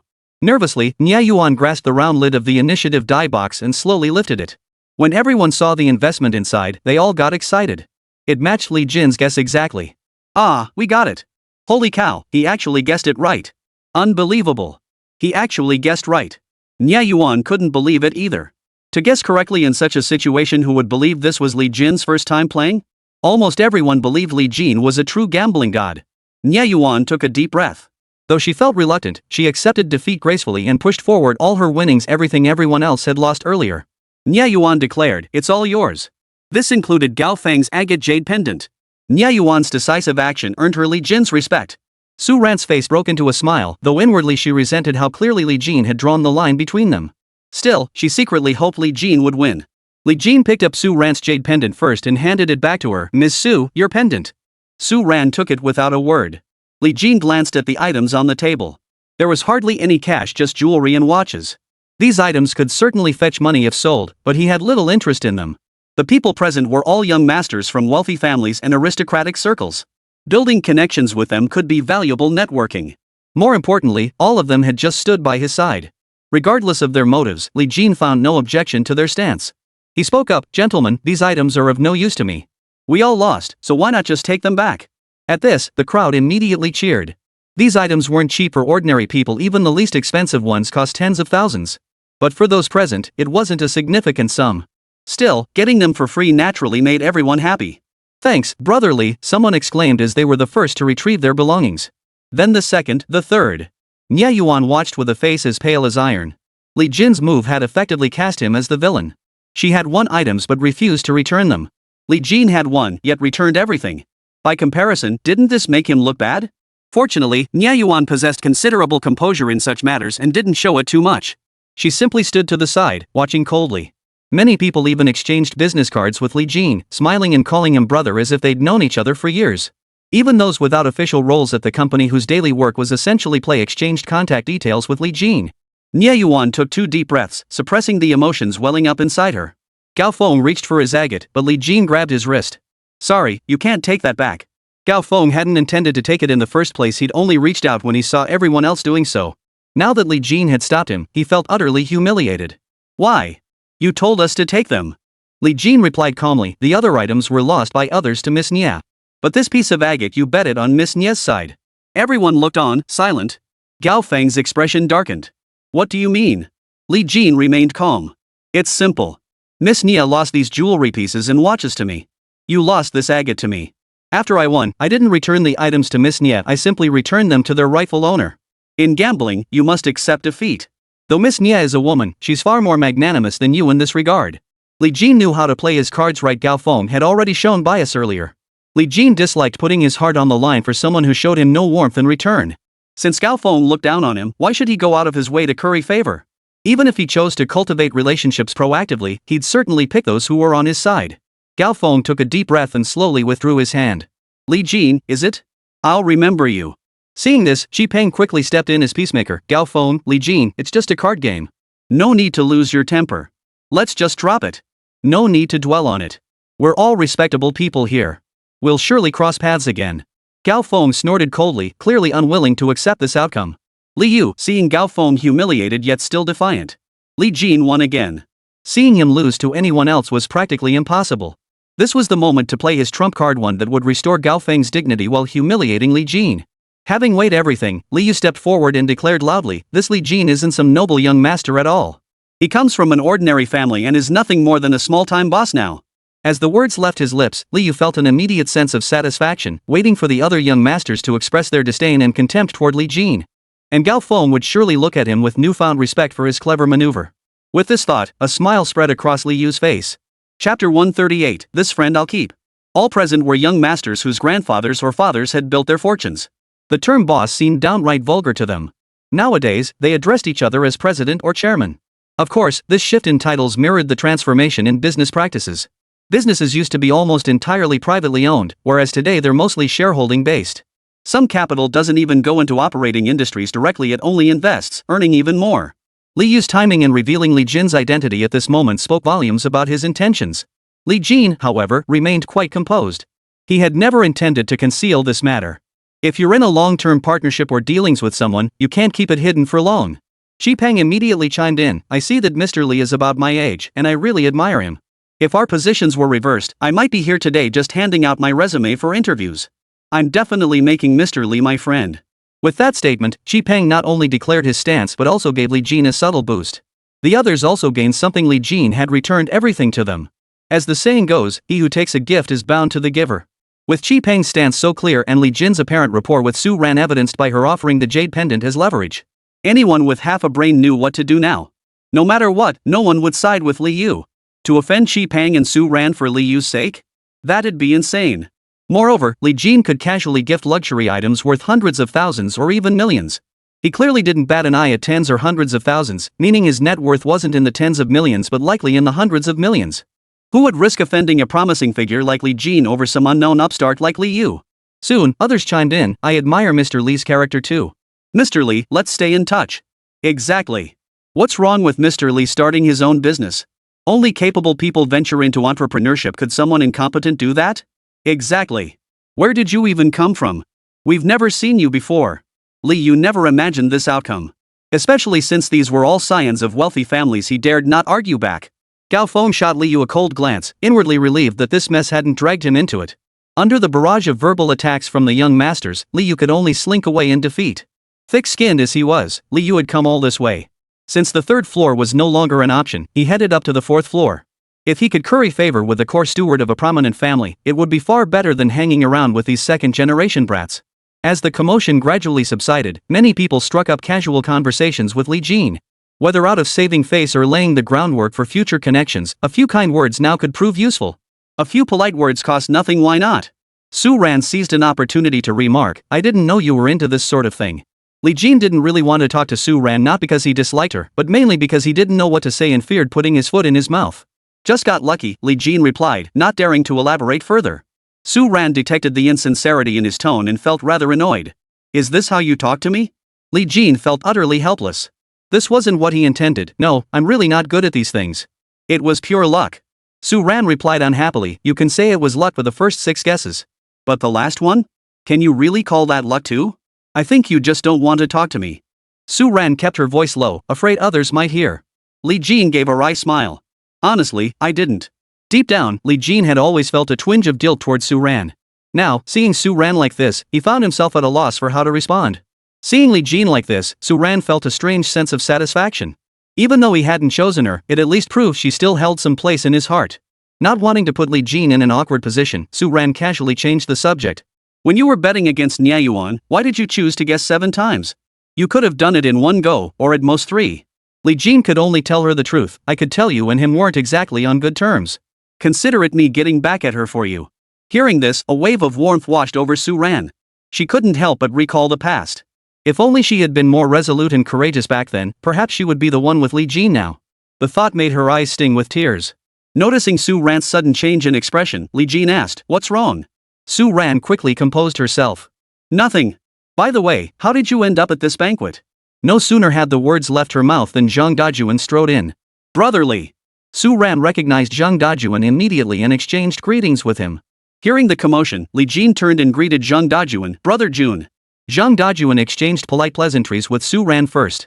Those nearby were secretly surprised to see how closely Jin and Zhang Dajuan were. Li Jin's network is surprisingly extensive. He's actually on such good terms with Zhang Dajuan too. Yeah. Looks like he's on good terms with Su Ran too. How come we've never heard of him before? No idea. We should treat him to a meal sometime to get to know him better. Keep in touch, he might turn out to be a valuable connection down the road. Count me in. These folks know when to hold back. It wouldn't be appropriate to approach him now. Inviting him after the banquet would be fine, we already exchanged numbers anyway. Zhang Dajuan glanced around. Looks like you're having a great time here. Li Jin replied, everyone's been looking out for me. Zhang Dajuan knew full well these rich kids weren't exactly easy to get along with. Not that they were inherently bad, but they tended to gauge situations and people before engaging. If you didn't have some real substance, they might not even bother hanging out with you. Their willingness to look out for you stemmed from seeing you as one of their own, to put it bluntly, someone with money. Zhang Dajuan chuckled softly. Want to check out the 4th floor? They're planning to gamble on wood carvings. You know your jade stones, wanna give it a shot? As the saying goes, different trades are like different mountains. While both jade and wood gambling involve taking risks, the objects differ and the demands on discernment and experience are equally distinct. Wood gambling essentially involves betting on the patterns within precious timber. Most commonly, it involves wanwali wood. Wanwali has a long growth cycle, though there are many varieties with differing growth periods. Li Jin had heard of it, but he hadn't studied it in detail, nor had he ever seen anyone gamble on it. Sure. I'm somewhat interested in this too. Let's take a look. Li Jin readily agreed. He avoided the 4th floor precisely to steer clear of Su Ran. Now that he'd run into her anyway, it didn't matter anymore. Chapter 139, Wood Gambling. The 4th floor was crowded with people, each a wealthy merchant or an important member of a prominent family. Su Ran had also come up with them. Upon reaching the floor, Li Jin spotted Su Tianhai. Su Ran, likely feeling it was inconvenient to be seen with Li Jin, said, "Mr. Zhang, Li Jin, I need to discuss something with my father." "Excuse me for now." Su Ran and Li Jin weren't overly polite, but they still maintained a degree of courtesy and formality toward Zhang Dajuan. Li Jin responded with a terse his words carefully measured, primarily out of fear of saying the wrong thing. These days, Li Jin spoke to Su Ran as little as possible, afraid that saying too much might cause unnecessary misunderstandings or unintentionally hurt her. Zhang Dajuan glanced at Li Jin, then nodded to Su Ran with a smile. "Miss Su, please make yourself at home. Brother Li and I will take a look at the gambling wood." After Su Ran left, Zhang Dajuan smiled warmly at Li Jin. "Brother, what's your relationship with this Miss Su?" Li Jin didn't want to discuss it involved Su Ran's feelings and reputation. Even though he trusted Zhang Dajuan, he couldn't casually share details, nothing much. Zhang Dajuan possessed keen insight. Though Li Jin denied it, Zhang could see through the surface. "Brother, Miss Su is a rare beauty among our local aristocratic families. Among the younger generation, though she is a woman, she surpasses most men. Countless men long to court her, yet none have a chance. I never imagined you'd win Miss Su's favor." Li Jin dared not admit it and quickly replied, "Brother Jun, don't say that. My girlfriend is pregnant, and we're getting married soon." Zhang Dajuan paused, dropping the subject. He smiled and said, "That's wonderful news. When you and your sister-in-law have the wedding, you must invite me. I'll definitely be there." "Absolutely." Li Jin quickly changed the subject. "Has the wood betting started yet?" Zhang Dajuan replied, "We've already opened a few. This batch is all top-grade wood. We've got wanwali, small leaf rosewood, and quite a few aged pieces. Simply put, wood gambling is all about the grain patterns in precious woods. Take wanwali, for instance. Though it appears to grow quickly, only the heartwood is truly valuable. In ordinary trees, the wood beneath the bark is just firewood. But wanwali is different. The wood beneath its bark is of little use. At its core lies a layer of hard heartwood. This is the true wanwali timber. It takes about 15 years for wanwali to develop this heartwood core. A 20-year-old wanwali tree might have a trunk diameter exceeding 18 centimeters, yet its heartwood core is only about 4 centimeters thick, sometimes as thin as 2 centimeters. Such small pieces of wood are simply too small to make furniture. They can only be used to make small items like bracelets for personal enjoyment. Generally, even 60-year-old manhwa trees yield heartwood cores measuring only about 18 centimeters in diameter. To craft genuine manhwa furniture, trees aged 300 to 500 years are required. Domestic manhwa is found only in a few regions, and wild specimens are now quite scarce. Some individuals have begun cultivating it themselves, treating it like a crop by heavily fertilizing the trees to accelerate growth. Vietnam possesses abundant wild manhwa, though it differs from the domestic variety. Then there's small leaf rosewood, known as the wood of emperors. But to truly qualify as such, it requires timber aged over 800 years. Many cultivate it using fertilizers, harvesting it after as little as 20-30 years or as long as 50-60 years. Experts can instantly distinguish between wild, aged wood and artificially cultivated new wood. 50 or 60 years ago, no one specifically cultivated small leaf rosewood for sale, so most new wood on the market is only 20 to 30 years old, with 50 to 60-year-old wood being extremely rare. As for wild-grown wood, it is even rarer and has been classified as a Class II protected plant. Ordinary wild rosewood is already a Class II protected species. If it's centuries-old rosewood, it would certainly be under special protection, making it even more extraordinary. In this wood gambling session, the mere presence of old wood is already exceptionally rare. Because the market is flooded with mostly new wood. Old logs were all harvested many years ago. Li Jin asked curiously, are there people locally who specialize in gambling on wood? Zhang Dajuan smiled faintly and replied, very few people do it professionally. It's mostly just a hobby. Like me, gambling on jade is just a hobby. My main goal is to find materials. In this world, some have struck it rich through jade or wood gambling, but no one has built a major business on it. At most, it's a small-scale business, comparable to high-end service or consulting industries. Similar to high-end financial advisors. Li Jin found this reasoning sound. While he possessed a special talent for jade and wood gambling that allowed him to consistently profit, for most others, it was like walking along the riverbank. Eventually, they'd get their feet wet. Losses were inevitable. Compared to gambling on jade or wood, running a business offered far greater control. Moreover, business offered a higher ceiling. Simply put, what you might consider precious jade, wood, or antiques are merely toys to the world's wealthiest individuals or tools for appreciating their assets. Li Jin nodded in agreement. For ordinary people, stumbling upon a fine piece of jade or beautifully grained wood might truly mean going from rags to riches overnight. But for most entrepreneurs, a few 100,000 or even millions, while certainly not small sums, won't make or break them. Zhang Dajuan nodded. Exactly, Li. When it comes to jade stone gambling, I have high hopes for you. If you can use this as a stepping stone, you'll definitely carve out a place for yourself in the jewelry industry. Li Jin smiled faintly, not taking it too seriously. Mr. Zhang. A voice interrupted their casual chat. Zhang Dajuan turned and greeted him with a smile. Mr. Su, by the way, let me introduce you. This is Li Jin, who deals in jadeite and antiques. Brotherly, this is Mr. Su Rong. Li Jin knew there was a local Su family, but he wasn't very familiar with them. Li Jin smiled and greeted Su Rong. Good day, Mr. Su. Su Rong didn't recognize Li Jin. The circle of wealthy individuals was actually quite small. There were only so many affluent people. Seeing that Li Jin and Zhang Dajuan seemed to be on good terms, Su Rong didn't dare to be dismissive. Hello, Mr. Li. I've divided today's timber into 3 batches. If either of you is interested, you can select directly. Payment can be made later. Everyone here was a person of the world. They wouldn't get hung up over such a minor detail. At worst, a phone call could arrange a transfer. Zhang Dajuan nodded cheerfully. I won't stand on ceremony with you, Mr. Su. After exchanging pleasantries, Su Rong took his leave. At gatherings like this, unless it's something truly important, people generally won't keep you too long. The reason was simple, everyone was here to build connections. They had to spread their attention evenly, greeting all parties involved. It just wasn't feasible to focus solely on one person. Even if you tried to stick close to one person to curry favor, others would inevitably come over to greet you. It just wouldn't be right to cling to someone else. Zhang Dajuan and Li Jin were different. They were partners, and when necessary, Li Jin would step aside. For instance, when Zhang Dajuan had business to attend to upon arrival, Li Jin wouldn't follow him but would leave proactively. After Su Rong left, Zhang Dajuan said, let's go check out the lumber. Sure. Li Jin was quite curious about it too. The firewood delivered this time had all been processed. The bark had been stripped off, and many pieces had a layer of dust on their surfaces. After cleaning, the surfaces remained gray. It was obvious at a glance that this wood had been stored for many years, at least several decades since it was cut. Typically, these were purchased by the former landlord class and stored away somewhere. They hadn't paid much attention to them at the time, treating them merely as slightly more valuable timber. They never imagined the prices would skyrocket like this. Their descendants, upon inheriting these logs, naturally struck a small fortune. There were also quite a few pieces of newer wood planted just 20 or 30 years ago that were now ready for use. When Zhang Dajuan and Li Jin arrived, Gao Feng and Li Yu were also present. Gao Feng's expression darkened the moment he saw Li Jin, and he gave a cold snort.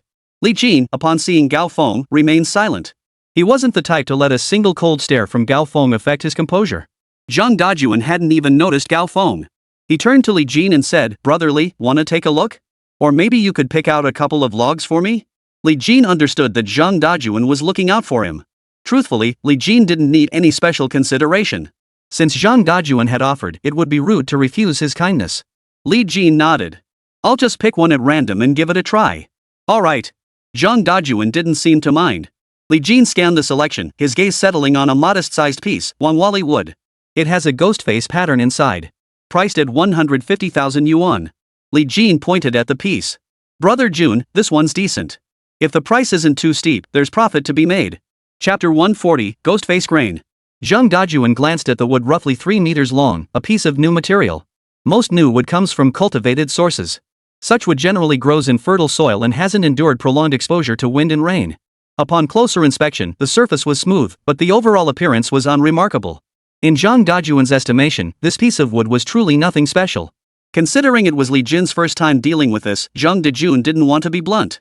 He turned and asked, "How much is this log?" A nearby staff member quickly checked and replied, "Mr. Zhang, this is new growth Wanwali wood. It's 500,000 yuan. The gamble lay in the grain pattern at its core. Among various wood species, Hainan Wanwali was especially prized, fetching several million or even tens of millions per ton, and that was for mixed grade stock. What is bulk wood? It means you get the entire piece, regardless of its quality. Calculated this way, it equates to 4,000 yuan per pound. Even a small log weighs over 10 pounds, while heavier ones reaching hundreds of pounds or even tons are common. If bulk wood costs 4,000 yuan per gene, premium pieces fetching over 10,000 yuan per gene is perfectly normal. The one Li Jinxian selected wasn't particularly large, about the size of an infant's arm, roughly 3 meters long, and light enough to lift with one hand, weighing around 10 pounds. Priced as bulk goods, it was relatively inexpensive. The reason for this price was straightforward: no one held much hope for it, hence the low valuation. Gao Feng, who knew a thing or two about wood, could tell at a glance that this piece was subpar. He spoke up, "Mr. Zhang, Li Jin doesn't understand wood speculation at all. Even though 50,000 isn't much, it's still unnecessary, right? He's just not capable and likes to talk nonsense. With small pieces like this, if they don't reveal premium grain when cut, they're basically useless. They're too small, even too hard to burn as firewood. A larger piece, even if it didn't reveal a good grain, would at least be substantial enough to use as lumber for furniture." Before Zhang Dajuan could respond, others chimed in, "This piece really is disappointing. It's highly likely to be a dud. 50,000 yuan? Not worth it. It really has nothing to offer." Zhang Dajuan glanced at Li Jin, who remained utterly unfazed, seemingly unconcerned. Zhang Dajun then said, "No problem. It's not expensive anyway. Let's buy it and see." Gao Feng couldn't resist taking a jab at Li Jin. "Mr. Zhang, he's just picking blindly. This log's quality is so poor it'd be too hard even for firewood. Wanwali wood might be acceptable as firewood in small quantities, but at this price, people habitually express their frustration over a failed wood bet this way." Zhang Dajuan ignored Gao Feng's words. He wasn't optimistic either, but since Li Jin had chosen this one, he chose to trust him. Even if it turned out to be worthless, it was only 50,000 yuan. "This one it is. Put it on the tab. I'll transfer the funds later." Zhang Dajuan picked up the log and instructed the nearby staff. The staff member promptly recorded the transaction. "Understood, Mr. Zhang." Zhang Dajuan smiled at Li Jin. "Brother, how should we cut this log?" Li Jin casually pointed to a spot. "Start cutting from here." "Alright." Zhang Dajuan had someone fetch the chainsaw. When gambling on wood, it's all about the grain inside. As long as it's Wanwali wood, the wood quality is essentially the same. Without unique grain patterns, the price takes a significant hit, making it only slightly more valuable than ordinary wood. People cherish Wanwali and small leaf rosewood precisely for their natural wood color. If the grain displays intricate patterns, it naturally enhances its aesthetic appeal. Ordinary grain patterns, holding no rarity, inevitably diminish its value. Conversely, unusual and beautiful patterns command exceptionally high prices. Generally, the most valuable patterns include ghost eye, mountain peaks, fox, butterfly, tiger skin, water waves, burlwood, wheat ears, bugle, ghost face, crab legs, spider, sesame seeds, bamboo threads, X pattern, and landscapes. These patterns suit different applications. Some are ideal for bracelets, others for furniture, and still others for small decorative items. Different patterns serve different purposes. Some larger logs may exhibit 2 distinct patterns in the same section, for example, a ghost face pattern below and a landscape pattern above. Zhang Dajuan immediately ordered it cut. It wouldn't be appropriate for everyone dressed in suits to wield chainsaws and cut wood. SSS-grade. The workers skillfully sawed through the log with the chainsaw. "Ghost face," someone exclaimed, drawing everyone closer. This sort of thing was all about having fun. When Goodwood appeared, the gamblers naturally cheered. Whoa, that really is a ghost face. This one's a winner. We'll see how much it fetches. Cao Feng stood nearby, his expression darkening. He'd been praising Li Jin's wood selection all along, yet now it revealed a ghost face pattern. For a small piece like this, a ghost face pattern was actually the easiest to handle. It was perfect for carving into a bracelet, and the price would be high. Zhang Dajuan was pleased too, though not because he'd made money. Such a small piece of wood would only net him 100,000 yuan, at most hardly a fortune to him. He was happy for Li Jin just by picking one at random, he'd gotten such a great result. Cut it to bracelet size and take a look, Zhang Dajuan instructed the staff. The staff immediately measured the dimensions and began sawing. Those around them murmured in discussion. I looked at this piece of wood, no knots or blemishes, yet it actually produced a ghost face. I've seen it too. Now we just need to know how much usable wood it'll yield. Probably not much. After all, the surface looks unblemished. This pattern likely formed from a minor injury right here. Ghost face patterns form when trees sustain injuries and develop scars during growth. But this particular log showed no visible scars, which is why everyone was so astonished. Their astonishment was understandable after all, this was fresh wood. Any visible scars would have been easily spotted. Some ancient trees, hundreds of years old, might have sustained injuries long ago that became invisible after decades or centuries of growth. That's perfectly normal. But this is fresh wood. Sizzle, sizzle. As the wood was sawed into sections one by one, the ghostly face pattern remained visible throughout the spectacle. Originally, they'd estimated that one bracelet would be remarkable, but now they'd already cut out 2 bracelets, and it still wasn't finished. Only as the sawing neared completion did the ghostly patterns finally vanish, yielding enough material for 3 full bracelets. So many, the crowd exclaimed in unison. Who would have thought? It looked so smooth on the surface, yet inside there were so many ghost face patterns. Wood gambling really comes down to luck. Gao Feng's face turned ashen. He had just opposed it in front of everyone, and now this was the result. He felt utterly humiliated, unable to lift his head. Zhang Dajuan glanced at Gao Feng and chuckled. Gao Feng, looks like you misjudged this one. Gao Feng opened his mouth, seething with indignation, but dared not vent at Zhang Dajuan. He could only say, judging by its appearance, this piece really wasn't worth taking a chance on. It was just luck. Chapter 141, What is discernment? Zhang Dajuan retorted, how do you know it's luck and not skill? Gao Feng was momentarily speechless. There was simply no way to prove such a thing. Perhaps testing a few more pieces would reveal the truth, but he dared not challenge Zhang Dajuan's judgment in front of him. Seeing Gao Feng fall silent, Zhang Dajuan didn't press further. He turned to Li Jin and said, brotherly, I'm truly impressed by your discernment. Want to pick a few more? Li Jin, now intrigued in having grasped a bit of the art, replied, let's see. But I'm inexperienced, my picks might not always be right. Zhang Dajuan replied, this is called gambling when it naturally involves risk. If it were 100% certain, it wouldn't be gambling, right? Li Jin could actually achieve 100% accuracy. He smiled lightly without explanation. Let's take a look first. There were many pieces of wood, divided into several piles for easy selection. If they were all piled together, it would be difficult to choose. Zhang Dajuan picked up a piece of wood and asked, what do you think of this one, brotherly? Li Jin glanced at it, and information flooded his mind. Wanwali wood. Features internal landscape grain and ghost eye patterns. Worth 400,000 yuan. Landscape grain was ideal for furniture once crafted, it resembled a natural landscape painting. A coat of clear lacquer, a transparent protective finish, made it exceptionally beautiful. The ghost eye pattern, similar to ghost face grain, was ideal for making bracelets. Since this piece wasn't large and the ghost eye patterns weren't abundant, its value wasn't particularly high. Li Jin remarked, if we can get it for under 300,000, that'd be decent. Otherwise, there's no profit margin, it'd be a waste of effort. Zhang Dajuan asked a nearby staff member, how much is this piece? 38,000, the staff member replied. This price was close to the appraised value. If he wanted it himself, he could buy it. But if he didn't need it, buying such a large piece of wood just to make 20,000 yuan was a real hassle. Better not to buy it. Zhang Dajuan waved his hand. Forget it. It's a bit pricey. Zhang Dajuan selected several more logs in succession, but their prices were all close to the actual value, leaving little room for profit. It seemed the pricing wasn't arbitrary, experts had surely assessed each piece. The asking price for every log matched the value of its grain pattern. Buying this way had its advantages, you were guaranteed a profit with no risk, while the risk was passed on to someone else. For others, this was excellent material. If they wanted to make small furniture or collect pieces, buying it wouldn't be a loss. At the very least, it was much more cost-effective than buying pre-cut wood directly from the market. Comparing the two, it's easy to see why those with discerning eyes are reluctant to take on the risk for profit. Even if they know the wood contains valuable grain patterns, they won't cut it open. Instead, they'll sell it at a slightly lower price than its actual value. This approach allows them to avoid most of the risk. For them, this is undoubtedly the best choice. As they watched, a crowd had already gathered ahead. Zhang Dajuan remarked, probably something valuable. Want to go check it out? Let's take a look. Li Jin had never seen top-grade timber before and was genuinely curious how different could premium would be from jade. As they approached, they saw people bidding and among them was Su Ran. Li Jin asked, isn't this supposed to be a fixed price? Why is there bidding? Zhang Dajuan explained, if no one else bids, it's a fixed price.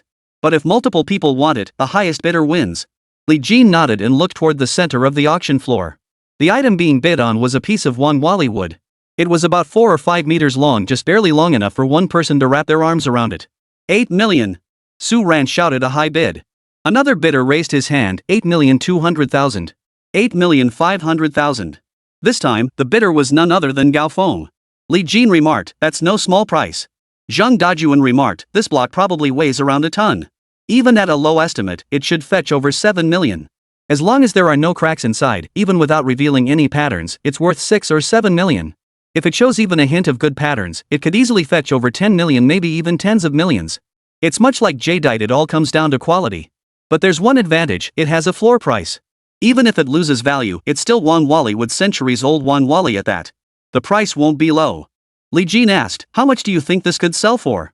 Zhang Dajuan replied, 10 million is the floor. If there's bidding war, 15 million is possible. Li Jin glanced at the log as a stream of information flooded his mind. 300-year-old manhwa. Features tiger skin grain, landscape grain, X grain, and mountain peak grain. Significant cracks. Estimated value, 5 million yuan. It had cracks, and judging by the description, they were significant. Otherwise, it wouldn't be valued at just 5 million. By now, Su Ran had bid up the price to 9 million. No one was surprised by this bid. Everyone knew this piece should fetch at least 10 million. Li Jin hesitated. Losing a few million wasn't a huge blow to Su Ran. But then again, no one's money grows on trees. Losing a few million was no small sum. Knowing this, Li Jin couldn't stop it. He exchanged a few words with Zhang Dajuan and approached Su Ran. This thing isn't worth that much. It was worth buying for around 4 million, but 10 million? That's definitely a loss. Gao Feng raised his hand and bid 11 million. After calling out the price, Gao Feng looked at Su Ran. Miss Su, this Li Jin has a keen eye. Just now, he was the only one who saw potential in that new piece of raw material that everyone else dismissed. And he actually won his bet. Maybe you should listen to him and just give up. Su Ran actually wanted to take a gamble. This piece had a hairline crack at the cut edge, its only flaw. Even if it split cleanly down the middle, it wouldn't significantly impact the material's value. A piece this large wouldn't be used for bracelets, it was clearly destined for large-scale carvings or furniture. A central split wouldn't be a major issue. If it revealed no patterns, reselling it for 6 or 7 million yuan would be normal. If patterns emerged, it could easily fetch over 10 million. If the grain patterns were extensive, tens of millions would be entirely possible. Seeing Su Ran hesitate, Li Jin stated firmly, trust me. Experience told Su Ran not to trust him, but when Li Jin spoke, emotion won out. She chose to believe him and walked away. After Su Ran withdrew, no one else competed. In the end, Gao Feng purchased it for 11 million. Gao Feng, who had just watched Su Ran withdraw, suddenly laughed. Miss Su, you actually believed him? What does this Li Jin know? A piece this big could easily fetch 6 or 7 million. Even if it turns out to be worthless, you'd only lose 3 to 5 million. If it reveals even a hint of pattern, it's worth tens of millions. Li Jin owes you a debt of gratitude this time. Without Miss Su's competition, I might not have snagged such a bargain. Li Jin replied indifferently, well, good luck to you then. Gao Feng couldn't stand Li Jin's attitude. All his taunts had earned him nothing but a good luck, making him feel like he'd punched a pillow. Gao Feng sneered coldly, I don't need luck. Today, I'll show you what discernment truly means. I've seen the good ones, this one can't be far off. With that, Gao Feng immediately ordered his men to saw through the log. The log was massive, making cutting it a hassle. They also had to consider future utilization, where to cut for maximum efficiency. After deliberation, the crew began operating the chainsaw. Chapter 142, 10 consecutive failures. After a flurry of activity, the log was finally split open. Since it had been propped up, a forklift could easily lift it to reveal its interior. When the workers lifted it, everyone froze in shock. Indeed, the grain patterns were visible: landscape grain, tiger skin grain, mountain peak grain, and X grain. These patterns were all quite good, but there was a fist-sized crack in the center, spreading outwards like a spider web. This cracking meant the entire log was unusable for large pieces. It could only be cut into smaller materials for spoons, bracelets, roof tiles, tea sets, and the like. What a waste! No one could have predicted it would crack like this inside. Even a few large cracks wouldn't have been a problem, we could have designed around them for larger pieces. But with cracks like this, it's completely unusable. Making small items is still feasible. What's the point of making trinkets? They'd fetch maybe 3 to 5 million at best, meaning a loss of over 6 million. If it hadn't cracked, this piece could fetch 30 million if we found the right buyer. Gaofeng's face turned ashen. Losing millions still stung. What stung even more was that just moments ago, he'd been mocking Li Jin, boasting about his own discernment only to face this outcome instantly. His face burned with embarrassment. He glanced at Li Jin, whose eyes seemed to be shooting fire. The surrounding crowd was stunned. That kid actually got it right. I was about to bid myself. After all, 11 million for such a large piece isn't expensive. Thank goodness. You just got lucky. It wasn't luck. I saw how sharp his eye was when he picked out firewood for Mr. Zhang earlier. Plus, he knows Miss Su. While I don't know his true capabilities, the way he spoke telling Miss Su not to buy it must have been for a reason. True. It's rare for a young man to possess such discernment. Seeing this turn of events, Su Ran felt a surge of relief.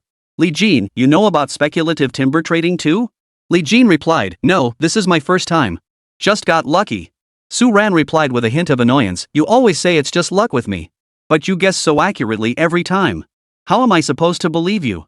Li Jin had never studied any materials on gambling wood before. He couldn't even describe the various surface patterns in detail. Why could he guess correctly? He couldn't very well claim to have special abilities. If he claimed to know, others would ask for explanations and he didn't understand most of the technical terms, so he couldn't explain it anyway. He had no choice but to say it was luck. Now that Su Ran didn't believe him, Li Jin couldn't explain it either. Seeing Li Jin remain silent, Su Ran pressed on, alright, however you figured it out, since you're so skilled, help me pick out a few pieces of wood. I want to make a desk. Li Jin had no choice but to agree. Alright. What kind of grain pattern are you looking for?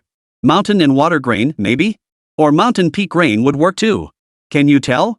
Su Ran asked in surprise. Realizing he'd spoken out of turn, Li Jin clarified, honestly, I don't really know much about it.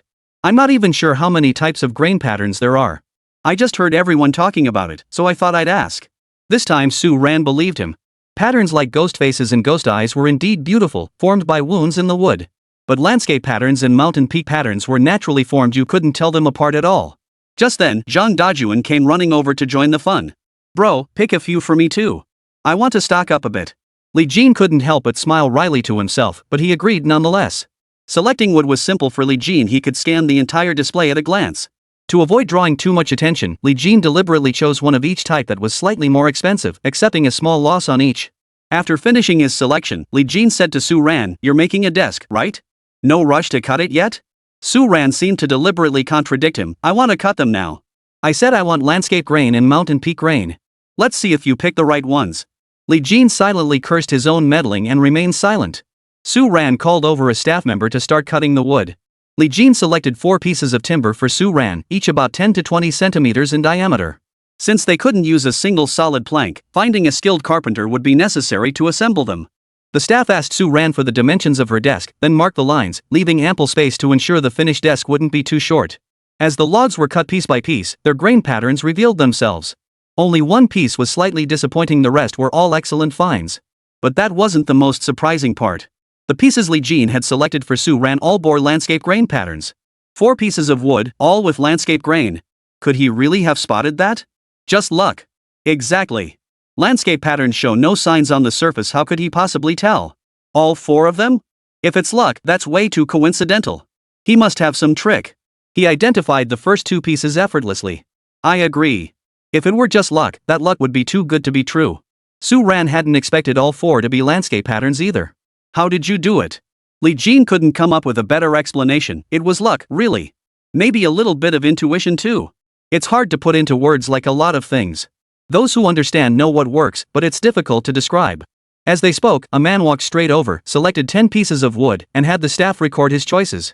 Turning back, the man glanced at Li Jin, then offered Su Ran a brief smile. Before she could respond, his gaze shifted back to the wood he'd chosen. Do you two know each other? Li Jin asked casually. Su Zhong from the Su family, Su Ran replied. Li Jin found this odd, wasn't the Su family Su Ran's family? But since it was their family's business, Li Jin didn't pry further. Looking at the wood Su Chong had selected, not a single piece was of good quality, all of them were subpar. Out of consideration for Su Ran, Li Jin spoke up to warn him, Mr. Su, the pieces you've selected are likely to collapse. You might want to reconsider. The moment Li Jin spoke, everyone was stunned.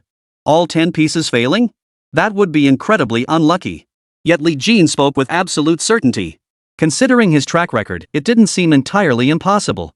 Su Chong glanced back at Li Jin, saying nothing, his face expressionless. Most people would at least show some displeasure upon hearing their bets were doomed, but Su Chong remained unmoved. Ning Jinchuan caught Su Chang's gaze and felt an inexplicable chill run down his spine. This Su Chong seemed no ordinary man. A staff member tentatively asked Su Chong, "Mr. Su, do you still want these materials?" Su Chong replied with a single word, "Yes." "Should we open them then?" the staff member inquired again. Su Zhong gave another one-word reply, "Yes." Su Zhong's answers were indeed sparing with words. With that, the staff immediately began sawing the wood. The wood was sawed through quickly. The first log collapsed, yielding nothing. The second one collapsed too. The third, the fourth. Until the very last one. Though it had some grain patterns inside, it was still a loss compared to the purchase price, essentially a failure. Li Jin had actually been right. Seeing so many losses, Su Ran pulled Li Jin away. "Let's go look around somewhere else." Su Ran feared Su Chong might take his anger out on Li Jin, so she wanted to pull him away. Even before the sale began, Li Jin had predicted failure. Now that his words had come true, though the outcome couldn't possibly change just because of his prediction, no one could guarantee that the unpredictable Su Chong wouldn't take his anger out on someone. Before Li Jin could utter a word, Su Ran was already tugging him toward the exit. Before they took 2 steps, Su Chang's voice called out, "Hold on. You're Li Jin, right?" Li Jin halted. "Yes." "What is it?" Su Zhong pointed to the fabrics Li Jin had selected for Zhang Dajuan nearby. "You picked all these, right? Sell them to me, I'll pay triple the price." Li Jin immediately refused. "Sorry, this isn't mine. This wood was all picked out for Zhang Dajuan. If he sold it on his own initiative, what kind of person would that make him?" Chapter 143, The Embrace. But Zhang Dajuan spoke up, "Brother, since you picked all this anyway, I don't want it. You decide." Li Jin understood this was Zhang Dajuan giving him face, or rather, giving him an opportunity. Selling this wood to Su Chong now would also be doing him a favor. Several young playboys, seeing this, chimed in, "Brotherly, sell me a piece too. I'll pay triple the price. I'll take one too, just one, no more." Li Jin hesitated for a moment, unsure whether to sell. In the end, he said, "Gentlemen, I'm sorry. Mr. Su made his offer first. If there's another opportunity, I'll select a few pieces for you all." The others had only been teasing, and with Li Jin's refusal, they naturally didn't press further. "All right, deal." Li Jin agreed readily, "All right, absolutely." After a round of discussion, Su Chong said calmly, "Give me your card number. I'll have someone transfer the money to you." Li Jin gave Su Chong his card number, though he had no intention of keeping the money himself. It still belonged to Zhang Dajuan. Making money wasn't a concern for Li Jin. He could always find places to gamble on jade stones or wood carvings. He was sure to come out ahead either way. But this batch of raw materials had long been promised to Zhang Dajuan for his selection. He couldn't possibly accept the money just because he was now making money and Zhang Dajuan had graciously deferred to him out of consideration. That would be downright inconsiderate. Directly having Su Zhong transfer it to Zhang Dajuan wasn't feasible either. It would make Zhang Dajuan seem stingy. He could transfer it privately to Zhang Dajuan later. After all, it wasn't a huge sum, just a few million. With hundreds of millions in Li Jin's account, this amount was truly insignificant. Seeing Su Chong genuinely intent on paying triple for the material Li Jin had selected, everyone was even more puzzled. What's so special about this material? Nothing special. 3 times the price. Even if it all goes up, who knows if you'll actually make a profit? Are you just opening the door to see? Yeah. Even if there's a profit, it probably won't be much. Su Chang's approach has never been methodical. Maybe he has other motives. Could be. Can't figure him out. But that kid Li Jin is really something. In just a short while, he's made at least a few million, and saved Su Ran from losing several million too. Who knows? Maybe there really is some hidden trick to these materials. The crowd buzzed with speculation, yet none could discern anything unusual. Li Jin knew exactly what materials were hidden within these logs. Regardless of Su Zhong's intentions, he stood to gain either way, so collecting his payment felt perfectly justified.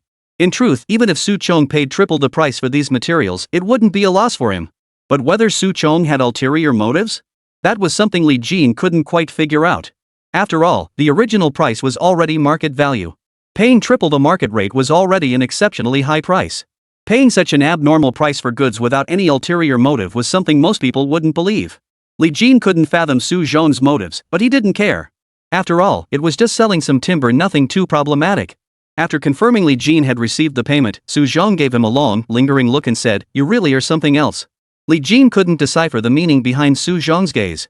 He didn't dwell on it. This was merely their first encounter, and they'd had no prior conflicts. "You flatter me.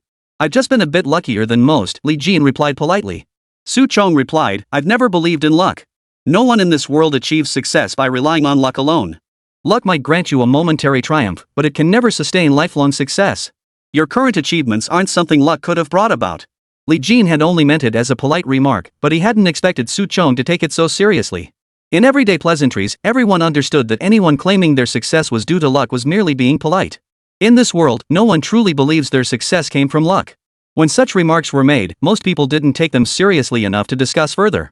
With Su Chong bringing it up, Li Jin could only respond with a diplomatic nod. I still have much to learn. Both Mr. Su and Mr. Zhang have been immensely helpful. Li Jin answered modestly, taking the opportunity to thank Su Ran and Zhang Dajuan as well. Such a response also served as a nod of appreciation to Su Ran and Zhang Dajuan. Su Zhong merely smiled faintly. Meanwhile, from a distance, Nya Yuan observed everything. She was genuinely curious about Li Jin's background. Su Ran's relationship with him was ambiguous. Zhang Dajuan showed him special favor, and Su Chong seemed to regard him with particular respect. Nya Yuan rarely gave men special attention, but now she was genuinely curious about Li Jin and began to regard him with new respect. If Li Jin were some wealthy young master with so many people backing him, it wouldn't be surprising at all. It would likely boil down to some kind of quid pro quo. But Li Yu had said Li Jin was a self-made man with no family connections.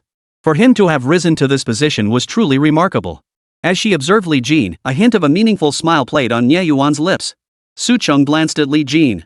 I have matters to attend to. I'll take my leave now. We'll connect again when time permits. Li Jin was a bit puzzled as to why Su Chong was so favorably disposed toward him, but when someone showed you goodwill, you couldn't put on airs. Li Jin nodded. Alright, we'll connect when the opportunity arises. After Su Chong left, Su Ran suddenly wrapped her arms around Li Jin. This was something no one had anticipated. Li Jin froze completely, unsure where to place his hands. In such a setting, embracing Su Ran no matter how innocent the gesture was bound to spark speculation. Though Zhou Wenfang had little connection with these people and likely wouldn't find out, Li Jin couldn't shake the feeling that he was letting her down. If he used Su Ran's initiative as an excuse to embrace her openly, then later justified it with righteous indignation, claiming it wasn't his idea. To Li Jin, that would be nothing but a refusal to take responsibility. After all, besides embracing her, he had other options like pushing her away. But pushing Su Ran away now wouldn't be appropriate either. After all, she had initiated it. Pushing her away would only make him look foolish here. A pang of disappointment washed over Su Ran. Thank you. The words were barely audible. Li Jin paused, then quickly replied, no problem, you're welcome. Truthfully, Li Jin had no idea what Su Ran was thanking him for. But out of politeness, he responded courteously. Just as he was thinking of an excuse to get Su Ran to let go, she said, you standing there like that makes me feel awkward. Li Jin inwardly sighed wryly, Miss Su, I. Li Jin didn't know what he should do. Su Ran said, just gently place your hands on my back. It won't be rude. You've been dragging this out too long, it's starting to look unnatural. Only then did Li Jin snap out of it. He quickly wrapped his arms around her and gave her back a light pat. Su Ran then released Li Jin. In that instant of separation, Su Ran felt a hollow emptiness in her heart. This embrace felt like something she had begged for. This emptiness brought a tinge of sadness to her heart. Li Jin, meanwhile, breathed a silent sigh of relief. Such unreciprocated affection was truly hard to bear. Chapter 144, Declining the Invitation. The two's actions startled everyone present. Though the upper class now adopted many Western etiquette practices. But gestures like hugs and cheek kissing remained foreign to the Chinese.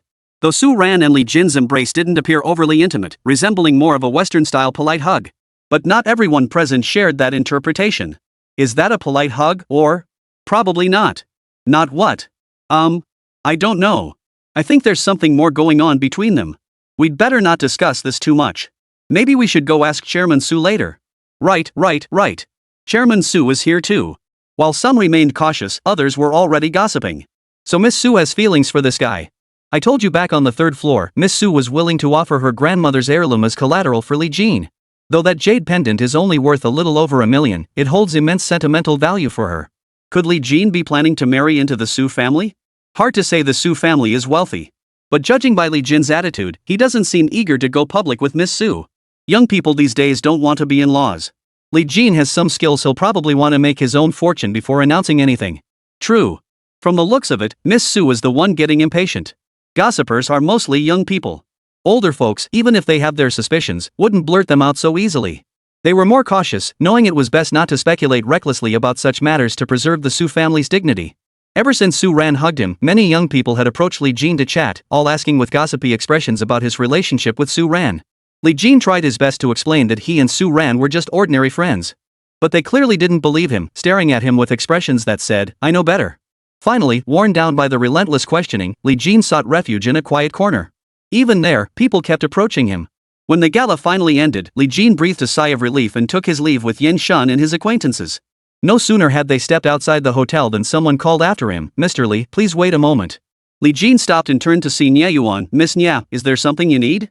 Nya Yuan replied, "Mr. Li, my birthday banquet is next week. I wonder if you'd be available. If the timing works for you, I'd be honored if you could attend." If it were anyone else, even a first-time acquaintance, Li Jin would have agreed. After all, in the business world, one inevitably needed friends. But this was Nya Yuan. She and Su Ran didn't get along. Plus, Li Jin didn't have much fondness for Nya Yuan either.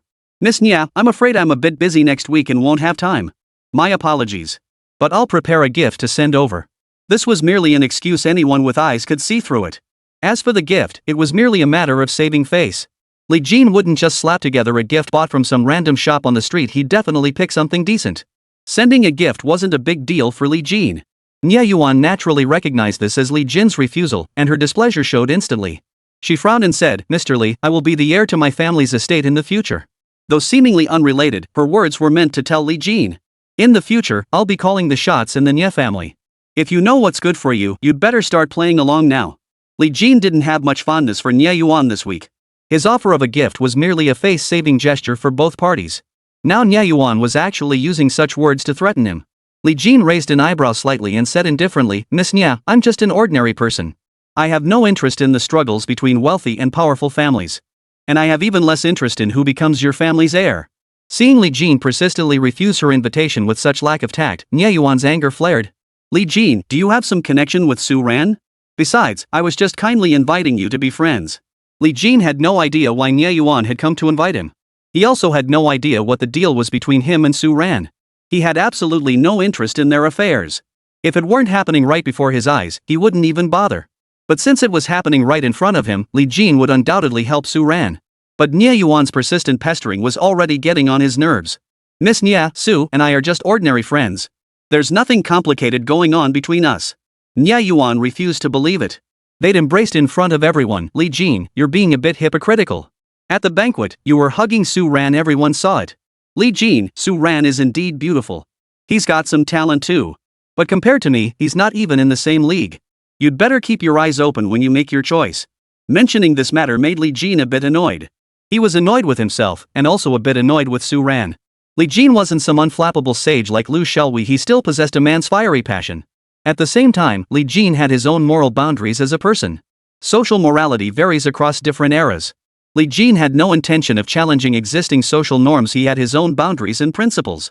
One of the greatest distinctions between humans and animals might be the ability to restrain one's desires. Having chosen Zhou Wenfang, Li Jin had no desire to do anything that would hurt her. Now that Nya Yuan was bringing up the earlier incident, it undoubtedly infuriated Li Jin. His face darkened as he said, "Miss Nya, I already have a girlfriend. Miss Su and I are completely innocent. Nothing like what you're imagining.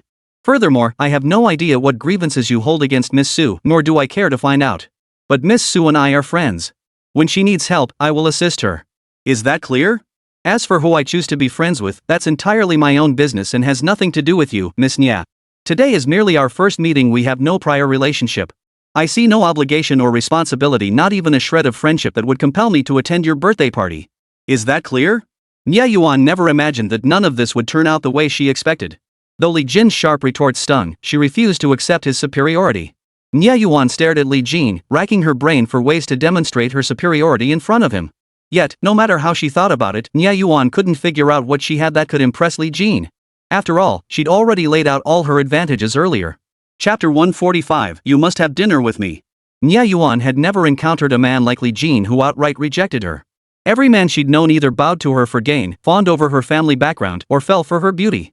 Regardless of the reason, she always maintained a sense of superiority around other men.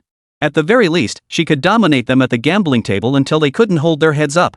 But now, Li Jin seemed immune to every ounce of her pride. Furious and exasperated, Nya Yuan snapped, "Li Jin, I come from a distinguished family, I'm no slouch in the looks department, and now I'm personally inviting you. How dare you?" Before Nya Yuan could finish, Li Jin frowned and said, "Miss Nya, I've already made myself clear. I have absolutely no interest in your family affairs. I'm just a small-time businessman. Consider me beneath your prestigious family. As for your birthday banquet, I'll have someone deliver a small gift. It's not worth much, but consider it a token of my goodwill. If you find it beneath you, feel free to toss it in the trash. I must return to my beloved now. Please stop pestering me, and show yourself some self-respect. Nya Yuan stomped her foot in fury. You bastard! How am I not respecting myself? I only asked you to attend my birthday party. There are so many people who want to come, yet I don't even invite them. I told you, I only want to be ordinary friends with you. Li Jin simply couldn't fathom the mindset of these spoiled princesses. Su Ran suddenly hugged him in front of everyone. Nya Yuan had only met him once, yet now she was insisting he attend her birthday party. What kind of nonsense was this? Li Jin didn't want to say another word to Nya Yuan. Miss Nya, I've said all I need to say. Goodbye. You should head home and get some rest too. With that, Li Jin turned and walked away. Yan Shan immediately followed suit. Nya Yuan watched Li Jin's retreating figure, her heart brimming with resentment. At first, she might not have harbored such strong feelings, but Li Jin's coldness left her deeply unsettled. There was nothing in this world he couldn't have. Even a person, if he desired one, he would surely obtain it. Nya Yuan had always felt that among these young masters from wealthy families, not a single one made a favorable impression on her. Some were undeniably capable, others possessed profound knowledge. After all, with their family wealth, whether studying management or pursuing overseas education, they received top-tier schooling from childhood. While ordinary students learned from regular teachers, these second-generation rich kids were taught by PhD-level educators from elementary school onward, elevating their education by several tiers. But no matter what, these men held no appeal in Nya Yuan's eyes. As for the ordinary people striving to succeed, she had encountered many diligent, talented, and even those from humble backgrounds who carried themselves with grace and refinement. All were exceptionally capable, yet Nya Yuan, having encountered so many outstanding individuals, remained unimpressed. Li Jin's emergence revealed a man entirely unlike any she had known. Li Jin embodied a rare blend, humility tempered with strength, gentleness laced with resolve, and restraint edged with sharpness. Calling him a formidable presence would be no exaggeration. In Nya Yuan's eyes, it seemed as though every possible virtue had been concentrated in Li Jin. Yet Li Jin, who had left, didn't consider himself particularly outstanding. It wasn't false modesty, rather, he possessed a clear self-awareness. Had he truly been exceptional, he would have achieved success through his own abilities long before acquiring his special powers. Even without major accomplishments, he wouldn't have ended up as destitute as he once was. Thus, Li Jin maintained an unwavering humility. He often attributed his successes to luck, not merely out of modesty, but as a form of self-reminder. His current special ability had aided him in many ways. But what if one day they vanished? What would he rely on to sustain his current achievements? Yan Shan followed behind Li Jin, secretly admiring him. Brother Jin, you've got quite the luck with women. Whether it's that Miss Su or the Miss Nya from earlier, they're both quite beautiful. And their families are quite wealthy too. Li Jin was annoyed by the topic and snapped, if you want that kind of romantic luck, you can have it. Yan Shan quickly protested, Brother Jin, don't joke about that. Girls like that wouldn't give someone like me the time of day. They're into your type. Li Jin sighed in frustration. I don't want any of that romantic luck. To me, it's nothing but trouble. Instead of wasting time dealing with them, I'd rather spend more time checking out the shops or even looking at more jade rough. Yan Shan quipped, countless people would kill for your kind of romantic luck, and you're complaining? What's that old saying again? The full stomach knows nothing of the hungry man's hunger. Your words show no consideration for those single young people. Li Jin suddenly remembered something and cautioned, don't mention today's incident to Wen Feng. She'll definitely be upset if she finds out. I genuinely have no interest in Ms. Su or that Nya Yuan. Just don't complicate things further. Though Yan Shan was joking with Li Jin, he remained serious about the matter at hand. Got it. I won't say anything out of turn. The problem is if Miss Su and Miss Nya come looking for you. You won't be able to explain it clearly then. Li Jin was genuinely worried Su Ran and Nya Yuan might come looking for him. Zhou Wenfang was pregnant and needed rest and peace of mind. Women tend to be more sensitive when it comes to emotions, and Zhou Wenfang, being a woman herself, couldn't escape this natural tendency. He'd heard that pregnant women were prone to mood swings and even depression, so he dreaded the thought of Nya Yuan and Su Ran showing up unannounced. They probably won't come. I only met Nya Yuan once, and I've already made things clear with Su Ran. Li Jin said this, unsure whether he was reassuring himself or seeking confirmation from Yan Shan. Yan Shan was about to speak when he suddenly spotted a car speeding toward them and quickly grabbed Li Jin's arm. The car stopped right in front of Li Jin. He stared curiously at the driver's seat, but the tinted windows made it impossible to see who was inside. When the window rolled down, Li Jin felt both irritated and resigned. It was Nya Yuan again. With a mix of anger and resignation, Li Jin demanded, Miss Nya, what exactly do you want? I've already made myself perfectly clear. I need to go back now to be with my partner. I have no desire to attend your business banquet either. Understand? If you're truly bored, go hang out with the other playboys in your circle. Don't bother me. The more Li Jin insisted, the more unwilling Nye Yuan felt. You don't have to attend my birthday banquet. But you must have dinner with me. Hearing this, Li Jin instantly felt overwhelmed. Without hesitation, he flatly refused. I don't have time. Nye Yuan was dead set on it and resorted to stubbornness. If you don't have time, I can wait. Finding out your address is easy, I'll just wait for you downstairs every day. Li Jin was so furious he stomped his foot. Are you out of your mind? If Nye Yuan really showed up every day to wait outside his building, Zhou Wenfang would definitely get upset again. Seeing Li Jin's flustered reaction, Nye Yuan felt she'd gained the upper hand and knew exactly how to handle him. I haven't done anything to offend you. I've always been polite to you. What's wrong with inviting you to dinner? Anyway, I've made my point. If you don't agree, I'll come find you every day. Li Jin glanced at Yan Shun. Yan Shun quickly interjected, Brother Jin, don't look at me. I'm just a bodyguard. Wherever you go, I'll follow. If you two are going to eat, I can wait for you outside. Upon hearing this, Nye Yuan smiled at Yan Shun and said, thanks, big brother. Yan Shun gave Nye Yuan a polite smile but said nothing. Li Jin gave Yan Shun a gentle kick and sighed helplessly to Nye Yuan. Fine. Chapter 146, Fawning. Nye Yuan's face lit up instantly. Did you guys drive here? If not, hop in my car. I know a restaurant with pretty good food. Li Jin frowned at Nye Yuan. Her mood swings were too sudden. Earlier, she'd been all aloofness, sharpness, and bossiness. Now, with that smile, she actually gave off a sweet, gentle vibe. Never mind. We drove ourselves. Li Jin turned to Yan Shun. Go get the car. Yan Shun nodded and hurried off to get the car. While waiting for the car, Nye Yuan deliberately adopted a fierce expression, yet somehow managed to look adorably cute. Don't you dare run away. If you do run away, I'll definitely come find you. Li Jin never intended to run anyway. Do all you aristocrats have such quick change faces? You had a completely different expression before. Now everything's changed. Nye Yuan leaned her head out the window. So which me do you like better, the old me or the new me? The question carried a hint of provocation. Li Jin avoided Nye Yuan's gaze and replied, I don't like either. Nye Yuan smiled. You don't even dare look at me. You definitely like the current me. Let me tell you, this is the real me. Li Jin actually disliked this side of Nye Yuan, yet he understood it too. Nye Yuan wore two faces, nothing more than the necessity to maintain her composure and conduct in different settings. In Li Jin's view, people like them lived exhausting lives. Su Ran was the same, she couldn't live according to her own thoughts at all. Just thinking about it was exhausting. Before Li Jin could reply, Yan Shun pulled up in his car. Li Jin couldn't be bothered to answer Nye Yuan's earlier question. He turned and got into Yan Shun's car. Nye Yuan led the way ahead, with Yan Shun following in his car. Upon arriving at the restaurant, Yan Shun intended to wait outside. It wouldn't be appropriate for him to accompany them inside in this kind of setting. Previously, when he'd accompanied Li Jin to meals, it had been without others present. With others present, it felt inappropriate for a bodyguard to join the table. Nye Yuan, however, insisted on pulling Yan Shun inside to eat. Bodyguard, come in with us. If you don't come in, Li Jin will definitely think I'm going to eat him alive. Li Jin genuinely didn't want to be alone with Nye Yuan. Yan Shun, come on in. Only after Li Jin spoke did Yan Shun follow them into the restaurant. Nye Yuan knew this restaurant well, selecting a table and ordering dishes with effortless ease. Soon, a waiter brought over a teapot and was about to pour tea for the three of them when Nye Yuan immediately took the teapot. I'll handle this. You go ahead and tend to other guests. The waiter didn't insist and stepped back. Brother Yan, is Li Jin always like this, keeping people at arm's length? Nye Yuan tried to strike up a conversation with Yan Shun. Since Li Jin had addressed him by his surname earlier, she followed suit and called him Brother Yan. Yan Shun didn't seem bothered by Nye Yuan's familiarity. Miss Nye, Brother Jin is my boss. Discussing him in front of him might not be quite appropriate. Nye Yuan poured Li Jin another cup of tea and smiled. It's fine. We're just chatting casually. Right, Li Jin? Li Jin had no interest in small talk right now.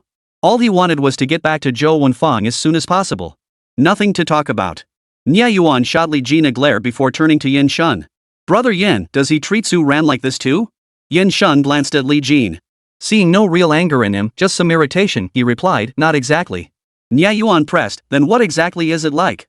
Yan Shun glanced at Li Jin again before answering, if Miss Su needs help, Brother Jin will assist her. But when it comes to matters of the heart, he seems unwilling to engage, or outright refuses. Hearing this, Nye Yuan felt a strange sense of relief wash over her. She turned to Li Jin and asked, did you do that on purpose when we were betting? Li Jin grunted in acknowledgement. Seeing how you and Su Ran don't get along, I just wanted to help her get some payback. Li Jin deliberately phrased it that way to provoke Nye Yuan. Besides, that was genuinely what he had thought and done at the time. Nye Yuan didn't seem too bothered by it, though. She just grumbled, you really don't know how to treat a lady. Do you have any idea how mad I was? I was so furious my teeth were itching. We could have settled it in one round, but you insisted on guessing 7 times to beat me. That made me lose face. Li Jin remained silent. Seeing his silence, Nya Yuan continued, I just want to be ordinary friends with you. Do you really have to be so cold and distant? Li Jin still said nothing. Nya Yuan seemed to get carried away. I'm really curious, when we were betting, how did you figure out that last guess? Li Jin finally spoke, just got lucky. Who'd believe that? Nya Yuan retorted. No one would buy that excuse. Li Jin shrugged casually. If you don't believe me, fine. You. Nya Yuan's face flushed crimson with anger, yet she could do nothing about it. Li Jin said, if you feel uncomfortable eating with me, then don't eat. I'm in a hurry to get back. I love eating, and you're not leaving until I'm done, Nya Yuan declared petulantly. Li Jin pursed his lips, saying nothing. He picked up his cup and took a sip. It smelled quite fragrant, likely some floral tea. Yen Shun sat quietly nearby, sipping his tea and watching the spectacle unfold. Soon, the dishes arrived. Li Jin hadn't eaten much at the banquet. There wasn't much worth eating at such gatherings anyway. Most people didn't go for the food anyway. Some even ate beforehand to fill themselves up. Li Jin was genuinely hungry. Ignoring Nya Yuan, he asked the waiter for rice and began eating on his own. Nya Yuan said discontentedly, I invited you to eat, and all you do is eat? Li Jin retorted, you invited me to eat. What else should I do? Watch you eat? Eat. Eat. Eat until you get fat. Nya Yuan declared, picking up a piece of squid and placing it in Li Jin's bowl. Just as Li Jin was about to dodge it, Nya Yuan threatened, this is my only request, to have you accompany me for a meal. If you don't make me happy, I'll come find you again tomorrow. Li Jin reluctantly accepted the squid she offered. It must be said, the food at this restaurant was quite tasty. Li Jin and Yen Shun ate their fill. Just as Nya Yuan went to pay the bill, Li Jin suddenly felt a wave of dizziness wash over him, and the world around him seemed to spin. Li Jin immediately realized Nya Yuan must have tampered with something, and he hadn't even noticed. He'd been far too careless. Li Jin tried to fight it off, but the next second, he lost consciousness. When Li Jin opened his eyes again, the dizziness had vanished. He felt surprisingly comfortable, without a trace of discomfort. Surveying his surroundings, he found himself in a spacious bedroom, a mattress of perfect firmness, a silk-lined air-conditioned quilt. Where was this? Had Nya Yuan arranged this? Li Jin scrambled to his feet, only to discover his clothes had been replaced with pajamas. His wallet, keys, and phone were all gone. Chapter 147, They're all crazy. This was most likely Nya Yuan's doing. Li Jin felt a surge of irritation, but with Nya Yuan nowhere to be found, he couldn't vent it. His body seemed fine, though. The drug Nya Yuan had given him yesterday was probably just a simple knockout drug. Li Jin classified it as a knockout drug not because he knew its exact nature, but because he felt Nya Yuan's drug would likely only render him unconscious without causing any lasting harm.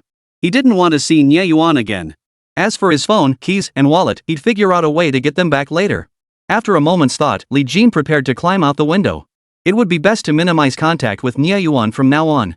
Nya Yuan struck him as an unpredictable, inscrutable, masterful pretender and infuriating young woman. If it had been right after she'd left school, Li Jin might have found her cute and mischievous, but now he truly couldn't handle her.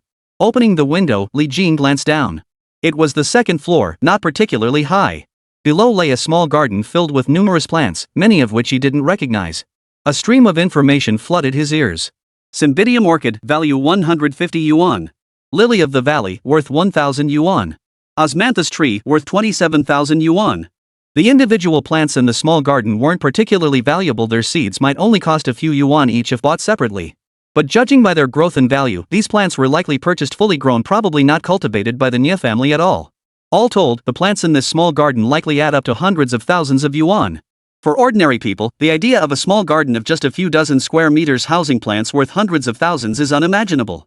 The Nya family really is wealthy. Just a small garden worth that much money, Li Jin murmured in admiration, about to climb through the window when the door suddenly opened. Li Jin glanced toward the doorway, expecting Nya Yuan to enter. But seeing her now only made him furious, remembering what she'd done the night before. He was about to give her a piece of his mind. But before he could speak, he realized it wasn't Nya Yuan. Entering was a woman with light makeup, slightly curled long hair, and a loose white t-shirt. Her expression was cold, yet undeniably beautiful, though Li Jin had never seen her before. The woman began sizing up Li Jin the moment she entered. She gave a dismissive snort, her tone dripping with contempt. How could Yuan have lost her mind over someone like you? I don't know what tricks you used to charm Yuan, but let me warn you, don't even think about playing dirty. Li Jin felt utterly helpless. He had no feelings whatsoever for Nya Yuan, nor any intentions toward her. He couldn't figure out what was wrong with the Nya family. Every single one of them seemed off. Nya Yuan had insisted on treating him to a meal, then drugged him and brought him home. This person, whoever he was to Nye Yuan, started spouting nonsense the moment he walked in. Li Jin stated formally, I don't know who you are, but let me make one thing clear, I have absolutely no interest in Nye Yuan. The beautiful woman clearly didn't believe him. That's easy for you to say. I've seen plenty of people like you. You just see Nye Yuan is young and gullible, then sweet talk her with all sorts of lies until she's completely devoted to you. At the end of the day, you're just after the money she can give you, right? Li Jin was both annoyed and amused. Me, deceive Nye Yuan? Do you really think someone like Nye Yuan can be fooled with a couple of sweet nothings? Besides, you place too much importance on money. Even if I were broke, I wouldn't stoop to deceiving a young girl for it. The beauty refused to believe a word of it. You took Nye Yuan out to dinner and let her bring you home, wasn't that just to gain legitimate access to the Nye family? I can't stand men like you. You're a man, after all. You have hands and feet. Even if you only make a few thousand yuan a month, I wouldn't look down on you. But you're trying to take shortcuts. People like you are the ones I despise the most. Li Jin listened with utter resignation. What's wrong with your family? Each one is stranger than the last. No matter how big your Nye family's business is, or how much money you have. I have no interest in you, and I have no interest in Nye Yuan either. Yesterday's dinner was only because Nye Yuan insisted I come. All I want now is to go home. The beauty gave a cold laugh. You put on quite the act. Someone as calculating as you, I almost believed your words. But isn't this exactly the kind of playing hard to get trick you use? Making Nye Yuan naively believe you're not after her money.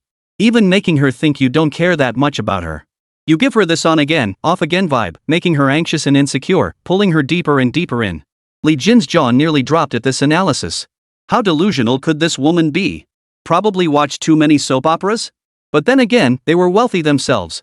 The kind of drama show plots probably wouldn't fool them anyway. Regardless, Li Jin couldn't be bothered to care. Li Jin raised his hand. I can't explain this to your family. I don't want to think about anything right now. I just want to leave as soon as possible. I promise I won't have any contact with Nye Yuan again, nor will I bother him. Give me back my phone, keys, and wallet. I'll leave immediately. Is that okay? The woman actually believed him a little. Are you telling the truth? You won't bother Nye Yuan anymore? Li Jin declared with unwavering certainty, 100% true. I swear to heaven. By the way, keep an eye on Nye Yuan too. Don't let her come looking for me. I truly can't handle the favor of a beauty like her. She's beautiful, wealthy, and comes from a good family. She deserves someone far better. I'm not worthy of her. I was planning to climb out the window. The farther from Nye Yuan, the better. Since you're here, do me a favor and make yourself feel better. Give me back my things, and I'll disappear immediately. The beauty stared at Li Jin for 2 seconds before suddenly declaring, since Nye Yuan likes you, you have to stay. Li Jin couldn't help but curse, is your whole family crazy? I'm a grown man, and you're still clinging to me? Forget it. There's no explaining this to you lot. I'm outta here. Li Jin took 2 steps toward the door, then changed his mind and turned back to the window, preparing to climb out. Seeing Li Jin actually trying to leave, the woman quickly stepped forward and grabbed him by the arm. She was surprisingly strong. Just as Li Jin opened his mouth to protest, the beauty suddenly attempted a shoulder throw on him. She was clearly trained. Li Jin was no slouch either. He braced her waist with one hand, neutralizing her hip momentum. The key to a shoulder throw was waist strength. Startled, the woman countered by driving her elbow into Li Jin's chest. Caught off guard, Li Jin took the blow, feeling a sharp sting in his chest. Fortunately, Li Jin was standing against the wall. His back hit the wall, preventing him from stepping back. This left the woman with insufficient space to change her attack. Li Jin swiftly seized her wrist. Their posture became distinctly suggestive. With his back against the wall, Li Jin placed one hand on her waist while the other held her wrist firmly. The woman, who had initially attempted a shoulder throw, now found herself half leaning into Li Jin's embrace. Suddenly, the door swung open. A middle-aged man stepped inside. What's going on? Stop it, both of you.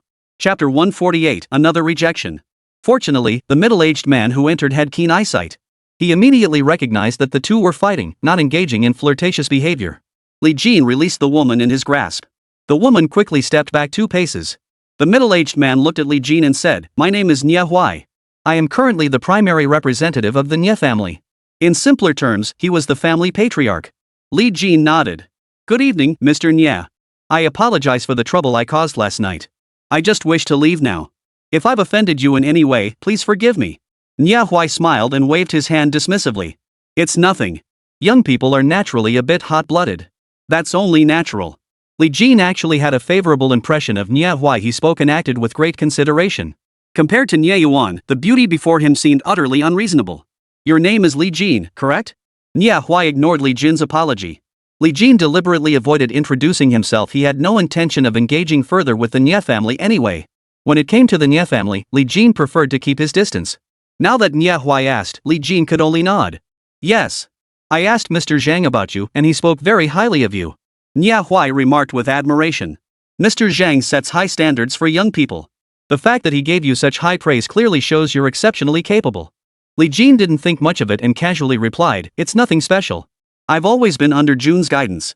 You're quite humble, Nye Huai remarked with a smile. I observed your wood appraisal yesterday. You truly possess an exceptional eye for timber. Some pieces I misjudged, yet you assess them with remarkable accuracy. Mr. Zhang said you have an exceptional eye for raw stones and luxury goods. He's even opened several stores himself and is now collaborating with Mr. Zhang. That shows you're exceptionally capable in business too. Li Jin just smiled modestly. Whether it's gambling on jade or timber, luck plays a part. As for business, I've been fortunate to meet many influential people. I wouldn't dare claim I'm truly capable. Mr. Nye, I have matters to attend to and must take my leave. Hold on. Nye Huai called out to Li Jin. Let's chat for a moment. There's no rush. Li Jin halted his steps. Please go ahead, Mr. Nye. Li Jin had nothing to say. Since Nye Huai had stopped him, he must have something to discuss. Right now, Li Xiang's thoughts were simple: get through this conversation quickly, then leave to check on Zhou Wenfeng. Wasting time here felt like a complete loss to him. If Nye Huai hadn't been speaking in such a polite tone, Li Jin would have long since lost interest in listening. After all, this was a man of status and standing. Speaking to him like this was giving him face. Li Jin didn't particularly care for such favors, but as the saying goes, you don't bite the hand that feeds you. Nye Huai hadn't wronged him, and his attitude was good. He couldn't just turn around and give him a cold shoulder. Nye Huai said, our family has some timber business. We also make furniture. That part is considered ordinary business, equivalent to home furnishings. In recent years, we expanded our furniture business into high-end custom work. We handle rosewood furniture, Wanwali furniture, and Zeton furniture, all of it. We've done quite well in the high-end customization segment. At this point, Nye Huai paused. Li Jin could only offer a compliment. Mr. Nye has exceptional vision. High-end ventures yield substantial profits. Once the economy improves, this will undoubtedly be lucrative. Li Jin knew nothing about the furniture market. As the saying goes, different trades are like different mountains. His praise was merely standard flattery. Nye Huai seemed to have been waiting for Li Jin's words. It certainly is profitable. Nye Yuan is no longer young, and she holds you in high regard. If you're willing, I can arrange for her to marry you. I'll also entrust the entire timber business to your management. Li Jin hadn't expected Nye Huai to be so direct. How long had he even known the Nye family? Were all members of his family this decisive in their actions?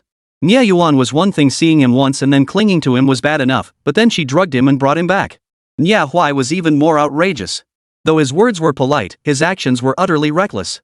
Who would be so eager to push their daughter into marriage? Li Jin said, Mr. Nye, I'm sorry. Miss Nye and I have only met once. There's no romantic connection between us. Moreover, I'm just an ordinary person with no intention of pursuing her. Miss Nye is so outstanding, she'll surely find someone better. I have matters to attend to. I'll take my leave now. Get out of here. The Nye family just felt way too dangerous. They never played by the rules. The father and daughter are like this, and that beautiful woman standing nearby, whatever her connection to them, isn't much better. One moment she was ranting about how terrible Li Jin was, the next she was refusing to let him leave, insisting he stay no matter what. After saying that, Li Jin didn't wait for Nye Huai's response. He glanced at the window but decided escaping that way now seemed disrespectful. Since the family had already knew, leaving through the front door would do. But after taking just 2 steps, he was stopped by the long-haired beauty. Don't be ungrateful. Being with Yuan is a blessing you've earned over 8 lifetimes. Li Jin was about to retort when Nye Huai spoke up. Brother Li Jin, the reason you're giving for refusing is a bit hard to justify.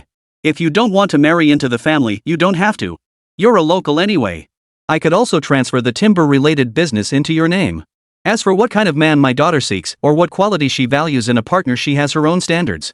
Perhaps your success is precisely the standard she values? Li Jin was instantly speechless and could only say, Mr. Nye, I'll be honest with you. I already have a girlfriend. We're already discussing marriage. We'll be getting married soon, and she sometimes stays at my place. So, it's simply impossible for me and Miss Nye. Besides, I've only met Miss Nye once. There's simply no emotional foundation between us. Ms. Nye should understand what I mean. Nye Huai nodded inside. What a pity. But I do admire your principles, knowing what to pursue and what to avoid. Drop by sometime in the future. We're both in the same city. Keep in touch, you never know when a collaboration might arise, right? Li Jin nodded in agreement. Sure, I'll drop by when I have time. But Li Jin thought to himself, I'll come as little as possible. If I can avoid it, I'd rather not come at all. Nia Huai waved at the long-haired beauty blocking his path. Qianqian, let Li Jin pass. The woman named Qianqian stepped aside. Stepping out of the room, they entered a 2 or 3 meter long corridor leading to the living area. In the corridor was a niche displaying several objects. The moment he saw them, several pieces of information flooded his mind. Qing Dynasty underglaze red plum vase, valued at 1.2 million. Ming Dynasty blue and white porcelain cloud and crane bowl, worth 2.2 million yuan. A Qing Dynasty folk kiln moon hugging vase, worth 250,000 yuan. Further along, the walls of the living room were also adorned with numerous antiques and calligraphic paintings. Shi Baisher's shrimp painting, valued at 3.6 million yuan. Shi Baisher's 100 shrimp painting, part of his Dragons Entering the Sea series, sold for over 100 million yuan at auction, but that was due to its large scale. The piece displayed here was merely a smaller work. Wu Changchua's Peony and Prosperity painting, valued at 4.8 million yuan. Tang tricolor ware with the rear section restored during the Ming Dynasty, valued at 800,000 yuan. Just these antiques alone were worth tens of millions. Noticing Li Jin's expression, Nia Huai felt quite pleased with himself. Li Jin, I hear you know your antiques. What do you think of my collection? Li Jin replied honestly, impressive. The Qing Dynasty underglaze red plum vase, the Ming Dynasty blue and white cloud and crane bowl, and Shi Baisher's shrimp painting each is a masterpiece. The corridor we just walked through and the living room combined are worth over 20 million. Chapter 149, The Young Master of the Lin Family. Antique prices are unpredictable. The same piece can fetch vastly different sums depending on the collector's personality and preferences. One enthusiast might offer 1 million, while another wouldn't budge beyond 800,000. But as long as it's a commodity, there's always a general price range. A garment bought for 40 might retail for 100 at one store or 80 at another. Normally, no one would sell it for 30, and a reasonable retail estimate of 60 is perfectly valid. Antiques, while not clothing, follow a similar principle. These items also have a price range, albeit a much wider one. Yeah, why hadn't expected Li Jin to be so spot on with all the information and prices? Li Jin, you know a lot about antiques too? Li Jin explained, just a bit. I'm in the antiques business. Compared to true experts and masters, my level is still quite inadequate. Nia Huai smiled faintly, you're being too modest. Setting aside other matters, you've walked this entire path without handling or closely examining a single antique, yet your descriptions were spot on. That alone shows you've achieved considerable expertise in this field. At the very least, most experts and masters certainly can't match you. Nia Huai found himself increasingly impressed with Li Jin. Though they'd met only a few times, each encounter revealed a new facet of Li Jin's character. Rarely did one encounter a young man like Li Jin possessing such skill yet remaining so humble. Uncle Nye. A young man hurried over, his voice carrying. Spotting Li Jin, he paused in surprise before sizing him up. You're the scoundrel who's been pestering Yuan. Ning Jinchuan froze for a moment before snapping back in irritation. I don't know where you got the idea that I'm being unreasonable or clinging to Nye Yuan. I've never pestered Nye Yuan. We've barely met a few times. It's her who insists on. Ning Jinchuan had intended to say Nye Yuan was the one clinging to him, but upon second thought, that sounded rather inappropriate, especially with Nia Huai standing right there. He quickly amended his words, she insisted I accompany her to dinner. The words were out before he could stop them, and then Ning Jinchuan realized he hadn't seen Nye Yuan since waking up. Whether he had seen Nye Yuan or not didn't really matter to Ning Jinchuan.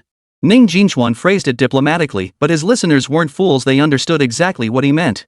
Seeing the two men on the verge of an argument, Nia Huai quickly stepped in to smooth things over. Li Jin, let me introduce you. This is Lin Tong, the young master of the Lin family.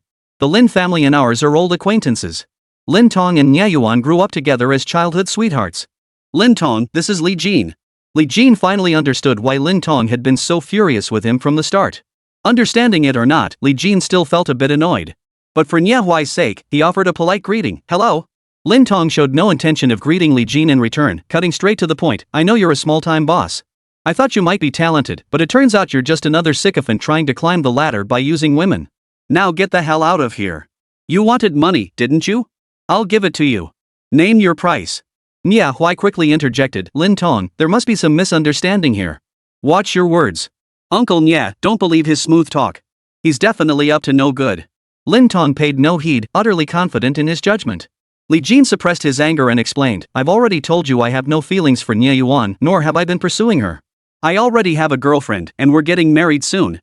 Lin Tong was startled, then erupted in fury, you have a girlfriend and are about to get married, yet you still pursue Yuan? You're nothing but a scumbag. Get out of here now, or else I won't be polite. Li Jin felt both exasperated and amused. What kind of person was this? He only heard what he wanted to hear. Li Jin tried not to put Nia Huai in too awkward a position. After all, this was the Nia family's territory, Nia Huai's domain. Lin Tong's words were disrespectful to Nia Huai, and Li Jin couldn't control that. Li Jin felt Nia Huai had treated him fairly well, at least with courtesy. He said, "Mr. Lin, I don't know if you have a hearing problem. I've made myself perfectly clear, I'm not pursuing Miss Nia Yuan. I have my own fiancé, and we're getting married soon. This is the last time I'll explain it to you. If you still can't hear me clearly, I suggest you see an ear specialist. If you do hear me clearly, then find time to see a neurologist." Lin Tong never expected Li Jin to speak so boldly. His face flushed crimson with rage. How shameless! With Yuan's exceptional qualities, how could she possibly be interested in you? Nia Huai sighed inwardly and interjected, "This might be a misunderstanding. Just clear things up." Lin Tong and Nia Huai didn't dare press further. Lin Tong snapped, "Uncle Nia, I know exactly what kind of person he is. He talks sweetly, but he's got nothing but bad intentions." "Li Jin, is it? If you're truly as you claim, get out of here right now." Li Jin was straightforward too. If treated with courtesy, he'd respond in kind and might even make concessions. But if someone crossed him, Li Jin wasn't about to take it lying down. Just as Li Jin was about to fire back a few retorts before taking his leave, a voice cut in, "I like him just fine. Last night, I was the one who insisted on having dinner with him. Lin Tong, who do you think you are to meddle in my affairs?" He turned to see Nia Yuan standing there. Lin Tong trembled with rage. Yuan, don't let him fool you. He's no good." Nia Yuan snapped back, "How would I know if he's deceiving me? I told you mind your own business and stop talking about him." Li Jin interjected, "Miss Nia, I've already told you I have a fiancé. We'll be getting married soon." Nia Yuan gazed at Li Jin with a look of sorrowful longing, her eyes brimming with sadness that tugged at the heartstrings. Lin Tong, however, glared at Li Jin with fury, as if Li Jin had committed some unforgivable offense. Li Jin didn't even glance at Lin Tong. If it weren't for the Nia family's standing, he would have taught Lin Tong a lesson long ago. Seeing this, Nia Huai immediately stepped in as peacemaker. "Lin Tong, Li Jin has made himself perfectly clear. Let's drop this matter." Lin Tong retorted, "Uncle Nia, can't you see? Li Jin has ulterior motives." Nia Huai sighed inwardly. He wasn't afraid of Li Jin harboring wolfish ambitions.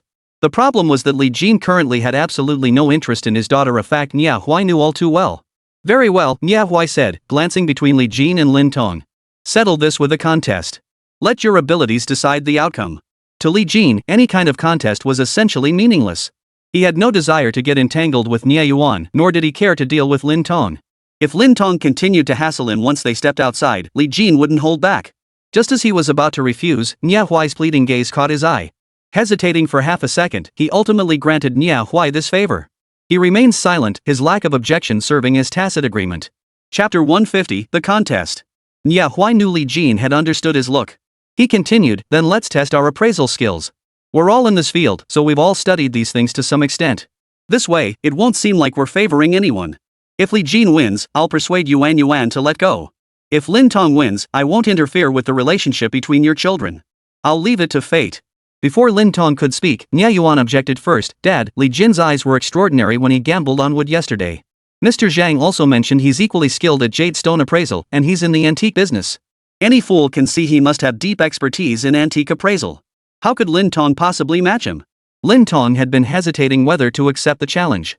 Last night, he'd witnessed Li Jin's discerning eye during the wood gambling session and felt uncertain about his chances against him. But Nia Yuan's words instantly ignited his competitive spirit. For Lin Tong, there was no way he could afford to lose face in front of Nia Yuan.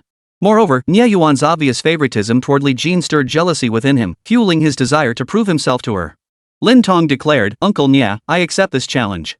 Nia Huai turned to Li Jin. "Li Jin, what about you? Any objections?" Li Jin didn't want to gamble, but after meeting Nia Huai's gaze, he finally shook his head. "No objections. Since both of you agree to the contest, I shall set the terms and serve as the judge," Nia Huai continued. "The method is simple, best of 3 rounds. I deal in timber, so this appraisal won't be limited to antiques or precious objects. Let's appraise some plants and trees instead." As long as it involved identification, Li Jin wasn't afraid of whatever challenge Nia Huai presented, so he remained silent. Lin Tong felt uneasy. He wasn't a botanist, he couldn't possibly recognize every plant. Even botanists probably couldn't identify every plant. He refused to concede defeat, determined to prove himself in front of Nia Yuan. He also didn't believe he was bound to lose. He doubted Li Jin could possibly recognize every single plant species. "Uncle Nia, I'm up for it," Lin Tong declared immediately. Li Jin didn't really care about winning or losing, though he was confident he would prevail. Deep down, Li Jin understood that victory or defeat mattered little. Judging by Nia Yuan's temperament, she wasn't someone Nia Huai could easily persuade. Mr. Nya, I have no objections either, Li Jin said, purely to save face for Nya Huai. Nya Huai invited Li Jin and Lin Tong to take a seat in the living room. He had someone prepare the items for the upcoming identification while he chatted casually with them and brewed tea. Lin Tong, wanting to dampen Li Jin's enthusiasm and vent his own frustration, suggested, Li Jin, playing it this way is just too boring. How about this? Let's wager something. Li Jin ignored Lin Tong. Seeing Li Jin refuse to give him face, Lin Tong grew furious. You're scared? We won't bet much, just 10 million. Whoever loses pays up immediately. Li Jin took a sip of tea and casually replied, fine. Hearing Li Jin's response, it felt like they weren't betting 10 million, but 1,000. Soon, everything was ready. Someone brought in a small box. Nya Huai explained, there are 10 boxes in total. Each contains a leaf or flower from a specific plant. Whoever identifies it accurately and in detail wins. For example, if one box contains a peony petal or leaf, the person who correctly identifies it as a peony wins. But if another person can specify the exact variety, that person wins. To ensure fairness, after examining the petals or leaves, both parties must first write down their answers. Otherwise, it could be unfair if one person hints at something and the other immediately thinks of a more specific detail. Naturally, no one objected. Nya Yuan opened the first box, revealing only a withered leaf inside. Seeing this leaf, everyone except Nya Huai froze in shock. Even Nya Yuan hadn't anticipated it. Ning Jinchuan merely glanced at it and a wave of information flooded his mind. Golden flower tea leaves, a rare plant. Individual leaves hold no value. Li Jin casually wrote golden flower tea leaves and waited for Lin Tong. Lin Tong stared at the leaf, unable to make up his mind. A single withered leaf was indeed too difficult to determine. Even if uncertain, Lin Tong didn't want to delay too long. After a moment's hesitation, he wrote down an answer. Who goes first? Nya Huai asked. Lin Tong blurted out, tea leaves. The kind that are old and fully opened. Li Jin casually remarked, golden flower tea. Golden flower tea wasn't widely known, classified as a second-level protected plant. However, it was commercially cultivated, so it wasn't exceptionally rare. Lin Tong knew of golden tea, though he'd rarely seen it and didn't even know what the flowers looked like. He was certain, however, that golden tea didn't grow locally. It was found only in several southern border provinces. You're really taking a shot in the dark. We don't have that here at all. Only in Yunnan, Guizhou, and Sichuan provinces. Li Jin replied calmly, golden camellia is a close relative of tea plants, camellias, and oil camellias, all belonging to the camellia family and genus. However, golden camellia is a subspecies. It isn't found in Guizhou or Sichuan, only in parts of Yunnan and Guangxi. But that doesn't stop Mr. Nya from having golden camellia leaves here. He even went out of his way to plant one. Nya Huai nodded. I did plant one here, just as an experiment. Despite careful tending, it couldn't survive. And yes, it was indeed a golden camellia. No one had deliberately targeted Lin Tong, and Li Jin hadn't even said much. Yet Lin Tong felt profoundly humiliated, convinced Li Jin was targeting him personally. With a sour tone, he retorted, so what if you guessed correctly? What's there to gloat about? Li Jin, who had already been annoyed with Lin Tong, shot back, stop whining. Am I gloating? You're the one who's blind and can't see clearly. I'm just educating you, and you're already climbing up a pole? Listen up, don't assume the whole world revolves around you and everyone has to cater to your whims. I've shown restraint time and again for Mr. Nya's sake. You really think I have no temper? Lin Tong was rendered speechless. Nya Huai stepped in to smooth things over. Alright, winning and losing is part of the game. Let's move on to the next round. 5 consecutive rounds, all won by Li Jin. Lin Tong's face turned ashen. Losing the first game like this was indeed humiliating. The 6th round would seal his fate. One more loss and Lin Tong would be completely out of the running. When the box opened, Li Jin received a message, red leaf vine, rosaceae family, medicinal use. Lin Tong glanced at it and instantly felt confident. He swiftly wrote down an answer. Lin Tong immediately revealed his answer, red leaf vine. Li Jin casually flipped open his own answer sheet, which read red leaf vine. Though differing by only one character, these two plants belong to the same genus but distinct species, much like how corn has numerous varieties. Lin Tong looked at Li Jin's answer with a smug expression. This isn't red leaf vine at all, it's small red leaf vine. You've won a few times by chance and think it's always your luck? Good luck runs out eventually. Chapter 151, The Difference. Lin Tong was supremely confident this time, for he recognized this plant. Li Jin couldn't be bothered to engage with Lin Tong and saw no point in explaining further. Nya Huai hadn't expected Li Jin to be so knowledgeable about common plants. He hadn't intended to favor anyone with this question after all. Neither Li Jin nor Lin Tong were experts in this field. Yet Li Jin had correctly identified the plant 5 times in a row. It seemed Li Jin was far more complex and knowledgeable than he had imagined. This round goes to Li Jin, Nya Huai announced the result. Hearing this, Lin Tong was utterly astonished. The previous 5 times were one thing, but this time he had absolute confidence. Uncle Nya, that's impossible. I have the little red leaf vine at home, and I've seen the red leaf vine too. There are subtle differences. Nia Huai replied, you said yourself there are subtle differences. Perhaps you misidentified it.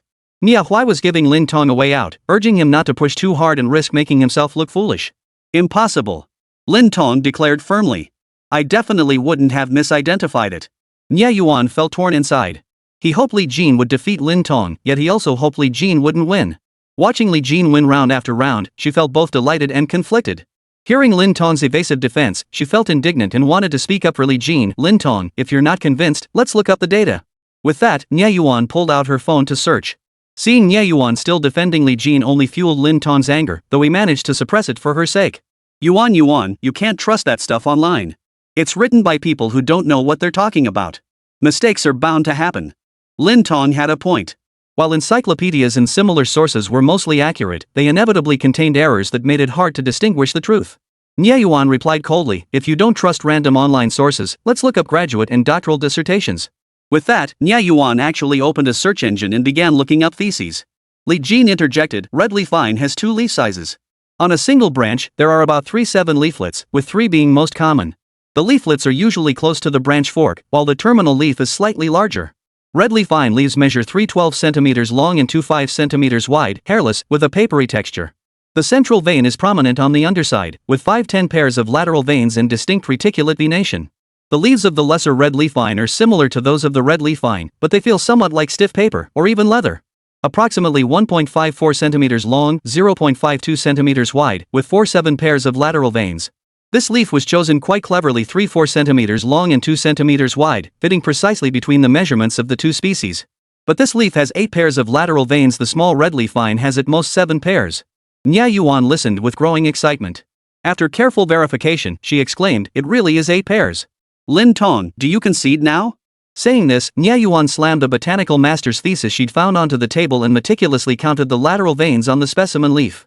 Lin Tong glanced at the thesis Nia Yuan had found but remained silent. Yet, his resentment toward Li Jin deepened. In his eyes, Li Jin was to blame for everything. If not for Li Jin, Nia Yuan wouldn't be like this. Nia Yuan paid no mind to Lin Tong's thoughts, her heart filled only with joy for Li Jin. To avoid awkwardness, Nia Huai interjected, this round was indeed difficult to judge. The result stands, Li Jin wins. Now for the second round. For this round, I will present a painting. All you need to do is determine its authenticity and value. With that, Nia Huai had a servant bring in a painting and slowly unfolded it. Li Jin's ability had limitations, he needed to see the entire painting to make a judgment.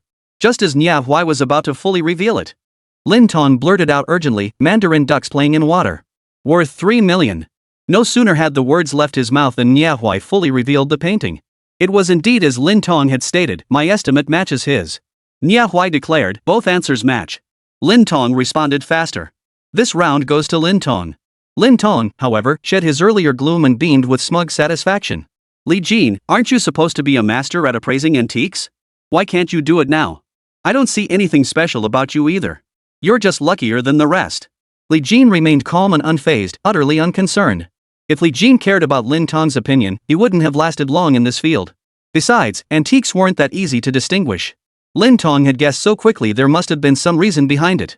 While Li Jin remained unconcerned, Nia Yuan grew indignant. Dad, this isn't fair. Lin Tong has seen this painting before. For him, this isn't even proper appraisal. This isn't fair to Li Jin. Seeing Nia Yuan constantly siding with Li Jin, Lin Tong snapped, Yuan, I didn't cheat. Why are you defending Li Jin? Nia Yuan retorted, why do you think? If you'd won on your own merits, would I be saying anything? You've seen this painting before and knew its estimated value, which is why you could answer so quickly. Even if you won, it wasn't a clean victory. Lin Tong was furious but momentarily speechless. Nia Huai shot his daughter a stern look. Yuan, this matter is over. Li Jin has no objections. Let's not dwell on it. Nia Yuan remained silent, seething with anger. Nia Huai proposed, then for the third round, you choose 3 antiques. Li Jin and Lin Tong will appraise them together, each writing down their findings. Whichever is more accurate wins. If both have the same number of correct appraisals, then the one who took less time wins. 3 antiques, timed separately. Nia Yuan thought about it and agreed it was fair. The current score was tied at 1 game apiece. This final round, as long as she got to choose the items, would surely be the fairest. Alright, I'll go choose. Nia Yuan declared, then led 2 servants upstairs to retrieve the antiques. The Nia family did possess some antiques. Before long, Nyayuan descended with 3 pieces, each enclosed in a box that obscured their contents. The 3 boxes were laid out simultaneously. Nyayuan stated, "These antiques were all recently purchased by our family at an auction. Neither of you has seen them before. Since we're having a contest, it must be fair. I won't favor anyone." Manhwa glanced at Lin Tong, who was nearly beside himself with rage, and declared, "Alright, let's begin." Nyayuan personally opened the first box. Inside lay an inkstone, one of the 4 treasures of the study. Such collectibles were neither plentiful nor scarce, but true masterpieces were even rarer. Most inkstones were made of stone and, having been used to grind ink year after year, would inevitably develop depressions over time. Very few passed down through the ages remained completely free of such indentations. The moment Li Jin saw the inkstone, he began writing without hesitation. The moment Lin Tong saw the inkstone, his hand instinctively reached out to take it. With antiques, handling them isn't always necessary to examine them closely, but handling them certainly allows for a more accurate assessment than not handling them at all.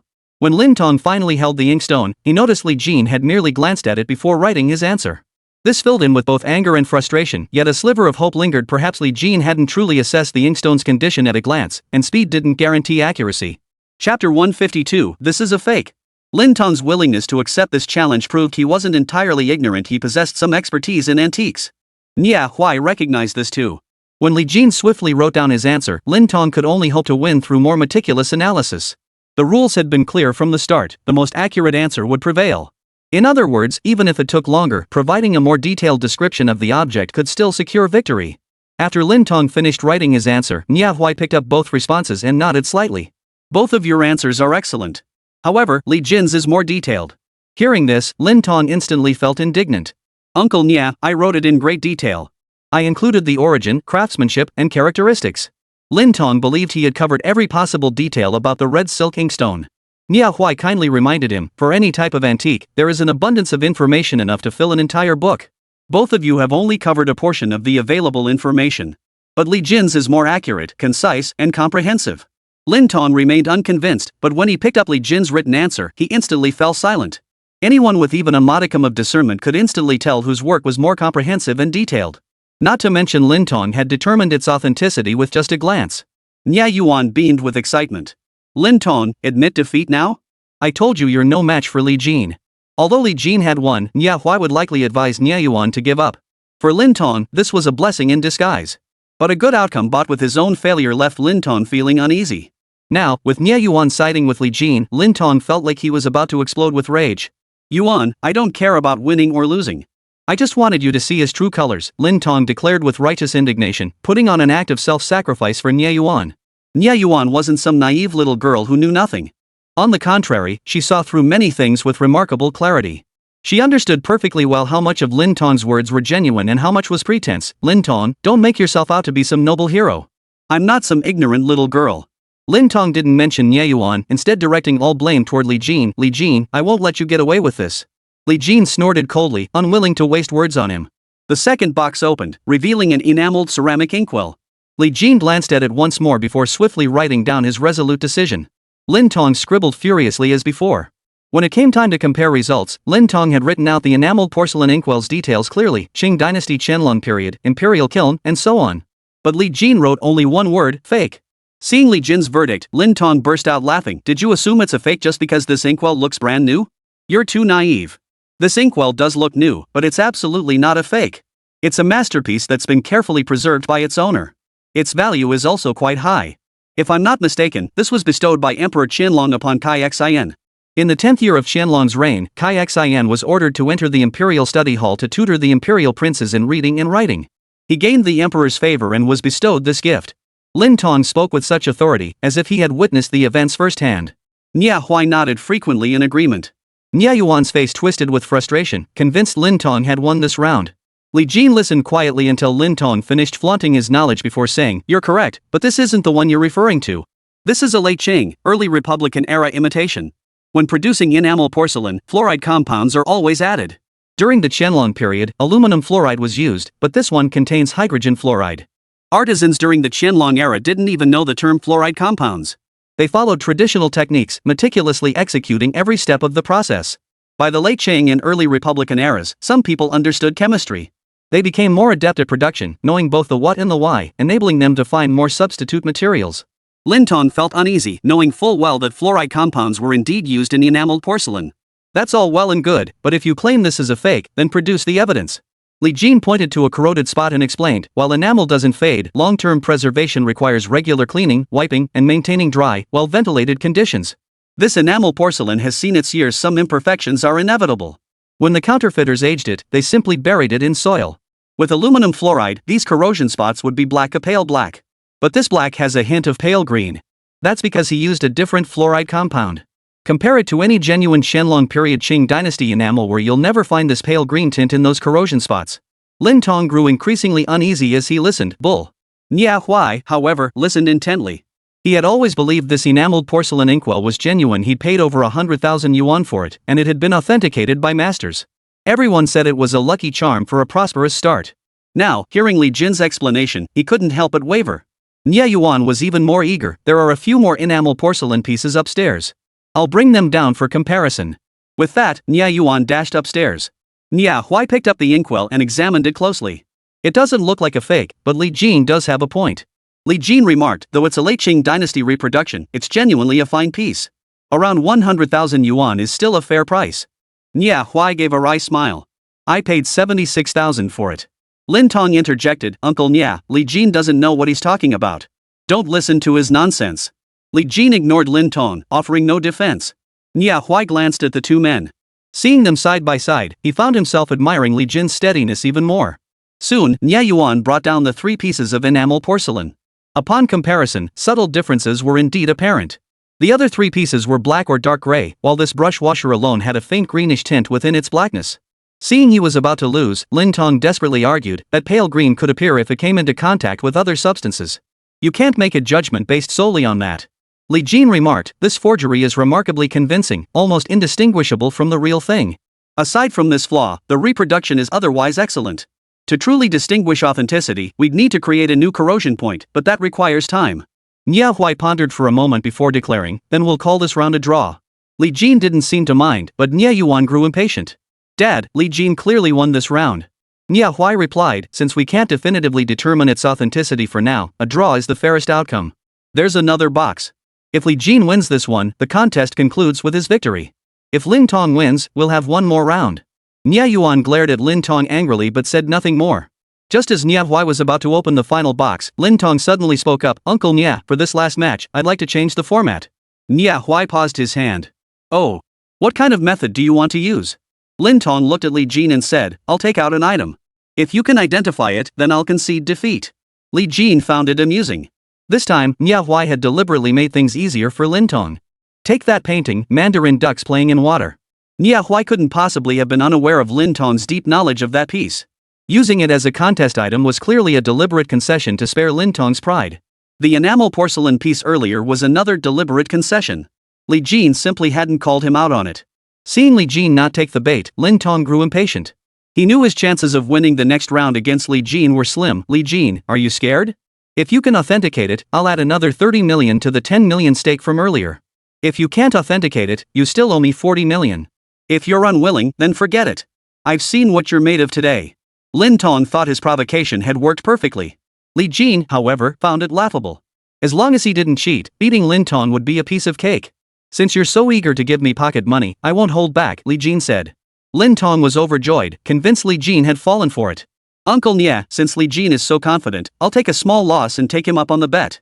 Both Li Jin and Lin Tong agreed, and Nia Huai naturally had little to say. Lin Tong made a phone call, and within half an hour, someone delivered a glass box containing a piece of wood. Lin Tong declared, if you can identify this wood species, age, and category without opening the box, you win. No sooner had he finished speaking than Nia Yuan protested indignantly, Lin Tong, you're shameless. This isn't fair at all. Li Jin, however, declared, deal. Chapter 153, 40 million in the bank. Seeing Li Jin agree, Nia Yuan grew frantic. Li Jin, he's clearly targeting you. This isn't fair, I refuse to compete with him. Li Jin wasn't heartless. Nia Yuan had always stood by him apart from drugging him unconscious and bringing him back, she'd never wronged him. He couldn't just abandon her thousands of miles away. To prevent Nia Yuan from misunderstanding, Li Jin replied politely, Miss Nia, this is a wager between Lin Tong and me. I know what I'm doing. You. Nia Yuan's ears burned with discomfort, convinced Li Jin was deliberately distancing himself. I'm done with you. Though she claimed to be leaving him be, Nia Yuan's gaze never strayed. Lin Tong scribbled on a piece of paper, flipped it face down on the table, and pressed it down with a cup. This contains all the information about this piece of wood. I'm writing it down first so you can't deny it later. The information Lin Tong wrote was genuine. He didn't believe Li Jin could discern all the details of this piece of wood through the glass. Li Jin merely nodded in acknowledgement, then scrutinized the glass case for a moment. A flood of data surged into his mind: 4,500-year-old camphor wood, sunken timber, valued at 3,600 yuan. Sunken wood isn't limited to any specific timber category, it can be any type of wood. Natural disasters like earthquakes and mudslides bury trees beneath water and sediment. Through prolonged immersion and pressure, their physical properties undergo complete transformation. Sugars and other organic compounds dissolve entirely, eliminating habitats for bacteria and wood-boring insects. After thousands of years of sedimentation, sunken wood is formed. The formation of sunken wood requires a minimum of 3,000 years. After reviewing the information, Li Jin remarked, this sunken wood originated from a camphor tree and is valued at approximately 3,600 yuan. This must have been excavated in Liangzhou. Am I right? Hearing Li Jin's answer, Lin Tong was stunned speechless. Nia Huai was also curious whether Li Jin was correct. He picked up an answer from the table and found it matched word for word. Li Jin, you really nailed it, Nia Huai remarked with genuine admiration. Dark stained wood is actually quite difficult to distinguish, as it closely resembles carbonized wood and a few other specially treated timber varieties.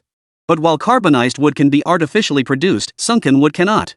Moreover, having been submerged in riverbeds for thousands of years, sunken wood often loses all trace of its original species, making identification nearly impossible without professional testing. As for its age, that was even harder to determine. For Li Jin to identify it perfectly just by observation was truly remarkable. Upon hearing the result, Nia Yuan shrieked with excitement, "Ah! Li Jin, you won! You won! Ha ha!" Li Jin could only sigh helplessly, offering no response to Nia Yuan. Lin Tong watched with a mix of jealousy and envy, unable to resist adding with a hint of bitterness, "You just got lucky. You guessed right. If we did it again, you wouldn't be so lucky. If you've got the guts, let's wager again."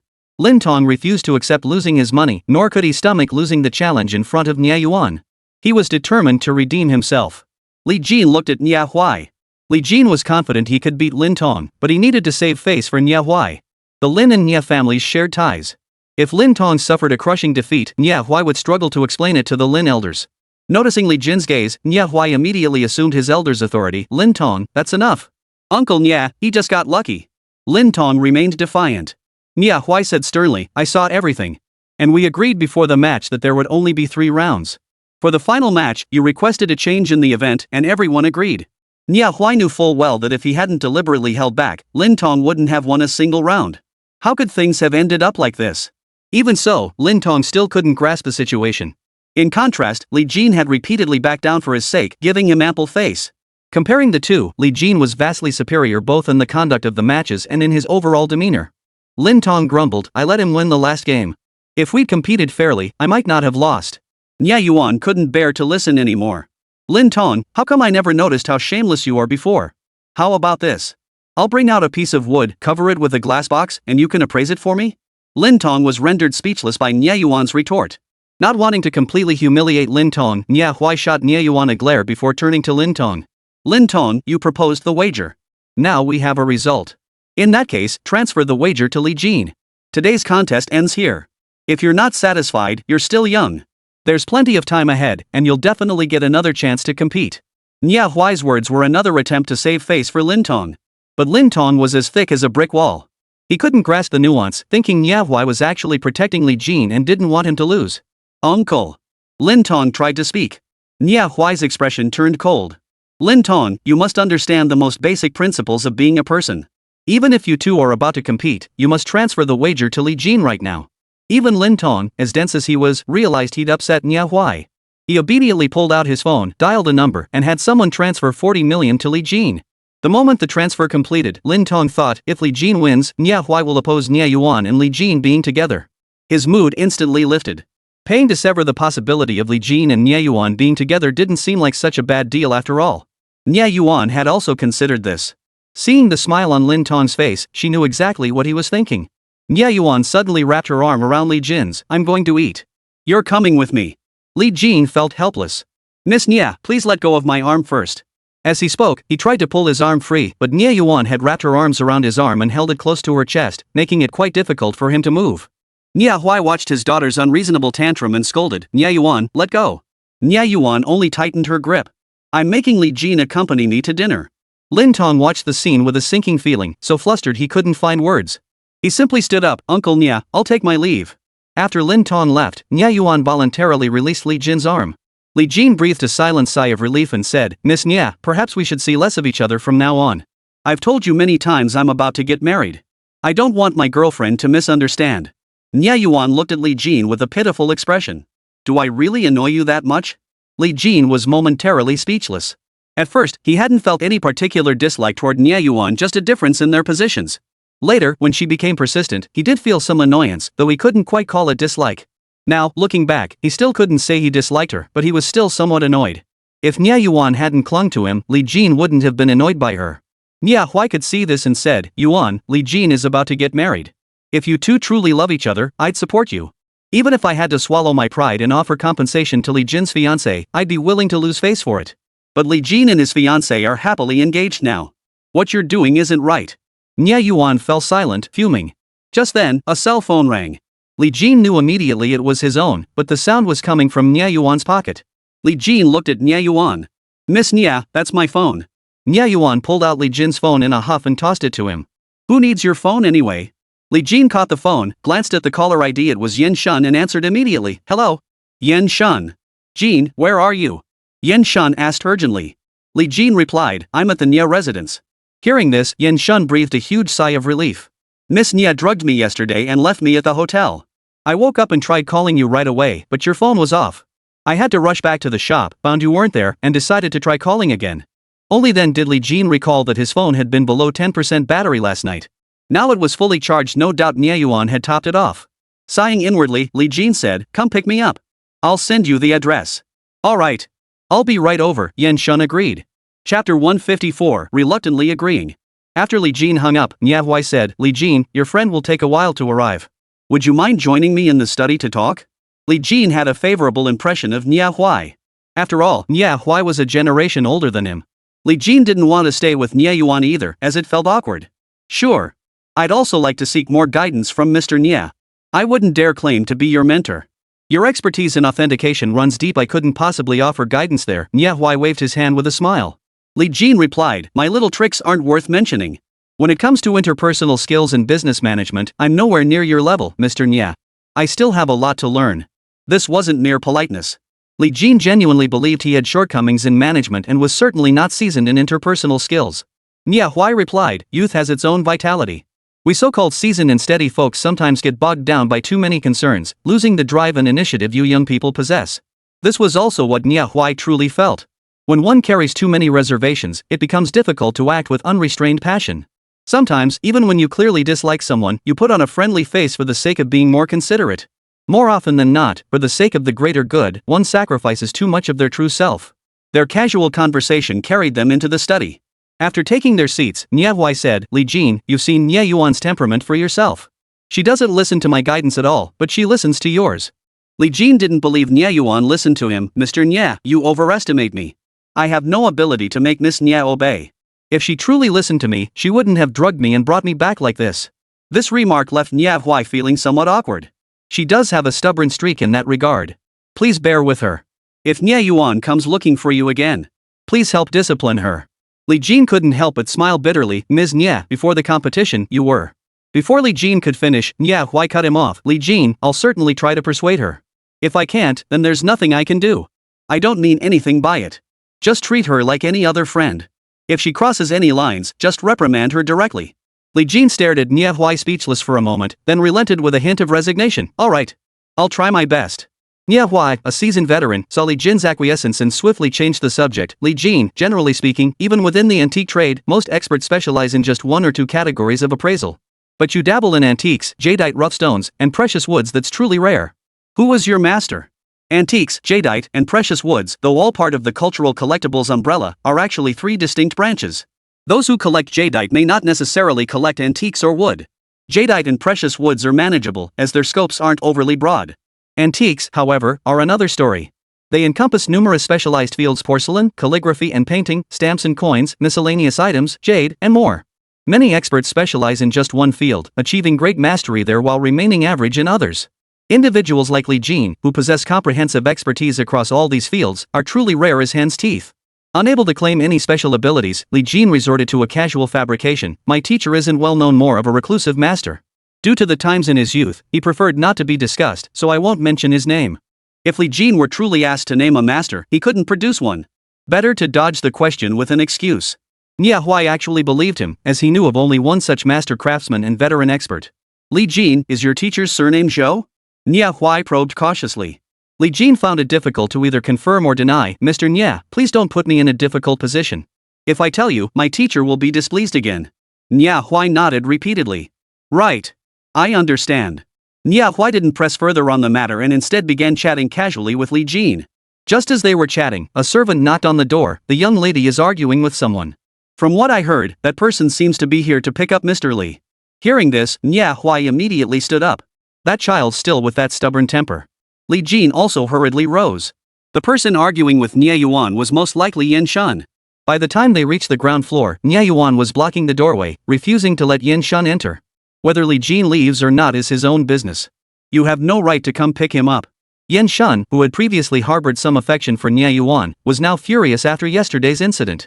Miss Nia, you're being unreasonable. Knocking us unconscious is one thing, but now you won't even let him leave? Isn't that a bit too bossy? Nia Yuan, with her stubborn streak, retorted defiantly, so I'm being bossy. What are you going to do about it? If you weren't a woman, I wouldn't be so polite. Yin Shun had never encountered someone so unreasonable. Nia Yuan stood tall, chest thrust out. What? You're going to hit me? How dare you, a grown man, resort to violence against a woman? Yin Shun took a deep breath. Miss Nia, please move aside. I don't have time for your nonsense. Nia Yuan remained unyielding. I don't want to argue either. Aren't you Li Jin's bodyguard? You can move in here to protect him. If you don't want to, I can arrange a place nearby for you. From now on, Li Jin will be staying at our place. Yin Shun gave a bitter smile. Miss Nia, Brother Jin told you yesterday he's already engaged and will marry soon. Isn't this a bit unreasonable? Too unreasonable? Yin Shun had intended to say shameless, but reconsidered that it might be inappropriate to say such a thing to a woman. The words changed on his lips.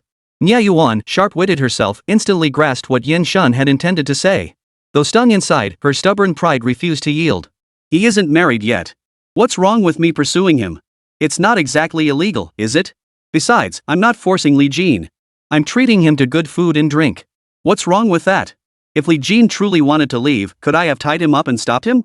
Yin Shun was at a loss for words, not because he was convinced, but because he'd never encountered such a situation. Force wouldn't work, and reason was futile. Miss Nia, how about this? Let me see Brother Jin. Is that okay? Yin Shun conceded. Seeing Li Jin would make everything else negotiable. You can call him. Nia Yuan refused to budge, making a solemn declaration. From now on, Li Jin is my man. He'll live here. If you want to come with him, I'll provide for your food, clothing, and lodging as I said earlier. If you don't, then please leave. He's your man? Then what am I? A woman in loose-fitting clothes stepped out of the car behind them. It was Zhou Wenfang. Zhou Wenfang was currently pregnant, so she avoided tight clothing and opted for loose-fitting attire. But her police academy background, combined with her current line of work and the anger burning within her, gave her an imposing presence. Chapter 155, Two Women.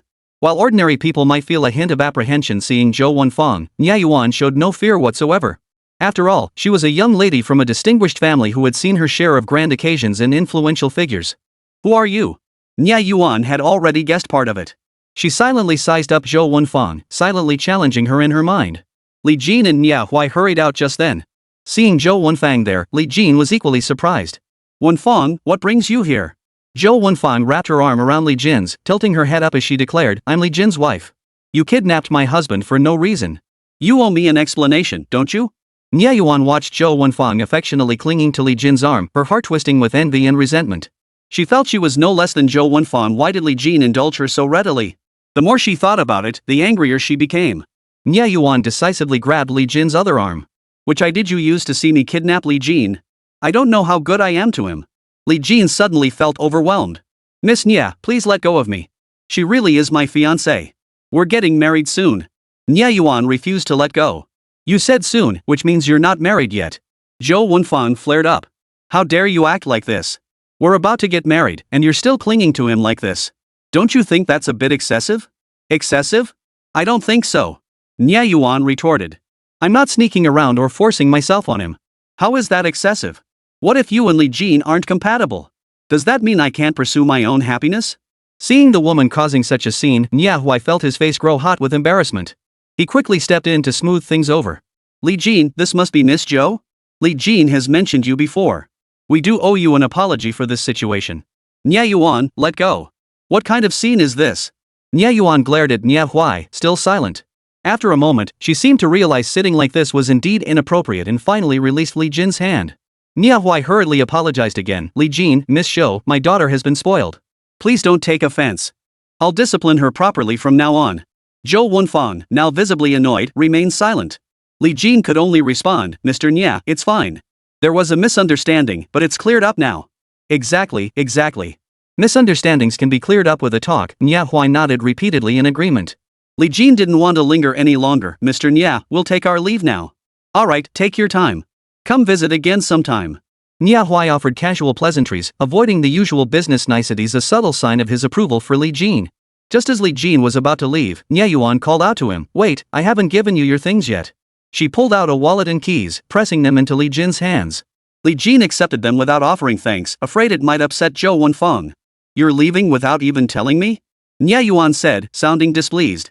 Li Jin inwardly sighed with a wry smile, finally managing to say, Miss Nya, I must take my leave.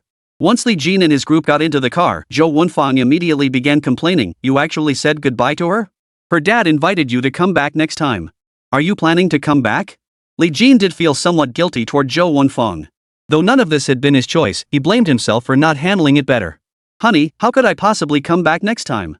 Even this time, I was practically drugged into coming here by that Miss Nya. Zhou Wenfang retorted, then why did you agree to have dinner with her? Li Jin glanced at Yan Shun. Yan Shun was driving up front. Catching Li Jin's gaze in the rearview mirror, he quickly defended himself, Brother Jin, it's not my fault. We didn't go back last night. When your wife asked, I had to tell her. Li Jin could only explain, honey, it was my first time meeting that Nya Yuan. How could I possibly have had any other intentions? She invited us to dinner, but I refused every time. Later, she threatened me. I was afraid she'd go too far and deliberately cause trouble at home to upset you, so I agreed to have dinner with her. Yan Shun was there too. Yan Shun quickly nodded in agreement. Right, I was there the whole time. Zhou Wenfang retorted indignantly, how could you have been there the whole time? Last night, both of you were drugged unconscious. You were dumped at a hotel, how could you have been there the whole time? Li Jin explained, honey, we were drugged last night, but Nya Yuan is just a young girl. We were at his place, and I swear we did nothing inappropriate. You're the only one in my heart.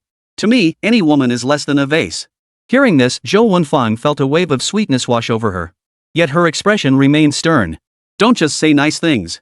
Right, let's talk honestly, Li Jin said. Honey, my heart for you is as clear as day and night. No one else could ever compare.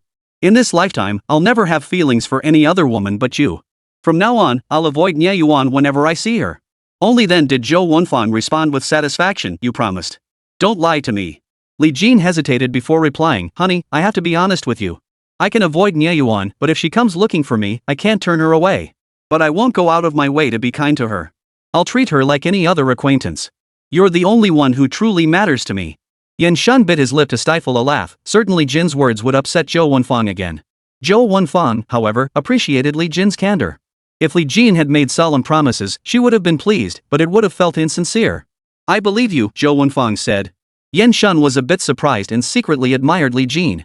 He'd managed to placate her in just a few sentences, it almost sounded a bit scoundrelly. Just as Li Jin and Zhou Wenfang were exchanging sweet nothings, his phone rang again.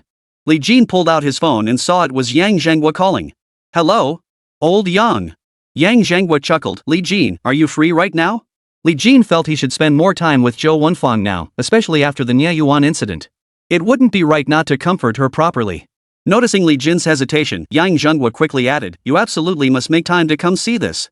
I guarantee you won't be disappointed. Yang Zhenghua was an elder, and with such warm hospitality, Li Jin found himself genuinely torn. Zhou Wenfang hadn't heard the details of Li Jin's phone call, but she guessed the situation from his expression. If you have something important, go ahead and take care of it, she said. Just don't forget what you promised. Li Jin felt a surge of emotion. Women were emotional creatures, often they didn't analyze things rationally but relied more on their emotional intuition. That Zhou Wenfang understood him like this, how could Li Jin not be touched? It's really nothing major, Li Jin said. Zhou Wenfang countered, I understand how busy you get with work. As a police officer, I can't let my duties fall by the wayside either. Whatever it is for work, I'll support you. Li Jin nodded. Thanks, honey. Li Jin had Yin Shun drive Zhou Wenfang home first, then detoured to find Yang Zhenghua. When they arrived, Li Jin was taken aback. It was a vast market filled with jadeite and rough stones. Chapter 156, Zheng Yang Green. Yang Zhenghua approached with a cheerful smile. You finally made it. Pretty impressive, huh? Li Jin nodded repeatedly. How could there be such a large jade market? I had no idea before. Yang Zhenghua explained, this isn't just a jade market, it's a jade convention. It's held every 3 years. This year happens to be the year, so I invited you to take a look. Li Jin asked, who organizes it? Yang Zhenghua explained, the organizer isn't really important. They just collect a small entrance fee. The jade sellers aren't affiliated with the organizer, they're all private vendors brought in to sell. It's a very complex business, but every year, quite a few top-grade jades surface here. Whether you make a profit depends entirely on your own skill. Li Jin had no objection to this, that's just how jade stone gambling works. Then let's go take a look. Yang Zhenghua gestured invitingly. Alright, Mr. Yang, lead the way. This jade conference was held only once every 3 years, so the venue was rather informal. The raw stones looked just like rocks, many of them quite large. Trying to make it look like a fancy exhibition wouldn't work, it just wouldn't feel refined. Consequently, nearly all jadeite rough stone trading areas were rather rustic, at most featuring a cement path and a canopy. After walking just a few steps, Li Jin stopped abruptly before a stall. The vendor, sensing Li Jin's interest, called out, Sir, take a look. Great prices. These stones are straight from the pits, absolutely first-hand. The jadeite water quality is top-notch. You're my first customer today. If you take it, I'll give you half off. Yang Zhenghua was taken aback. That big of a discount? Li Jin knew full well that while the vendor claimed a 50% discount, the actual reduction was far less. A stone originally priced at 100 yuan might be marked up to 150 yuan, making the discount much smaller. Even if the owner inflated the price, it couldn't be too high. Rough stones had a price range. The owner said, let's aim for a good start to the year. Good luck to everyone. Li Jin pointed to 3 stones and said, Boss, I'll take these 3. What's the price? The owner had initially worried Li Jin would pick the best-looking stones, but now he was selecting just 3 average-looking ones at a reasonable price. Even with the discount, he wouldn't truly lose out. Good eye. These 3 may look ordinary, but they still have a chance of yielding good material. Small investment, big potential. As for the price, they were originally 70,000 yuan each. I'll take half off, and I'll round it down for you. Let's settle for 100,000 yuan total. If sold at premium prices, these 3 stones could indeed fetch 70,000 each. The normal price was probably around 50,000 yuan. Selling them to Li Jin for 100,000 yuan was an exceptionally low price, impossible to get at market value. Li Jin didn't object to the price either, he couldn't force the vendor to take a loss. Alright, I'll transfer the money. After Li Jin promptly transferred the money, the vendor grinned and asked, would you like me to cut the stones? Free of charge for purchases made here. Li Jin knew what kind of jade this was, it was bound to increase in value. Whether it was cut or not made little difference to Li Jin. If it yielded a valuable stone, that would be a win for the vendor. Jade gamblers all harbored a bit of superstition, favoring stalls known for yielding good jade or those that had previously produced high-value pieces. If Li Jin gambled on a rise, business here would immediately boom. Considering the stall owner had offered him a very low price, Li Jin agreed with a win-win mindset. Alright, let's cut it open. The stall owner handed Li Jin a pen, mark the line, boss, and I'll get the craftsman to cut it right away. Li Jin drew the line casually, and the stall owner called over the craftsman who had started the cut. With just one cut, the green emerged. The crowd gasped in unison, green. Green. Zheng Yang Green, look at this performance, it's skyrocketing. Just this one cut, this rough stone is worth at least hundreds of thousands now. A single rough stone yielded ice-type Zheng Yang Green. Though not large, it's more than enough to craft several bracelets, pendants, and ring settings. Then came the second and third pieces, both ice-type jadeite. Seeing 3 ice-quality jades, everyone was stunned. 3 pieces of ice-quality jade? This luck is unbelievable. We're rolling in it. These 3 pieces could easily fetch $1 million or 2. Probably more than that. True green jadeite commands a premium price. Some couldn't contain their excitement and began selecting stones from the vendor's pile. Hey, how much for these 2? I'll take them. I'll take this one too. Li Jin's rule for selecting rough stones was simple: avoid those that looked too perfect, unless their hidden value far exceeded their appearance and offered sufficient profit. The vendor's stall actually held many more rough stones with good appearance and genuine quality inside. Li Jin wouldn't buy those. Besides, if he consistently bought the finest jadeite every time, he might make money, but over time, it would inevitably arouse suspicion. Better to quit while he was ahead. Suddenly, the vendor's business boomed. While the raw jade section bustled with activity, a man approached Li Jin. Sir, are you selling this ice-type, pure green jadeite? Before Li Jin could respond, someone nearby interjected. I believe this gentleman came with Chairman Yang. He must be here to help Chairman Yang select jadeite. I doubt it's for sale. The prospective buyer backed down before Li Jin could respond. My apologies for the presumption. I see it's reserved for Chairman Yang. Li Jin couldn't very well chase after someone to make a sale, so he offered a polite smile. My apologies. No problem. No problem. Maybe we can do business another time. The man said, pulling out a business card and handing it to Li Jin. Li Jin accepted the card and exchanged one of his own. Though they were merely acquaintances now, who knew when they might cross paths again? By then, they might become friends. The jadeite rough stone circle wasn't large, encounters were bound to happen.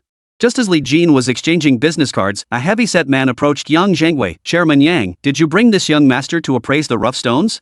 Could you spare one of these 3 jade pieces for Zheng Yang? Yang Zhengwei glanced at Li Jin. Li Jin gave a slight nod, indicating his consent and leaving the matter to Yang Zhengwei's discretion.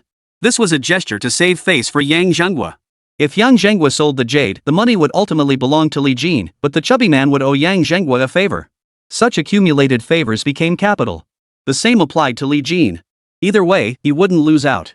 Yang Zhengwei would owe him a favor, and when Li Jin needed Yang's help in the future, Yang would have to give him face. Yang Zhengwei exchanged pleasantries with the fat man. Mr. Pan, you still collect jade? By the way, this gentleman isn't just a young apprentice, he's a master craftsman. Let me introduce you. Yang Zhengwei introduced Li Jin and the fat man. The fat man's name was Pan Yi, a businessman who, by the looks of it, must be running a pretty substantial operation. Chapter 157, Snagging a Bargain.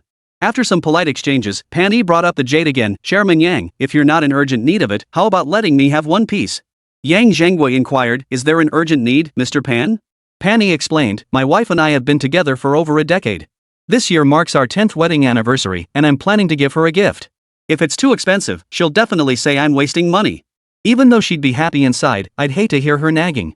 But something too cheap won't do either. I can't bring myself to give her that. This ice quality, pure green jadeite is just right, presentable yet not overly expensive. A single bracelet definitely won't do. I plan to give her a set. This piece of jadeite is just enough, with a little left over. After hearing this, Yang Zhengwei teased, you two have been married for 10 years now, yet you still care so much. You're a hopeless romantic. Pan Yi didn't shy away from the topic. My wife does have a bit of a fiery temper. She often scolds me, but she's truly kind to me. I may complain about her often, but deep down, I know her heart is in the right place. Yang Zhengwei praised, honestly, your relationship is truly enviable. It's filled with genuine affection and the warmth of everyday life. If you want jewelry, no problem. I have some. Just come get it from me. The prices are negotiable. They're all crafted by master artisans, guaranteed to satisfy you. I have several complete sets too. With better options available, Pan Yi no longer needed this jadeite. Alright, if Chairman Yang is willing to part with it, I won't hesitate. I'll pay you a visit when I have time. Great. Just give me a call when you come over. Yang Zhengwei was equally straightforward. I'll take a look around. I won't keep you. Pan Yi turned to greet Li Jin. Mr. Li, as you can see, I have matters to attend to. Take your time, Mr. Pan. We'll just browse around. Li Jin responded with equally professional courtesy. In truth, someone like Pan Yi was highly adept at navigating social situations, possessing a keen sense of timing and circumstance. He knew precisely when to depart and how to leave a favorable impression. After Pan Yi left, Yang Zhengwei and Li Jin continued their casual stroll, leaving the jade for Yin Shun to handle before rejoining them later. This time, however, Li Jin and Yang Zhengwei were followed by a crowd of people, all waiting for Li Jin to make his move. Everyone wanted to see if he could once again produce a fine piece of jade. Li Jin couldn't help but smile wryly.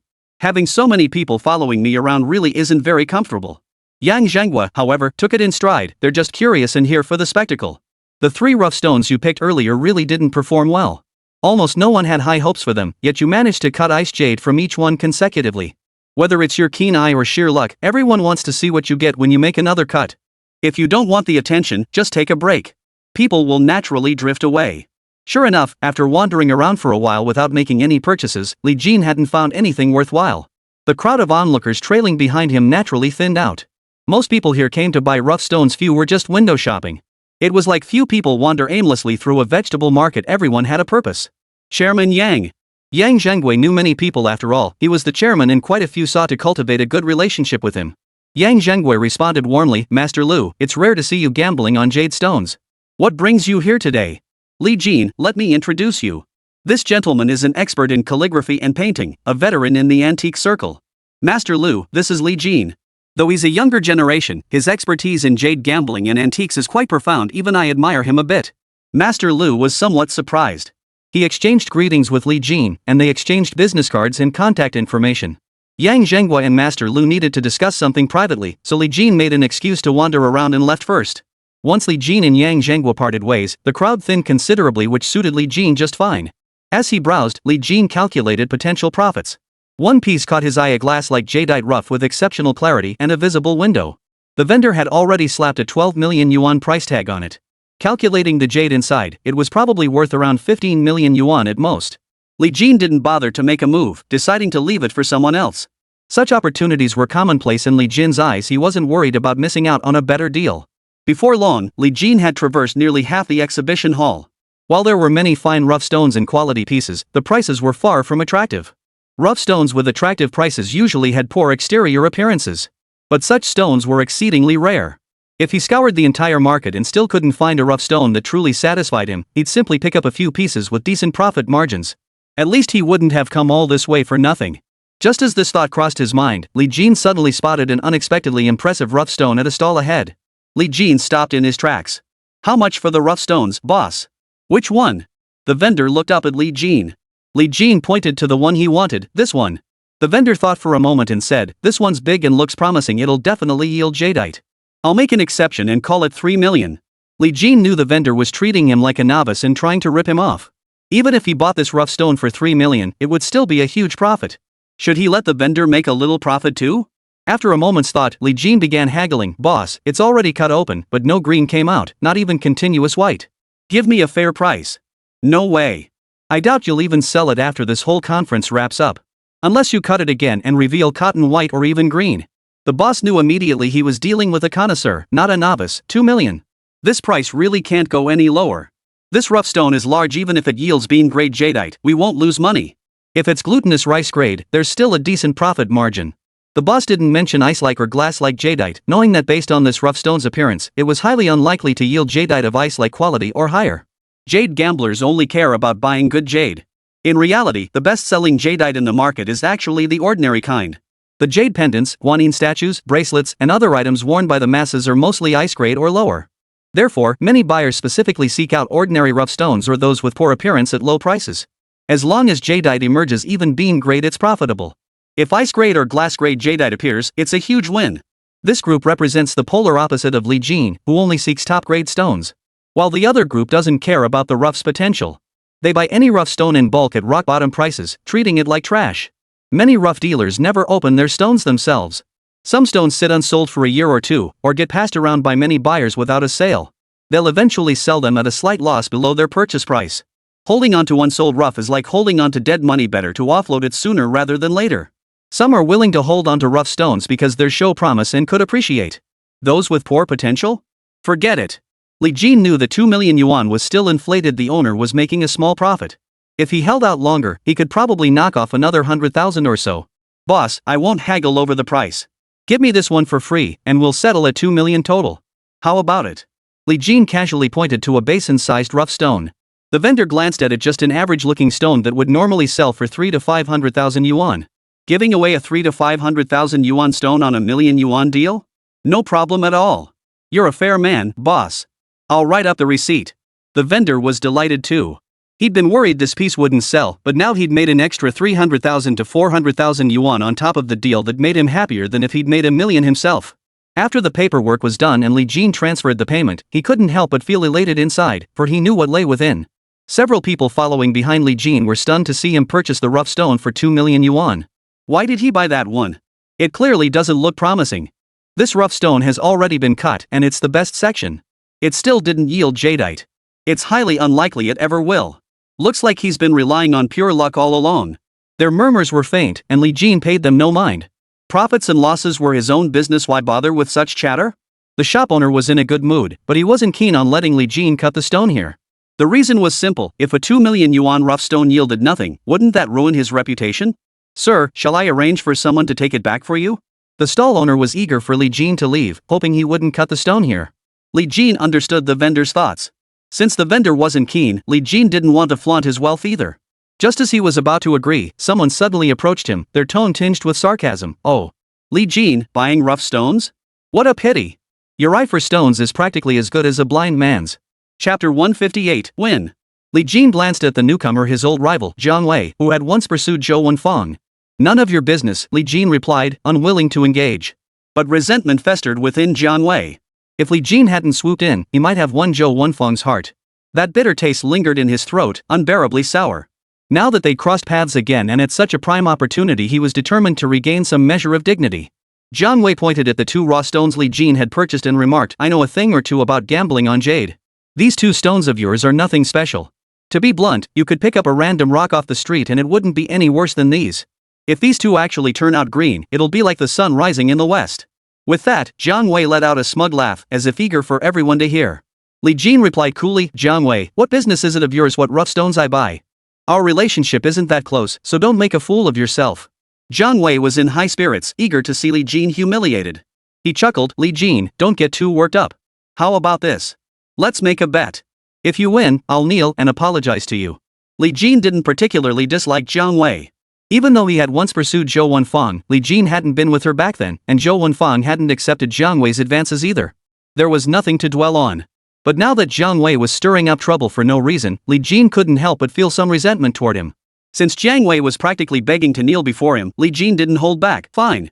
What's the wager? Jiang Wei proposed, if jadeite comes out of the rough stone you bought, I'll kneel and apologize to you right here and now. How about it? As long as jadeite appears? Li Jin countered. Yes. Jiang Wei answered with absolute certainty, for he was utterly confident. This time, Li Jin agreed readily, all right. Boss, please find a master to cut the stone for me. The stall owner was actually reluctant inside, worried that cutting the stone on the spot would affect his business. Many jade gamblers believed in such superstitions. But since Li Jin insisted on cutting, he couldn't refuse and had to agree. As the crowd gathered to watch the cutting, onlookers began commenting on Li Jin's 2 raw stones. There's still a chance it could yield jadeite. Not very likely. That larger stone has already been cut once by the owner, and even the best section didn't yield green. Whether it contains jadeite is uncertain. It is that big, after all. Someone who had followed Li Jin all the way over chimed in, these 2 rough stones cost 2 million. Even if jadeite is found, it'll still be a loss. Hearing the 2 million yuan price tag, the onlookers gasped in surprise. 2 million for these 2 pieces? Looks like this young man is still a novice. Probably got scammed by the vendor. With this quality, I wouldn't even get 1 million for them. Lucky these came from a pit mine. Otherwise, nobody'd even want them as gifts. Enough. 2 million is a bit steep, but not outrageously so. The real issue is that after cutting the first slab, there was no sign of jade. That's why it's discounted. Otherwise, for that size, it'd be decent. But it did get cut. If that cut had revealed green, 2 million wouldn't be unreasonable. But it showed nothing. Even if another cut revealed green, it's just a bean-sized stone. What kind of price could it possibly fetch? Amid the murmurs of discussion, the stall owner summoned the cutting master. Li Jin drew a line on the small stone with his pen, master, cut it like this. The experienced cutter nodded and hoisted the stone onto the cutting machine. SSS-grade. The blade of the cutting machine screeched against the rough stone. Soon, to the eager anticipation of the crowd, the first cut was made. The master rinsed it with water, then turned to Li Jin with good news, boss, it's green. Li Jin wasn't surprised at all. He knew exactly what lay within these 2 stones. Upon hearing about the green, Jiang Wei's expression changed dramatically. He rushed forward and saw a large patch of green. Jiang Wei could scarcely believe it. The exterior of this stone had shown no promise whatsoever, yet green emerged within. Impossible. This must be just a single patch of green. There can't be jade inside. Jadeite is essentially a type of rock. Before it formed into jadeite, it might have been an ordinary stone. There are various theories about how jadeite forms, but the most widely accepted view is that it results from the desilication of granite magma under high pressure. The creation of jadeite involves a definite process. Many raw stones exist in a liminal state between becoming jadeite and not. Within these stones, patches of green or even large expanses of green can form, yet their underlying structure remains that of ordinary rock. To judge the quality of jadeite, one primarily looks at its texture, translucency, and color. A stone with good color but poor texture and translucency is essentially just a green rock. Li Jin drew 3 lines on the rough stone. Master, cut along these lines and polish the jadeite inside. Got it. The master worked swiftly. Before long, the rough stone was cut open, revealing patches of green everywhere. However, without polishing, the outer layer remained unpolished stone, and without a light, it was impossible to determine the true quality inside. Jiang Wei, looks like you're going to lose, Li Jin remarked calmly. Green is showing everywhere. It's impossible for there to be no jade inside, right? With a stone like this, finding jade was practically a certainty. The only question was what grade of jade would appear on that surface. Boss, I'll offer 3 million. Will you sell? Someone raised their hand and called out. 3,500,000. 3,800,000. Are you crazy? The outer layer of this rough stone doesn't look promising. It's likely just glutinous rice jade inside. Why bid so high? Even without lighting, its external appearance suggests decent translucency and texture. The color seems exceptionally pure. It could very well be emerald green. Jadeite green comes in many varieties: imperial green, emerald green, pure green, and so on. The finest is undoubtedly imperial green, followed by emerald green and others. As long as the color is excellent, even if it's only glutinous rice jade, this rough stone could fetch a good price. Jiang Wei never imagined such a typically poor quality rough stone could yield such a large green section. He began to feel uneasy. It hasn't even been cut into jadeite yet. If you're so confident, cut the whole thing open. Maybe there's nothing inside. That was a bit of a stretch. Li Jin turned to his master and said, "Master, please help us cut it all open." Now that green had appeared, further cutting was impossible. Instead, a polishing machine would be used to grind away the outer layer of stone to extract the jadeite within. Jadeite and stone are distinct. Those familiar with it can easily tell them apart. During polishing, even if a tiny bit of jadeite was damaged, it wouldn't matter much. It would be designed and processed later anyway. Under the master's grinding, a piece of jadeite was completely separated. Before the grinding was even finished, someone exclaimed, "Ice-type imperial green. Top grade. Wow, what a huge jump in value. Ice-type jade? Imperial green? Unbelievable." Li Jin exchanged 1,000 yuan with the stall owner and received another red envelope. The vendor had all these items ready. Li Jin wrapped the red envelope and handed it to the master. "Thank you, master. You've worked hard." "It's all thanks to you." The master grinned as he accepted the red envelope. It's customary for buyers to give a red envelope to the master who helped uncover a big jade find, as a gesture of good luck. The stall owner also lit a string of firecrackers. This was also a tradition. Whenever a stall produced top-grade jadeite, the vendor would set off firecrackers to celebrate and attract customers. Amidst the bustle, all the jadeite had been cut open. The entire piece was a top-grade imperial green ice-type jadeite. The surrounding areas might be slightly less impressive, but it didn't diminish its value. Jiang Wei noticed the crowd growing larger. Having to kneel in front of so many people made him feel embarrassed. Noticing Li Jin hadn't spotted him, he prepared to slip away quietly. Li Jin, who had been watching Jiang Wei out of the corner of his eye, immediately blocked his path. "You propose this wager. You win, you lose. Shouldn't you be kneeling to apologize to me?" Chapter 159, repeatedly breaking his word. Jiang Wei was filled with guilt, and with so many people watching, he couldn't bear the shame. Kneeling? Absolutely not. Jiang Wei resorted to stubbornness. "I already said you only win if both pieces turn out to be jadeite." Before Li Jin could respond, the onlookers began siding with him. "Hey, you're just a sore loser. You're the one who proposed this bet. I heard the whole thing. You clearly said that if even one piece had jade, you'd lose." "Yeah, I heard it all too, loud and clear. If you can't handle the consequences, you shouldn't have bet in the first place. Now you're afraid to admit you lost." Jiang Wei's face flushed crimson, but he refused to budge. "Don't I know my own words better than you do? I clearly said both pieces had to yield jadeite." "Stop stirring things up. This has nothing to do with you." The crowd jeered in unison. "Young man, this is no way to conduct yourself. You have no credibility whatsoever. Who would dare do business with you in the future?" "Exactly. You can't even stand by your own words. You flip-flop in a heartbeat. So young and already acting like a scoundrel. You won't get far down that path." Jiang Wei seethed with anger. "What the hell do you care? I'll do whatever I damn well please. What are you gonna do about it?" Seeing Jiang Wei's defiant, "What's the point?" attitude, Li Jin said, "Fine. If the second piece turns out to be jadeite too, you have to admit it." Jiang Wei didn't believe the second one would yield jadeite either, of course. The second stone was the one Li Jin had eyed first, already cut once by the owner. This particular stone didn't look promising at all, and almost no one held high hopes for it. Onlookers sighed. "If I were the owner buying these stones, I wouldn't cut the second one." "Me neither. This second one clearly looks bad. Who knows if it'll even yield jade." "They're all young, hot-headed." Li Jin calmly marked the cutting lines. Because this piece was quite large, the master couldn't lift it alone, nor could he secure it properly, so he specifically asked 2 assistants for help. As the rough stone was gradually cut open, the master rinsed away the debris with water. Inside, the entire block was green, a vivid, almost paint-like green that seemed ready to spill out. Everyone gasped in astonishment. "Green! More green!" Judging by this display, this piece is at least glass like jadeite, and imperial green at that. If anyone says this is luck, I won't be the first to believe it. It's definitely not luck. I've been following this young boss. He cut 3 ice-quality stones at the first stall, and now he's cut 2 more here. 5 consecutive pieces at ice-type quality or higher? Even a master couldn't achieve that. When all the jadeite was finally revealed and rinsed with water, everyone was speechless with astonishment. This raw stone was massive, likely weighing over 1,000 jin. At least 3/4 of the stone had been cut away, yet the very center was entirely jadeite. One end was ice-quality jadeite, a vibrant green tinged with purple. The middle section was high-grade ice-quality jadeite, a pure, bright green, and the tail end was a large block of glass-quality imperial green jadeite, the absolute pinnacle of jadeite. The stall owner was the first to react, shouting at the laborer he'd hired, "Shao Sun, light the firecrackers. Light them all." Finding such a supreme jadeite in his own stall, it would be a lie to say he wasn't envious. But those in the rough jade business knew well that they couldn't afford to cut these stones themselves. The jade within was destined to remain beyond their reach. Setting off firecrackers now to generate buzz was the best move. With effective promotion, selling the current rough stones would be a breeze. He might even secure several long-term major clients. If his supplier could produce top-tier jadeite, naturally more people would want to work with him. The crowd erupted instantly, whipping out their phones to capture the spectacle. One man had already approached Li Jin. "Boss, is this jade for sale?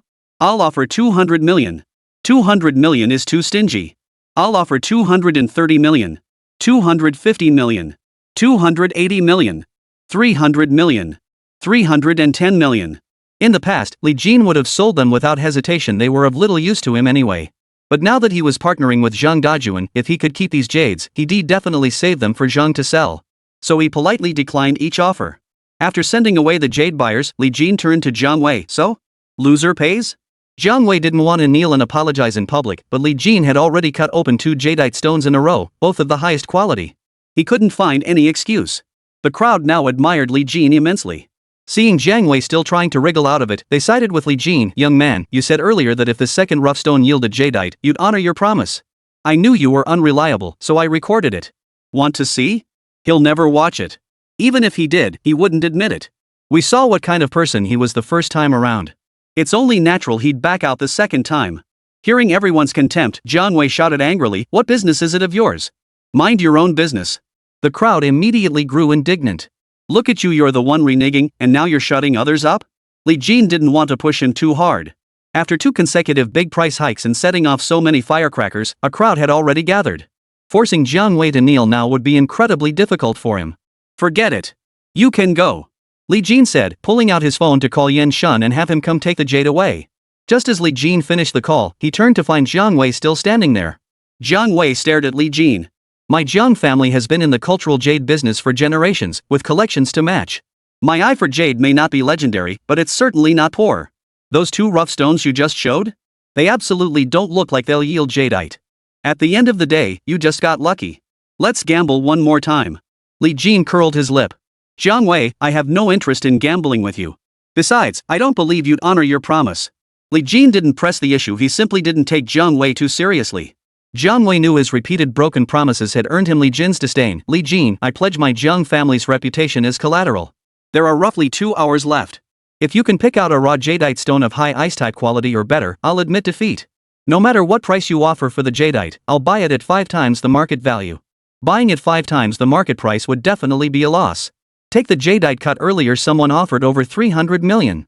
Even if he found a sucker, the most he could get would be around 400 million. No one would pay 15 billion. Li Jin shook his head. "Not interested."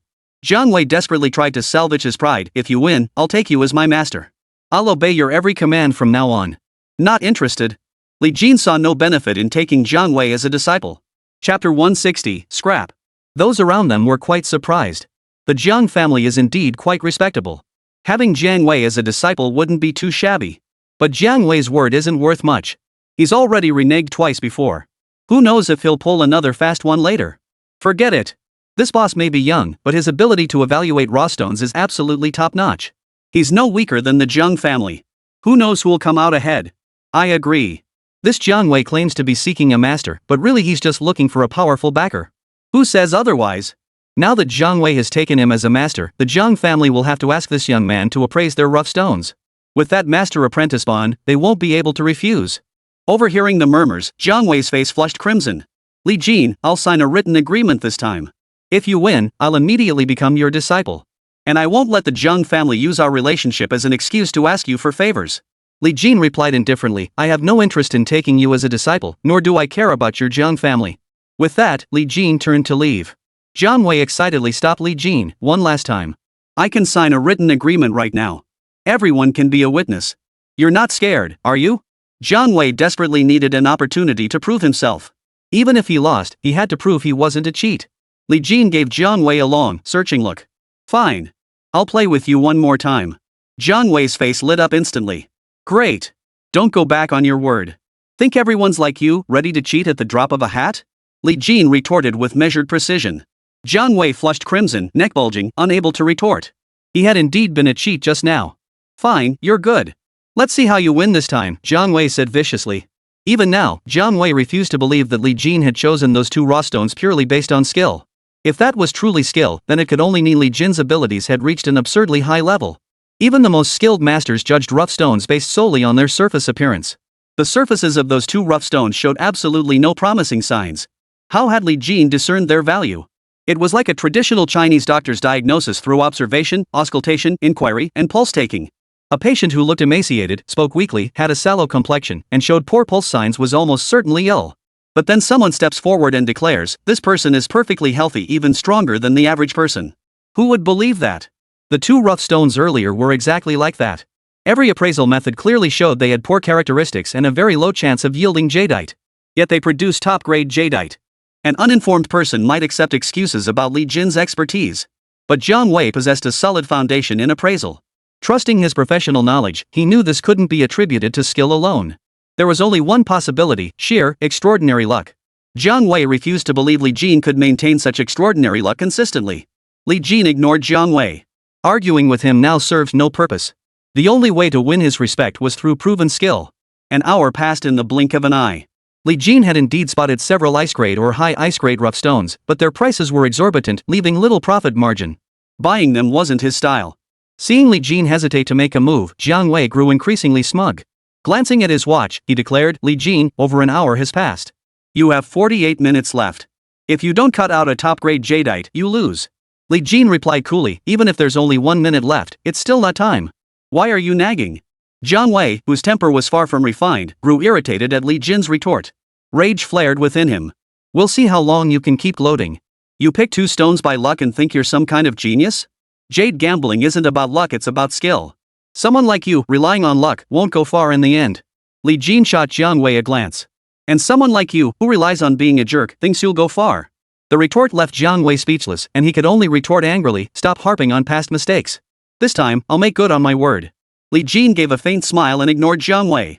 Over an hour passed, and the crowd that had initially followed the two men to watch the spectacle had thinned considerably. As they walked on, a commotion erupted ahead: stone cutting. Stone cutting.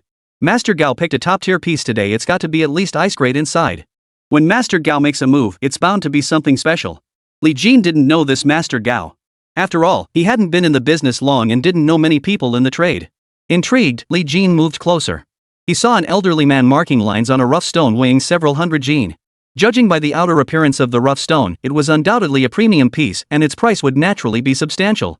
Soon, the lines were marked, and the master began cutting. SSS. The first cut yielded nothing.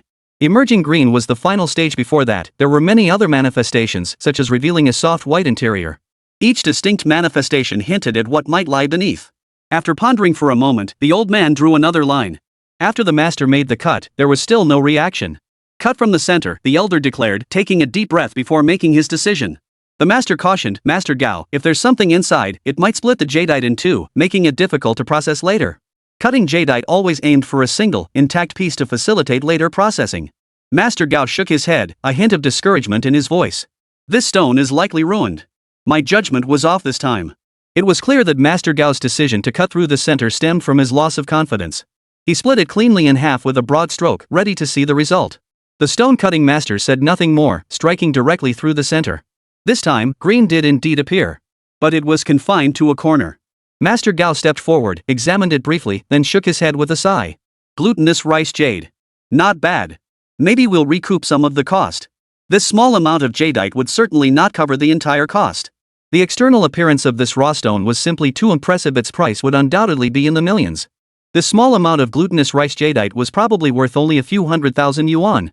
After marking the stone, Master Gao had the cutter extract the jadeite. He examined the other rough stones but remained unsatisfied. He instructed the cutter to split the larger pieces in half again, only to find nothing but the initial small amount of glutinous rice jadeite. Onlookers sighed in unison, Master Gao really took a hit this time. I heard he paid 6 million for the rough stone. That tiny bit of glutinous rice jade is probably worth only 700,000 to 800,000 yuan. What a huge loss. One cut can make you poor, another can make you rich. Even a master can't escape that saying. Master Gao isn't short a few million. Jiang Wei had no interest in the cutting process. He kept checking the time. Another 20 minutes had passed, and seeing that Li Jin showed no sign of urgency, he couldn't help but say, Li Jin, don't say I didn't warn you. You only have 26 minutes left. If you don't pick a stone soon and end up losing, don't try to back out. Li Jin's gaze darted back and forth over the scrap stones as he casually replied, the emperor isn't in a hurry, but the eunuch is. You. Jiang Wei was so furious he couldn't speak. Amidst the murmurs of the crowd, Master Gao waved his hand. Masters, please help clear away these scraps. Since the stone-cutting masters had been paid, they naturally complied without complaint. Li Jin suddenly stepped forward, Old Master, are these scraps for sale? I'd like to buy a couple to play around with. Chapter 161, Uncovering a Premium Gem. Master Gao looked at Li Jin with puzzlement. Young man, you want this scrap? In the jade gambling market, many people bought scrap to cut. Some rough stones are massive, and jadeite doesn't always concentrate in one spot. It's possible that one corner contains a section of stone, another section in the middle, and yet another piece of jade. Buying these scraps is essentially gambling that undiscovered jade still lies within the unexplored sections of the stone. However, buying scrap depends on the buyer. Purchasing scrap from less experienced buyers can still be profitable. Buying scrap from masters like Gao Deshur is essentially throwing money away.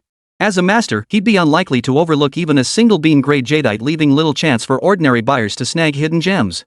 This puzzled Master Gao that anyone would even consider buying scrap he'd already processed. Li Jin smiled and said, Old Master, I'm just dabbling. If you feel it's not suitable, I won't insist. Master Gao chuckled heartily. Young man, if you like it, take it. It's yours. No, Li Jin protested. This is our first meeting, sir. I couldn't possibly accept something for free. If you don't name a price, I'd feel awkward taking it. Fine. 500 yuan per piece. Take whatever you like. Master Gao casually named a price. The entire block of raw stone had cost 6 million yuan. Selling it now as broken pieces at 500 yuan each was practically giving it away. Li Jin smiled and selected 2 pieces, each roughly the size of 2 fists. Master Gao was somewhat surprised. He'd expected Li Jin to pick larger pieces of scrap, but in the end, he only chose 2 small scraps. Li Jin paid, and Master Gao accepted without hesitation. It was all agreed upon beforehand, so there was nothing more to discuss. Neither Li Jin nor Master Gao truly cared about the small sum. Jiang Wei watched the scene unfold with a cold smile. He knew Master Gao's reputation well. Li Jin actually went to buy Master Gao's scrap material that's practically asking for trouble. Li Jin stepped before Jiang Wei, how about I wager these 2 raw stones against you? If they're ice grade or higher, you lose. If they're below ice grade, I lose. Jiang Wei felt as if he'd heard the most ridiculous joke. You want to bet me 2 scraps? Li Jin remained calm. Why not? Li Jin, you really don't know your place, Jiang Wei said. You think Master Gao discarded these rough stones because they're worthless? What do you expect to find inside? Forget ice grade, you won't even get bean grade. Li Jin reminded him with a smile, don't be so overconfident. You said the same thing last time. You thought not even bean grade jade would come out. What happened in the end? Jiang Wei's facial muscles twitched a few times before he took a deep breath and sneered coldly, Li Jin, I'll be damned if I don't see just how good you really are. You think you can cut good jadeite from rough stones even a master like Master Jinzong discarded? Fine. I'll watch and see what you can carve out of these 2 pieces of junk today. But I'm warning you now, no backing out if you lose. Whoever backs out is a coward. Li Jin retorted, don't be so cocky. You might be the one left with egg on your face. After speaking, Li Jin turned to Master Gao and said, Old Master, may I ask a few more stone-cutting masters to help with the cutting? That was the rule. If someone took on scrap material, the stone-cutting masters were obligated to assist with the cutting. Asking Master Gao now was also a gesture of respect. Master Gao nodded. Alright, no problem. I'm curious myself what could possibly be inside these stones. This was also Master Gao giving Li Jin face. In his mind, he had already concluded that there was nothing left inside these 2 jadeite roughs. Had he believed even a shred of jade remained inside, he would have had the stone-cutting master slice them open earlier. To voice his true thoughts outright would have been a slight. That's why Master Gao phrased it this way. Li Jin handed the 2 modest-sized rough stones to the cutting master. Master, no need to mark them. They're not big. Just cut off about a centimeter and polish them. The stonecutter, who also understood rough stones, wasn't optimistic either. He casually took them. Alright, I'll just cut them randomly then. Alright. Li Jin nodded. The master stonecutter casually selected one, sliced off a layer of stone skin, then had his assistant pour water while polishing it. Within a minute, the master cutter exclaimed in surprise, green. It's green. The words sent shockwaves through the crowd. The scrapstone that Master Gao had discarded was actually revealing green? It was like a doctor declaring someone dead, only for them to suddenly speak utterly astonishing. Master Gao couldn't believe it either. He rushed over and exclaimed, it really did turn green. Jiang Wei's heart leapt at the sound. Could Li Jin have struck gold again, unearthing a top-grade jadeite? But then, Jiang Wei dismissed the thought as impossible. If there truly was top-grade jade inside, with such thin skin, it would have shown signs. Master Gao wouldn't have missed it. Most likely, it contained only a small amount of bean-grade jadeite. Yet, as the rough stone was gradually cut open and the stone cutter lifted the jade from the frame, the onlookers gasped in astonishment. High ice-quality yellow jadeite. They actually uncovered such high-quality jade. How much could this be worth? Nice quality, but not a big piece. Maybe over 3 million? Close enough. I'd say around 4 million. Whatever the price, it's a huge profit. After all, it only cost 500 yuan. Master Gao exclaimed repeatedly, unbelievable. I totally misjudged this one. Master Gao, being a true expert, showed no regret despite selling this rough stone for just 500 yuan. Instead, he was filled with awe. Young man, you've got a keen eye. Master Gao praised. Just lucky. Li Jin replied modestly. Master Gao examined another scrap piece. Do you think this one could yield jadeite? There might be a slight chance, but I can't say for sure, Li Jin replied uncertainly. Young man, you're being too modest, Master Gao remarked with curiosity. Would you mind cutting it open to see? Since Li Jin had already purchased that scrap piece, whether to cut it open was entirely up to him. Li Jin smiled and said, let's cut it open then. I'm curious too. The stone-cutting master wasted no time asking, boss, how should we cut this one? Just polish it, Li Jin said. It's not big anyway. Polishing it will show if there's anything inside. Got it. The stone cutter responded and began grinding. Now everyone was eagerly waiting to see if this scrap piece could yield jadeite, especially top-grade jadeite. The grinding progressed swiftly. Within minutes, green hues began to emerge. Master Gao picked up a water scoop, splashed a little water on it, and exclaimed again, high ice-type jadeite, imperial green top-grade. Others couldn't see it, but coming from Master Gao, his words carried undeniable authority. Chapter 162, Kneeling to Become an Apprentice. The entire crowd gasped in shock. Another top-grade piece? This is unbelievable. I know this Mr. Li. This is already his 7th ice-grade jadeite today. I saw him cutting jade at the previous stall too. If I had to pick a jade appraisal master, this Mr. Li would be number 1. Number 1? Really? Many masters have cut top-grade jadeite too. You just don't get it. Other masters buy jadeite that looks good on the outside. But the jadeite Mr. Li picks? It never looks great on the outside, you could even say it looks bad. But whatever he picks, it's guaranteed to be top tier. Jiang Wei was utterly dumbfounded at this point, feeling as if he'd been struck by lightning. He never imagined that from 2 pieces of scrap rejected by master-level experts, Li Jin could extract 2 flawless gems. It all felt utterly unreal.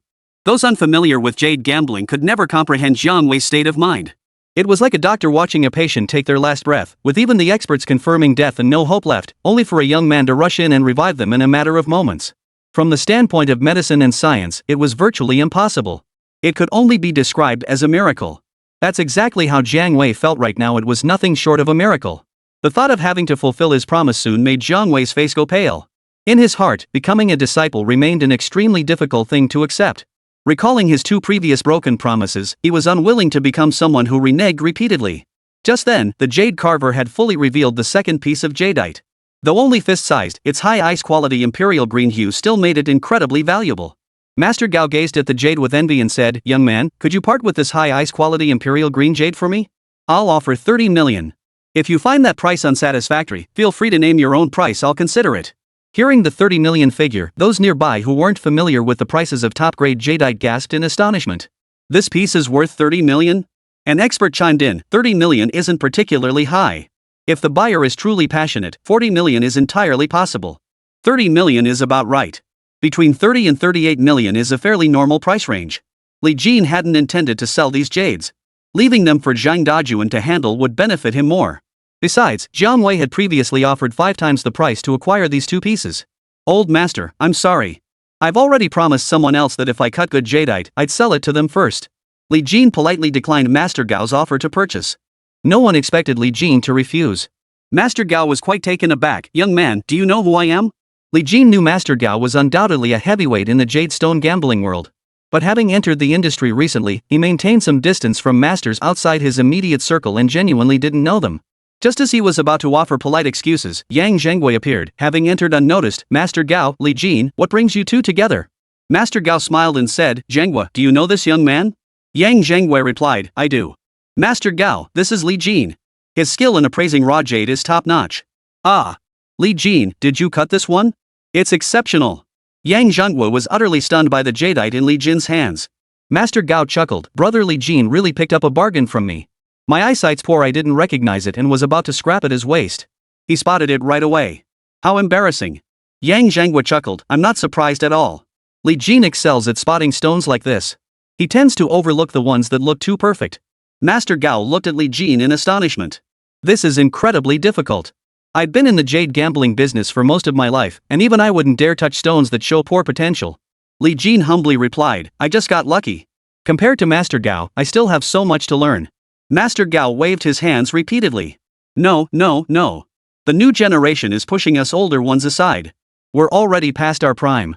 Yang Zhenghua added, the younger generation is truly formidable these days. After some small talk, Li Jin seized an opportunity to say, Chairman Yang, Master Gao, I have a matter to attend to. I'll be back shortly. Master Gao nodded. All right. Once you're done, if you have time, let's chat. Yang Zhenghua chimed in, exactly. Let's chat and exchange insights. It's I who should learn more from both of you, Li Jin replied politely before taking his leave once more. Master Gao and Yang Zhenghua chatted idly while Li Jin approached Jiang Wei. Jiang Wei, are you ready to accept your loss? Jiang Wei took a deep breath. I'll transfer you the money both bets combined. He pulled out his phone. Give me your account number. After the transfer was complete, Li Jin handed both pieces of jade directly to Jiang Wei, with no intention of bringing up the apprenticeship matter again. Deep down, Li Jin had no intention of taking Jiang Wei as his disciple. The reason was simple, Li Jin's unbeatable record was most likely due to his special ability. He couldn't pass this unique ability on to anyone else. Moreover, while he didn't exactly dislike Jiang Wei, he certainly didn't care for him either. Having witnessed Li Jin conversing with Yang Zhenghua earlier, Jiang Wei had concluded they shared a close rapport. Master Gao, too, seemed to regard Li Jin with special respect. If he took Li Jin as his master, he might gain access to these two connections while maintaining his reputation for keeping his word. Calculating it this way, even becoming a disciple wouldn't be a loss for Jiang Wei. With that thought, Jiang Wei knelt straight down on the ground. Li Jin, I still agree to take you as my master. Though I'm no gentleman, once my word is given, it cannot be taken back. I shall now perform the initiation rites. All eyes in the room were drawn to the two men. Jiang Wei had some reputation, after all. Kneeling to become a disciple in front of so many people was something no one had anticipated. Isn't that the young master of the Zheng family? Looks like it. Is he really going to take a master? Taking Boss Li as his master isn't a bad deal. Not just worth it, I'd say it's a huge win.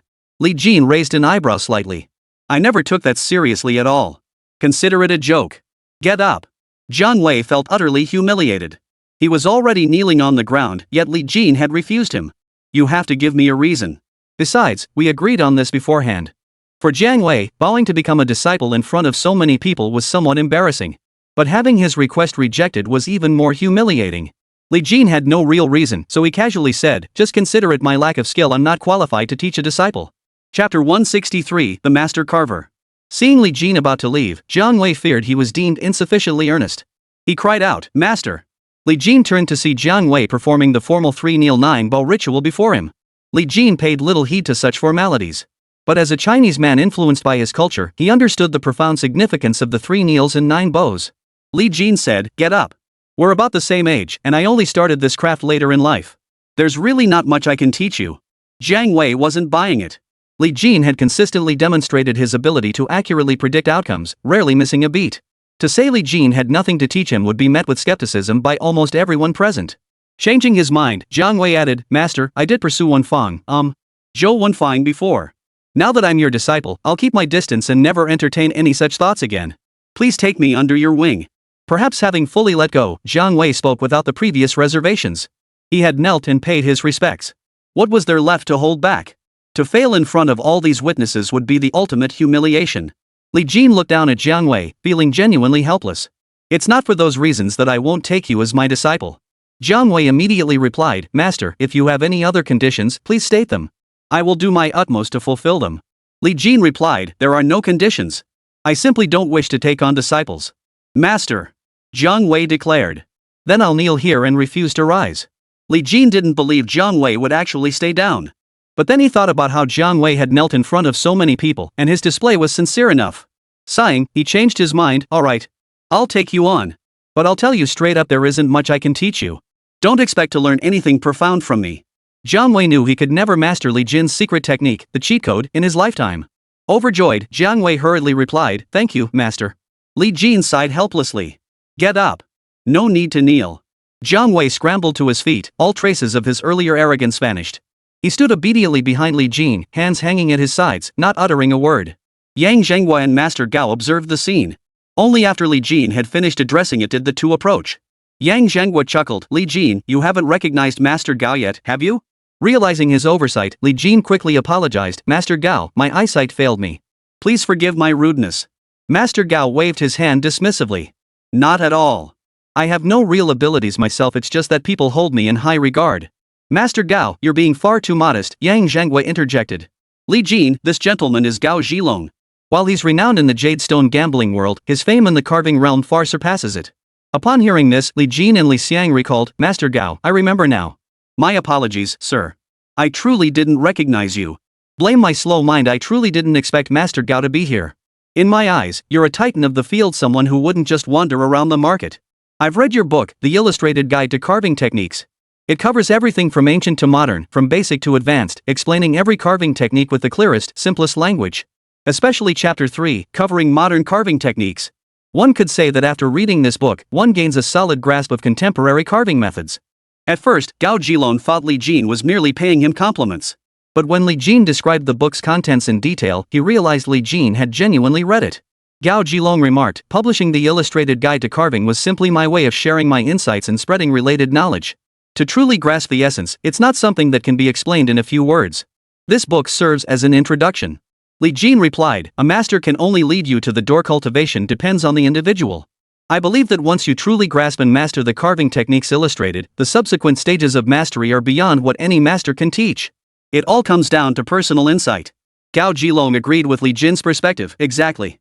It's the same in any field, no matter how skilled the master, they can't teach you to become a master yourself. Becoming a master depends entirely on yourself. Finding a good master merely helps you avoid some detours. Take that jade stone we just gambled on. I thought I had decent discernment after handling so much jade and nephrite. But in the end, I still misjudged it. Compared to you experts, I'm clearly an amateur."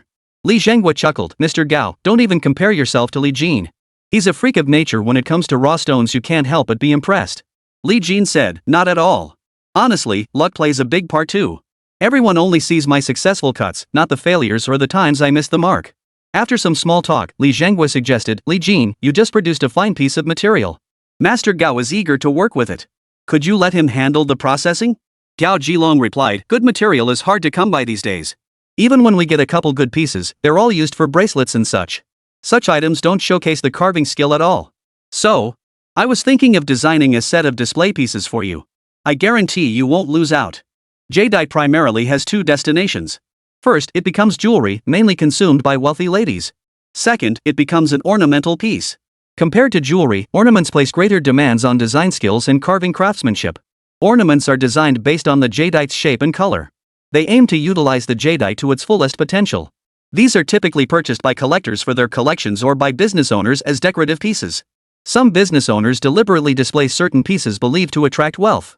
The two pieces of jade mentioned earlier have already been given to Jiang Wei. Jiang Wei purchased them at 5 times the price, as agreed upon earlier. Although Jiang Wei is now Li Jin's apprentice, Li Jin wouldn't be so brazen as to ask for them back. But having Gao Zhilong carve an ornament was a once-in-a-lifetime opportunity. To put it bluntly, even if two pieces were identical in design and shape at first glance. But what Gao Zhilong creates commands a premium of 20 to 30% over what ordinary artisans produce. A casual observer wouldn't discern the difference. But to the discerning eye, the 20-30% premium is absolutely justified. "Master Gao, it's an honor you've deigned to work on my piece," Li Jin said. "I have one more request. Could you craft a pair of bracelets for my fiancée?" "No problem at all," Gao Zhilong replied. "Just tell me her wrist size." Bracelets come in specific sizes, especially custom-made ones. Knowing the wearer's wrist size is crucial. Once carved, they might not fit someone else unless their wrists are nearly identical. Li Jin replied, "All right. Also, that piece of jadeite earlier might not work, but I'll definitely send you a better one, at least glass-like quality." Gao Zhilong was taken aback. "Glass-like jade?" "Yes." Li Jin nodded firmly. Gao Zhilong immediately asked, "Any color?" "Most glass-like jadeite is colorless, just like glass. This type of jadeite is indeed excellent and expensive, but it can be used for anything and won't disappoint." For Gao Zhilong, however, it lacked any sense of design.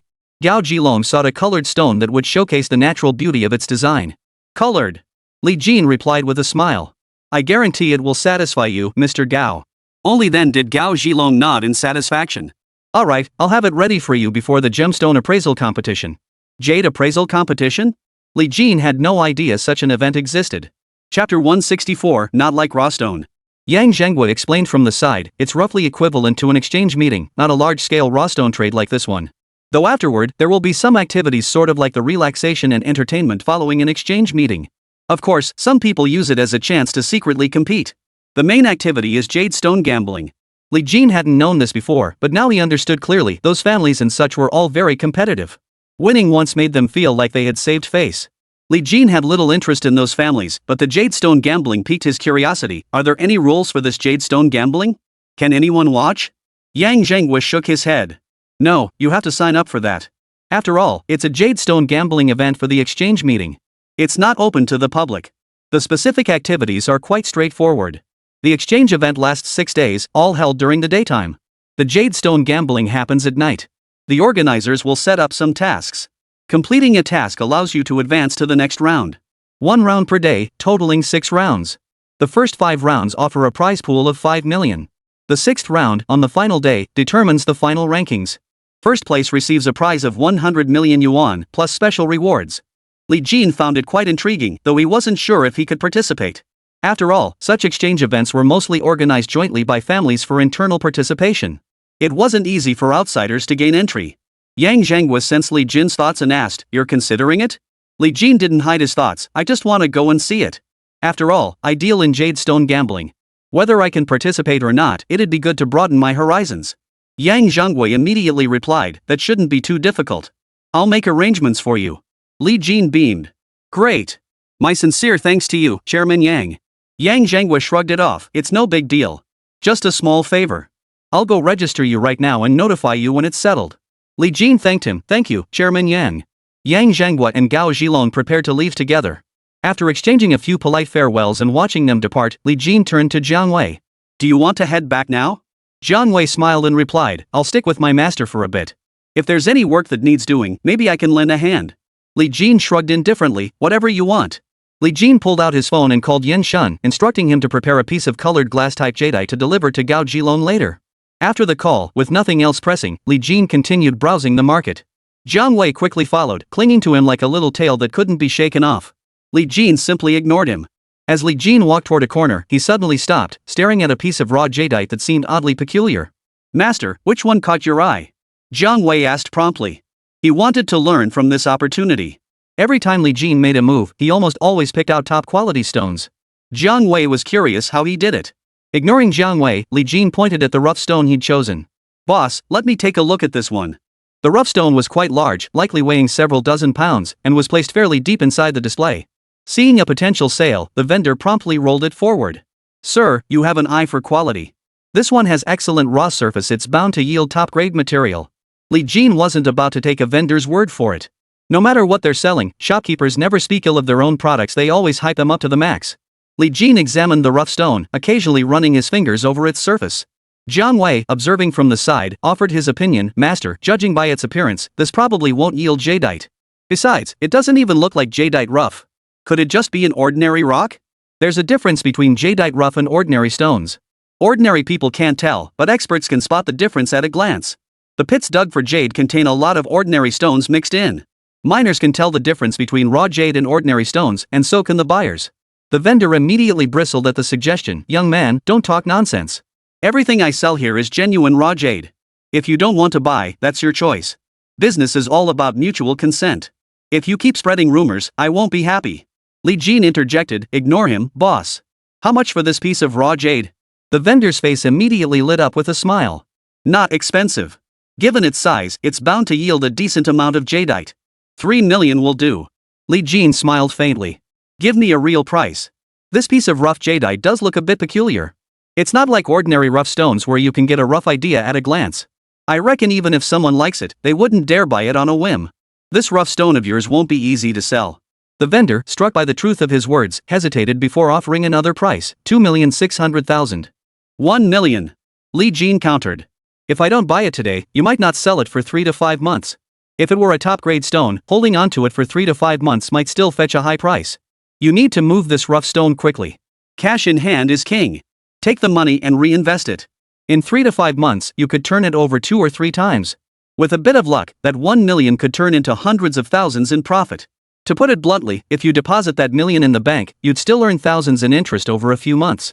Holding onto this stone might end up costing you money. The vendor's face twisted into a bitter smile. Boss, you're an expert. You know business. $1 million is way too little. I paid over $1 million to source the goods, plus shipping, storage, and all that. You can't expect me to take a loss, right? Li Jin said, $1,010,000. If you're willing to sell, I'll buy it.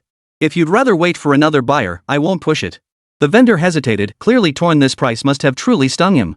Li Jin stood up and motioned to Jiang Wei, let's go.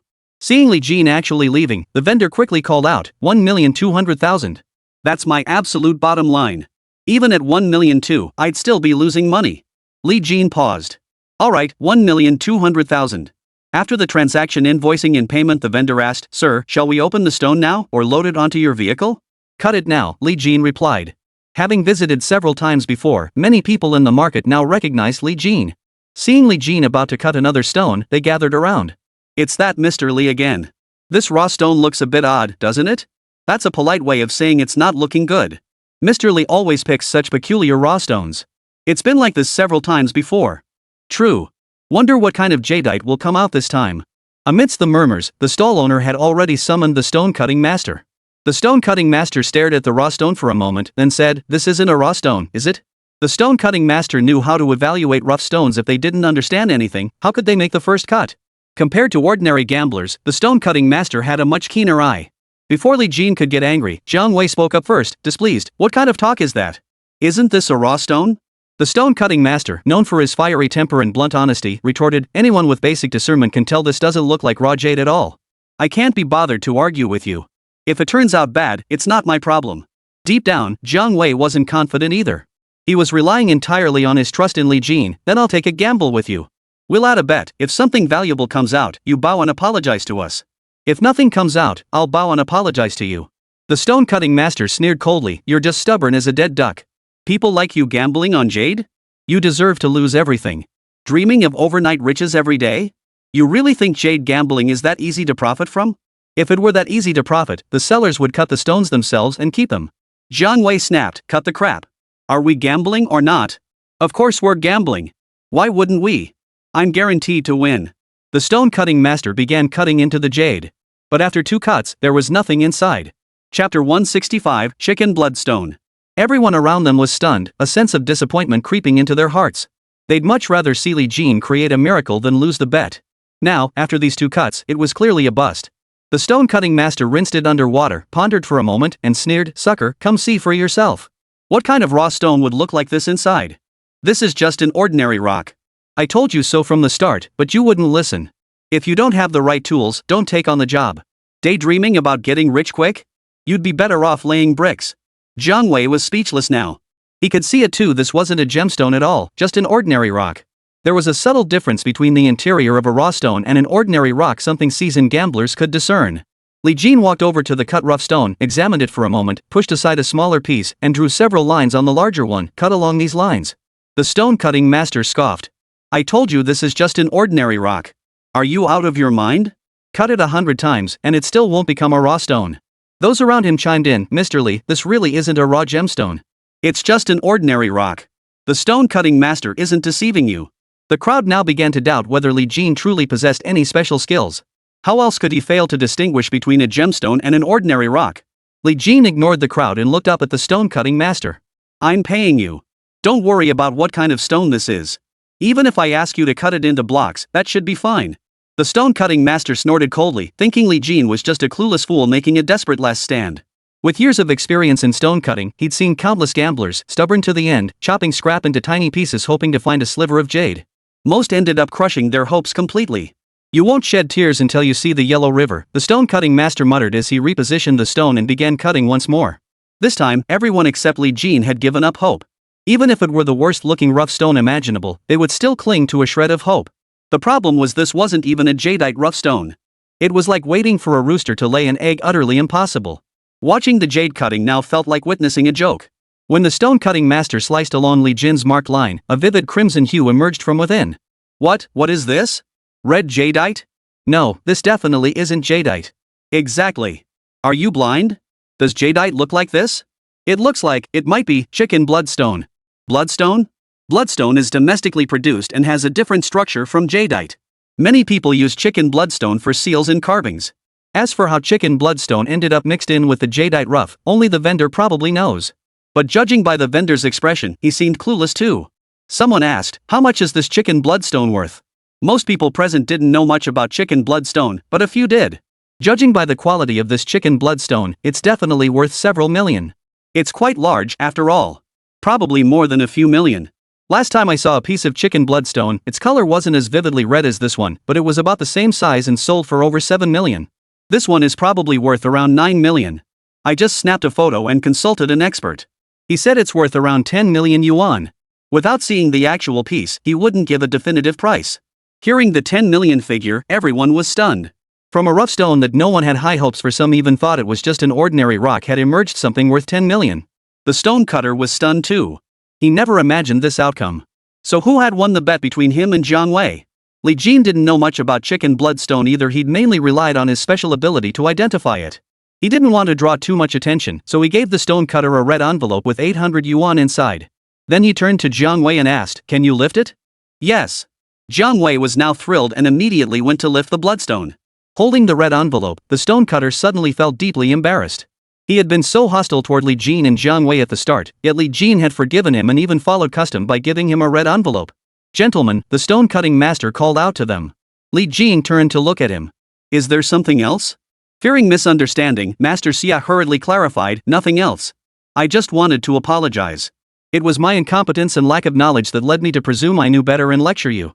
My apologies for the offense." Li Jin merely smiled faintly. "It's fine."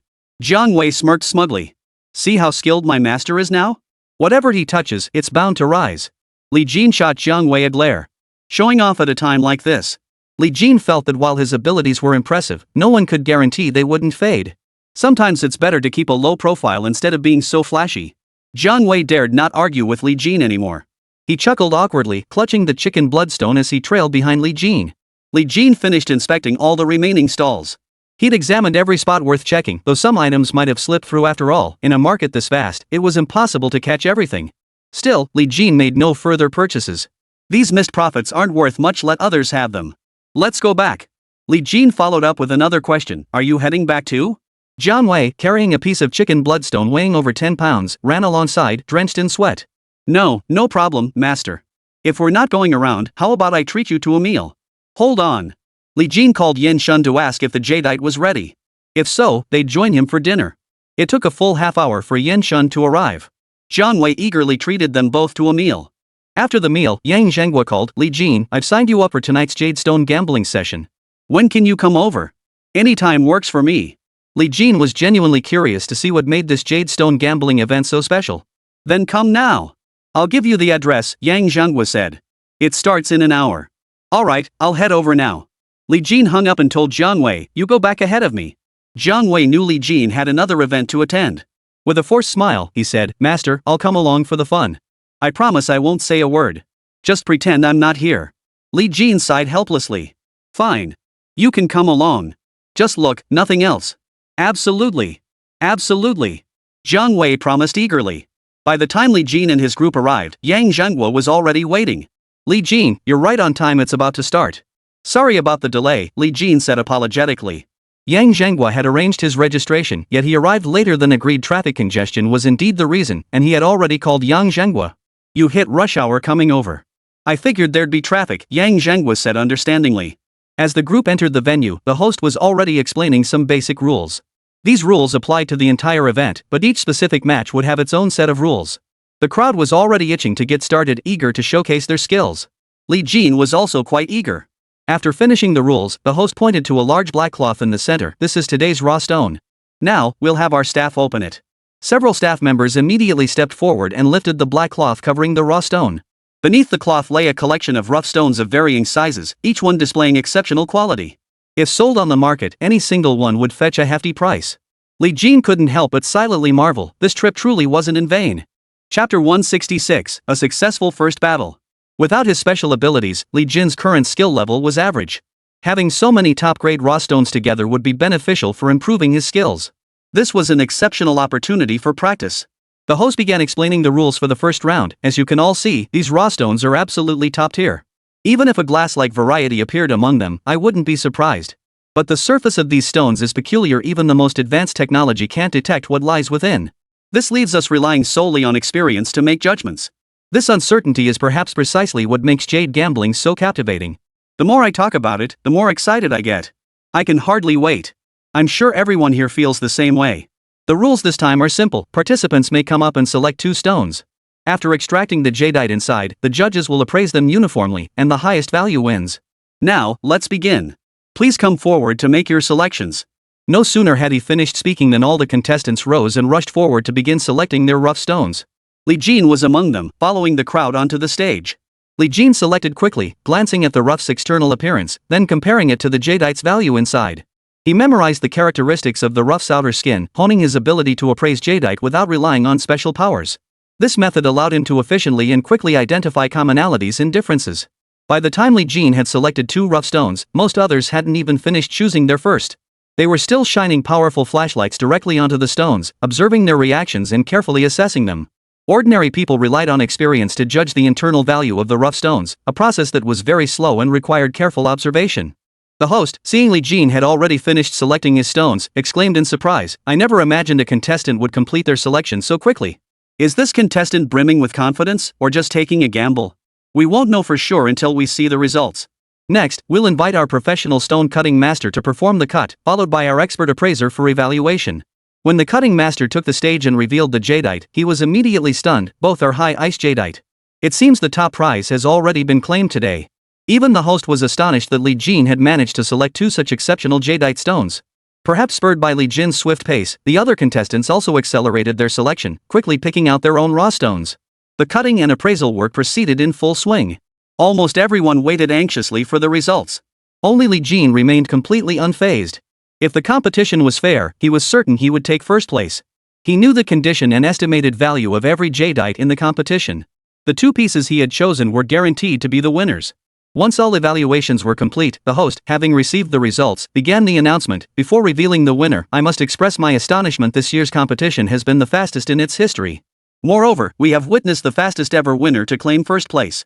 Our records show the previous fastest time for a first-place finish was 32 minutes, with an average of 46 minutes. But this year's winner achieved it in just 13 minutes. This is nothing short of a miracle, almost impossible to believe. I'm sure you've all guessed who this person is. Yes, that's right, it's Mr. Li Jin, who was the first to select 2 pieces of jade. Second place goes to Mr. Chang Weihua. Third place went to..." Li Jin had little recollection of these people and even less interest in them. But he couldn't help wondering if he'd been moving too fast. He clearly didn't need to be that fast. Such speed wouldn't affect the outcome, but it might draw attention to his unusual abilities. Yang Zhenghua, unaware of Li Jin's thoughts, smiled and offered congratulations. "Li Jin, congratulations. Such an impressive start in the first round." Jiang Wei chimed in, "Master, you're the real deal. In such a short time, you've picked out the very best from the bunch." Li Jin inwardly chuckled bitterly, but politely replied, "It was mostly luck on my part. It's nothing to boast about." Li Jin truly believed this in his heart. Unless he could be certain his special ability would never fade. But in truth, Li Jin didn't even know how this ability had come to be. How could he guarantee it wouldn't vanish? Yang Zhenghua, however, saw it as modesty. "Li Jin, to be honest, in my mind, you're absolutely one of the absolute best in the jadestone gambling world. Most so-called experts are nothing compared to you." Li Jin just didn't want more people to think that way, and he couldn't help but smile bitterly inside. Jiang Wei was still gloating, "Master, if Chairman Yang says so, I'd say it's pretty much a sure thing you're definitely one of the best in the jadestone gambling world."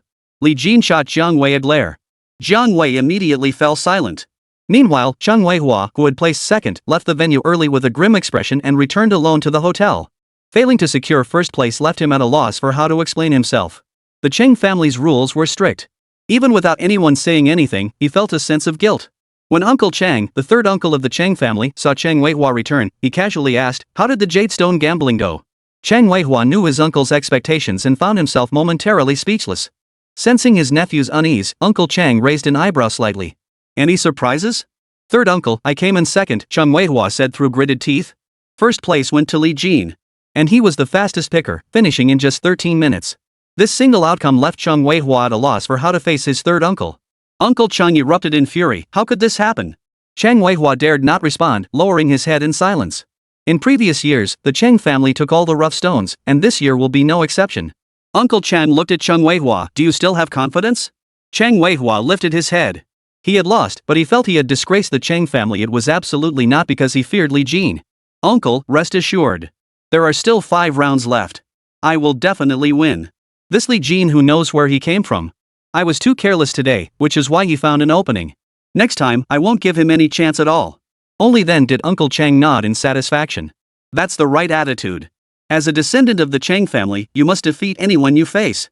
No matter who Li Jin is, if you can't defeat him, you're unworthy of being a descendant of the Chang family. Understand? Chapter 167, Drawing Lots. Yang Zhenghua now showered Li Jin with unreserved praise. Li Jin, while I wouldn't claim your jade appraisal skills are unmatched by all, they are undoubtedly among the absolute best. This Jade Stone gambling event primarily involves the major clans. After your stunning performance in the first round, you'll likely face targeted challenges in the rounds to come. Li Jin, however, remained unconcerned. This Jade Stone gambling event isn't that important to me. I'm here to broaden my horizons. After all, this event showcases an extraordinary number of premium jadeite rough stones. It's rare to encounter so many top-tier specimens in a single market. Though he spoke lightly, Li Jin truly didn't care much. If Li Jin wanted to win, as long as the organizers didn't cheat, he couldn't care less about the competitors targeting him. Because, to Li Jin, such targeting was utterly useless. Seeing Li Jin's remarkably calm demeanor, Yang Zhenghua couldn't help but express his admiration. Li Jin, I truly admire your composure. To possess such poise at such a young age. Truthfully, Li Jin didn't hold much regard for the Chang family. For him, this kind of jade stone gambling held little challenge. What did winning matter? It would just mean earning a bit more money. With Li Jin's current special abilities, where couldn't he make money? Whether gambling on jade at the market or snagging bargains at the antique fair, he could quietly amass a fortune. Therefore, the potential winnings held little appeal for him. What if he loses? Li Jin hadn't invested any resources. Even if he finished last, it wouldn't affect him in the slightest. Precisely because Li Jin maintained this relaxed mindset, treating the competition as a learning experience rather than a contest of victory or defeat, he found himself the most at ease. After chatting with Li Jin for a while, Yang Zhenghua said, It's getting late. I've arranged rooms for you both. Just mention my name when you check in. I've already made arrangements and selected the rooms for you. The hotel's packed right now. Without advance reservations, you won't get a decent room. Since conferences like this were always held at hotels, arranging accommodations was quite straightforward for Yang Zhenghua. With so many attendees this time, rooms with better natural light were undoubtedly all booked up. Li Jin replied, Chairman Yang, thank you for your trouble. No trouble at all, it's the least I could do. Oh, I don't have your details yet, so you'll still need to register at the front desk. Li Jin couldn't refuse Yang Zhenghua's kindness. After a bit of small talk, since Yang knew many people and others were coming over to chat, Li Jin sensed the hint and volunteered to go register his information, excusing himself first. Jiang Wei, however, was quite proactive. He grabbed his ID and eagerly trotted off to register. Li Jin couldn't be bothered with Jiang Wei. Since the latter volunteered to run errands, he was happy to let him handle it while relaxing on the nearby sofa. Li Jin didn't notice the 2 young women were also checking in at the front desk. One of them was Su Ran. Su Ran received her room key and was about to leave when she spotted Li Jin resting in the lounge area. The girl beside Su Ran noticed Su Ran hadn't moved and was staring at Li Jin. She asked curiously, What's up? You know that guy? Your expression is off. You wouldn't have taken a liking to him, would you? Su Ran casually replied, He's just Li Jin, the guy I told you about before. The girl frowned at once. You mean that ungrateful jerk Li Jin? After all you've done for him, he still lets you down. I can't stand people like him. If he were a real man, he'd have made things clear. What kind of game is this, stringing you along like this? I'm going to give him a piece of my mind today. With that, the girl started walking toward Li Jin. Su Ran quickly grabbed her arm. Wen Xiang, it's not what you think. It's not his fault. It's all my own problem.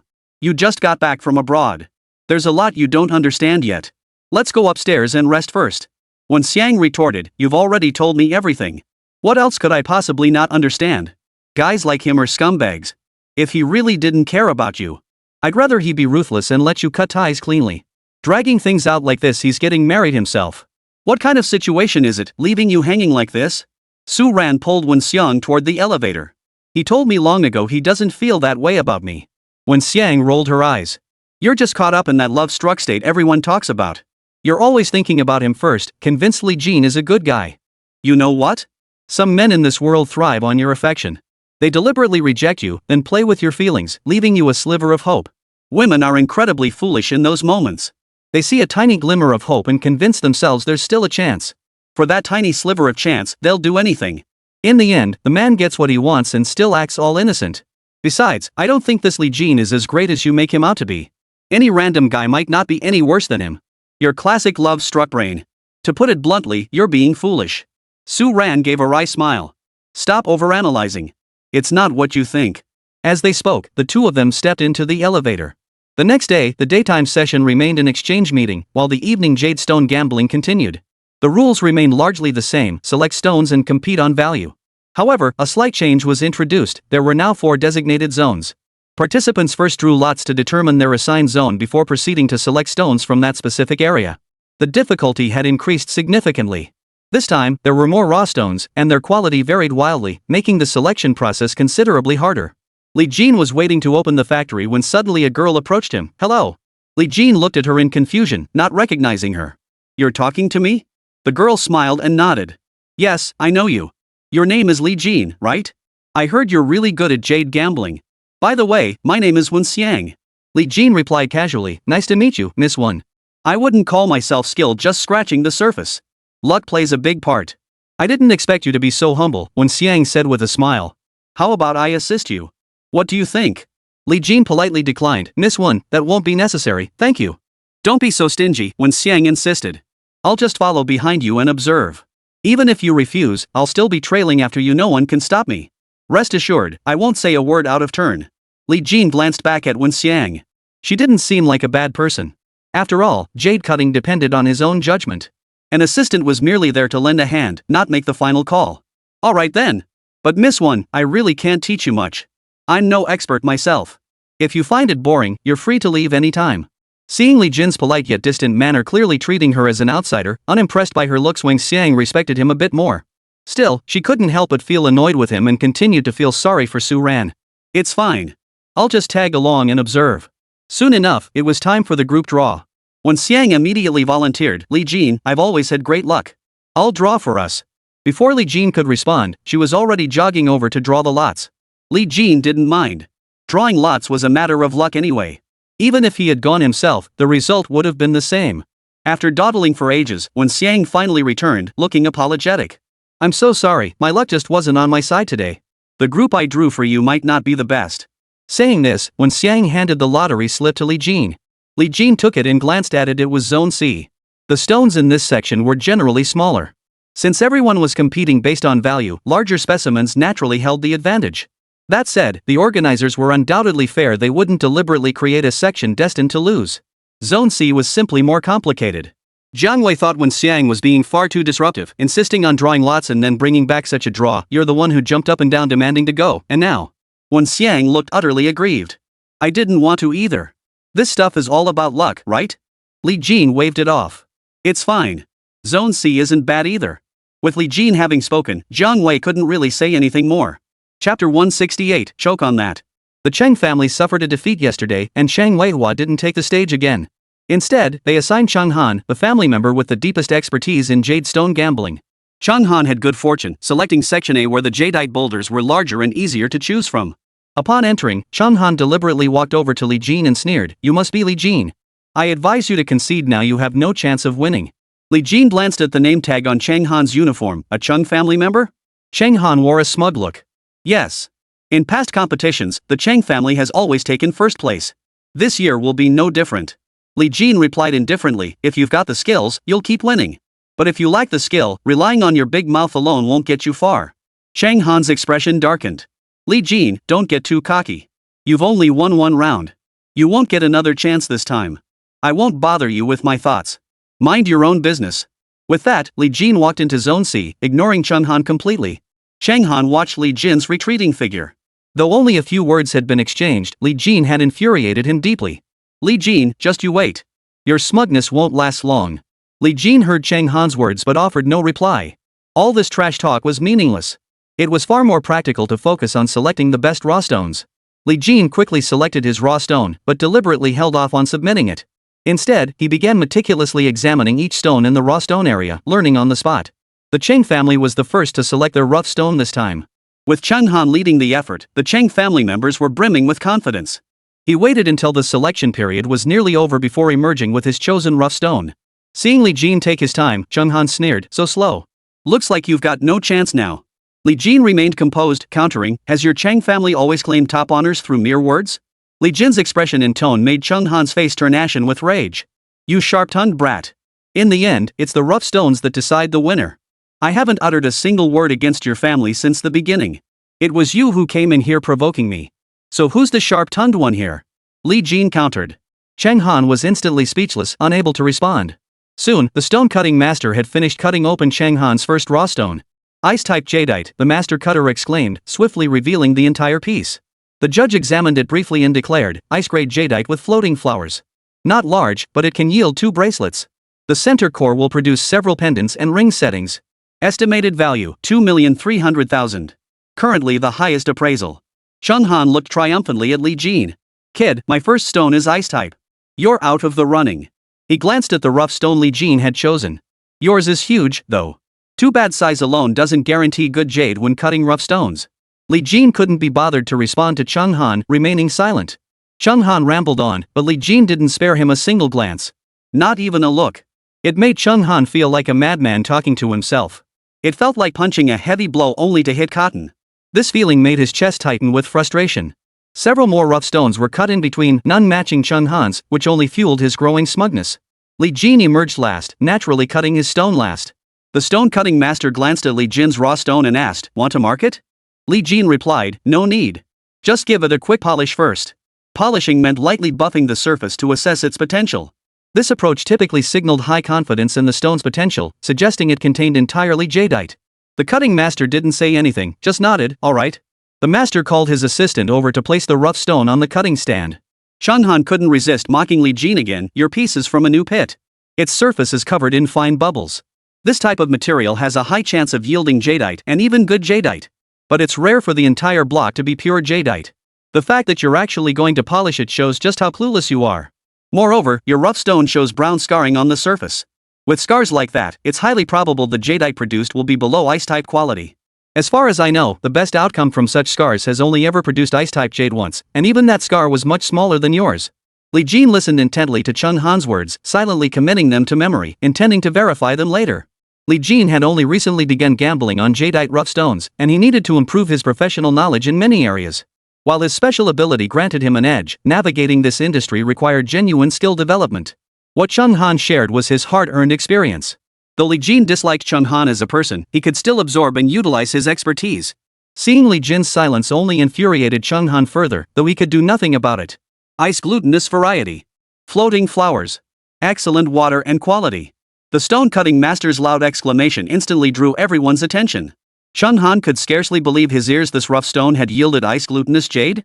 Jadeite is broadly categorized into 4 grades, ascending from lowest to highest: bean grain, glutinous rice grain, ice grain, and glass grain. Since the boundaries between each grade are somewhat blurred, they are further subdivided, from lowest to highest. These are bean-like, glutinous rice-like, ice glutinous rice-like, ice-like, high ice-like, and glass-like. Ice glutinous rice variety is slightly lower in grade than ice variety. But this still depends on the specific characteristics. Soon, the entire jadeite block was cut open. The expert stepped forward for appraisal and quickly delivered the verdict: the jadeite is sufficiently large. The tail section only reaches glutinous rice jadeite quality, while the head section achieves ice glutinous rice jadeite. Predominantly pure green with yellow and purple flecks. Valued at 2,600,000 yuan, ranking first. Only then did Li Jin address Chung Han. True, my jade's translucency and quality can't match yours, though the gap isn't vast. But you can't compete with the sheer size of my jadeite. Cheng Han's face turned ashen. This contest judged value, not the superior quality of jade. The rough stones present were all relatively small, bringing in those weighing hundreds of pounds or even tons would have been impractical. Thus, these rough stones ultimately weighed only a few dozen pounds. Though someone had actually cut a jadeite larger than Li Jin's, its color and translucency were inferior. Don't get too cocky, Chung Han snapped. Li Jin snorted coldly. Am I gloating? Besides, if I am, so what? Got a problem with that? You want to take it out on me? I just can't stand people like you. You came looking for a fight, and I've given you every chance to back down. I haven't retaliated. Now I don't like you, so I'll gloat in your face. Got a problem with that? If you have a problem, beat me. Cheng Han's expression shifted several times as he tried to retort, but in the end, no words came out. Li Jin didn't press Cheng Han further. He turned and walked up to Wen Xiang. Miss Wen, it seems your luck hasn't deserted you. Wen Xiang felt slightly awkward. She hadn't originally drawn Zone C, but Zone D. Section D was performing well, so when Xiang had secretly swapped with someone else for the worst performing Section C, the other person had been fretting over drawing the worst section, so when Xiang offered to swap, they naturally didn't hesitate. Ha ha. When Xiang laughed awkwardly. It's good that you won. You're the one with the skill to pull it off. Li Jin gave Xiang a meaningful look. Thanks. After exchanging a few polite words, neither had much else to say. As soon as Li Jin turned away, Xiang's awkward smile vanished. She began calculating in her mind what to do next. Chapter 169, Expulsion. After the first round concluded, there was a brief intermission. Chang Han returned to the group of Chang family members. Uncle Chang, his face dark as iron, demanded, Chang Han, do you have confidence? Chang Han was in a foul mood himself, having suffered repeated humiliations at Li Jin's hands. He felt deeply aggrieved. Rest assured, I will defeat him. Chang's third uncle replied, you absolutely cannot lose. This concerns the reputation of our entire Chang family. Do you understand? Chang Han gritted his teeth. Understood. I will win. For Chang Han now, this jade stone bet was no longer just about the Chang family winning. It had also become tinged with personal emotions and grudges. The second round commenced. This time, Li Jin selected quickly. The stone wasn't large, but he still drew a line. The stone-cutting master made a single cut. A faint layer of stone was exposed. When water was sprayed over it, a hint of green became visible. The master gem cutter shone a powerful flashlight through it. The light penetrated deep inside, illuminating the entire cross-section in green. The onlookers instantly understood, jadeite was undoubtedly present and it was very close. That cut was perfect miss by a centimeter and you'd have sliced right through the jadeite. Others marveled, what precision! What luck! Not an inch off, perfectly placed. Building on this foundation, the stone cutter soon revealed a piece of high ice quality jadeite. The crowd gasped in unison, high ice type jadeite absolute top grade. This might be the finest jadeite in this entire gambling session. Above high ice type jade lies only glass-like jade. Although Li Jin had cut quite a few glass-like jadeite stones, in reality, many gamblers might never see one in their entire lives. Only specialized jade jewelry companies purchase not by the piece but by the truckload. Larger companies with high-quality sourcing might uncover a few glass-like jade pieces annually. But this isn't comparable companies buy in bulk, and even uncovering glass-like jade doesn't guarantee big profits. This illustrates just how rare glass-like jadeite is. No matter where it appears, the discovery of glass-like jadeite always causes a sensation. After careful appraisal, the expert announced the valuation, 3,600,000. The Chang family was stunned upon seeing Li Jin's jadeite. With Li Jin's jade performing so well, their hopes of winning now seemed slim. Chang Han felt immense pressure. He hadn't even selected his second raw stone yet, and time was running out. An assistant helping Chang Han with the stones whispered, should we use infrared? Chang Han frowned. It won't help. It can capture data and performance within 5 millimeters, the assistant explained. I brought a ring with an infrared device. Recalling Li Jin's performance, Chang Han gritted his teeth. Give it to me. The assistant immediately produced the ring and handed it to Chang Han. Chang Han was desperate at this point. In truth, infrared couldn't detect internal conditions. It wasn't that the raw stone possessed any magical properties, even high-tech equipment couldn't penetrate its interior.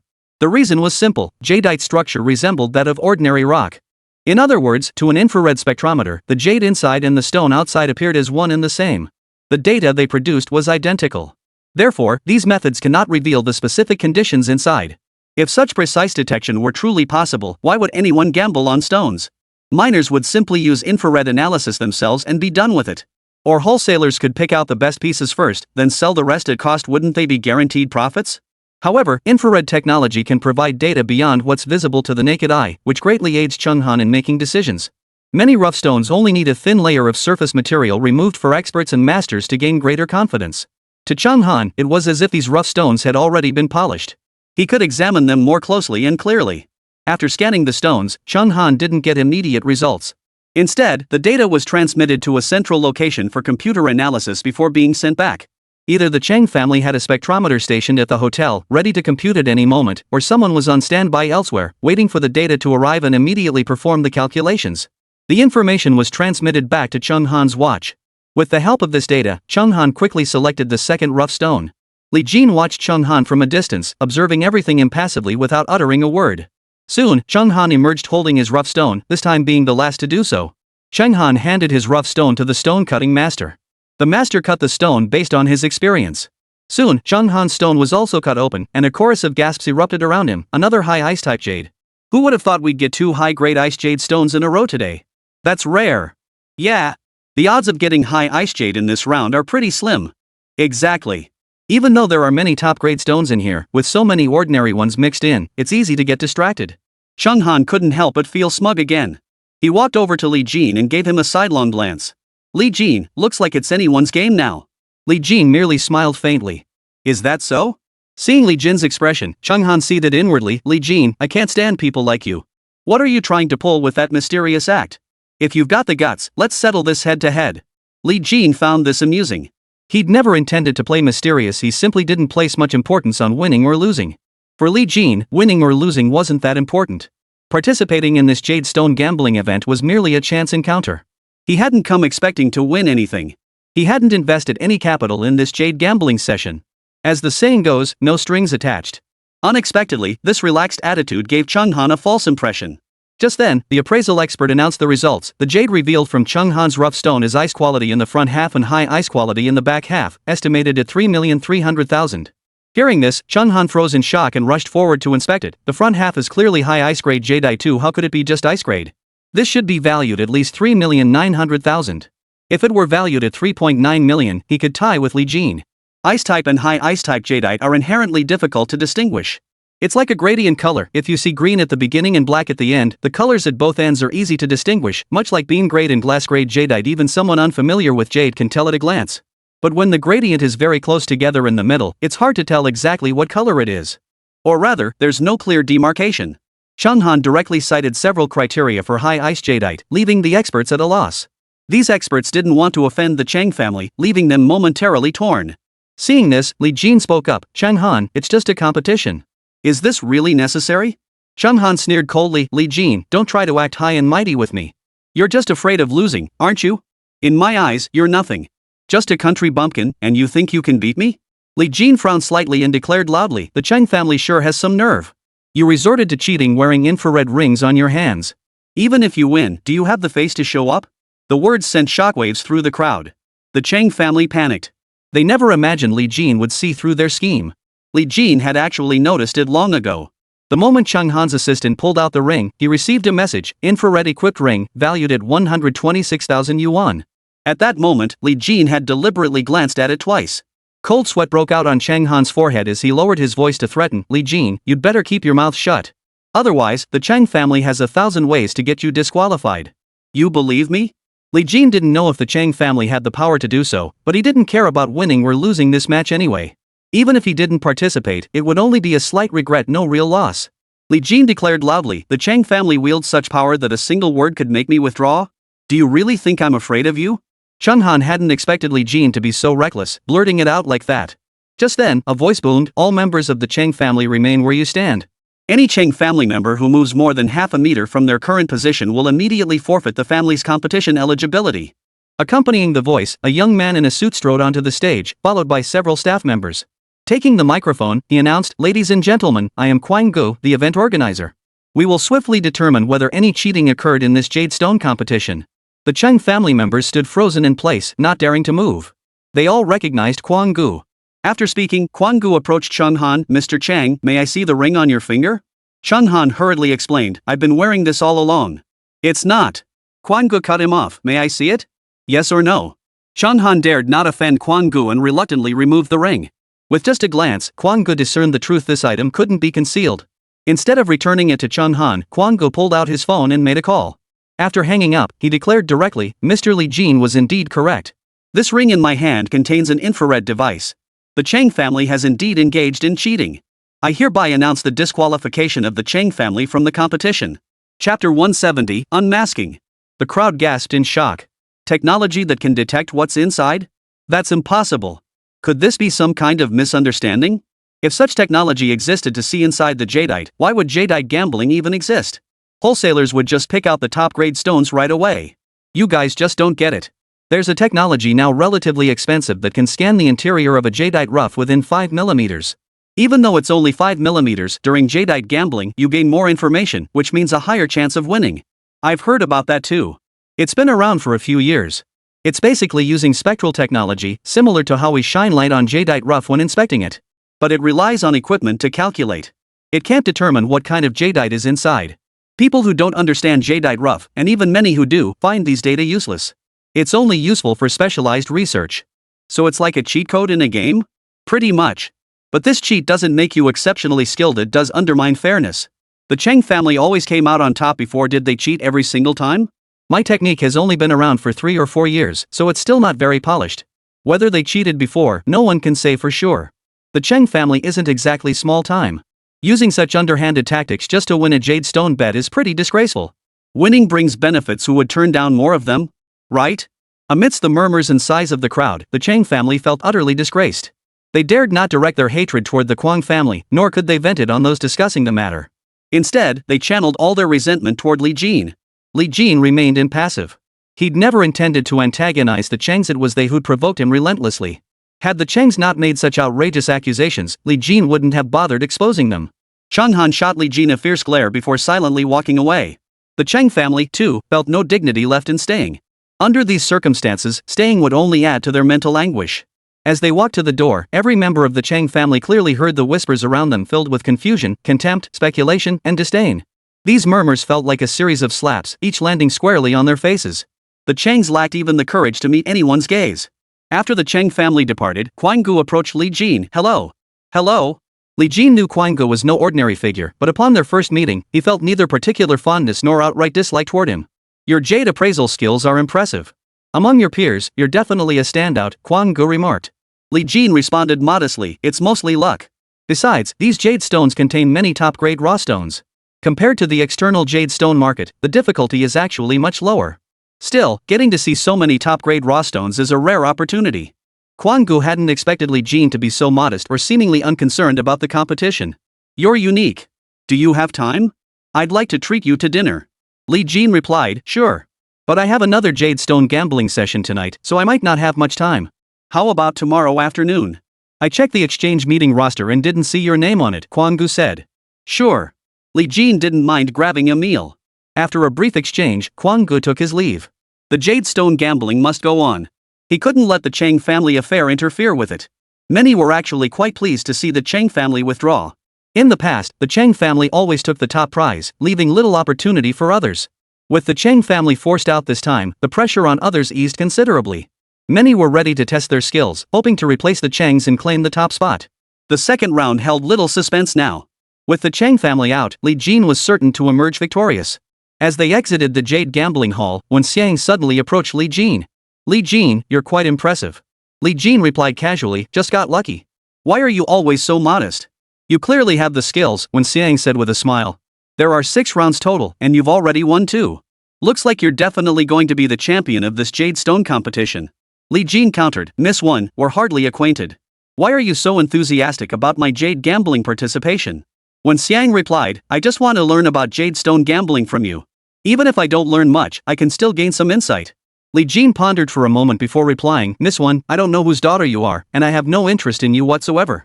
I don't know why you're trying to get close to me, but to avoid any misunderstandings, I think we should see less of each other. Wen Xiang instantly grew displeased. As a stunning beauty, countless men sought to curry favor with her, yet she rarely gave them the time of day. Now Li Jin was pushing her away.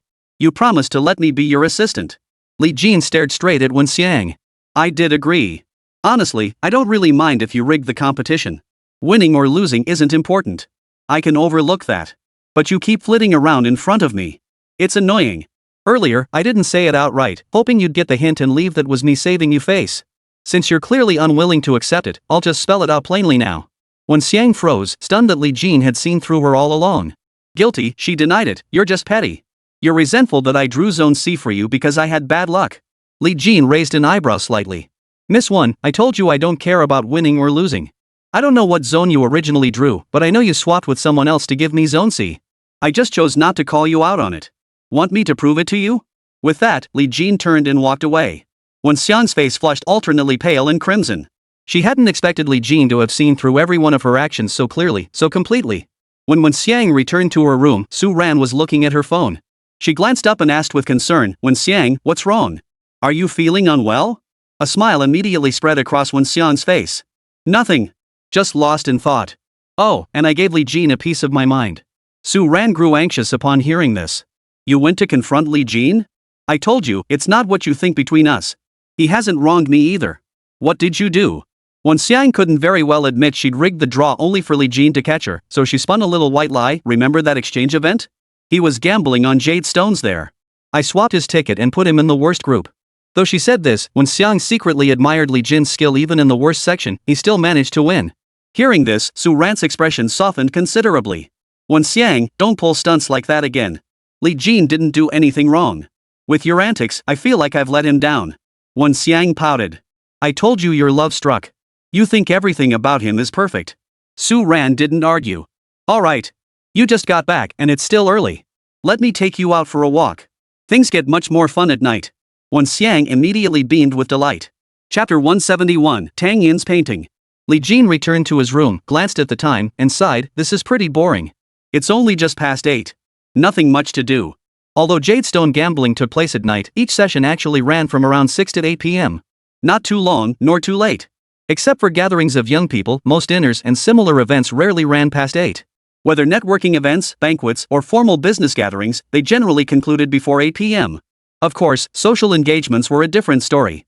Yen Shun spoke up, Jingo, I know a place. Want to check it out? Where? Bars or anything like that? No thanks, I'm not interested.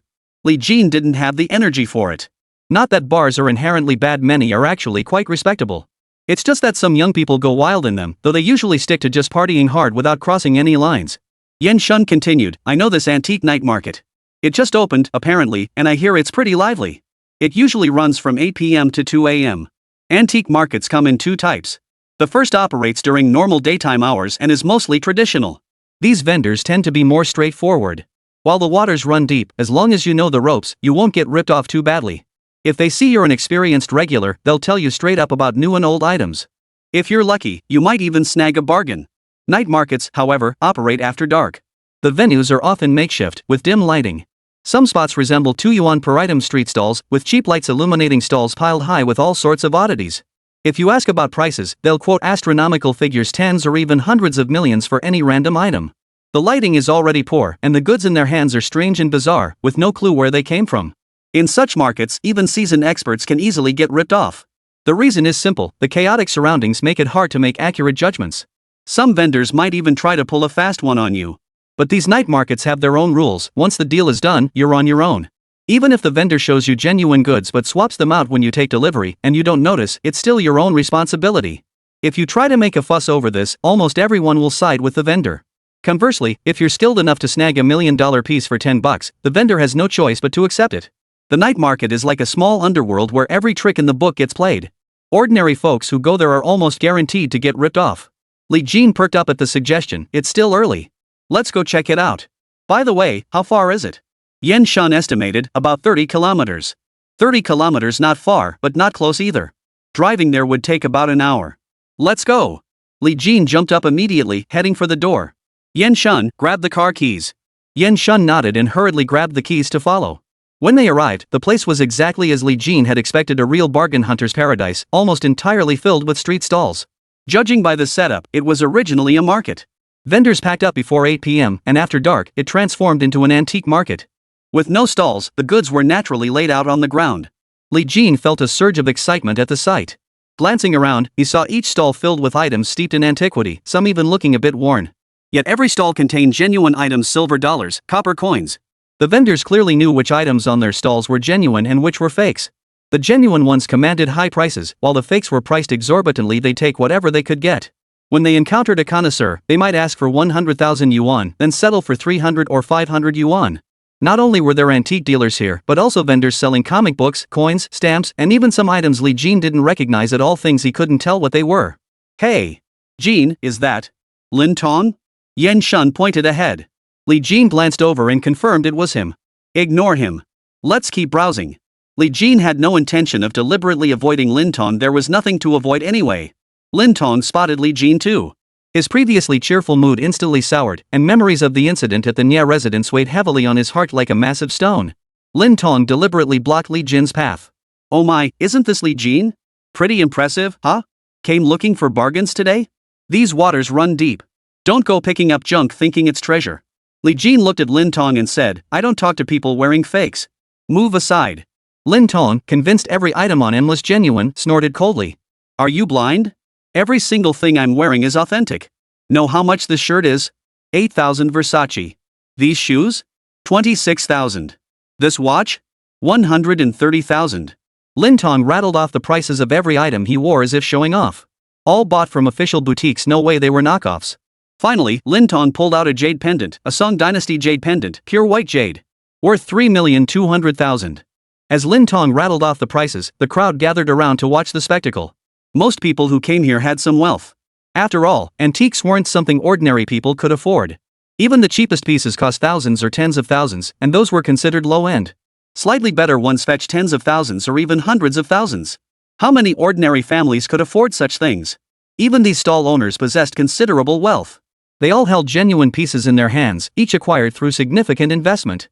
As for Lin Tong's showboating, not only did Li Jin pay it little mind, but even the people around them seemed largely indifferent. Li Jin casually remarked, jade plaques became popular starting in the Ming Dynasty. Before that, few people wore them, most wore jade pendants instead. Lin Tong retorted, you said they were popular in the Ming Dynasty, but that doesn't mean they didn't exist in the Song Dynasty. Li Jin scoffed coldly, ignorant. Do you even recognize the characters on that jade plaque? Lin Tong answered fluently, dragon and phoenix bringing auspiciousness, in cursive script. Whose cursive script? Li Jin pressed. Lin Tong was momentarily stumped. After a long pause, he finally managed, it was carved by an engraver.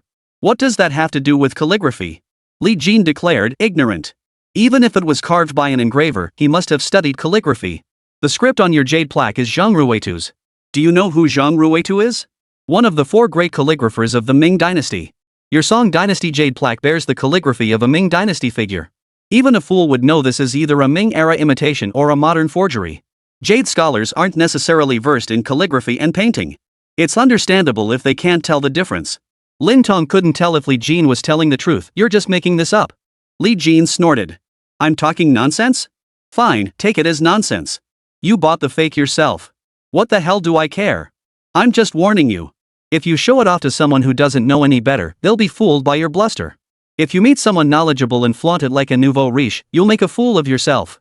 Suddenly, someone nearby chimed in, I know a bit about calligraphy and paintings. Judging by the style, it does resemble Zhang Ruitu's work, though I can't say for certain. We should find a master who specializes in appraising calligraphy and paintings to take a look during the day. Li Jin replied, actually, no appraisal is needed. The carvings on the sides are all Qing Dynasty. This type of carving, like the patterns on windows, didn't exist before the Qing Dynasty. If you don't believe me, go ask someone.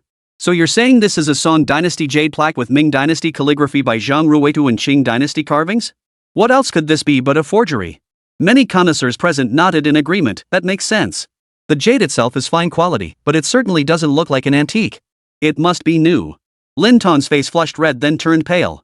The jade plaque he'd been so proud of suddenly felt like a red-hot branding iron, burning his hands. He wanted nothing more than to fling it far away. Rage gnawed at his insides, yet helplessness left him no choice but to grit his teeth and roar, I like this jade plaque. What business is it of yours? With that, Lin Tong pushed his way through the crowd, feeling utterly humiliated. Truthfully, the onlookers couldn't care less about whether Lin Tong had made a mistake. Who among antique collectors hasn't made a few mistakes? It was an experience they all shared. Li Jin couldn't be bothered with Lin Tong either. It wasn't a big deal. He might as well keep browsing and strolling around. This night market antique street was much like any ordinary one, with vendors shouting their wares, Warring States period knife coins, in perfect condition. Come take a look. Tang tricolor ware, a rare treasure, guaranteed authentic. A masterpiece by Tang Yin, priceless, offered at a bargain price. Tang Yin's painting? Connoisseurs would hardly believe it, and Li Jin didn't pay much attention either, glancing casually before moving his gaze elsewhere. But in that instant, a stream of information flooded Li Jin's mind. Tang Yin's painting ancient trees and scattered horses, valued at 50 million.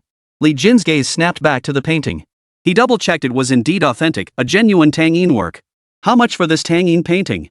Li Jin asked the vendor. The vendor, seeing Li Jin inquire, promptly quoted a price, 80,000. In places like this, you name your price, and I'll counter with mine. 800. Li Jin swung his bargaining knife, cutting straight to the bone. The vendor looked displeased. Sir, 800 for a Tang Yin painting? Are you kidding me? Li Jin retorted, for Tang Yin? 800,000? You're the one joking. The vendor was instantly speechless. Well, it's more than 800. Name your real price. 1,000. Li Jin declared. If you don't want to sell, forget it. 50,000, the vendor countered. Hiring a painter to create something like this wouldn't cost less than 800. 50,000 is a steal. Li Jin examined it carefully, seeming hesitant. Yan Shun, seeing Li Jin genuinely considering the purchase, was about to dissuade him when Li Jin declared, 50,000 isn't excessive. This is quite well done. I'll take it, let's make a deal. Wrap it up. I'll transfer the money. Chapter 172, Ignorance. Seeing Li Jin had already spoken, Yin Shun held his tongue. Though Yin Shun knew little about calligraphy and paintings, after following Li Jin for so long, he had picked up some basic knowledge. Calligraphy and paintings were extremely difficult to preserve, which is why so few survived the passage of time. Ceramics could be buried in the earth even after hundreds or thousands of years, they could be unearthed in pristine condition. Calligraphy and paintings, being made of paper, would disintegrate almost completely after hundreds or thousands of years underground, no matter how meticulous the preservation measures. The paintings and calligraphy that have survived were mostly passed down through generations. Ancient noble families collected them, passing them down to descendants who meticulously preserved them, carefully storing them, protecting them from moisture and pests, making it possible for a complete painting to survive. Therefore, authentic calligraphy and paintings are extremely valuable, easily reaching tens of millions in value. Even works by modern artists can fetch tens of millions, or even hundreds of millions. Difficulty in preservation is the primary reason. Scarcity naturally follows difficulty in preservation, and as the saying goes, rarity increases value. Tang Yin's paintings start at tens of millions at the very least. Regardless of how this vendor acquired the painting, if it's genuine, even if he dares not sell it openly and can only offer it at this night market, he could still command at least 5 million yuan by slashing the price in half. It simply couldn't be worth just a few 100,000. Moreover, if it were an authentic piece, it would likely be worth far more than 10 million. Even conservatively estimated, it would start at 30 million. The vendor knows a thing or two about the trade. Would he sell something worth tens of millions for a mere 100,000? Li Jin swiftly transferred the money. The vendor rolled up the painting, placed it in a bag, and handed it to Li Jin, sealing the deal. Li Jin, you paid 50 grand for that thing? Did a donkey kick you in the head? A shrill voice cut through the air. Li Jin turned to see none other than Lin Tong again. You're like a ghost that won't go away. Li Jin retorted. I like it. What business is it of yours? Lin Tong cut straight to the heart of Li Jin's thoughts. You probably think you got a steal. A fan painting by Tang Yin fetched 30 million at auction. The 2013 scroll Pine Cliff Retreat had a starting bid of 24 million and sold for 62 million. With fees and commissions, that's 71 and 30 million. Anyone with half a brain knows that any Tang Yin painting now fetches tens of millions effortlessly. An 800,000 bid is absurd. Selling it to you for 50,000? That's selling it to a sucker. Lin Tong burst into laughter as he continued. What kind of painting is yours? Ancient trees and scattered horses? Horses. Have you ever seen Tang Yin paint horses? Tang Yin's surviving scrolls, albums, and fan paintings rarely feature animals, maybe the occasional sparrow. His focus was primarily on landscapes, flowers and birds, and portraits of ladies. There's no way he'd have a painting like Scattered Horses that depicts horses. Look at the style too. Tang Yin's style leaned toward realism, with bold, flowing ink. Now look at the painting you just showed. It leans toward freehand brushwork. The difference in style between these two is so stark that even someone who knows nothing about art can tell them apart at a glance. They're completely different styles. Honestly, boss, just tell me straight. The vendor was surprisingly candid. I bought this in the countryside for 50 yuan. I thought you knew, boss. When I asked the price, your tone suggested you were aware. The implication was clear. The vendor also suspected it was a fake. When Li Jin haggled, he clearly wasn't treating it as genuine, otherwise, he wouldn't have offered 800. Lin Tong sneered. Boss, he thinks you've made a mistake and wants to take advantage of you. The vendor merely smiled and said nothing more. Li Jin took the opportunity to address Lin Tong earnestly. You're not some stubborn youngster who knows nothing. You spotted the stylistic flaws at a glance, which shows you know something about Tang Yin's paintings. But I'll tell you this time, I really did snag a bargain. Lin Tong scoffed. Impossible. I was standing right behind you when you bought it. I saw it clearly. This couldn't possibly be a Tang Yin painting. Li Jin replied. Whether it's possible or not is none of your concern. Besides, even if I made a mistake, what business is it of yours? Lin Tong hadn't expected Li Jin to speak so calmly. His prideful nature had urged him to mock Li Jin, but in the end, Li Jin diffused every provocation with gentle restraint. Lin Tong stopped Li Jin as he was about to leave. You say that painting is real? Fine. Let's make a bet on the authenticity of that painting we just saw. If you win, I'll kowtow and apologize. If you lose, you kowtow and apologize to me. Today, Lin Tong was determined to make Li Jin look foolish. Since Li Jin didn't care about being gulled and buying a fake, he'd have to kneel. Once he knelt, his face would be lost for sure. Li Jin stared at Lin Tong for a long moment. Fine. Since you're so eager to kowtow to me, I won't stand on ceremony. Turning to the vendor, Li Jin said, Can I borrow your frame? The vendor, who had bought it for $50 but sold it to Li Jin for 50,000, was thrilled with the profit. Without a second thought, he lent Li Jin the painting rack. Li Jin unrolled the painting and hung it on the frame. By then, a crowd had gathered. Those who knew calligraphy and painting glanced at it and declared, this can't possibly be a Tang Yin painting. The style is completely different. Exactly. The difference is too great, no need for a closer look. Both the style and subject matter are off. Hearing these comments, Lin Tong grew even more smug. Li Jin, you're definitely going to lose. Kneel down and apologize to me. Shut up. Li Jin pulled out his phone, activated the flashlight function, and pointed it at key areas of the painting. Tang Yin's style emphasizes realism with bold, flowing ink. To put it plainly, among ancient painters, his ink application is among the heaviest. The style of this painting is the exact opposite of Tang Yin's. There are 7 trees in total, 1 near and 6 far, all withered. This starkly contrasts Tang Yin's preference for vibrant hues. Sparse wild grass covers the ground. 5 horses are depicted, 2 near and 3 far. The 2 near horses are rendered primarily with flying white brushwork, their outlines sketched with minimal ink, yet their hindquarters are remarkably lifelike. The 3 horses in the distance are the exact opposite, heavy in ink yet rendered lightly, yet their vitality remains palpable. Lin Tong sneered, all your descriptions only prove my point, this isn't Tang Yin's style at all. Li Jin snorted, ignorant. When Tang Yin studied painting, he completely transcended the divisions between the northern and southern schools. He mastered both traditions. He studied both the southern Song court style and the Yuan humanistic landscape painting traditions. This painting was executed in the style of Zhao Mengfu, a master from the late Song and early Yuan periods. Zhao Mengfu excelled in flying white brushwork, mastering all painting genres with remarkable skill. Bamboo, flowers and birds, figures, landscapes, and animals were all within his command. Tracing back to Zhao Mengfu, his style drew from numerous masters, including Li Gonglin, who excelled at painting horses. Zhao Mengfu produced many works featuring horses as their subject. Therefore, this is undoubtedly a painting by Tang Yin, likely created during his early years of artistic training. You should know Zhao Mengfu, right?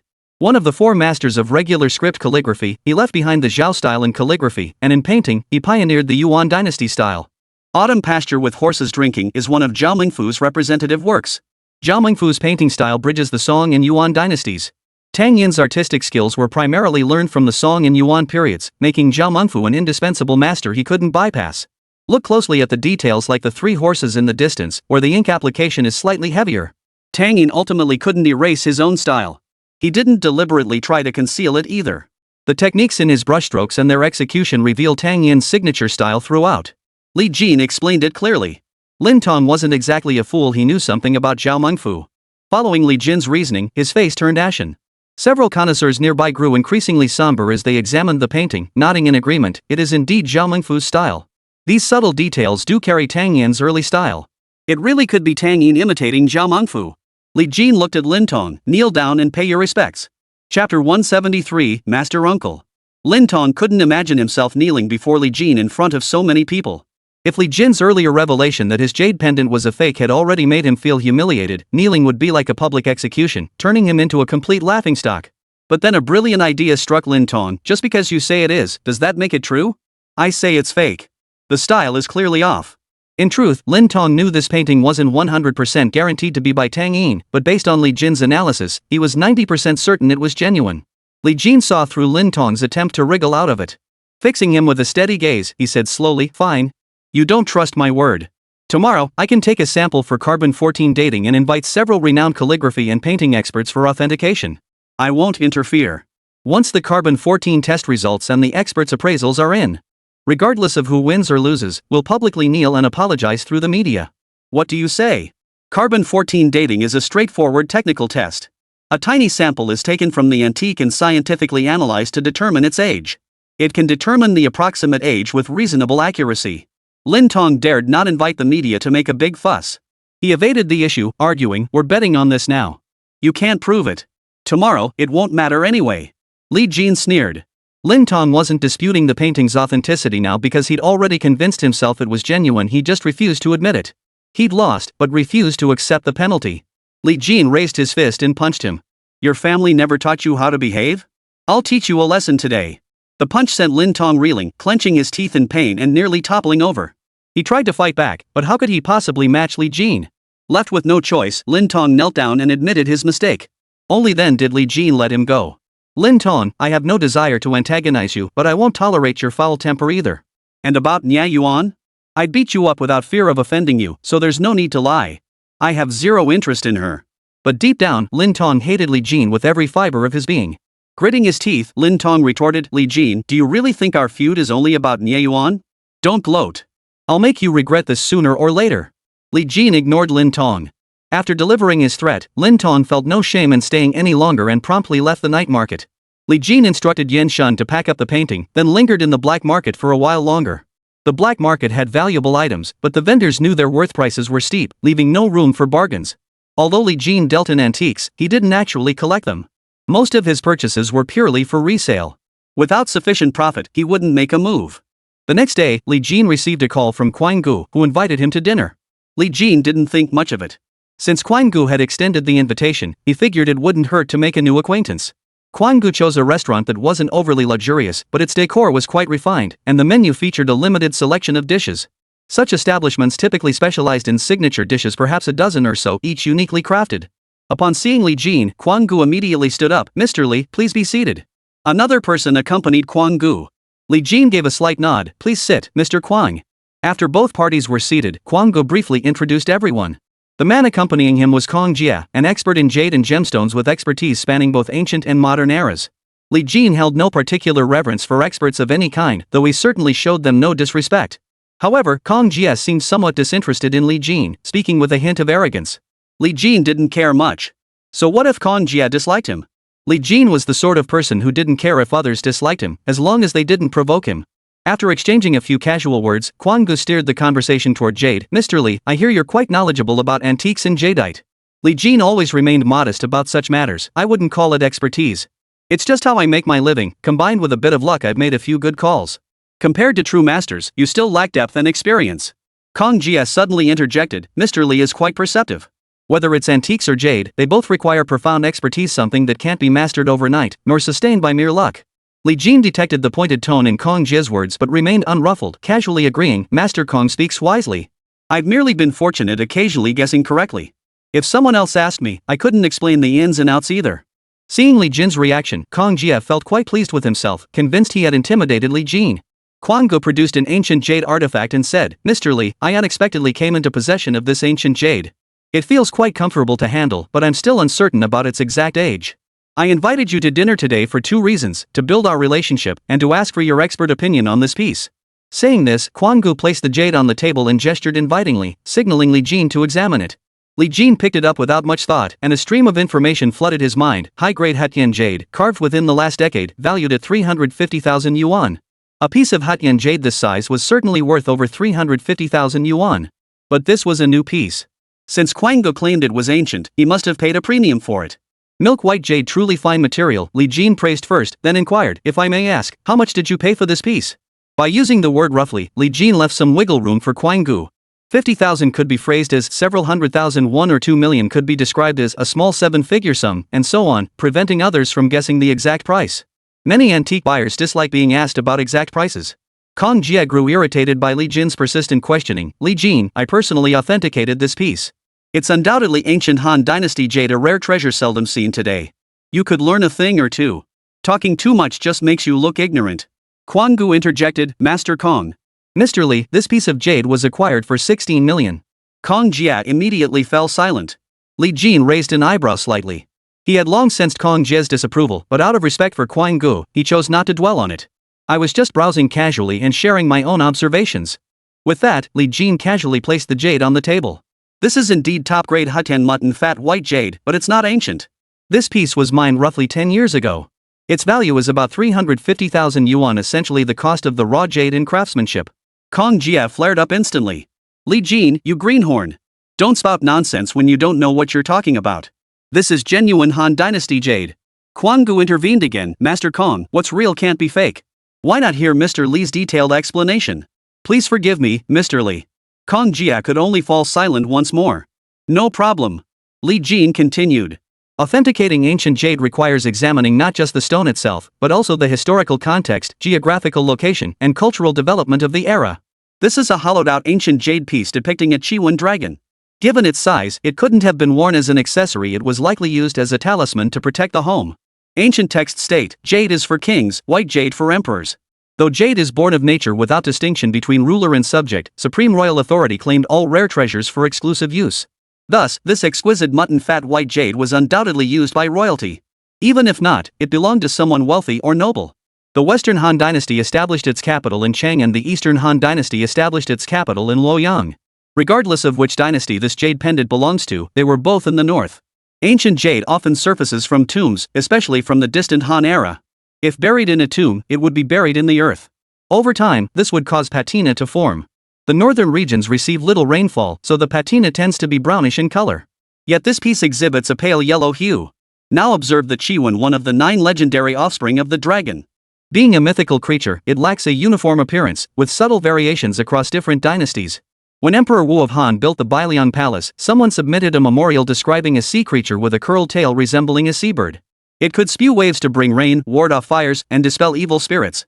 Thus, the Han dynasty's Chiwen did not take the form of a dragon, nor did it possess any dragon-like features. Now look at this Chiwen, it certainly doesn't resemble a dragon. Kong Jie sneered coldly, ignorant. How could it resemble a dragon? Its horns resemble a deer, its head a cow, its eyes a shrimp, its mouth a donkey, its belly a snake, its scales a fish.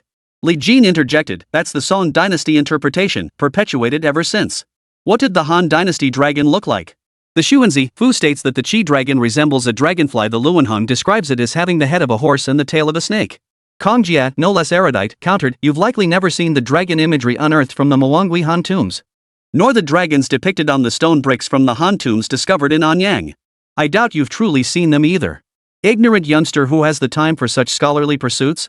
Li Jin countered calmly, the 2 examples you cite precisely validate the description in Xuanzi's Fu dragons resembling dragonflies in form. Xuanzi lived in the Warring States period. The dragons of the Han dynasty certainly differed somewhat from those of the Warring States, but not drastically. Both have distinct tails. Now look at this Chiwen, it features a Qi tail with a dragon head. The Qi is also a legendary creature, originating from the classic of mountains and seas. The 2 argued, citing classical texts, neither yielding ground.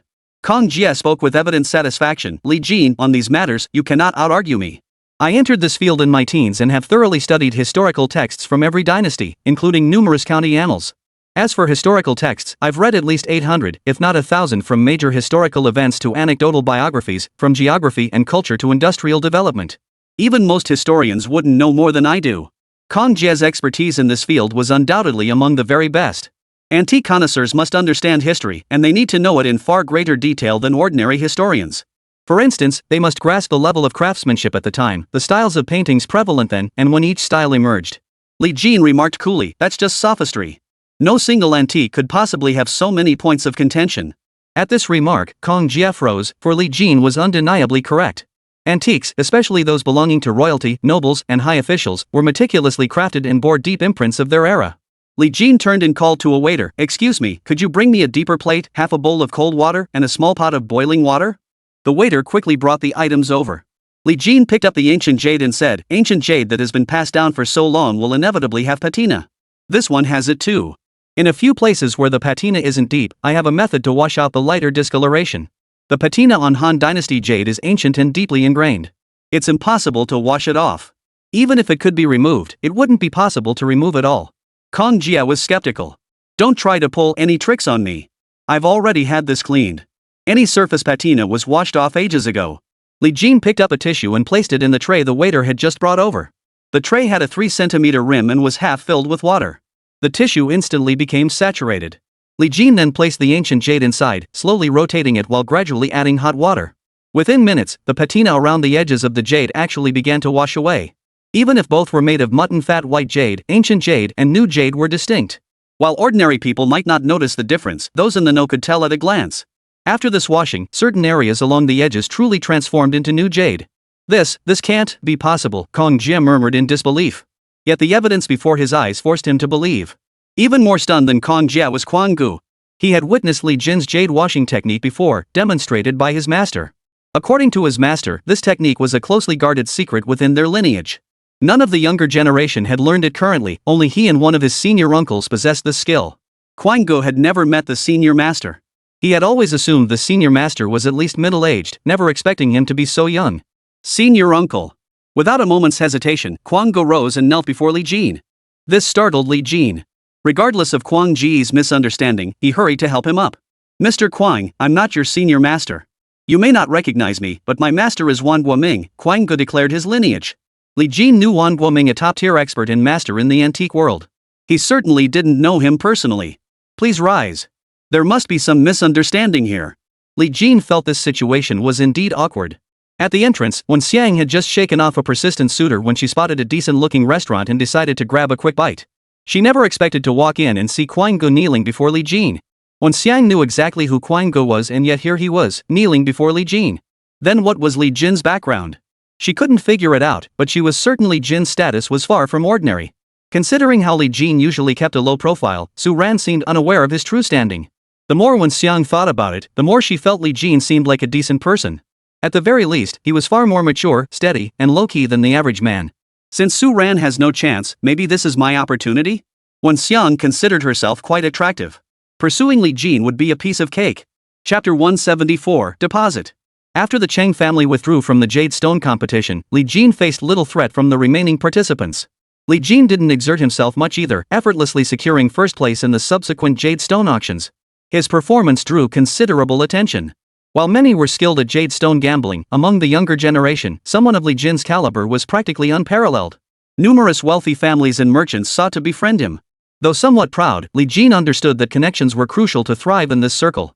If you extended an olive branch, he would return the courtesy with a smile. Within just a few days, Li Jin's reputation spread rapidly. Many now knew that a young man named Li Jin had emerged as a rising star in the Jade Stone gambling world. Li Jin had originally come merely to inspect the raw stones, with no intention of participating in the jade gambling. After a full week of Jade Stone gambling, Zhou Wenfang had already called him multiple times. Li Jin gathered his things, preparing to head home, but before leaving, he still needed to pay his respects to Quang Gu. When Li Jin approached Quang Gu, the latter immediately rose with respectful deference. "Master." Li Jin responded with a hint of resignation. "Mr. Quang, there must be some misunderstanding here. I'm not familiar with Master Wan at all." "Never mind that. I'm preparing to return today and came to say goodbye." Quang Gu offered. "Master Uncle, shall I arrange for someone to escort you?" Li Jin gave a wry smile. "I'm not an old man or a child, why would I need you to arrange a ride? No need to linger. My things are packed. I'll be on my way." Quang Gu insisted. "Then allow me to see you off, Master Uncle." Li Jin waved his hands hurriedly. "Mr. Quang, I've told you repeatedly I'm not your master's younger brother. You must have mistaken me for someone else. I'm just a country bumpkin who taught myself these skills. Enough about that.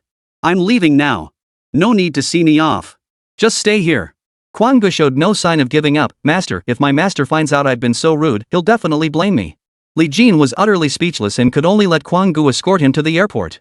The journey back went smoothly. Upon arriving home, Li Jin found Zhou Wenfang absent. Just as he was about to call her, an unfamiliar number rang. Li Jin hesitated for a moment before answering. "Hello, who is this? You've forgotten me already?"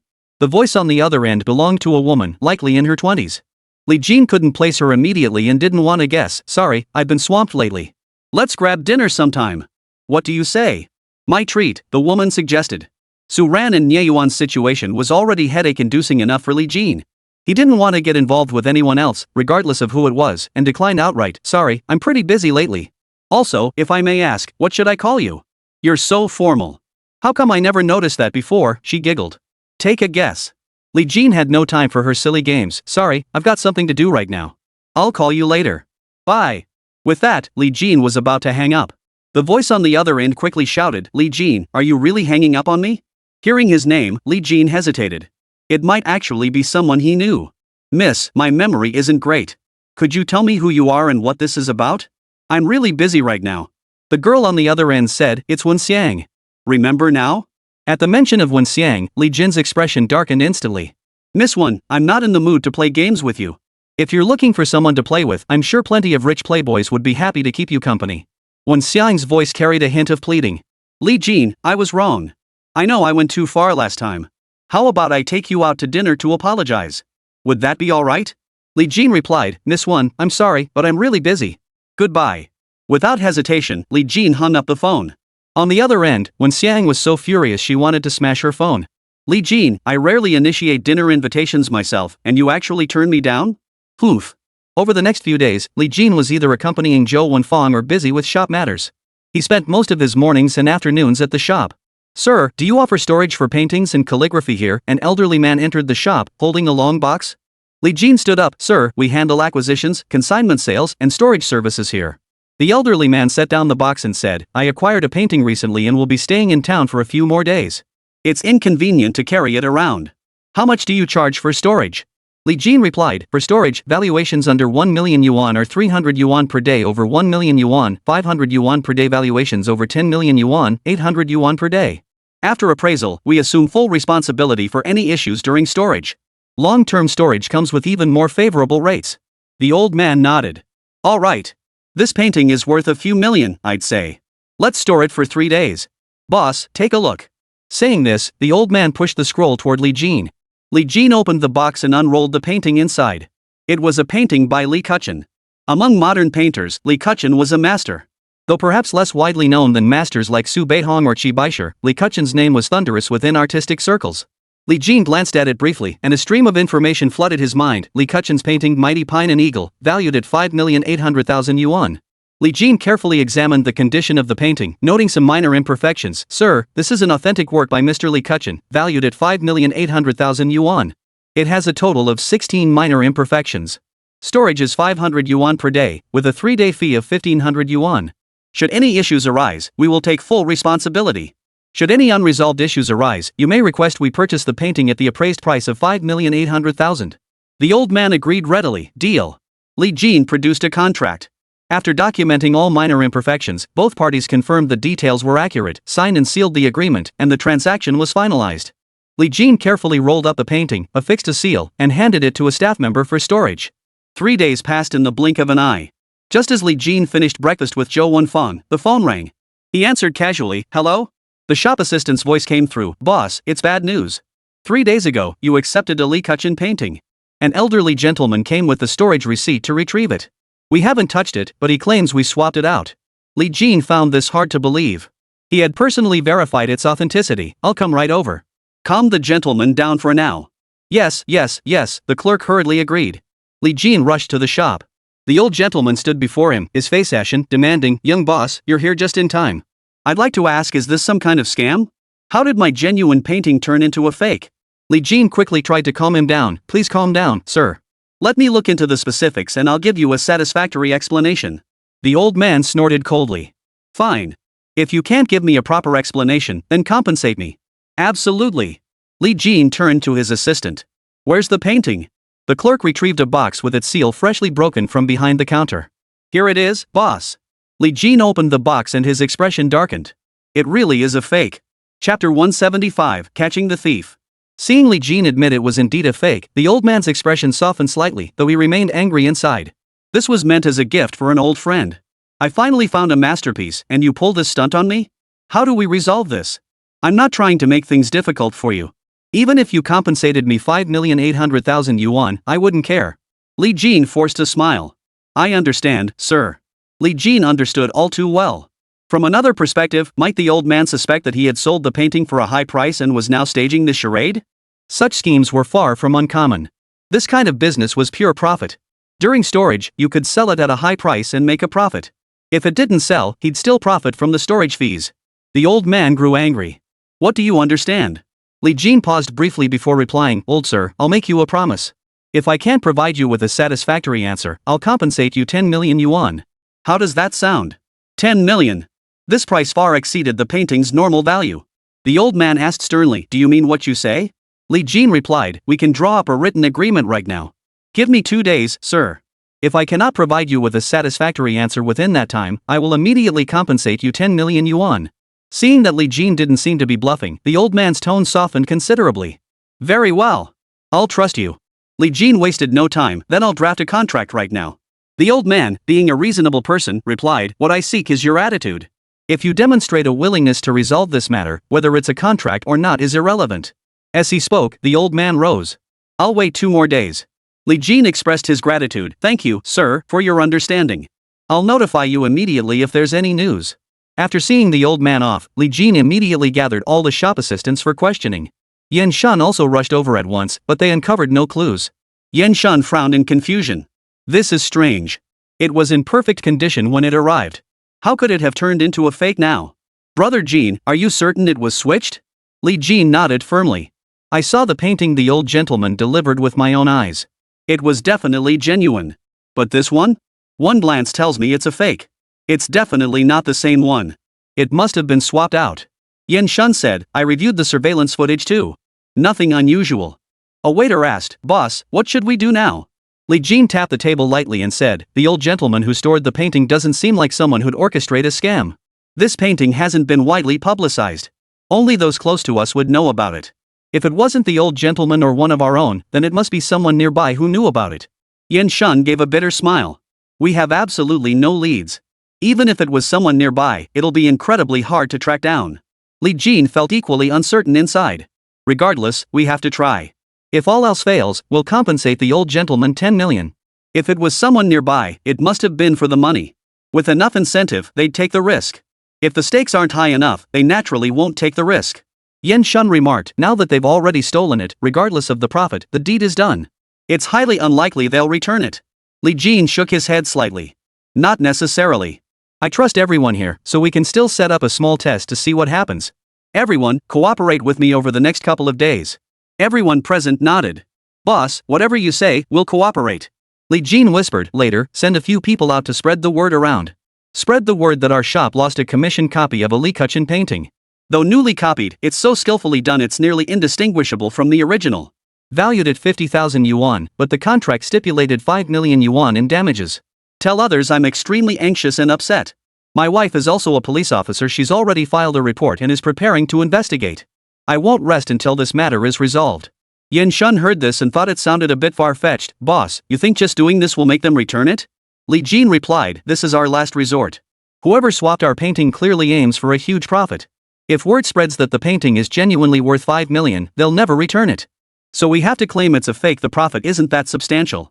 Letting everyone know my wife is a cop is to make them understand I have the means to pursue this relentlessly. Right now, there's not enough profit and too much risk. If those people are timid, they'll likely return it. Yen Shun found this reasoning sound. So should we have everyone spread the word now? Li Jin waved his hand. No need to rush. Wait until after I leave. Everyone must describe me as furious and out of control. They should share it like gossip, but not tell just anyone. Only mention it to those they're close with, or if someone asks. One more thing, Yen Shun. Install a few more surveillance cameras in the shop, miniature ones. Keep it quiet. Everyone nodded in agreement. With everything arranged, Li Jin departed, deliberately wearing a sour expression. Anyone could tell he was in a foul mood. The next day, Li Jin received a call from Yen Shun. Yen Shun said urgently, boss, we caught him. It was the owner of the shop next door. He returned the painting last night. I've got him under control, but he's still playing dumb. Li Jin hadn't expected such swift action. Alright, I'll be right over. When Li Jin arrived, the neighboring shop owner was already bound by his hands with rope by Yen Shun, surrounded by a crowd of onlookers. Li Jin, what do you think you're doing? You're slandering me. The shop owner's face flushed crimson, though his defiance seemed somewhat feeble. What right do you have to arrest me? Don't tell me I haven't broken the law. Even if I did, only the police can arrest me. This is illegal detention. Release me immediately, or I'll press charges. Li Jin ignored him and turned to look at Yen Shun. Yen Shun immediately pulled out his phone and handed it to Li Jin. This is from the new surveillance camera installed yesterday. He's very familiar with our cameras. He stuck a magnet under one of them. The magnet interfered with the camera, making it unable to record. With one camera down, there's a blind spot. He entered the store through that blind spot. He didn't know we added new cameras yesterday. He tried sneaking back to paint again. Caught red-handed. Li Jin placed the video in front of the neighboring shop owner. Admit it now? The shop owner turned pale and fell silent. Li Jin stood up. Yen Shun, where's the painting returned yesterday? Right here. Yen Shun immediately went behind the counter and retrieved a long box from a temporary safe. Li Jin briefly inspected it, confirming it was the genuine painting the old gentleman had brought last time, then put it back. Notify that old gentleman to come pick up his painting. Yen Shun pointed at the shopkeeper next door. What about him? Let him turn himself in, Li Jin said. If he refuses, we'll call the police and hand over all the evidence. Li Jin was giving the neighboring shopkeeper a chance. If he turned himself in voluntarily, his sentence would be lighter regardless of the circumstances. If he tried to flee, his life would essentially be over. Yen Shun agreed, alright, I'll handle it right away. Li Jin released the shopkeeper immediately. Flee or turn yourself in, the choice is yours. The evidence is irrefutable now, and we have all your information. If you run, you'll never see the light of day again. Turn yourself in, and at least you'll have a way out. The shopkeeper next door was completely terrified, trembling as he sat on the ground. Mr. Li, I was blinded by greed. Please give me a chance. I won't dare do it again. Li Jin replied coolly, I haven't called the police yet precisely because I'm giving you a chance. The choice is yours. With that, Li Jin turned and walked away. He hadn't gone far when his phone rang. He answered it casually, hello? Wen Xiang's voice came through the line, it's me. Do you know who this is?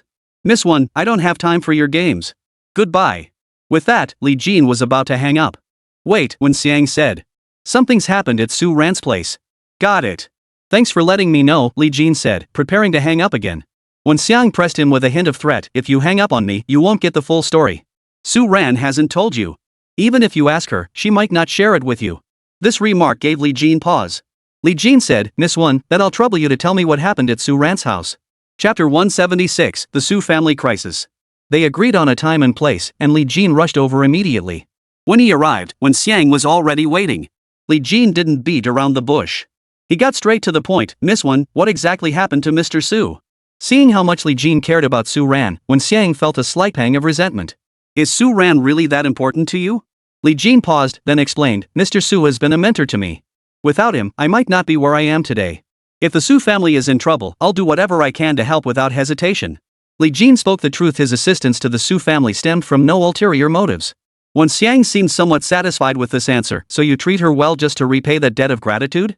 Li Jin grew slightly irritated. Miss One, we're here to discuss business. I don't believe I need to elaborate further on these matters. If you continue like this, I see no point in continuing our conversation. Warmth. Xiang felt a surge of irritation, but she held it back.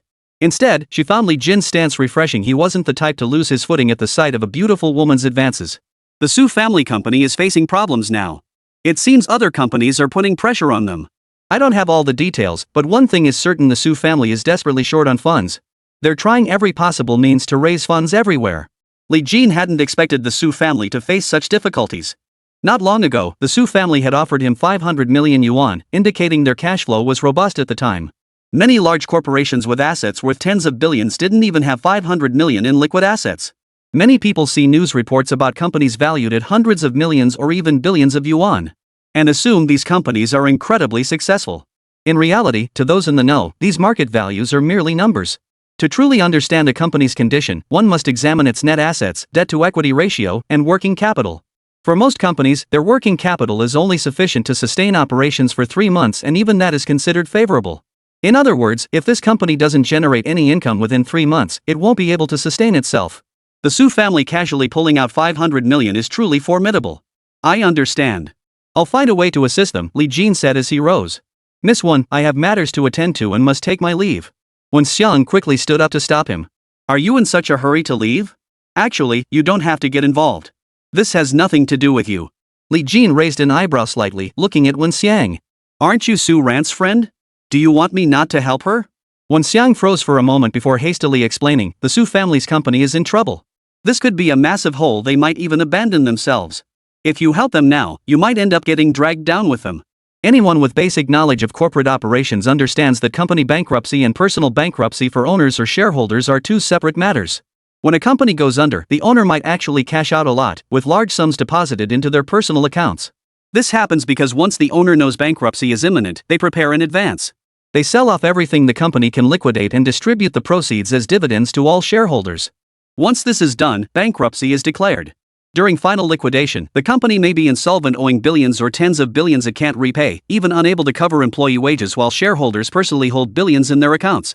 The company's accounts are completely separate from the personal debts of the owner and shareholders.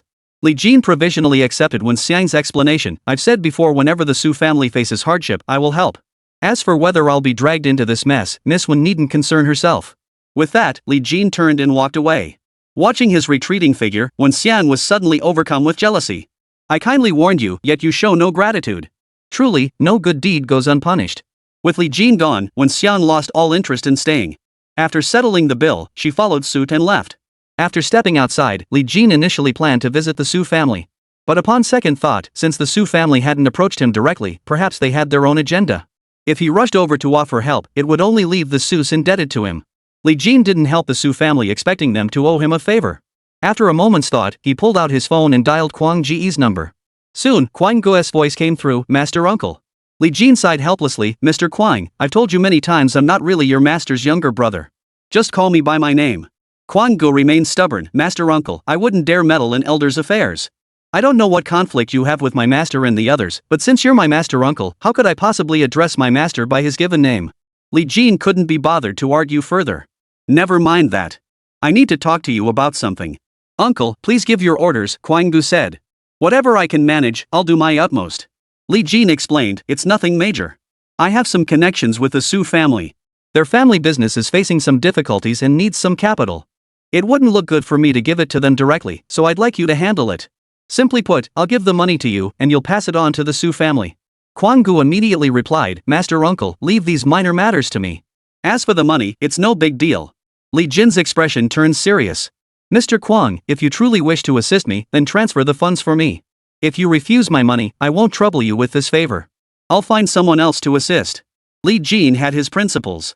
It would be downright tacky to expect Kwang Gu to foot the bill and shoulder the risk just for making a phone call. Li Jin understood that Kwang Gu was only going out of his way to help, even offering money because he mistakenly believed Li Jin was his master's younger brother. Without that misunderstanding, Kwang Gu might not have been so eager to help. Li Jin refused to exploit this misunderstanding to take advantage of Kwang Gu. Seeing Li Jin so adamant, Kwang Gu relented. Senior disciple, I understand.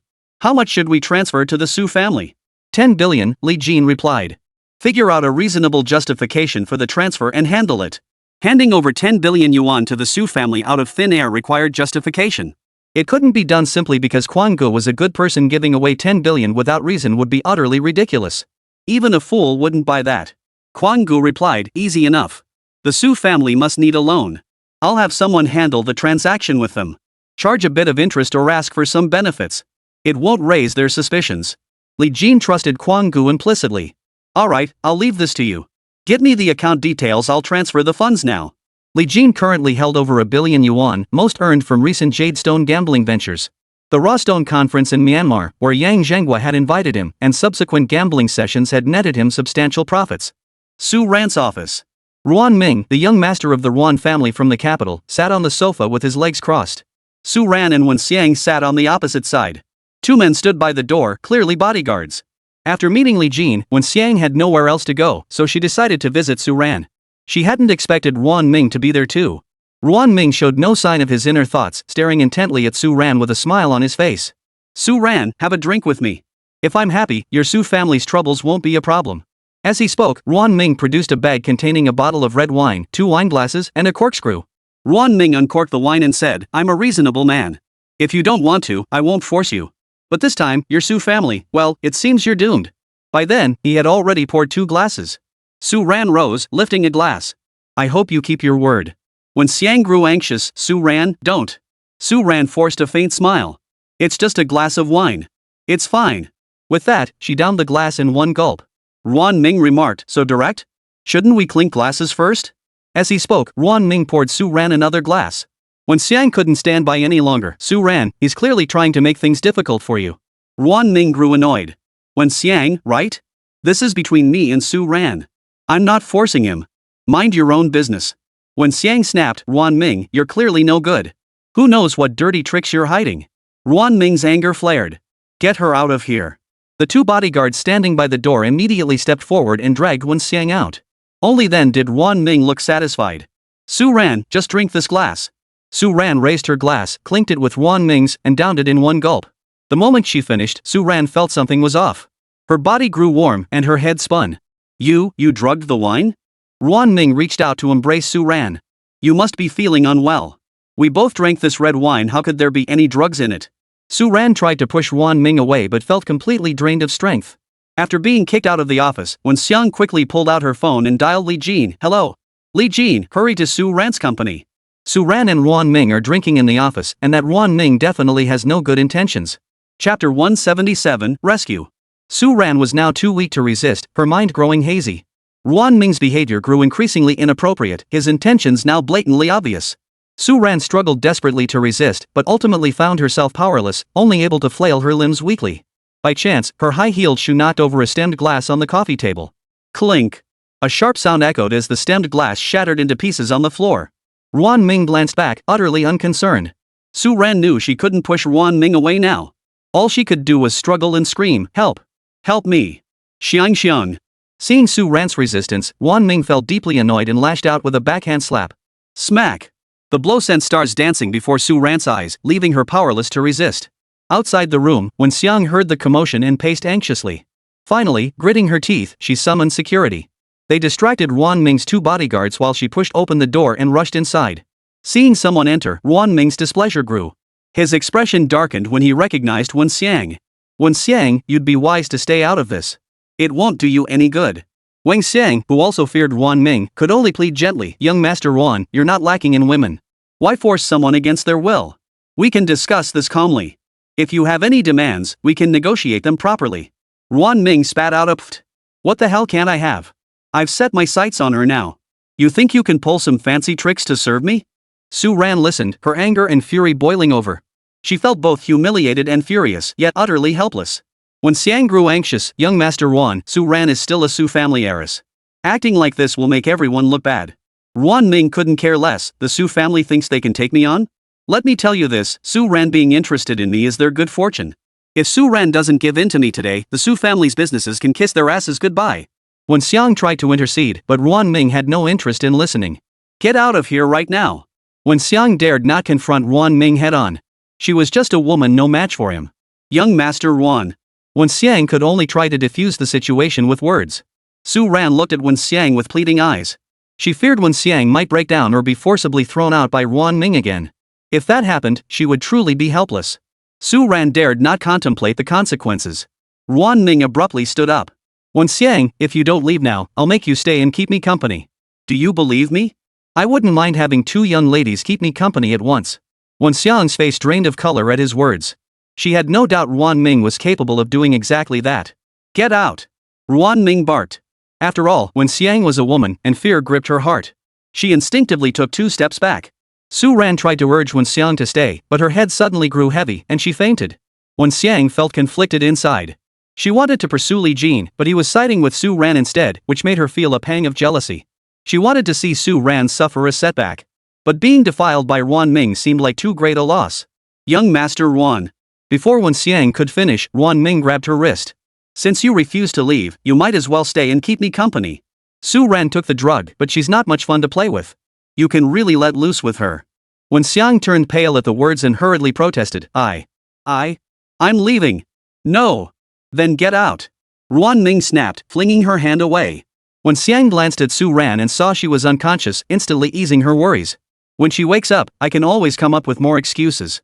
When Xiang left the office, glancing back every few steps, Wan Ming was now completely focused on Su Ran and couldn't be bothered with Wen Xiang. He turned and walked toward her. Upon receiving the call, Li Jin rushed urgently to Su Ran's company. Fortunately, Li Jin's location wasn't far away, and it took him less than 5 minutes to arrive. "Where's Su Ran?" Li Jin asked the moment he entered the company, spotting Wen Xiang. Wen Xiang, still shaken, pointed toward the office. "She's inside." Li Jin tried to enter the office but was blocked by Wan Ming's 2 bodyguards. Li Jin knocked them both down with a few swift punches. These 2 bodyguards were likely only trained in basic kickboxing, nothing special. By the time Li Jin burst into the office, Wan Ming had already stripped Su Ran of her coat and shoes, and even removed his own shirt. With things having escalated to this point, there was no need to ask why. Li Jin charged forward, delivering a flying kick that sent Wan Ming crashing to the floor. Wan Ming hadn't expected someone to burst in so suddenly. "Who the hell are you?" Wan Ming roared. "Do you know who I am?" Li Jin wasn't in the mood for his nonsense. He'd already kicked him, who cared who he was? Li Jin delivered another kick. "I don't care who you are. If you touch Su Ran, I'll kick you to death. You just wait. I'll kill you sooner or later," Wan Ming growled, trying to rise. But the spot where he'd been kicked throbbed with pain. He tried twice more, but the effort only made the agony worse. Finally, he could only glare fiercely at Li Jin. Li Jin ignored Wan Ming completely, draping clothes over Su Ran and lifting her into his arms. Watching from the doorway, Wen Xiang felt, for a moment, that Li Jin looked as majestic as the Monkey King from some movie, striding on a rainbow cloud to marry me. For a fleeting moment, Wen Xiang even fantasized how wonderful it would be if she were in Su Ran's place. "Let's go." Wen Xiang snapped back to reality at Li Jin's abrupt command. She hurried after him. "That man is the young master of the Ruan family from the capital. You might get into trouble for hitting him." Li Jin couldn't care less. "If you're afraid of everything, then just wait around to be bullied." Wen Xiang found Li Jin's words incredibly bold. Her eyes practically sparkled as she looked at him. After descending the stairs, Li Jin stated, "Su Ran is fine. He just drank something like a sleeping potion. He'll be okay once he wakes up. I've got something to take care of. Can you take him back? Is that okay?" Wen Xiang didn't want Li Jin to carry Su Ran either, so she quickly agreed, "No problem. I'll go get the car." Wen Xiang ran to fetch the car. Li Jin had finished his meal and set Su Ran down on the ground, so he had no choice but to carry her. "Li Jin, put Su Ran down. What did you do to her?" A sharp reprimand rang out. Li Jin turned to see a man around his age, but he didn't recognize him at all.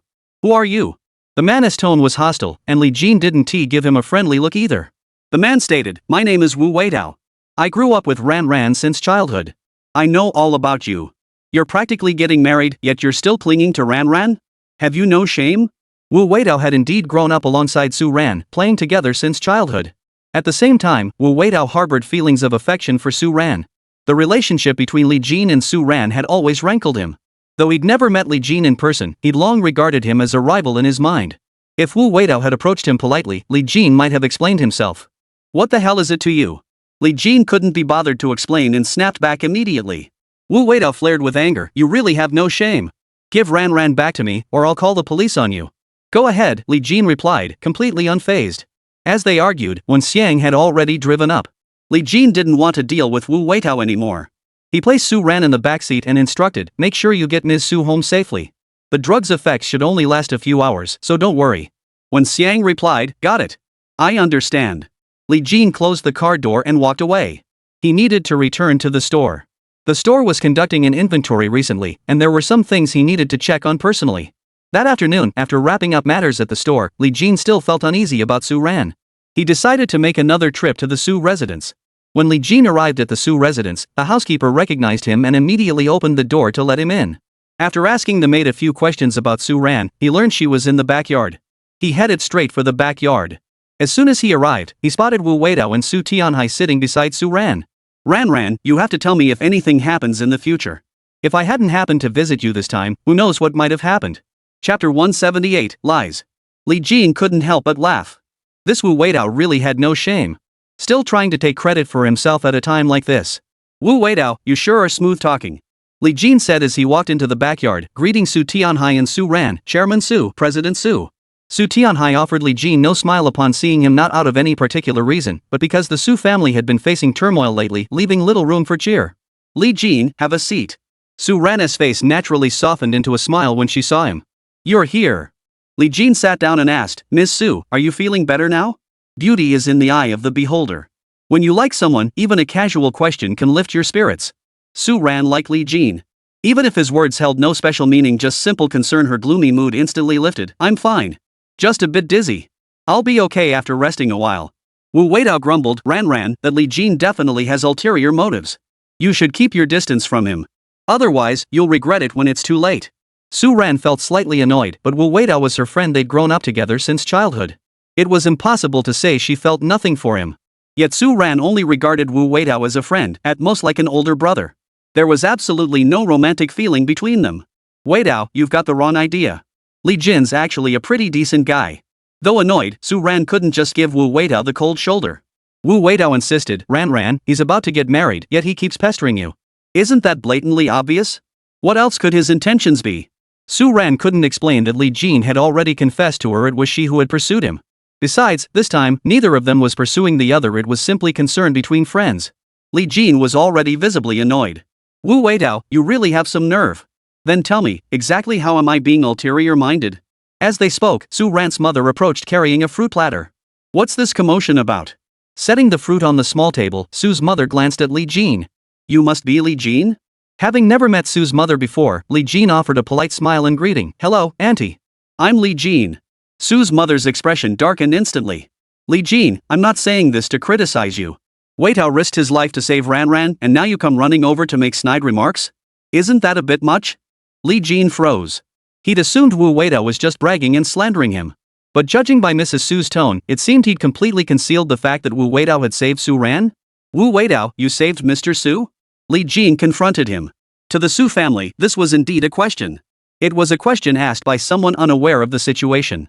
Wu Weidao sounded uncertain. "Ask Wen Xiang if you don't believe me." Just then, Wen Xiang emerged carrying a second fruit platter. Seeing the scene in the backyard, she paused in surprise. "What's going on?" Mrs. Su said angrily, "Shang Xian, Weidao saved Ran Ran, but Li Jin came and started trouble right away. You saw it with your own eyes. You tell Li Jin what's going on here." Li Jin looked at Wen Xiang. "What's going on?" Wen Xiang felt uneasy inside. She knew exactly what had happened. He was the witness to the entire incident.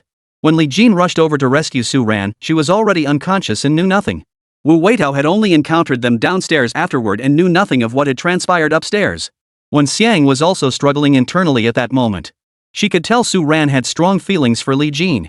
Li Jin might not feel the same way about Su Ran, but he was exceptionally attentive toward her. Yet toward Wen Xiang, he remained distinctly cold. To win over Li Jin and surpass Su Ran, Wen Xiang knew she had to cool things down between them. Wen Xiang wasn't necessarily a bad person, but her motives weren't pure. After a few seconds of internal conflict, Wen Xiang spoke up, right, Wu Weidao saved Ran Ran today. I saw it with my own eyes. I came back with Ran Ran after Wu Weidao helped her. Su's mother chimed in, Li Jin, did you hear that? I know exactly what you're thinking. You see, our Ran Ran is naive and easy to take advantage of, hoping to get something for nothing. Su Ran couldn't bear to listen anymore. Mom, don't talk nonsense. Su Tianhai chimed in, Li Jin is actually a good person. He's helped us a lot. Both Su Ran and her father Su Tianhai held Li Jin in high regard. They never imagined this incident would stem from Wu Weidao and Wen Xiang conspiring to fabricate lies. Before the incident, Su Ran had already lost consciousness and woke up at home. During that time, Wen Xiang had been by her side constantly, so naturally, she trusted Wen Xiang. Li Jin never imagined such a problem would arise. But Li Jin didn't care much about such social niceties. This outcome suited him just fine. If Su Ran learned he was the one who saved her, she'd likely feel indebted to him. Li Jin's thoughts were directed solely at Su Ran's parents. As for Wen Xiang and Wu Weidao, who had lied, Li Jin had nothing but contempt for them. Mrs. Su then said, Li Jin, our family doesn't welcome you here. You should come less often in the future. Su Ran and Su Tianhai both looked awkward, about to explain. Li Jin had already said, Mr. Su, I'm just glad you're okay. I heard you'd been in an accident and came to see how you were doing. I have some business to attend to. I'll take my leave now. Li Jin didn't elaborate on saving Su Ran. To him, it wasn't a big deal as long as she was okay. Before Su Ran could respond, Su's mother cut in, take your time leaving. No need to see you off. Knowing full well that Mrs. Su was hinting for him to leave, Li Jin still politely replied, Auntie, Mr. Su, I'll be on my way then. With that, Li Jin turned and walked away. Seeing Li Jin leave, Wu Weidao smirked smugly. Ran Ran, you really should listen to Auntie. Keep your distance from Li Jin from now on. It's better to be safe than sorry. Su Ran felt irritated and replied casually, I know what I'm doing. Wen Xiang set down the fruit platter. Uncle, Auntie, Ran Ran, I have some things to attend to as well. I'll take my leave now. Mrs. Su hurried to try to keep her, still grateful that Wen Xiang had brought Su Ran back. Wen Xiang insisted on leaving, and Su's mother couldn't persuade her otherwise. She could only say, Xiang Xiang, come visit more often when you have time. Ran Ran doesn't have many friends, just the few of you she's close to. Though her mind was set on chasing after Li Jin, Wen Xiang gave a vague reply, sure, I'll come see Ran Ran again when I have time. Ran Ran, I'll be going now. I'll come see you again when I have time. Su Ran also felt a bit grateful toward Wen Xiang. Before she lost consciousness, she had seen Wen Xiang pleading with Ruan Ming on her behalf. After all, Wen Xiang was just a woman, and Ruan Ming was the young master of the Ruan family. The fact that she had stood up for her was already remarkable. All right. Actually, it's not that serious. I should be fine by tomorrow. After exchanging a few more polite words, Wen Xiang hurried after him. Chapter 179, Obstacles Galore. After Wen Xiang left, Su's mother continued her relentless chatter. I always knew that Li Jin wasn't a good sort. Today proved it beyond doubt. You tell me this Li Jin barges in and starts talking about Weidao like he doesn't even respect the man. A man like that, who knows how twisted his mind really is? Ran Ran is just too innocent and trusting. She really ought to keep her distance from him from now on. Su Tianhai was already in a foul mood, and this commotion only made him more irritable. Stop it. Li Jin's actually a decent guy. Last time I was sick, he was the one who helped me out. I tried to give him a reward, but he refused to take it. Su's mother sneered, I think he's playing the long game. He's after something much bigger than a mere reward. Su Tianhai knew full well Li Jin wasn't motivated by money like his wife claimed. He'd once offered Li Jin 90% of the Su family's assets, but Li Jin had refused. If Li Jin had truly been after money, he could have accepted it then. There was no need for such a roundabout approach. You women just don't understand. Su Tianhai couldn't reveal his earlier promise, so he defended Li Jin with his words. Su's mother grew even more displeased at her husband's defense of Li Jin. You're being blind. Can't you see how obvious it is? Su Ran also spoke up for Li Jin. Mom, Li Jin is genuinely a good person. He's not what you think he is. Su's mother retorted, you two have been completely blinded by this Li Jin. Su Tianhai didn't want to dwell on this issue. Arguing further now served no purpose. Enough about this. The company has so much going on lately. It's uncertain whether we'll even make it through. If we don't make it, Li Jin won't have anything to gain either. You can rest easy then. Su Tianhai's words carried a hint of defiance. Su's mother was displeased and ignored her husband. Wu Weidao spoke up, Uncle, Auntie, our family has several projects in the works right now. If you could participate in some of them, it should help turn the company around. These projects are quite substantial. Securing major projects would inevitably bring in some capital. That capital could become the Su family's lifeline. Upon hearing this, Mrs. Su's face lit up with joy. Wei Tao. You're the best. You always think of us first. Whether this works out or not, I'm grateful to you, son-in-law. With people, you can't judge them by what they say, but by what they do. Take Wei Tao, for instance. He's doing everything he can to help us. Even if it doesn't work out in the end, he's given it his all. Su Tianhai and Su Ran couldn't argue with that. If Wu Weidao could truly secure several major projects for the Su family, projects that could also bring in capital, it would indeed be a tremendous help. Wu Weidao smiled at Su Ran. Ran, this project is already moving forward. When the time is right, I'll connect you with the right people. When the time comes, Uncle and Ran should prepare. With the Su family standing, it shouldn't pose too many problems. The Su family still held some local prestige. They were merely facing a cash flow issue. Their inherent strength and foundation remained intact. Before Su's father and daughter could respond, Su's mother nodded happily. Good. With Wei Tao's assurance, we can rest easy. Just as they were chatting, a middle-aged man burst in with a group of people, his aggressive demeanor quite intimidating. Su Tianhai rose to greet him. Big brother, what brings you here? This man was none other than Su Tianhai's older brother, Su Ran's uncle Su Feng. Su Feng's expression was grim as he snapped. You ask why I'm here? If I hadn't come, I fear the Su family would have been ruined by you lot. Su Tianhai assumed his elder brother had come because of the recent difficulties facing the Su company. Brother, we're already working on solutions. It shouldn't take long to raise the funds, and then everything will be resolved. Su Feng snapped. Is that why I came? Even if the company collapses, the Su family still has some fixed assets. With the Su family's assets and people, we still have a chance to make a comeback. Su Tianhai frowned. If that's what you say, big brother, then what brings you here today? Su Feng sneered coldly, fixing his gaze on Su Ran. You've raised a fine daughter. By offending the Ruan family, our Su family may well be courting disaster. I've heard that Ruan Ming, the young master of the Ruan family, has already declared his intent to wipe out our Su family. At these words, everyone was stunned. Everyone knew the Ruan family, a prominent clan in the capital. While the Su family held some local influence, they paled in comparison to a dynasty of Ruan's stature. If targeted, there was almost no chance of recovery. Su Ran knew he had to take a stand at this moment. Uncle, I will handle this matter. Su Feng roared. How exactly do you plan to handle it? The Su family is already struggling now, worse off than before. Our financial issues remain unresolved, and now we've offended the Ruan family. How do you plan to fix this? Su Ran was momentarily speechless. The problems confronting the Su family now seemed almost insurmountable. At least, with their current capabilities, there was no way to resolve them. Su Tianhai's expression darkened slightly. Brother, Su Ran is your niece too. If Ruan Ming intends to bully her, Su Ran can't just let herself be slaughtered. Must our Su family stoop to such a low compromise just to survive? If it truly comes to that, I'd rather fight to the death. Even if it means fighting to the death, even if it means losing everything, we cannot stoop to such humiliation. Su Feng couldn't possibly suggest letting Su Ran submit to Ruan Ming. He snorted coldly. Don't talk to me like this. Now, how do you propose we resolve the crisis we face? The Su family isn't just the three of you, there are others.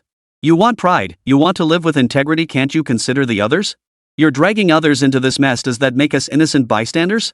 It must be said that while Su Feng's words lacked compassion and disregarded family ties, they held a certain logic.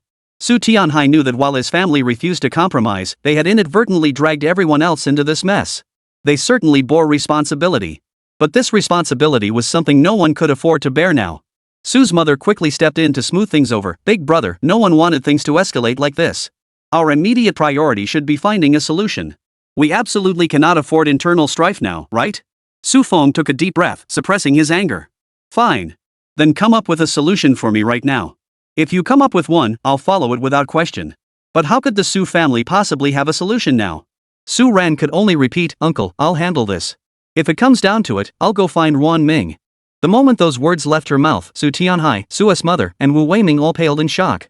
Ran, you absolutely cannot do that. Chapter 180, The Five-Drawer Chest. Meanwhile, Wen Xiang had chased after him and finally intercepted Li Jin's car at the community gate. Wen Xiang knew Li Jin must be blaming her now. If she didn't explain clearly, he might not even speak to her in the future. Li Jin, I need to talk to you. Li Jin looked at Wen Xiang blocking his path and rolled down the window. There's nothing to talk about. You can lie through your teeth, I couldn't care less. As long as Su Ran is okay. Wen Xiang pleaded urgently, let me explain. I meant well. Li Jin laughed bitterly, I don't care about this favor to the Su family. As long as Su Ran is safe. But don't treat me like an idiot. You helping that Wu Weitao? I couldn't care less. Now you want to owe favors to both sides? Wen Xiang said, Li Jin, you're about to get married. Maintaining this kind of relationship with Su Ran, isn't that a bit inappropriate? Su Ran has always had feelings for you. If he finds out you saved him, she'll probably be even more hopelessly hooked. Wu Weitao and she grew up together. Their family backgrounds are comparable, it's a well-matched pairing. If they end up together, it'll be good for everyone involved. What I'm doing is for everyone's good. What a load of hypocritical bull. Li Jin wasn't about to be fooled by such empty rhetoric. Wen Xiang, do you think everyone in the world is a fool? Or do you think you're so clever? Do you really think I'll buy your excuses? Whatever your motives are, I couldn't care less. My help for Su Ran is straightforward, I promised her I would. If Su Ran faces difficulties in the future, I'll still help her. As for anything else, you needn't concern yourself. Step aside. Wen Xiang had no choice but to step aside. Li Jin had originally planned to go straight home, but halfway there, he received a call from Yang Zhengwei. Hello? Chairman Yang. Yang Zhengwei chuckled. Li Jin, I've got an antique appraisal contest going on here. I've already signed you up. Want to come check it out? Li Jin didn't pay much attention. Antiques? Yang Zhengwei replied, yes. There's a small fee for this competition, but it's not much. The top 3 winners can choose one antique from the entire competition to take home. Generally speaking, as long as you make it into the top 3, you won't lose out. Li Jin perked up at the prospect. Where is it? When does it start? Yang Zhengwei replied, not far, right here in your hometown. I'll be there too. Though it's called a contest, only a few dozen people participate and there's no audience. But the participants are all highly skilled. It's a high-end, small-scale competition. The main purpose is still to exchange insights. It wraps up by 8 o'clock tonight. Li Jin was quite interested. Sounds good. Send me the address, I'll head over right now. Sure, I'll send it now, Yang Zhengguo replied. It's getting late, so hurry over, it starts at 6. Li Jin glanced at his watch, it was already past 5 in the afternoon. Alright, I should make it before 6. If I don't, I'll just treat it as going to watch the excitement. Yang Zhengguo always thought Li Jin had a great attitude, he didn't care much about winning or losing, yet somehow he always ended up winning. That trait alone earned Yang Zhengguo's deep respect. Alright, hurry over. When Li Jin arrived, there were still 10 minutes before the start. Yang Zhengguo had been waiting and took the opportunity to introduce a few people to Li Jin. Before long, the treasure appraisal contest commenced. The rules here were actually quite simple, just authenticate the items. For Li Jin, this format presented virtually no challenge. However, this grand competition did broaden Li Jin's horizons considerably. He had indeed witnessed numerous counterfeiting techniques. Every counterfeit piece entered in this competition was so convincing it could fool even experts. Many masters had been fooled by these samples. Many were pieces from masters' personal collections. Because these pieces were crafted so convincingly, some people would collect them even knowing they were fakes. These counterfeits were precisely the ones the masters had discovered to be fakes after being deceived, only to collect them afterward. They were brought out for this contest to showcase their craftsmanship. Li Jin won the contest almost without a doubt. This contest was jointly organized by several leading figures in the antique world, essentially serving as a friendly competition. Yang Zhengguo, a prominent figure in the field, served as the host. The top 3 winners are Li Jin, Wang Yiqi, and Zhang Shuchen. Congratulations to all 3. Next, please welcome Li Jin to the stage to select an antique of his choice. These antiques were not contributed by a single individual but gathered collectively by many. Upon presentation, each piece receives an appraisal. All contestants must pay an entry fee. The top 3 winners select 3 antiques, and the organizers use the entry fees to purchase these items at their initial appraised values. These pieces are then presented to the winners as prizes. Everyone in the antique circle enjoys this kind of atmosphere. Among the items up for competition, the finest piece was undoubtedly a Ming Dynasty jade pendant valued at over 2 million yuan. Almost everyone assumed Li Jin would choose this jade pendant. But to everyone's surprise, Li Jin chose a late Qing Dynasty 5-drawer chest instead. A 5-drawer chest is essentially a cabinet with drawers. Do means drawer, commonly called chou di in Chinese. A 5-drawer chest is a small cabinet with 5 drawers. This particular 5-drawer chest wasn't expensive because it wasn't made from any precious wood. Nor had it belonged to any famous person. However, its condition was relatively well preserved. Judging by its appearance, wood, and craftsmanship, it was likely a piece used by a small family of gentry or landowners. The wood used is likely camphor wood, which is not particularly valuable. This 5-drawer chest should be worth around tens of thousands, not much more. Li Jin chose the 5-drawer chest, so the runner-up naturally selected the jade pendant. After the top 3 contestants had made their selections, Yang Zhengguo stepped down from the stage after exchanging a few polite remarks. He couldn't help but ask Li Jin, why did you choose that? Don't tell me you're embarrassed. Or is there something remarkable about this chest that everyone else missed but you spotted? Li Jin smiled and replied, there's nothing particularly remarkable about this chest of drawers. But there's a hidden compartment inside. I caught a glimpse of it during the appraisal. Yang Zhengwei was startled. A hidden compartment? Li Jin tipped the chest over. The underside showed nothing unusual, just a solid wooden panel. Li Jin tapped the surface a few times. One spot did indeed sound hollow. He pulled out the bottom drawer, found the exact spot, and gave it a firm tap. The bottom panel, which had seemed solid, suddenly revealed a hollow compartment. Inside lay a roll of brown paper. What is this? Yang Zhangwei asked, sounding almost incredulous. Li Jin unrolled the parchment paper to reveal a map. Li Jin said, half joking, half serious, a map. Looks like it might be a treasure map. Chapter 181, Imperial Tomb Map. Yang Zhangwei studied it carefully and remarked, it does look like a map. Mountains, rivers, but I have no idea where this is. Li Jin flipped to the other side, revealing another map, this time a floor plan. Yang Zhangwei remarked, this looks like a map of an underground palace.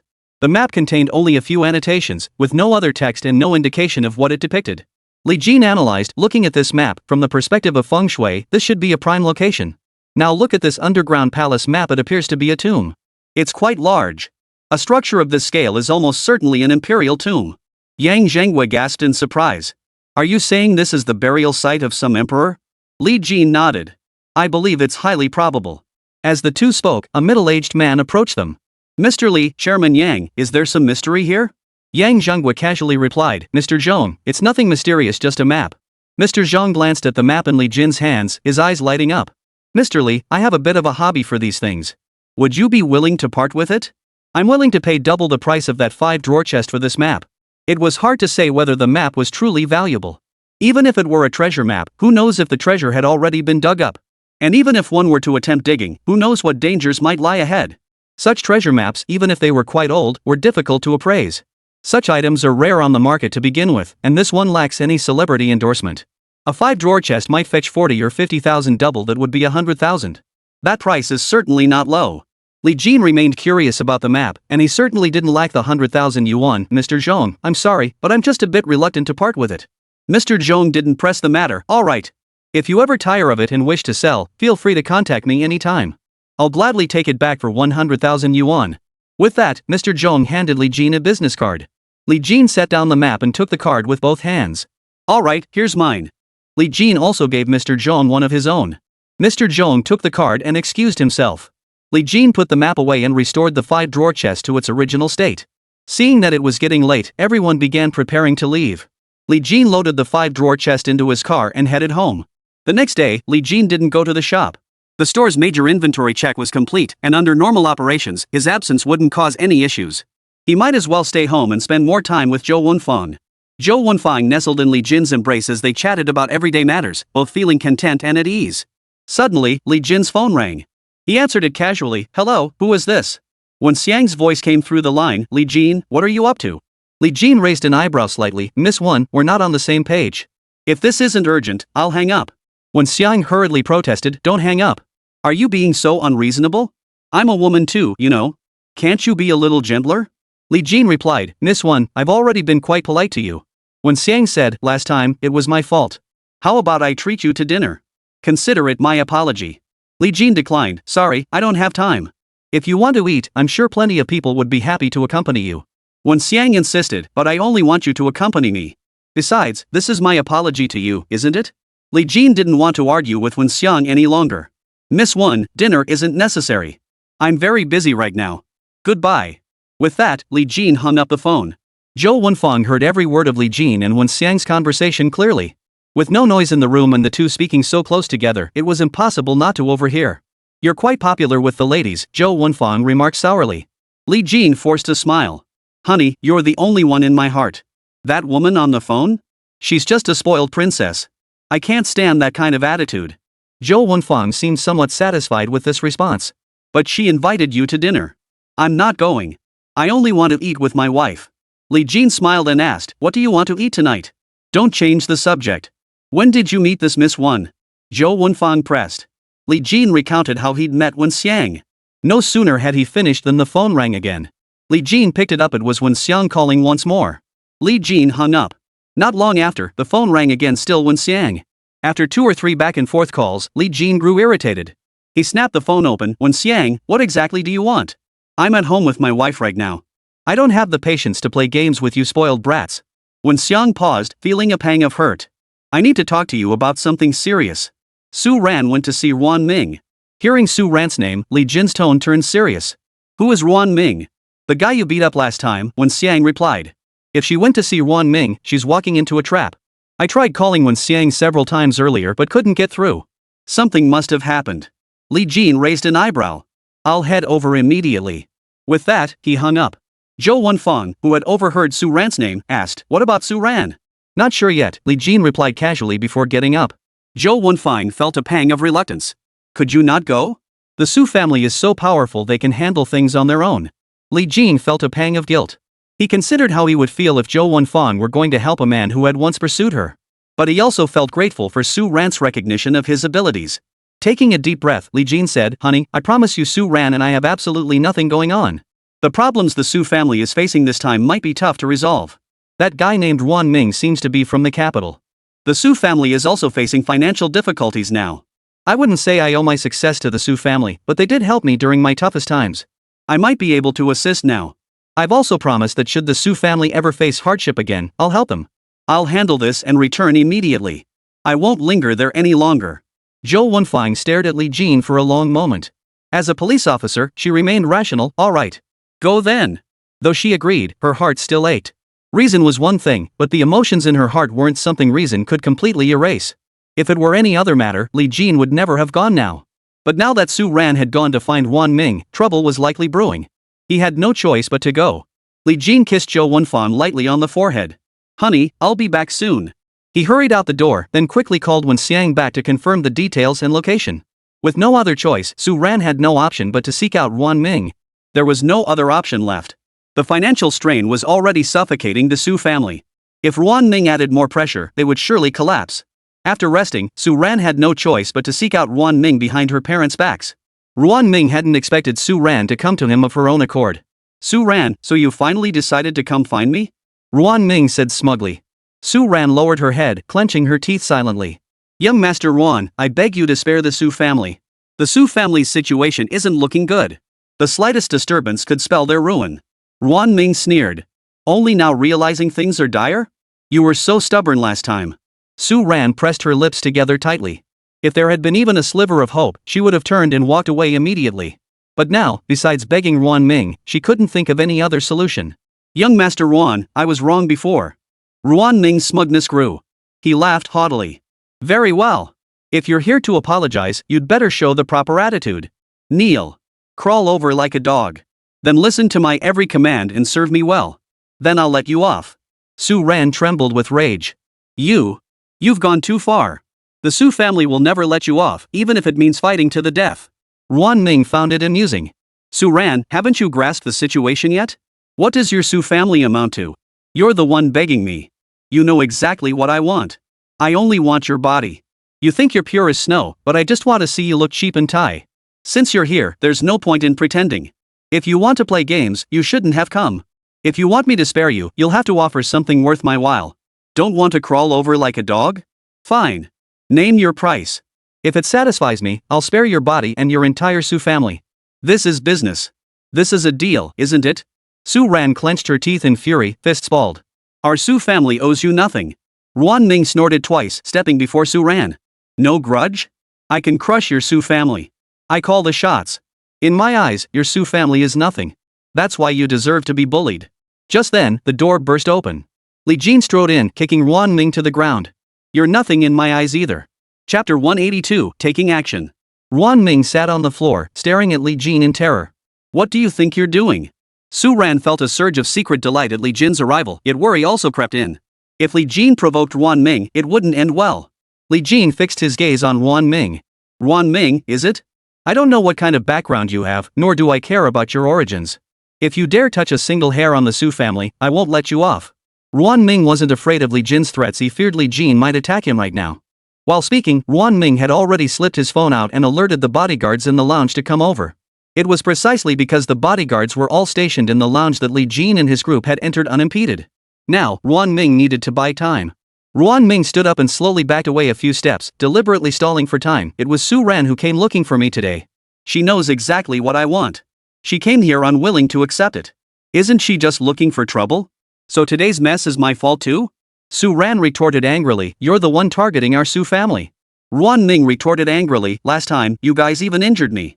When Xiang chimed in, last time you said you'd help the Su family if Su Ran just drank one glass of wine with you. But you drugged her drink and tried to do something despicable. You were the one who broke your promise first. As the argument escalated, Ruan Ming's bodyguards arrived. 5 or 6 burly men burst into the room. Ruan Ming had been waiting for this moment. Yes, I broke my promise. You're Li Jin, right? Aren't you supposed to be a tough fighter? Let's see how many of us you can take on. With that, Ruan Ming barked at his bodyguards, all of you, get him. Beat him senseless.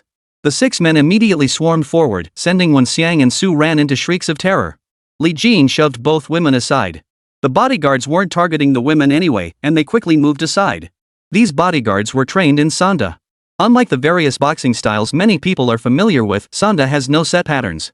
Traditional martial arts include Bagwazang, Taijiquan, Wing Chun, and so on.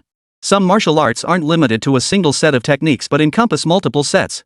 For example, Wing Chun can be practiced with fists or with a knife. It's actually a complete system. Moreover, Wing Chun has 3 sets of boxing techniques, one of which alone contains 13 moves. However, Sanda lacks these complexities, relying solely on simple single techniques and combinations. A single move is a straightforward punch. A straight punch is delivered straight out, a left hook punch and right hook punch are swinging punches to the left and right, and an uppercut is delivered from below upward. These techniques are so straightforward that any ordinary person can grasp their basics at a glance. Combinations are slightly more complex. Therefore, Sanda places greater emphasis on countering techniques as they are executed and relies more heavily on experience. Ruan Ming's bodyguards do possess some combat experience, though it's not the kind forged in life or death battles. Most of their experience comes from training in the ring. These men even possessed greater physical strength than Li Jin. Li Jin had to channel his internal energy to deflect their attacks. Li Jin also countered move for move, occasionally absorbing a blow head-on, but still using his internal force to neutralize it. Fighting multiple opponents in such a confined space, he couldn't run or dodge freely. He was inevitably restricted at times and had to endure many blows.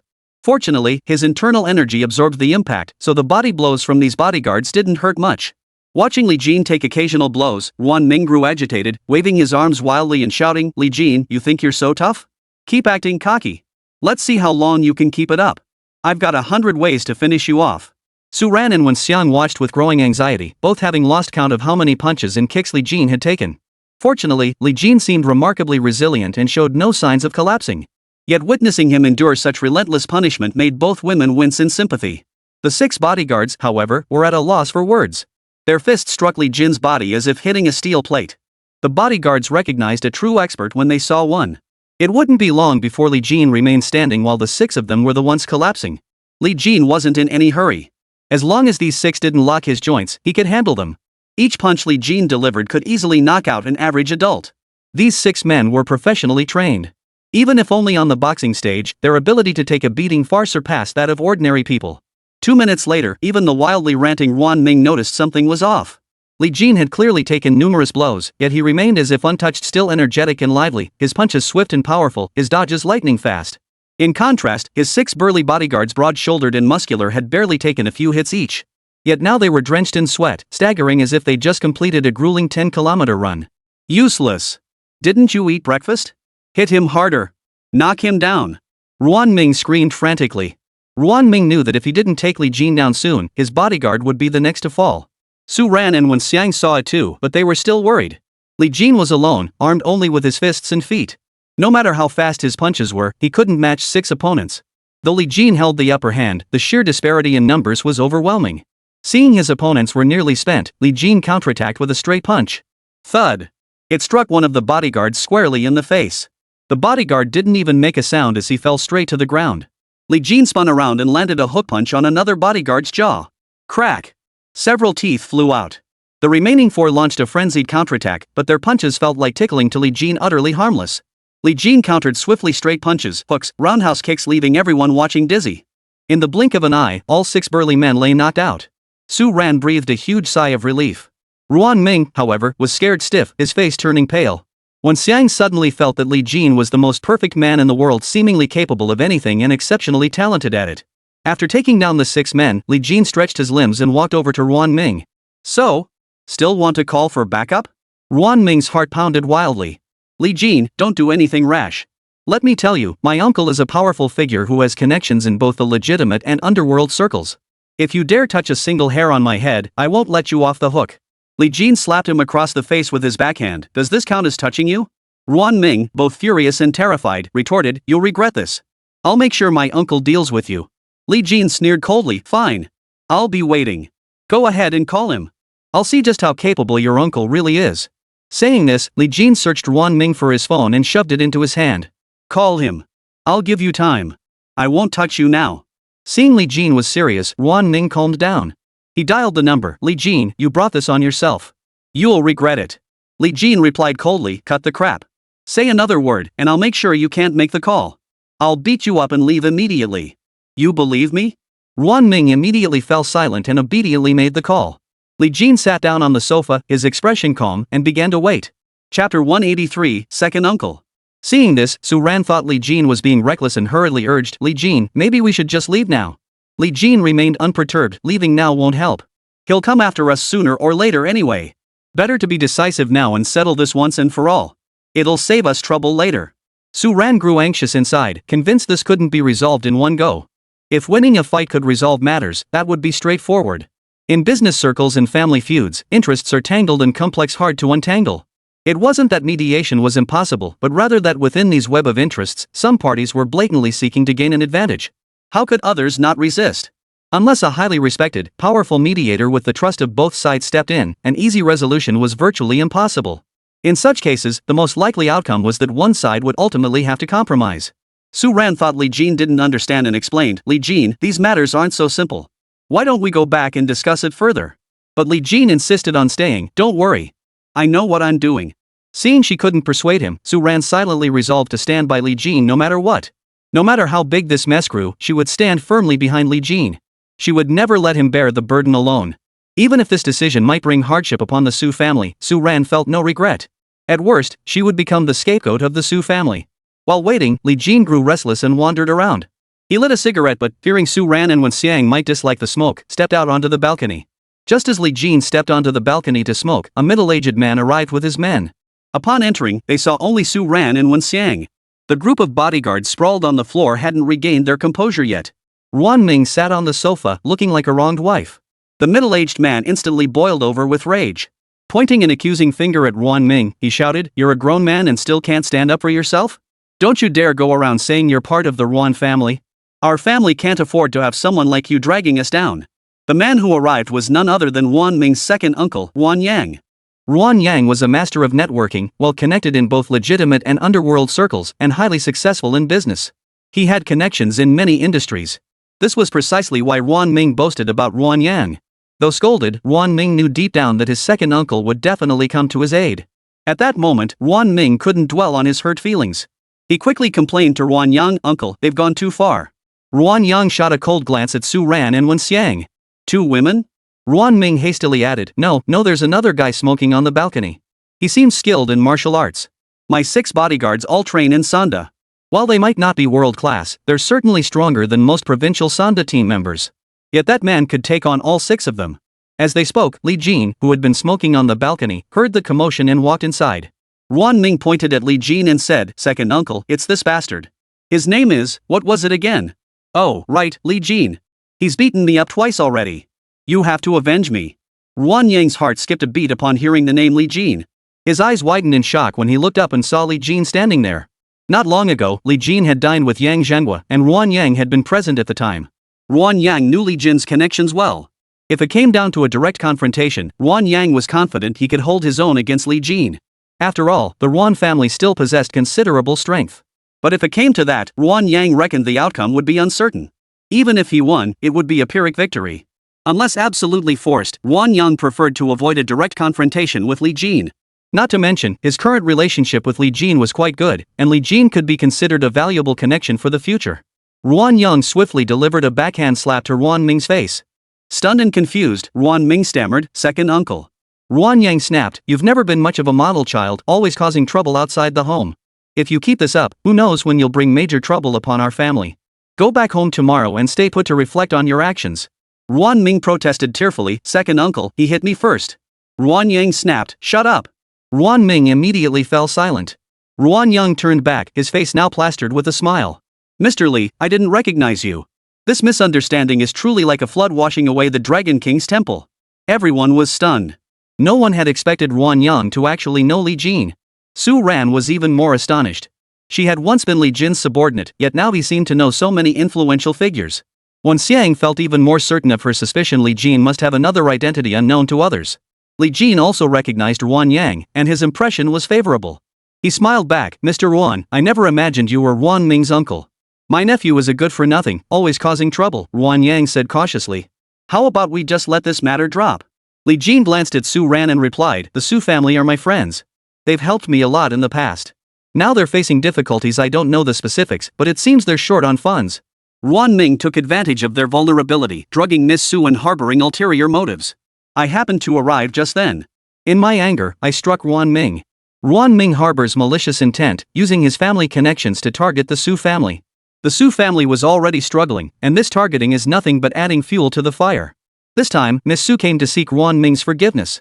Ruan Ming refused to relent, even making outrageous demands. When I arrived, I struck him again. This matter has no direct bearing on my personal interests. But I will certainly intervene in matters concerning the Su family. Ruan Yang had initially been merely annoyed, but upon hearing the full account, his anger flared. Suppressing his rage, he told Li Jin, "Mr. Li, I will handle this matter properly." After speaking, Ruan Yang pointed his finger at Ruan Ming's nose and scolded, "You've gone too far this time. If word of this gets out, how will the Ruan family ever show their faces in public? I'll deal with you once I've handled this properly." Turning to Su Ran, Ruan Yang added, "Miss Su, the Ruan family bears full responsibility for this incident. I apologize on behalf of my good-for-nothing nephew." Su Ran hadn't expected the matter to be resolved so smoothly. This outcome was far better than anything she'd imagined. "It's fine. As long as the misunderstanding is cleared up."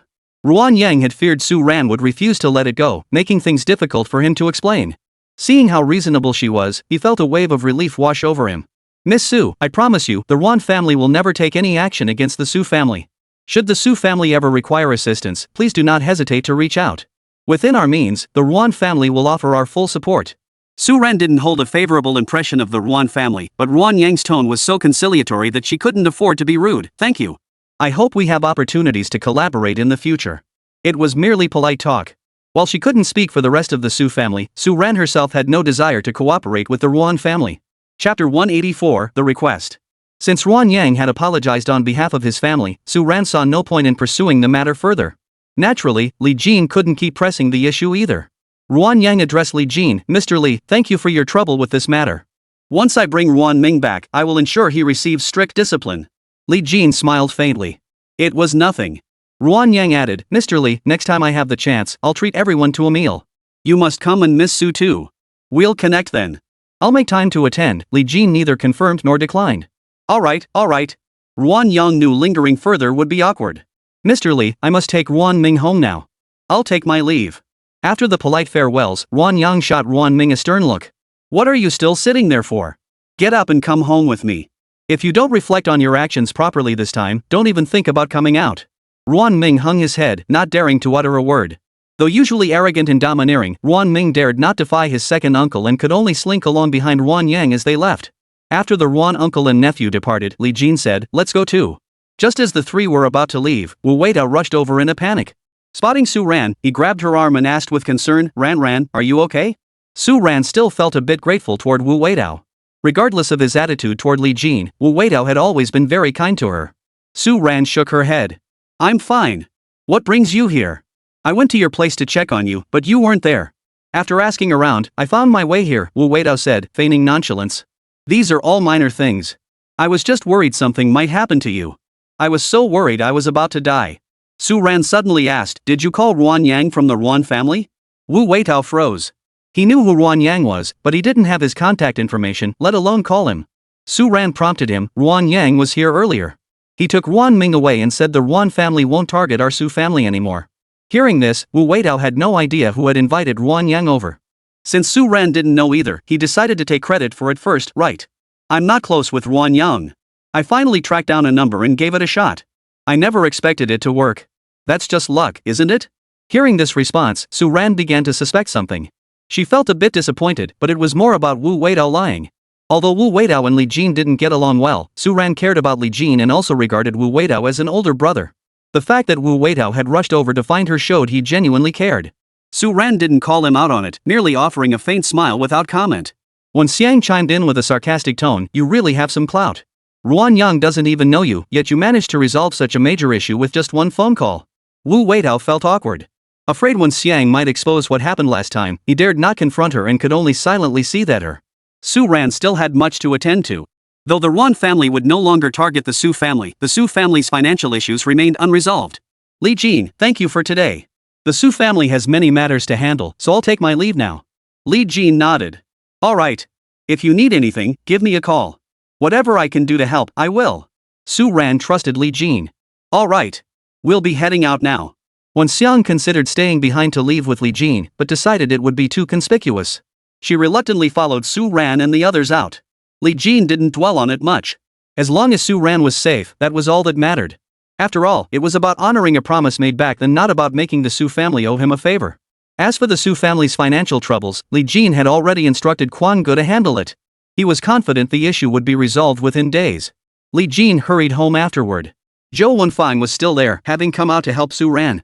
She'd been a bit upset already, so he needed to go back quickly and smooth things over. In this regard, Li Jin still felt guilty toward Zhou Wenfang.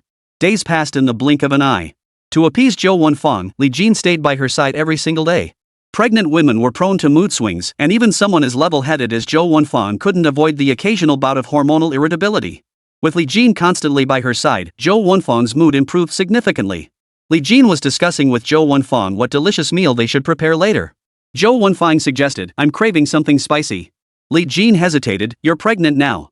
Isn't eating something this spicy a bit risky? Zhou Wenfang retorted, I just want it. Then let's just have a little bit, Li Jin suggested. I'll make you some soup too. Zhou Wenfang considered it, alright, but I don't want chicken soup. I want pork rib soup. Li Jin agreed affectionately, sure, no problem. Whatever my wife wants to eat, I'll do my best to make it happen. I'll go prepare it for you. With that, Li Jin headed toward the kitchen. His mother had been visiting relatives these past few days, so he'd been handling all the cooking. As he bustled about, the living room phone rang. Zhou Wenfang called out, your phone. Answer it for me, Li Jin replied casually. Though it was just a casual remark, it made Zhou Wenfang's heart flutter with sweetness. After all, a man who trusted her enough to let her answer his phone calls whenever she pleased was a sign of deep trust. After taking the call, Zhou Wenfang rushed back to the kitchen. Someone named Yang Zhenghua wants you to meet him for tea at Mingxi Lu at 3 this afternoon. Li Jin didn't think much of it. Alright. At 3 o'clock sharp, Li Jin arrived at Mingxi Lu. Besides Yang Zhenghua, there was another person present. After introductions, she learned he was the city's mayor. After exchanging pleasantries, the three engaged in casual conversation. The conversation naturally turned to the city's economic development. After a while, Yang Zhenghua said, I heard there's been a problem with a major project recently, the one involving the Wu family. The mayor nodded with a troubled expression. Yes. It's a substantial project, and the city has always placed great importance on it. We're counting on the city to attract more major companies and large-scale projects. That's the only way to ensure employment rates and economic stability. Upon hearing the name Wu family, Li Jin guessed it must be the major project involving Wu Weidao's family. He asked in confusion, how could such a large project run into problems? The mayor sighed helplessly, the investors' funds fell short, and the Wu family had to cover a lot of the costs. The payments that were supposed to be made have been delayed for over half a year. The Wus are caught between a rock and a hard place. Without their advance funding, the project is essentially finished. But even if they pour all their money into covering the shortfall, it won't plug the hole. Now they're appealing to the city government, hoping for a solution. The city government is also in a difficult position. Li Jin had little interest in the Wu family's affairs and didn't press further. Yang Zhenghua and the mayor merely exchanged small talk without delving deeper. They touched on several other topics: local economic development, antiques, and the like. Li Jin could tell these two clearly had something important to discuss but were hesitant to broach the subject. Unable to broach the subject with the mayor, Li Jin turned to Yang Zhenghua instead. Chairman Yang, you didn't call me here today just for small talk, did you? Yang Zhenghua glanced at the mayor and said, Li Jin, I did call you here today because there is something I need your help with. Li Jin frowned in confusion. What is it? By all accounts, both Yang Zhenghua and the mayor were influential figures who rarely needed to ask others for favors. The mayor suddenly stood up and said solemnly, Mr. Li, I need you to save my daughter. Chapter 185, A Heartache. Li Jin was momentarily perplexed. Mayor, if your daughter is unwell, shouldn't she see a doctor? While I know a bit about medicine, I'm not a professional. Dealing with illnesses could easily lead to trouble. If the mayor's daughter had terminal cancer, what's the point of treatment? Or if she had some strange illness, it might not even be curable. Li Jin understood why the mayor sought him out. He must have visited countless hospitals with no results. Li Jin didn't consider his medical skills to be unmatched in the world. Many conditions were beyond even his capabilities. Sure enough, the mayor sighed and said, "We've already seen many doctors. My daughter is physically weak and has some emotional issues too. She's had countless physical examinations and seen psychiatrists, but nothing has worked. To be honest, I've been seeking treatment everywhere. Mr. Lee, please take a look. If there's any way to help, we're willing to try. If it proves too difficult to tackle, I'll understand." Yang Zhenghua also chimed in, "Li Jin, go take a look." Li Jin had initially been reluctant to agree, but with things having gone this far, it was difficult to refuse. Considering Yang Zhenghua's face, he could only nod. "Alright, I'll go take a look." The three made their way to the mayor's residence. When Li Jin arrived, others were already treating the mayor's daughter. The mayor explained somewhat awkwardly, "Mr. Li, I'm truly sorry. I've been seeking medical help everywhere, visiting numerous hospitals and inviting many specialists to our home. This time, it was actually just a coincidence. Having other doctors examine the patient before the one you specifically invited felt somewhat disrespectful. If you've already invited others, why bother inviting me?" Li Jin didn't seem to mind. He suspected his visit was mostly a formality. Li Jin smiled faintly.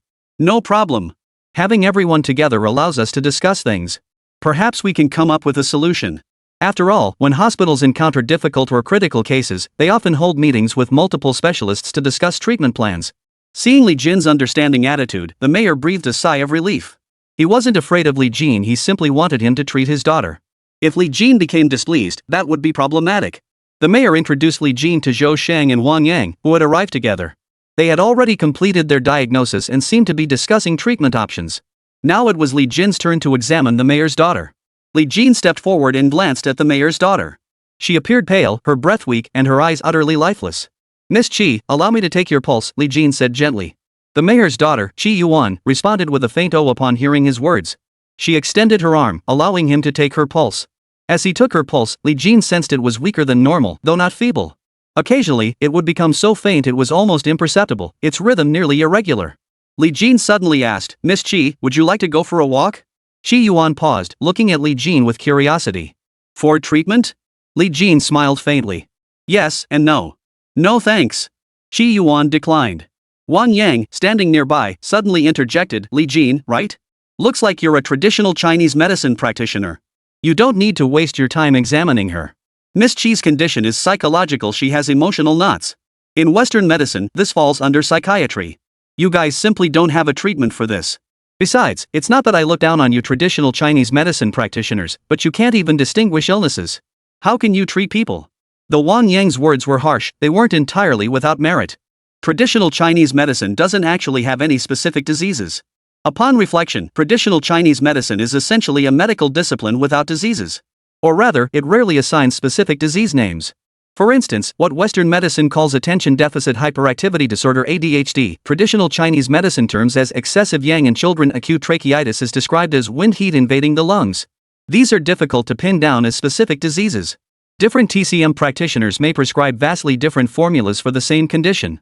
Two patients with the same condition consulting the same practitioner may receive different prescriptions. As the saying goes, Western medicine treats disease as Chinese medicine treats people. Western medicine prescribes medicine for the disease whatever illness you have, that's the formula you get. TCM, on the other hand, focuses holistically on harmonizing the body's yin-yang balance. Simply put, illness arises when this balance is disrupted. TCM aims to restore this equilibrium, allowing the body's natural immune and self-healing mechanisms to resolve the condition. This explains why Western medicine excels at treating acute illnesses in clearly defined conditions, while TCM is more adept at managing chronic diseases and complex ailments. Li Jin understood that Wang Yang and his colleagues were vying for credit and seeking favor with the city's top officials. Li Jin couldn't be bothered to argue with them. "Let's take this outside." Discussing matters in front of the patient was ultimately inappropriate. After all, Zhou Shang and Wang Yang were doctors, they possessed this basic professional courtesy. As they stepped outside, Li Jin stated, "My diagnosis indeed points to a psychological issue." Wang Yang pursed his lips. "We said it was a psychological knot, and you just parroted it back. You sure know how to take advantage." Li Jin replied, "I'm just stating my diagnosis." Wang Yang didn't believe Li Jin had actually diagnosed anything and retorted, "If you've diagnosed it, then tell us how do we treat Miss Qi's condition." Li Jin replied, "Find the root cause. Since it's a heart ailment stemming from emotional knots, we must identify those knots and provide counseling. As for her physical weakness, rest and a return to normal life will gradually restore her health." Wang Yang sneered coldly, "You're just a quack. That approach has been tried before, it doesn't work. We believe a more direct approach is needed. Pierce Miss Qi's emotional knot directly. That way, we won't need to probe where her heartache lies." Li Jin raised an eyebrow. I advise against it. Miss Chi's emotional knot affects her physical health that runs deep. The shock might provoke her into extreme actions. Wang Yang had anticipated this, we just need to prepare safeguards. Better to endure a short, sharp pain than a long, drawn-out suffering. Li Jin had no intention of taking credit for this. Remembering that Chi Yuan was, after all, a living person, he cautioned, Miss Chi is already trapped within her own emotional turmoil. What you propose is like rubbing salt into the wound. Mental afflictions originate in the mind and manifest in the heart. Be careful, this could cost someone their life. Li Jin's words struck a nerve with Qi Jipeng, who stood nearby. Incensed, he snapped, how dare you speak like that? Get out. As Qi Yuan's older brother, Qi Jipeng cherished his sister deeply. He couldn't bear to hear Li Jin's words even if they were objective truths, and his anger flared. Li Jin, however, remained calm. Since Doctors Zhou and Wang are here and have identified the problem, I'll take my leave. The mayor remained silent but had stayed nearby all along, quietly calculating his own moves. Now he stepped forward, his face a mask of awkwardness, though whether genuine or feigned was unclear. Mr. Li, I truly apologize. My son has a fiery temper, but his heart is in the right place.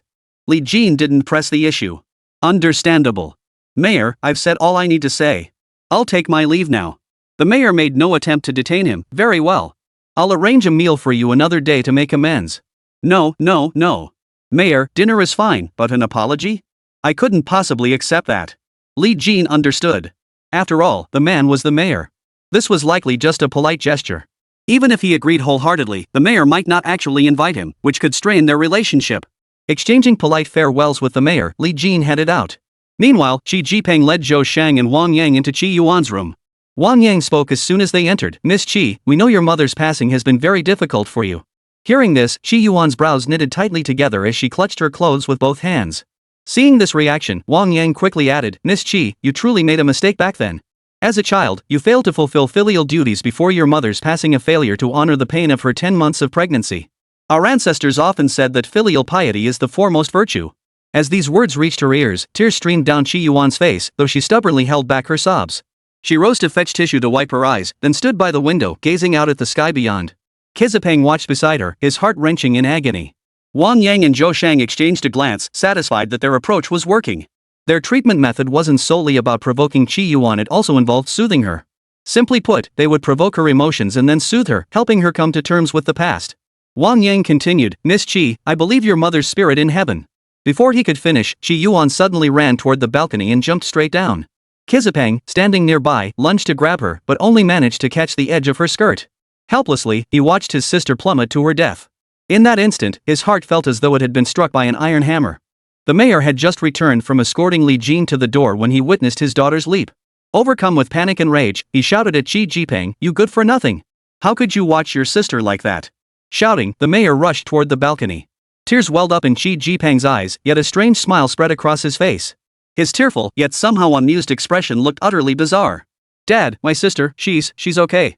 The mayor rushed to the balcony and looked down, only to see that Li Jin had just landed, catching Qi Yuan. He breathed a huge sigh of relief. Chapter 186, Medical Ethics. The mayor's emotions felt like a roller coaster, soaring and plummeting, unbearably intense. Regaining his composure, the mayor turned and hurried downstairs. The others hurriedly followed. When someone jumps from a building, reaching out to catch them, let alone an adult, even a child, would result in broken arms. Fortunately, Li Jin used his internal energy to absorb the impact, allowing him to catch the person steadily. Qi Yuan was still somewhat dazed. Li Jin, likely understanding the situation, channeled some of his true qi into her heart and lung meridians. While this infusion couldn't untangle the knot in Qi Yuan's heart, it did ease her discomfort somewhat. Guided by the Qi Yuan suddenly snapped back to clarity. Earlier, provoked by Wang Yang, she had been in a daze. Even her leap had been driven by emotion rather than conscious thought. In the depths of profound grief, rational decisions become elusive. Recalling Wang Yang's earlier words and the memory of her deceased mother, Qi Yuan burst into loud sobs. Li Jin felt helpless and could only set Qi Yuan down, letting her sit by the roadside. He comforted her, Miss Qi, I don't know what's weighing on your heart, but as long as we're alive, we must keep moving forward. 99% of the worries in a person's life are unnecessary. But what you're facing now might just be that crucial 1% in your life. In this world, there's no pill for regret. What's missed is missed, and failure is failure. Think of your parents, and your brother. Though he seems to have some issues with me, he genuinely cares about you. As the Buddha taught, when karmic ties gather, we come together. When they disperse, we part. When they arise, life flourishes. When they fade, life ends. Accept what comes with ease, and troubles will naturally fade. Sometimes, when faced with forces beyond human control, we must learn to go with the flow. Qi Yuan cried, I made a mistake. Li Jin replied, who among us has never made a mistake in this life? But, I truly can't let go. I can't forgive myself. Qi Yuan choked back tears, clearly unable to move past it. Li Jin said, your attempt to jump to your death, perhaps it was an act of repentance, or perhaps an act of escape. Regardless of your purpose, I understand your feelings. But I also don't approve of your method. When you live your life, who do you think you're living it for? Qi Yuan shook her head. I don't know. As they spoke, the Qi family father and son had already run downstairs. Mayor Qi kept thanking Li Jin, Mr. Li, thank you. It's all thanks to you. I'm truly grateful. Qi Jipeng also apologized, Mr. Li, I'm sorry for my earlier discourtesy. Li Jin hadn't taken offense in the first place, it's fine. Miss Qi is a bit emotional right now. Don't upset her too much. Just calm her down. I'll take my leave now. Mayor Qi quickly interjected, Mr. Li, could you please stay and take another look at Qi Yuan? She really can't handle any more stress right now. Qi Jipeng pleaded, yes. Mr. Li, my sister is still so young. I beg you. If you feel I was too rude earlier, I'll kowtow to you an apology. Li Jin felt a twinge of compassion. All right. I'll try, but I can't guarantee I'll be able to resolve Miss Qi's emotional turmoil. Li Jin wasn't being polite, he was speaking the truth. Mental blocks like this aren't something you can just resolve at will. Some are easier to resolve, while others are fundamentally impossible to untangle. It depends heavily on the events that occurred and the individual's personality. The group returned upstairs. Qi Yuan's emotions had stabilized somewhat, though she continued to weep silently. Wang Yang, seeing Li Jin return, felt a pang of displeasure and sought to justify his earlier mistake. I overreacted earlier. Our treatment plan includes subsequent reassurance. How could Qi Jipeng tolerate this? He snapped, do you realize you nearly killed my sister? If anything happens to my sister, I won't let you off the hook. Wang Yang was momentarily speechless. Well, we did make a minor misstep. We have better methods. Li Jin frowned. I know what you're thinking. You treat Miss Qi's emotional knot like an abscess, constantly provoking it to swell until it bursts completely, then soothing it with words afterward. I haven't studied psychology extensively, but your plan seems highly unlikely to succeed. Even if it did work, think about how Miss Qi's state of mind would change. She'd likely undergo a drastic personality shift. Wang Yang seethed inwardly, you make it sound so simple. What proper treatment plan do you have? Healing with words? Psychologists have tried that before, it doesn't work. The mayor of Qi City, unwilling to watch their argument escalate, quickly interjected, enough. Mr. Li, please treat my daughter. Li Jin nodded. All right. It should take about half an hour. If it couldn't be resolved in half an hour, Li Jin had no better solution. Wang Yang felt as if he'd heard the biggest joke in the world. Half an hour? How is that possible? How long have you known about Miss Qi's condition? Numerous specialists, both from regular hospitals and mental health professionals, have tried everything. None of them had any effect whatsoever. Even for us, this is a last resort. If there were truly gentler treatment options, why would we resort to such drastic measures? Li Jin replied calmly, every treatment approach is different. Perhaps mine will work? Wang Yang exclaimed excitedly, if you truly succeed, I'll kowtow to you. Li Jin now felt about 70% confident. Are you a doctor? I'm not a doctor, are you? Wang Yang retorted smugly. Li Jin's expression turned serious.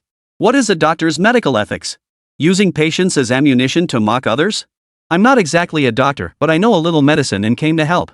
But I still hope Miss Qi gets better. Whether you treat her or I do, it really doesn't matter. The priority is getting Miss Qi well. Yet now you're using her condition to gamble with me. Don't you find that laughable? Have you flushed your medical ethics down the toilet? Li Jin's words left Wang Yang speechless.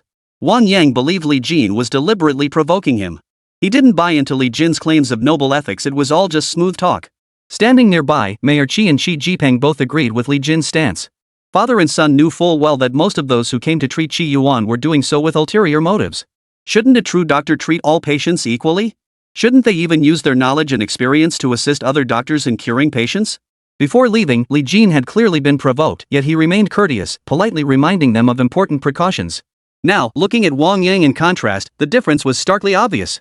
Seeing Wang Yang fall silent, Li Jin remarked coolly, then I'll just wait for you to kowtow to me. Chapter 187, News. Li Jin had the Qi family arrange a quiet room for him, then led Qi Yuan inside. Qi Yuan seemed to trust Li Jin. Perhaps it was because he had saved her before. They sat facing each other at a table. Li Jin extended his hand, palm upward. Miss Qi, place your palm on mine. Qi Yuan paused, then asked, is this part of the treatment? Li Jin joked, do I look like the type who pretends to read palms or treat illnesses just to grab girls' hands and take advantage? Shi Yuan found him rather amusing. No, you don't. Then trust me, I definitely won't take advantage of you, Li Jin continued in his joking tone. Li Jin knew Qi Yuan needed a relaxed atmosphere right now. Qi Yuan extended her hand and placed it in Li Jin's palm. Li Jin gently enclosed her hand, channeling his qi along her Han-Shaoyin heart meridian and Han-Juyin pericardium meridian. Qi Yuan only felt Li Jin's hand seemed warm, warming her own hand. That warmth slowly traveled up her arm, finally reaching her chest. The sensation was gentle and comfortable. Li Jin spoke up then, Miss Qi, shall we chat for a while? Are you asking the questions, or am I? Qi Yuan immediately replied, I'll ask. Qi Yuan had undergone therapy with many psychologists before. They all asked her numerous questions and offered various forms of counseling. She didn't want that anymore. Li Jin nodded. All right, go ahead. What do you want to know? Qi Yuan asked, what do you do? Li Jin said, now that I'm in the antiques business, I've made some friends. One of them thinks highly of me and invited me to take a stake in his company. I'm not particularly capable, so I don't really get involved in the day-to-day operations. Mostly I just go check out jade rough and antiques. Life is quite varied, it's hard to say any one thing is the main theme. Qi Yuan, however, thought it sounded wonderful. A life like yours must be incredibly interesting. Li Jin nodded earnestly. I find it interesting too, meeting different people every day. Like your father, for instance, I only met him today. Qi Yuan asked curiously, really? How did he find you? Through a friend, a Mr. Yang who heads an antique club. Didn't I mention I'm into antiques? Li Jin replied. Putting it that way, it made perfect sense. Amidst this conversational flow, Qi Yuan found herself trusting Li Jin more and more. She didn't even notice that while chatting with Li Jin, her hand was still resting in his palm. Both of them leaned forward, creating an intimate atmosphere. Nearly 20 minutes passed before Qi Yuan broke into a smile, one she hadn't even noticed herself. Seeing the time was right, Li Jin said, Miss Qi, we've been chatting for nearly 20 minutes now. Now it's time to ease your mind. Qi Yuan froze, suddenly realizing she was undergoing therapy. Her smile faded. You weren't just tricking me, were you? Everything you said earlier, was it all just to make me feel better? Li Jin smiled and replied, of course not. If you don't believe me, you're welcome to come visit me anytime. I have quite a collection of jadeite and other jade pieces. I think you'd like them. I can give you some. Qi Yuan nodded. I believe you. Let's get started then. Li Jin asked, I'm curious, how did someone so young develop such deep emotional scars? Qi Yuan explained, a few years ago, when I was still young, I loved going out with friends, singing, traveling. My mother wasn't in good health, and suddenly her condition worsened. I was traveling with friends at the time. The place was high altitude, sparsely populated, and had poor cell reception. My father kept calling me, but he couldn't get through. The next day, when my phone finally got signal, the carrier had sent me nearly 100 missed call notifications. I rushed to call back and learned my mother had passed away. She wanted to talk to me, but Qi Yuan stopped speaking at this point. The outcome was predictable. Qi Yuan never answered the call, never spoke to her mother, and never saw her again. Li Jin asked, so you think it's your fault? Qi Yuan retorted, isn't it? If I hadn't gone out, even if I couldn't have kept my mother here, at least I could have made sure she left happily. I keep thinking how regretful she must have felt when she left. Li Jin said, have you ever considered that if she's watching over you from above now, she'd surely want you to live well? All the other doctors have told me the same things, Qi Yuan said. I understand all that logic. Li Jin spoke softly, they're different. They're doctors. I'm not. Right now, I'm more like your friend, aren't I? Let's just talk heart to heart. Li Jin knew that psychologists were undoubtedly better at comforting people. He knew he couldn't match their expertise in that area. But Li Jin could approach Qi Yuan as a friend, using a different role to offer his encouragement. Qi Yuan had a favorable impression of Li Jin and genuinely accepted him as a friend. The same words coming from Li Jin's mouth carried more weight than if they came from a doctor. Moreover, Li Jin had been using his qi to clear Qi Yuan's heart meridians, making her more receptive and less prone to extreme thoughts. Half an hour later, Li Jin and Qi Yuan emerged from the room. Mayor Qi and Qi Jipeng were stunned to see a genuine smile on Qi Yuan's face. It had been years since she'd managed to smile so naturally in front of them. Qi Yuan spoke up, Dad, brother, I've caused you so much worry these past years. I've decided now to live well from this point forward. I absolutely won't make you worry again. Mayor Qi's eyes welled up with tears. It's good you've come to your senses. It's good. Ha ha. Oh, and Mr. Li, thank you. Thank you. Qi Jipeng added, Mr. Li, if you ever need anything, don't hesitate to ask. Li Jin replied, Miss Qi and I are friends. Helping a friend out is no big deal. Friends? Qi Jipeng froze for a moment. Qi Yuan said triumphantly, yes. A friend we met just one day ago. Mayor Qi and Qi Jipeng naturally had no objections. Seeing Qi Yuan genuinely recover such a natural smile couldn't be feigned. Wang Yang slunk away sheepishly. Mayor Chi, Miss Chi is all better now. We'll take our leave. Li Jin interjected, leave now? What about the kowtowing you promised? It wasn't that Li Jin was petty, he genuinely couldn't stand people like Wang Yang. Wang Yang shrugged it off. Just a passing remark. You actually took it seriously? Mayor Chi, who already harbored resentment toward Wang Yang for nearly killing his daughter, sternly replied, Dr. Wang, a man should keep his word. For someone lacking both medical ethics and integrity, I see no reason for them to continue working in the healthcare system. Wang Yang seethed with frustration but had no recourse. Gritting his teeth, he hastily kowtowed, muttered an apology, and hurried away. Mayor Chi instructed Xi Jinping to prepare some fruit and tea, inviting Li Jin to sit down for a chat. During their casual conversation, the topic turned to the Wu family's project. Li Jin asked curiously, can't that project be saved? No chance. Mayor Chi declared. The city can't afford to pour that much money into saving them. Funds are needed elsewhere. The city's finances look substantial, but when you break it down, agricultural subsidies, industrial subsidies, infrastructure, staff salaries, every single item runs into the hundreds of millions, doesn't it? Li Jin asked, so it's essentially abandoned? Mayor Chi nodded. It's abandoned. They'll redevelop that area. The new plan is likely already drafted. Once the abandoned project and bankruptcy liquidation procedures are finalized, the next development phase will commence. This has one advantage, it allows us to cut ties with the old bad debts. Those who got stuck in it can only be considered unlucky. The Wu family might be the most unfortunate. Li Jin considered this and remarked, wouldn't it be a huge profit to snap up that land at bargain prices while the opportunity exists? Mayor Chi chuckled, that's a business matter. I don't really understand it. Li Jin understood. Mayor Chi had deliberately shared this information with him. Having saved Shi Yuan, he was repaying the favor with this information. And what a generous gift it was. After a bit of small talk, Li Jin rose to take his leave. Mayor Chi and Xi Jinping tried to persuade him to stay for dinner, but Li Jin insisted on leaving. With no other option, they reluctantly agreed. No sooner had Li Jin left than Shi Yuan emerged from her room, having deliberately changed her clothes. Where's Li Jin? He's gone. Mayor Chi replied. The smile vanished from Chi Yuan's face. Mayor Chi instantly saw through his daughter's thoughts and said with a smile, Li Jin had urgent business and left in a hurry without even eating. I'll definitely invite him to your birthday next week. Chapter 188, The Land. Upon returning home, Li Jin exchanged a few casual words with Zhou Wenfang, who didn't seem particularly concerned. The next day, Li Jin received a call from Su Ran. Li Jin, the investment deal with the Wu family is basically finalized, but it seems like we've hit a snag. Li Jin raised an eyebrow. You partnered with the Wus? Su Ran replied, yes. We thought it was an opportunity, but it turned out to be a huge pitfall. Our funds were already tight. With this mess, we could run out of money at any moment. Li Jin knew full well how problematic the projects the Wu family currently held were. If it were ever completed, who knows how profitable it might be. The problem was, completion was now utterly impossible. The investors had already fled. The only thing that could save them now was the government. If the government took on this troubled project, it could inject substantial funds from the bank into it. But the mayor of Chi City had already stated that the city had abandoned the project. No more money will be invested. This can't be explained over the phone. I'm heading over now, wait for me. Li Jin hung up and rushed out. By the time Li Jin arrived at the Su residence, a crowd had already gathered. Judging by the scene, these were members of the Su family's extended clan, people who usually just collected their share of the family dividends without getting too involved in the day-to-day affairs. Now that the company is in trouble, they're all coming out to assign blame. That said, you can't really blame them. They weren't content to just sit back and collect dividends. They wanted power to control the Su family but never got the chance. As soon as Li Jin arrived, he asked Su Tianhai, Chairman Su, what's going on? Su Tianhai sighed and said, you know the Wu family, right? They introduced us to a major project. When we reviewed the project, all the documentation was in order, no issues at all. Plus, our situation was genuinely critical. We urgently needed to secure new funding to get things moving again. So we jumped into the project with almost no hesitation. At that moment, someone from the Su family interjected, a project this massive could take others a year or two to negotiate. Yet here you are, wrapping everything up in less than 2 days. Was 2 days even enough for you to review the project proposal? This wasn't nitpicking, it was simply the truth.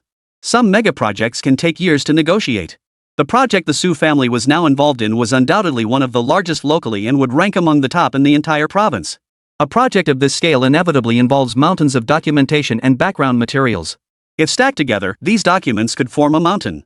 Even if the Su family doesn't need to review every single document, they still need to hire professionals to go through it and grasp the general situation. Signing the contract in just 2 days is far too short a time frame. Even a professional team would be unable to fully grasp the project's details within such a short period. Li Jin understood why Su Tianhai was in such a hurry because the other party was the Wu family. The Wus and the Sus were practically old family friends, with Su Ran and Wu Weidao having grown up together. With this connection and the urgent need for funds, Su Tianhai plunged in without hesitation. Only after diving in did he realize it was a bottomless pit. Li Jin asked, "Can we pull out now? I heard this project is already heading toward failure. If it comes to it, we can just opt out." Su Tianhai sighed and said, "We've already invested a sum of money." Invested money? Li Jin was stunned. "But didn't you say you had no money left?" "We secured a loan using shares of Su Family Enterprises as collateral," Su Tianhai replied with a bitter smile. "If we can't extricate ourselves, the bank will seize those shares." Li Jin thought Su Tianhai was being reckless. "Mr. Su, what exactly did you invest that money into?" Su Tianhai remained silent for a long time before finally saying, "We bought a piece of land. I was cautious back then and specifically registered a separate company to make the purchase. There was a reason for registering a separate company to buy the land. With the Su family's shares already pledged, the company itself could potentially be seized by others. Using the existing company to buy the land meant risking losing the land itself." Li Jin was puzzled. "Why did you have them buy the land?" Su Tianhai remained silent. A member of the Su family nearby explained, "It's all because we were tricked by the Wu family. They claimed they'd carve out that specific area separately. They offered the Su family a ridiculously low price. If that project had moved forward, that land would have been incredibly valuable. But now the entire project has stalled. It can't be built anymore. That plot of land is useless now. Behind it are a bunch of half-finished construction sites. What could possibly be built in front? Whatever you build there won't have much commercial value, and the overall value will be significantly diminished. This is perfectly understandable. If the surrounding area is filled with skyscrapers, large shopping malls, banks, hospitals, and schools, the land in this location would undoubtedly be very expensive. But if it's backed by a vast expanse of abandoned construction sites, even if you try to put it to commercial use, its value will be severely diminished." Li Jin asked, "So what's the plan now?" Another silence fell. Suddenly, someone spoke up, "Aren't you supposed to be helping Su Ran? Go ahead and invest now." That Wu family project was originally handled entirely by Su Tianhai and Su Ran. Having them both take charge now would make sense. Before Li Jin could respond, Su Ran interjected, "This is my own decision. It has nothing to do with Li Jin." Li Jin smiled faintly and said, "I can consider investing." "What about Wu Weitao?" Su Ran and Su Tianhai both looked grim. "We can't reach him. Not sure if he's gone." This outcome had caught Li Jin off guard. Wu Weidao had seemed so eager before. Was he deliberately trying to trap the Su family? It was hard to say. Since he'd already vanished, there was no point discussing it further. It was painful to see Su Tianhai and Su Ran so upset. After all, they'd placed their trust in the wrong person. Suddenly, Li Jin remembered something. "Which plot of land is it in the project?" Su Ran replied, "The southwest section." "Do you have a map?" "Let's take a look," Li Jin requested. This matter had been discussed back in Chisho City, where a separate project proposal was required. But this time, the project scope would be scaled back a bit.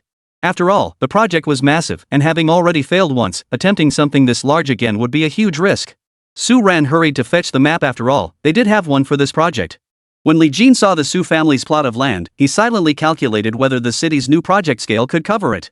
Even if it didn't, it wouldn't matter as long as it was adjacent to the city project. Upon checking, it was indeed within the coverage area. Li Jin asked, "How much was this plot purchased for?" 200 million. Su Ran replied. "If the project moves forward, that would be practically a bargain price. But now..." Su Ran trailed off, realizing this might become a wasteland. Upon hearing the figure of 200 million, Li Jin's face broke into a smile, and he couldn't help but burst into laughter. Chapter 189, following to take a look. Mrs. Su had always suspected Li Jin harbored ulterior motives. Now, seeing him laugh so brazenly, she instantly lost her temper. Slamming the table, she snapped, "Li Jin, don't stand there gloating. This is the Su family's business. Even if we're facing difficulties now, it's none of your place to act so insolently. I thought you were at least Su Ran's friend. Even if you couldn't help today, you shouldn't be kicking us while we're down. But it turns out you're just a cold opportunist. Did you come here specifically to mock us?"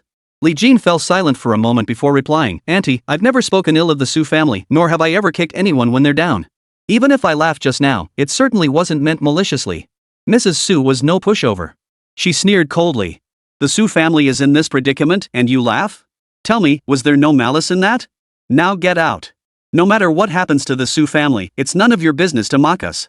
The other members of the Su family, who weren't particularly close to Li Jin, stood by watching the spectacle unfold.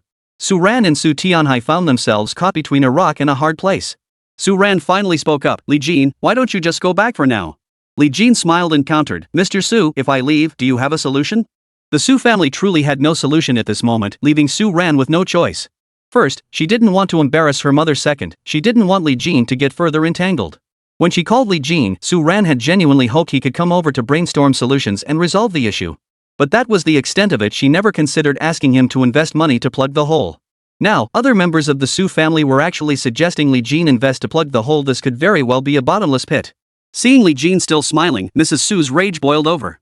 Slamming the table, she roared, Li Jin, get the hell out of here right now. I can tell you're doing this on purpose. Even if you were initially amused by our family's misfortune and couldn't help but laugh. You're doing this on purpose now. Get out. Li Jin replied sincerely, my laughter meant nothing more than genuine happiness for the Su family. I heard that this very plot is slated for development. The Su family buying this land isn't really a big deal. As long as they hold out until redevelopment, they can turn things around. When Li Jin spoke these words, not only did the other members of the Su family find it hard to believe, but even Su Tianhai and Su Ran were skeptical. What was this land? It was the site for the Wu family's massive project, a project that was already on the brink of collapse. The city clearly had no intention of stepping in to help. A stalled project often leads to prolonged disputes. For instance, material costs, labor wages, and so on. These all involve substantial sums of money. Who owes this money? The investors and the construction company. The Su family now finds themselves caught in the middle. Fortunately, it hasn't been long enough for them to be held responsible for any outstanding payments. However, that piece of land acquired for a mere 200 million has become the final straw that breaks the camel's back for the Su family company. Without resolving these outstanding debts, launching new projects is impossible. Now the investors have absconded, and the Wu family is shirking responsibility. They'll surely default too. Wu Weitao himself is nowhere to be found. The Su family had received word and was considering abandoning the project. Under such immense pressure, it would normally drag on for years, even decades.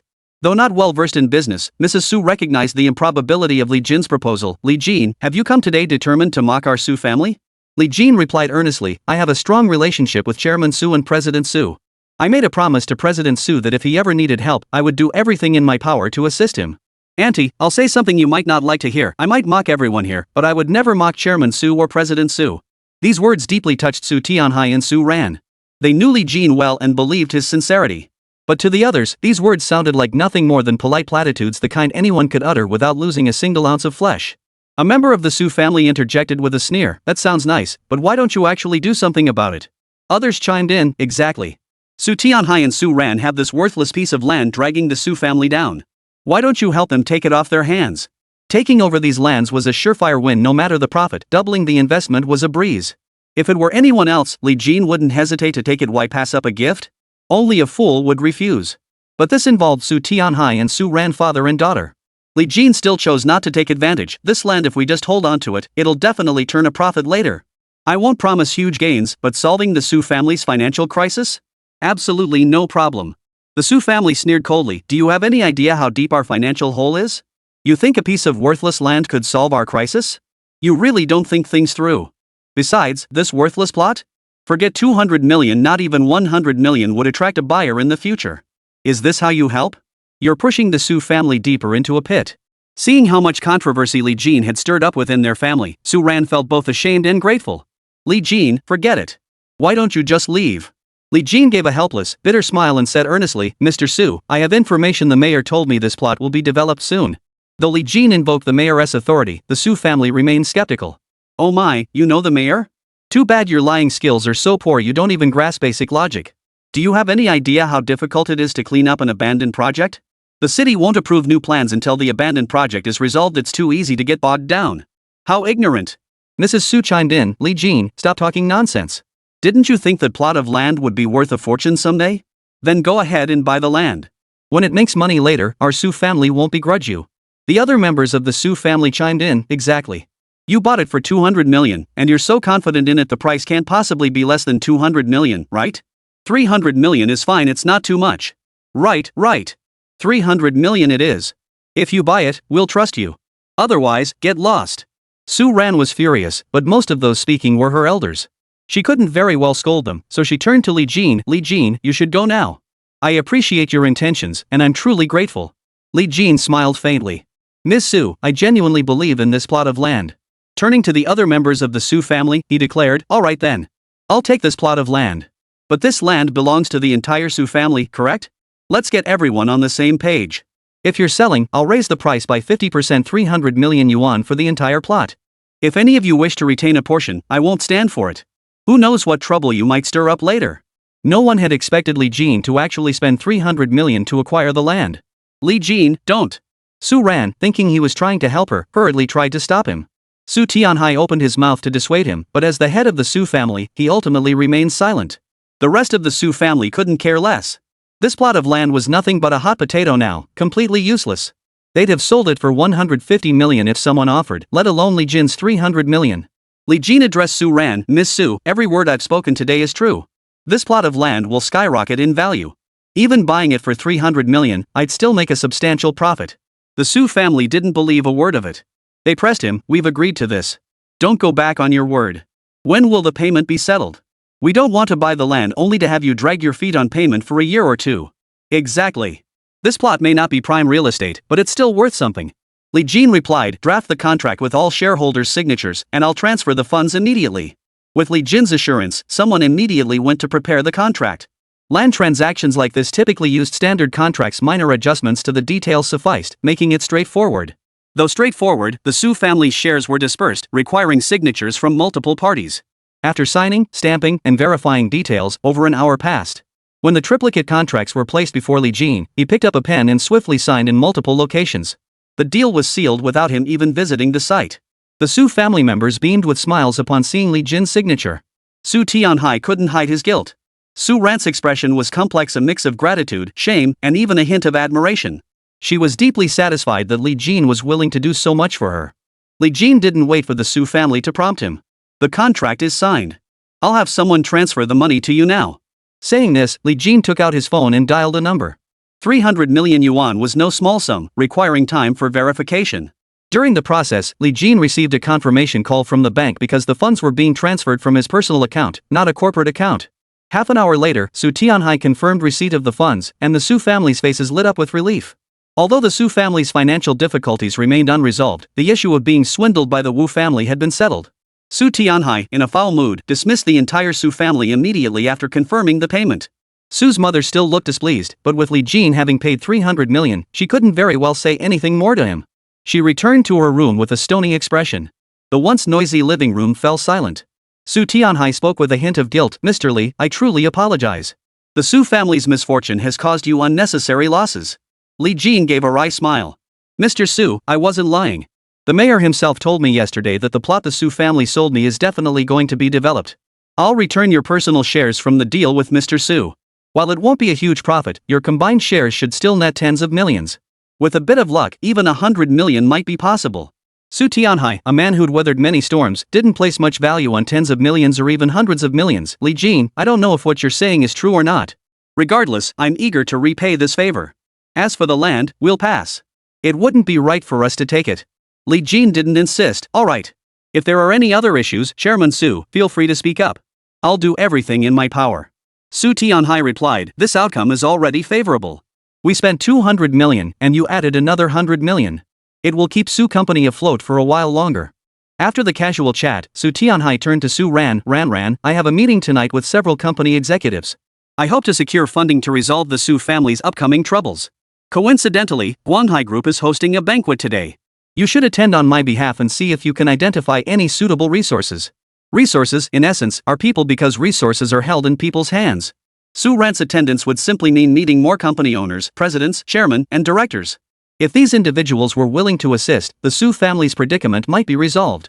Su Ran frequently attended such banquets and could certainly handle it. Though recent events had left her feeling somewhat downcast, thinking of the Su family's situation, she nodded. All right. Noticing Su Ran's low spirits, Li Jin suggested, I've nothing else to do anyway. Why don't I accompany you, Su? It'll be a chance to meet more people, might come in handy later. Though Li Jin phrased it this way, both Su Tianhai and Su Ran understood his underlying concern for her safety.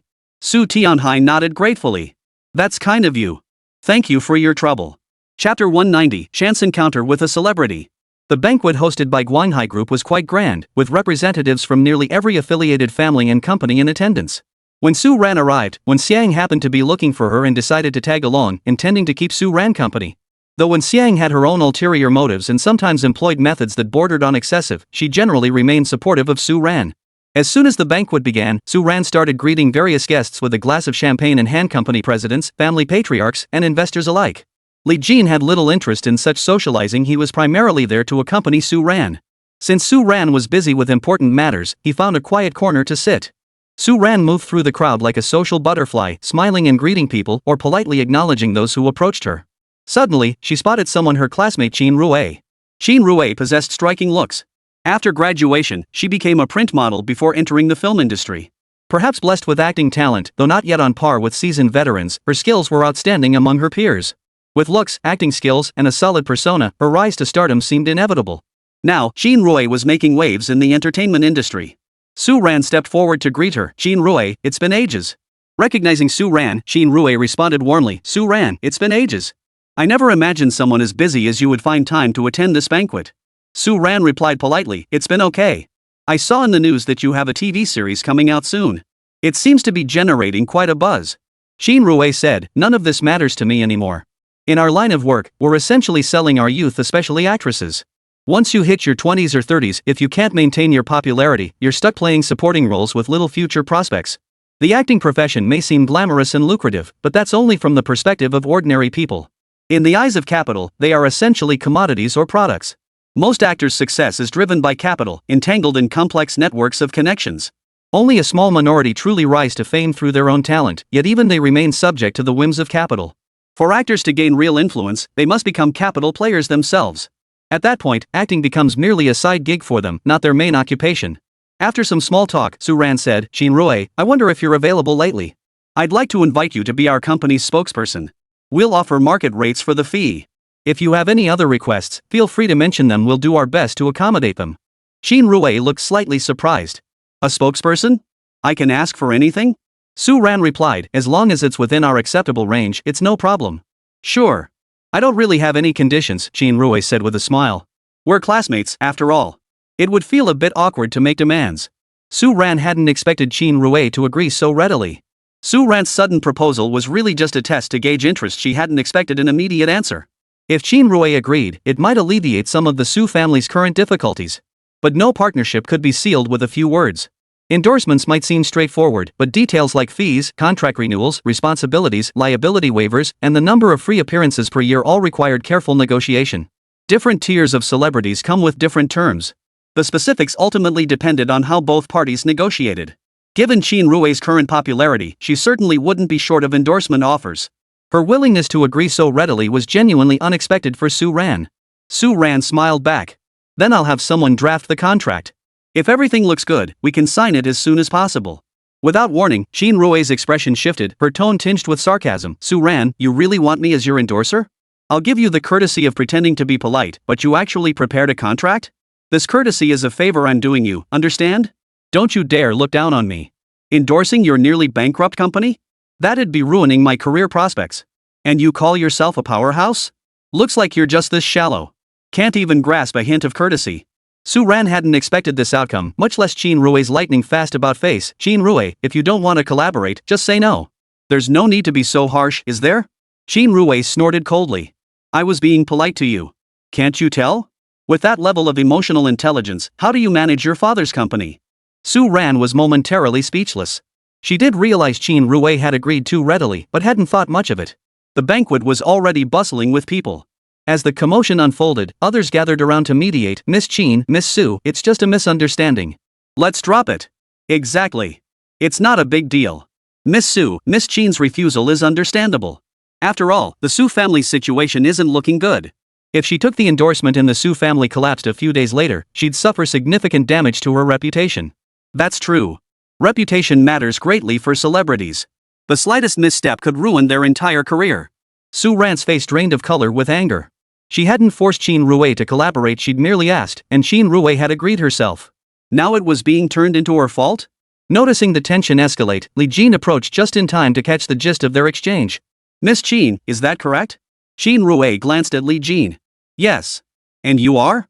A friend of Ms. Su's, Li Jin replied. You agreed to collaborate with Ms. Su, then immediately reneged and humiliated her. Isn't that a bit excessive? If you didn't want to do it, you could have simply refused the collaboration.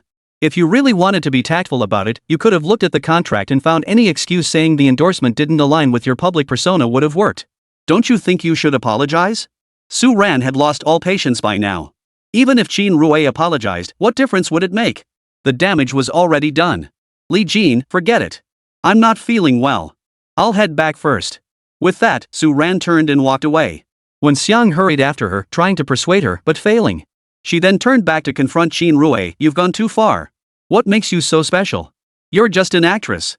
Qin Rui's hands trembled with rage. She hated being called an actress more than anything. Without warning, she slapped Wen Xiang across the face. Caught off guard by Qin Rui's violence, Wen Xiang was about to retaliate when Li Jin intervened. Smack! A slap landed squarely on Qin Rui's face. Qin Rui froze, stunned that Li Jin would dare strike her. Wen Xiang froze too, but then a flicker of joy touched her heart. She felt that Li Jin's slap had been to protect her.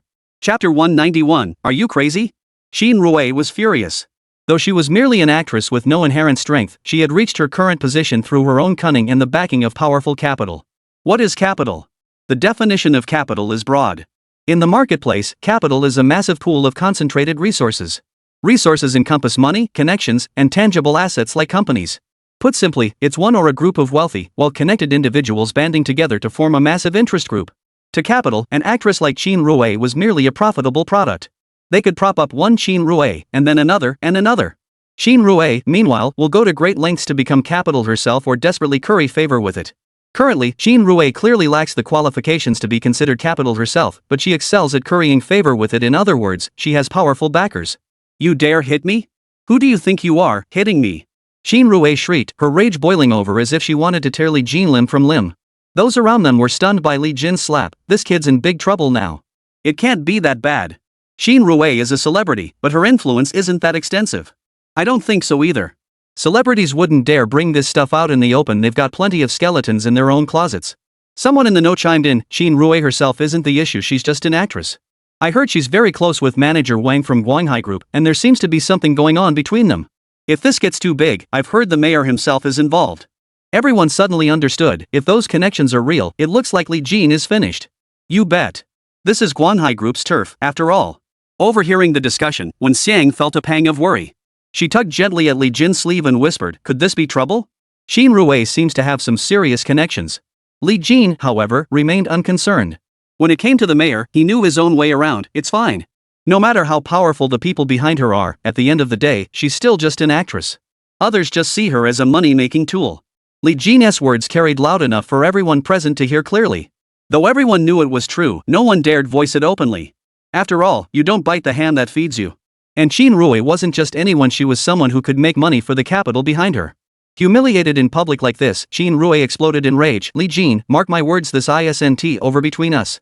You're finished. Li Jin showed no fear. Is that so? I'd love to see how you're going to ruin me. Just then, a middle-aged man approached, his face dark with anger. What's going on here? The crowd greeted him in unison, Manager Wang. The middle-aged man merely gave a slight nod in response. Whispers spread through the crowd, Manager Wang's here. Looks like Li Jin's in for it now. You bet. Just look at Manager Wang's expression, he's clearly not happy. This isn't even a big deal, but now it's blown up like this. How are we supposed to clean this up? What's so hard to resolve? At worst, this young guy gets the short end of the stick. It's not like Manager Wang will suffer any loss. True enough. No one present held out hope for Li Jin's current predicament. They were almost certain Li Jin wouldn't come out of this unscathed. It wasn't that they looked down on Li Jin, it was mainly because they knew Manager Wang's power all too well. With the backing of Guanghai Group and the city's top authorities at his disposal, such power meant he wasn't just unmatched by ordinary people, even lesser companies and families stood no chance against him. Qin Rui, upon seeing the man, immediately adopted a look of grievance. Manager Wang, I just ran into an old classmate, Su Ran from the Su family. You should know her. Manager Wang nodded. I do. I just didn't expect you two to be classmates. Qin Rui continued, Su Ran wants me to endorse their brand. But you know the Su family's situation now, endorsing them would practically be tarnishing my own reputation. With the Su family in that state, who knows when they'll go under? I have to be responsible to my consumers and my fans. Naturally, I turned Su Ran down. Then this guy named Li Jin suddenly jumped in to help Su Ran and slapped me across the face. Qin Rui grew increasingly aggrieved as she spoke, her eyes brimming with tears. Li Jin couldn't help but admire her in silence. Qin Rui's acting was truly remarkable. She'd definitely chosen the right career path by becoming an actress. Hearing this, Manager Wang comforted her, Xiao Rui, leave this matter to me. Then he turned to Li Jin, kneel and apologize. Otherwise, you'll face the consequences. Li Jin found it amusing. You actually believe her? Just ask anyone what she did. Manager Wang retorted with an air of arrogance, the details don't matter. What matters is that you struck Qin Rui. You should apologize. What kind of twisted logic is this? Li Jin retorted, the process doesn't matter? If she had spoken calmly, would I have hit her? If she hadn't struck first, would I have hit her?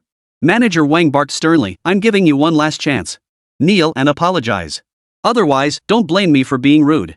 Are you out of your mind? Go see a doctor if you are. Li Jin snapped back, furious.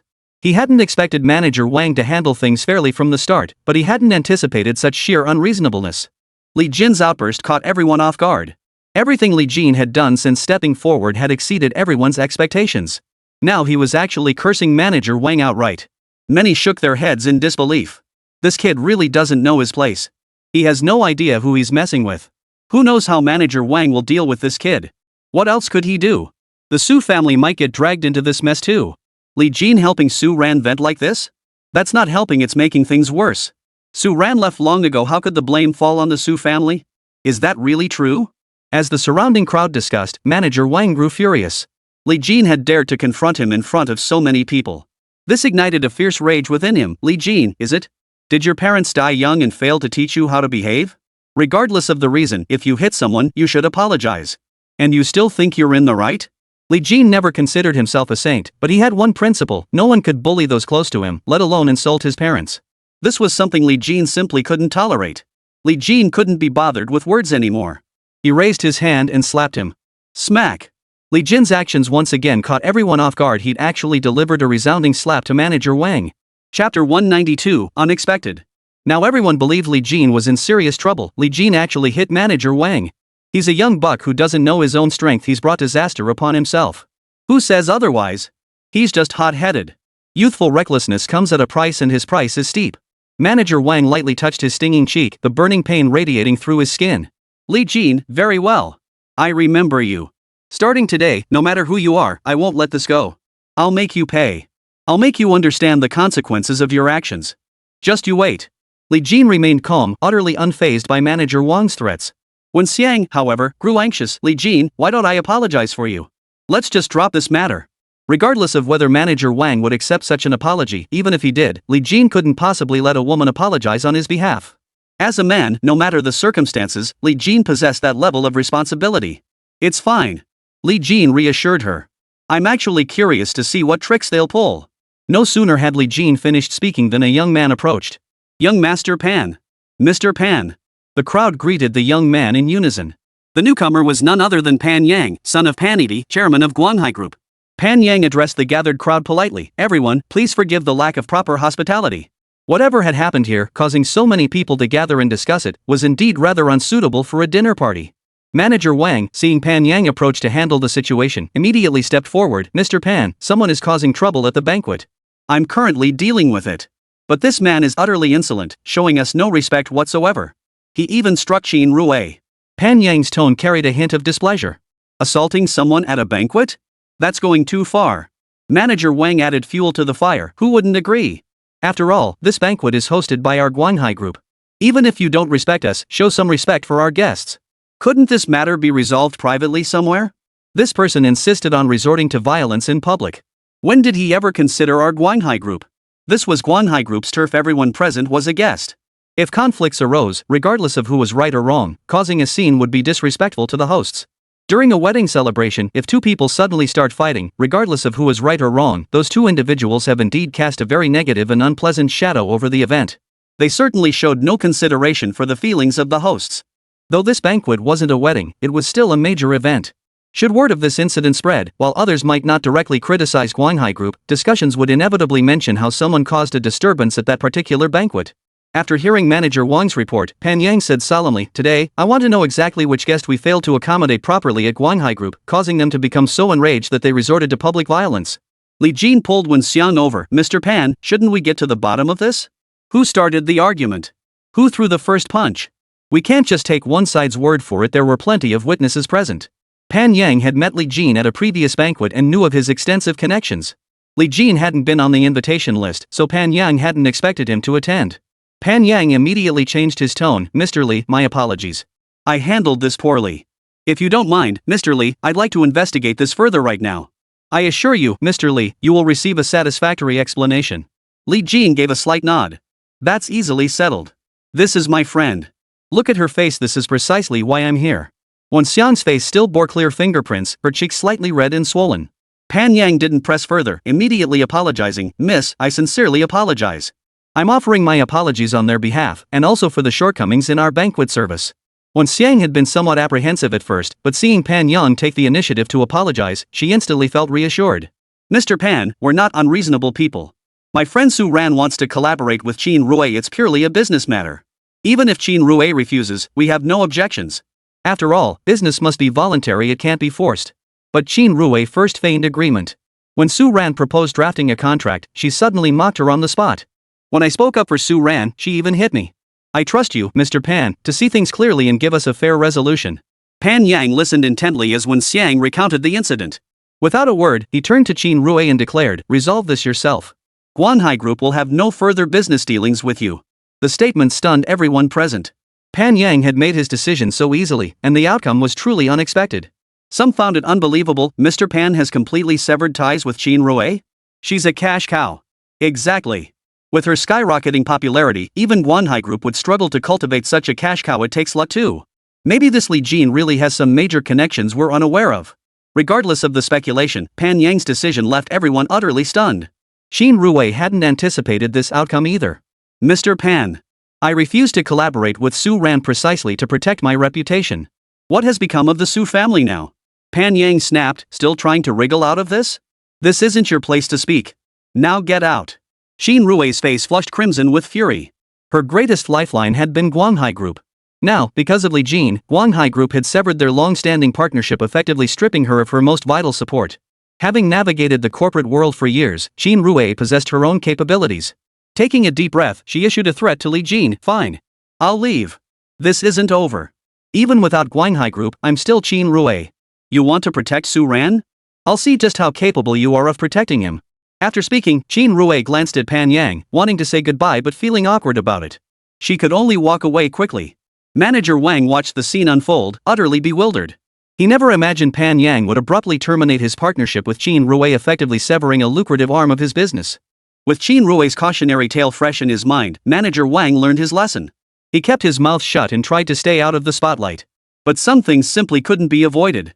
Pan Yang turned and fixed his gaze on Manager Wang. You've got some nerve, don't you? Manager Wang hastily explained, Mr. Pan, I was considering this very situation and wanted to resolve the matter as quickly as possible.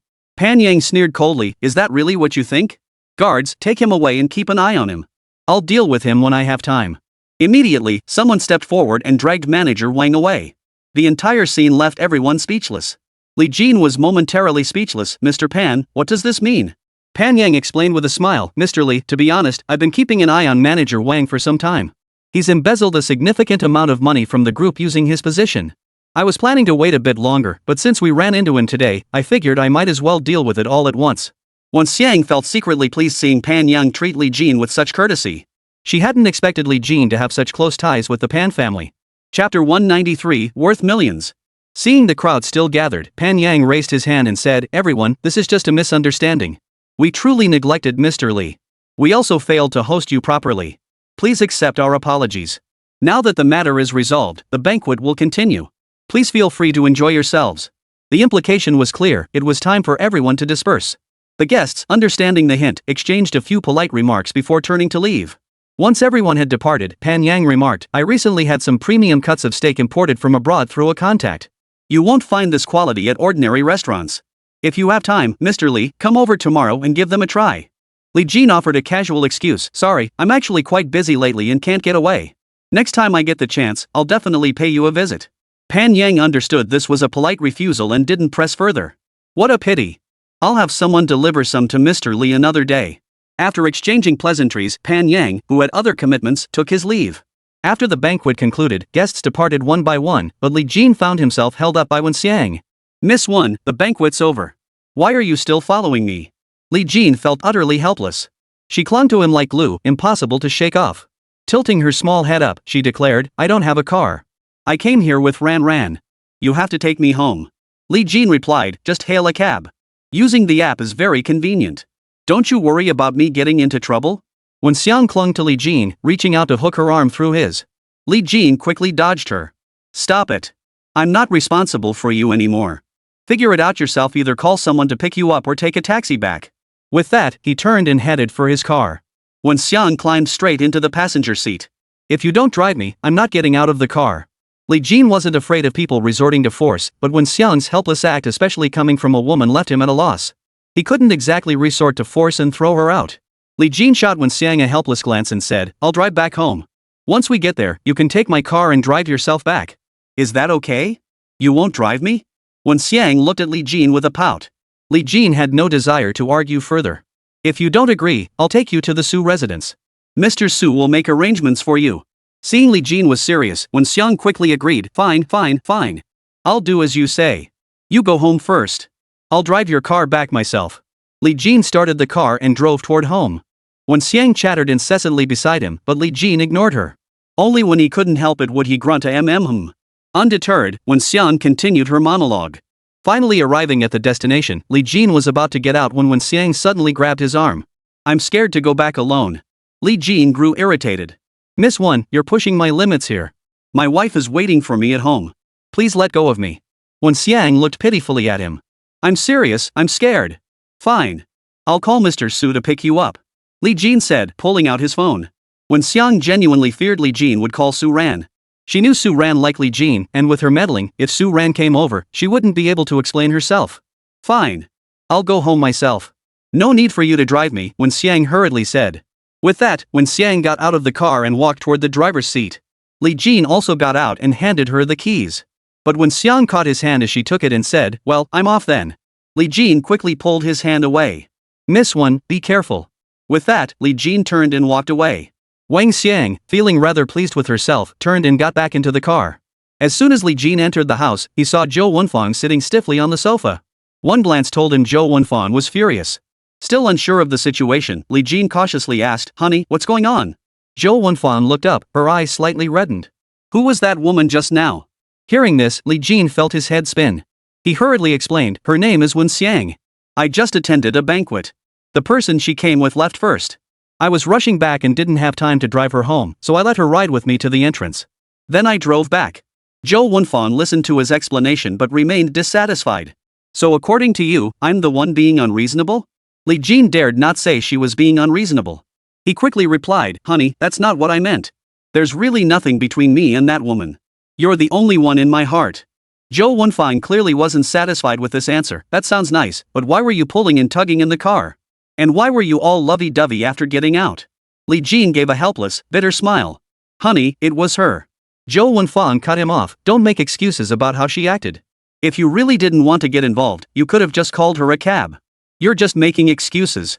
There really was no way to explain this clearly, so Li Jin could only admit fault at every turn and placate Zhou Wenfang. Fortunately, Zhou Wenfang wasn't unreasonable. Though still upset, she didn't dwell on it, merely giving Li Jin the cold shoulder. The next day, Li Jin showered her with attentions, and Zhou Wenfang's mood finally improved a bit. That afternoon, Zhou Wenfang received a call about a small gathering with her high school classmates. Li Jin dutifully drove her there and made arrangements to pick her up later. The gathering was small, with only a dozen or so people, mostly female classmates. Upon entering, Zhou Wenfang immediately spotted Gao Xiaoman, a classmate she hadn't gotten along with well back in school. Zhou Wenfang had excelled academically in high school and received considerable attention from her teachers. She could have attended a better university, but influenced by her father, she ultimately enrolled in a police academy. Gao Xiaoman's grades were decent too, but she was constantly overshadowed by Zhou Wenfang, which made her quite jealous. Back in high school, Gao Xiaoman barely acknowledged Zhou Wenfang. Zhou Wenfang, being proud and aloof at the time, couldn't be bothered to acknowledge Gao Xiaoman. Wenfang, come sit down, a female classmate called out to her from nearby. Zhou Wenfang withdrew her gaze and began greeting everyone, not leaving Gao Xiaoman out.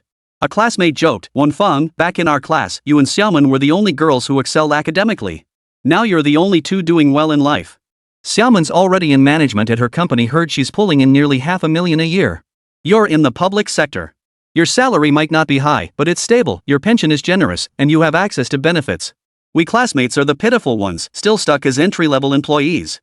Who knows when we'll ever get ahead? Zhou Wenfang politely replied, my job isn't anything special. Gao Xiaoman retorted, I think civil service is all about stability, there's no room for advancement. Her tone carried a hint of disdain. Zhou Wenfang didn't argue. True, our jobs don't offer much room for advancement. From day one, you can pretty much see what the next few decades will look like. Gao Xiaoman hadn't expected Zhou Wenfang to respond so calmly, almost as if she'd conceded defeat. This made Gao Xiaoman feel quite smug. It was the easiest victory she'd ever had since knowing Zhou Wenfang. In truth, Zhou Wenfang couldn't care less about this petty comparison.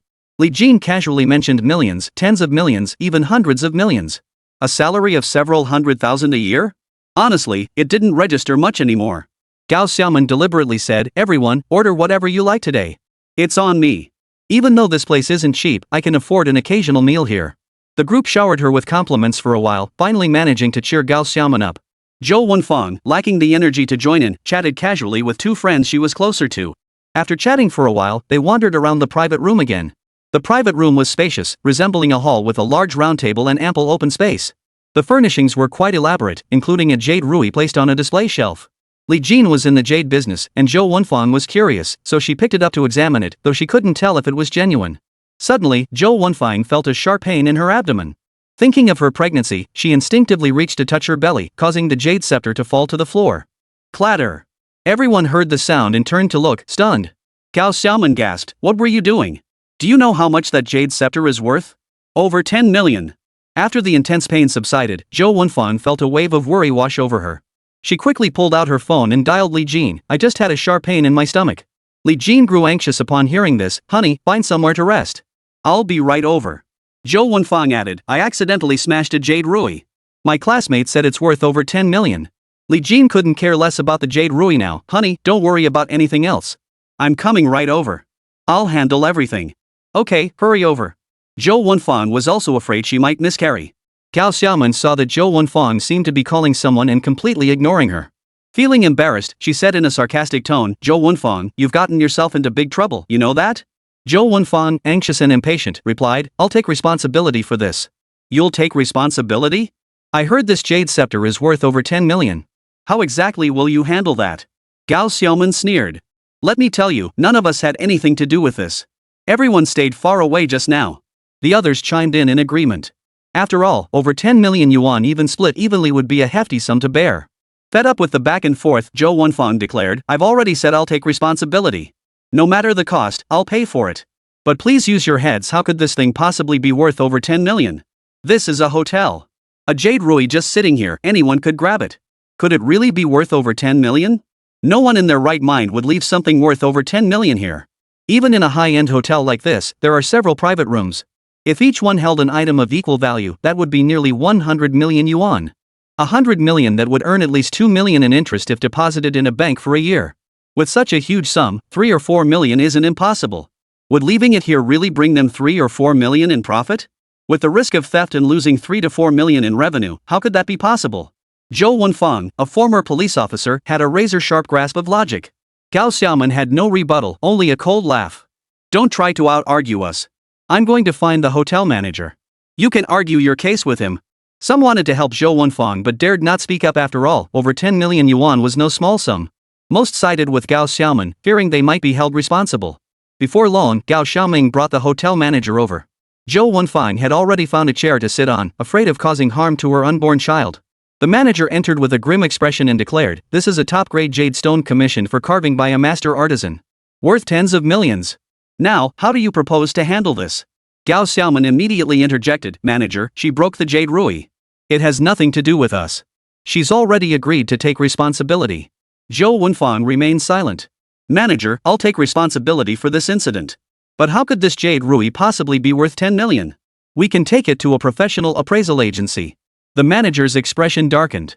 You think you can wriggle out of this? I doubt you can even scrape together 10 million. 30,000 in compensation will suffice. The manager was also afraid of sending it to a professional appraisal agency, as he knew full well the true value of that jade ruby. Just then, Li Jin rushed in, pushing open the door. Spotting Zhou Wenfang, he immediately asked with concern, Honey, are you still feeling unwell? Let me take you to the hospital first. Zhou Wenfang quickly replied, let's handle this matter first. This jade ruby the hotel claims it's worth 10 million and wants us to pay 300,000 in compensation. Li Jin didn't even glance at the jade scepter and retorted, "Do you believe that?" The manager, startled by Li Jin's sudden appearance, insisted sternly, "You're not leaving here today without paying up." Li Jin was getting angry too. He picked up a shard of the jade scepter, glanced at it, and tossed it onto the table. "Compensate my ass. It's just glass. The craftsmanship is decent, but each piece is worth no more than 100 or 2. I'll bring you 100 or 80 of these another day." Chapter 194, The Grand Finale. The manager sneered coldly, "We have the certificate." "I'll have someone bring it over right now." Li Jin had no time for their nonsense. He pulled out a postcard and tossed it to the manager, then snatched Zhou Wenfang's work ID from her bag and slammed it on the table. "My wife S.A. cop. Before you try to rip people off, you better do your homework. If you're ready, call me anytime." With that, Li Jin pulled out a checkbook, swiftly wrote out a 10 million yuan check, slammed it on the table, and casually tucked Zhou Wenfang's badge away. 10 million. Right here. Whether you return it to me or keep it, that's entirely up to you. With that, Li Jin scooped up Zhou Wenfang and turned to leave. Zhou Wenfang protested, "Why did you give him 10 million? I may not know anything about jade, but basic logic tells me it was definitely fake." Li Jin replied, "Nothing matters more than you and the child." He wouldn't dare take that 10 million. Zhou Wenfang felt a sweet warmth in her heart. "You can't be this nice to other girls in the future." Li Jin nodded with a smile. "All right, I've already decided. Tomorrow we'll start planning the wedding. Let's get married as soon as possible." "I want a big celebration so everyone knows." Zhou Wenfang asked, "Are you serious?" Li Jin nodded earnestly. "I am. Once we're married, you won't have to worry anymore. I'll make sure to spend as much time with you as possible." "Do we really need such a big wedding?" Zhou Wenfang asked. "It's too extravagant." Li Jin replied, "It won't be wasteful. "And our wedding needs to be known by everyone. That's the only way my wife can feel at ease." At the hotel, everyone stared at the 10 million yuan check on the table. Such instruments were rarely used domestically. Overseas, checks are basically a common tool, accessible to many ordinary people. Some even write checks for amounts as small as tens or hundreds of dollars. But in China, checks were practically high-end toys only used by nouveau riche. Gao Xiaoman and the others were a bit bewildered, unable to tell if the check was genuine. After all, they'd never seen one before. With QR code payments now commonplace, checks had become something of a relic. The hotel manager, however, recognized it as genuine. The hotel manager was just an employee after all. He certainly didn't have the nerve to abscond with a 10 million yuan check. More importantly, Li Jin could invalidate the check with a single phone call. If the manager tried to cash it, he'd likely end up with nothing and face jail time. The manager wasn't foolish. Anyone who could write a 10 million yuan check was clearly no ordinary person. He quickly grabbed the check and went to find the owner. As for Gao Xiaoman and the others, he casually assigned a few waitstaff to attend to them. The hotel owner flew into a rage upon seeing Li Jin's business card, slapping the manager across the face. "Don't you know how much that jade scepter is worth? Do you have any idea who Li Jin is?" The manager was stunned. "Be boss. I didn't know at first. Idiot. I'm calling Mr. Li right now. Prepare a gift immediately and come apologize with me." The owner was so furious he nearly leapt out of his skin. The manager hurriedly agreed and went to prepare the gift. Gao Xiaoman and the others stared at the table laden with food, their appetites completely gone. Someone suddenly remarked, "Zhou Wenfang's husband seems pretty powerful. He just casually wrote a 10 million yuan check." Once the floodgates opened, others chimed in, "I haven't seen the check myself, but judging by the hotel manager's expression, it must be real. Otherwise, they wouldn't have let them leave. So, should we call Wenfang and ask what's going on?" Everyone exchanged glances and gathered around Zhou Wenfang. Gao Xiaoman felt a twinge of discomfort, but then recalled how casually Li Jin had written that 10 million yuan check. She couldn't help but feel tempted to curry favor. If they truly had powerful connections, who knew when that might come in handy? Almost everyone present shared this thought. Finally, someone volunteered to call Zhou Wenfang and inquire about the situation. Li Jin rushed to the hospital with Zhou Wenfang, where she underwent a series of tests. During the examination, Li Jin received an apology call from the hotel owner. He didn't pay it much mind, offering a few perfunctory responses. The moment he hung up, Zhou Wenfang's phone rang again. Li Jin glanced at it and answered casually, "Hello." "Hello? Who is this? Is Zhou Wenfang there?" "I'm her high school classmate," a woman's voice came from the other end. Li Jin remained courteous to Zhou Wenfang's friend. "Wenfang is currently undergoing a prenatal checkup." The caller sounded surprised. "Wenfang is pregnant? Why didn't she mention it? Which hospital is she at? We should go see her." Li Jin casually mentioned the hospital name, exchanged a few polite words, and hung up. Shortly after, Zhou Wenfang's checkup concluded. There were no major issues, just pregnancy cramps, commonly known as muscle spasms. Li Jin breathed a sigh of relief. "Thank you, doctor." The doctor advised, this condition is usually triggered by emotional fluctuations in pregnant women. Try to avoid causing her significant emotional ups and downs going forward. Li Jin quickly agreed, understood, doctor. Thank you. Since you're here, would you like to schedule a comprehensive prenatal checkup? The doctor asked. Although Li Jin had some medical knowledge, he feared that his concern for his own family, especially his wife and children, might cloud his judgment. He preferred to leave their care to the hospital. Alright. Let's do a full checkup. By the time the examination was complete, over half an hour had passed. Just as the two were about to leave, Zhou Wenfang's group of high school classmates arrived. Each carried fruit and health supplements, speaking with excessive politeness and showering praise at every turn, a stark contrast to their behavior at the restaurant earlier. Zhou Wenfang managed to respond politely, though she felt a bit resistant toward most of them now. Li Jin noticed immediately. After a few polite exchanges, he promptly said, "Old classmates, Wenfang isn't feeling well today. Why don't we gather another time when she's better?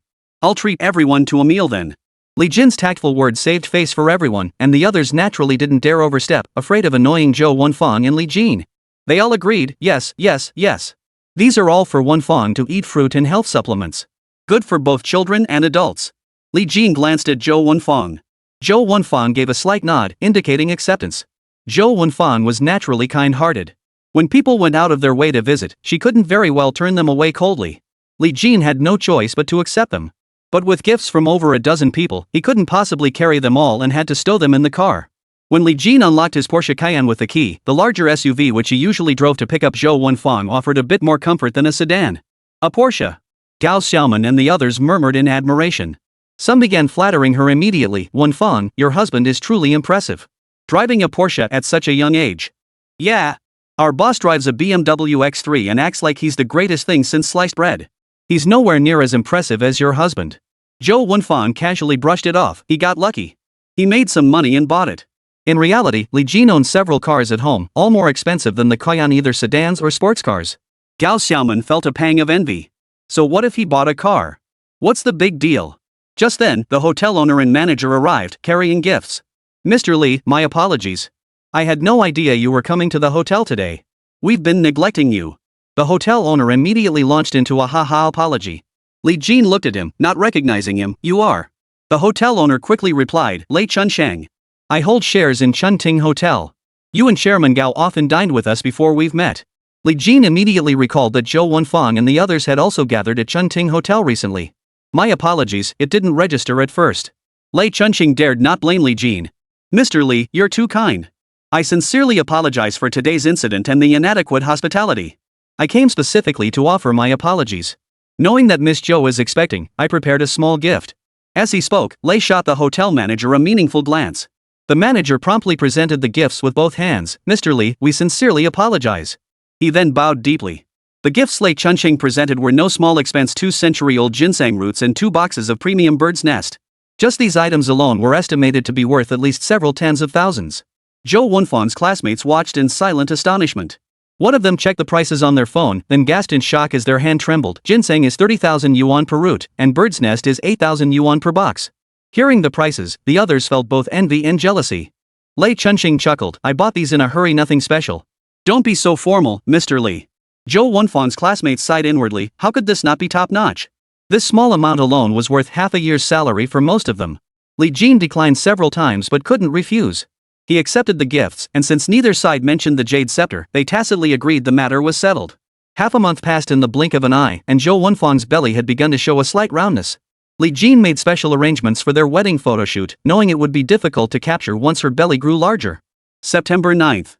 Li Jin's wedding drew attendance from most local company presidents, along with numerous out-of-town friends he knew. Inside the hotel, the decor was simple yet elegant.